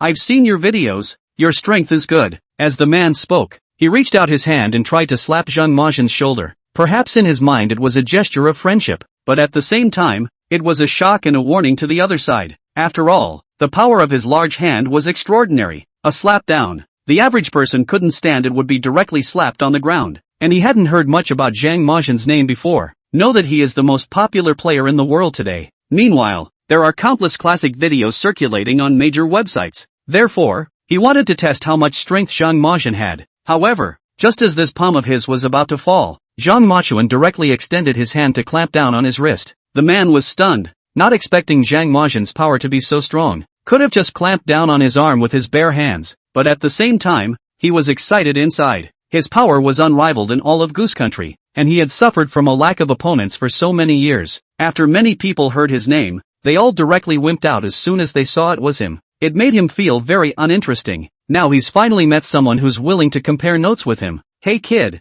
it's a little something, but you don't think that's all I've got, do you? Then you're wrong. This is only 30% of my strength. Next, are you ready? I'm going to start powering up, the man said, pressing his arm down again with force. This time, his face was a confident expression. He was certain that Zhang Mazhen would definitely not be able to resist this time and would be directly pressed down by him. However, his force felt like it was hitting on top of an unbelievably hard bronze wall. He used 70% of his strength, and his arm surprisingly didn't move. It was also held tightly by Zhang Mazhen. His eyes widened in disbelief. Zhang Mazhen's arm looked like it was only half as thick as his. The body wasn't big either, even a little lean. However, such a lean body contained such amazing strength inside it. Even with 70% of his strength, he couldn't shake it? Andre, you need to stop playing. Why are you acting like a little kid? You like to mess with people everywhere you go. At that moment, another player from Goose Country came over and patted his teammate on the shoulder and said. The man called Andre laughed a little. The force in his hand loosened.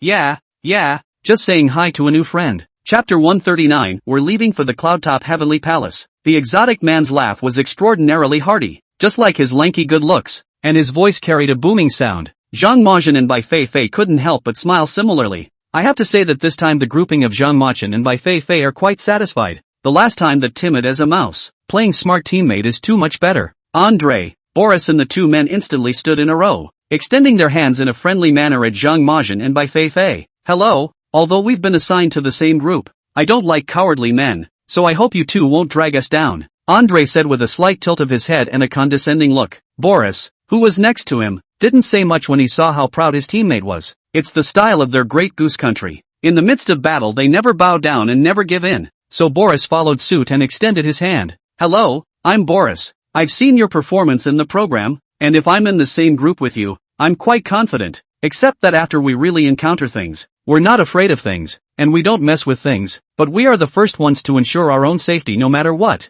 I have to say that Goose Country is but dry and quick on the uptake on this one. Zhang Mazhen and Bai Feifei also extended their hands, and as both sides shook hands, only Zhang Mazhen's cold voice could be heard. I hope you guys do what you say. The people in the big country had not reacted to this sudden statement, and at that moment Harry and Daniel from the other group of Eagle Jam Nation immediately stepped forward. Greetings, we are Hani and Daniel from the Eagle Jam Country, and since we were able to be divided into a group to jointly explore a double S-ranked Forbidden Land, it's enough to prove our own abilities. Daniel wrapped his arms around his chest and said with a disdainful expression, although your two groups are also very strong, we, Eagle Sauce Country, have always never lost, much less to you Chinese countries. At those words, Zhang Mazhen subconsciously clenched his fists. Eagle Sauce Nation. But now, after all, it is also in the middle of the live broadcast, and this matter Zhang Muduan corner of the more talk is not beneficial. Finally eyeing the unpleasantness in his heart, he still said in his icy tone, let's go. Zhang Mazhen had always preferred to speak with actions, regardless of whether it was the Eagle Sauce Country or the Goose Country. These two countries could not pose any threat to Zhang Mazhen. Moreover, Zhang Mazhen didn't like to argue with people about anything. After all, facts speak louder than words, and how the performance was would naturally be seen at that time.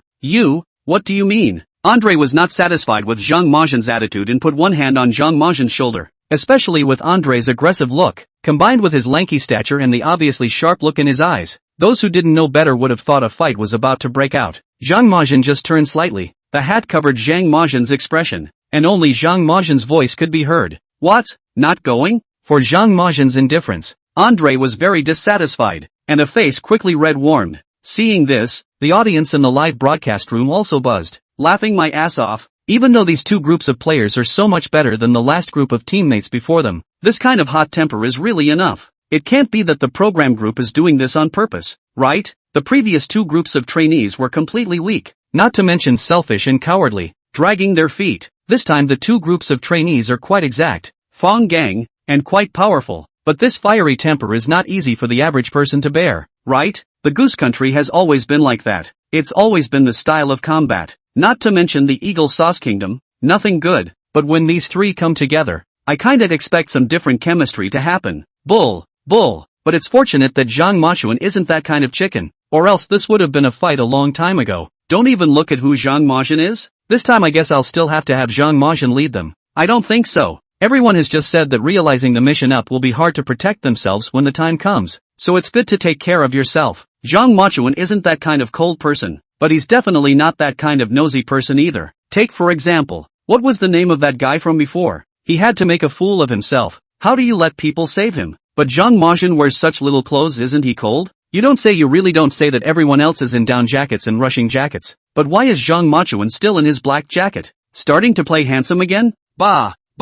What do you mean by playing handsome? Zhang Machuan has this capital. What do you know? Zhang Machuan is so young, and his martial arts skills and hands are all good, so he's probably wearing a lighter outfit so that he can show off his skills when the time comes. Laughing my ass off. People aren't in a hurry themselves, but you guys are in a hurry, aren't you? That's for sure. This is our brother Machuan, but luckily Goddess Feifei is dressed quite tightly. That said, Goddess Feifei is wearing such thick clothes and is still so thin. I'm really envious. Alright, don't say anything. A couple of them seem to have set off, and I've got to watch. Yeah, I want to see it too. Seriously, it was just a small fight before. The Cloudtop Heavenly Palace is the real key. I've long heard of the legend of the Cloudtop Heavenly Palace. I wonder what different scenery Zhang Machuan will take us to see this time. The Cloudtop Heavenly Palace is terrifying, with some kind of Mun king, isn't it? Oh ho, looks like you know your stuff upstairs. That's what I've heard anyway, but they should introduce us by then when they get to the place. I am now filled with anticipation. Really looking forward to it in particular. Stop it. A few of them are on the move and everyone's live feeds are out. Laughing my ass off at the familiar feeling of a familiar recipe. Who cares if he's familiar or not? I only recognize Zhang Machuan's live broadcast anyway. I only recognize Goddess Feifei's live room. The screen was fired up to see as the live stream went on with pop-up after pop-up. However, everyone very silently refrained from continuing to fire pop-ups in order to get a better look at the terrain and scenery of Changbai Mountain. The entire top of the live screen was a blur of snowy white, and it did look like a beautiful landscape, but it was also pounding cold. Zhang Machuan walked at the front, with Bai Feifei right behind him on the side, when a huge wind suddenly blew up head-on, directly rolling up all that snow. Why is it suddenly so windy? Fortunately, I prepared goggles. Bai Feifei subconsciously pulled Zhang Machuan's arm, wanting to stabilize her advance. Zhang Machuan said nothing and continued to walk forward. It's all behind the Goose Country. Andre and Boris ate a puff of snow and couldn't help but start cursing. Chapter 140, Changbai Mountain Zone. Directly kneeling? Originally, the people of the Goose Country were rather rude. No, I should say rough-minded, because Yamato has always been a fighting nation, acting in a very sharp style. He had just set out and stumbled upon such a thing, and his heart was upset. All that could be heard was Andre yelling directly. Sit, what the? Harry from Eagleland couldn't help but cover his stomach and laugh at that. Laugh me to death. Can't take this setback? Daniel next to Harry also couldn't help a burst of mockery. Joke, and said that each one of you Goose Country is strong and has been fighting since inside your mother's womb. How come a small blizzard has scared you? Aish bar, shut the up. Be careful, I'll jerk you to death with my fist and make you sleep right here in the snow. Andre really is a very intense personality, as his name suggests. And how could they stand to be insulted when all the men in the Goose Country were more or less macho and had always thought they were the strongest? Harry was not to be outdone though, and immediately went after him, being quite swift in his mobility for that small frame. Now when the big guys were expecting a big fight, suddenly a very funny scene came up. Harry's relatively short stature, running into Andre's face, was like a small rabbit encountering a big gray wolf, giving a huge sense of contrasting impact on top of the visual. My friends on the air couldn't help but laugh outright, but Harry himself didn't seem to have understood this fact and was still jumping all over Andre. All that could be seen was Harry bouncing around in the snow all the time, reaching out to slap Andre as he did so, but the height difference was too obvious to touch Andre's face at all. Andre couldn't help but laugh out loud at Harry's bouncy look as well. There was even a smile on his face that resembled an old father's amiable smile. That smile could be seen to come from the heart, mainly because Harry, the Eagle's Nation. Now this hilarious behavior greatly satisfies the vanity of Andre. The Goose Nation. From the side it reflected that he was even more powerful. How could they, who had always loved Face, not be happy? Not to mention that these netizens in Andre's live room were also laughing their asses off. And some of them even laughed so hard that they directly covered their stomachs, slapping the table and stomping their legs. OMG. Are these guys that funny? Geez. At this rate people who don't know will think it's a comedy movie. The key is this Andre. I think it's quite interesting. Although he does not speak well, but he is a real person. Indeed. Andre is quite capable as well. Just the fact that he tore a bear that big with his hands on his last forbidden expedition shows that people who are capable are more or less more noble and proud. While it's true that Harry's ability is also good, the height difference between the two is just too adorable. I have to say it's off to a good start, and I'm already imagining these six will be sassing it up along the way, which is probably hilarious. Now that Andre and Harry have both barreled in, there's no telling what's going to happen after this. Don't you guys focus on looking at the two of them? Hurry up and come to Zhang Majian's live broadcast. It was exactly at this time that Zhang Majian's voice suddenly came out. This snow is just too thick and icy. This shovel can't even stand up. And the bottom line is that it's continuing to snow now. And we haven't found our destination mountain range yet. Zhang Majian was dressed in black, and his black hat covered most of his eyes. He was standing right in the middle of the snow and wind, and his expression and demeanor were completely invisible. Just that thin body managed to stand in the middle of the wind and snow. At the same time, it can also be seen that Zhang Majian's words have just fallen. Bai Feifei's live room and a few other team members' live rooms.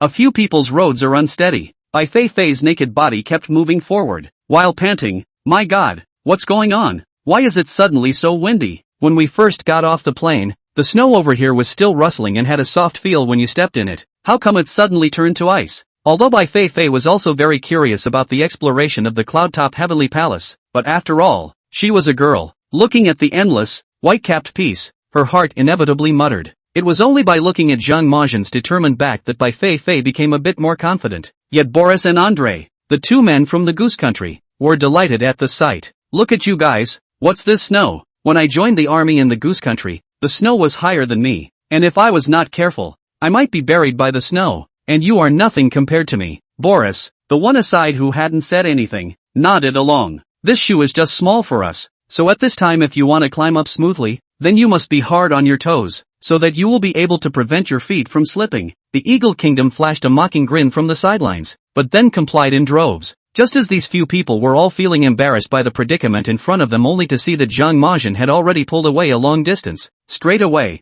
he summoned a small hill in front of him. Andre, a man who does not give in, immediately yelled after seeing the scene. Holy crap, when did that kid walk up? Boris frowned after seeing this scene. Oddball, this kid dares to confuse us with such a ploy. What are you waiting for? Hurry up and catch up. I've never been behind yet. The characters of Goose Country are characterized by their hospitality, straightforwardness, and short tempers. It's usually a matter of what you have to say. Seeing that Zhang Majian had already gone up, the two people had no intention of arguing for the time being. On his hands and knees he began to climb to the top of the mountain. Seeing that a few people were about to reach Zhang Majian's position, they suddenly realized that Zhang Majian was standing there making a strange move. Bai Feifei was also stunned after she just stood up straight and saw the scene, and her eyes were full of doubt, only to see Zhang Majian in front of him suddenly kneel down with his hands folded directly on Changbai Mountain. Moreover, Zhang Majian maintained the kneeling position for a long time, so it proved to be no joke. A few other people at one end were not only able to look at Bai Feifei with bated breath. Andre was more impatient and asked directly, "What's going on? What is he doing?" Bai Feifei was also confused by the question and frowned as she looked at the two and shook her head. This infuriated Andre, pushing aside his own goggles and angrily glaring at Fei White as she growled, "How could you not know? Aren't you his partner together? I'm telling you guys, don't do any of these crooked things." Chapter 141, Blasting Snowy Mountains, Finding the Entrance. Andre's temper came up, not caring whether there was a camera or not, whether it was on air or not, and unceremoniously yelled straight out. Although the other few people weren't as excited as Andre, one couldn't help but roll their eyes as they watched Zhang Majian's behavior. Harry and Daniel just stood there with their hands on their hips, looking speechless. Although Bai Feifei didn't quite understand why Zhang Majian was so hot, he believed that Zhang Majian definitely had his reasons for doing so. After all, along the way, Bai Feifei was no longer like she was before, and she had clearly seen Zhang Majian's strength. Just as everyone was puzzled, Zhang Majian rushed towards Changbai Mountain and knelt down again, kneeling down 3 times in a row, and one could clearly see that the expression on Zhang Majian's face had also become serious and sad. This scene would not only be strange to the few people present, but the thousands of netizens in the live broadcast room could not help but be curious after seeing this scene of Zhang Majian. No, What's going on here? Why did Zhang Majin start kneeling as soon as he got on this consultation? And I don't think Zhang Machuan looks like he's joking. Is there some secret here? Or is it that places like Changbai Mountain have some kind of evil spirits, so they need to kneel down in advance to show their respect? I don't know. I can't figure it out. We don't understand the problem. I really hope that Zhang Majin can give us an explanation. We probably don't need to think too complicated. It's possible that this place in Zhang Machuan's corner is special, so what about kneeling down in advance and praying for good luck? I also think that this place is particularly sacred at first glance when it is snow-capped, and who would have known that it was full of danger if they hadn't said that it was a show about exploring forbidden places? That's right, looking pure white and flawless on the surface actually harbors the greatest danger. Zhang Machuan is probably praying for their team to be safe. So, then Goddess Feifei, don't just stand there. Hurry up and kneel down. Are you trying to kill me with laughter? What's the point of you talking here? Indeed, it is better to come to such a place than to believe in it. Places like this with a long history are likely to be full of deities, and it is better to put a little respect than to insult. Who knew that? As soon as the netizen said this, Andre's live room suddenly started cursing. It turned out that Andre was instantly disgruntled as he watched Zhang Majin's strange and bizarre behavior. All that could be seen among the live cameras was Andre suddenly spitting on the ground. "I poo. You said that China is the strongest country, but where have you been? How dare you start messing with the gods? Usually it's the people who are weak in their hearts that do this, right? Boris, I think there must be something wrong under my snowy mountain. And anyway, we both brought 2 explosives, so why don't we just blow up all this snow and take a good look?" As he said these words, a wave of pride washed over Andre's face, and even his eyes were filled with disdain. Look at those guys, what can they do? Those 2 dwarfs from the Eagle Sauce country are looking around there and don't know what to look at. As for the one from the China country who is pretending to be mysterious, I guess he doesn't have a countermeasure either,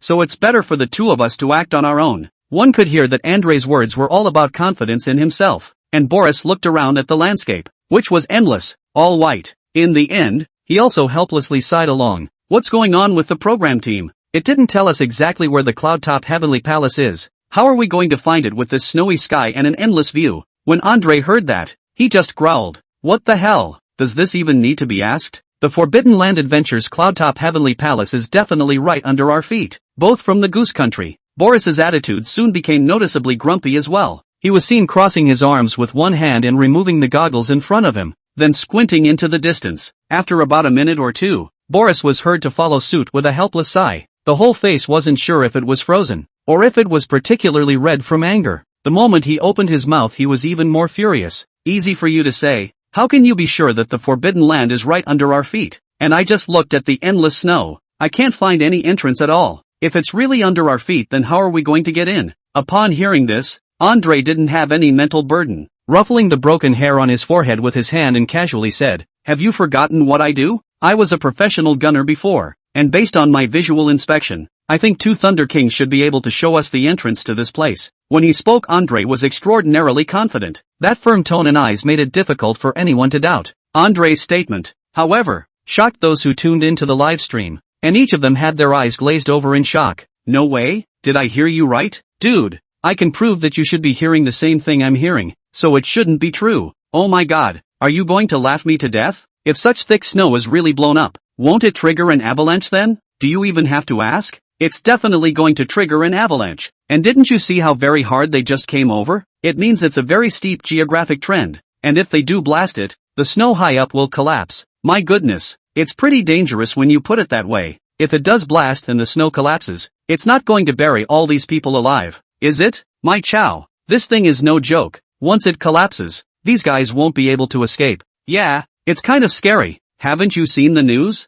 The collapse was a split-second thing sweeping right through. However, I'm still curious as to what Zhang Machuan is doing by remaining kneeling in that original spot right now. Could it be that Zhang Machuan has vaguely sensed something? So is he praying for everyone's safety? Anyway, based on my understanding of Zhang Machuan, I feel that he must have a reason for doing this. I wonder if he will explain it to us in a while. Just as everyone was discussing these things enthusiastically, Andre had pulled out something like an ammo pack from inside his bag. Of course, it wasn't just the netizens in the broadcast room who noticed this, but the 2 people next to them, Harry and Daniel from the Eagle's Landing, also noticed Andre's move. These people were all selected through layers and had rich experience in exploration. How could they not understand what this thing in Andre's hand was? The 2 instantly looked at each other with the same worry in their eyes. Harry gave Daniel a wink, signaling Daniel to step up and stop this. Chapter 142, The Reason Behind the Kneeling. but people in Eagle Jam have always been bent out of shape in their minds, and Daniel looked like he was savvier than Harry, so how could he possibly fall for that?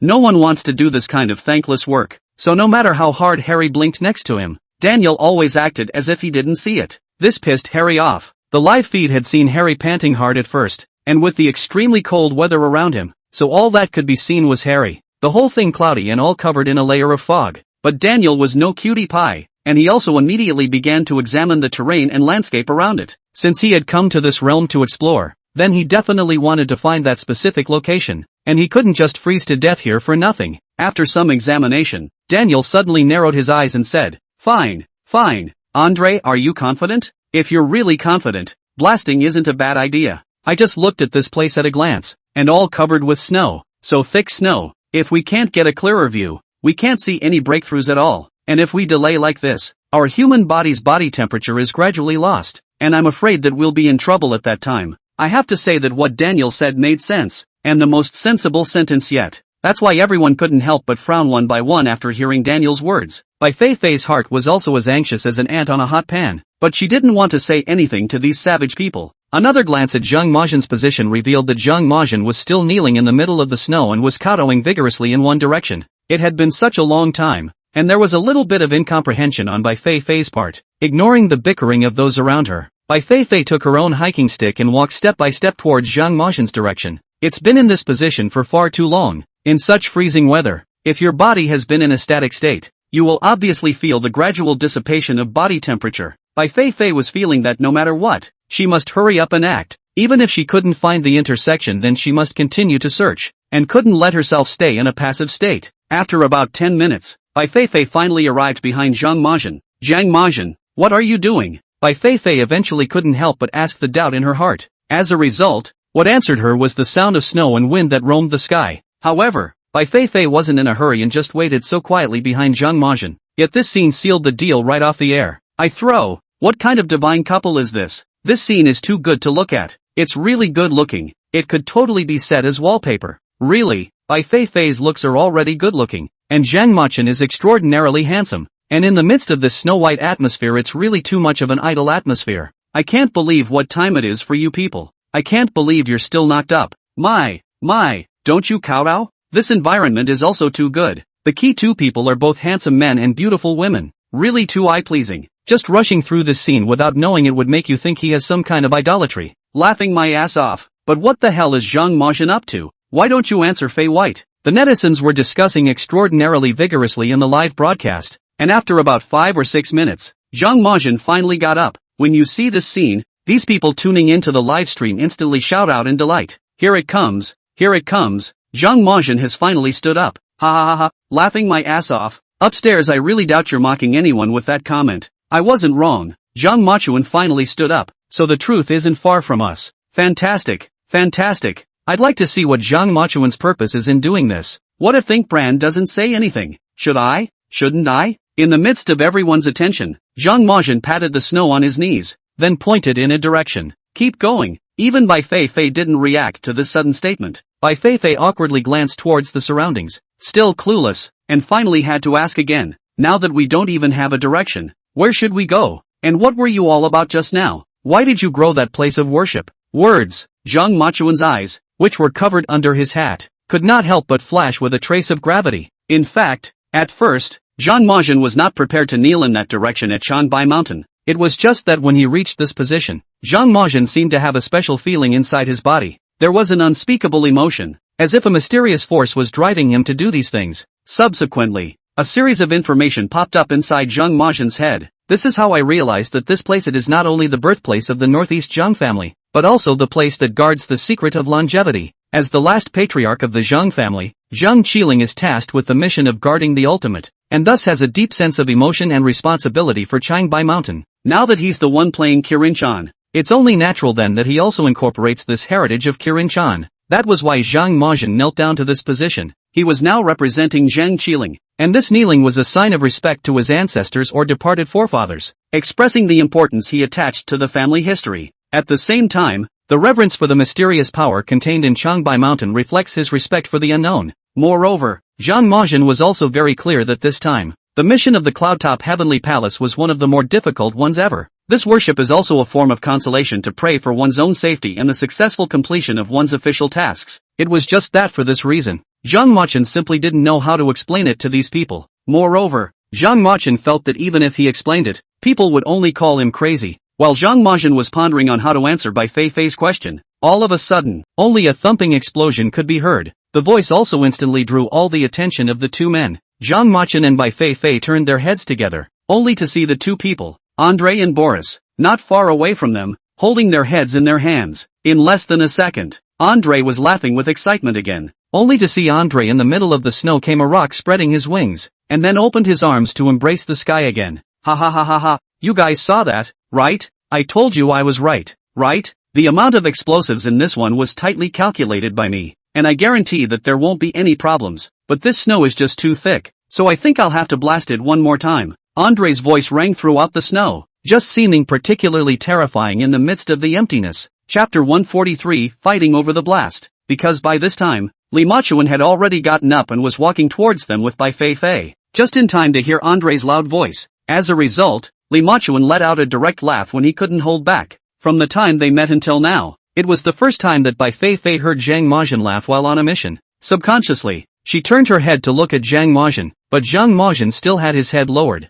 and the wide black hat brim directly covered half of his face, so Bai Feifei couldn't see the expression on Li Majin's face at this moment. More than that, he couldn't guess what kind of mood Li Machuan was in, and could only silently stare at the road under his feet again. And Andre is still over there muttering and pointing. After all, everyone was in the same group. If Andre was really bent on blowing up the snowfield directly at this time, if something really went wrong at that time, none of them would be able to escape. Thinking about it, Zhang Majin decided to remind him. According to my observation, there's a heavenly staircase peak just across from this sacred mountain, and once you get there you can go straight to the cloud-top heavenly palace. It's just that to get to this stairway to heaven peak you have to find the junction from here first. Li Machuan had not yet had time to finish his sentence, and as a result, Andre and Boris were instantly fueled by their violent temper. Andre crossed his waist with one hand, pointed at Zhang Majin's nose with the other, and shouted in exasperation, "You brat, after talking for half a day, isn't this nonsense? Haven't we been looking for the entrance? If you have the ability,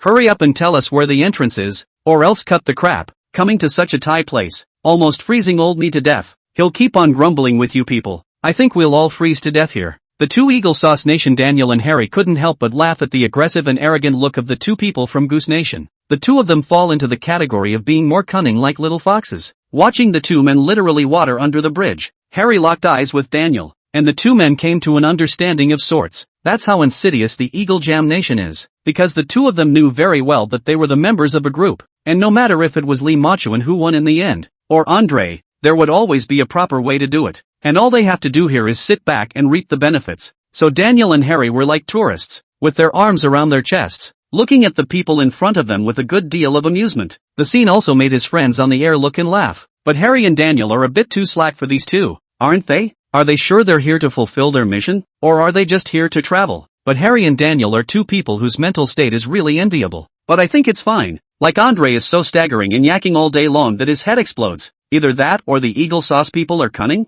Just look at this one thing, it's obvious. They're both thinking of whoring themselves out right now. They just want to sit back and enjoy the ride. Seriously, it's just intellectually I kinda admire Harry and Daniel. They're all on the same team anyway. There's always a decision to be made at the end of the day. So why should they get involved? Yeah. The key thing is that Andre is really mad as hell. Isn't Li Mucan also kind? Now talk to them about planning. The result is that Li Machin's words are not finished. Directly interrupted people's speech. Really rude. Brother, do you think everyone is the same as us in China? Some people just live such rude lives. This is a geographical difference that can't be helped. Laughing my ass off. I don't really like being so rude and impolite anyway, but Li Machuan just said so many niche words. I didn't even understand. Isn't this Changbai Mountain? How did it become a small holy mountain again? Ha ha ha. Brother, you don't look very professional. Are you new here? In that case, you'd better check the information. Laughing my ass off. You're really polite upstairs. Don't talk nonsense. Hurry up and listen to how Zhang Machuan refutes Andre.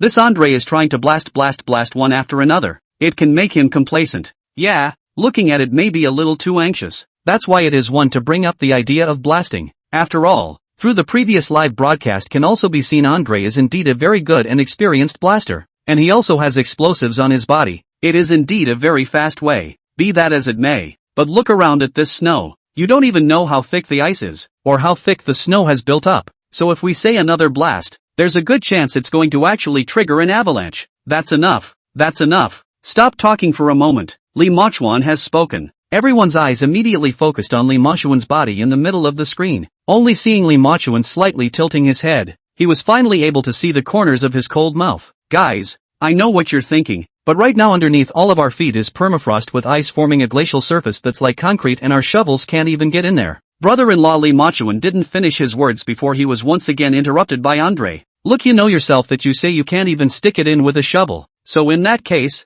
what else is there to do? I've said that we must use blasting. As long as I control the amount of explosives, there won't be any problems when the time comes, and at the same time we'll be able to find the entrance from here. The best of both worlds, saving time and effort. Why do you guys just disagree? This Andre interrupted himself 3 times. Li Machuan was already a little impatient. As the saying goes, not afraid of godlike opponents, but afraid of pig-like teammates. Yet that's clearly the problem he's experiencing now. Li Machuan took a deep breath and restrained his urge to get angry. The front and back hooked their lips again, pointed to the ground, and said helplessly, I know what you're thinking, but have you ever considered that this blast could very well trigger an avalanche? I haven't even finished my words just now. Although this glacier's surface looks hard, but once there is a crack, then it's the effect of pulling the whole body together, and none of us will be able to escape at that time. Chapter 144, Out of the Circle by virtue of one's own bravery and resourcefulness. When Li Machuan said this, his tone was also filled with helplessness. One of the main reasons was because Li Machuan himself hadn't come up with a better way to deal with it now. Although he knew that blasting was definitely a very dangerous method, Li Machuan really didn't know how to find the entrance now. Just at this time,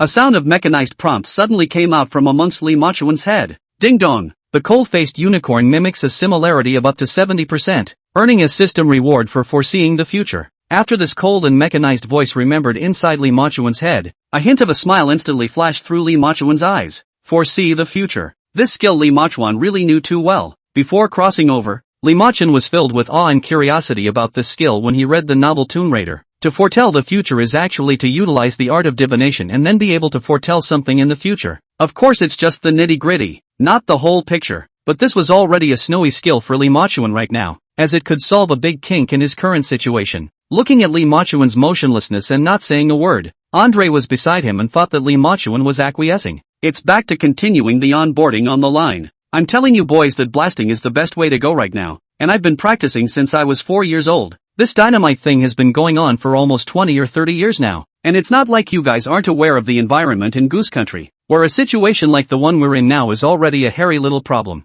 There's another reason. As I just said, the temperature is gradually dropping, and one of our body's fatigue levels has reached its peak. If we don't find the entrance, then it's very likely that we'll just freeze to death here. Instead of that, why don't we just give it a try? In fact, what Andre said made perfect sense, because there was no other good way to do it now but to give it a shot as best as we could. The people on the air were in a hurry too. There were even a few viewers who ran to Zhang Machen's live room for a while, then to Bai Feifei's live room for a while, and then to Andre's live room for a while. Watching people run to Andre's live stream so frequently, one can see that Andre has already gained the favor of most people with his authentic personality. Even the few observers of the program couldn't help but laugh after seeing this scene. Yes, it's the observers for the new episode. These people are outdoor adventure instructors, some professors about archaeology, and some experienced teachers from Forbidden Lands expeditions. All in all, in a nutshell, they, the observers, have very deep experience in this area and are able to make some timely and meaningful suggestions for the program. One of the men,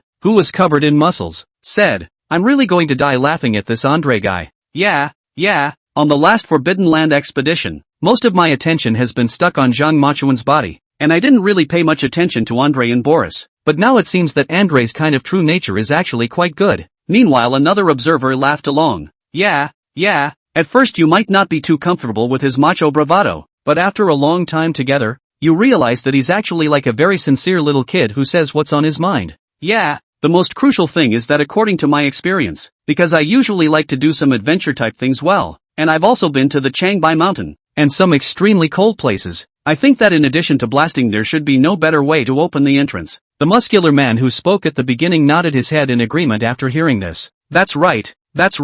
Just now I saw through the live camera's image that the snow is really too big. The whole thing is covered by a white covered piece of all, and even where there is a danger, where there is a hillside are completely invisible. For such a situation to speak, it is indeed necessary to have a bit of a breakthrough. These few observers in the observation room, you and I have been discussing one another, and you can see that the observers are also very much looking forward to this Forbidden Land adventure and are very interested in it, which is something that the host and some of the bosses of the program are happy to see. After seeing everyone's reaction, the host took the microphone and suddenly said, "Ha ha ha, I didn't expect that people would be so after our program, and also watch our program so carefully, and even ponder on ways to do it with a few of our expedition members. In that case, let's also see if our friends in the live broadcasting room will have any better ideas." Soon a pop-up situation from a live cell phone feed cut over the top of one of the huge screens in the observation room. Wow, this is too awesome. I have to say that Andrei's kind of character is actually quite likable to me. You need a person like this to make decisions at critical moments. While it's true that Andrei has a great personality like that, has there been any consideration of the specifics of the situation at hand? Right, can only show that Andrei this kind of character is really good, but have courage but not resourcefulness is not good. To combine the actual situation and then think of ways. Laughing my ass off. That's a solid statement from you upstairs. You mean to say that Andrei has guts but no brains? Wouldn't you be giving you a big BB if he heard you say that? It's really killing me. Can you guys stop being so funny? Help to think of a solution together. Can't let them freeze to death there in here. Do we still need to figure out this kind of thing? Li Machuan can definitely solve it. Right. Then Li Machuan has just said it, but was interrupted by Andrei. At this time you just need to quietly wait for Li Machuan's reply. Li Machuan will definitely be able to bring them out of this snowy land. I don't think it's really possible. Wouldn't it be fine to just have Li Machuan use the black gold ancient knife to make a cut in this snowy ground? You don't say, you really don't say. I really think that your approach is quite good. After all, Li Machuan's black gold ancient blade that is as good as iron. Simply a glacier. The face should not be able to scratch it, right? My chow. Brother suddenly realized that what you said makes so much sense. How could I forget about this black and gold ancient sword that Li Machuan is carrying? This comment instantly attracted a lot of passionate discussions among netizens, and also you can see that this comment has the highest number of likes below it. There were even many netizens who began to appeal to the hosts, hoping that the hosts would be able to reach Li Machuan and their ears with this news. It's just a shame that as soon as these people get into the Everglades, then it's a live outdoor program. These people in the observation room can't get the news to their ears unless the program is live and over. Chapter 145, Agreeing to Blast. The hosts in the observation room couldn't help but laugh when they saw everyone in such a hurry. Smirking, he said, "Ha ha ha, it looks like all the teachers and observers in our observation room are worried about a few of the contestants from our Forbidden Land expedition. It's just that we're a Forbidden Land adventure show in our own right, with a focus on excitement. And I believe you all know very well that our opinions cannot reach the ears of the contestants in time. And the main test of this program is the contestants' ability to improvise on the spot and survive in the wilderness." The host smiled and repeated the rules of the program. Sure enough, standing and talking, the host did not seem to have the slightest sense of Li Machuan, a situation they were now in. But the live bloggers had a fair word. My goodness, the presenter is completely clueless, isn't he? I also think that this host is like a stupid white sweet. I should not know about this aspect of adventure, but how can we find a Bai Feifei as a host? And, don't jump to conclusions guys, what if people are deliberately pretending not to understand? She's simply a host, and what she wants is to mobilize the tension of the show with everyone's speculation so that she can be effective as a host. That's a good point, but I think it's his job to be the host, but he has to understand the hard work and danger of the contestants. 2. Even if you can't understand it, you can't laugh so obviously. Yeah, the problem Zhang Majin and the others are encountering right now is indeed quite difficult. This icy sky and snow, this steep cliff is no joke. Yeah, once there's any danger, it's either a fall into an abyss of 10,000 feet or an avalanche. Either way it's very dangerous and there's probably no chance of survival. Yeah, I was watching an avalanche on the news earlier, and the whole mountain came crashing down with a bang, directly burying all the people. So I think as a professional presenter, this is the time for him to be a little more concerned about these people who are on an adventure. Hey, it doesn't matter, he's probably usually an entertainment host, he probably doesn't know anything about it. And at that moment, the men stood individually in the Everglades, Andrei still holding his own. After waiting and seeing that Li Machuan didn't say anything more, Andrei spoke once more. Since none of you guys have a better idea, take my word for it. As I've just said, I have over 20 years of blasting experience, and I will control the amount of explosives and make sure nothing goes wrong. Andrei spoke with confidence, which made a few others couldn't help but begin to have hesitations. After all, Cootie, all know that staying here all the time and doing nothing is just waiting to freeze to death. By this time Harry from Eagle Jam had finally worked up the courage to walk up to a few people. Harry opened his mouth with a strange accent. In that case, blast away. It's better to find your own way out than to sit around waiting to die. Daniel nodded along and said seriously, then I agree. There weren't any ripples the first time just now, so nothing should happen this time either, and we should be able to see some breakthroughs with another blast. Li Machuan didn't say anything. Bai Feifei just stared at Li Machuan with one eye. Everything she did now was done by Li Machuan. This Li Machuan never said anything, and Bai Feifei could only remain silent. However, Li Machuan looked at the trend around him. Blasting again is definitely dangerous. It was just that in Li Machuan's impression, Zhang Qilinchan was not a nosy person. In the midst of all the missions,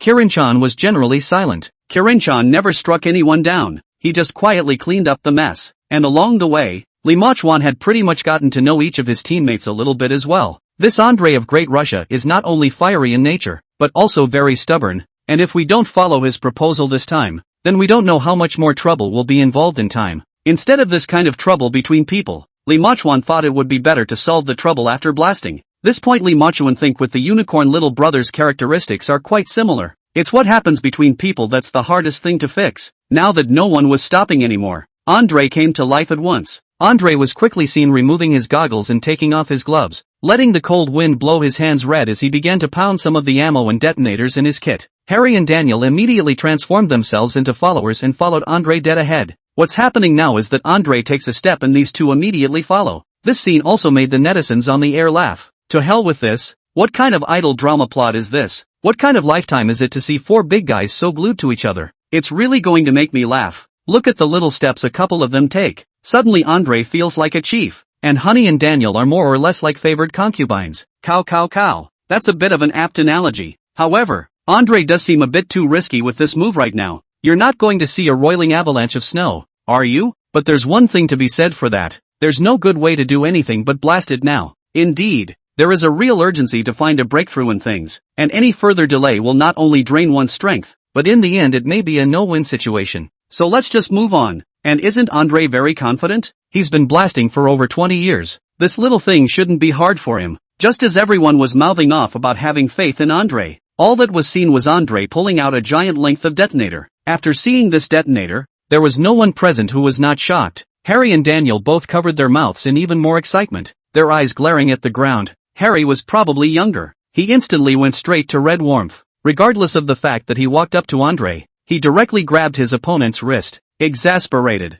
he yelled, Andre, I think you're crazy, right? With a detonator this big, you're trying to get us all killed, aren't you? We've already blown up once just now. Now we just need to mean it a little bit. Wouldn't it be suicidal to make such a big show? Harry said while still glancing at the snowy mountains behind Andre, directly pouring out all the thoughts in his mind. Chapter 146 Any more nonsense, and you'll be knocked out. But for Andre, this rash statement from Harry, a pair of large palms struck quickly, grabbing Harry by the collar of his shirt in one fell swoop, and with a single thrust directly sending Harry's feet off the ground. After all, Harry 6'7" was like a chicken in front of Andre. What do you brats know? How dare you question my decision? I have over 20 years of blasting experience. Tell me what you have? Andre's voice carried a very heavy dose of anger, as if he could just snap Harry's neck in the next second. But Harry certainly wasn't afraid of things after so many years of participating in forbidden expeditions. Immediately, he tilted his neck in a defiant manner and disliked back.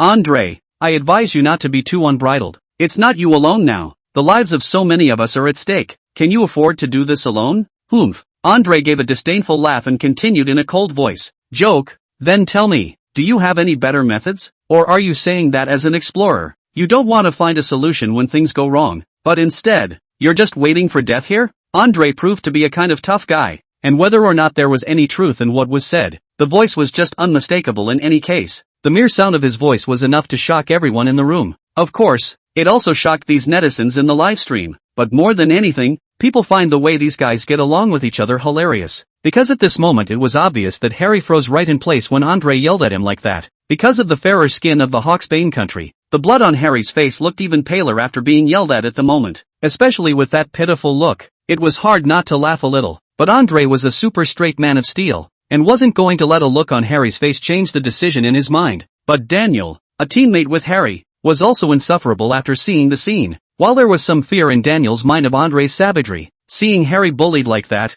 undoubtedly slapped him in the face as well. Clenching his fists, he walked over to Andre as well. Just as soon as I opened my mouth, I started stuttering. Andre, You're a bit too rampant, aren't you? Since we are divided into the same team, anything must be discussed. Why should you alone make the decision? Besides, we were just being kind enough to warn you, and you made a move, didn't you? You think just because you're tall, you're a big deal? It's indisputable that we've just had one report already, and it's a sure thing that we're going to have problems with such a large detonator all over again. The expression on Andre's face had changed as he watched the two Daniels and Harry thwart him one by one, a flash of impatience following in the bottom of his eyes. But Daniel was so angry right now that I didn't even notice the expression on Andre's face was off. Surprisingly, he even smiled disdainfully in the same manner as Andre had done earlier. With a mocking face, he looked at Andre and said, "Andre, while it's true that we don't have as many years of blasting experience as you do, we're no cuties with detonators this big. What's the Chinese saying? If you've never eaten pork, you've never seen a pig run? How powerful is the explosion of such a large detonator? The key thing is that after the last slam, the snow might have cracked by now. We just can't see it on the surface." Daniel in front of him kept on yelling and Andre always felt like his head was going to explode. Plus, all of his protective tools had now been removed, and one hand was frozen red and about to swell. Andre couldn't take the treatment any longer and raised his hand to slice Daniel's neck in one swift motion before Monori could react. The next second, all that could be heard was a clatter, and Daniel's 6'7" frame collapsed into the snow in response. And after Harry, who was still controlled by Andre's hands, saw this scene, his eyes showed a look of horror. Just as he was about to open his mouth to say something, he only saw Andre's other hand raise again, and before Harry could open his mouth to utter a word, he suddenly heard another sound of falling to the ground. Hearing the commotion, Bai Feifei also immediately turned around, only to see the two of them, Harry and Daniel, collapsed in the snow. Bai Feifei looked at Li Machuan for help in the first instance. 6 people were amongst a team, and now Andre had actually knocked out 2 of his other teammates, something that Bai Feifei didn't know how to react to. However, Bai Feifei had been staring at Li Machuan, just hoping that Zhang Machuan would say something, but it turned out that Li Machuan even acted as if he didn't see it. Bai Feifei couldn't help but suck in a breath of cool air. However, White Feifei is not afraid of the Lord. Once again looked at Li Machuan after finding that Li Machuan is still indifferent, and finally White Feifei could not bear it, walked forward, directly pointing his finger at Andre's nose. He asked, "What are you two doing? We're on the same rope. What if we knock them both out?" Fei White didn't understand what Andre meant by doing that at all, yet Andre showed no remorse and even let out a hearty laugh. "It's all agreed that I'll be the one blasting to find out the breakthrough now, but these two silly boys are just blocking me one by one. Now that we're in this situation, as you can see, it's better to blast things sooner rather than later. The two of them have been chattering and making a lot of noise, so we can only use this method to get the two of them to shut up for a while." Andre's voice was extraordinarily loud when he said this, and instead of having any memories in his words, he was full of smugness. Bai Feifei sighed helplessly. It had happened, and there was nothing she could do about it, even if she did. Taking a look at the two people on the ground,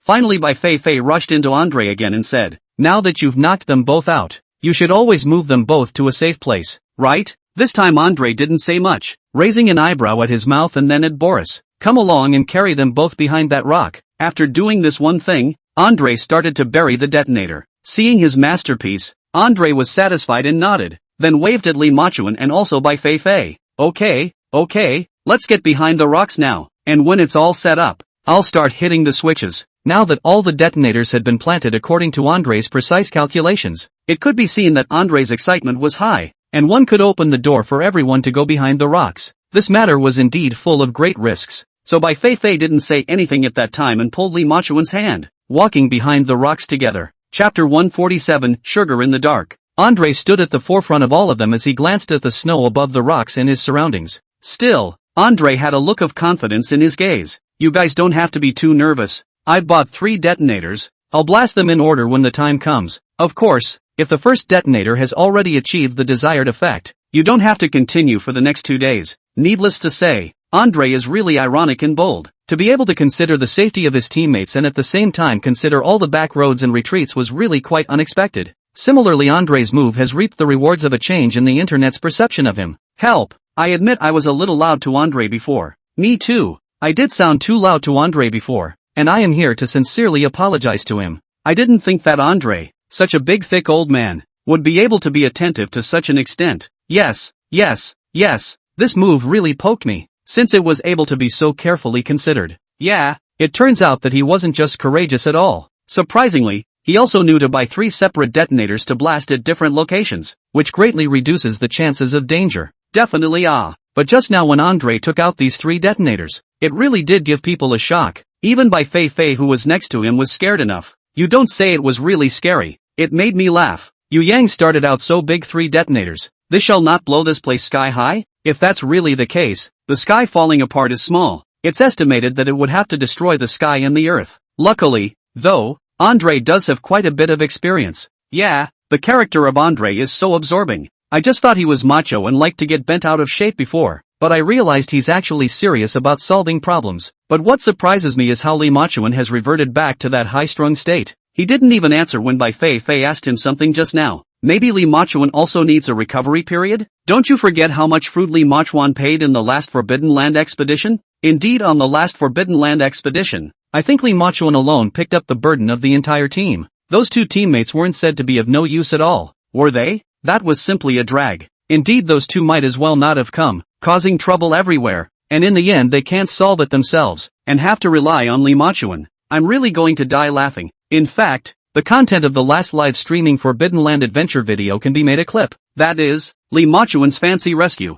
I'm going to be laughed to death by you guys. The last live-streamed adventure. I think it should have been renamed. It was Lee Machuan's Forbidden Land adventure alone. Upstairs speaks to my heart. It was originally last Forbidden Land expedition. You see what those 2 teammates did? Not only could they not help any, but instead, they dragged Lee Machuan's leg one after another. Every time something happens, it's always the 2 of them who have problems. So if you compare them like this, Andre and Boris and the 2 of them still have a sense of responsibility. At least they won't count on Lee Machuan for everything. When you compare it like that, these 2 guys from Goose Country are so much better. Yes, and I can tell that Andre does genuinely want to go through with this one. Yes, but it remains to be seen if this one will solve the problem. Ha ha ha ha ha, I think it should work. If the idea was outrageous, Lee Machuan should have stopped it immediately. And now that Lee Machuan didn't say a word, it should be a kind of acquiescence, right? You guys really are Lee Machuan's #1 fans. Can't it be because Lee Machuan doesn't understand this aspect either? Holy, you're new here, aren't you,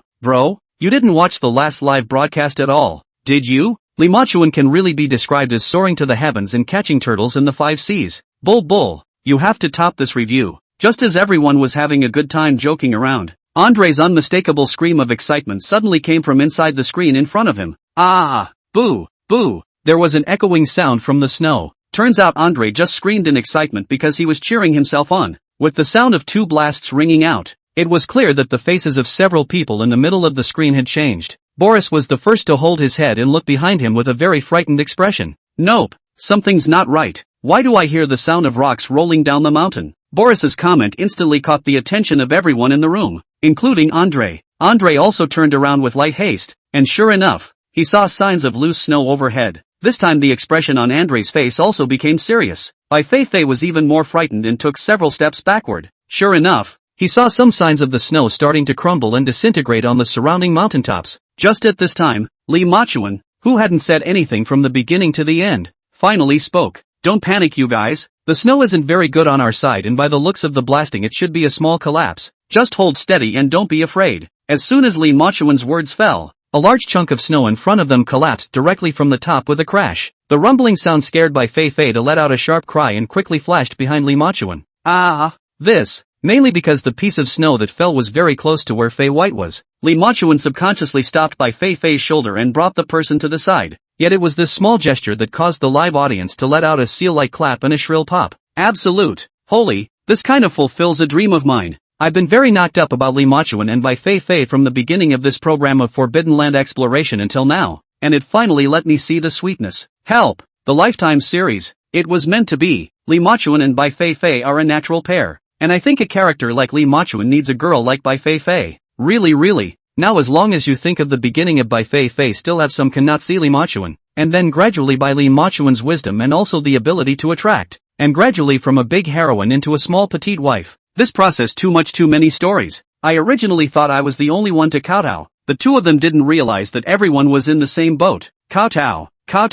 Chapter 148 Emergency Rescue. Feeling of death. This topic instantly attracted the attention of many people on the air. Something as topical as this was very much enjoyed by everyone, and for a while they didn't bother to talk about the avalanche, and were all focused on Lee Machuan's personal problems with Bai Feifei. I declare that I'm the CP fan of both Lee Machuan and Bai Feifei. Look at Lee Machuan's nervous look just now. although he didn't say a word. But from amongst this small action of his, I can see how nervous he was at that time. Yeah, that was a subconscious move on Lee Machuan's part, showing that he's been keeping an eye on Bai Feifei. I think so too. I could tell during the last Forbidden Land adventure that Lee Machuan treated Bai Feifei with a completely different attitude than he did with the other girls. Yes, speaks to my heart bar. It was originally wasn't Li Shui also a girl before? But Lee Machuan treated Li Shui just like a lovey-dovey attitude all the time, and was very deliberate in keeping his distance. Yes.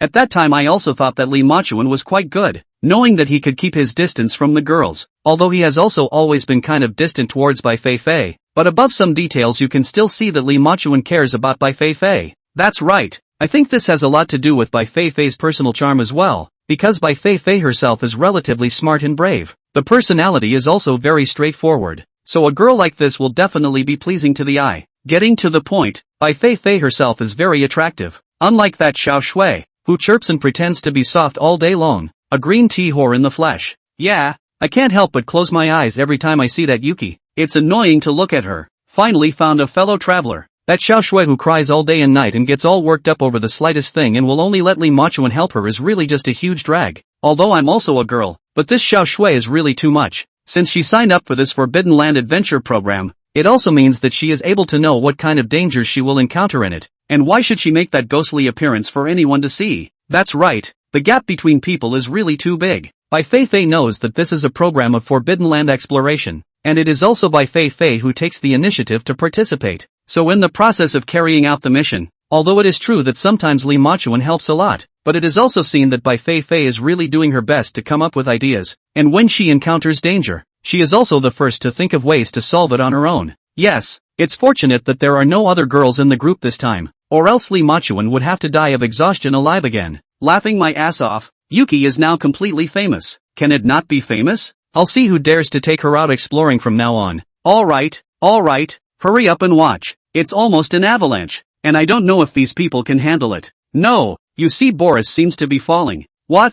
Boris is actually going to fall? What's going to happen? The men finally stopped continuing to fire pop-ups and focused on the few people inside the screen. In the video you can see that Boris was just in a coma, and then the ground he was lying on suddenly sank in. Then Boris's entire slender body had a direct balance problem and fell to one side. The crowd couldn't think fast enough as Andre roared. Then his whole body lunged forward and grabbed Boris's hand. At the same time Andre was shouting hysterically, "Hey, teammates, what are you two doing? Hurry over and save the day. Didn't I say that you Chinese people are the most righteous? How come at a time like this? Instead, you're not happy now? Why are you still standing there? Hurry up and come over to save the people. If anything happens to Boris, then we'll go back to the road, back to the bridge, and we'll never go on a mission with you again." Andre hissed hard, and his entire facial expression became grim from the exertion. Bai Feifei was prepared to go up and help, but what she didn't expect was to suddenly hear these words from Andre. Normally, he could say whatever he wanted, but now he actually took them with him in Wasia.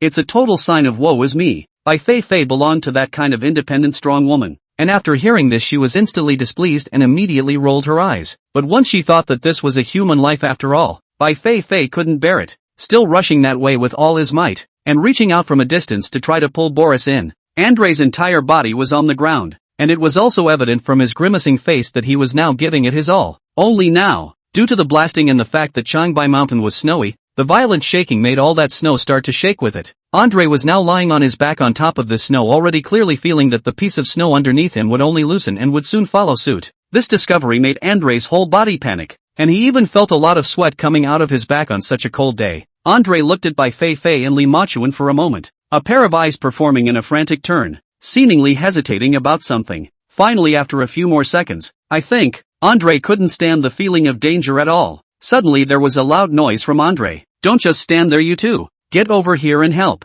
Get over here. I'm going to fall. I'm going to die. Don't come over here. You two, don't come over here yet. The snow here is about to collapse. You two coming over here again will only add to this weight and accelerate his collapse. You two go to the side and pull me over." Needless to say, Andre is just quite good at making people. Bai Feifei instantly rolled her eyes after hearing this well-deserved enablement. Of course, Bai Feifei was not this kind of narrow-minded person. After she saw this side of the situation, she also knew very well that what Andre said was not a lie, because that piece of land would not have been able to bear the weight of two people right now. Any more of this stalemate would certainly be life-threatening. except for the fact that the piece would collapse, while the snow above it would rapidly roll down. Now we must hurry to save Andre and Boris, otherwise that whole piece will collapse. According to this extent, if that piece collapses, then it will be difficult to find these two people again. At this time, Fei White resolutely reached out and grabbed Andre's ankle. Tall man, now that I've worked hard to get you back, cooperate with me yourself. I'm going to count to 123 and we'll make it work together. Chapter 149, An Avalanche. Run away. Fei White's voice was even more decisively dry than Andre's.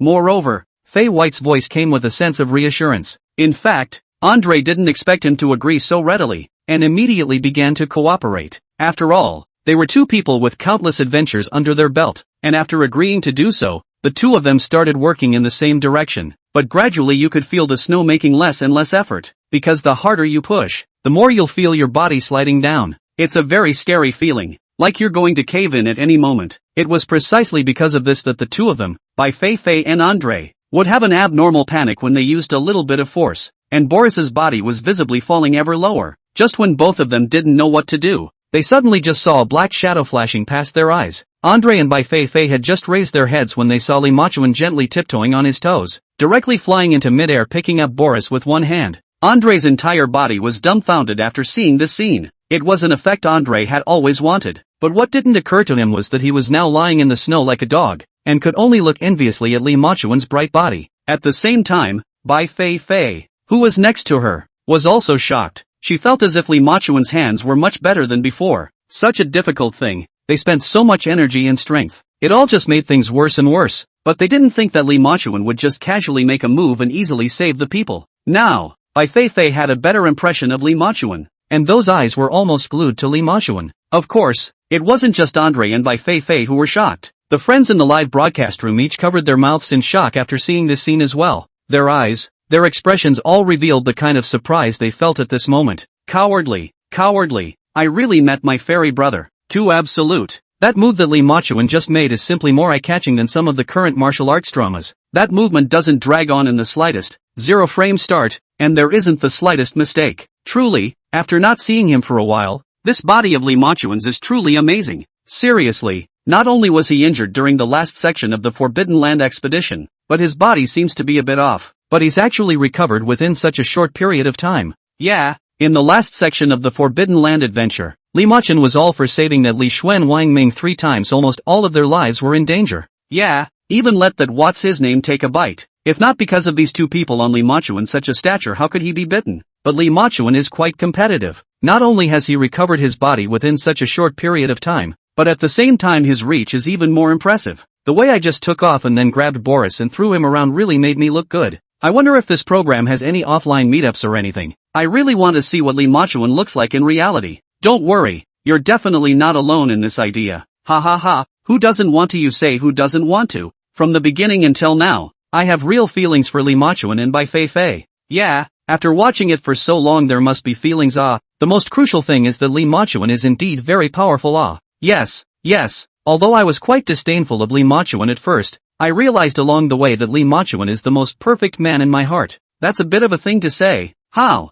is it that Li Machuan is the most perfect man? At this moment, in the video, Li Machuan dropped Boris and then acted like nothing had happened, as if nothing had just happened. Bai Feifei silently closed her mouth, but in her heart, she was deeply mesmerized by Li Machuan as if she were in a shocking wave. And at this moment Harry and Daniel, who had been knocked out by Andre, were slowly waking up, just rubbing their aching heads and looking around. The two of them soon became aware of an unusual sound. When I looked up, the snow was wobbling at the top of the mountain, ready to pour down. This one scared the two men silly. Before he could return to his senses, he rolled and crawled in the direction of Li Machuan. While putting his mouth on it, he also cursed. What's going on? I told you there must be something wrong with that many detonators. Now well, it's just causing an avalanche, isn't it? You think we can't do anything to you just because you've grown big and tall, don't you? You're obviously playing with our lives. That's abominable. If you would have listened to both of us, you wouldn't be in this situation right now. Carrie and Daniel looked at the current situation,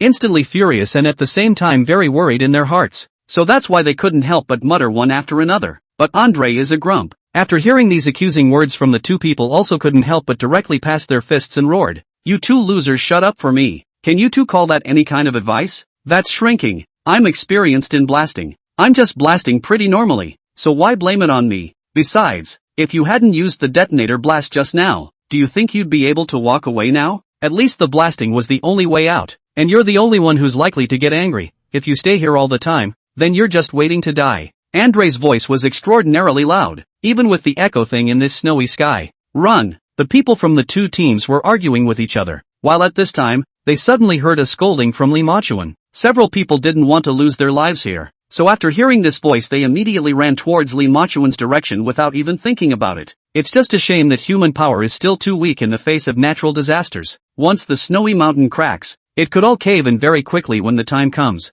This collapse is terrifying, like a shock wave coming straight at you. These men are masters of adventure and certainly understand the inescapability and unmanageability of such natural disasters. So at that time, it was seen that apart from Lee Ma-chuan, who was incomparably calm, several other people's faces were very flustered, and even a few moments of anger could be seen on Andrei's face. The scene was also videotaped by netizens anyway. To their eyes the scene was somewhat hilarious in its urgency. Lee Ma-chuan was like the Tang Sanzang. No matter what he encountered, he always had that calm and unruffled demeanor, while the few people behind him were like they were scrambling to try and keep themselves safe. It's hard to look at these guys with a straight face once the setting has been brought to life. Chapter 150, Snowy Mountain Collapses. Survival after the robbery. So what was originally a pretty crisisy, anxious scene suddenly became very funny when people brought it in like that. Everyone tried their best to maintain their sympathy, but they couldn't help but burst out laughing as soon as they looked up and saw Lee Ma-chuan. In the end, many people even forced their eyes to not allow themselves to look at Lee Ma-chuan.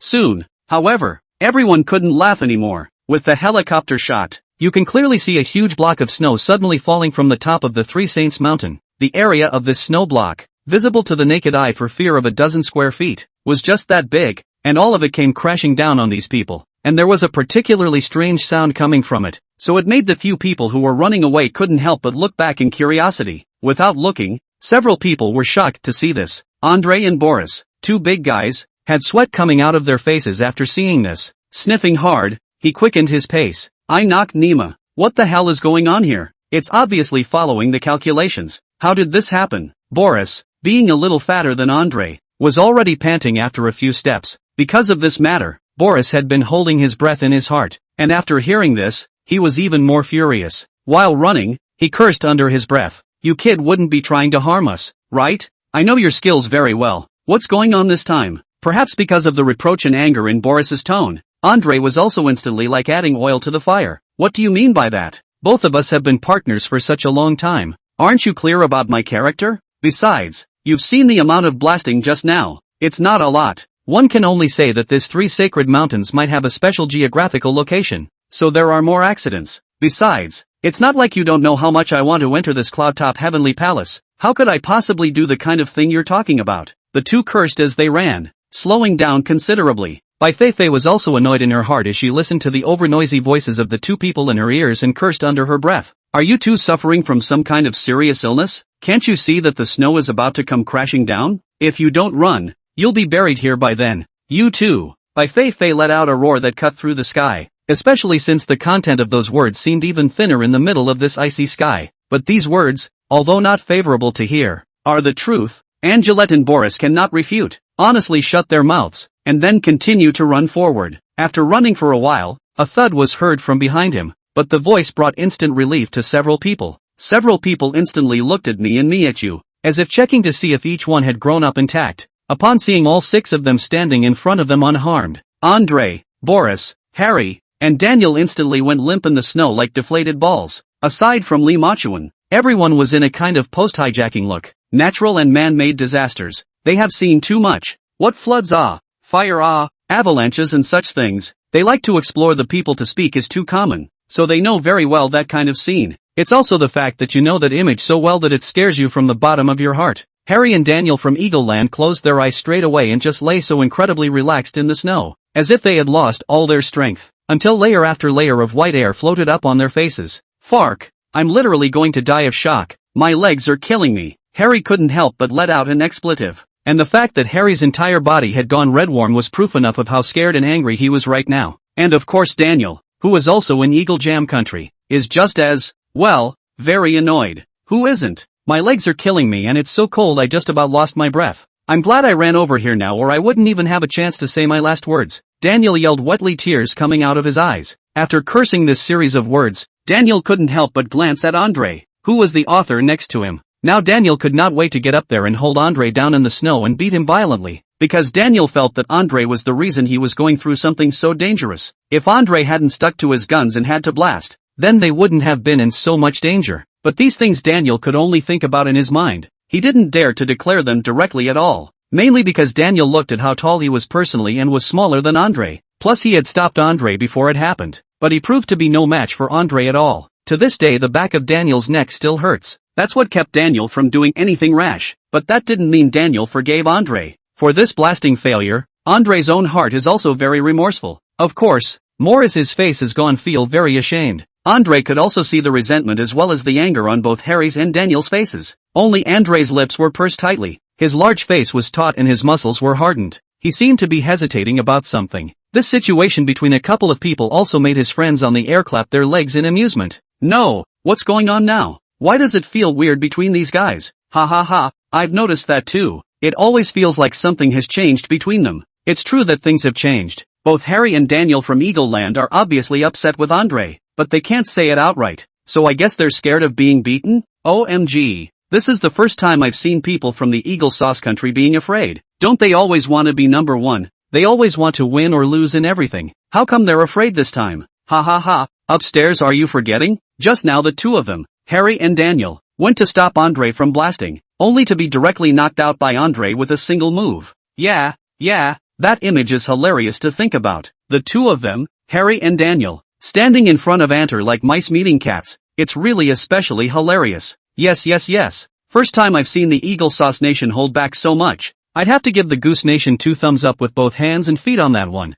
All said and done, Andre was pretty cool with that hand up and down. Chapter 151, Suddenly the Sun Shines on the Earth. Judging by the pop-ups, the internet now hates people from Eagle Jam Nation the most. Mainly because Harry and his daughter both aren't very competitive either. From the beginning of the mission until now, the two of them were following the two people from Goose Country, in addition to following the asses of Li Machuan and Bai Feifei. Neither one gave much, either in decision-making or in action. To make decisions without decisions, actions without actions, and abilities without abilities. Two people like that are more or less disliked by the team. Sure enough, Andre of Goose Country was quick to pick up on what both Harry and Daniel were saying. Andre was originally a very bright character, straight to the point. He had something, but never in the heart. Raising his hand, he slapped it violently on top of the snow, reflecting a large palm print. And then Andre immediately got up and walked over to Harry and Daniel in 3 steps, condescendingly looking down at the two people lying in the snow. He said, "You two are really funny. You really treat people like cuties, right? Do you really think I don't understand you two? You two raised your hands to agree on the blasting thing too.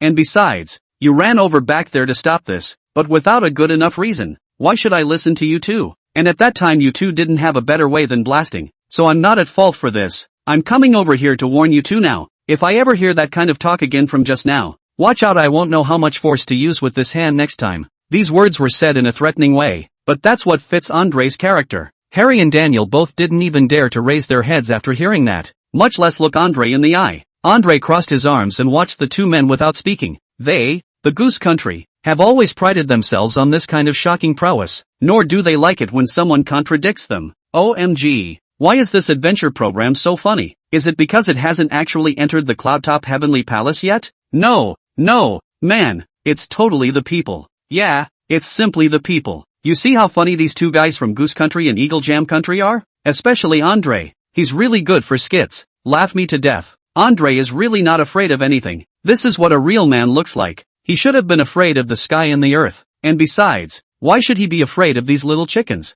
Harry would probably come back from the long white mountains to strangle you if he knew you said that. But what Andre said kinda makes sense, yeah. What have Harry and Daniel both done since the beginning of the mission? Indeed, these two people are just like making peace. Not only does he not have any substantial suggestions or ideas, he just follows Li Machuan and Andre who are leading him around by the nose. And when things go wrong, he knows to blame the people. This kind of person owes it to them. Yes, Li Machuan has a good temper and never says anything, but Andre is different. He just says what he has to say if he has any grievances. Seriously, there has to be someone like that in the team. That's quite a point. If there wasn't this Andre thing, this grudge would probably fall on Li Machuan's head. So all of a sudden I think Andre's pretty good. Way better than these guys in Eagle Jam Country who beat around the bush. Andre is pretty funny, has a pretty straightforward personality, and is really quite good. be that as it may. Do you guys ever feel like the scene is a little awkward? Andre was indeed too matter-of-fact to just keep staring at two people. So yeah, it's funny. I really wanted to laugh when you saw the two of them,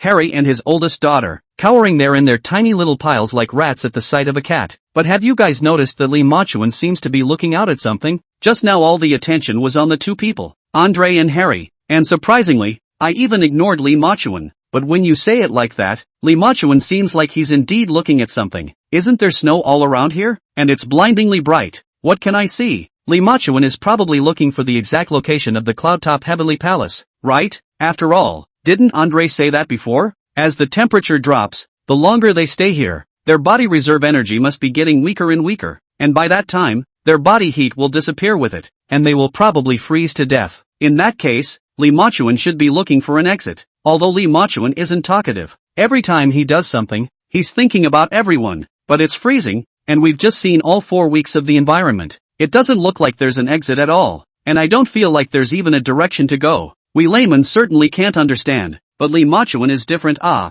think Lee Ma-chuan combat experience is quite rich. Before the forest land are difficult to defeat him. Now in the snow should not be difficult to defeat him. This one is just not certain. But I think I still quite trust Lee Ma-chuan. So let's take our time and wait and see. Yes, wait and see. While everyone was worried about this and that, a huge bright light suddenly appeared in the middle of the screen. This glow had the feeling of permeating a golden mountain, making the entire screen bright and blinding. All the netizens were also in a hurry to start hammering out pop-ups. What the hell? How come it's so bright? Damn, it's suddenly so bright all of a sudden. It's blinding me. It should be out of the sun, right? It's only reflected in the icy sky, so this light seems extra strong. What is it? The sun actually comes out in the Chiangmai Mountains? If there's a sun, does that mean we're about to see the cloud-top heavenly palace? How would I know if you ask me? It depends on what Lee Ma-chuan says. Wait a minute. At the same time, several people on the scene were stung in the eyes by the sunlight that suddenly shone through. Harry and Daniel immediately got up and followed the position of the sunlight. And at this time, Lee Ma-chuan suddenly folded back. Several people looked at each other for a while, then looked directly at Lee Ma-chuan. Lee Ma-chuan, what did you observe? Just now it was cloudy and windy. How come the sun suddenly appeared? Andre of the Goose Country directly followed Lee Ma-chuan's side one after another, and Lee Ma-chuan looked up at the sunlight, and then sought out where the sunlight shone, and looked down and kept searching for something. Although Andre was puzzled, he followed Lee Ma-chuan's back and also imitated Lee Ma-chuan's movements, keeping his eyes on the ground in an attempt to find any clues. Chapter 152, The Surprising Appearance of a Big-Headed Doll. Probably because everyone was now in a state of bewilderment. Soon Boris, including the two people from the Eagle Sauce Country, also began to follow Lee Ma-chuan's ass. Lee Ma-chuan clearly had an upright posture, but these few people behind him stared groveling at the ground. If you didn't know better, you'd think you'd be picking up gold from the ground here. It's really saying something. Since the entire shoot was operated by a drone, sometimes it wasn't always possible to get that much detail. The netizens in the live broadcast room then saw these people standing behind Lee Ma-chuan's buttocks, lowering their heads as if they were searching for something, and all of a sudden played out their respective imaginations. Ha, could there be gold inside this snow? Brothers really thought of a piece. Even if it's not gold, there should be some kind of treasure, right? Why else would these guys look like this? Laughing my ass off. You see that Harry really looks like I usually pick up money. I do think they have a sense of going down to the sea to fish and shrimp. Cow. You all say it with very vivid images, but can someone tell me what the hell they're doing? Although the collapse just ended, this place is still full of dangers. Maybe a sudden collapse can happen anytime, anywhere, so why would they ignore this thing? The fact that they keep picking things up and looking for things here must mean that this thing they are looking for is very precious to them. That makes sense. Otherwise they wouldn't have risked their lives to stay in this place all this time. Either that or they've already found the entrance to the cloud-top heavenly palace. Blah, slip of the tongue. Either that or they know that the entrance to the cloud-top heavenly palace is in this piece, so they're working hard to find this intersection. I also think this is more likely. Makes sense. After all the blasting I just went through, I realized that there are actually still a lot of cracks inside the snow. That's for sure. That piece of snow on top of the mountain just collapsed, enough to prove that the power is still not small, and it's normal for the snow to have cracks. Could it be that these few people are really looking for the intersection of the cloud-top heavenly palace? Could it be that the entrance to the cloud-top heavenly palace is inside this snowy ground? Wait, things seem a little off. You guys look at what they're doing. With the appearance of this pop-up, everyone quickly paused their typing actions at hand and then stared intently at the few people inside the screen. It was seen that no matter whether it was Andre or Boris from the Goose Country, or that Harry and Daniel from the Eagle Sauce Country who instantly stood in a line with Lee Mochuan, including the school license plate standing next to them, all hunched their necks and stared tightly in one direction. Although the netizens in the live broadcasting room only saw the backs of these people, but just from the backs they could clearly see the seriousness of these people. This made the netizens instantly raise 100,000 spirits, staring closely at the screen in front of them, not wanting to miss a single millimeter. The drones in the air in the whirlwind also noticed the few people who were all motionless, and soon the drones began to find angles to continue filming. At this time the netizens in the live broadcast room could clearly see that the expressions on these people's faces were very serious and full of curiosity. That look was as if he had seen something extraordinary. But with this shot from the drone, it's impossible to see any difference in the surrounding snow, which now has netizens incredibly curious. What the hell? I was trying to watch a good show, trying to see what was going on, but now I'm watching a lonely Yeah, just look at these people's standing posture. I realized that certainly things are unusual. Originally thought to be able to see the truth. Did not think that the drone did not shoot anything. Hurry up and leave a message under the program. Tell them to hurry up and replace the equipment. The clarity of this equipment is not working. It's not that the clarity isn't good. It's probably that the shot isn't right on the money. I also think the drone is shaking too much. And the bottom line is that maybe the drone doesn't know what it's filming. Definitely. The drone just needs to get a shot of them guys. Hurry up and leave a message under the program and tell them to hurry up and get the drones to catch the key shots. It's true that the Emperor is in a hurry, but it's making us anxious. Definitely. I've been staying up this late with my panda eyes just waiting to see these. Originally I wasn't too curious, but looking at them staring so intently at one place, this must be something. Yeah, something's definitely wrong. Definitely found something. Here it comes. Here it comes. I think I got a shot. At this time it was seen that Lee Mochuan on the scene suddenly waved at Bai Feifei. Bai Feifei walked up without hesitation, without saying anything. It was then that Harry from Eagle Jam Nation was squeezed directly behind him, and Fei White was directly ignoring Harry's glare. Moving closer to Lee Mochuan, he asked, "What is this thing? Do you have an answer?" After hearing Bai Feifei ask this, the few people from the Goose Country and the Eagle Sauce Country immediately quickly came over as well. This thing is a little bit too ugly looking, isn't it? The bottom line is, why do I think he looks a bit like a big-headed doll? Yeah, even though he's curled up here, he obviously looks like a big-headed doll. It can't be the living fossil that you Chinese people talk about, right? Oh, my god, I can't believe I ran into this thing. It's just that he's stuck inside this crevice. Is there any way to get it up? Andre was a tough guy after all, and at this point he wasn't too scared to find out what was going on. Harry, however, shivered and said in disgust, "What's the point of coming here in the morning when this blackened stuff doesn't look very auspicious? We don't know what it is yet. What if it's dangerous?" As a result, Andre gave a disdainful smile. What danger can there be? Don't forget that this program we're participating in is called Forbidden Land Expedition. It's destiny to encounter it. And it's called what kind of expedition if you can't come out to see it? Boris also looked curious, although there was some uncertainty in his mind, but it was like what Andre said. He came all the way here, and he wanted to find out what was going on.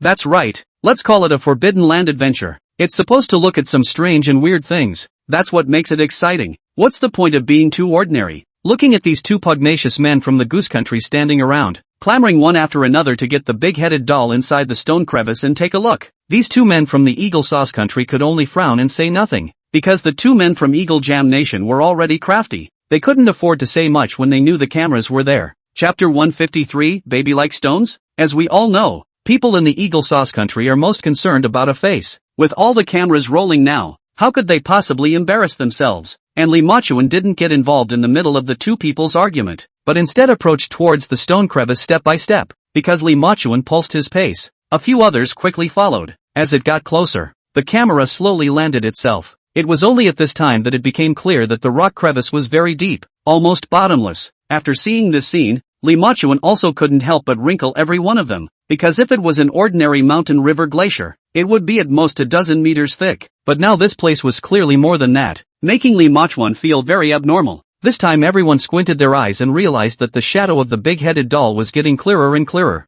Gradually we realized that the big-headed doll is not just a head, it has a very clear body construction, just like a newborn baby huddled in the cracks of the rock, almost occupying half of the cliff. And at this moment, the drone is gradually landing and the shots are clearer. So this scene in the middle of the stone crack was also quickly seen clearly by the netizens in front of the screen. Some of the viewers in front of the screen were shocked when they saw the shadow of the looming baby, and some outright screamed in horror. The shot still looks pretty oozy, like you're actually seeing a baby with greenish skin curled up there. That strange glow as well as the strange posture made the netizens feel extra panic in their hearts. It can't really be some kind of living fossil like Andre said, right? This is Changbai Mountain. Could it be that someone intentionally left the child here before? At what point did you lose it? Why is it in this state? Just now as the camera moved slowly, I even felt as if the baby in the middle of this rock crevice could move. Big brother, can you take it easy with your words? This will really scare people to death. Really just saw this moment and felt an aura. This stuff is really no joke. How can this be? Why is there a baby-like thing in this rock crevice? And what is he?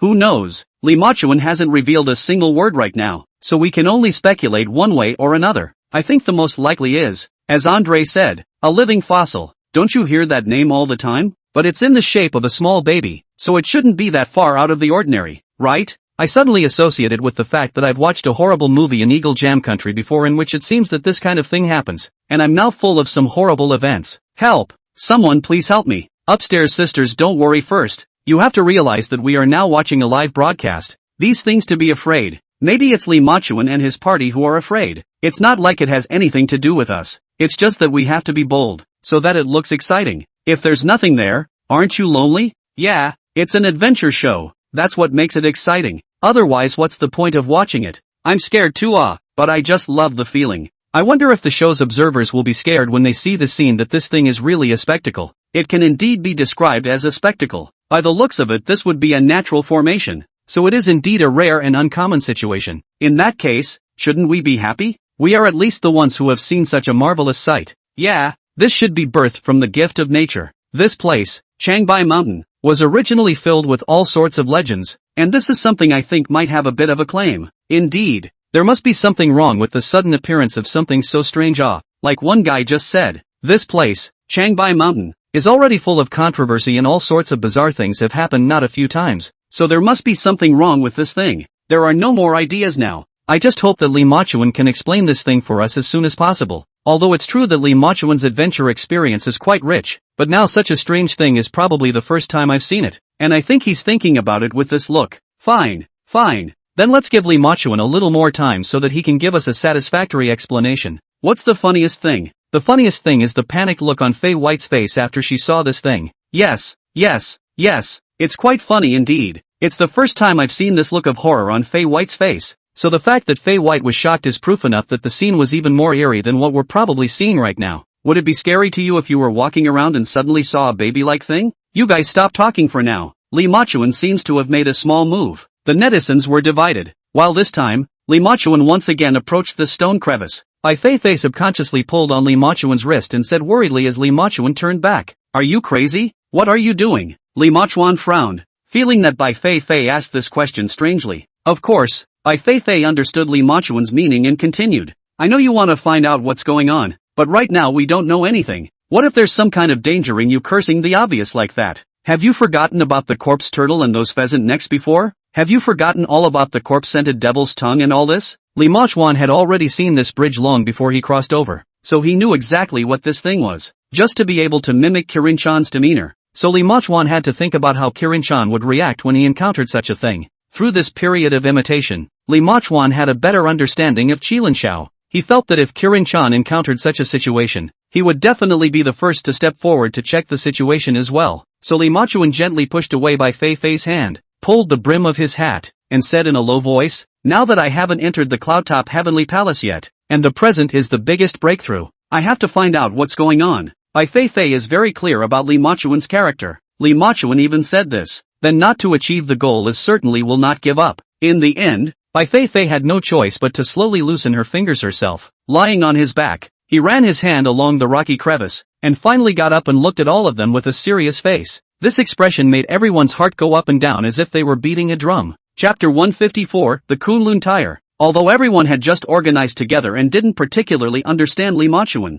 but just from this expression Li Machuan was now able to perceive that things might not be that simple. This time even Andre, who had always been fearless, couldn't help but frown slightly at this moment. From the beginning of this forbidden expedition live until now, Andrea had been acting very positive and brave, not having any difficulties in her eyes. It was also the first time he had seen such a grave and serious expression on Andre's face. But what everyone was more concerned about at this moment was what exactly had Li Machuan touched. Of course, it wasn't just these few people on the scene who had such doubts. The netizens in the live broadcast room as well as these people in the observation room were also very curious. What's going on? What's going on? What exactly did Lee Ma-chuan touch? Curious, aren't you? I'm curious too. I'd like to know too. But that rock crevice looks so deep and bottomless. What can Lee Ma-chuan touch? Don't forget that Lee Ma-chuan's fingers are extraordinarily sensitive. 2 of his fingers directly pierced through the stone wall before. Have you forgotten? Right.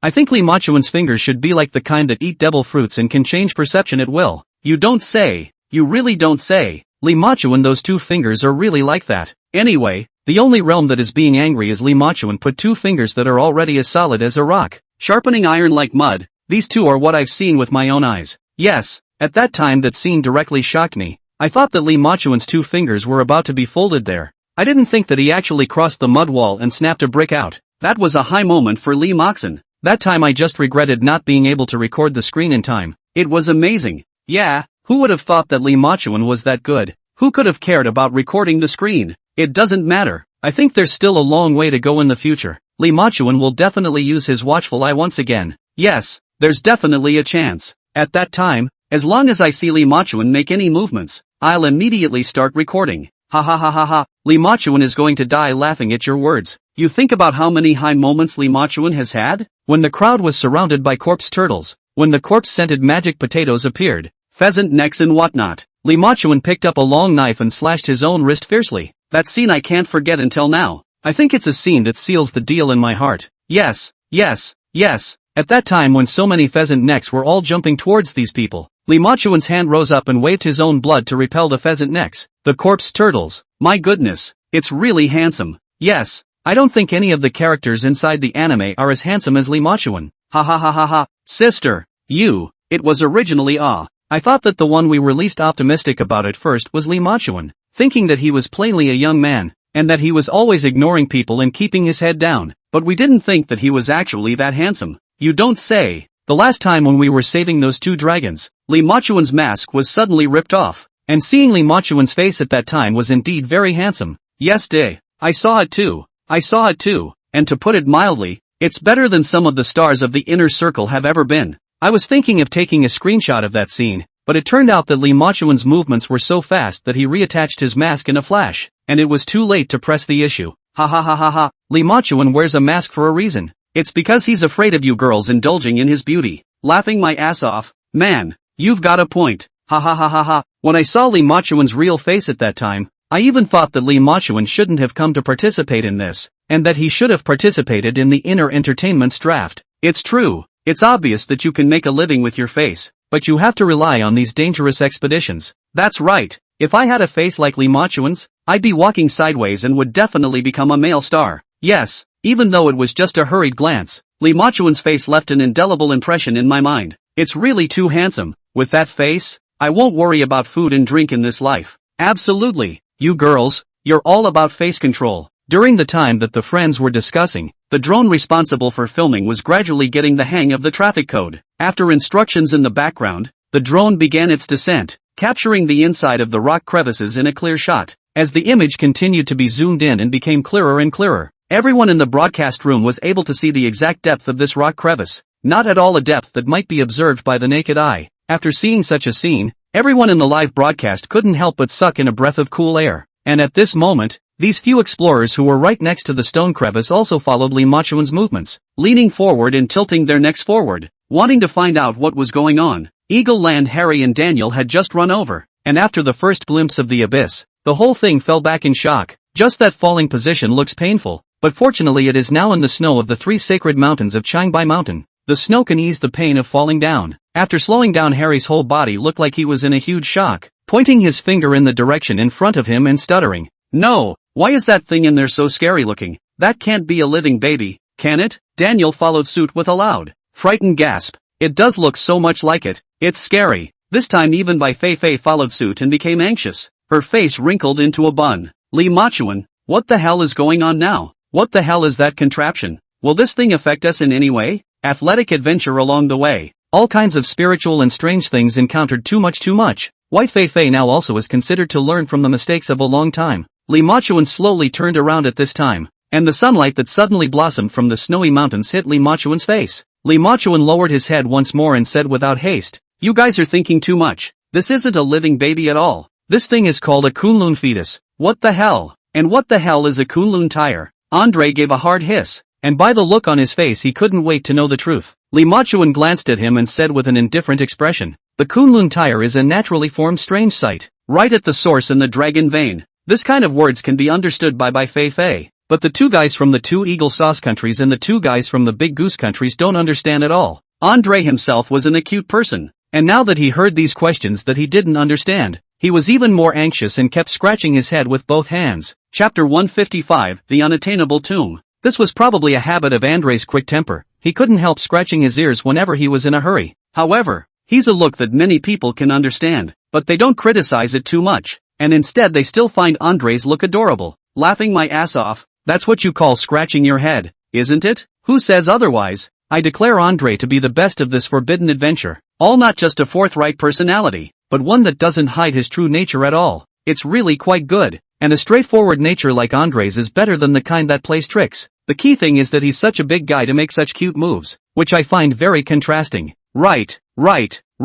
Originally thought that Andre is the kind of person who is in a hurry, but he was just so anxious that he even seemed to be complaining about himself as if he was still a little bit aggravated, and that expression coupled with that action of his was particularly hilarious. I declare Andre to be a fan by strength. It's okay.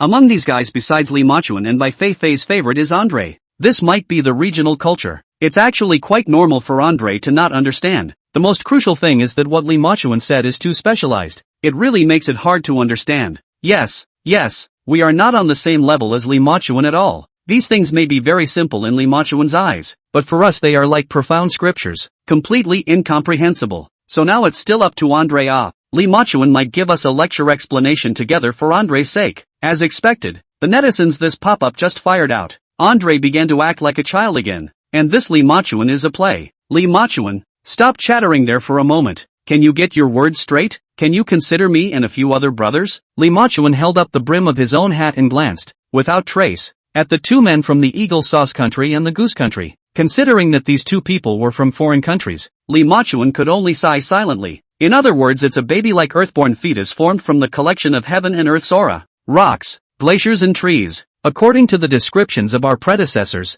many large accompanying mausoleums will have this kind of natural birthplace earthborn divine fetus. Speaking of which, Andre's eyes instantly glazed over along with Harry from the Eagle's Landing and a few of Daniel's. My goodness. Then does this mean that the Cloudtop Heavenly Palace we're preparing to explore this time is a rare ancient tomb? Harry followed suit and applauded excitedly. Based on what this kid is saying, then it also means that the Cloudtop Heavenly Palace we're preparing to explore this time is a type of tomb that can't be found. Li Machuan laughed twice in a low voice and then said, that's right, with this kind of divine tire, it proves that the terrain, wind and feng shui of our Cloudtop Heavenly Palace are all unattainable god-level tombs. After hearing Li Machuan's analysis, the live broadcast room also completely exploded. Heavens, it's too powerful. No wonder it said that this Cloudtop Heavenly Palace's expedition mission is SS ranked. That's not true. The fact that Li Machuan even said this means that this mission is indeed quite thrilling. Available. Think about what those 4 words mean. Usually when there are mountain ranges and dragon veins in a burial chamber like this one, it means that the people before them used their hearts, since such care was taken in the geographical location.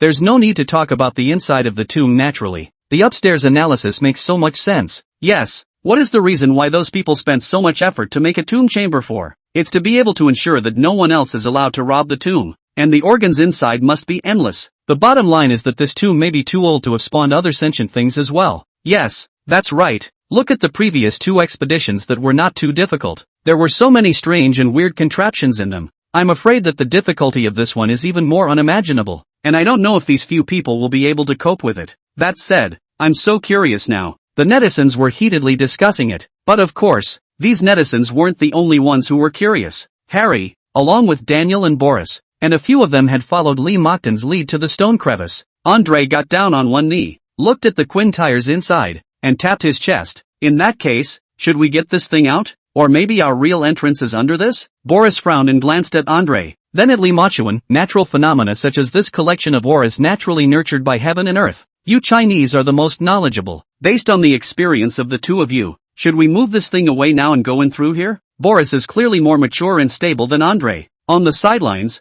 Harry followed suit. After 2 blasts only such a gap was blown out, I'm afraid this is the entrance to the cloud-top heavenly palace? But how are we going to get down this deep now? If this goes over, won't we fall to pieces? Harry was timid, but the consideration was a real problem. Andre exchanged a glance with Boris and frowned again, his bearded face scrunched up beyond recognition. These few people then once again locked their eyes on Li Machuan's body, and it could also be clearly seen that amongst all the people, only Li Machuan was roaming around with a face that was not in a hurry. It was also because of this attitude of Li Machuan that made these few people from the Goose Country and the Eagle Sauce Country think that Li Machuan must have an idea. Brothers, you've got to stop kidding around. This position we're standing in is hundreds of meters from the bottom. Do you know what it means to be hundreds of meters deep? This was the first time Li Machuan had opened his mouth to say so much. At those words, a man couldn't help but frown hard. Torn in fact, Bai Feifei hesitated for a moment, but eventually she couldn't hold back and opened her mouth. Didn't we bring that kind of survival rope? Hearing this was like getting inspired by something. Andre got excited all of a sudden and said while clapping, Right.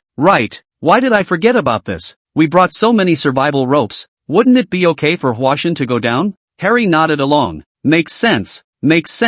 Just nail the hook to the ground and we'll be able to get down there. Several people thought this was the best way to go, and for a moment they were as excited as children. However, Li Machuan's next words were like a pot of cold water, directly dousing the small flame in their hearts. No way! The length of our rope is only 100 m, and the vertical distance is now several hundred meters, as well as the horizontal distance is more than 130 meters. Such a distance is very difficult to swing through. Chapter 156, A Cooked Duck Can't Fly. Originally, everyone thought that they had found a solution to the problem and would soon be able to reach their destination, the cloud-top heavenly palace. But what they didn't expect was that Li Machuan's sentence instantly doused all the hopes in their hearts once again. Everyone is a person with adventure experience. They know very well that what Li Machuan said is the truth. With the naked eye, this distance are very far. If you hastily use the rope to swing over, it is likely to end up in a place of no return. After learning this merciless truth, all the people once again frowned fiercely, each face revealing anxiety and worry, because it was now clear to everyone that the entrance to the cloud-top heavenly palace was probably underneath this stone crevice,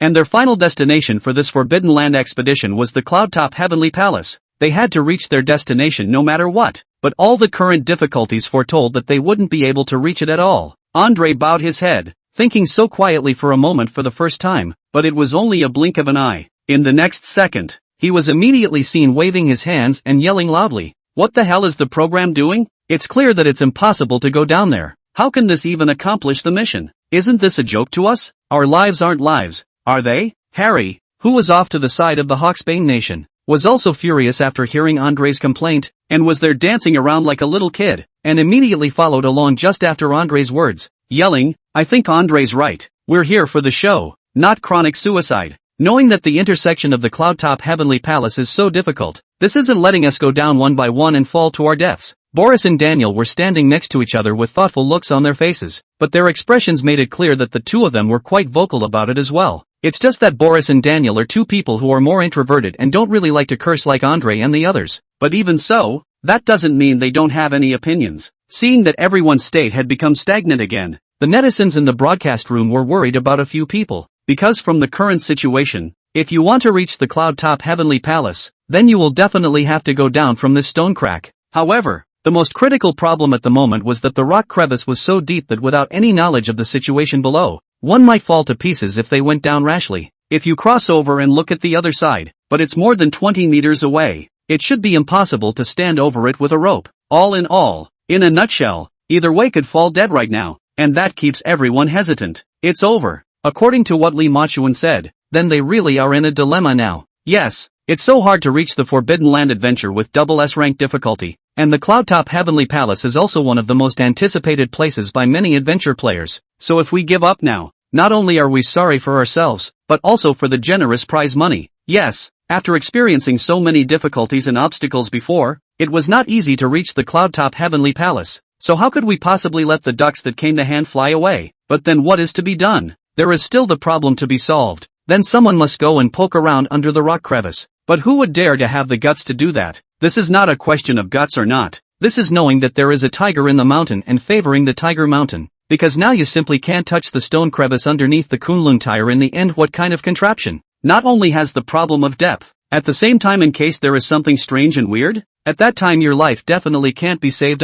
Yes, it does test human nature very much, because if you decide to go down there, It means you're holding out for certain death. Yes, if you decide to go down there, then you have to figure out how prepared you are to lose your life at any time. And I don't think any one person could be in that frame of mind. That may or may not be true, but I don't think the two people from Goose Country and Eagle Sauce Country would be happy about it. They're notoriously selfish and egotistical. Finished. Then the most likely person to solve this problem is Lee Ma-chuan? No way. No way. Lee Ma-chuan is so handsome and so capable. If this goes down and something happens, then what? Then if none of them want to go down, then just everyone forfeit the game. It's also very difficult. Just one step away from getting all the prize money from the show. Do you think anyone would want to give that up? Do you think money is important, or your own life? What's the point of having all this money if you don't even have a life? But that's what people are like.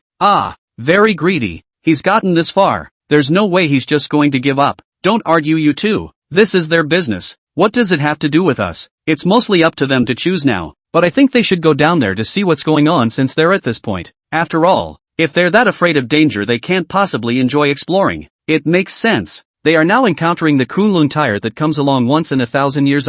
If I were me, I would definitely want to explore it. Me too. I'd love to see the front of the Qilin tire. Indeed. Just now Lee Ma-chuan has said that this is a spectacle that is rare to come across in 1,000 years. Think about how many people want to come across it but can't. How can they just pretend not to see it when they come across it? It's really awesome. I think this has to be tried. Take a shot at it. The bike becomes a motorcycle. And just in case it works out, then fame and fortune will be on the line. Makes sense. I wouldn't be able to give it up if I were in the middle of this team. Yes.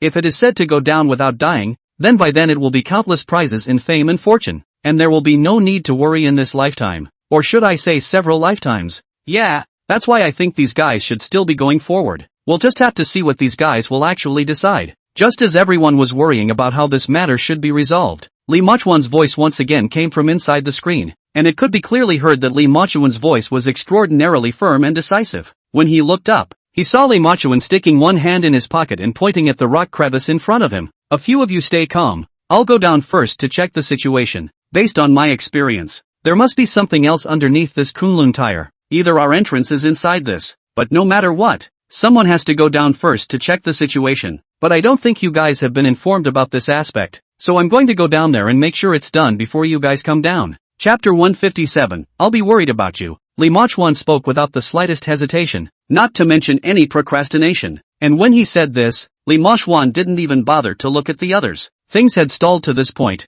and Lee Ma-chuan knew very well that these few people could not be willing to go down on their own initiative. If Lee Ma-chuan wasn't willing to take the initiative to take up this mission, then this mission might end here. So no matter what, Lee Ma-chuan would have to take on the heavy responsibility this time. It was just that after hearing this decision from Lee Ma-chuan, some people were happy and some were sad. In time it will be clear to see a few people from the Goose Country and Eagle Sauce Country teams showing a snickering look. And there was a look of relief. Only Bai Feifei, who was in the middle of the team, after hearing Lee Ma-chuan's words, her original white face instantly showed full of worry. Seeing Bai Feifei swallowing, she finally couldn't help but ask, "No, are you crazy? You yourself just said that this is too deep to go to the bottom, and our ropes are only 100 meters long in total. If you go down, what if you can't get up? Besides, you also said that you are the first time to see this Kunlun tire. You just told us that this wide tire is formed by thousands of years in heaven and earth's aura. It is inevitable that there are more strange and foreign objects underneath. In case you are injured at that time, what should you do?"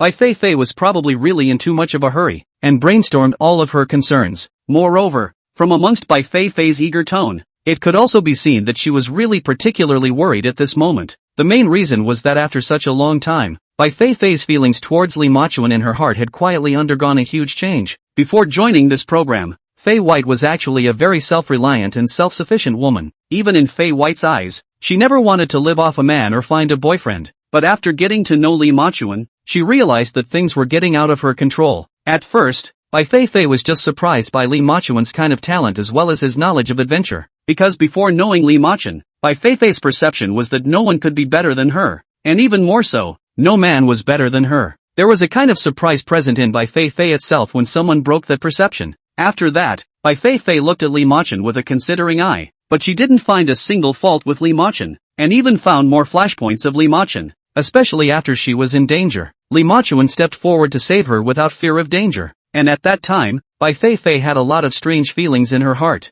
Even White Feifei had a little bit of guilt in her heart at that time, because at the beginning of the program, White Feifei, like everyone else, had a little bit of contempt in her heart for Bai Feifei, and just thought that Bai Feifei was a completely unknowledgeable white face, without any adventure experience, just a vegetarian chosen by the program group. So at the beginning of the program, Bai Feifei had been and is a loving mind towards Bai Feifei, and at the same time had been proud of herself and felt that she was amazing, thus ignoring Bai Feifei. So when Bai Feifei came forward to save himself regardless of the danger, Bai Feifei was quite overjoyed in her heart, and at the same time her impression of Bai Feifei immediately changed. By the time he encountered danger after the end of the day, when he encountered those strange foreign beasts, the superb self-control that Bai Feifei showed as well as his calm and unruffled mindset made Bai Feifei feel that it was worthwhile to learn from him. Also in Bai Feifei's body only to find that the original man is not just a wimp, but at the same time there are also excellent men. Moreover, Fei White started to participate in the program just to try out her mindset and mastery of adventure skills. Originally, she was thinking of withdrawing from the competition when she reached the S level,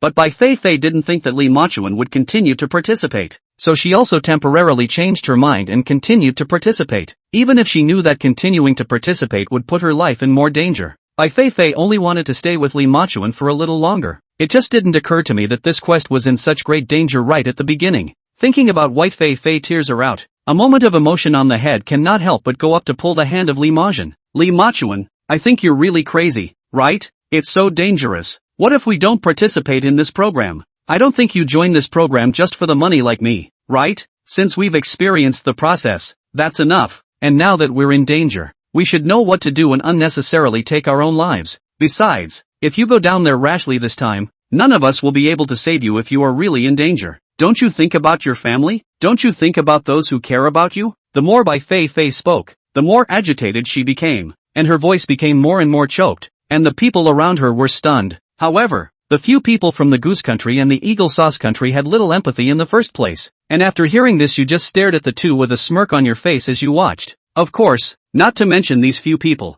Even Bai Feifei was confused after hearing these words from Bai Feifei. Bai Feifei was packing up the ropes at the time, and after hearing these words, the movements on his hands immediately stopped, and looked up at Bai Feifei in front of him. Bai Feifei frowned slightly. Although he didn't say anything, his eyes were enough to show everything. It took about a second or two before Bai Feifei asked, "My family are all in another world. I'm all alone here. There's nothing to worry about, and no one will worry about me." Bai Feifei said this sentence in the calmest tone very normally, but it changed to another flavor in other people's ears. Bai Feifei was filled with heartache after hearing Bai Feifei's words, and her eyes became even more full of tears. In one fell swoop, he jumped into Bai Feifei's arms and hugged her tightly. "What the are you talking about? How come no one cares about you anymore?" "I do. Even though your parents are gone, there are still us friends. I'm really worried about you. That." Bai Feifei was crying so hard she couldn't catch her breath and didn't even know what to say anymore. This formation directly blindsided Bai Feifei. He wasn't afraid of any demons or monsters, any strange beasts, and he was most afraid of women's tears. Bai Feifei raised his somewhat shivering hand, hesitated for a moment, and finally patted Bai Feifei's shoulder. "What's going on? Why are you crying for a good reason? Don't you know my strength well? What's there to worry about?" "Don't worry. I must have volunteered because of my confidence. You don't need to have any worries. You just need to wait for my good news." When Bai Feifei came into contact with Bai Feifei's eyes, his heart seemed to have been hit hard by something. Chapter 158, Don't Eat Too Ugly. That kind of feeling Bai Feifei didn't know how to describe it, but Bai Feifei hadn't eaten pork. Well, at least he had seen a pig run. He seemed to understand a little bit about Bai Feifei's mind. It hasn't been a long time since he crossed over, and there are many things he hasn't figured out before he was chosen to participate in this so-called 9 Deaths in 1 Life program. He hadn't even understood the general rules of this world clearly, and even Bai Feifei didn't know if he would, at some point, travel back again. If we rashly have these childish feelings now, won't we victimize other girls at that time? Bai Feifei was still an honest boy after all. No matter if it was before he crossed over, or after he crossed over, he felt that he couldn't play with a girl's feelings at will. After thinking clearly, Bai Feifei's eyes were fiercely firm and he resolutely pushed Bai Feifei away. Afterwards, Bai Feifei looked like he didn't understand anything and raised his hand to pat Bai Feifei's shoulder like a brother. All right, now that I've decided, I'm sure of it, no need to worry." However, Bai Feifei felt that this matter was very dangerous, and that Bai Feifei would be doomed if he went down rashly. That's the way women are. Once they have that thought will be inside her head for a long time. What would otherwise be a small sesame seed can become infinitely magnified with such worry. Bai Feifei glanced down at Bai Feifei's small hand that was tightly gripping his clothes, and had an indescribable feeling in his heart. but reason eventually overcame emotion. Especially now that it was not even known if they could lead these people out of the cloud-top heavenly palace. It was even more important not to talk about personal feelings at a time like this. Li Machuan was like an emotionless machine at this moment, raising his hand to grab Bai Feifei's hand, then directly ripping the person's hand from his clothes.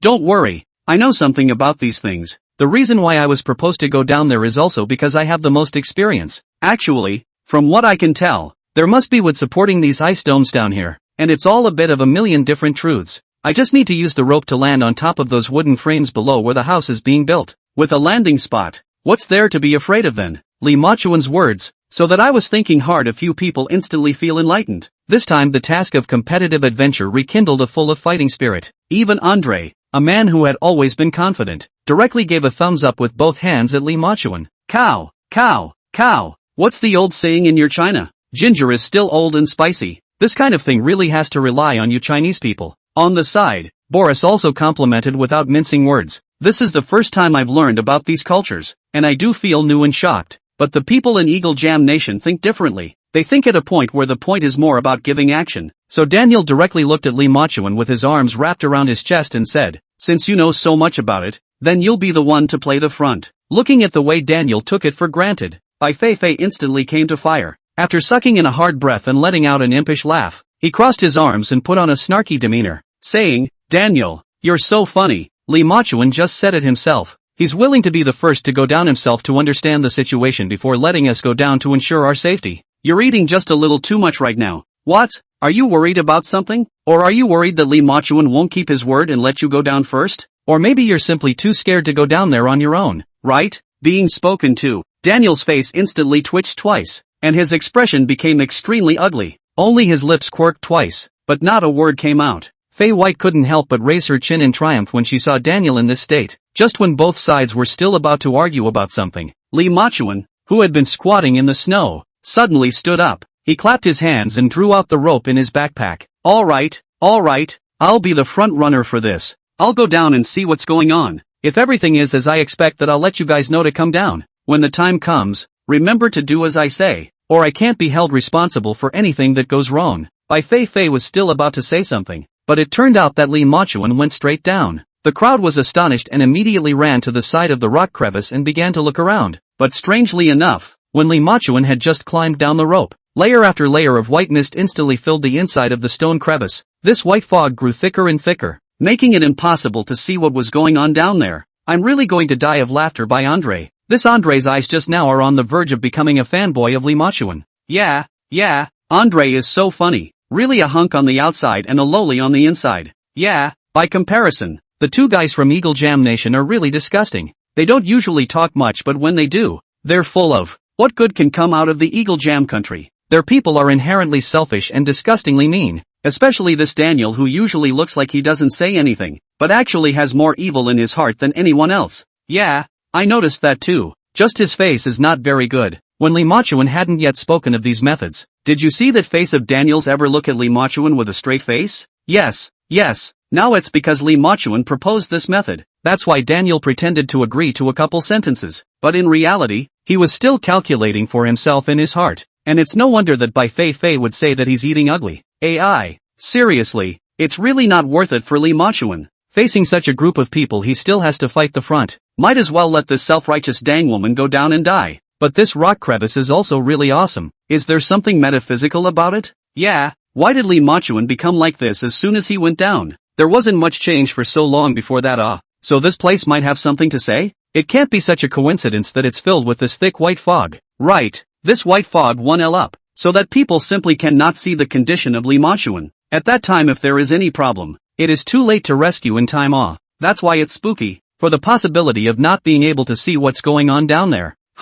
My mom. Yeah, you can't say that it's so scary. The point is I can't let go of Li Machuan. What if something really happened to Li Machuan? I think it's also quite suspenseful right now. This goes down deep, and the key is not knowing what Li Machuan's situation is now. Chapter 159. What would we do without you? The netizens are all worried and concerned about Li Machuan between the lines. But right now, he just couldn't see the situation inside the stone crevice, much less Li Machuan's figure. This cluelessness is a major cause for increased worry. This situation was also quickly seen by the experts in the observation room of the Forbidden Exploration. One of the guests who came as a guest, this Prof. Li was a professor who studied archaeological texts and wonders at the college. After seeing this scene, couldn't help but stand up from his chair, his hands propped up on the table, his head constantly tilted forward, itching to burrow into the screen. Unbelievable. This is incredible. Not only did this show me the Kunlun tire, which has been rare for thousands of years, but I also saw such an amazing one thing at the same time. This life is worth it to me. It really is so worth it. Professor Li was talking to himself alone,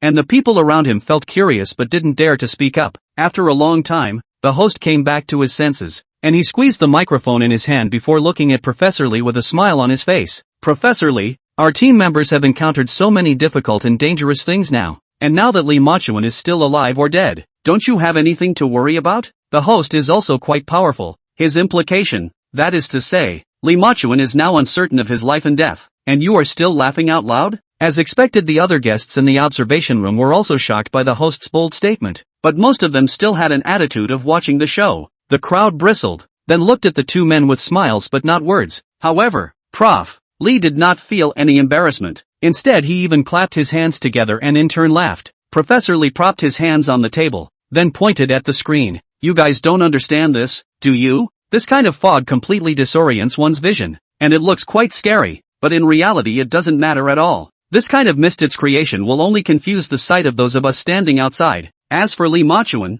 he's now in the middle of the stone crevice, and below his perspective, everything is clearly visible. Even for all the time we've been worrying about, Li Machuan may have touched the Kunlun tire, looked around the Kunlun tire in 360 degrees and has already touched this magical spiritual object gathered from heaven and earth with his hands. After hearing this explanation from Professor Li, all the guests in the observation room instantly revealed a look of sudden realization, and the worry about that has been greatly diminished by a good deal. And these reactions from the observation room guests were simultaneously synchronized to the live broadcast. The netizens in the live broadcast room did breathe a sigh of relief after seeing this explanation from Professor Li, but there are others who question this claim by Prof. Li. No, what is this Prof. Li really doing? Is he professional? Li Machuan has been down there for such a long time with no news at all, and he can still say there's no problem? I always feel that this kind of professorial level character is just standing around talking. He hasn't even experienced these things himself, much less felt the level of danger at the scene. So what makes him able to say something so rightful? Yeah,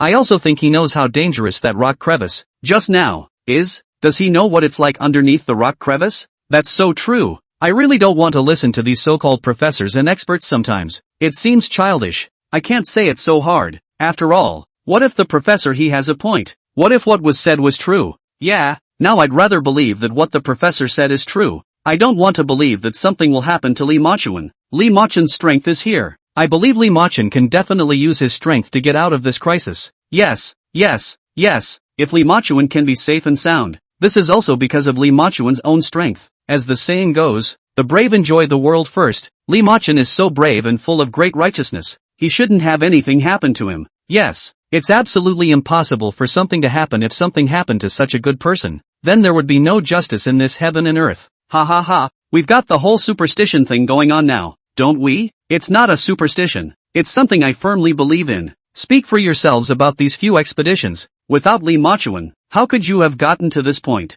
Yeah, it's still our little unicorn brother. That's right, it's all my little brother's fault. The discussion inside the live broadcast room was unusually intense, and several experts and professors in the observation room were also very intense discussions. Only a few people among the images of the forbidden expedition were silent. Bai Feifei kept praying with her hands clasped together in the direction where Li Machuan had just knelt. The four people from the Goose Country and the Eagle Sauce Country now had a bit of a dilemma of having nothing to do and not knowing how to do it, so they could only stay on the sidelines and wander around one by one. I don't know how long it took, but a very echoing voice suddenly came out of the live broadcast. It's coming, it's coming, it's Li Machuan's voice. I heard it. Yeah, I heard that too. I heard that too. Great, great. Li Machuan is still alive. It looks like he's reached a safe location. Definitely. Hurry up and listen to what Li Machuan says. It really is a blessing from God. Ha ha ha. Suddenly I realize we seem like a bunch of gamblers. It doesn't matter. Say whatever you want about me, as long as Li Machuan lives. Laughing my ass off. I couldn't wait for Li Shui to be eliminated earlier,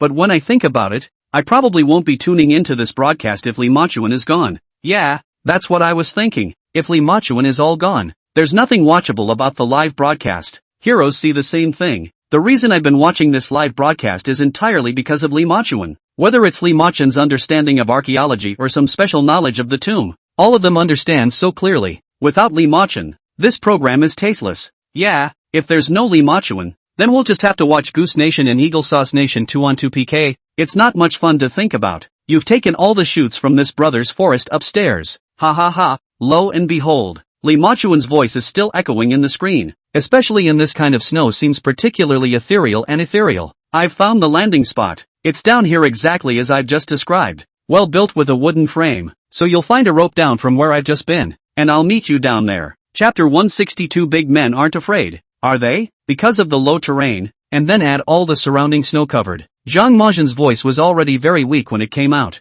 Note that you must come down from the position I just took, because when you come down there will be a large amount of mist, and this mist will make it completely impossible for you to find your way. But if you come down from my position, I will be able to figure out where you are going. The group of people who were originally waiting painstakingly above were instantly elated one by one after hearing Zhang Machuan's voice. Andre, this acute person, after hearing this from Zhang Machuan, he immediately plopped down directly in the snow, then rushed under the stone crevice and shouted furiously one after another. Hey man, are you sure it's all up down there? What's it like down there? Can you tell us about it? You're sure it's you, right? It didn't harm us, did it? That statement directly exposes the kind of person Andre is. This attitude also quickly caused dissatisfaction among those netizens tuning into the live broadcast. One by one, all of them were accusing Andre of this bad behavior. Not this Andre, what's going on? How does he have the nerve to talk about Zhang Majian? Yeah, where did this Andre get such a big face? How dare he suspect Zhang Machuan? He doesn't think about it. When Zhang Machuan was the first one to say it down,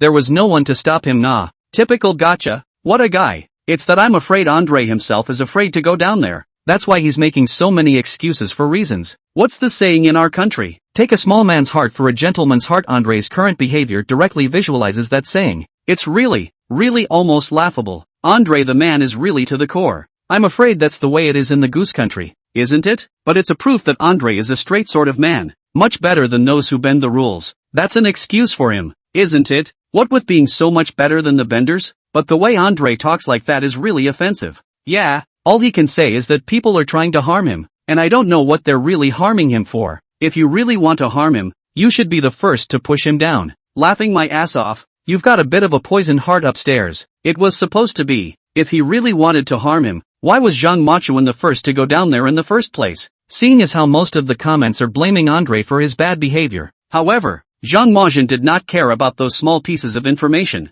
For him, hurrying to solve the problem was the most crucial. So the next second, Zhang Majian's voice with a thick echo would come from among the screen. Come down. Although it was just two simple words, one could think of Zhang Majian's face just from that tone. The main reason was that Zhang Machuan had been imitating the Cold-Faced Qilin for a long time, and slowly Zhang Machuan realized that his personality was becoming more and more similar to the little Qilin brother. Not for the sake of imitation, but in this state of imitation has already subconsciously turned Qirin-chan into himself, and himself into Qirin-chan. As the saying goes, I am in you, you are in me. This tone that could not be refused was going to make Bai Feifei cover her mouth and let out a light laugh. It was a small voice, but it was still loud enough for Andre and Boris from the nearby goose country to hear. With four eyes facing each other, no one said anything, but they were clearly able to see the anger in Andre's eyes. Bai Feifei lowered her head once more, and on her lips was a smile she couldn't hide. After a while, looking at the goose country and the eagle sauce country, several people were unwilling to go down. Bai Feifei was a bit speechless. Zhang Machuan vomited his heart and soul to help these people and was the first to fight the front, going to such a dangerous and unknown territory. Not only were these people ungrateful, but even so,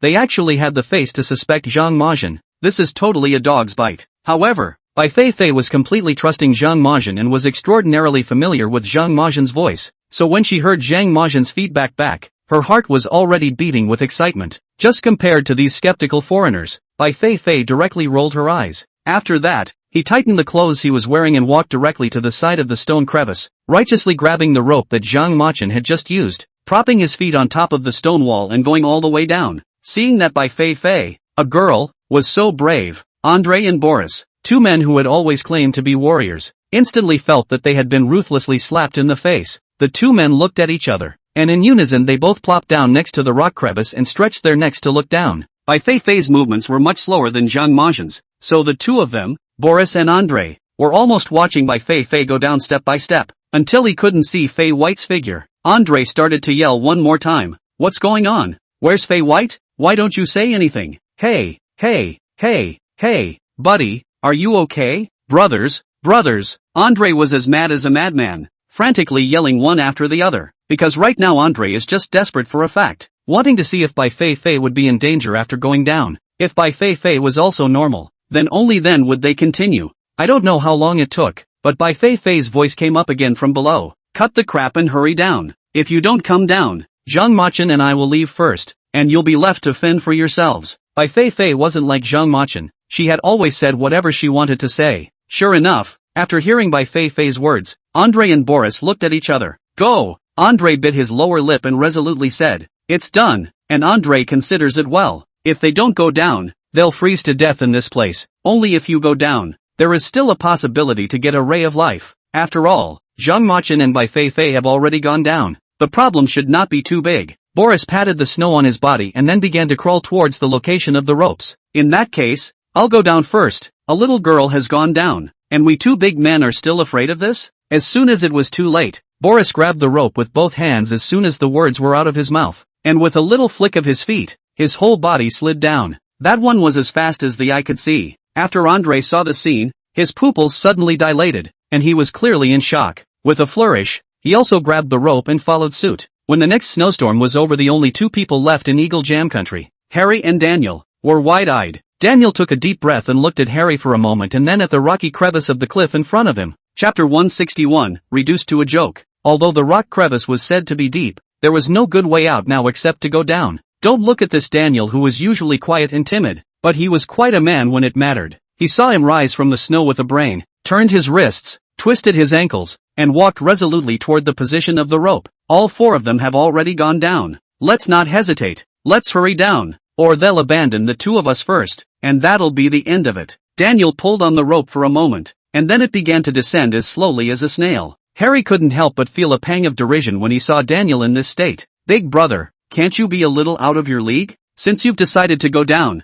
why make this dead look? Look at me. Too late. Harry grabbed the rope with both hands and slid down quickly with his eyes closed. Harry was really a lot faster than Daniel, causing Harry to come down straight into Daniel. Down went Daniel's whole body, dumbfounded, clinging to the ropes and then yelling anxiously. No, you're out of your mind, aren't you? Can't you see I'm down here? Or do you want us both to fall to our deaths together? Daniel cursed, his already poor Mandarin looking even more awkward. However, Harry himself was scared to death. The reason why he was sliding so fast was because Harry just wanted to reach it in one go. Even more so after hearing this voice of Daniel's. I say you're out of your mind, aren't you? Wouldn't it be harder for you to slide slowly like this? Wouldn't it be better to go down earlier? And you can cut the crap with me and hurry up. Harry still held his ground, and instead of slowing down, the rate of descent accelerated. Eventually Daniel was cornered and there was just no way out. If he didn't speed up, he might get run right off by Harry. It's okay, just have to be brave and keep picking up speed. However, being so prodded, the two did speed up quite a bit, and Andre and Boris had just reached their destination when they heard the ghostly voices of Harry and Daniel.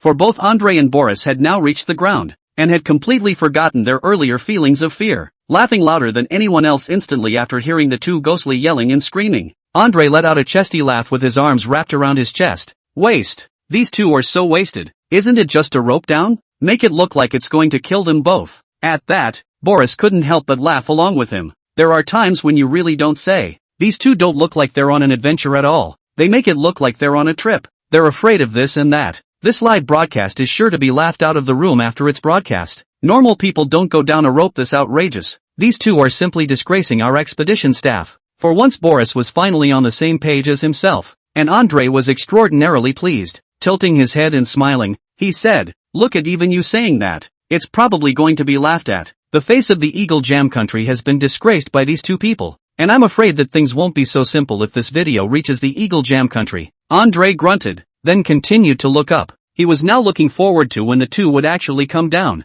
Right at this time, Zhang Machin and Bai Feifei both rushed over after hearing the commotion. I thought everyone had arrived, but I didn't expect to see only Andre and Boris. Zhang Machin just lightly glanced at it and didn't say anything more. Instead, he silently stood aside, observing all that was going on underneath this ground. However, Bai Feifei didn't have so much patience, and after going up, she directly pointed her finger at the two people's noses and opened her mouth to output a meal. Why are you two so slow? And those two? I've told you to hurry down. Hurry down. You have to be suspicious over there. Who do you suspect? There wasn't the slightest bit of politeness in Bai Feifei's words. She was already full of opinions about these people. Not much to go on and a lot of. One minute you ask for this, the next minute you ask for that. It was clear that they depended on the two of them no matter what they did, but they hastened to say what they were not, and even suspected the two of them. Andre knew it was a deliberate statement about himself, but it was hard to dislike him back, because she did just have that kind of mind. Just as the atmosphere was awkward for a moment,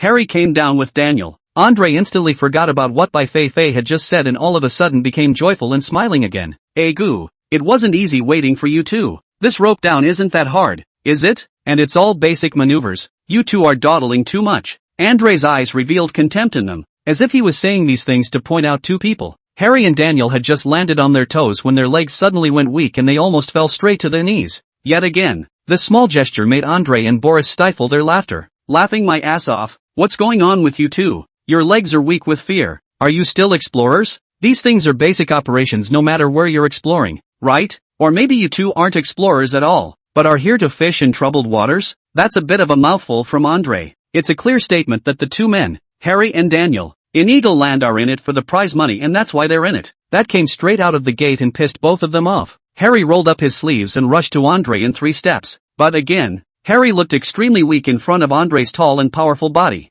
What do you mean? The program team should know better than you whether I'm indiscriminate and fish in troubled waters, right? How else did I get this far? And don't think I'm afraid of you just because you're bigger. If you keep slandering me like that, watch out, I'll be rude to you. Harry had one hand clenched in a fist at his waist, puffing out his chest, and an even more menacing look on his face. Thinking that this look would be able to bluff Andre, he didn't realize that he would just laugh out loud. It was only after Andre laughed for a moment that he skimmed Harry with an extremely contemptuous look, and between his eyes, he was full of dislike. Andre cleared his throat and casually held out a finger, pestling it directly in front of Harry's face. Harry, take a good look at yourself. Your arm isn't as thick as my finger. Are you sure you can fight me? Chapter 162, There's no escape. You know in your heart if I've been talking nonsense. The facts are in front of you, and today you just wimped out. You've already lost face once. If you want to lose face again, then I can give you that chance as well. Only you have to think it over yourself. Andre didn't know how much bigger than Hallie was, and even when the two stood together, that was able to clearly see a very obvious gap.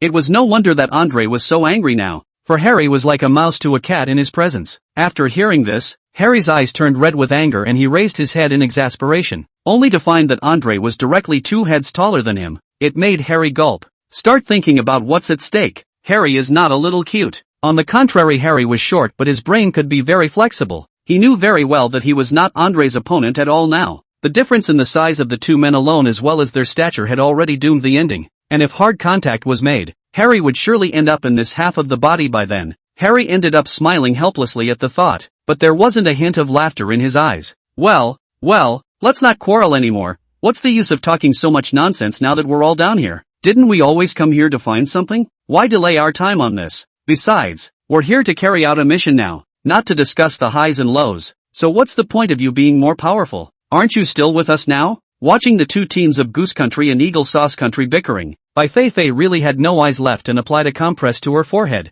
then made a wink at Li Machuan. Go, Bai Feifei didn't say any unnecessary nonsense, just asked softly. It had to be said that Bai Feifei understood Li Machuan, and Li Machuan had long been impatient to enter the bottom of the tomb even now. So after Bai Feifei asked this, Li Machuan immediately nodded. The two men pulled out the flashlights inside their kits, which were specially made to give an exceptionally strong light. Seeing that both Bai Feifei and Li Machuan had walked over, the two teams from the Goose Country and the Eagle Sauce Country instantly froze, and finally immediately chased after each other after glaring angrily at each other. Andre ran to Li Machuan's side in 3 or 2 steps and raised his hand to slap Li Machuan's shoulder. The slap Andre used a lot of force. If it had been Harry or Daniel, the slap would have sent the two men to the ground. But for Li Machuan it is irrelevant. He had long since obtained the Vajra body rewarded by the system. The beautiful name guesses that the body is as invulnerable and hard as King Kong. At that time, when he obtained this reward, Li Machuan was still particularly happy, because Li Machuan had already encountered many strange beasts along the way in the middle of this expedition's mission.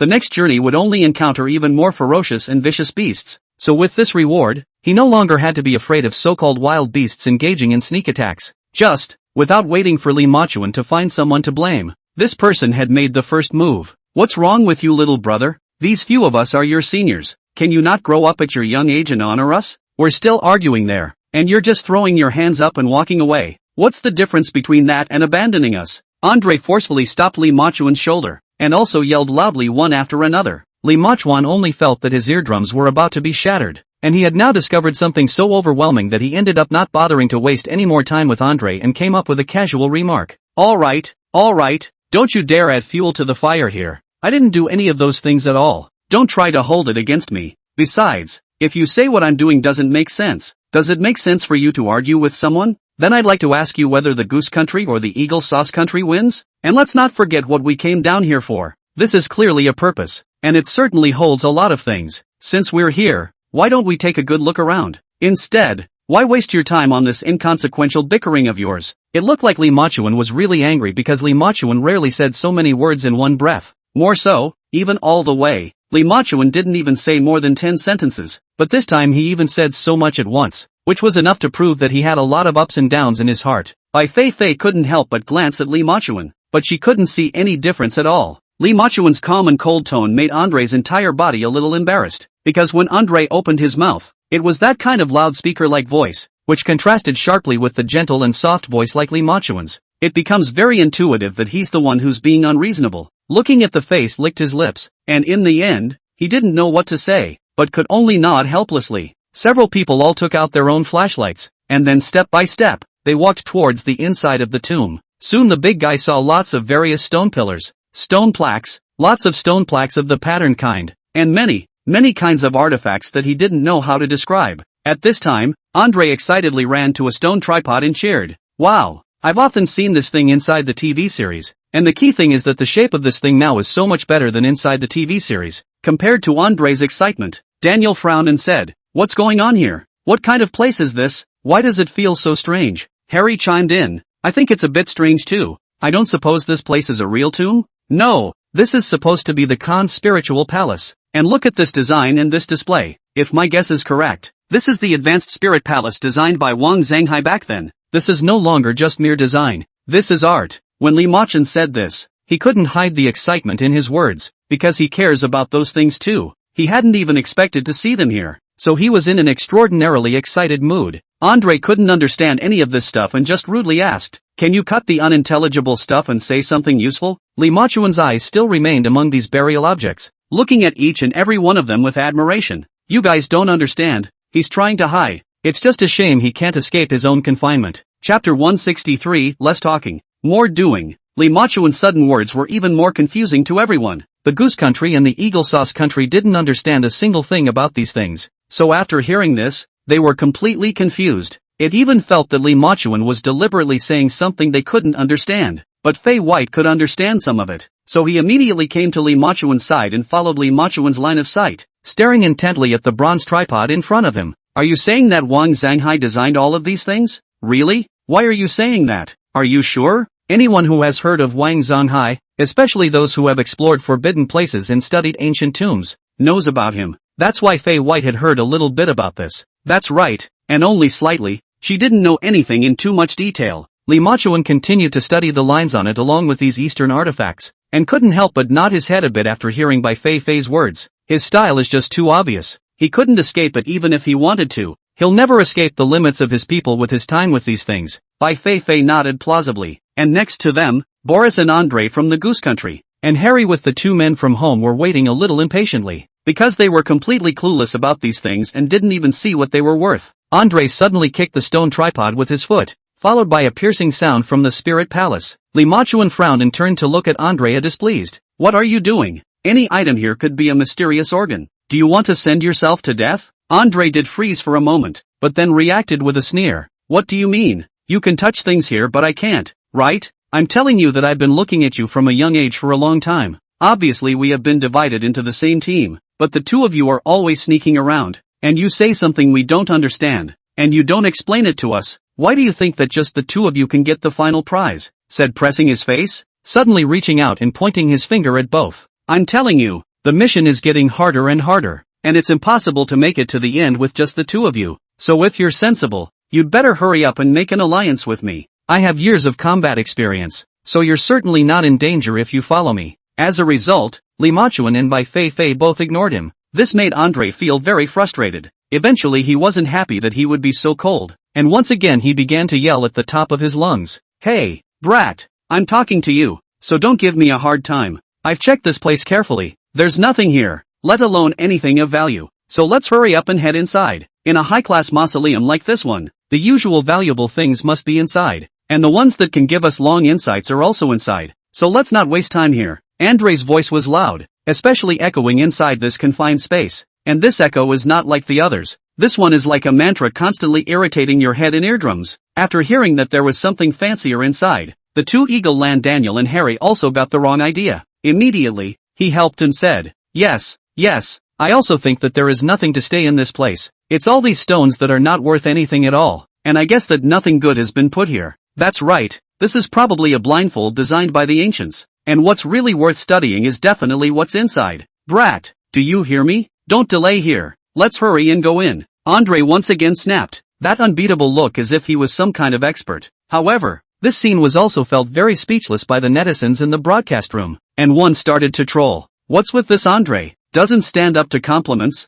does he? You just complimented you and you're starting to show your true colors. Can you consider why Lee Machuan is staying here? That is to say, although I don't understand it either, but when I saw Lee Machuan so seriously go to collect those things, I think that there must be something important in it as well. Yeah, from the beginning of the program until now, how many people has Lee Machuan already punched in the face? Lee Machuan's way of handling it is a bit strange, but once you see the results you'll be enlightened. Yeah, otherwise it wouldn't have been possible to stay so long. Don't you dare. You don't think Andreev gave birth to a rush, do you? You also have to think about Lee Machuan. Lee Machuan is just an ordinary boy. Andre and Boris are still so much older than Lee Machuan. Why can't they be reasonable? I also think that Lee Machuan is really tired. He has to protect the safety of these people on the one hand, and it's basically Lee Machuan who rushes to the forefront of anything dangerous. That's right, these people are simply forgetting their roots. If it wasn't for Lee Machuan, they probably would have been long gone, right? I kind of completely and utterly understand what it means to be gracious. Cow.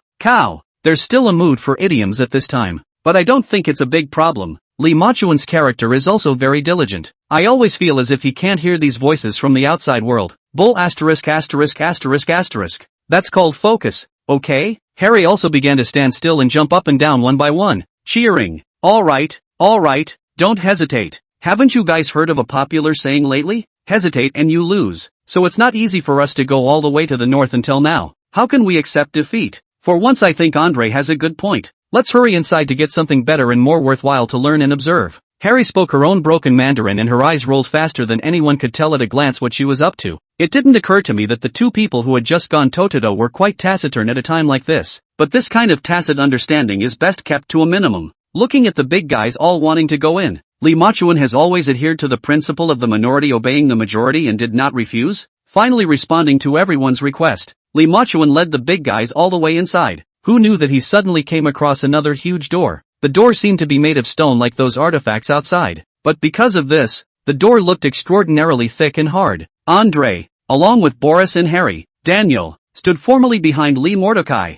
looking up at the door in front of him in silence. Chapter 164, Want to Hear a Story? And Bai Feifei also immediately stood beside Lee Machuan, viewing the door in front of her that was made of stone in the same position as Lee Machuan. Lee Machuan was still the one who walked at the front, and when he touched the stone door, Lee Machuan turned on the flashlight at the first opportunity. Behind them, Andre as well as Harry and a few of the others followed suit, all turning their flashlights on. The dark environment became bright all of a sudden, and at this time, one could notice that there were also various patterns carved on top of the stone door. Crucially, one of the tattoos is a very dominant dragon, and it's all 9 claws. The dragon was carved in a lifelike manner, and each scale exuded a strange light, giving people an indescribable feeling when they looked at it. Harry from Eagle Jam and Daniel and Andre from Goose and Boris and a few of them had not seen such a pattern, but he had heard about the 9 dragons before, so he instantly burst with curiosity and immediately ran to the front. The two men held their flashlights up to the stone door and studied the patterns carefully to observe them. Andre took a deep breath, then sighed in awe. Holy cow, it's too powerful, isn't it? I have heard the story of your Chinese dragon claws before. I heard that this has something to do with rank status. I wonder if the two of you can give us a good explanation. Then we also need to understand the story properly. After hearing this, Bai Feifei couldn't help but roll her eyes in her mind again, but the expression on her face really wasn't too good either. They had obviously come over to explore now, and as a result, These two foreigners were always making things weird and strange to make things difficult for them. The most crucial thing was that she had just spent so much time in the snow, and she had consumed a lot of energy during the process of sliding down. So if she wanted to explain a story at this time, Bai Feifei was really not in the mood at all. Who knew that after Andre's suggestion was made, the two men from Eagle Jam Nation immediately followed suit with curiosity. These two people looked at Bai Feifei expectantly and said with a smile, "Miss Bai, I wonder if you are willing to explain these stories of your Chinese country to us? This journey is quite boring, so it's just as well that you can explain some of the stories of your Huaxia country for us to hear." These guys talk as if they could actually hear it if they wanted to. However, when saying these words, all of these people had a common tacit agreement. That is, none of them dared to look at Li Machuan. It is also presumed to know that this character of Li Machuan is unlikely to tell them a story. I also have to say that these guys are pretty knowledgeable. This point makes Bai Feifei also quite speechless. How people are good and bullied, right? This phenomenon was also noticed by the netizens in the live broadcast room, and one of them also immediately typed their thoughts on the screen. Have you guys ever felt that this Harry and Daniel two people are quite interesting? They also want to know this story, but they don't dare to look at Li Machuan or stare straight at Bai Feifei. Can it be so obvious not to notice? These people are quite cunning because they presumably know that Li Machuan is not likely to tell them this story, but Bai Feifei is different. On one hand, Bai Feifei is a girl who might be soft-hearted, and the second one is that people are taking the initiative to learn about the story of the king of Huaxia, and Bai Feifei might be too embarrassed not to tell it. Yes, these old foxes are very cunning. It's mainly because of Bai Feifei's soft heart that she's helped them quite a few times along the way. Yeah, people just need to be seen to be friendly. These people aren't going to be grateful. Instead they still think they can use you or something. Yes, that's human nature now. But their little act of not daring to look at Li Machuan did make me laugh. Really, that sneaky and fearful look is like being a thief. But I think Li Machuan is very cute and helpful. Why are these people so afraid of him? Ha ha ha. Isn't it normal to be afraid of Li Machuan? It's mainly because Li Machuan doesn't like to speak again this way, and droops his face all day long, making a look like a stranger, which more or less makes people feel a bit bad to contact, right? Yes. This kind of person is a high-strung guy at first glance. There's also just one guy in our company who doesn't like to talk and usually has a stern face. He's actually very handsome, but he just exudes an aura of the kind of person upstairs just described as uninviting. Yes, with a stern face and not being talkative. Isn't it clear that he doesn't want to interact with other people? This kind of person usually doesn't like others to bother him, so that's why these few foreigners are quite sensible. 666 I didn't expect to come to our confinement adventure program and now I've learned our perceptions. 666 Online humble. I've been able to get this far by being observant. Brother, who says it is not? Before in the company at most look at the face of the boss. Now it is not the same. Now no one can not offend. Everyone on the hostility is very heavy. Not only have to take into account the face of the boss, but also to take into account the face of the colleagues. Difficult.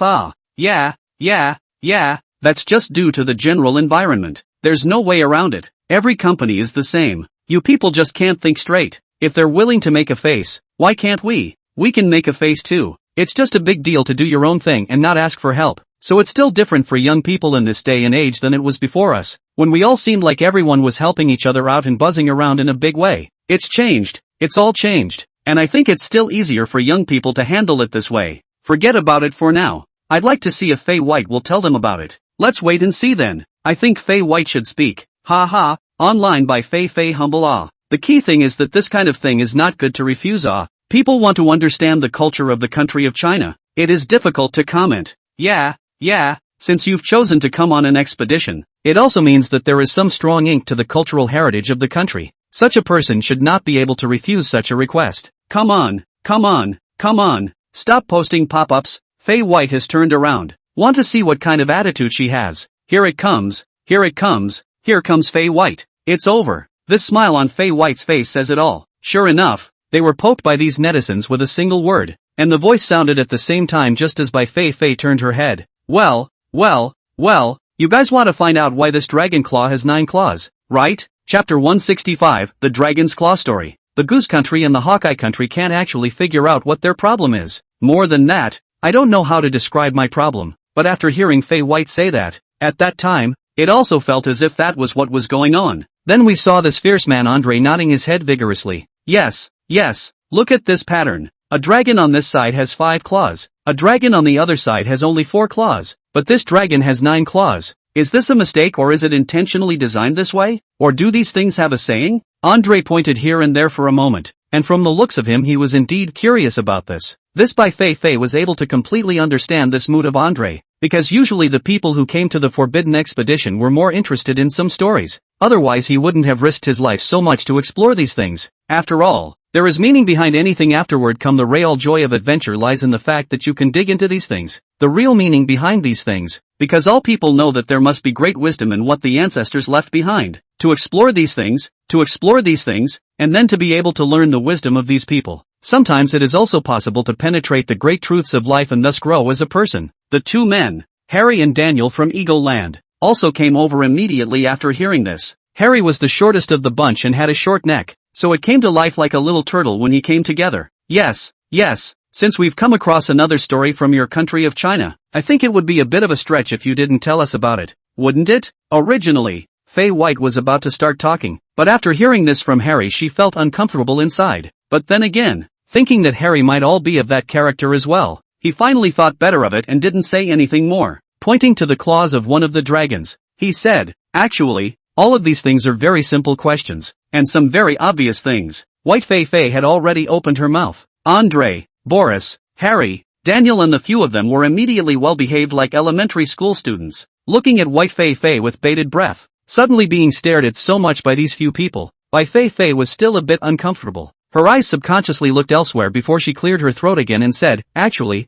this thing is very simple, just like what you guys are seeing right now. So the number of claws represents a status symbol. 9-clawed dragon refers to a dragon with 9 claws. In the traditional culture of our Chinese country, the number 9 is the most honorable and highest ranking number, and the 9-clawed dragon is considered to be the noblest of all dragons, representing the emperor and imperial power. And this 5-clawed dragon next to it is a dragon with 5 claws. In the traditional culture of our Chinese country, 5 is the number that represents royalty, and the 5-clawed dragon is regarded as a symbol of royalty, representing the power of the emperor and the royal family. Most of the ones like 5 paws or 4 paws represent some of the royal family's imperial sons, who are also very honorable, but certainly a little lower than the emperor. The approximate meaning of this means that the 9-clawed dragon has the highest and most honorable status and is considered to be a symbol of the monarch. In ancient times, only emperors could use the image of the 9-clawed dragon, which appeared in the emperor's costumes, buildings and artifacts, representing imperial power and supremacy. The 5-clawed dragon is the most common image of the dragon in traditional Chinese culture and is considered a symbol of the emperor and the royal family. 5-clawed dragons appear in royal crests, dragon robes, buildings and artifacts, representing royal power and royal reverence, most of which would have been some royal son. Saying this you guys should understand, right? This words down White Feifei's suddenly dry mouth. Some worried look at these. This worry of Bai Feifei's was nothing else. She was worried that these people hadn't heard enough and wanted her to continue. She felt like her voice was breaking if she kept talking like that. But the good thing is that although these people don't know much about the culture of China, they more or less understand it. So after hearing this explanation from Bai Feifei, they also understand it pretty much. Andre, a bearded man, instantly revealed an expression of dawning realization, and that clueless look also revealed a hint of cuteness. As soon as she turned her head, Bai Feifei saw this scene and almost couldn't help but burst out laughing. Only with a look from Andre, Bai Feifei immediately covered her mouth, hardening her urge to laugh and stifling it again. Andre, on the other hand, felt excited by the stories and slapped his chest and laughed. You guys, these are kinda funny. The emperor is the biggest 9 claws, and those sons of his are 4 or 5. So why not 1, 2, 3, put? Bai Feifei subconsciously glanced at Andre and thought, it's over. This big boy is completely demonized. But in order not to let the reputation of their own country of China damaged, White Feifei Zia took a deep breath. Continue to explain up. That's what you don't understand. With us numbers like 1, 2, and 3 may not be very auspicious, especially 3, which is a very unappealing number. Although Andre and a few other team members didn't quite understand why exactly this 3 that Bai Feifei was talking about right now was unlucky, yet they were able to understand the significance, because there are numbers they don't like in their country anymore too. After learning the truth, a few people went on. Andre's mood shifted extraordinarily quickly as well, pointing directly at the stone door and saying, can this stone door be opened? Harry of the Eagle Sauce Kingdom let out a laugh directly after hearing this. You mustn't be confused, right? Do you think you can open such a thick stone door? In a place like this, any small detail is a trap. Not to mention how can a door this big let you in easily? That was the truth. So Andre didn't retort, but sighed deeply. What then? There should be some kind of organ around here, right? We should be able to get in once we find the organ. There must be a mechanism. After all, After designing this thing must have designed the mechanism. It's just that I'm afraid that this mechanism is not something that we can find just because we want to find it. Or what kind of chance is needed? Bai Feifei looked at her surroundings and gave a sensible analysis. Every sentence was analyzed to the point. So Boris as well as Harry and the few of them showed an appreciative look to Bai Feifei. Harry, who had always been self-righteous, even gave a thumbs up directly at Fei White. Chapter 166, The White Jade Door That Couldn't Be Knocked Down. The girls of your Chinese country really live up to their name. Having the courage and knowledge, and being calm and able to give a sensible analysis at such a critical moment is really admirable. Harry's Mandarin was already very broken, and now that he was able to speak such a long string of words, Bai Feifei was quite impressed. So there was no such heart, and he casually said, each other, you're pretty good too. You're getting better and better at this Mandarin.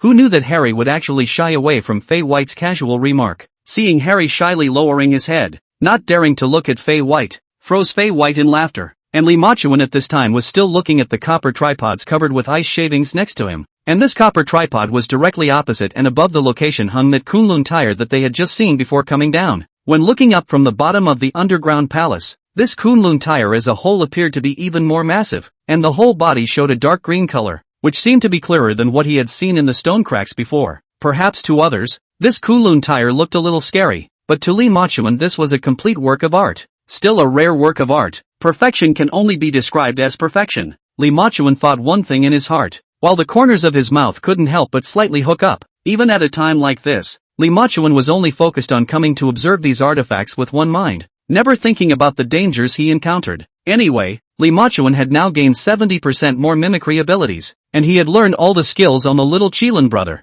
so ordinary dangers really couldn't be difficult for him. But a high-level natural landscape like the Kunlun tire is something that can't be found. This was also the reason why Li Machuan had stayed to watch. After all, before Li Machuan crossed over, he had been very obsessed with those stories of grave robbing inside the books, very interested in what I see and hear and what is described inside the book. But when I read the book before I could only rely on those words in the book, and then all on my own imagination. But now these things are all in front of him. Li Machuan realized that the text of the book is only a description of 1/10 of the appearance of less than. The most crucial thing was that Li Machuan had read so many books about grave robbing before, and before that, he had all relied on his own imagination to fantasize about what those things looked like. So Li Machuan actually had an inherent impression of those things inside his head. But after seeing this for real today, the impact is indescribable, the shock inexpressible. It was like it overturned all his previous assumptions. It also let Li Machuan completely see that his imagination is still too limited to the natural world. You can never imagine how amazing he is. When you really face this thing,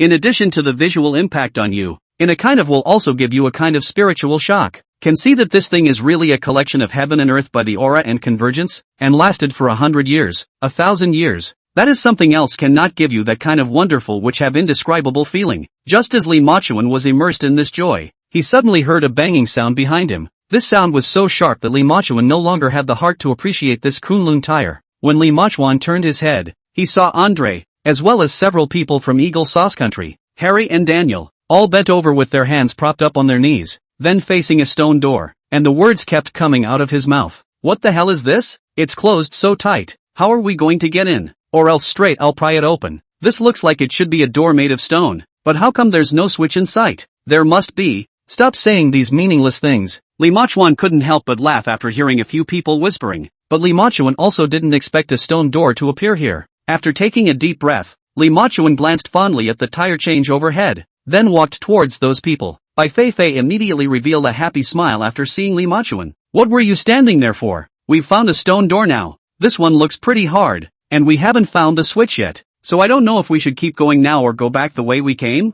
Bai Feifei's voice wasn't too loud, but it instantly attracted the attention of several other people. At that time, Andre was taking the steel stick inside his backpack and then chiseling the stone door, and after hearing this from Bai Feifei, he immediately turned around, fearing that he had missed something. As for Daniel and Harry, the two of them who were already a bit thieving, after hearing this from Bai Feifei, they immediately stopped paying attention to Andre and began to stare at Li Machuan and Bai Feifei in front of them. After all, the stone door did seem to be a bit difficult to pry open now, and the path ahead was treacherous. If Li Machuan decided to return the same way, then they would be in a bit of a difficult situation and wouldn't know where to go from here. Li Machuan looked at Bai Feifei also just for a single glance, then immediately shifted his gaze away before his eyes landed on top of the stone door. This stone door looks very large, and covered with ice chips. door frame above all the ice sculpture. What? Everyone didn't even dare to swallow their saliva for fear of missing Li Machuan's decision. Li Machuan, on the other hand, didn't even notice their thoughts and just scanned the stone door in front of him with one pair of eyes. Soon a lot of information about the stone door in front of him appeared in Li Machuan's mind. This is the alabaster stone door among the legend. Said this stone door is as high as 3 or 4 people.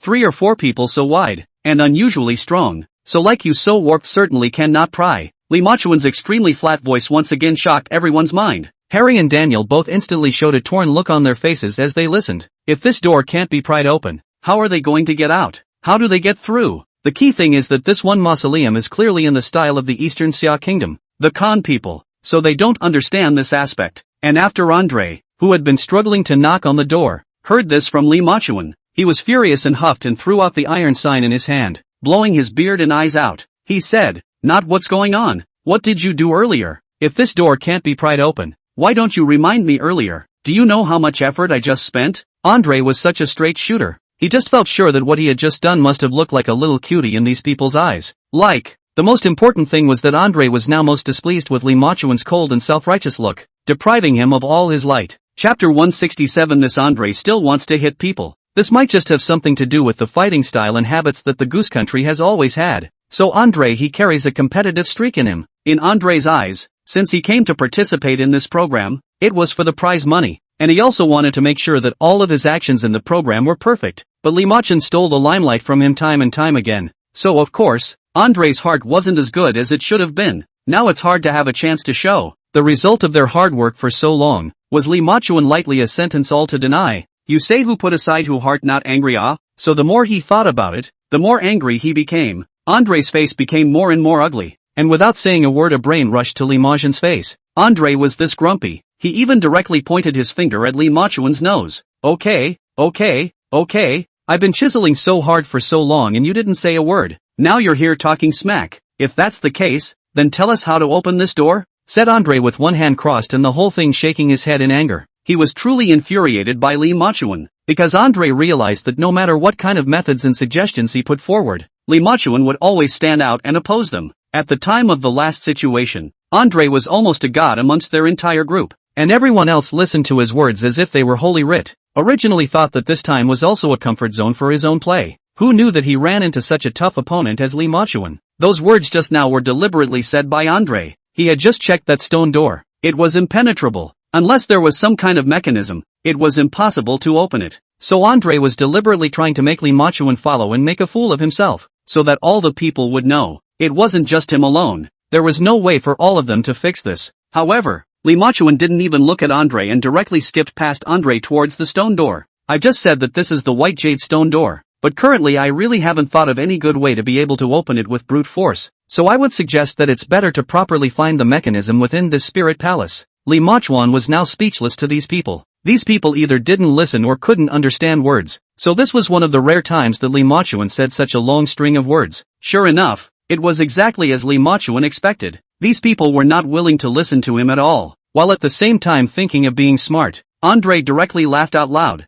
then looked at Li Machuan with a disdainful face. Isn't what you're saying nonsense? Who doesn't know that there is a mechanism here? But we've been searching for so long. Have we found it? Do you think I just had nothing better to do than to open that stone door? If you can't find the mechanism, then you have to find a way. Your trick here is easy to say, but it's actually not useful at all. I'll tell you the truth. You don't think you can make yourself a god just because you cracked a couple of small problems with your luck before. You can either tell us where the organ is right now or leave us alone with all that. That's right. Andre said that on purpose. He just wanted to see Li Machuan's embarrassed look. Boris, who was next to him, nodded his head repeatedly, agreeing very much with Andre's statement. Yeah, well, if we can't find where the organs are, we'll always find a way to get out. Don't forget that we're on a competitive adventure program now. If we say that this stone door can't be opened, then how can we continue with the next mission? Boris was now playing a reckoning in his heart. Because Li Machuan couldn't come up with an idea right now, he resolutely stood on Andre's side. It's all a big goose country surely helping fellow countrymen. Looking at the two people's strong words, Li Machuan really wanted to directly roll his eyes and leave. It just didn't happen to be the case that this cloudtop heavenly palace was now one of the ancient tombs he was most interested in. Li Machuan did feel a little reluctant to leave again. The most crucial thing was that Li Machuan just didn't want to spoil these two people. Based on the current form, if Li Machuan withdrew from the match at this time, I'm afraid that the two people who would be the happiest would be Andre and Boris. It was also true that in the eyes of Andre and Boris, Lee Ma-chuan was their strongest, most competitive, and only competitive competitor. If Lee Ma-chuan withdrew from the tournament, then the two of them, Boris and Andre, would logically get the final prize money. That's right, the two Andre and Boris didn't give a damn about the two Harrys and Daniels from Eagle Jam. Eagle Sauce Country's Daniel and Harry, they too, although small, but the two of them clever mind. The reason why can be to know to be able to go to this step of the players, then absolutely can't be just luck. Surely also have a large amount of strength. It's just a shame that Andre has no one in his sights now. Facing the aggressiveness of Andre and Boris, Lee Ma-chuan didn't have much of a reaction, just some study of the alabaster stone door in front of him.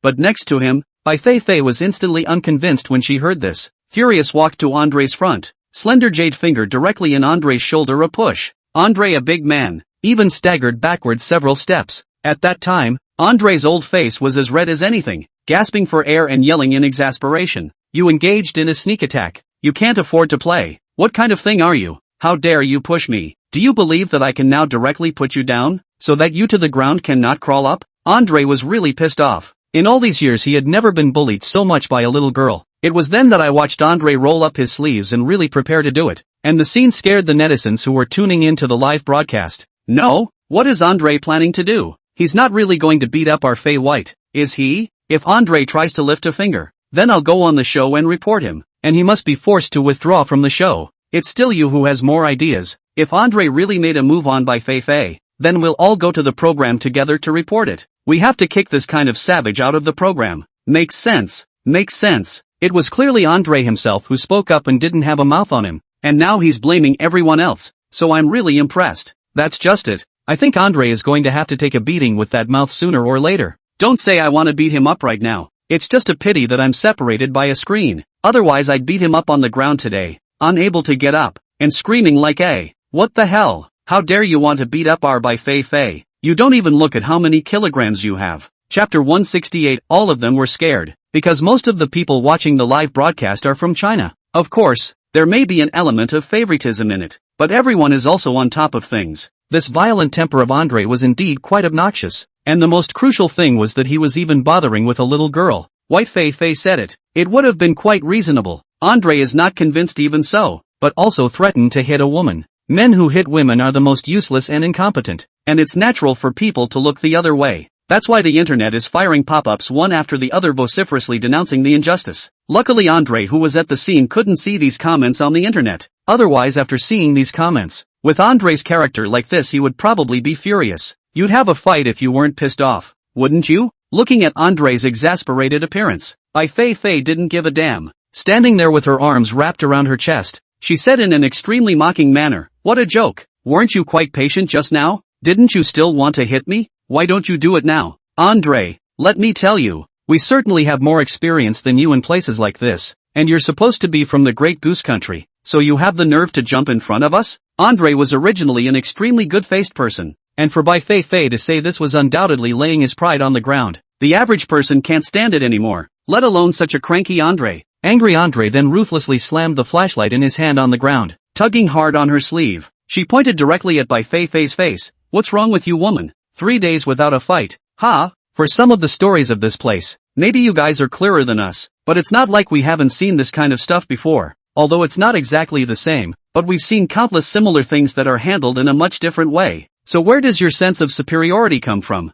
This was the first time Andre had spoken such a long string of Mandarin, and although he stuttered, his meaning was quite clear. However, Bai Feifei remained disdainful as she let out a sneer. "Gu, you are quite impressive when you talk about it. Since you know it so well, then tell us what this is." "This is the story behind the door. Without experience, then how do you say you can open this stone door?" Bai Feifei's series of 3 questions directly rendered Andre speechless, and the entire person stared around with wide eyes. It was only after about a few seconds that Andre stammered and muttered, "Why ask me? Aren't you guys quite capable? Didn't you guys say you know better than me? Then this matter will be resolved by the two of you all. They're all pretty good at arguing, but when it comes to problems, they're all really good at pushing back." Bai Feifei had long predicted that Andre might just say that, so Bai Feifei didn't even look at Andre and walked directly to Lee Ma-chuan's side. And Lee Ma-chuan was still acting really, staring at the measured white jade stone door in front of him at this time. Although the man had previously seen a description of the white jade stone gate in a book, but now that a long time had passed, Li Machuan's memories had begun to be a bit confused.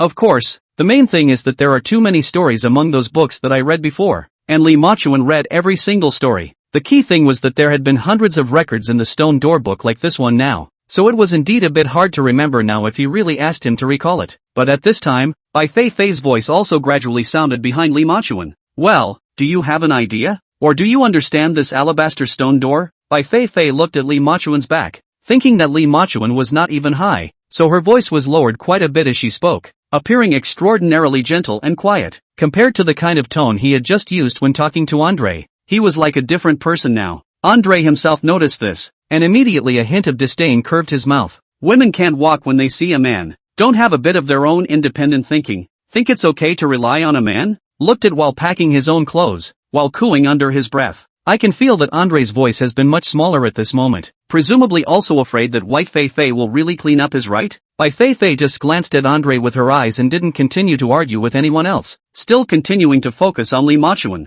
Li Machuan didn't continue to speak, and Bai Feifei didn't say anything anymore, but followed Li Machuan's line of sight as he also studied the white jade stone door. Looking at the attitude of the two men who did not speak and did nothing, Andre scratched his ears beside him in exasperation. The most crucial thing was that they suddenly felt that the temperature of this spirit palace was also getting lower and lower. Andre lightly touched his elbow next to Boris's arm. Boris reacted at the first time. The two men looked at each other. A hint of complexity and calculation flashed in their eyes. Just at this time, Andre suddenly leaned over, then whispered something in Boris's ear. After about a minute, Boris had a difficult look on his face. It didn't take long, though, for Boris to think for a moment before nodding resolutely at Andre. Andre seemed to have received great encouragement, and there was a flash of sternness among his eyes, and he also moved his wrist, and then he picked up the iron sign that he had dropped on the ground. Before anyone could react, he took the iron sign as well as the hammer inside his backpack and aimed it at the ice sculpture on top of the alabaster stone door. At that time, only a rumbling echo could be heard within the entire spirit palace, and when everyone turned their heads they realized that the pomegranates on the alabaster stone door had not fallen, but rather countless ice shards had fallen from above the doorframe. This ice chip slid down just a little bit at first, and then it fell down all over the place, so that Andre, who had been ready to continue chiseling, was also startled with it, and took several steps backward in a row. Boris and Eagle Sauce Country's Harry subconsciously looked at the alabaster stone door after hearing the commotion at that time, and as a result, they realized this thing, and the two of them were so scared that they directly ran away. Harry ran to a pillar a few meters away, and he panicked, pointing his finger at the alabaster door with a panicked, angry look on his face and shouting, "Andre, what have you done again? Why did you become like this? You're supposed to have touched some kind of organ here, right?" As soon as they heard about the organ, it was as if it had touched their bottom line. Daniel instantly showed a trace of fear, incredulously looked at Andre, also followed the yelling. "What is it? What do you mean you touched the organ? What else? Why are these things starting to fall?" Chapter 169, Letting the Netizens Worry About You. The voices of both Daniel and Harry could be clearly heard, now becoming very worried and scared, mainly because after all that had already happened, the two felt that they could no longer afford to be tossed around, especially now that this alabaster stone door,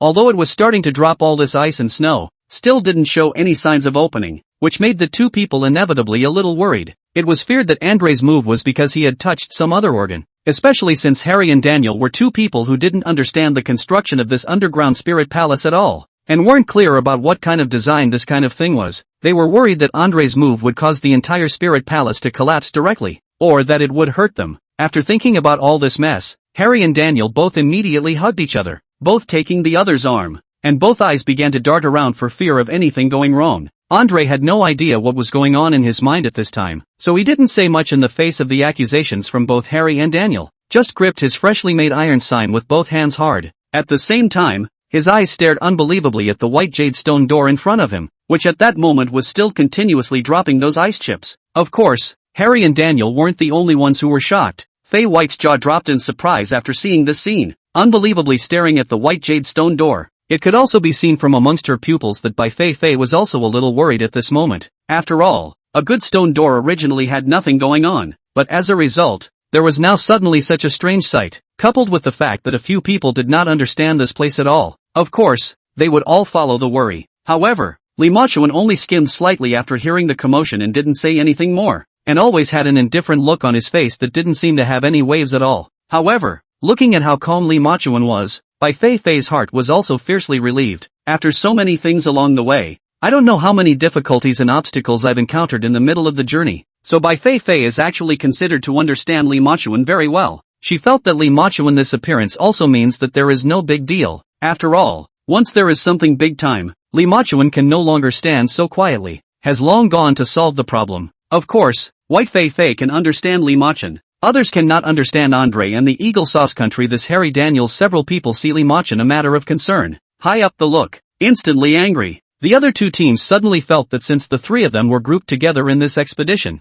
they should work together to face the difficulties together. But when they saw this attitude of Li Machuan, a few of them felt incomparably angry, thinking that Li Machuan is now deliberately dead waiting in front of them. Although it was true that this basket was stabbed by Andre, since we were all on the same rope now, we should face this problem together. The more Andre thought about it, the more angry he got. The next second he couldn't care less. He directly ran to the front of Li Machuan, just blocking Li Machuan's line of sight. Blushing and looking at Li Machuan said, "What do you mean? You think this place can't work without you, right? I know. Although I didn't listen to the arrangement myself and acted rashly is indeed a bit of a problem, but I also just want to hurry up and break open this alabaster stone door. Unlike you, who doesn't do anything, and you don't want to care about it now that something has gone wrong, right? In that case, then you might as well withdraw from the race. Why are you delaying here?" Andre's voice was eager and grumpy, but of course it was understandable, because now that the stone door was in this condition, it did look quite oozy, and Andre was worried that because of his actions he would drag down all his teammates and bury them all alive here.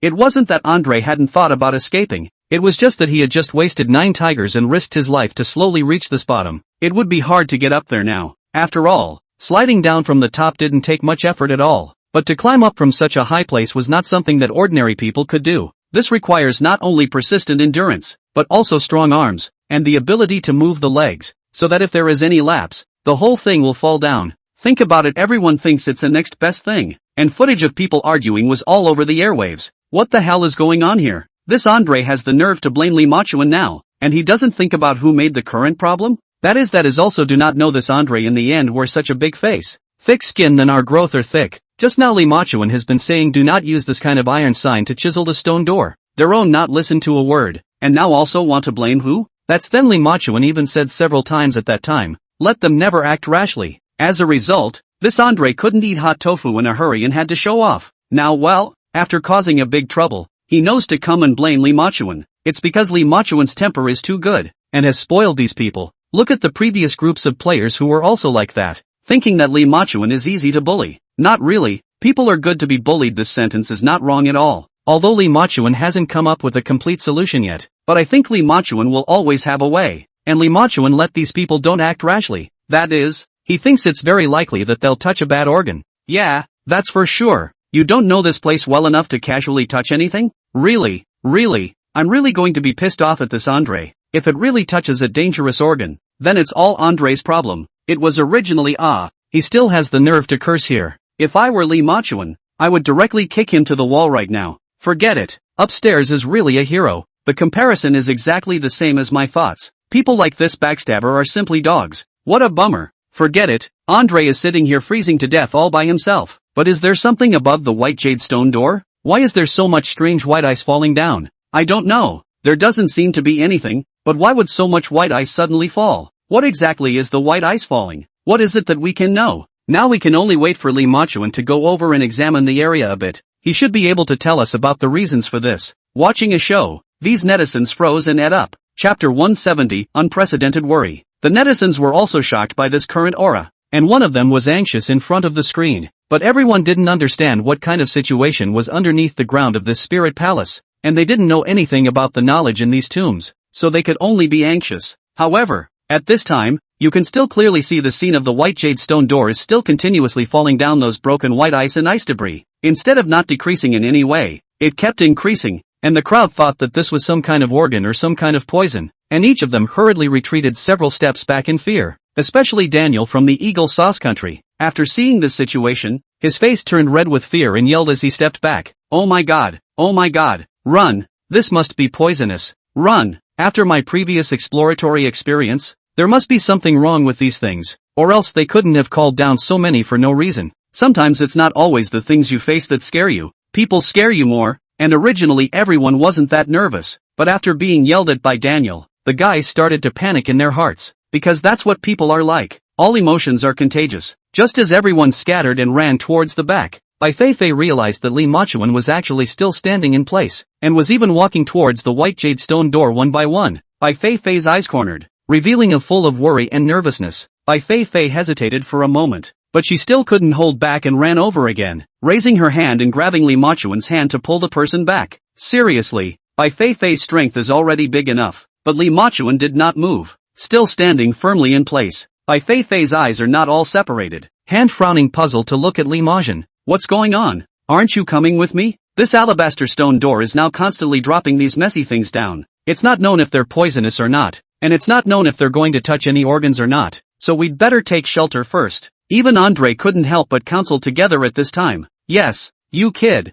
don't try to be brave. Hurry over to avoid it. Let's see if this thing will stop first, and then we'll go over if it stops. The two men, Harry and Daniel from Eagle Land, just nodded their heads one by one, too scared to speak, but Li Machuan acted as if he hadn't heard anything, only looking down at Bai Feifei's pair of hands that were grasping his own, eyes slightly glazed over, then pulled his hand out with a firm hand. Don't worry, I'll go over and see what's going on. Bai Feifei knows that Li Machuan is a pantser's mindset just like herself, and since he has already said so, it's unintentional to say more, and Li Machuan definitely won't change his mind. Bai Feifei pinched her empty hand and finally sighed helplessly as one person decidedly followed behind Li Machuan. I'll go over there with you. Bai Feifei didn't think much about it at this time. He just felt that if this white cloud stone door really appeared to be in danger at that time, the two people together should be able to lend a hand. The most important point was that Bai Feifei was worried about Li Machuan's safety, and thought that she resolutely could not let Li Machuan fall into that kind of danger alone. After hearing this, Li Machuan's pace subconsciously paused for a moment, and he didn't say anything after glancing back at Bai Feifei. Li Machuan knew very well why this alabaster stone door was now in such a condition, and he also knew very well that this condition would not bring any danger. Moreover, looking at this Bai Feifei with a resolute attitude, Li Machuan also understands. At this time, even if he wanted to stop Bai Feifei, also not necessarily be able to stop it. Might as well simply do not waste time. As they watched the two people keep walking towards the alabaster stone door, behind them, Andre, Harry and the others stared one by one. Harry glanced at Daniel even more incredulously, both of their eyes full of disbelief and panic. That look was like saying, these two are crazy, completely crazy. At the same time, the audience friends in the live broadcast room were scared and a heart froze in their throats. What's up with Li Machuan and Bai Feifei? Are they crazy? Andre was scared, and they even went ahead? I see that Li Machuan looks quite confident, so it should be nothing, right? But this time I think Andrea has a point. First avoid, wait for these things to stop, and then go up to see the situation is not quite good. If the process of dispersal is poisonous, along the way, what decision do you think Li Machuan has made that has ever been wrong? It's just that isn't everyone's ability to get here all because of Li Machuan? That's why we big guys should trust Li Machuan. Yes, it makes sense. Li Machuan will definitely be able to do it. It definitely works. Right at this moment, seeing that Li Machuan and Bai Feifei had already reached the entrance of the white jade stone door, and once again, everyone's hearts grew tense. Even behind her, Bai Feifei's face became extremely worried as she once again pulled on Li Machuan's coat. Li Machuan, are you sure you really want to go up and check these things? Bai Feifei raised her head, her eyes full of worry among them, and they were also dense with a layer of mist, looking genuinely nervous. Previously, Bai Feifei was also worried about Li Machuan, but never like this time. Her heart was restless and she couldn't afford to see Li Machuan in any danger. However, the main reason was that Bai Feifei felt that the difficulty of the adventure in the Cloudtop Heavenly Palace was double S or higher, and before that, it was all just a small fight. What's the best way to describe the difficulty level of a double S adventure? That is, it could cost you your life at any time. Another thing is that Fei White feels like she hasn't figured out what this place is so far. You don't know the outcome of the ground here, or what you'll encounter here. Almost nothing. That's the thing about people. They are always confused and fearful of the unknown. It wasn't even known if they had reached the Cloudtop Heavenly Palace or not, and many concerns made Bai Feifei hesitate again and again. Of course, there might have been some changes in Bai Feifei's state of mind as well. After such a long time together, Bai Feifei more and more feel that Li Machuan is his own like-minded man, and Li Machuan's valor and wisdom are also all in the conditions of Bai Feifei choose a spouse above. Anyway, every time, no matter what mission or what he encountered, the charm that Li Machuan exuded really conquered Bai Feifei. Fei White is a girl who demands a lot from herself and even more from her significant other. But the fact that Li Machuan was able to pass his test was enough to prove how excellent Li Machuan was. And with such an excellent man, Bai Feifei's heart naturally belonged to her. Chapter 171, Confirmation that the poison is gone. However, it was also because she knew Li Machuan too well. So Bai Feifei actually knew very well in her heart that even if she tried her best to stop this matter now, she still couldn't change the idea in Li Machuan's mind. Sure enough, as she watched Li Machuan walk directly up to the white jade stone door without looking back, Bai Feifei could only clench her hands tightly behind her in dry anxiety. Li Machuan, on the other hand, approached the white jade stone door in a sideways manner, and in the midst of several people's unbelievable eyes, he raised his hand and stroked on the ice shavings on top of the white jade stone door. However, Li Machuan himself did not take it seriously. They were supposed to be here for the adventure program, and they knew it was the Henteing Heavenly Palace that was a double S level of difficulty, but anything that you don't try on your own accord is never going to work out. If this white jade stone door issue can't be solved now, let them just withdraw from the competition. But after all was said and laughed, if Li Machuan wasn't present, these few people might have actually withdrawn from the competition. After all, the problems encountered before, one after another, were enough to prove that many people were the ones who could lose their lives at any time. However, Li Machuan didn't have any pressure, because Li Machuan felt that the things he encountered in front of him were just a piece of cake. The white jade stone door he had clearly understood before among the records in the book, and with the addition of the system's golden finger, this kind of thing would not have been much pressure for him. Only at that time, the alabaster stone door recorded in the book was just skimmed over. Plus, time has passed for so long for some specifics of the book has long been remembered not very clearly. But it seemed like Li Machuan was still relatively confident about this. Seeing Li Machuan's chesty, confident look instantly inspired Andre's kind of vanity and sense of victory, because Andre himself is a rather wild man, and it was also evident during the previous adventure that Andre is the kind of man who likes a challenge. The most crucial point was that Andre liked the kind of focusing feeling that the crowd surrounded him, so when he saw this heroic side of Li Machuan, the kind of defiance in his heart, as well as the heart of competitiveness, would be completely stimulated. The more he thought about it, the more unconvinced Andre's heart became, and just as Li Machuan's hand had just caressed the white jade stone door, Andre suddenly shouted, "Kid, are you alright? I can tell you, have courage is certainly good, but have courage without strategy cannot. This alabaster door is clearly a problem. You go up at this time to hard encounter time to really have any problems. We big guys but cannot save you." Andre's face blew up as he said this with a villainous look. That look was as if Li Machuan couldn't live without him. However, Li Machuan didn't spoil this Andre either, pretending he didn't hear it and continued to inspect the white jade stone door. And behind him, Andre looked at Li Machuan not taking care of himself, and a trace of chafing appeared on his fat face, and a trace of embarrassment flashed in his eyes. At the same time, the netizens in the live broadcast room also saw this move of Li Machuan one by one. Their hearts were hanging in their throats. It's not nice to say Andre's words, but it's at least a kind of truth. The netizens who tuned into the live stream didn't say the kind of things Andre did, but in their hearts they actually thought that, because this was a fact in front of their eyes. If something really went wrong with Li Machuan, no matter if it was Andre from the Goose Country or Harry from the Eagle Sauce Country, it was impossible for the few of them to save Li Machuan. However, Bai Feifei, in the end is only a woman. When the time comes, it may also just have more than enough power. Ugh, really, it's too much of a rush. Yeah, I don't know if Li Machuan is really sure or what. If something goes wrong here, what will the big guys do?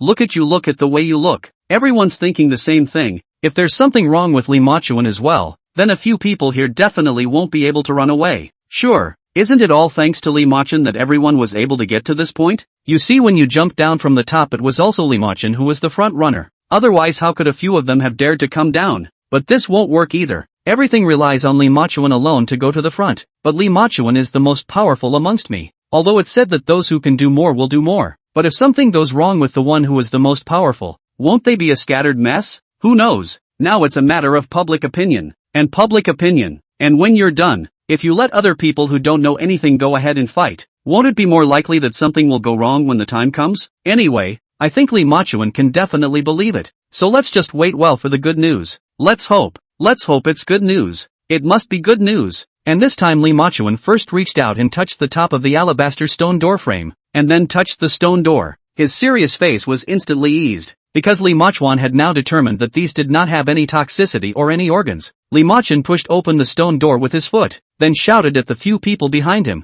"I've already checked. There aren't any organs here. There's just an ordinary stone door. Let's hurry and go in." Andre from Goose Country, Boris with Harry from Eagle Sauce Country and Daniel looked at me, and I looked at you after hearing this. That's right. Everyone was questioning Li Machuan's decision at this moment, especially cowardly Harry, in whose eyes life is more important than anything else. After some hesitation, he scrunched his neck and shouted, "What is it? You just casually touched it a few times and you're sure there's no mechanism? Then what was that thing that just fell down? Is it not poisonous? The other Daniel followed suit and nodded. Yeah.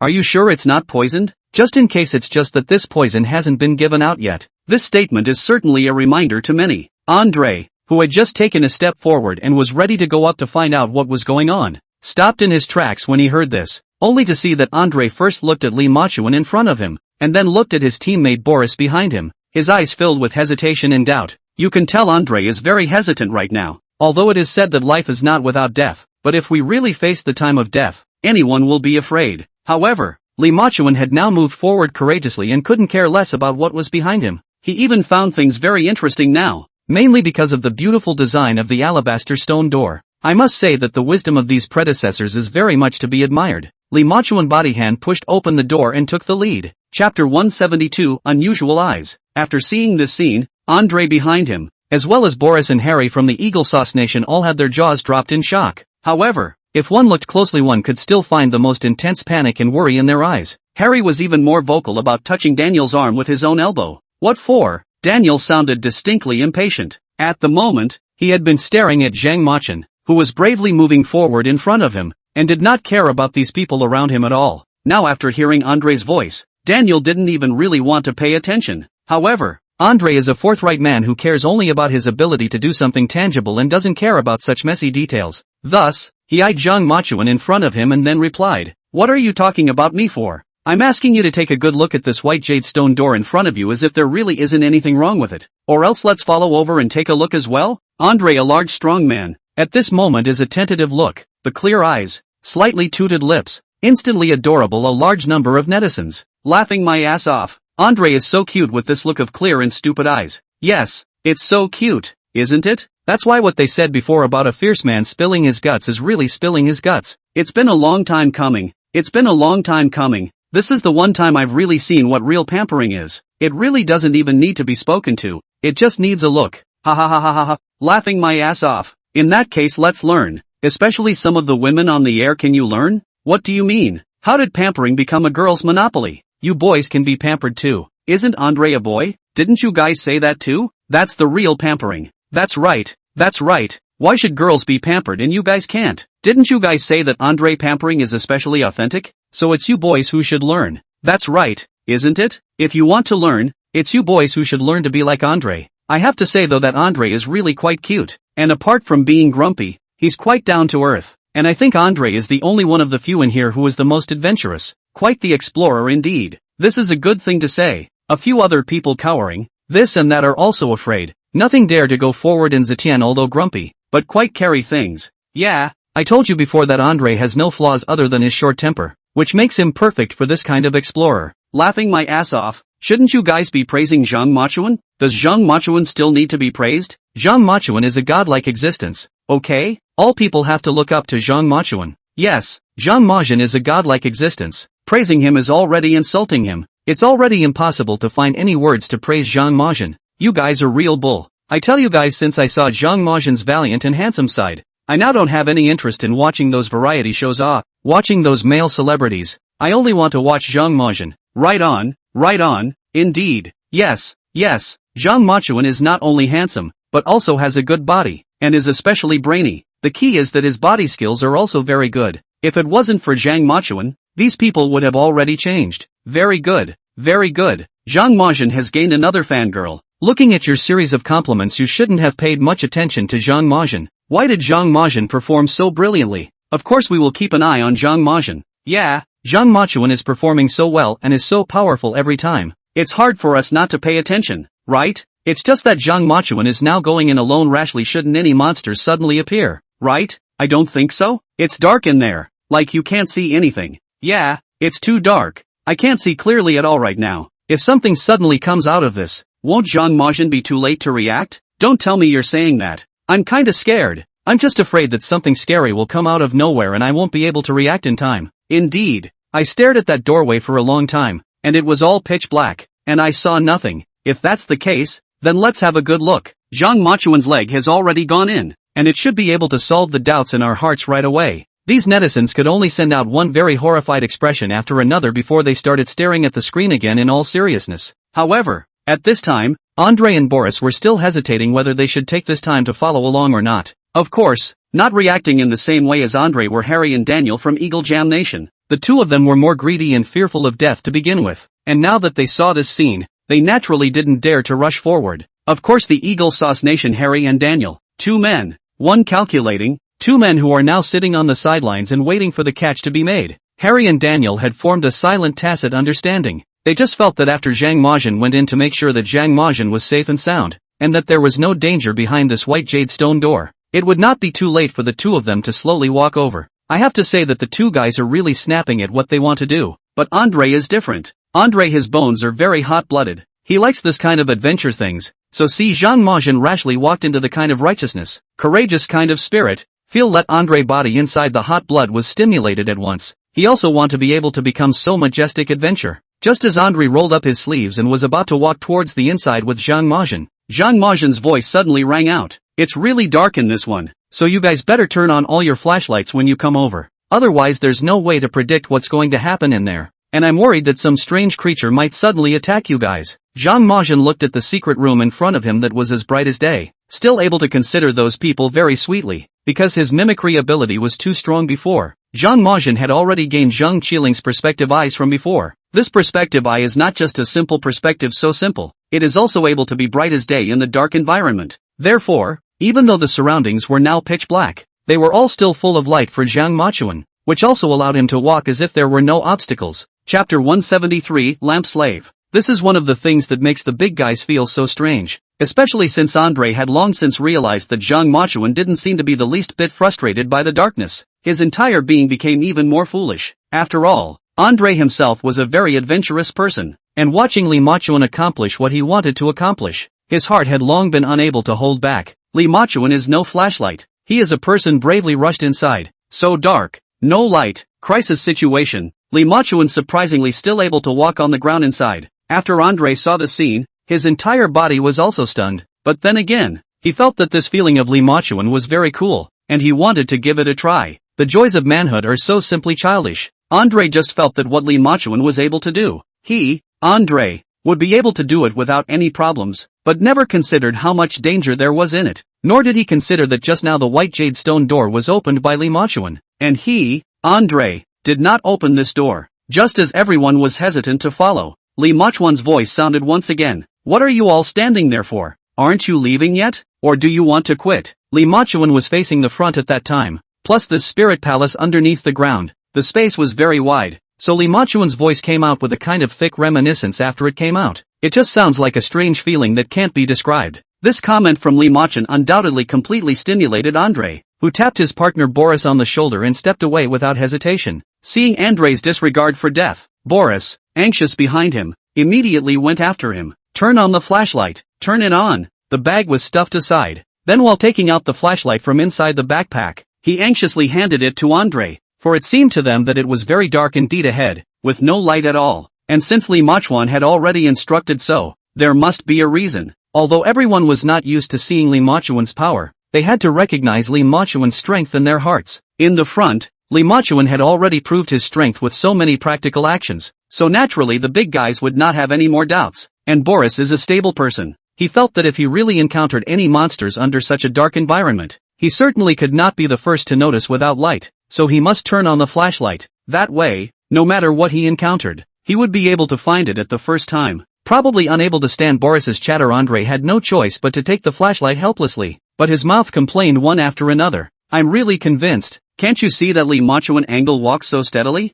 If he can do it, why can't we? Besides, we've explored so many places, and many of them don't matter. Haven't we walked through them all the same? Looking at this one overbearing and defiant Andre, Boris helplessly held his forehead and rubbed it. Now Boris had no idea how to explain this to Andre. He even thought that Andre in front of him was a stimulated madman. Don't forget that the two of us are partners, and you're trying to be sincere about whether or not there's a relationship, but can you consider how we feel about it? Besides, what's wrong with turning on the flashlight? If we turn on the flashlight, we can realize that we can have a clearer perception and avoid many kinds of beasts and injuries. Why not? Facts tell Andre Boris is indeed right. Andre took another look at the pitch blackness, then turned on his flashlight. At this time, Bai Feifei and Harry from the Eagle Sauce Country, as well as Daniel, also clearly heard Li Majin's instructions. The three of them didn't hesitate as much as Andre and Boris did, and directly turned on the flashlight. Harry even walked up to Andre with a flashlight like he was doing something great. The tiny man standing on his tiptoes to pat Andre on the shoulder. Raising an eyebrow,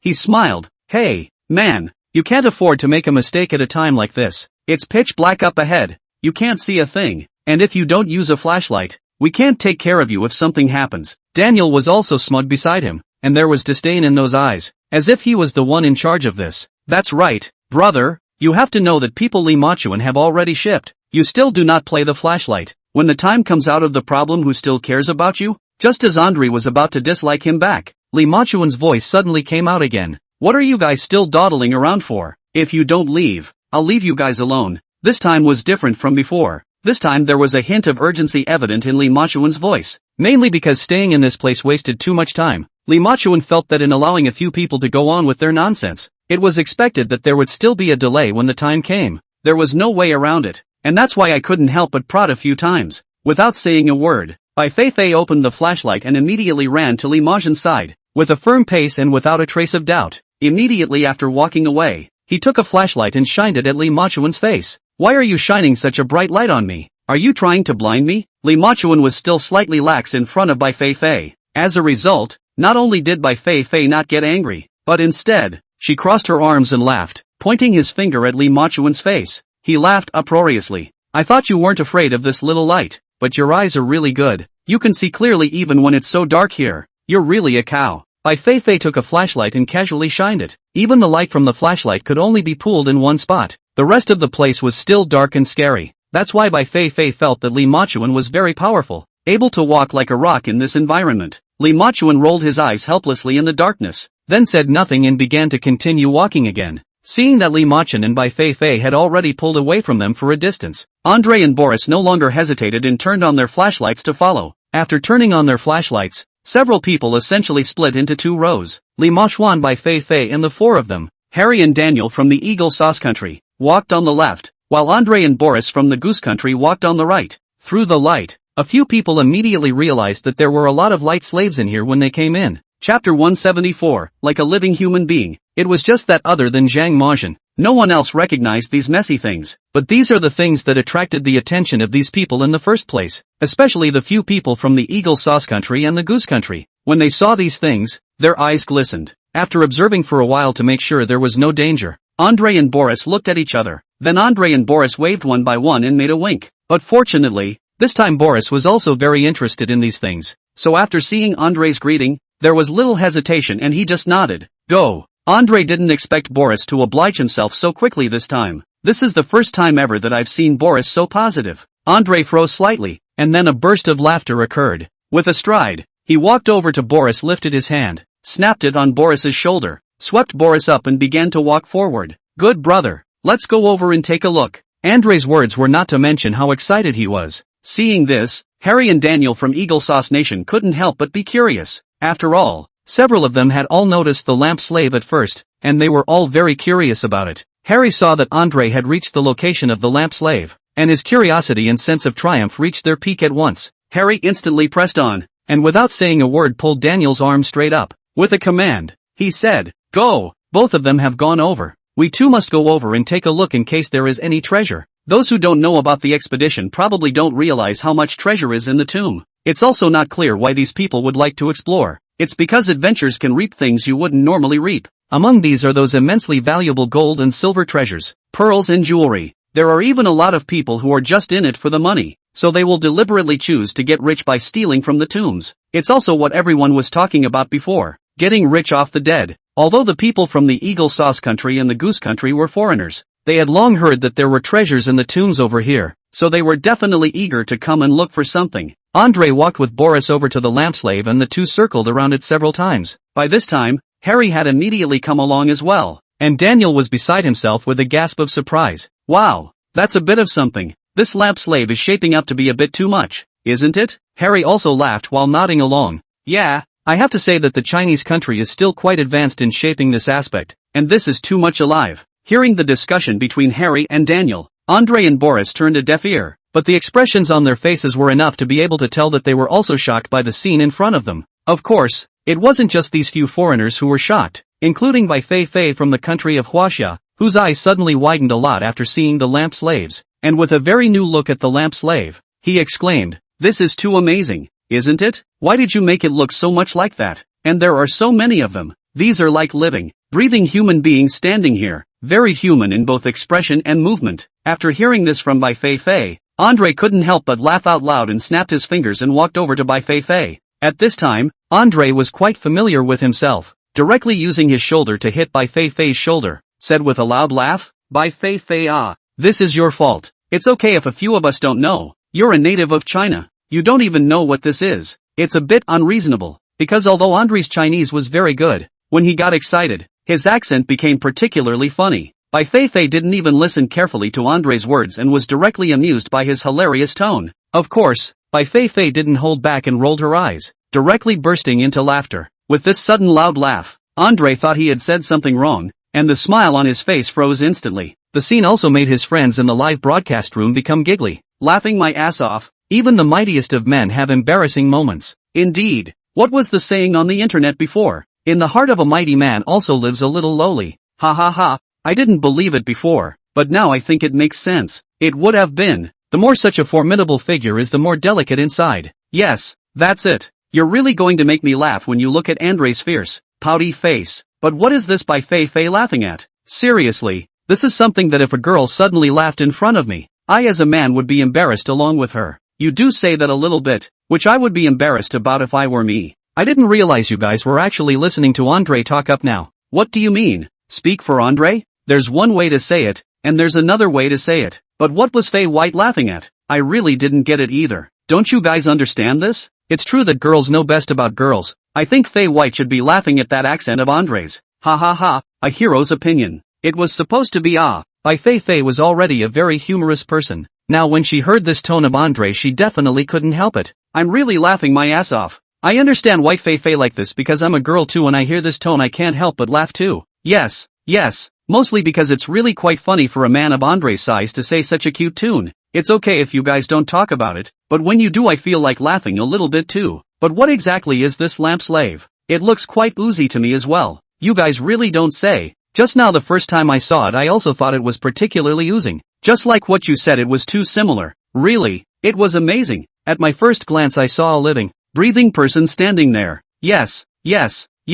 Especially that action and that expression are very vividly reproduced. My intuition tells me that this lamp slave is not that simple. Yes, I feel that way too. But it's how can it be human when it's just a creation from millions of years ago? Okay, let's not guess. We'll find out when the time comes. And the atmosphere of the scene at this time also remained peaceful. And it was true that Bai Feifei did not understand these things, especially after being taunted by Andre. Fei White wanted to get to the bottom of this. Chapter 175, waiting for the joke. And so, in the next second, he saw that Bai Feifei had also bumbled her way to the side of the lamp slave. Originally, Bai Feifei also thought that after getting close and studying it, you should be able to discover the memories in the middle of your head, and you should be able to remember what this thing in front of you is. Who knows? After Bai Feifei got close to the lamp slave, she circled 3 times to the left and 3 times to the right, looking at every detail clearly. However, it didn't do any good. After the examination, Bai Feifei realized that her head was still blank inside, and she had no impression of this in the slightest. Originally, Andre was still thinking that he didn't know how to learn about this aspect, but then he saw Bai Feifei's embarrassment and couldn't help but cover his mouth and snicker beside him.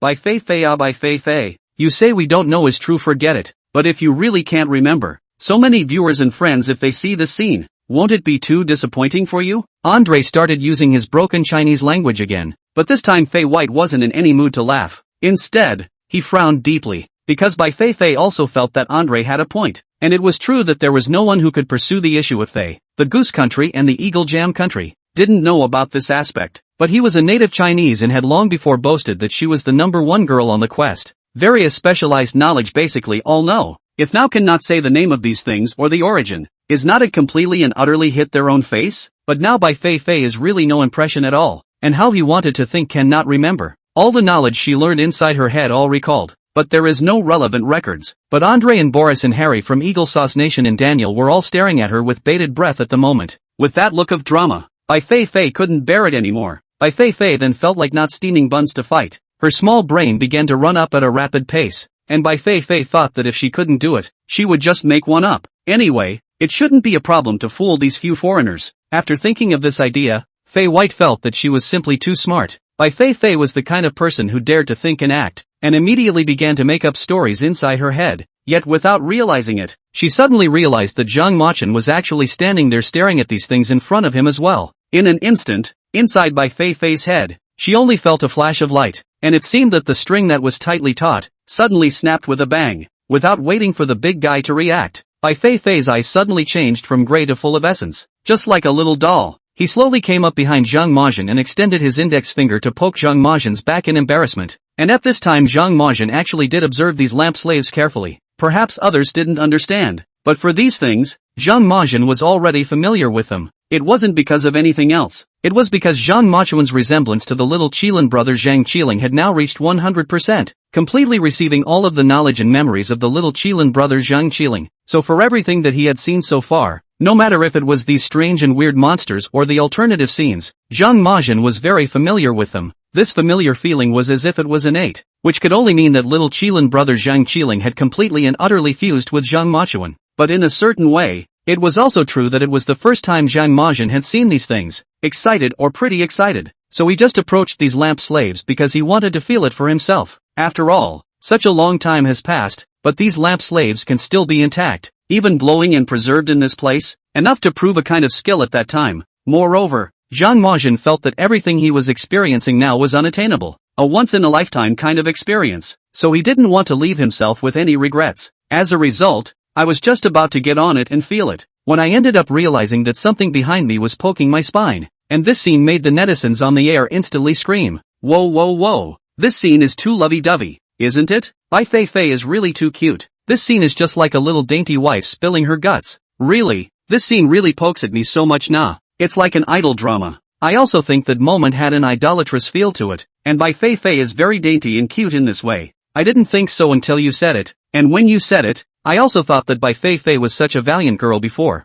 but slowly I realized that Bai Feifei also has a gentle and lovely side. Yes, especially this time. It feels like Zhang Machen is being treated much more gently. Don't say that. Don't say that. It's killing me with laughter. I still remember when Zhang Machuan and Bai Feifei both looked at each other for the first time they met. That twisted look, and then look at now. The gap is just too big. Yeah, at the beginning of the show, the two were really incompatible, so to speak. Indeed, in retrospect at the time, Zhang Machuan and Bai Feifei didn't seem to communicate much with each other, and everyone seemed to be particularly confident. Yes, the two were just typically spirited at that time, but now it's completely different from before, and Fei White is now more on the girly side of things. Yes, look at how Bai Feifei just stretched out one of her index fingers to slowly poke Zhang Machen's spine. That look is really too idolatrous, like a girl who wants to talk to her boyfriend again but doesn't dare to do so. But what is Bai Feifei doing poking Zhang Machen's spine at this time? You don't even know about this? Bai Feifei must have thought that Zhang Machen must know about these things, so she wanted Zhang Machen to tell her where they came from.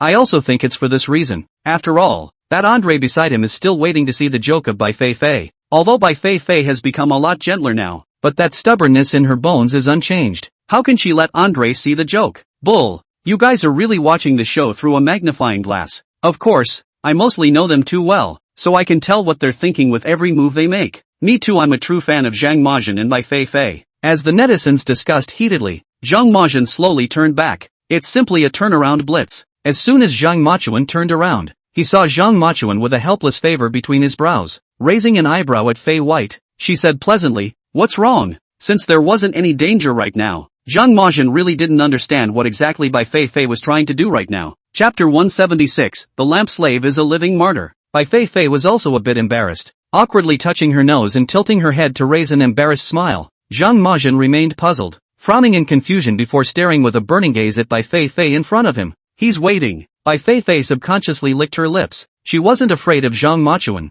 she was just a bit still unsure of how to speak. Just as Bai Feifei hesitated on how to clearly express her thoughts, a ghostly light suddenly refracted from the side. Bai Feifei couldn't think in time and subconsciously glanced at Zhang Machen, and the two of them looked to the side together. Look no further. Only then did he realize that just as Bai Feifei and Zhang Machen were just discussing things, Andre had actually removed the wick above the lamp slave. What have you done? Didn't I tell you not to act rashly? Zhang Machuan's expression became serious all of a sudden, and even his voice tensed up quite a bit. This was the first time I had seen Zhang Majin so nervous. However, under the pitch-black environment, the ghostly shimmering light gradually increased in size, and the cloud pattern carved on the body of the lamp slave emerged more clearly. Zhang Majin had originally known that there was a kind of great secret carried behind the lamp slave. It was only that at the beginning, Zhang Majin didn't think of revealing the mystery or prying into the secret, but he didn't think that he would be hit by Andre by mistake. Zhang Majin subconsciously swallowed his saliva. He suddenly felt as if he was about to touch a shocking secret, and a surge of excitement surged in his heart. What everyone didn't notice was that Andre had just held something in his hand by Zhang Majin and Bai Feifei,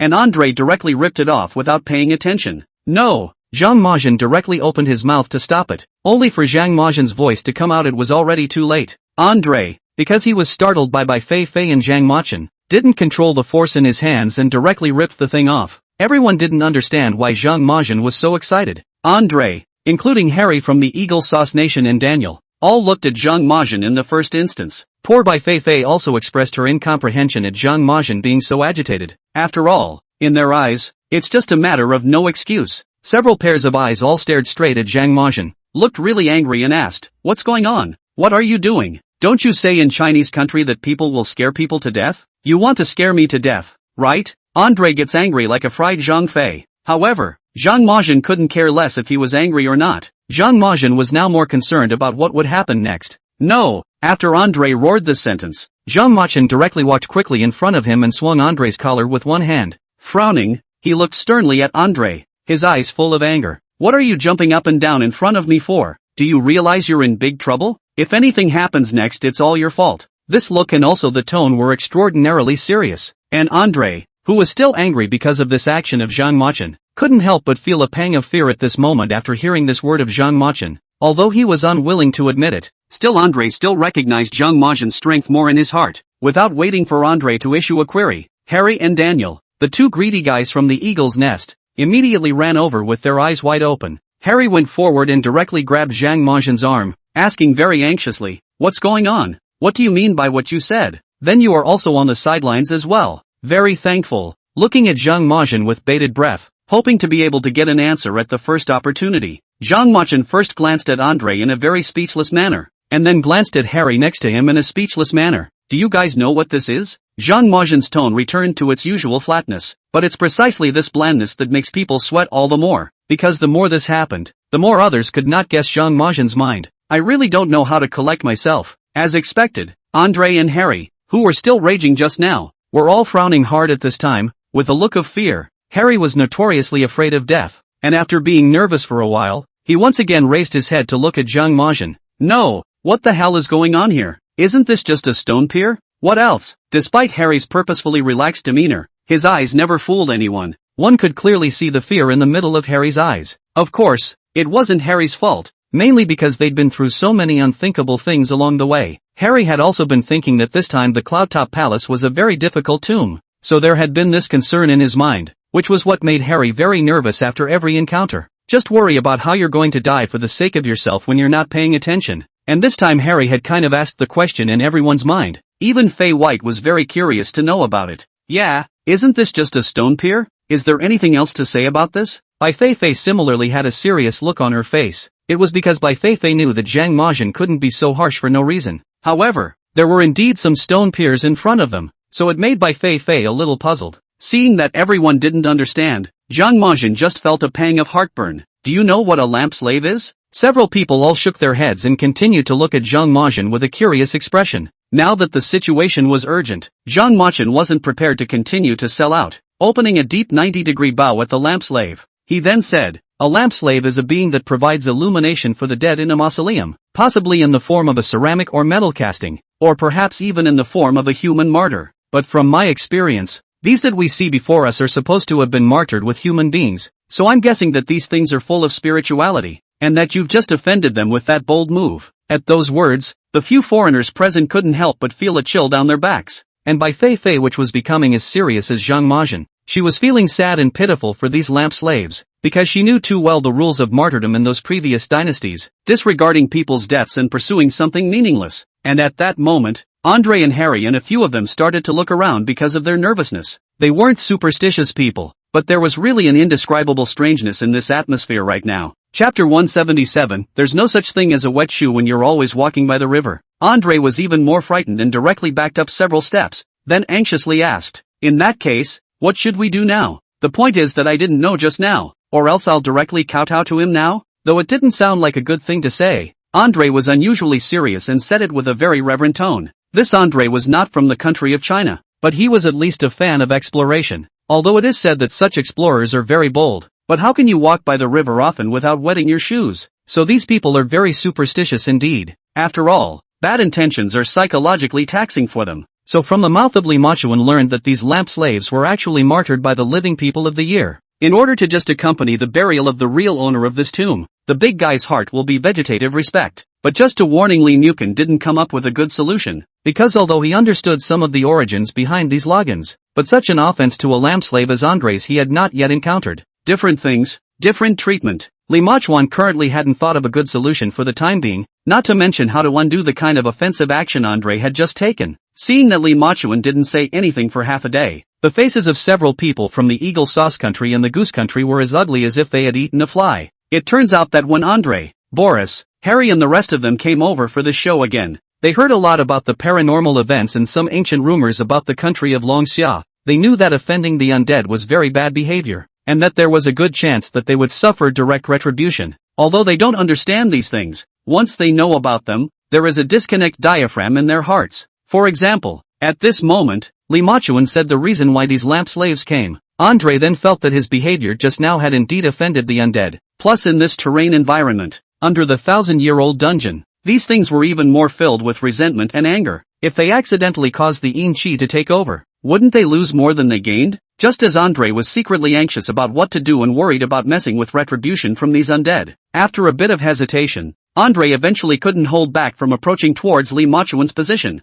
This family's Andre walked directly next to Li Machuan and was shoulder to shoulder with him. At first it was obvious that Andre was trying to put his hand on Li Mochizuki's shoulder, but he raised it and then let it go. When that process took place, it was evident that Andre was hesitant. He should have felt that such a move might be a bit abrupt. And this time Andre's eyes looking at Li Machuan didn't have anything in them, didn't have any anger, it was all a look of help and embarrassment. Ah, Li Machuan, what else do you really know? Have I offended the undead? Can you save me? Tell me what I can do to redeem myself. As long as you ask, I will definitely do it. After all, we are also grasshoppers on the same rope. You can't just see death and save me, right? If something happens to me, won't everyone be one member short? Didn't you guys have an old saying before, many hands make light work? More people, more helpers? Besides, I'm still so young. I don't want to die here. So help me. I'm begging you. As long as you can save me, I promise to listen to you in everything from now on. I'll never go west if you tell me to go east. Looking at the big,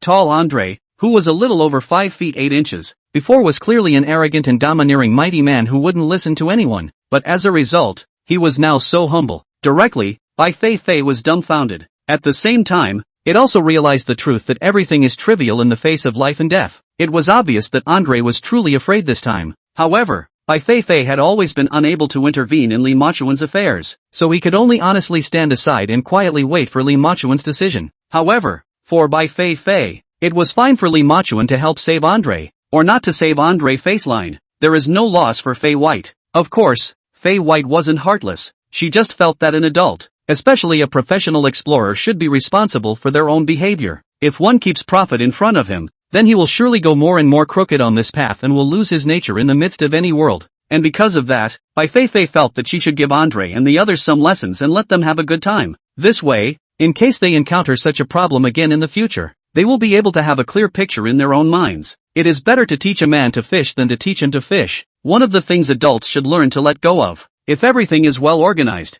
then these people don't need to make any progress and learn at all. About a second or two later, Li Machuan's voice finally sounded. I don't have any good ideas at the moment, but if you are truly repentant, show your sincerity. Kneel properly to these lamp slaves a few times. While it's well understood where the lamp slave came from, the book doesn't go into detail, much less explain some of the solutions that follow desecration of the undead. Li Machuan's words made Andre's heart completely turn to dust, including Harry and Daniel next to him. Help! This is Andre who offended you. We didn't do anything. When the time comes, the wrongdoer must not find us. Teacher, we have never offended you. We treat you with respect. We feel deeply sorry and sorry for what you've been through, but please also believe that we mean you absolutely no offense. Next, the lamp slave's eyes suddenly lit up with an ethereal glow, and the entire chamber was enveloped in a mysterious radiance. Andrei was closest to Boris and took several steps back in horror when he saw this glow coming from the eyes of the lamplighter. Yet an even more horrifying and miraculous scene came next. Boris and Andrei held each other's hands tightly and would have liked to see why this lamp slave's eyes were reflecting. Results: only the lamp slave slowly moved, and its stone body unexpectedly issued a low voice. What are the names of you few? And why did you intrude into this forbidden land? The fact that the lamp slave could not only talk, but also move, is something out of a complete myth. Everyone there had also never heard or seen anything like it. Andrei and Boris, both of whom were holding each other in fear, thought they had seen the Real lamplighter come back to life. Coupled with the fact that they had just made a move on the lamp slave, their hearts had been shamed and very weak. The two timid ones, Daniel and Harry, couldn't help but let out a hysterical scream at the sight of such sobriety. Chapter 178, There's going to be a punishment. Andrei, who had always been courageous, was so scared that he ran away with his head at this time, pulling Boris along. He ducked here and there for a while, but finally realized that the sound of the lanterns seemed to be coming from 4 weeks away, and there seemed to be nowhere to hide. The always brave and fearless Andrei was scared like this, not to mention Harry and Daniel. You know, Harry and Daniel were already timid, usually jumping off a cliff, afraid of falling to their deaths. Now that he saw that the lamp slave had really come to life, once he thought that he was just about to pry open the lamp slave's body to see if there was any gold or silver treasure inside.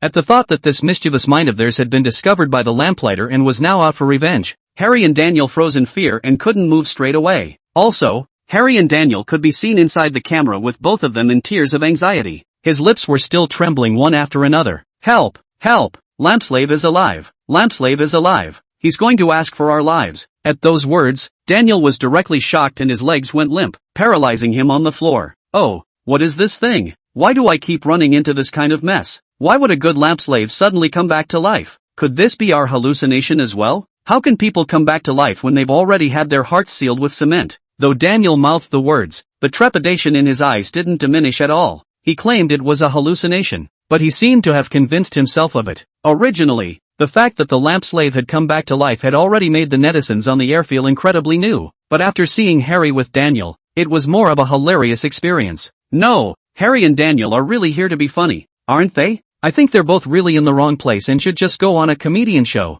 Yeah, I also think Harry and Daniel are that funny, and when it was first broadcast, I saw Harry and Daniel both with fair skin and fine skin. Where are they coming to explore? Yeah, when I first saw Harry and Daniel I thought I had gotten into some idol-type show. It's true that it's a bit of an idol. The two Harrys and Daniels at the time were really handsome guys with white skin and long legs and European eyelids. But anyway, guts are guts, and Harry and Daniel both have some strength. Or else how did they get this far? Yes, Harry's strength with both Daniels depends on his brain. That's something Andrei and Boris are the complete opposite of them. Yes, all three teams are kinda strange. Harry and Daniel are intelligent players. Both are very timid and not very strong, but good brains. Yet the two men of the Goose Country, Andrei and Boris, are very fit, physically strong, and very courageous, but their brains are a little less empty of brute strength compared to the rest of the team. I think the best is Li Machin and Bai Feifei. The two of them are not only courageous and resourceful, but they also work well together. Many times a good teammate is a great plus. Yes, this reason is important, because what's the saying? Not afraid of godlike opponents, but afraid of pig-like teammates. Laughing my ass off in the middle of the last session, those two were really piggybacking off each other. Got it, figured it out. It was supposed to be what's there to avoid. The two of them were supposed to be dragging each other down. But isn't our focus a bit off the mark? Now that the lamp slave has spoken, we're still concerned about this nonsense here. So, what does it matter to us if the lamp slave talks? We don't know what's going on either. I'm wondering if it could be because there was originally some kind of organ inside the lamp slave's body, and they triggered it, so that's why they thought they'd hear the lamp slave and their voices. I think that's the one that makes the most sense. Of course, people's lamp slaves have had their hearts sealed in cement for thousands of years, so how could they be resurrected all of a sudden? I also don't think there should be any possibility of resurrection. It should be possible, right? I think I read somewhere before that there was actually technology for voice retention in ancient times. Yes, there should have been that technology, but I don't know if that's what's being used right now. But I think it's easier to believe in the sound retaining technology than the resurrection. In any case, I can imagine the feeling of panic that comes from suddenly hearing a lamp slave speak in the midst of such a moment, in such an atmosphere. That's true, especially when you just offended someone's lamp slave and the next second they come back to life. It's too strange not to be scared to death. This would have made me faint on the spot. This would have made me pee my pants straight away on the spot. So it's a good thing Harry and Daniel both at least held out no matter how timid they were. Yeah, anyone would be intimidated by a scene like the one in front of them. But it's Andre who has to be the one to talk about courage. Look how he still has the strength to run after he heard the noise. Yes, Andre has a great sense of humor. After all, if a scared one like Harry and Daniel just froze right where they were and couldn't run, if something sinister happened, wouldn't the two be gone by then? Yes, so it's still Andre, yeah. There must be Lee Machuan and Bai Feifei Look at the two of them are not much of a reaction. Looks like they have long been accustomed to it, right? Fifi White has always been pretty gutsy, and he's been extraordinarily awesome since the beginning of the show, even more so than the men. But now look at me anxious to death. These few people are still frozen for what? Hurry up and go up settle things. What's the hurry? Isn't Lee Machuan up there? Lee Machuan is going to make a move to know if it's there or not. Lee Machuan has now moved closer towards the lamp slave. He should have something in mind. Otherwise Lee Machuan couldn't have walked towards the lamp slave at this time. But looking at Lee Machuan's posture it seems to be quite serious, and I don't know what will happen. Quickly stop talking. I want to see what Lee Machuan will do at this time. Very well, very well. The next thing that can be revealed right away is whether it's a resurrection or not. The live broadcast only saw Lee Machuan hands naturally hanging on both sides of the body, no longer as cold as before, but full of piety. One step at a time, when he slowly walked to the front of the lamp slave, Lee Machuan also bowed directly at the lamp slave. Chapter 179 Kneel and beg for forgiveness. Elder, we are just some innocent passers-by who came here with no desires and purely passing through. We have no intention of disturbing and offending. Please forgive us. Lee Machuan directly his 90 degrees bow voice is also full of seriousness with the former sincere. Although he knew that this was the lamp slave, Lee Machuan hadn't thought that he would encounter such a situation. Except unlike the others Lee Murta knows the history of the lamp slave. Moreover, Lee Mo Duan's corner was originally that they had disturbed the peace of the lamp slaves, so they had to apologize to these money seniors. It was evident that he had great respect for the lamp slave in front of him. Andre saw Lee Machuan's action with a look of disbelief, especially Boris. That look was as if he was saying that Lee Machuan was crazy. At this time, the Eagle Sauce Country and the Goose Country and these several people have long been far away, fearing that because of Lee Machuan's actions will make the lamp slaves annoyed, and at that time the fish in the pond. However, seeing Lee Machuan walking straight towards the lantern again and talking so much nonsense to the lantern slave, the hearts of several people began to be on edge again. Two people like Harry and Daniel now felt that they should keep the peace if they could, and never irritate the lamplighters again. As a result, the lamp slaves originally did not have much of a voice. Lee Machuan had to go to provoke a few people, wanting to kill Lee Machuan's heart. Daniel didn't hold back and directly pointed his finger at Lee Machuan and said hysterically, "Lee Machuan, I think you are crazy, right? Why did you suddenly say those things to him in good time? Do you still think that this matter is not messy enough?" However, after the loud sound came out, there was no need for Lee Machuan to turn around. Andre beside him directly raised his hand and slapped Daniel on top of the back of his head, deliberately lowering his voice. He roared, "Horses, are you sick? I told you not to disturb the seniors here. Why are you yelling? Why do you think you've lived too long?" This time Andre all seemed so reasonable. Daniel was about to lash out at Andre for yelling at him like that, but then he looked up and saw the lamplighter. Frightened, Daniel shivered, his back went cold, and his whole body sat paralyzed on the floor once again, busy kowtowing at the lamp slaves one by one. I'm wrong, the wrongdoer is innocent. The one who doesn't know is innocent. I still hope that Lord Lampslave will never blame the villain." The only sound heard in the large space was the sound of Daniel kowtowing alone. "I don't know how long it's been." The lamp slave's voice was like an echo from the distant past. "The cloud-top heavenly palace is not to be entered by greedy people, and the lamp slave's lamp is not to be touched by those who have a destiny. If you are truly kind, you may be able to be guided by a ray of light. If you are disobedient and have evil intentions, I have my own way of turning you into a wisp of smoke and making you disappear without a trace in this world." Words. Except for Lee Machuan and Bai Feifei, everyone present was completely pale and their hearts were like ashes. After all, they can fool others but not themselves, and they know too well what is in their hearts. Now let the time come for us to test the sincerity of our hearts, and no one and nothing will escape us. Just as the words fell, the magical scene reappeared before everyone's eyes. The bronze lamp in the lamp slave's hand suddenly ignited on its own, and a warm glow spilled over the entire chamber. With this sudden and mysterious event, even Lee Machuan felt an unprecedented sense of tranquility and clarity, and a feeling of remorse welled up in his heart. Although Lee Machuan hadn't had any greed since he came in, but Lee Machuan felt that as long as he entered this place, then it would be an insult to the ancients as well, and even more of a blasphemy to history. 10 cent Lee Machuan patted Bai Feifei's shoulder. then gestured for Bai Feifei to learn his movements. The two men quickly and sincerely made a gesture of folding their hands and worshipping. Immediately, under the watchful eyes of the lamp slave, Li Machuan solemnly knelt down. Fei White was close behind. After both men had fallen to their knees, they realized that a few of the men from Eagle Sauce and Goose Country were still frozen in place as if they were logs. Li Machuan sighed helplessly. He sometimes thought these people were smart, I guess, and sometimes they were really quite smart, but it was more of a stupidity. Li Machuan kept his hands in a suitable state, and seeing that Andre behind him was still indifferent, he turned his head and couldn't help but remind him. What are you doing? Lord Lamplighter has spoken, and you're not doing it? Do you really want to suffer the wrath of heaven? Right? I've said all I have to say, and it's up to you whether you listen or not, but I do have one thing to tell you. If anything does happen, don't expect me to save you. After saying that, Li Machuan clasped his hands together and reverently worshipped the lamp slave before slowly starting to kowtow. But Andre wasn't a cutie either. After hearing those words from Li Machuan, he was busy using his hand to pick at Boris next to him one by one. In a voice that only two people could hear, he said, "Calm down, didn't you hear Li Machuan? And Li Machuan and Bai Feifei both have already knelt down. Let's both hurry up and follow, or else." At the end of his sentence, Andre suddenly didn't know how to describe it, and could only use a helpless sigh. Finally, while shaking his head, he said, "Anyway, as they say in Chinese, it's better to believe it than not. Anyway, we're here now, so we might as well kowtow a few. As long as we can be at peace, it's not a problem." Originally, Harry and Daniel behind them and their country would not have done such a lowly thing, so when they saw Li Machuan and Bai Feifei kneeling, there was still a hint of a mocking smile at the corner of their mouths. But what he didn't expect was that even Andre and Boris, two strong-blooded men, followed suit and knelt down. This left Harry and Daniel both just a little helpless. If both Andre via Boris have been down, then if something does go wrong, won't it be all the two of them who get hurt? Harry and Daniel both followed suit without fail when they thought to look at each other. In the end, all that could be seen for a moment was a few people all kneeling on the ground, kowtowing at the lamplighter. "The few of you chant along with me." Li Machuan closed his eyes and whispered a couple sentences. "I have no intention of offending, and I kneel to seek forgiveness from the ancestors. My generation will definitely sincerely repent and change their past mistakes, and after that, we will definitely not do those chicken stealing and unseemly things again."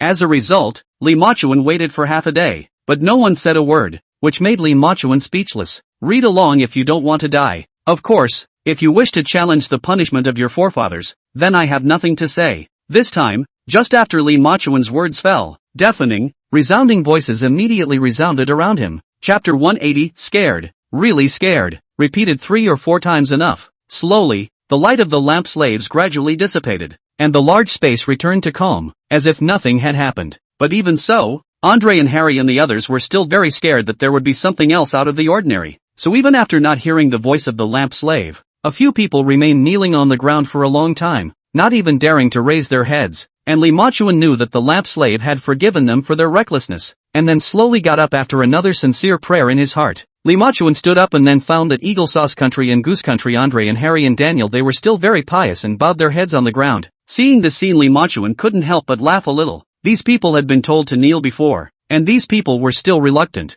and they had to be so unconventional when their lives were threatened. However, Li Machuan didn't have half a bit of sympathy for these people. He didn't even directly call these people up, but slowly walked to Bai Feifei's side and gently patted Bai Feifei's shoulder. Feeling that someone was tapping on her shoulder, Bai Feifei subconsciously turned back cautiously, and in the next second, she was just about to take out her weapon, only to realize that it was Li Machuan. Bai Feifei couldn't help but collect her impulses, and looked at Li Machuan in front of her with a very puzzled look. That slight frown seemed to say, "What are you doing? It almost scared me to death." Instead, Li Machuan directly raised his index finger and made a silencing gesture at Bai Feifei. Then his other hand greeted Bai Feifei with one hand. At that time, Bai Feifei felt that Li Machuan's sneaky appearance was a bit funny, but she still deeply endured it. Then, Bai Feifei slowly got up and followed Li Machuan to the back of this person. After arriving behind these people, Bai Feifei still looked at Li Machuan with a bewildered look, while Li Machuan didn't say anything but just pointed his finger at these people. Bai Feifei looked at Andre in front of him as well as Daniel, Harry, Boris, 4 people neatly kneeling there, incomparably pious, incomparably respectful appearance.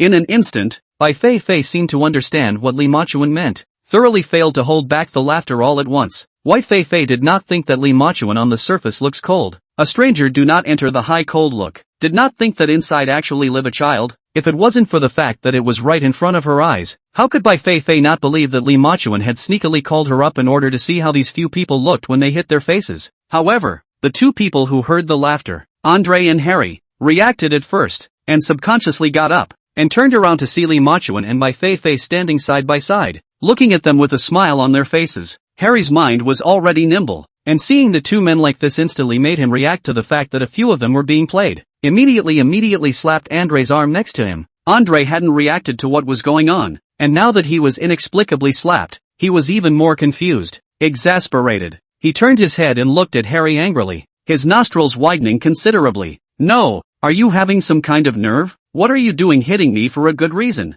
Andre was really the type of person who had the courage of his convictions. He only saw Harry hitting him, but didn't understand the reason behind Harry hitting him. Sure enough, Harry's entire being was just speechless and holding his head in his hands after seeing this reaction from Andre, because to Harry, Andre was really a reckless person, and he didn't even want to talk to Andre. The way the two people were bickering was also very funny in Li Machuan's eyes. Andre was the only one who was confused and didn't understand what was going on at all. But looking at everyone with a grin on their face made the feeling very hard for Andre. It's like everyone knows and you're left in the dark. The feeling of powerlessness to get to the truth at all is devastating. But Andre didn't know how to ask the question, and could only look helpfully at Boris next to him. After all, Andre was in a group with Boris, and the two were naturally much more affectionate than the others. Only just as Andre turned his head, Boris shook his head straight away. Seeing this reminder, Andre was speechless, and I let out a deep sigh. No, what the hell do you guys mean? Why are you looking at us with that expression? What the hell is going on?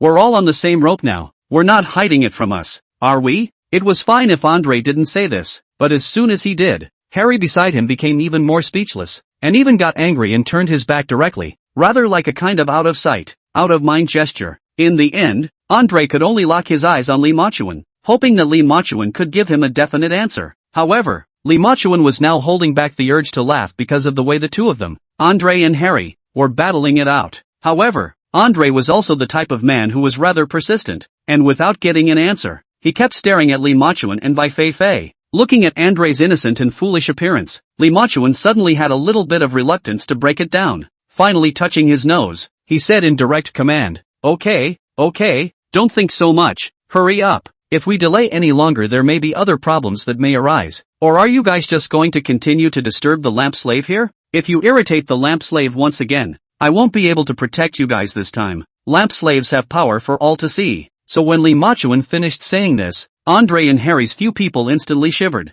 then quickly approached towards Li Machuan. Daniel gently kept patting Li Machuan's shoulder like a shy little girl at this time, and said softly in Li Machuan's ear, Stop it, hurry up. After Harry saw this, he also urged Li Machuan one after another. Right, let's hurry up and leave. This place shouldn't be stayed for long. In case we disturb another old senior, we don't know how we will be punished at that time. Seeing these two people scared like this, Li Machuan really wanted to laugh terribly. I didn't realize these people were afraid of that. But although Li Machuan resisted the urge to laugh, but Bai Feifei completely tensed, directly ran to the side to cover his mouth and laugh with his shoulders shaking. Harry and Daniel both couldn't say much when they saw this. After all, they were really scared. Andre looked at the two cowards and grunted again. However, this sound caused direct discontent from both of the Eagle Jam Nation. Chapter 181 Inexplicable Temperature Difference. Of course, the main reason was still because these two didn't deal with each other at all. Andre didn't like the cowering of Harry and Daniel and Harry didn't like the bravery of Andre and Boris. It's easy to get into an argument over the slightest thing.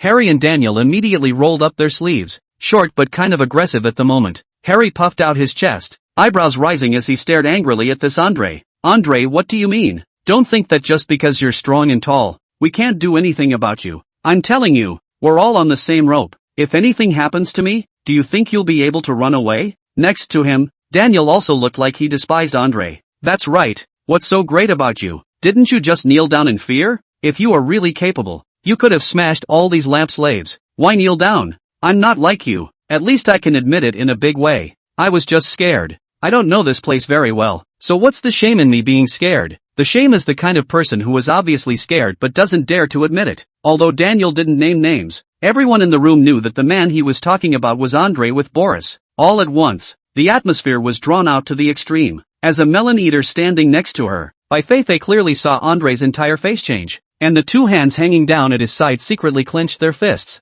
Seeing this situation, Bai Feifei didn't raise his voice to stop it because he felt that the teammates of the Eagle Sauce Country and the Goose Country had been harboring grudges against each other for a long time. It was a stumbling block all the way, so if this keeps up it's definitely not the way to go. Might as well have these guys just do a straight-up fight. As the saying goes, the winner is the king, the loser is the enemy, and when the time comes, whoever loses the fight will naturally have nothing to say. Sure enough, it hadn't been long since this idea of Bai Feifei had just formed, when she suddenly heard a roar from Andre, which at that time directly startled Bai Feifei. By the time Fei White looked up again, Andre was hurrying over to Harry, picking him up by the collar and lifting the man straight up. Although it was said that Bai Feifei wanted the two to have a fight, seeing this situation he suddenly felt that it was still too naive. If it came down to it, Harry didn't seem to be a match for Andre at all. Just as Bai Feifei hesitated to open her mouth to stop it for a bit, a bang was suddenly heard. Frightened, Bai Feifei immediately looked up, only to see Andre directly lifting Harry up with one hand. Then with a forceful fling, he directly threw the person onto the pillar next to him. Without waiting for everyone to react,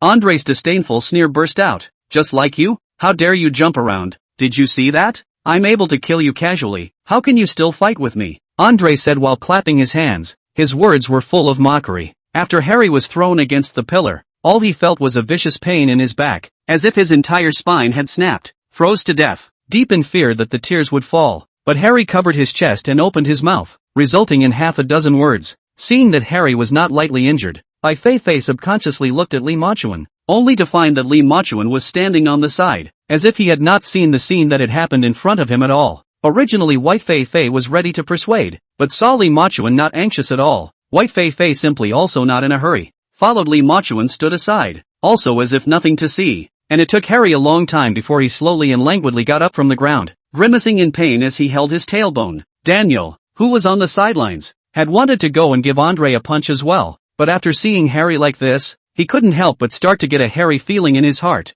fearing that Andre's punch would give him this as well. After all, it is the most ironclad fact that two people are cowardly and afraid of death, so all that could be seen was Daniel standing next to him full of rage and poofing in anger. But again, no action was taken. Harry took a breath and immediately cursed at Andre. Andre, you're stepping out of your mind, aren't you? You're going to really beat me up for good or ill. You also think you can find so many spectators watching, you'll have to shed your skin even if you don't die. Yet Andre didn't take Harry's comment at all seriously. There was another disdainful laugh at once. Really jokes. I'm out of my mind and I still don't know how to be gentle. You think it's all a sizable cutie like you. What? Since you're afraid of me, don't keep messing with me or else you'll be left in the lurch. Having just seen Andre's fists and feet, Harry didn't dare to rush forward now, mainly because he only felt the bones in his back clicking, and if he suffered another heavy blow, he probably wouldn't be able to save his little life. Harry believes that there is no fear of not having wood to burn, and in the end, he can only hold back this dumb loss. Seeing a few people arguing finally quieted down,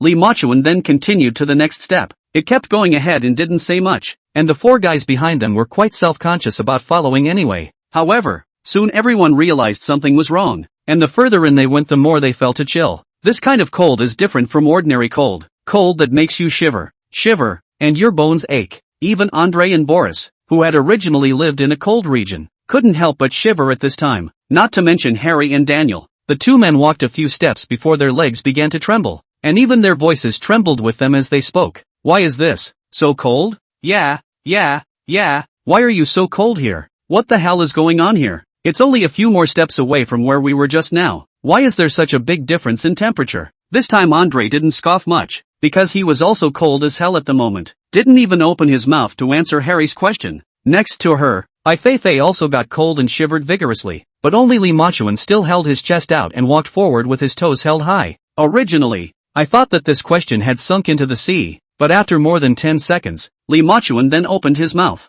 There should be something else strange about this place, but at the moment it's too dark here and I haven't found the root of it yet. Li Machuan spoke these words very plainly. For cold or not cold, Li Machuan actually did not feel much, because he has now practiced the body of a bronze wall. How much more cold? For Li Machuan is also not worth mentioning. Andre noticed that Liemo Duan's corner was different and walked over to Liemo Duan's side and touched Liemo Duan's shoulder with his shoulder. Chapter 182, Freezing to Death here. At that time, Li Machuan was carefully observing the surrounding terrain as well as some of the walls, wanting to try to find out why it was suddenly so cold. so the attention was not at all on these people around him. Andre was already strong and moved very roughly. This touch directly caused Lee Ma-chuan to stagger several steps. Snapping his head back, he ended up seeing Andre frowning and narrowing his eyes in a thieving manner as he stared at him. It was inexplicable, and Lee Ma-chuan was still a bit strange in his heart. Also frowning slightly, he subconsciously asked, "What's going on? Why are you looking at me?" This feeling of being stared at was too unbearable. Even Lee Ma-chuan could not stand it a little. However, Andre didn't answer Lee Ma-chuan's question the first time, but continued to stare at Lee Ma-chuan with a strange look, and also walked around Lee Ma-chuan several times. In the end, Andre was finally quite thoroughly sure that Lee Ma-chuan was just different from them. Lee Ma-chuan didn't have any feeling of coldness, so he looked at Lee Ma-chuan like he was looking at a monster and said, "It's not right. What's going on with you? It's obviously so cold. Why aren't you cold?" As he spoke, Andre froze and couldn't help but shiver. Lee Ma-chuan was coldly surprised by these words, as he didn't feel very cold himself, so he didn't pay attention to putting on an act. Rather, he was a little embarrassed by Andre's comment directly, because Lee Ma-chuan didn't know how to explain these things either. Lee Ma-chuan froze slightly, and the inside of his head raced. "Didn't I tell you guys? I've studied martial arts with a master before, and he used to leave me alone out in the freezing cold, so I have little fear of temperatures." Lee Ma-chuan casually pulled an excuse, and when he finished, he continued to look around, not bothering to look at Andre's face. Andre, on the other hand, was the first to frown, posing as a bit of a disbeliever. "And, you're not afraid of the cold any more than Boris and I are? We don't know how long we've been practicing in that icy environment, but the cold here now is distinctly unnatural, a cold that just freezes your bones." At this time Boris also came to the front, and just like Andre, he also looked at Lee Ma-chuan with a kind of puzzled look. "That's right, you can't practice for decades anymore, but Andre and I have practiced for decades. You follow this to say that the two of us are the most unhappy. The people who are here are indeed unusual, and as a result, you don't have any reaction at all. It's really hard to say that this is the past." Looking at the two people, quite a tendency to hold on to things, Lee Ma-chuan could do nothing. Clapping his hands together, he stood squarely in front of the two men. "If you all say so, what is the reason? What do you think I am because of?" This statement was directly dumbfounded by Andre and Boris. Boris and Andre looked at each other with confusion in their eyes. "That's what I said. But if you really want the two of them to say it, it's true that the reason behind this is still a bit hard to know how to talk about it." Andre hesitated with Boris for a long time, and finally prepared to dissolve into a helpless sigh. But Lee Ma-chuan followed their example and stared straight at the two men.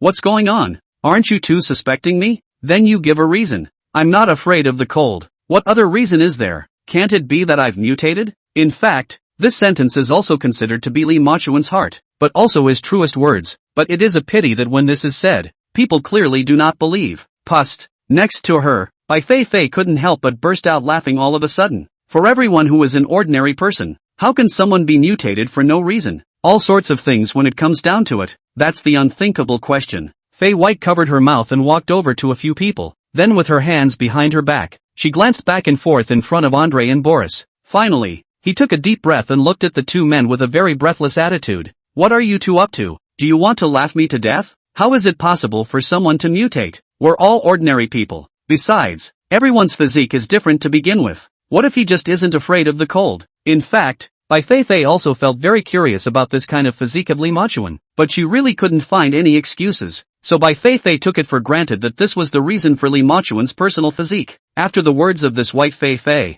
Andre and Boris did not argue with each other as they did before. After all, if it came down to it, the two of them, Andre and Boris, couldn't tell the difference. We can't say that Lee Ma-chuan is indeed mutated, can we? That kind of talk would probably just make people laugh. In the future, Andre and Boris could only wave their hands and said helplessly, all right, it's us who are too paranoid. Maybe it's just the physique." The matter was left unsettled, and Lee Ma-chuan's heart was sort of relieved. He was thankful to Bai Feifei for stepping forward. But even if there is no Bai Feifei, Lee Ma-chuan, this matter, these people do not dare to take him how. After all, it couldn't be said that he was really mutated. Then wouldn't he become a monster? And no one would probably believe such a thing when it was said. A few people continued on, but slowly it became clear that the temperature was getting colder and colder, freezing so much that a few people couldn't walk. This is not Lee Ma-chuan in front of walking and found a few people stayed at the end of the motionless. Lee Ma-chuan turned back to directly give shocked, but it was found that the temperature in here was indeed quite low.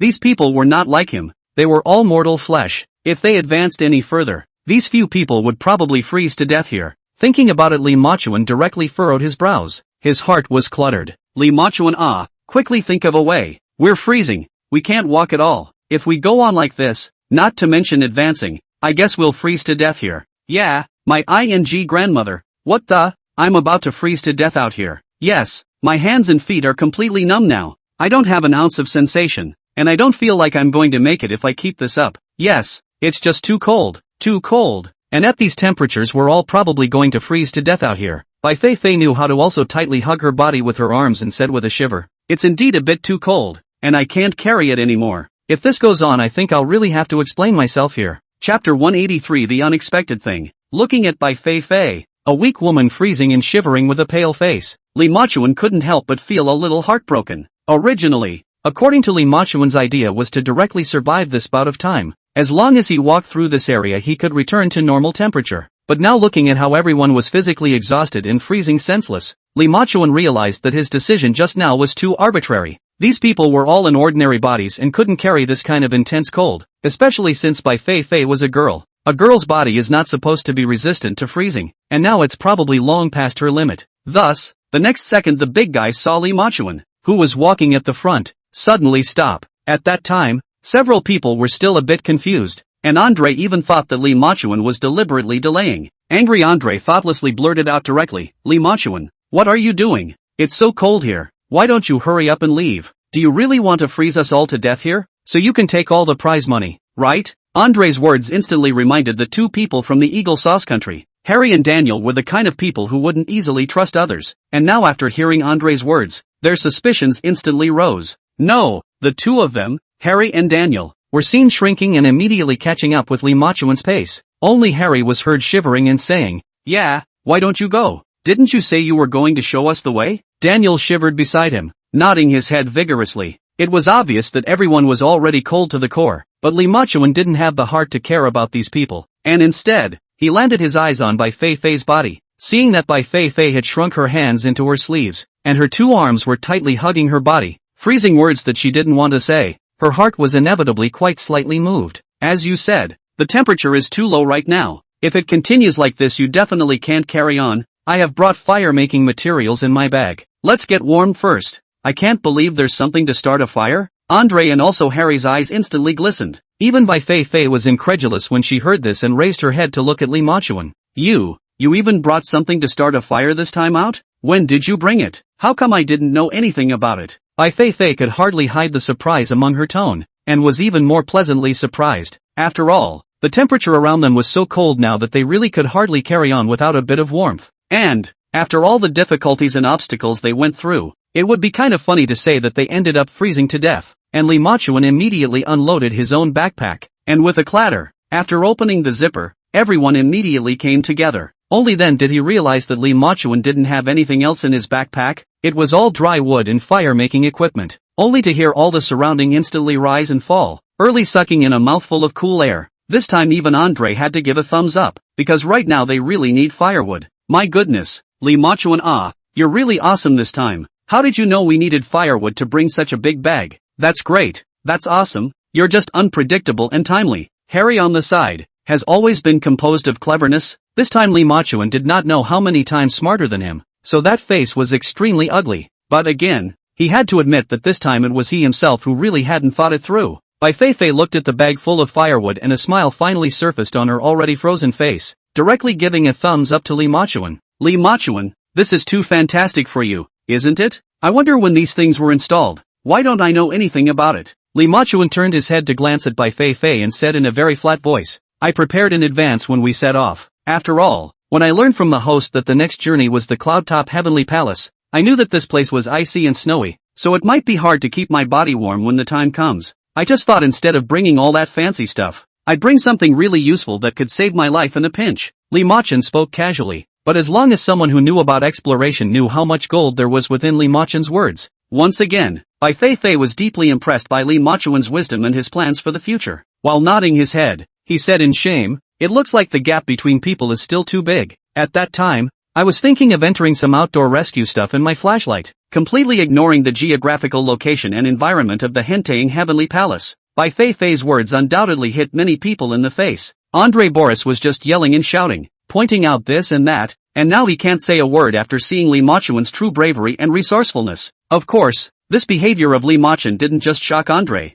The netizens in their live broadcast room were also deeply impressed by Lee Machun's ability to plan ahead and foresee the future. The moment they saw Lee Machun open his backpack, all of the viewers all looked at the screen in front of them with a florid, adoring face. I'm knocking. I had to raise the flag for Lee Machun this time. Too handsome. Lee Machun is really too handsome. Who would have thought that all that Lee Machun is carrying inside this bag is firewood? Really want to laugh to death. At that time out of the scene when I saw Lee Machun carried such a big bag, I was still strange in my heart. Before 2 times Lee Machun almost do not bring any equipment. This time actually carried such a big bag. At that time was wondering what in the end is this thing? Ha ha ha, what a laugh. Now that the mystery is revealed, everyone is relieved. Thought of 10,000 possibilities. I even thought of Lee Machun doing something high-tech, but never in a million years did I think he was actually carrying a big bag of firewood. I'm really amused and heartbroken. Such a big bag of firewood he carried all the way. This bag never put down. It's too much work. Now really, a pack this big is at least 100 pounds, right?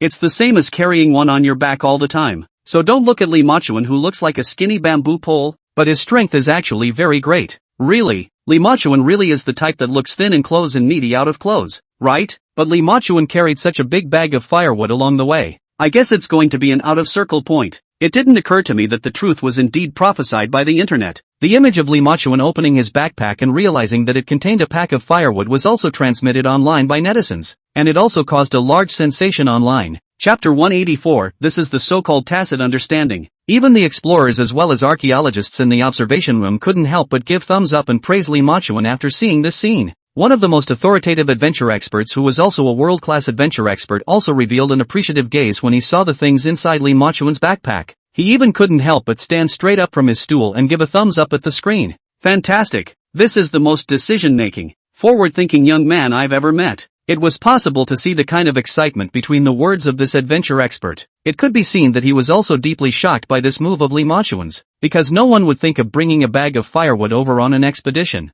Everyone would just think that they should have brought some kind of emergency supplies and some kind of rescue stuff. Who would have thought to bring firewood? Seeing how excited the adventure specialist was, several others followed suit and stood up. Yeah, it's really a case of the blue being better than the blue. Nowadays it really is the world of young people. The equipment can be brought so unexpectedly. This is what is called young people. The brain turns fast. Departure. The Cloudtop Heavenly Palace is a destination that everyone knows, but only Lee Machun is the only one who thought to bring this kind of firewood to warm up in case of emergencies. So Lee Machun is one of the most expeditionary young people. There's nothing wrong with saying that. Lee Machun is able to think so meticulously. He'll be successful in whatever he does in the future. These experts in different fields in the observation room all praised Lee Machun's performance this time, and even the host was surprised to the point of surprise. Ha ha ha. I didn't think that this unexpected performance of Lee Machun would make us observe as so many experts are praised for it. It looks like this is a mistake, or is it something else? Before this person's words fell, Professor Wang,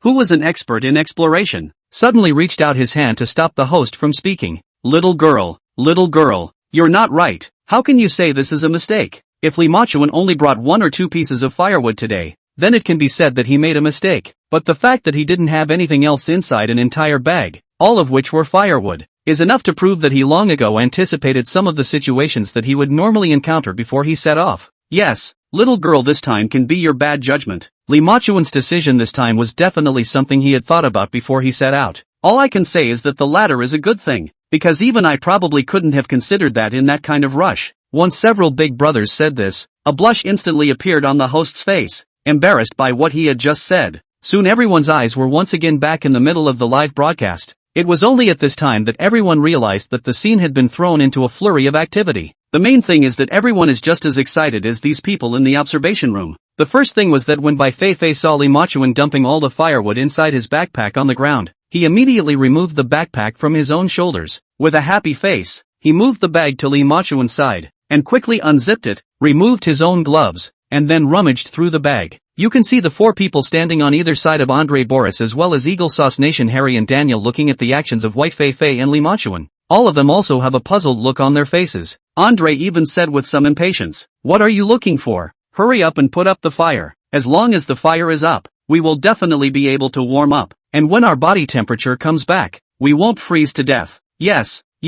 hurry up and build a fire. By the time it warms up we won't freeze to death and we'll be able to keep going." Harry, I shared Andre's anxious tone, and for the first time in a long time, I was in favor of Andre's opinion. After all, In the face of life and death everyone is selfish. Those small grudges do not matter. Cannot wait for the first time to be able to ensure the safety of their own lives. The sound of two people gabbing around them made Bai Feifei, who couldn't find anything, instantly furious, and with a turn of her head, she glared at a few people in exasperation. Gnashing his teeth, he roared, "Are you guys done? Do you think I don't want to get the fire going? Don't you need to find the tools of life? Or do you guys have fire-breathing skills? Just one mouth grows on you. Ha, so would say why don't you come and start the fire yourself? Don't think we deserve you owe you. If it wasn't for the fact that I'm cold right now, too, do you think you could take advantage of this?" Bai Feifei's violent temper directly caused the netizens in the live broadcast room to applaud and shout in pain for a while. Cow ah, Bai Feifei is just handsome, worthy of being the goddess in my heart.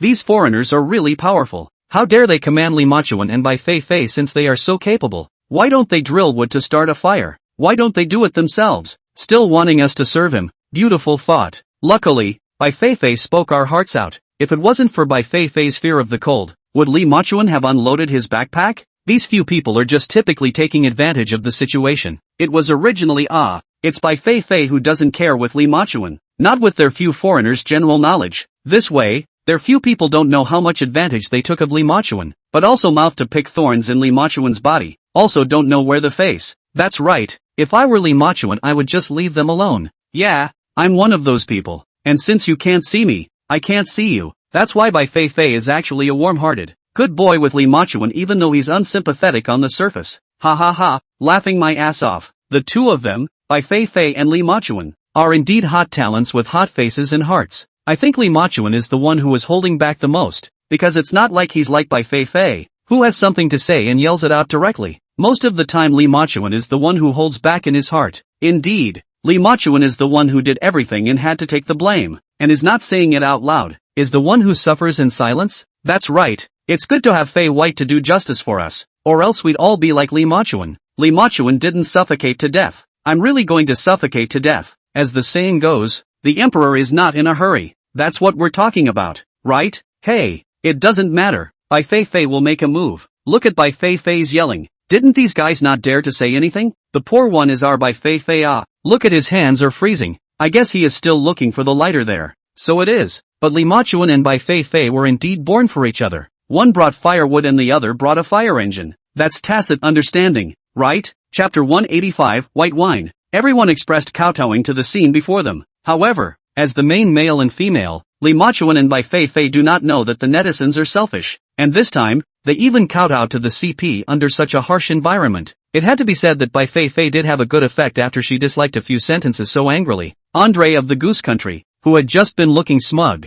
instantly rubbed his nose in vain after hearing Bai Feifei's words and no longer dared to say anything. Harry and Daniel both belonged to the type of treacherous foxes, and when they saw that Bai Feifei was furious, they instantly didn't dare to say anything. However, Bai Feifei didn't want to let these people off the hook, and once again a disdainful laugh came from her after looking at a few people who didn't make a sound. What's wrong? Weren't you quite articulate just now? Why don't you say anything now? Or do you simply not know how to refute me? At that time, our three teams had received notification from the program at the same time, and we also knew that the destination this time was the Cloudtop Heavenly Palace. Don't you guys pride yourselves on being smart? How come you didn't think in some warmth at that time? Only hear mouth shouting cold. How? We are not your food and clothing. You are cold, hungry. What has it got to do with us? Bai Feifei didn't have any fear, staring so straight at the few people in front of her as she said this. In fact, she'd wanted to say these things for a long time, but she just held back because a few people were all together now. But what she didn't expect was that her tolerance didn't get these people's respect and understanding,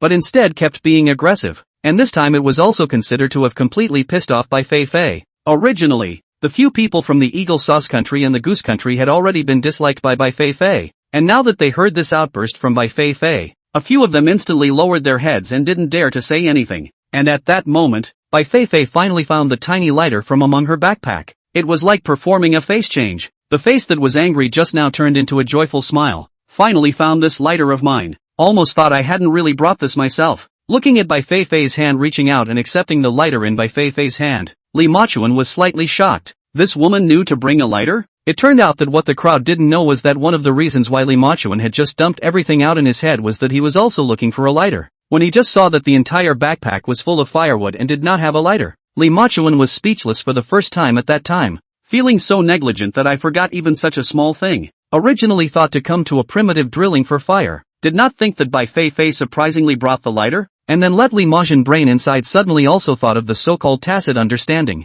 Thanks. When he said these two words, Li Majun didn't raise his head for a second, but Bai Feifei was able to sense Li Majun's coyness. Bai Feifei nodded vigorously, rubbed the back of her head, and laughed. What's there to thank? You brought so much firewood. It's you who saved us all. We're the ones who should say thank you. Li Majun didn't say anything, but only smiled slightly. But then Li Majun once again made a move that took everyone by surprise, only to see him suddenly stand up and unload an iron pot from his waist. This iron pot was not unfamiliar to Bai Feifei. When these two first worked together, Li Majun had this iron pot on him, and Li Majun would take a sip every now and then on the way. At that time, Bai Feifei felt very strange, but at that time, she wasn't very familiar with Li Majun, and there was a little bit of tit for tat between Bai Feifei and Li Majun at that time. So at that time, even though Bai Feifei felt very strange, for the sake of his own face, he never asked Li Majun about this iron pot, until later. Although the relationship between the two had progressed greatly, since Bai Feifei had often seen Li Majun drinking from the inside of the iron pot along the way, she had naturally become accustomed to it, and directly forgot to ask about it at the back.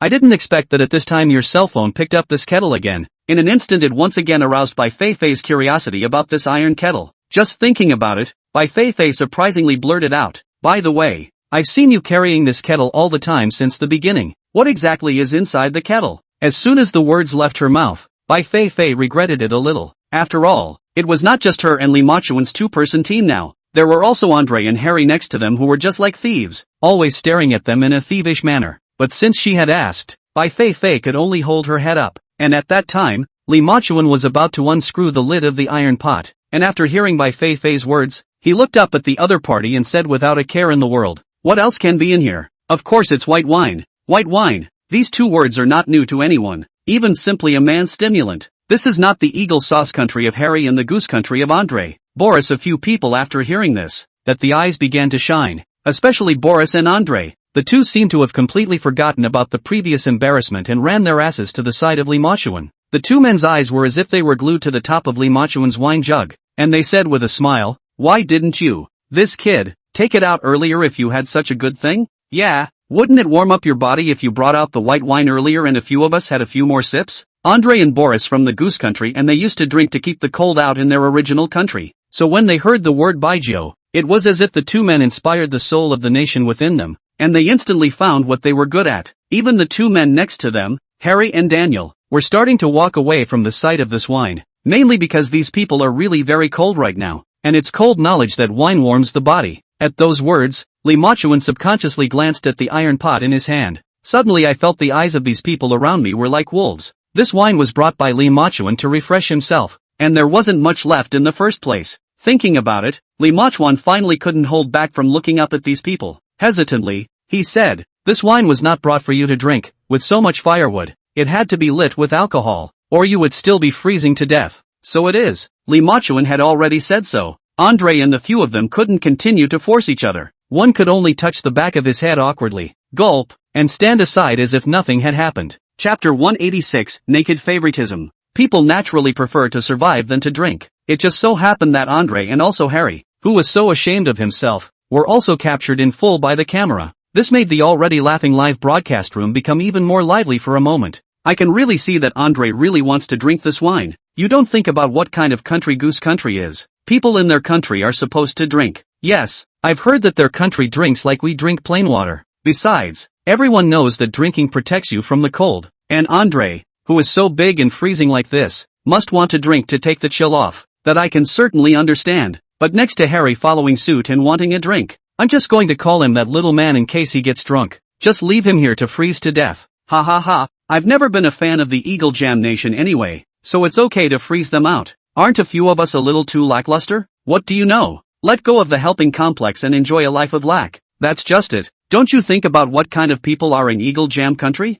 That's not true. Andre the man doesn't talk much, but Andre at least has a simple mind. He wants to drink. He just really wants to drink and warm up. Yes, Harry wants to drink. That's a lot more than just wanting to warm up. It's all a prejudice, isn't it? Damn. What kind of prejudice is this? Isn't this a normal thing? I think you're afraid you've forgotten what happened before. Don't forget the shame of the country. Don't forget the shame of the country. This realm came up all at once. Brothers. Laughing my ass off. But Andre and Harry, these guys are really easy to treat people as cuties. How could Zhang Majin pull out this iron pot at this time and give them the wine inside? It's just that even a layman like me knows that it must be used to start a fire. Definitely. With all this dry wood, do you think the fire will burn without some alcohol? That's just it. All that's on your mind is eating and drinking. Just as everyone was looking forward to the discussion, a sudden boom came out from the screen of the live broadcast in the next second. Before anyone had a chance to turn their heads at that moment, the light from the screen was reflected on everyone's face at once. Fantastic.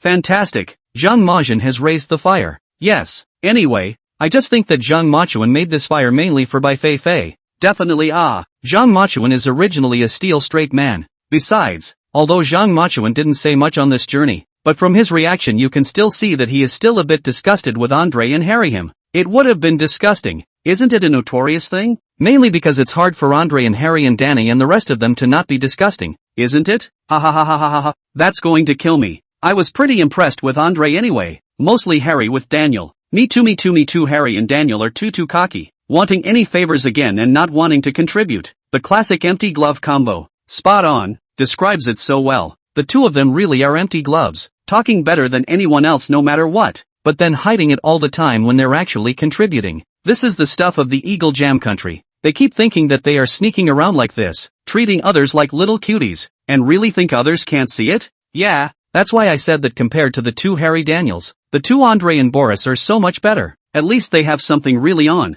Yes. This really can't be wronged Andre with Boris no matter what comes up. Andre he's always the first one to step up. Yeah, just like that blasting thing before. Andre volunteered. So that means hurry up and eliminate Harry and Daniel from the game. I don't even want to see those two anymore. It's unappetizing. Really. I've decided to hurry up and eliminate these 2 rounds. I've heard that there's an even more difficult tomb after the Henteing Palace, so surely Harry's and Daniel's will be eliminated this time. What if it's Andre with Boris who is eliminated? I don't think so, right? If there are really only 2 teams that can advance in the end, I am hoping that Zhang Majin Bai Feifei, Andre, Boris and the rest of them will be together. Yeah, if it's Zhang Majin Bai Feifei who advances in the end, and the 2 from the Eagle Sauce Kingdom, as far as Harry and Daniel are concerned. Isn't that properly dragging Zhang Majin's feet? I also think that if it's Andre and Boris with Zhang Machuan, when something really goes wrong, they'll still be able to solve it together at that time. This is something that shouldn't have any problems, because Andre I think is more anxious than Zhang Machuan's nature. If something really goes wrong, he will definitely be more on top of it than Zhang Machuan.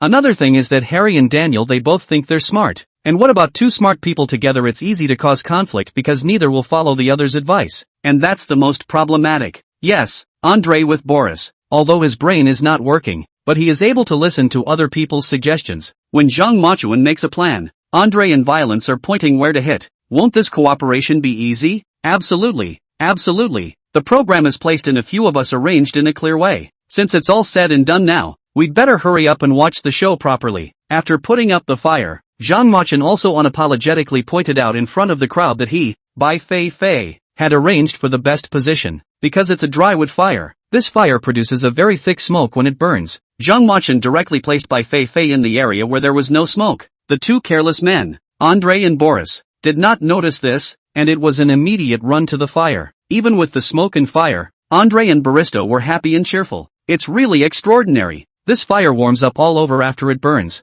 Yes, it does burn much warmer this time of year. But the 2 men, Harry and Daniel, who were crouching on the sidelines, were a bit in the middle of it all. Cough. What is all this? This smoke is really killing me. Cough. Who says otherwise? This smoke is also too big. It's really going to kill me. However, in response to Harry's and Daniel's complaints, a few of the men acted as if they hadn't heard them, and didn't want to bother with the 2 at all. As the internet would say, not much to go on and a lot of ass. Chapter 187. There's another problem coming up. However, Zhang Majin's patience had already reached its limit long ago, and he didn't bother to care so much at this time. Regardless of Andre and also Harry, what they said Zhang Machuan always acted as if he hadn't heard them. A few people gathered around the fire while Zhang Machuan got up and walked around to start seriously examining the stone wall next to him. Because of the firelight, the whole piece of the dungeon was illuminated. However, Andre and also Harry and a few of them were concentrating on roasting the fire at the moment, trying to restore their body's functions, and completely failed to notice some of Zhang Majin's behavior next to them. After about a minute or 2 of this, several people who were roasting the fire suddenly heard a strange noise. The voice was intermittent, and it came and went, giving a sense of unspoken panic. At the time, several people had not realized the seriousness of the situation and were continuing to stretch their arms inside the fire, whether or not to awaken the sensation in their hands. Then the sound became more and more pronounced and rang more and more frequently, which made a few people instantly resist frowning. The first to realize this was happening was Harry. After all, everyone in the group knew that Harry was a glutton for punishment, so he was sensitive to his surroundings. At the time, after hearing the noise, Harry didn't make the first sound, but after realizing that something was wrong, that's when he couldn't help but be scared. It was not then that everyone was roasting warmly over the fire, and even a little sleepy, so naturally they did not notice those things beside them. Only Harry stretched his head and scowled, giving the crowd a thievish look before saying in a very small voice, "Did you guys hear a strange noise?" When you have to take the first look at Harry, there is confusion as well as concern in his eyes. "What's that noise?" Daniel's voice had begun to stutter a little when he asked this. It's a habit for both of them. It's that no matter what happens, the first thing that comes to mind is the worst possible outcome and the fear of jeopardizing one's life, so one can't help but be afraid. Hearing the two people's conversation angry with Boris as well as Bai Feifei, the three of them also tacitly turned their heads to stare at the two people, and Harry took a deep breath before speaking. "It's just that, didn't you guys hear a click click click click from behind you? What's that clicking sound?" No, it should be a cackle, because Harry wasn't fluent in Chinese, and because he didn't have a full grasp of the Chinese language, he couldn't speak accurately enough to convey what he wanted to say. So, people didn't take this seriously and started to continue the fire, and by this time, Jean Valjean had already observed a hint of something wrong, and even squatted down directly. After seeing this scene, André immediately patted Boris on the shoulder and glanced in Jean Valjean's direction with one eye. After Boris felt the yin and yang on his shoulders, he first glanced at André before looking in Jean Valjean's direction. Sure enough, he saw that Jean Valjean, who had just stood there and touched the wall, was now suddenly squatting honestly on the ground, and with a drooping head. It was so hard to bury that face on the ground. Jean Valjean's such strange behavior caused several people to instantly become a bit curious. However, everyone knew through their understanding of Jean Valjean that it was impossible for Jean Valjean to somehow come up with this. Only, seeing how serious Jean Valjean was, it was not good for everyone to speak out and disturb him. One could only stay in place silently, but the big guy's eyes stayed on Jean Valjean's body, trying to observe his every move. But Jean Valjean just kept squatting at that place, and it was impossible to see what kind of intentions Jean Valjean had. So these few people immediately started another heated discussion, but in order not to disturb Jean Valjean, the voices that were spoken were all very low in comparison. "What's going on? What did he say about how he's been crouching in that spot? Is there something wrong with that place? Yeah, Jean Valjean's behavior is too strange. Why does he keep squatting in that place? First of all, regardless of whether Jean Valjean is strange or not, but there must be a reason behind Jean Valjean doing this. After the previous incidents, don't you guys understand? I know, but don't you think Jean Valjean is strange?" And without saying a word, we're definitely a bit worried. At this time, André's eyebrows were wrinkled like a caterpillar, and his eyes kept staring at Jean Valjean's direction as he tried to parse out the real purpose behind this behavior of Jean Valjean. But after some attempts, nothing ended up happening. One could only follow with a silent sigh. It's true that I can't figure this out, but just like what Bai Feifei said, Jean Valjean must have a purpose for doing this, so we'd better wait with peace of mind. Yes, Jean Valjean must have a reason for doing this. Let's wait a while and see what Jean Valjean says in a while. Now since Jean Valjean hasn't said anything now, let's wait quietly, then wait in peace for a while. And at this time, Jean Valjean's strange behavior also made the netizens inside the live broadcast room puzzled. He even began to worry about Jean Valjean's safety for them. My goodness, this time André and the few of them have learned their lesson. Only this behavior of Jean Valjean right now is indeed quite strange. It's André and Harry, they don't dare to casually disturb Jean Valjean right now. It's just that Jean Valjean's not saying a word and making such strange behavior is really worrying. Let's not forget that they themselves are here for an outdoor exploration, a process that is inherently very difficult and dangerous. So maybe it's just weird because we don't understand it. It's strange to say that so much weird behavior before didn't matter to us, but this time my heart just fluttered. I also have a bad feeling. I always feel as if they're going to encounter great difficulties again this time. Yeah, it's making me feel a bit sorry for Jean Valjean, so I hope they can go on a peaceful journey. Then you're overthinking it. Don't forget that the host and the observer mission have already said that the Cloudtop Heavenly Palace is a double S rank difficulty, so how can it be a peaceful journey? Yes, there can be no such thing as a peaceful journey, only that the difficulties encountered vary in their choice of difficulty. Hey, that's so right. Their path is only going to get harder and harder, not easier and easier. So every step should be careful and careful again. Yes, but those of us watching live can only wish them well and hope they are at peace. Chapter 188 Almost Hands Off. Since everyone had just escaped a deadly havoc, the internet was hoping that they would be able to turn their fortunes around. Of course, it's partly because watching the live broadcast has become deeply emotional for these people and can't bear to see them in danger. There's another aspect to this. Because this adventure live has become an e-squeeze for many internet users, some people even have to watch the live broadcast when they go to the toilet, and they have to watch the live broadcast when they eat, and they have formed a habit in an invisible way, so they are worried that this live broadcast is no longer available. Just as everyone's hearts were hanging in their throats, a low roar from Zhang Majin suddenly came from inside the screen. The sound came as a surprise, and the men could be seen through the video to be startled. Daniel even directly leaned back and sat on his butt on the ground because of this sudden roar from Zhang Majin. Of course, it wasn't just these few people on the scene who were frightened. The netizens in the live broadcast room, which was only tens of millions, were also startled along with them. Andre and Boris took a deep breath before immediately looking at Zhang Majin and asked angrily, "It's not that you're inexplicable, so what's the point of suddenly scaring us? Isn't there an old saying in your Chinese country? People scare people to death? How come our lives aren't worth anything?" Andre felt the whole dungeon carry an echo when he spoke. Andre and Boris, both of whom were rather impatient, were already curious about Zhang Majin's strange and bizarre behavior, and as a result, Zhang Majin suddenly yelled at them again. This perverse behavior was naturally too much for Andre to bear. It was mainly because Andre himself, a personality that was prone to irritability, coupled with the fact that he was always curious by Zhang Majin and felt that Zhang Majin was playing a trick on him. This one stepped right on the point of this horizontal jump of his. However, Zhang Majin was as if he hadn't heard Andre's words, still frowning very hard. "Quick, put out the fire. Don't burn anymore." Zhang Majin was sitting with a tight face at that time, and his tone was particularly agitated. Along the way, everyone had experienced all sorts of strange and weird things, as well as difficult and dangerous things, but it was still the first time they had seen Zhang Majin in such a hurry. Even the large corpse crapper that he had encountered in the Qinling Divine Tree before, Zhang Machuan had been calm and collected, not the least bit alarmed, but as a result, he was actually in such a hurry now. Could it be that Zhang Machuan has just been crouching there because of some unimaginable monstrosity that happened in that place? It can't be. If there really are monsters, then how come the monsters haven't come out for so long? Yeah, it shouldn't be very likely that it's a monster. Otherwise it would have come out a long time ago. And since it's a monster, then why didn't it attack someone else? That makes perfect sense. If it were monsters, Zhang Machuan wouldn't have had the time to crouch down at all, and would probably have been attacked by those monsters a long time ago. But if that's the case, then what exactly is the reason why Zhang Machuan looks so secretive? Because he discovered something? Who can know this? Let's just take our time and look down the road.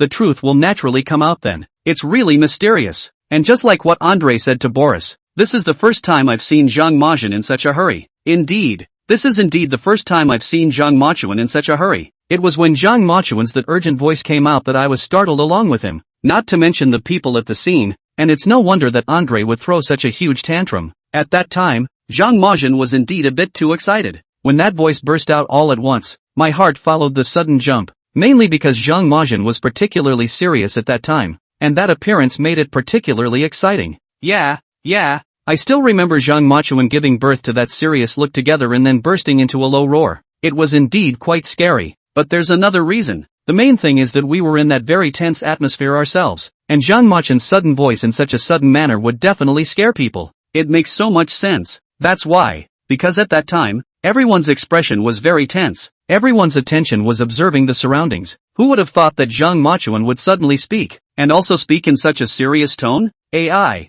These things are not for us to worry about. It's better to take a good look at the next development. Anyway, I do think that Zhang Machuan would definitely not be unreasonable. There must be a reason. The reason is definitely there are. And I think Zhang Majin must have had something extraordinary happen. Otherwise it would be impossible for him to be like this. Something's not right. Something's not right. You guys see if Zhang Machuan is making a move. He seems to be standing up. It does stand up and should reveal the mystery in our minds. Feeling that everyone was incomparably elated and looking forward to the reveal of the answer, Zhang Majin suddenly let out another roar. And this one, it was clearly more agitated and louder than the one before it. Are you guys deaf? Didn't I say so? Hurry up and put out the fire or everyone will die here. Don't challenge my bottom line again. It was like this before. Is it still like this now? Every time you go in one ear and out the other to my words. If you don't want to live, you can just not listen. This time even Bai Feifei, who was next to her, followed and was frightened. It was indeed the first time he had seen Zhang Majin like this. However, Bai Feifei still knew Zhang Majin's strength very well, Bai Feifei believed that there must be a reason behind Zhang Machin making some such unbelievable moves. So even though Bai Feifei was now also very curious and puzzled by all of this, she still didn't have any hesitation in standing up directly. Immediately afterward, without needing Zhang Machin's reminder, he saw Bai Feifei raise her foot before stomping out the fire that had just risen. At the same time,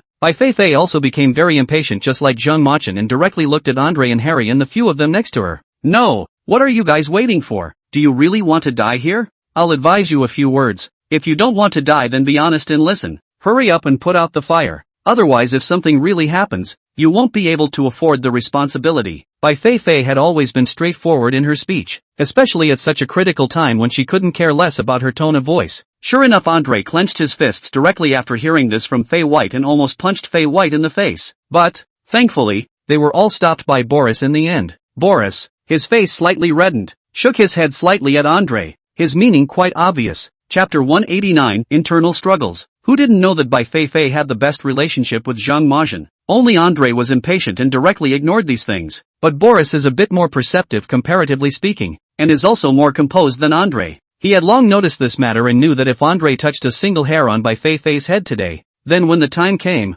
Zhang Machin would definitely not let Andre off the hook. The most crucial thing was that Boris knew very well that the strength of the two of them was simply no match for Zhang Machin, and if they really got into a stalemate, the two of them would definitely not be able to land any benefits. So at this point, Boris is far smarter than Andre, knows how to go with the times, knows the concepts, knows how to read people, and knows how to understand each person's character, but not Andre, who became very impatient at the slightest thing. No, Andre had just gotten so angry that when he saw that Boris had been stopping him, his whole body went straight red. One hand kept slapping Boris's hand as still kept yelling hysterically, "What the hell are you doing? How can a big man like me let a woman and piss on my head? You no good, actually stopping me. Hurry up and clean her up properly with me." As a result, Boris gave a hard push and directly threw a man that tall to the ground. I think you're really confused. Sober up properly. Boris literally had to use all of his own 92 pounds to throw the man to the ground, and tiredly his entire body was panting beside him. There was even a roll of the eyes at Andre on the floor. Hating the situation, he pointed his finger at Andre on the ground and yelled, "I really don't understand how you think.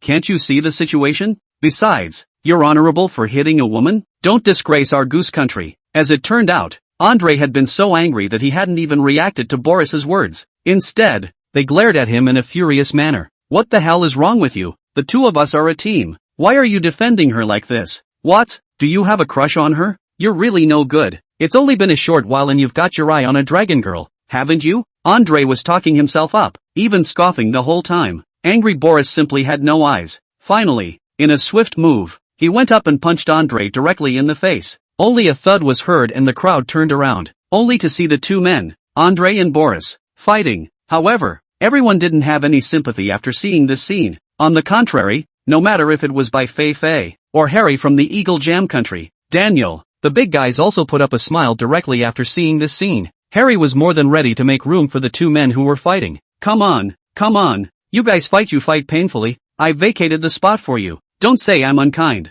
Harry's voice held a distinct smirk and outright mockery in it. At the end of the day, we are all in competition after all. And normally Andre had been bullying Harry and Daniel, often mocking Harry and Daniel for being cowards. Now that there was finally a chance for them to get back in the game, how could Harry and Daniel let such an opportunity pass them by? Sure enough, Harry's words had just fallen, and Daniel next to him also immediately came up and said with a smile, "I heard that you guys in the Goose Country have been learning fighting since you were little, so you two have a good fight, and I'd like to see what kind of hands it is." Bai Feifei looked at the two Andre and Boris who were fighting and brawling over such a small matter and rolled her eyes to the sky. Just when everyone's attention was on Andre and Boris, Zhang Machin directly walked over and stomped out all the burning. This operation directly stunned the next few people. Even Andre and Boris who were fighting couldn't help but stop their hands one after another after seeing this scene, because all of them had all burned just now, all smoldering red, which was why Zhang Machin had asked them to put out the fire, and everyone had been slow to do so. It was because although the temperature around them was very low, the fires were burning so vigorously that they did not have any fire extinguishing tools and did not dare to use their own bodies to extinguish these fires. But Zhang Machin was different, and just stepped right on it. After Zhang Machin extinguished the ones in the train, everyone looked at Zhang Machin's legs and feet dumbfounded. Bai Feifei was even more anxious with tears coming out of her eyes, rushing up and looking at Zhang Machin with concern. "What are you doing?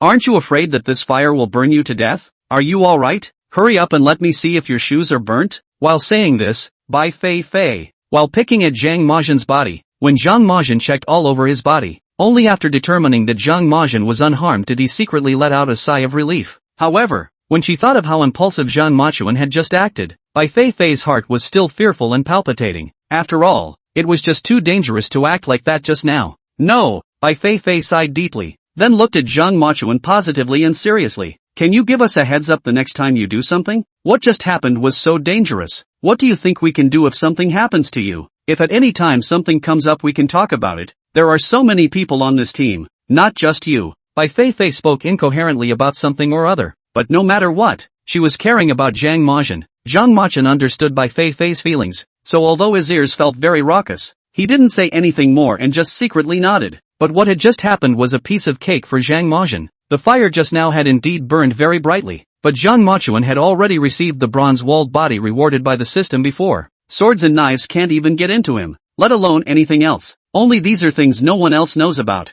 Of course, Zhang Mazhen wasn't prepared to say it. After all, these people wouldn't believe it if he said it, so he could only laugh it off. But fortunately, because this corner of Zhang Mazhen and the two people next to him, Andrei and Boris, also stopped fighting, everything seems to be back on track. Looking at the fire that had just been extinguished and was still puffing hot smoke, Bai Feifei couldn't help but come up with a puzzled comment. What the hell is going on? Why are you suddenly telling us to put this fire out? Seeing that Bai Feifei had asked this, the two people next to her also asked without any hesitation. Yeah, isn't it rising up with great difficulty at this moment? Why is it going out again all of a sudden? Chapter 190, can't be argued with. Listening to these people's chattering inquiries, Zhang Mazhen did not directly answer their questions and also furrowed his brows furiously. He heard the sound of clicking around him again. Zhang Mazhen squinted his eyes and squinted at his surroundings and said, "Do you know what I just discovered? I realized that the bases of the stone pillars next to this are all carved out of cold ice, and as soon as the temperature came up just now, these cold ice started to melt. If it wasn't for the fact that I realized this problem a second earlier and allowed you to continue roasting the fire,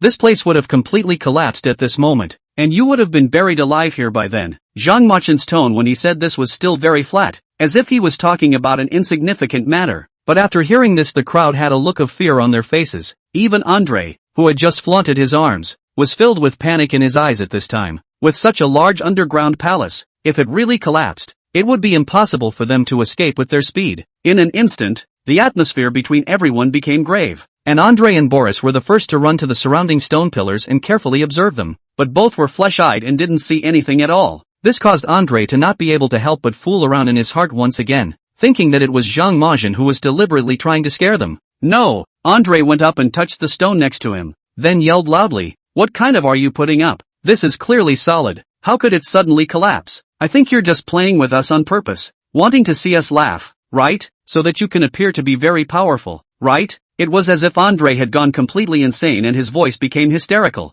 That hideous look looked at the hearts of the people around them, but the big guys were now originally skeptical of what Zhang Mazhen had said by Andrei, and couldn't help but be skeptical in their hearts. Harry and Daniel both sniffed and immediately ran over to check it out as well. "It's okay, I saw 4 people all squatting on that ground in unison, lowering their heads as if they were drilling into it, checking out the bottom of the stone pillar one by one." Not much later, Harry immediately stood up and crossed his arms, staring straight at Zhang Mazhen and Bai Feifei in front of him. Bai Feifei, Zhang Mazhen, you two really treat us like cuties, right? This one is clearly made of stone. You had to pack the frozen one. What on earth are your intentions? Yeah, and this base is so thick, how could it possibly collapse? The two of them, Harry and Daniel, sang in unison and directly disproved what Zhang Mazhen had said. However, Zhang Mazhen was not a good bully, and he didn't want to bull ***** with these people at all. Finally, he just rolled his eyes and turned around, ready to leave. Anyway, that's all I have to say, and whether you believe it or not doesn't have much to do with me. Seeing that Zhang Mazhen was going to leave, how could Andrei let go so easily? In 3 tries, he directly ran to Zhang Mazhen's side and propped his hand on Zhang Mazhen's shoulder.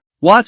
You want to run away after being told off by us, don't you? I can tell you, we're not that easy to bully. Such a large stone pillar. What proof do you have when you say it was made of ice? You are plainly deceiving us. You should apologize to us." Andrei tilted his head, with a high-flying, unforgiving look. That's the way he was meant to be characterized. It is determined not to let others bully him if they feel they have a point. Zhang Mazhen was filled with speechlessness inwardly when he saw Andrei's look of vowing not to give up. "You have no insight yourselves, and you're going to blame me for your problems?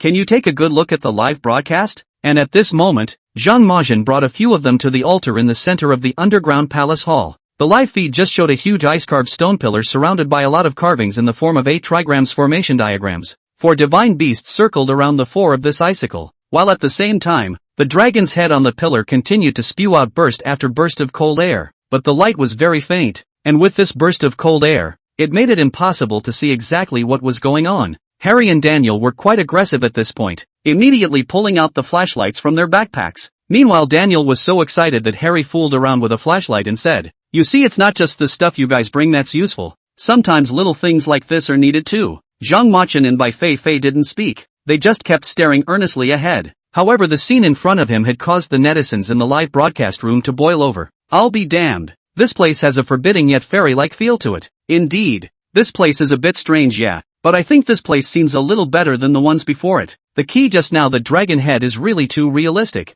Have to admire the ancient people's hands-on ability. What did you expect? But it's so foggy and hazy here that you can't see much of anything at all, and I can't wait to see what's on the pillar now. Is there something on the pole? There is. Didn't you guys just see what looked like something on the pillar? I didn't think so until you said it, but if you say it like that, I suddenly feel a little different too. It's not a different feeling, it's a definite surprise, but it's hard to see because this is foggy. My goodness, that was so much in need of Harry's flashlight. And suddenly it turns out that Harry is quite useful after all. Laughing my ass off, how Harry didn't think the first time he was affirmed it would be because he was carrying a flashlight. I guess, that's good enough too.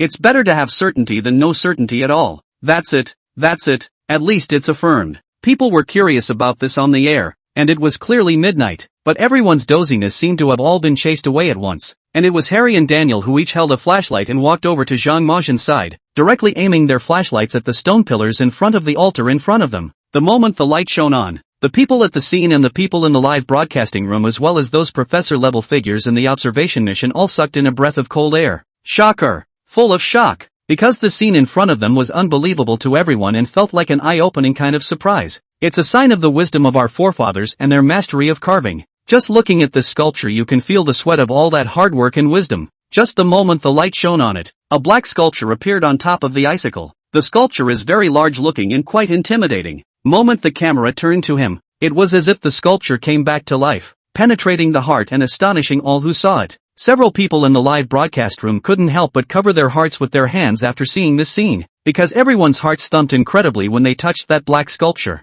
Even people can't ease the excitement. This sculpture was neither a person nor a Buddha, as if it was attached to the top of this icicle like a humanoid locust, emitting a cold aura that gave it a more mysterious feel. It looks and feels at first like a cult of some kind somewhere. The crowd immediately furrowed their brows, combining their previous experiences. They all felt that there must be something else fishy in this. But now that there was no movement, several people could only gradually pull away and start exploring the surrounding area. Chapter 192. People scare people. Scare people to death. The way everyone was so careful made these netizens in the live broadcast room follow suit with worry and fear. The place wasn't the most frightening, but it gave off a very strange vibe. One that just couldn't help but give you a chill down your back. How? It's when you obviously don't see anything, but it just feels like so many pairs of eyes are staring at you. It's that feeling that makes it a little creepy to look at. Many of the girls even turned a blind eye, fearing that some horrible creature might suddenly appear in such a bizarre environment. You guys know what? I'm watching this live now with my hand over my other eye, just in fear of seeing something unclean.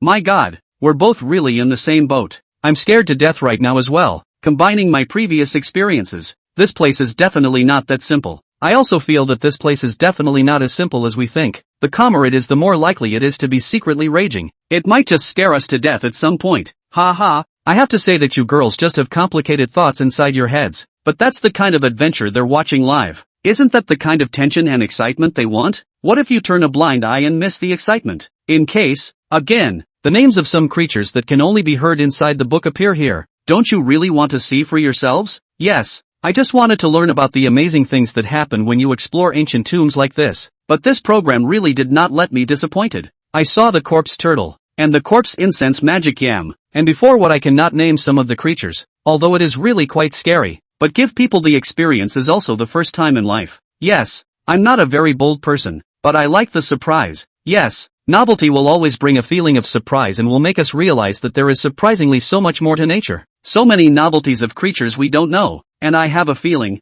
I don't know if you guys have it, is that those things are really kind of scary at first, but kind of cute after a while. Ha ha ha, bro. That's got to mean you're a bit heavy-handed. Cute, I didn't think, but if you look at it for a long time you think it's okay, just like looking at a normal insect. Well, one of you is a man of the people, a man of the guts. Ha ha ha ha, bro, after a long time on this air, you're gonna get big anyway. Yeah, it's all nature's creation. What's so scary about it? Isn't it good to grow more knowledge? Still have one eye open and one eye closed. Hurry up and open your eyes wide and watch carefully. Netizens are divided on this. Some people just feel that since they've come to this live stream, it's definitely a good idea to watch this live stream live and let their experience pull full circle. But some people just think he just wants to see this process of adventure and may be very afraid of those strange creatures. However, there was no movement at the scene at the moment, and with the light being cloudy, the shots weren't very clear. Anyway, all that could be heard was the sound of everyone's footsteps one after the other. Slowly, the netizens in the live stream gradually let their guard down. However, just at that moment, a scream suddenly came from inside the screen.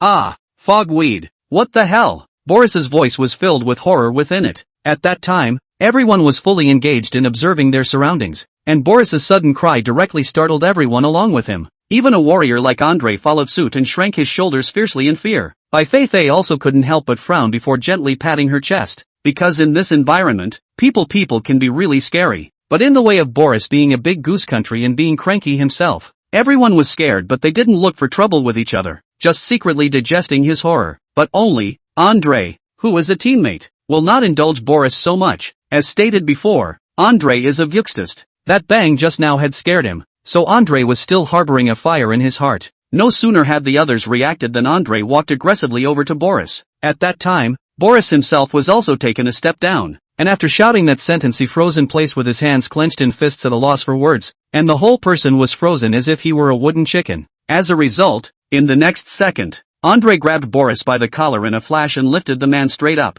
As a result, because Boris was scared too hard at that time, resulting in Andre over, Boris did not even have any awareness. Suddenly a moment was kicked down. The moment of fright, the scene erupted into a roar of again. Andre, but this time Andre was all ahead of the game, gave his opponent a punch directly after Boris had just screamed out, "What's wrong with you? Is there something wrong with you? We're staying here fine. Why are you suddenly yelling? It's like you've never seen the world. Isn't this our first adventure? Why are you making such a spectacle of yourself?" As he said that, Andre directly threw the man to the ground. The whole man went up and put his leg against Boris's stomach, raised his hand and fiercely threw Boris 2 slaps. Because the environment was already very empty, just because of Andre's action, the sound of slaps all echoed inside the large space. At that time, Boris was still in shock and horror, so he did not immediately respond to Andre, and lay motionless on the ground with a blank stare and a heart as if he were dead. The look was as if the soul had been extracted, like a puppet. It was also because of this scene that everyone present couldn't help but become suspicious.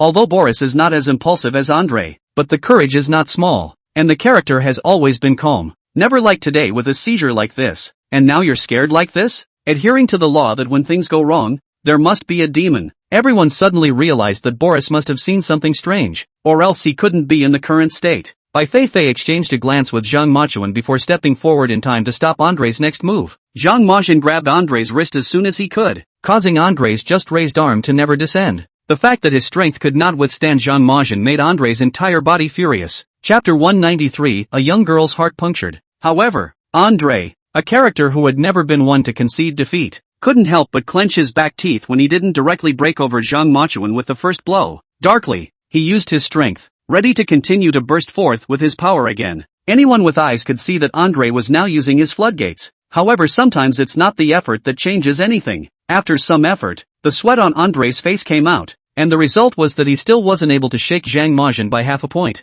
Zhang Machuan still tightly grasped Andre's wrist. The scene made the two next to them, Harry and Daniel from Eagle Land, see that they couldn't help but cover their mouths and snicker out loud at the end of the scene. All this way, Harry and Daniel both had been teased by Andre and Boris for being handless and a wimpy fee. Now may Andre, I actually also lost Zhang Machuan on top of the strength. You say two people cannot be happy in their hearts. The laughter of both Harry and Daniel soon reached Andre's ears as well. But he is really not Zhang Machuan's opponent. A little Andre to the time quite real. Feel that he lost is lost and did not explain more. So now even though he was being laughed at by both Harry and Daniel, Andre didn't get mad but gritted his teeth in secret, thinking that in time he would definitely be able to defeat Zhang Machuan. And this look of stoicism and stealing from Andre was captured by the live streamers. A lot of netizens have even made emoticons of Andrei's look in droves, and they've been widely used. The viewers in the live broadcast room saw this scene, not to mention these people on the scene. The big guy saw that Zhang Machuan was actually spoken to without saying a word, and the two of them, Harry and Daniel, could only silently stand behind and snicker. But this behavior is a bit villainous. Andrei really can't bear it. Black face and lowered his head. A roar, you two don't give a face. I really can't beat Zhang Machuan in terms of strength, but it's too much better than the two of you who are such wimps. You still have the nerve to talk about me. You don't even think about what kind of virtues you two have? You can't carry on your shoulders. You can't lift with your hands. You were scared to death to drop the rope down from the cliff before. You were close to pissing your pants. How do you have the face to talk about me now? I think you two are just too complacent. Forgetting all those things before, right? I can tell you two less in front of me, swollen face in front of me, or else I have to properly help you two recall memories. Andrei's voice was even louder in a burst of anger. Harry and Daniel were already relatively small, and now that Andrei had yelled at them like that, the entire group was directly dumbfounded. The key thing was that Harry and Daniel both knew that they were no match for Andrei, and knowing that Andrei was angry right now, they didn't dare to talk back at all, just afraid that if the two sides really argued, the two of them wouldn't be able to land a good fight, and they might even get beaten up by Andrei. Thinking about it, the two came to an understanding, standing silently without saying a word. Andrei couldn't continue to be reasonable when he saw this, so he could only silently freeze on the ground, and Zhang Machuan took Andrei's hand and directly threw the man aside. With that, he leaned over to see how Boris was doing on the ground. Andrei got up from the ground, rubbing his wrists constantly, a look of pain on his face. Zhang Machuan thought that he hadn't used much strength just now, but had forgotten that his body structure had long been different from that of an ordinary person. He thought that little bit of force, but it materialized in Andrei's body. However, Zhang Machuan couldn't care less right now. His primary issue was that he had to see what was going on with Boris. Looking down, Boris's eyes were filled with horror, and he looked like he had seen something extraordinary. But now Boris was particularly emotional and his eyes were unfocused, looking like he was still in shock. Zhang Machuan knelt down on one knee, and without saying a word, he picked up his ancient black and gold knife and made a cut on his finger, and then put 2 drops of blood into Boris's eyes. At that time, this scene caused those few people present to directly suck in a breath of cool air, because Zhang Machuan's stab was not a light one. It was visible to the naked eye that the wound was very deep. At that time, Bai Feifei's entire heart hung in the air. Of course, Bai Feifei didn't hold back and directly ran to Zhang Machuan's side, raising her hand to cover Zhang Machuan's shoulder. What are you doing? Bai Feifei was a bit puzzled. Why would she want to hurt herself for a good reason? Harry, Daniel, Andrei and the others were watching from the side, and although they didn't ask anything more, they were in the same mood as Fei White at this moment. Even Andrei felt that Zhang Machuan was somewhat pretending. Standing there with his arms wrapped around his chest, he said dismissively, maybe he's starting to act up again? No one takes you for a dummy if you can't talk. White Feifei snapped her head around and a knife I looked over. For Bai Feifei, he would not allow anyone to insult Zhang Machuan. At the same time, he was also fighting for Zhang Machuan in his heart. It felt that Zhang Machuan had obviously done so much, but as a result, these people were good and bad, and there was even some enmity. So every time she heard Andrei and the others say such unconscionable words, Bai Feifei couldn't help but get angry. Andrei was now far away from Zhang Machuan, and all of a sudden he started to fool around again, and after seeing Bai Feifei say this he immediately said with a smile on his face, "You're so funny, did I say you? Why are you defending him so much?" Suddenly Andrei laughed outright, and it was filled with lewdness. Guys, you two saw it, right? It looks like this chick and this brat are exploring together, and they've even explored their feelings. As he said this, Andrei still laughed, but it was not a laugh that came from a place of pleasure, but from a place of mockery. Harry and Daniel actually felt the same way inside, but just never said it out loud. Now after hearing Andrei say that, the two men just looked sickly and didn't react in any way, even Bai Feifei, who was the person in question. He subconsciously glanced at Zhang Machuan after hearing this. It turned out that Zhang Machuan acted as if he hadn't heard anything and was still over there earnestly studying Boris's state. Bai Feifei suddenly had an indescribable feeling, but it was also possible that Zhang Machuan's reaction had caused a kind of nameless fire within Bai Feifei. Not only did she see Bai Feifei secretly clench her fists, fiercely turning around and looking at Andrei in annoyance, it was like trying to flay Andrei. Chapter 190 for the benchmark for women. Although he knew that Bai Feifei had a bad temper, Bai Feifei couldn't help but make people's hearts tremble when she looked over with this look, because before, even if Bai Feifei was no longer angry, that kind of anger was just floating on the surface. But this time Bai Feifei's eyes carried a hint of indescribable power among them.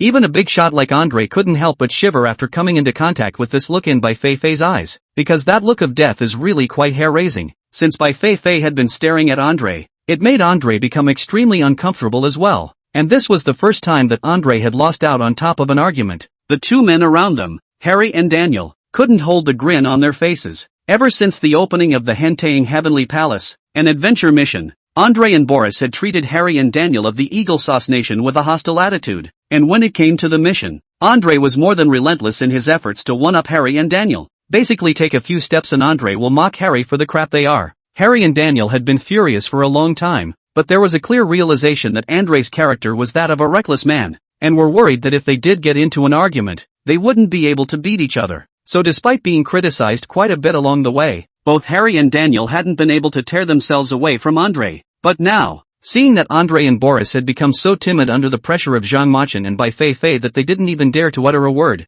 they couldn't help but feel secretly happy in their hearts. But it's not that simple. Andre purposely averted his gaze like a startled little child, which, to be honest, he sort of already recognized as a mistake. But Bai Feifei was now upset and could only take it out on Andre. Andre, I'm telling you, next time you let me hear this kind of subtle words, don't blame me for doing it. As she spoke, Bai Feifei even deliberately raised her hand that was clenched into a fist. It's just tolerable. Andre was already a violent temper, and now he had endured it again and again, and as a result, he was now being ridden by the woman all the time, and the anger in his heart was growing. Andre? Andre, what's wrong with you? Why don't you promise me? Did you wimp out? That's the right thing for you to do, and in the future say less useless things. Andre fiercely clenched his fist, and Bai Feifei was just about to turn around when Andre's furious voice suddenly roared out, "You shameless, I just told the truth. Who are you to tell me what to do here? I think it's just that I'm annoyed because I've revealed your mind, isn't it? Or is it that the falling flowers have no love for you? So now you're embarrassed?" With that said, Andre suddenly spat a mouthful on the ground, both in his eyes and his movements, full of disgust. Raising his head he also deliberately sneered, looking at Bai Feifei with a smile.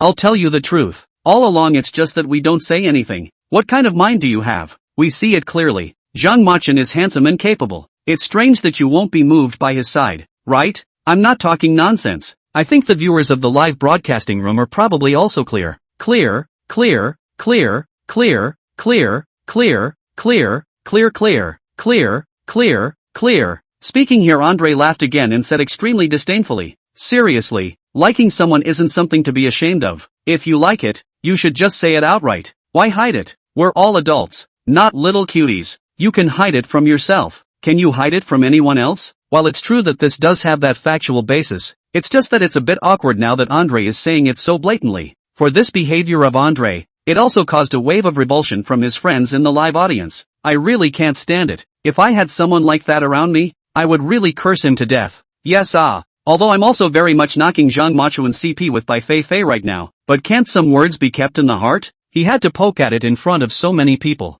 Yeah, Andre really doesn't know what's going on in his head to have trouble with just one woman. Yeah, it's disgusting. It's no wonder Bai Feifei scolded him. I think right now Bai Feifei should go up and punch him. Indeed, since it's gotten to this point, there's absolutely no need for Bai Feifei to be polite to him and just give him a punch. Andre is just so reckless all the time because he's never been beaten and thinks the big guys are afraid of him. I think so too, but Andre is so tall. I don't think Fei White is a match for him, right? Bai Feifei might not be Andre's opponent, but isn't there still Zhang Machen? Do you think Zhang Machuan could possibly stand by and watch Bai Feifei being bullied? Ha ha ha, that's it. Can you look a little closer now? Although Zhang Machuan, this person, I guess, doesn't like to say much and is very cold on the surface, he still cares a lot about Bai Feifei. It's just that Bai Feifei is the only girl in the team and Zhang Machen's teammate. Do you think he might let Andre bully Bai Feifei? If Zhang Machen really sits back and does nothing, then we might as well just take it off. Just as everyone was commenting but hoping beyond hope that Bai Feifei could really teach Andre a lesson,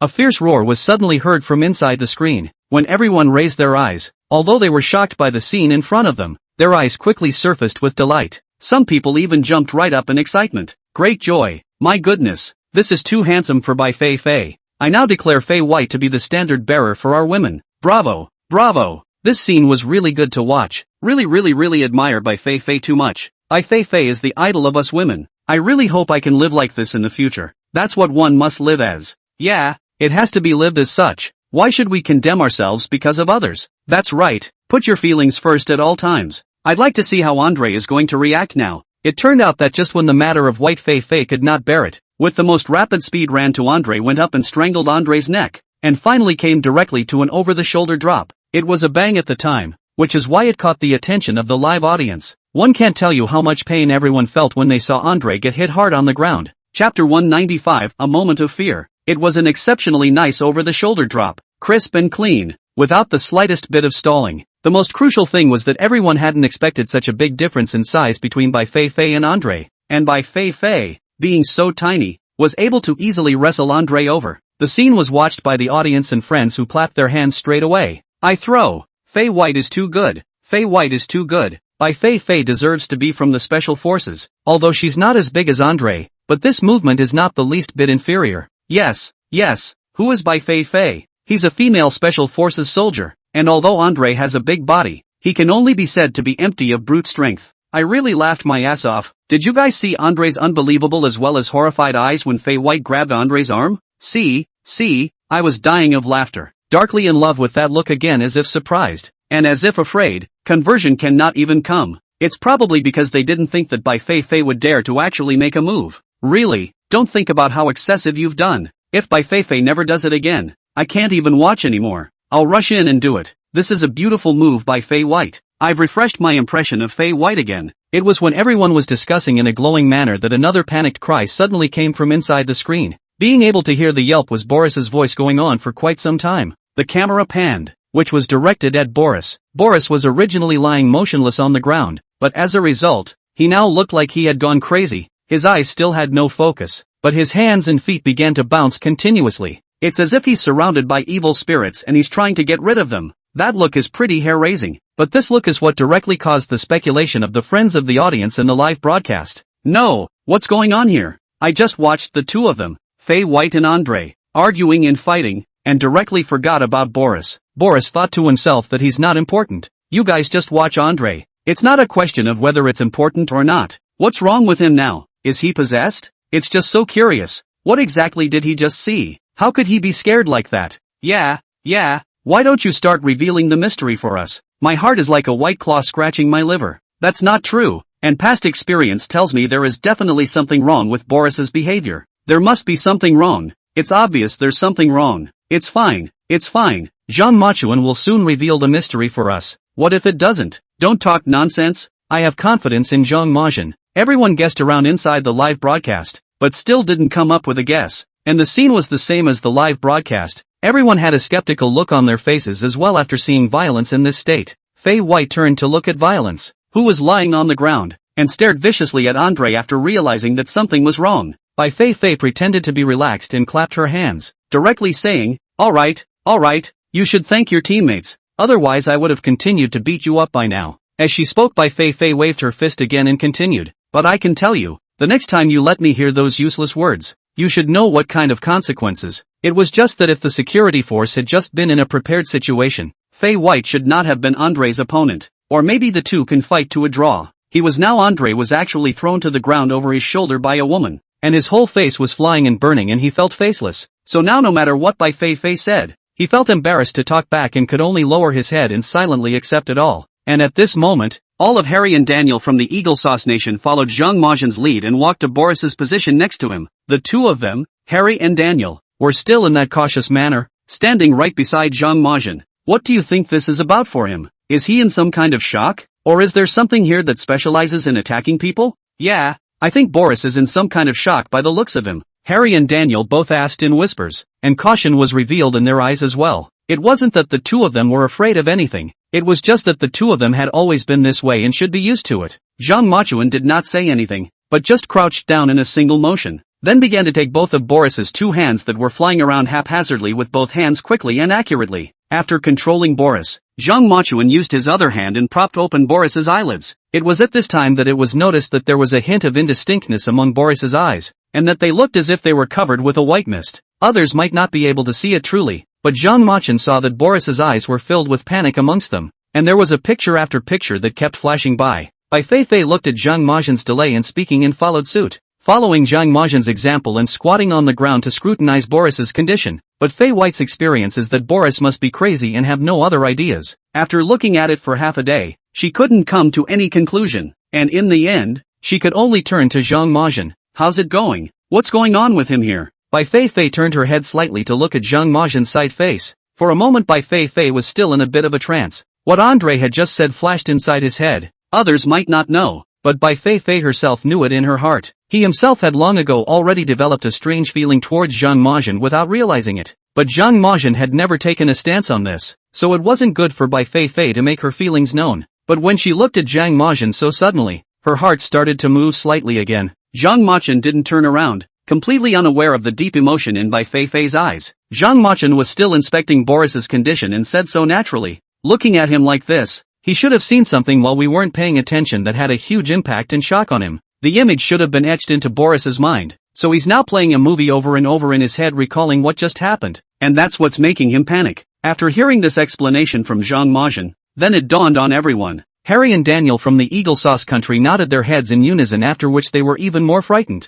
Chapter 196, Fearful after being beaten. Since the cause of the problem had now been identified, the priority now was to hurry up and get Boris back to his senses. After all, Boris had to be allowed to speak for himself about what exactly had happened. This ensures both factual authenticity. So just as everyone was drying up beside him, Zhang Majian directly grabbed Boris's wrist and then took the pulse. In just a second or two, Zhang Majian's face became extremely grave. At this time, Andre finally knew that he was in a hurry, and not caring about the pain on his body, he rubbed his butt while limping to Zhang Majian's side. What's going on? What's going on with him? Will he ever get back to normal? There was nothing unnatural about Andre's voice. Now it seemed to be when it was flooding. Andre, the person everyone has basically seen through by now, although usually a little bit of reasoning, but Andre the person still has some justice in his heart. And Andre the man's temper is also of the type that comes and goes quickly, so he usually says whatever he has to say to his face and doesn't hide it in his heart. This kind of person is still relatively bright and open. At least you don't have to worry about him suddenly pulling any underhanded tricks. This was also watched very thoroughly by the viewers of the live broadcast. So every time, as long as Andre targeted someone other than Zhang Majian, the viewers and friends in the live broadcast room usually didn't say anything.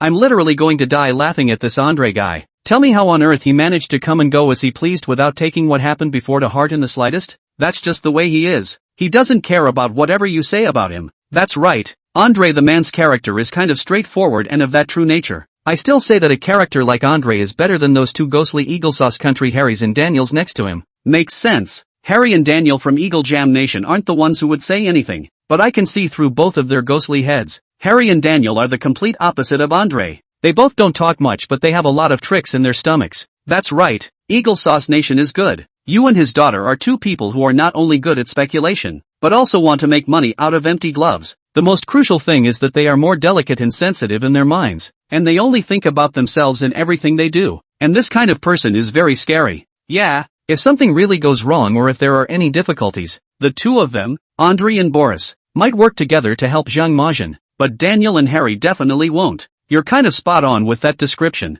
It would have been Harry and Daniel. What are the two of them? Look at both of them standing there all spooky and thieving. Ha ha ha, aren't we being too hard on people? Just being honest. The inside of the live broadcast room became lively once again. Trolling was like a natural instinct for all of us. Once it started, it seemed difficult to stop. At this time on the scene, Bai Feifei saw Andre constantly nagging around Zhang Majian, worrying about Andre's influence on Zhang Majian, and without saying a word directly pulled Andre's to the side. Andre frowned in disbelief, then, shaking off Bai Feifei's hand with force, she said impatiently, "No, what do you mean? Boris is my teammate. What's wrong with me asking about the situation?" It could be clearly seen that Andre was now talking to Fei White in an unspoken way. It was probably because Fei White had hit him earlier. Seeing Andre say the softest words in the most ruthless tone, Bai Feifei herself couldn't help but laugh a little. But once she thought of absolutely not giving Andre a sweet spot, Bai Feifei then stiffly resisted her urge to laugh. Seeing that Andre was about to walk towards Zhang Majian's direction again, Bai Feifei still pulled his arm again without saying a word. "What's the matter with you? You don't understand a word, do you? Why didn't I see you so concerned about your teammate just now? Can't you see that Zhang Majian is now trying to find a way to get Boris? Aren't you trying to disturb them by going over it this time?" Because she didn't want to disturb Zhang Majian's thoughts, Bai Feifei was deliberately suppressing her anger in voice as she spoke. But just from the expression on Bai Feifei's face, one could tell how angry she was at the moment. At those words, Bonri glanced at the front. Zhang Majian was indeed checking Boris's body. Hesitating for a moment, Andre eventually raised his hands in a look of surrender and said helplessly, "Fine, fine, I won't go over there. Don't worry about it." Bai Feifei nodded, and the few people stood 3 or 4 meters away from the man, just quietly watching Zhang Majian's operation. Such a peaceful scene made the audience in the live broadcast room become quiet. Anyway, he just stared at Zhang Majin on the screen so peacefully. It was only seen that Zhang Majin first unbuttoned the clothes on Boris to reveal his neck, and immediately after that, Zhang Majin was seen to point twice on Boris's chest like pointing a point. In the end, Zhang Majin folded his hands together and recited a few more incantation-like phrases in front of Boris's body before biting his finger and dropping his own blood into Boris's eyes. At that time, the program team also seized this opportunity and immediately brought the drone camera close to Zhang Majin's eye with Boris for a huge close-up. It had to be said that the program group was quite good at catching the heat, and when the drone photography approached and landed on the screen, it suddenly appeared Zhang Majin's handsome side face that was carved like a divine sword, as well as Boris's face that was pale due to shock. However, just at this moment, a magical scene appeared. At that time, it could be clearly seen in the middle of the picture that Zhang Majin had propped open Boris's eyelids with one hand, and with the other hand, he dripped blood into Boris's eyes. Soon, Boris's cloudy eyes gradually blossomed with a hint of clarity as if they were haloed. Moreover, due to the drone's filming, a scarlet redness could be seen inside Boris's eyes at that time, but it also became invisible with this drop of blood falling from Zhang Majin's hand. When they saw this scene, the viewers in the live broadcast room almost reached a tacit understanding, all sitting motionless in their original positions, staring blearily at the screen. Zhang Majin shook his hand after doing all this, and soon everyone saw that the wound on Zhang Majin's hand had magically healed. At that time, it was just a commonplace action, and many netizens did not pay attention to this matter. Chapter 197, Direct Memory Loss. It wasn't until a striking pop-up suddenly floated across the screen of the live broadcast room that everyone reacted. At the time it was a simple pop-up that fell flat, but those words are very eye-catching, so that after the sharp-eyed netizens saw this word, it was instantly as if they were playing chicken blood. I knock. What the hell kind of have I been watching? What do you mean? What do you mean? No way? You guys didn't all see that, did you? No. Just now Zhang Majin could have sealed the gods with that series of movements, and you guys didn't even see it? Okay, don't sell me short. What's going on? Hurry up and tell me. Yeah, I feel like I've just been staring at the screen and not seeing anything. I really didn't see it either. I only saw Boris become conscious after being dropped with drops of blood by Zhang Majin. That's true. Anything else? Yeah, isn't this scene amazing enough? Yeah, is there anything more magical than that? There is.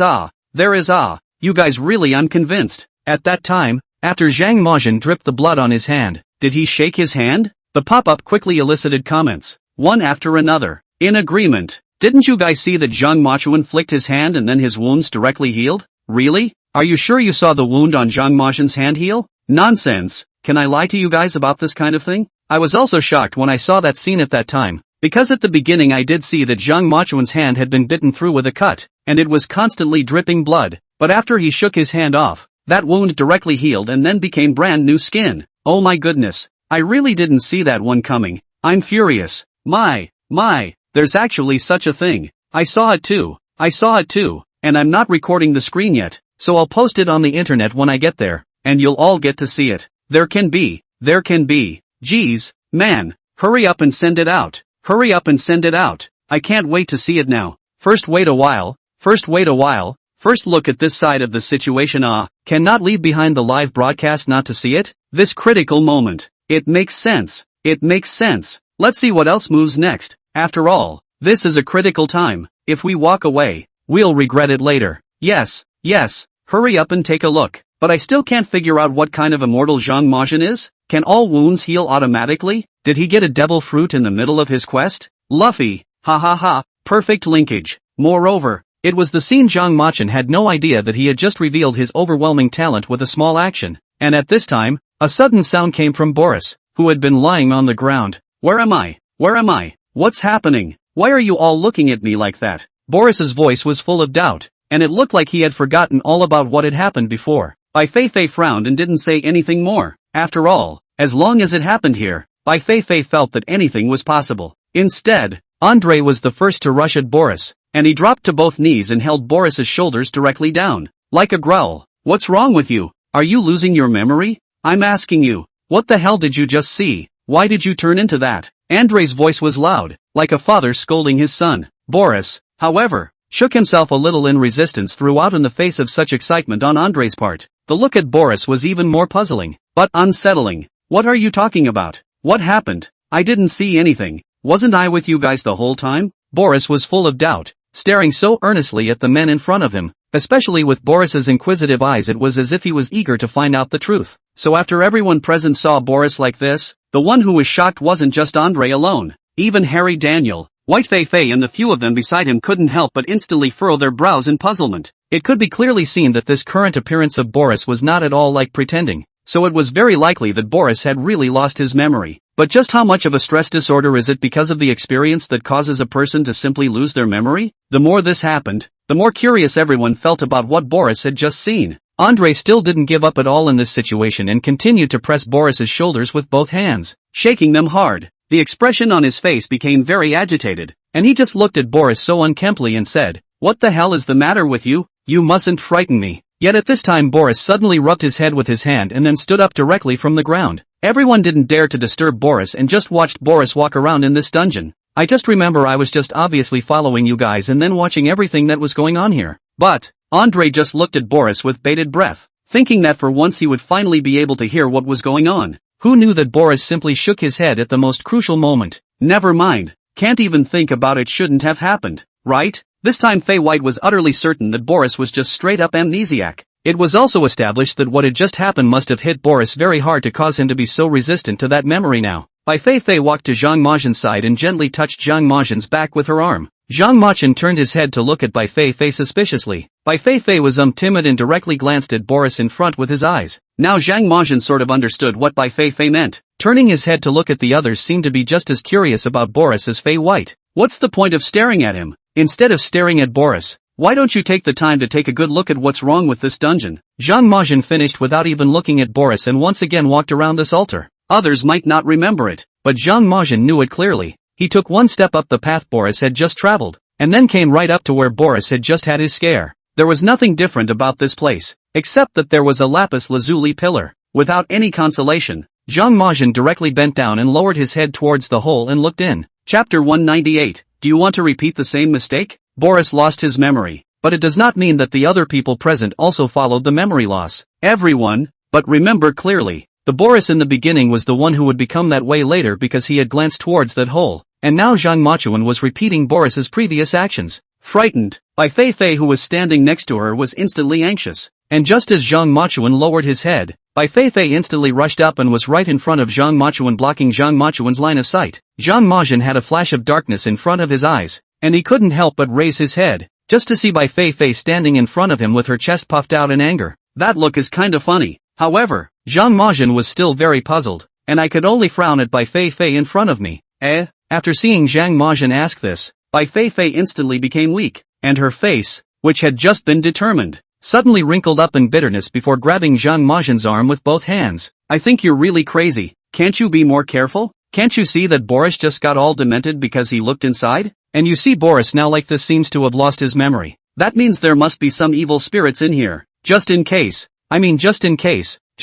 you get hit too? The woman turned out to be worried about that. Zhang Mazhen was helpless and felt funny, but his heart was very touched. Silently pulling his hand out from within Bai Feifei's hand. Instantly, Zhang Mazhen's hands rested on Bai Feifei's shoulders, moving the person outward. At that time, Bai Feifei wanted to resist, but the difference between her strength and Zhang Mazhen's was too great, and no matter how she struggled, it still didn't help. Bai Feifei could only stare there anxiously, and then looked at Zhang Mazhen with an exasperated look and said, "What the hell are you doing? Can you listen to some advice? Boris is awake now, entirely because you saved him, and we can't save you if anything happens to you." After Bai Feifei's voice came out, a few people beside her followed and frowned. However, several of them were not because they were worried about Zhang Mazhen, but rather their own safety. They had just carefully observed that there was no exit around this altar. It was completely a closed state. If something really happened to Zhang Mazhen, they felt that according to their own abilities they should not be able to walk out of this place, so it follows that nothing can go wrong with Zhang Mazhen. Thinking about this, the two people from the Eagle Sauce Country, Harry and Daniel, immediately ran to Bai Feifei's surroundings, also looking at Zhang Mazhen with a worried look. The two Harrys are relatively timid, mainly because they have so many tricks in their stomachs that they are just worried that one wrong word will lead to a wrong step. No! Just after walking up to Zhang Mazhen, Harry was the first to look at Daniel next to him, and Daniel was constantly scowling at Harry. It wasn't long before Harry's voice came out of it. "Zhang Mazhen, we think that what Bai Feifei said is reasonable. It's better for us to play it safe at this time. After all, there's already been an accident once, so we shouldn't repeat it again. In case we really fall into the land of doom, then what should we do?" Yes, I think this is a time to be cautious. Rather than going back to the same mistakes, we should take some time to observe the way out. After all, finding the way out is the most important thing right now. It didn't sound like there was anything wrong with that, but a little bit of scrutiny was able to reveal that both Harry and Daniel couldn't get away from going out, no matter what they said. All in all, what the two of them said has always been in line with the style of the two of them, which is to be greedy and afraid of death. However, Zhang Mazhen did not pay any attention to these two people. These two could pretend to be anyone, but Zhang Mazhen would not buy it. So after placing Bai Feifei in a safe position, Zhang Mazhen resolutely bent down once again and looked over at the hole just now. Zhang Mazhen, seeing this scene, Bai Feifei's eyes dilated quite a bit and couldn't help but cry out in horror. With this action of Zhang Mazhen, everyone present suddenly held their breath and their hearts were in a state of panic, worrying that Zhang Mazhen would go crazy and fall to the ground just like Boris. At the same time, the live broadcast room, which had just fallen silent for quite a while, also boiled up once again following this matter. My goodness, it's just better to believe it in a place like this. Yeah, this is something I'm suddenly a bit zany about. Little crooked, Zhang Mazhen does seem a bit impulsive sometimes. What can you understand? The fact that you can say that means you're not a longtime fan of the show. That's right. Do you know why Zhang Mazhen is so resolute every time? That's because Zhang Mazhen has the strength. Yeah, the fact that Zhang Mazhen dared to look so unhesitatingly shows that he has the ability. Besides, it's all known what Boris is comparing to Zhang Mazhen. The two aren't even on the same level. Yes, I believe Zhang Mazhen definitely has this certainty, and there's absolutely no way he could be like Boris. Yeah, I also believe in Zhang Mazhen. How many things has Zhang Mazhen cracked along the way? Harry and Daniel both are the typical tail of the dog. Really, the wind blows that way. The one thing that is firm though is that no matter what it is that decides whether he lives or dies, they won't hesitate to choose to keep themselves safe. I can't say that this is a bad point. At some point this kind of thinking is the best. After all, what is more important than one's own life and family? That's why I say this hentai Heavenly Palace mystery show has all heart and soul, and I think it's perfect. Of course, this perfection I mean above the distribution of personnel. You see, although there are 3 groups, but these 3 groups all have different styles, and the styles complement each other perfectly, which makes me feel very suitable. You don't say yet, don't think you so say. Indeed, Zhang Mazhen Bar doesn't like to talk, too calm, do things alone. Andre and Boris, who had the courage of their convictions, went forward with all their hearts, regardless of the. Harry and Danny are 2 people who think things through more and are more careful about what they do, and those 3 combinations are really quite perfect together. Laughing my ass off, and now we're thinking on behalf of the show. I bet if there's nothing wrong with Zhang Mazhen, I think Andre will definitely go to that cave to take a look as well. I think it's possible. I'll bet $1 on it. Makes sense. Andre the man is the one who wants to try anything and is fearless. Chapter 199, don't like the experts' words. These people on the internet left messages, which also made these professors and experts in the observation room couldn't help but let out a burst of laughter. The main reason is that the words of these people on the internet are really hilarious, and the bottom line is that no matter if they are professors or experts, they are still all just ordinary people in the end. Ordinary people have the same laughs as ordinary people. The professors and experts in the observation room couldn't help but start speculating even after reading the messages. I have to say that this session viewers and friends are watching the live broadcast with their brains off. That's true, you have to bring brains. Both the professor and the expert got into a discussion, and the moderator in the observation room immediately took over. Ha ha ha, it's also possible that our live broadcast was too exciting. It didn't occur to me that a live broadcast of a program like this type would gain so many loyal fans and viewers.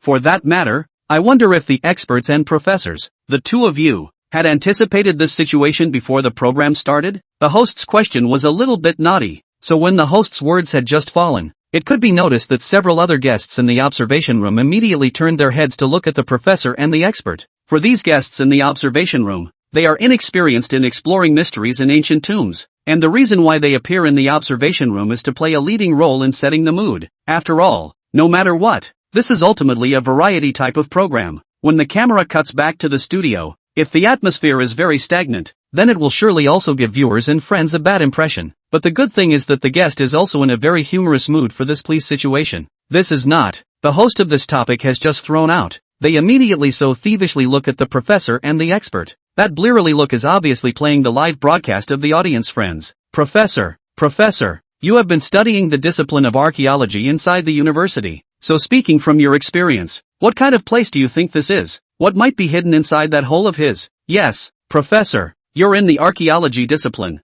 You should have researched these things. Which period do you think he might have appeared inside such an environment? What about our expert Wang? You are a connoisseur of outdoor exploration. Based on your experience, what do you think is concealed in this? Right, Professor. Expert Wang, you two hurry up and explain to us what kind of situation is this for now? That's right, we don't know anything about this stuff. We wouldn't be able to read it without you two here. Yes.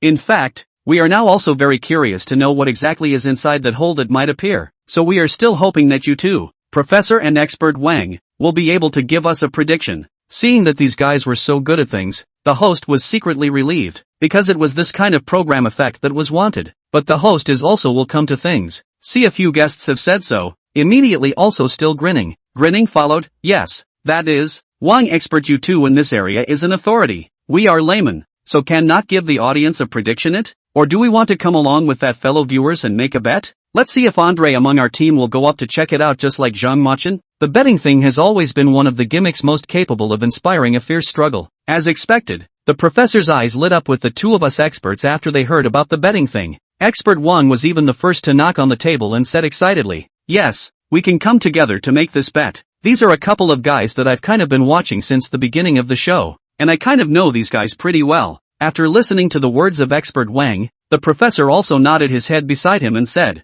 this is a few points of truth. These children are also considered to be the ones we have watched all the way here, and we still have a certain understanding of their character. As if he didn't expect the professor and Expert Wang to agree to this side of things, the host's mouth was almost grinning to the back of his head as he laughed. After all, no matter what, all the viewers, all the fans must have come for the popularity of the professor and the expert. The viewers and friends will definitely not buy the same thing when it is analyzed by an ordinary person. But if the same words come out of the mouths of professors and experts, it is a different story. It's not like it's some kind of see it all or be seen thing, either. After all, experts and professors do have more experience in this area than ordinary people. So as an ordinary person, they are definitely more willing to listen to the conclusions issued by those who have experience. Good.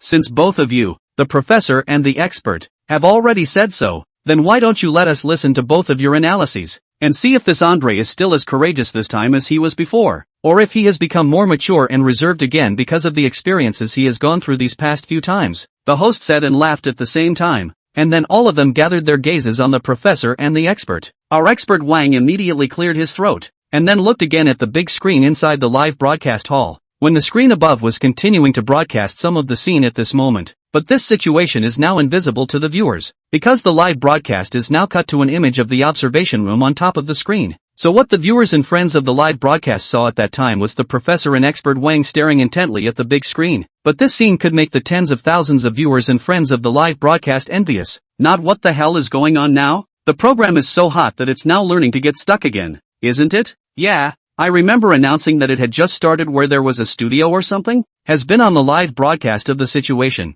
What's going on? Now actually have to cut the camera to the live studio. How is it because these guests want to take advantage of the show's heat to raise their popularity a bit? That's right. What do you think it means to suddenly switch the camera to the studio at such a critical juncture now? We don't want to watch these few traffic stars or listen to what experts say or don't say. We want to see Zhang Majin's next move. I only want to see Zhang Majin too. Zhang Majin is my god. Chapter 200, Speaking One's Heart Out. Because the guide had cut to the studio, the audience was able to see what was going on with the studio passengers, while the people in the studio were able to watch the pop-ups of their fellow viewers in real time from the big screen. Originally Wang Expert and Professor, two people on the host's proposal, is quite enthusiastic. The result is in the Wang Expert is ready to properly analyze this thing again. Suddenly saw a scene above the audience friends pop-ups, so everyone could also clearly see that Expert Wang's wriggling lips suddenly screwed up tightly, and that embarrassed but nice look suddenly made the audience and friends feel very funny. After all, Wang Expert and Professor are now more than 50 years old. See the two old men on the screen, that a good look, but also let the audience friends cannot help but some heartache. Holy, I take back what I just said. The words of the expert and the professor should still be listened to. After all, they are the experts in this industry, and the professor also has a research on the archaeological industry, so some of the words of the two of them must be very useful to us. Yeah, how can you not listen to the words of professors and experts? We are obsessed with watching the live broadcast, but you don't understand the real meaning behind some things. In fact, you are watching alone. That makes sense. It's true that we should listen to the true words of experts and professors. After all, just like what the last netizen just said, there's no point in watching things when you just see them and don't understand the real meaning behind them. Indeed, just like this place for example. I don't know what period of time it was left behind, and I don't know what the cultural heritage of this place is, I think the most important thing about watching a live broadcast is to be able to penetrate something in it. So it's better to listen to the professors and the experts and their insights. That's not true. Originally, the two old people have been not easy, excited to explain to us. The result? We actually said that. We are really very wrong.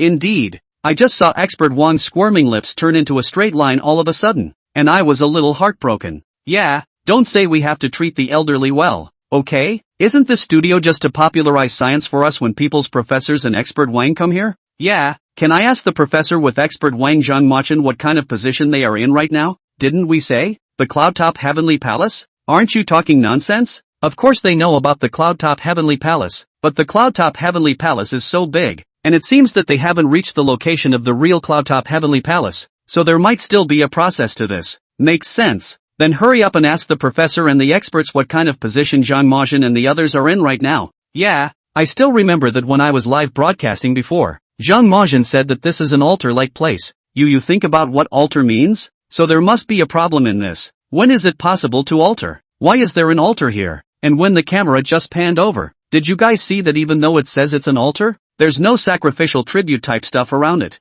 Yeah, usually an ancient altar like this usually needs a giant tripod and some kind of long-lasting candle for the afterlife. But this place has nothing. Doesn't it seem strange? Yeah, that aspect was mentioned before. A proper altar like this usually requires those things. And this place doesn't have a warm pavilion, a treasure bed, a throne, with a god's seat. This is really strange. It always feels like things aren't as simple as we think. Let's not talk about that. Can't you guys notice that there isn't even a sacrificial tribute? So could it be that Zhang Machuan is mistaken? This isn't any sacrificial altar at all. It shouldn't be, right? Zhang Machuan has seen a lot of things and has a strong skill set. When has he ever messed up? So I think it makes sense for the show to cut the camera back at this point, just so we can hear what the experts and professors think. Yeah, Professor Studio and expert Wang must know a little bit about it. It's better than us guessing blindly here. Makes sense. Makes sense. Did Prof. Wang expert see our suggestion? Hurry up and give us an answer to what's going on here. Yeah, Professor. The expert hurry up and give us an answer. This is really weird. It really doesn't look like an altar. Now all hope can only depend on professors with specialists. Pack. Bro, there's absolutely nothing wrong with this thing. Everyone inside the studio stared daggers at the big screen in front of them. That pop-up was really overwhelming. You can basically post several out a second. By the end of the day, you could clearly see that the professor and expert Wang were already overwhelmed. Squinting directly at the pop-ups, everyone seemed to have observed the difficulties of both the professor and expert Wang, so they silently withdrew their hands. Let the professor have a reaction time with the expert. After about a minute or two, the professor and expert Wang both then straightened their backs and smiled at each other. The host took the microphone and asked with a smile, "Well, are there too many questions from our viewers? It seems to have made it a little difficult for our professors and experts." The professor said with waving his hand repeatedly, It's fine. It's just that I'm old. My old eyes are blurred, and I just sent too many pop-ups, so I'm slow to see. Upon hearing this, the expert Wang next to him also laughed and covered his face with his hand. Ha. Yeah, getting older. These 4 eyes of mine don't work anymore. Those pop-ups are so dense. I've been looking at them for ages, but I found this session's audience of friends interesting and very observant. That's something that I think is very good, and it just shows that our viewers are really taking our program in and thinking about it at the same time. The professor nodded his head repeatedly as he listened on the side, very much recognizing what expert Wang had said. That's right. I think the biggest initial reason for running this program is to make more Chinese people aware of history, and at the same time be able to be fascinated by our ancient Chinese culture. Still, there seems to be a lot of interest in this now, which is a happy thing. Without history, where is the present? So learning more about history will be a good insight for our future, and I hope more people will consider archaeology as a major after seeing this program. The professor spoke directly from his heart. Chapter 201, The Archaeology Profession is Fragrant, Grand Finale. As a professor in the archaeology profession, it is natural to be bent on developing for the future. The bottom line is that there has always been a very cold major in archaeology within the school. Whether it is some years ago or over the years, enrollment has not been able to recruit. No one wants to come to the archaeology industry. They all think that the industry is dead and very dull. This is one of the problems that has caused professors and teachers in schools to have headaches. Because the profession of archaeology is a profession that cannot be discarded. It upholds the significance of ancient and modern culture, a legacy of history. That's why you have to spend a lot of money to build the program even if you can't recruit enough people. But even so, this makes it very stressful for teachers and also students from the program. This professor is now for this very headache, because he is this archaeology major. Every time to see other people's classroom is full, and their own class? How do you think it makes him feel good to be in an entire classroom where you don't see many people at all? But what wasn't expected was the appearance of such a program specializing in archaeology. Even less expected is the fact that the program has already aired, sparking a lot of interest in archaeology. So then it was a direct irritation to this professor. It also gave the professor a deep conviction that he had chosen this profession. And that the thing about archaeology was that it was insensible because they didn't understand the joys of it.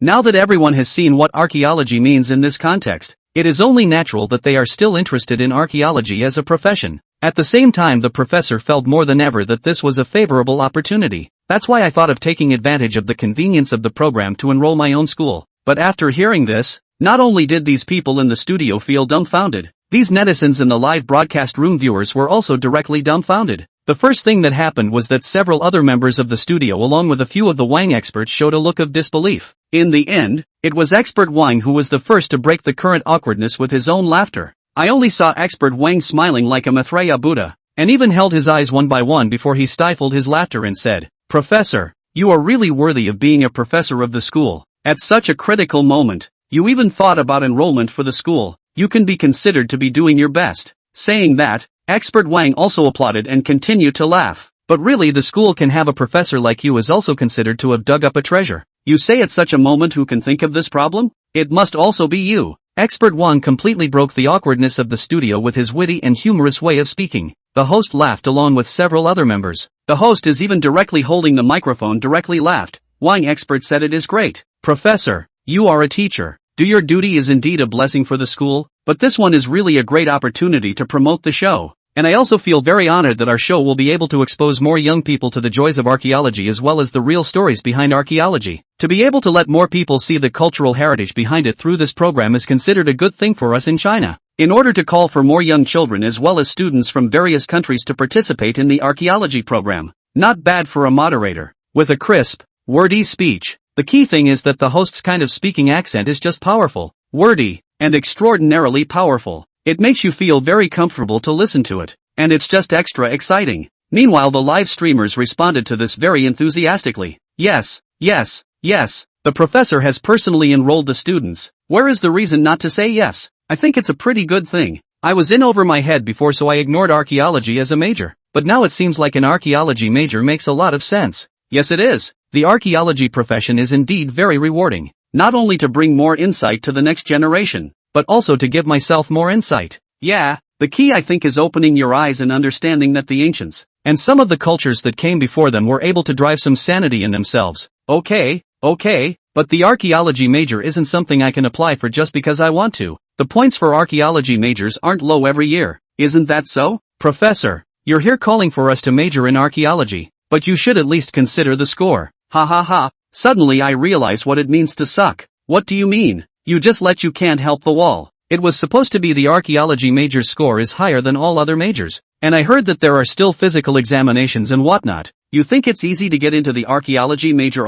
Never mind then. I'll just watch archaeology programs and be a wild archaeologist then. Ha ha ha ha ha ha ha ha. Wild archaeologists, is this okay? It's really going to be a laugh. It looks like I'll just have to be a wild one. Ha ha ha ha ha. What a ing laugh. Aren't the wild ones okay? Look at Jiang Majin. Look at goddess Bai Feifei. Haven't both of them never taken a major? Not so, since the ancient folk have talent. Yes, do not necessarily have to read that major to understand this knowledge. You see us from the beginning of this live program to now, which issue has fallen? And yes, it's all about learning well. After all, theoretical knowledge is never as good as live teaching, and now we're kind of living the good life. Makes sense. We're learning well now, too. In that case, let's organize it later and go on a crazy adventure as well. Yes, you can. There's nothing wrong with that offer. After watching mystery shows for so long, it's always a good idea to get a taste of what's going on. It's not hemp. We've been doing it so seriously for so long, we have to practice and go experience that feeling for ourselves. Well, in that case, let's make it a deal. And when the show is over, we'll get organized. Okay, no problem. Just say go. No problem at all. After watching so many adventure programs, some of this stuff I've known by heart for a long time. So watch me lead you to the treasure. Looking at the comments of the netizens, there was also a burst of laughter inside the studio. The hosts were also beaming with bright smiles. It looks like everyone is really into our show. So in that case, Let's get back on the air. Let's join together once again to explore more magical journeys with our Zhang Majin, our goddess Feifei.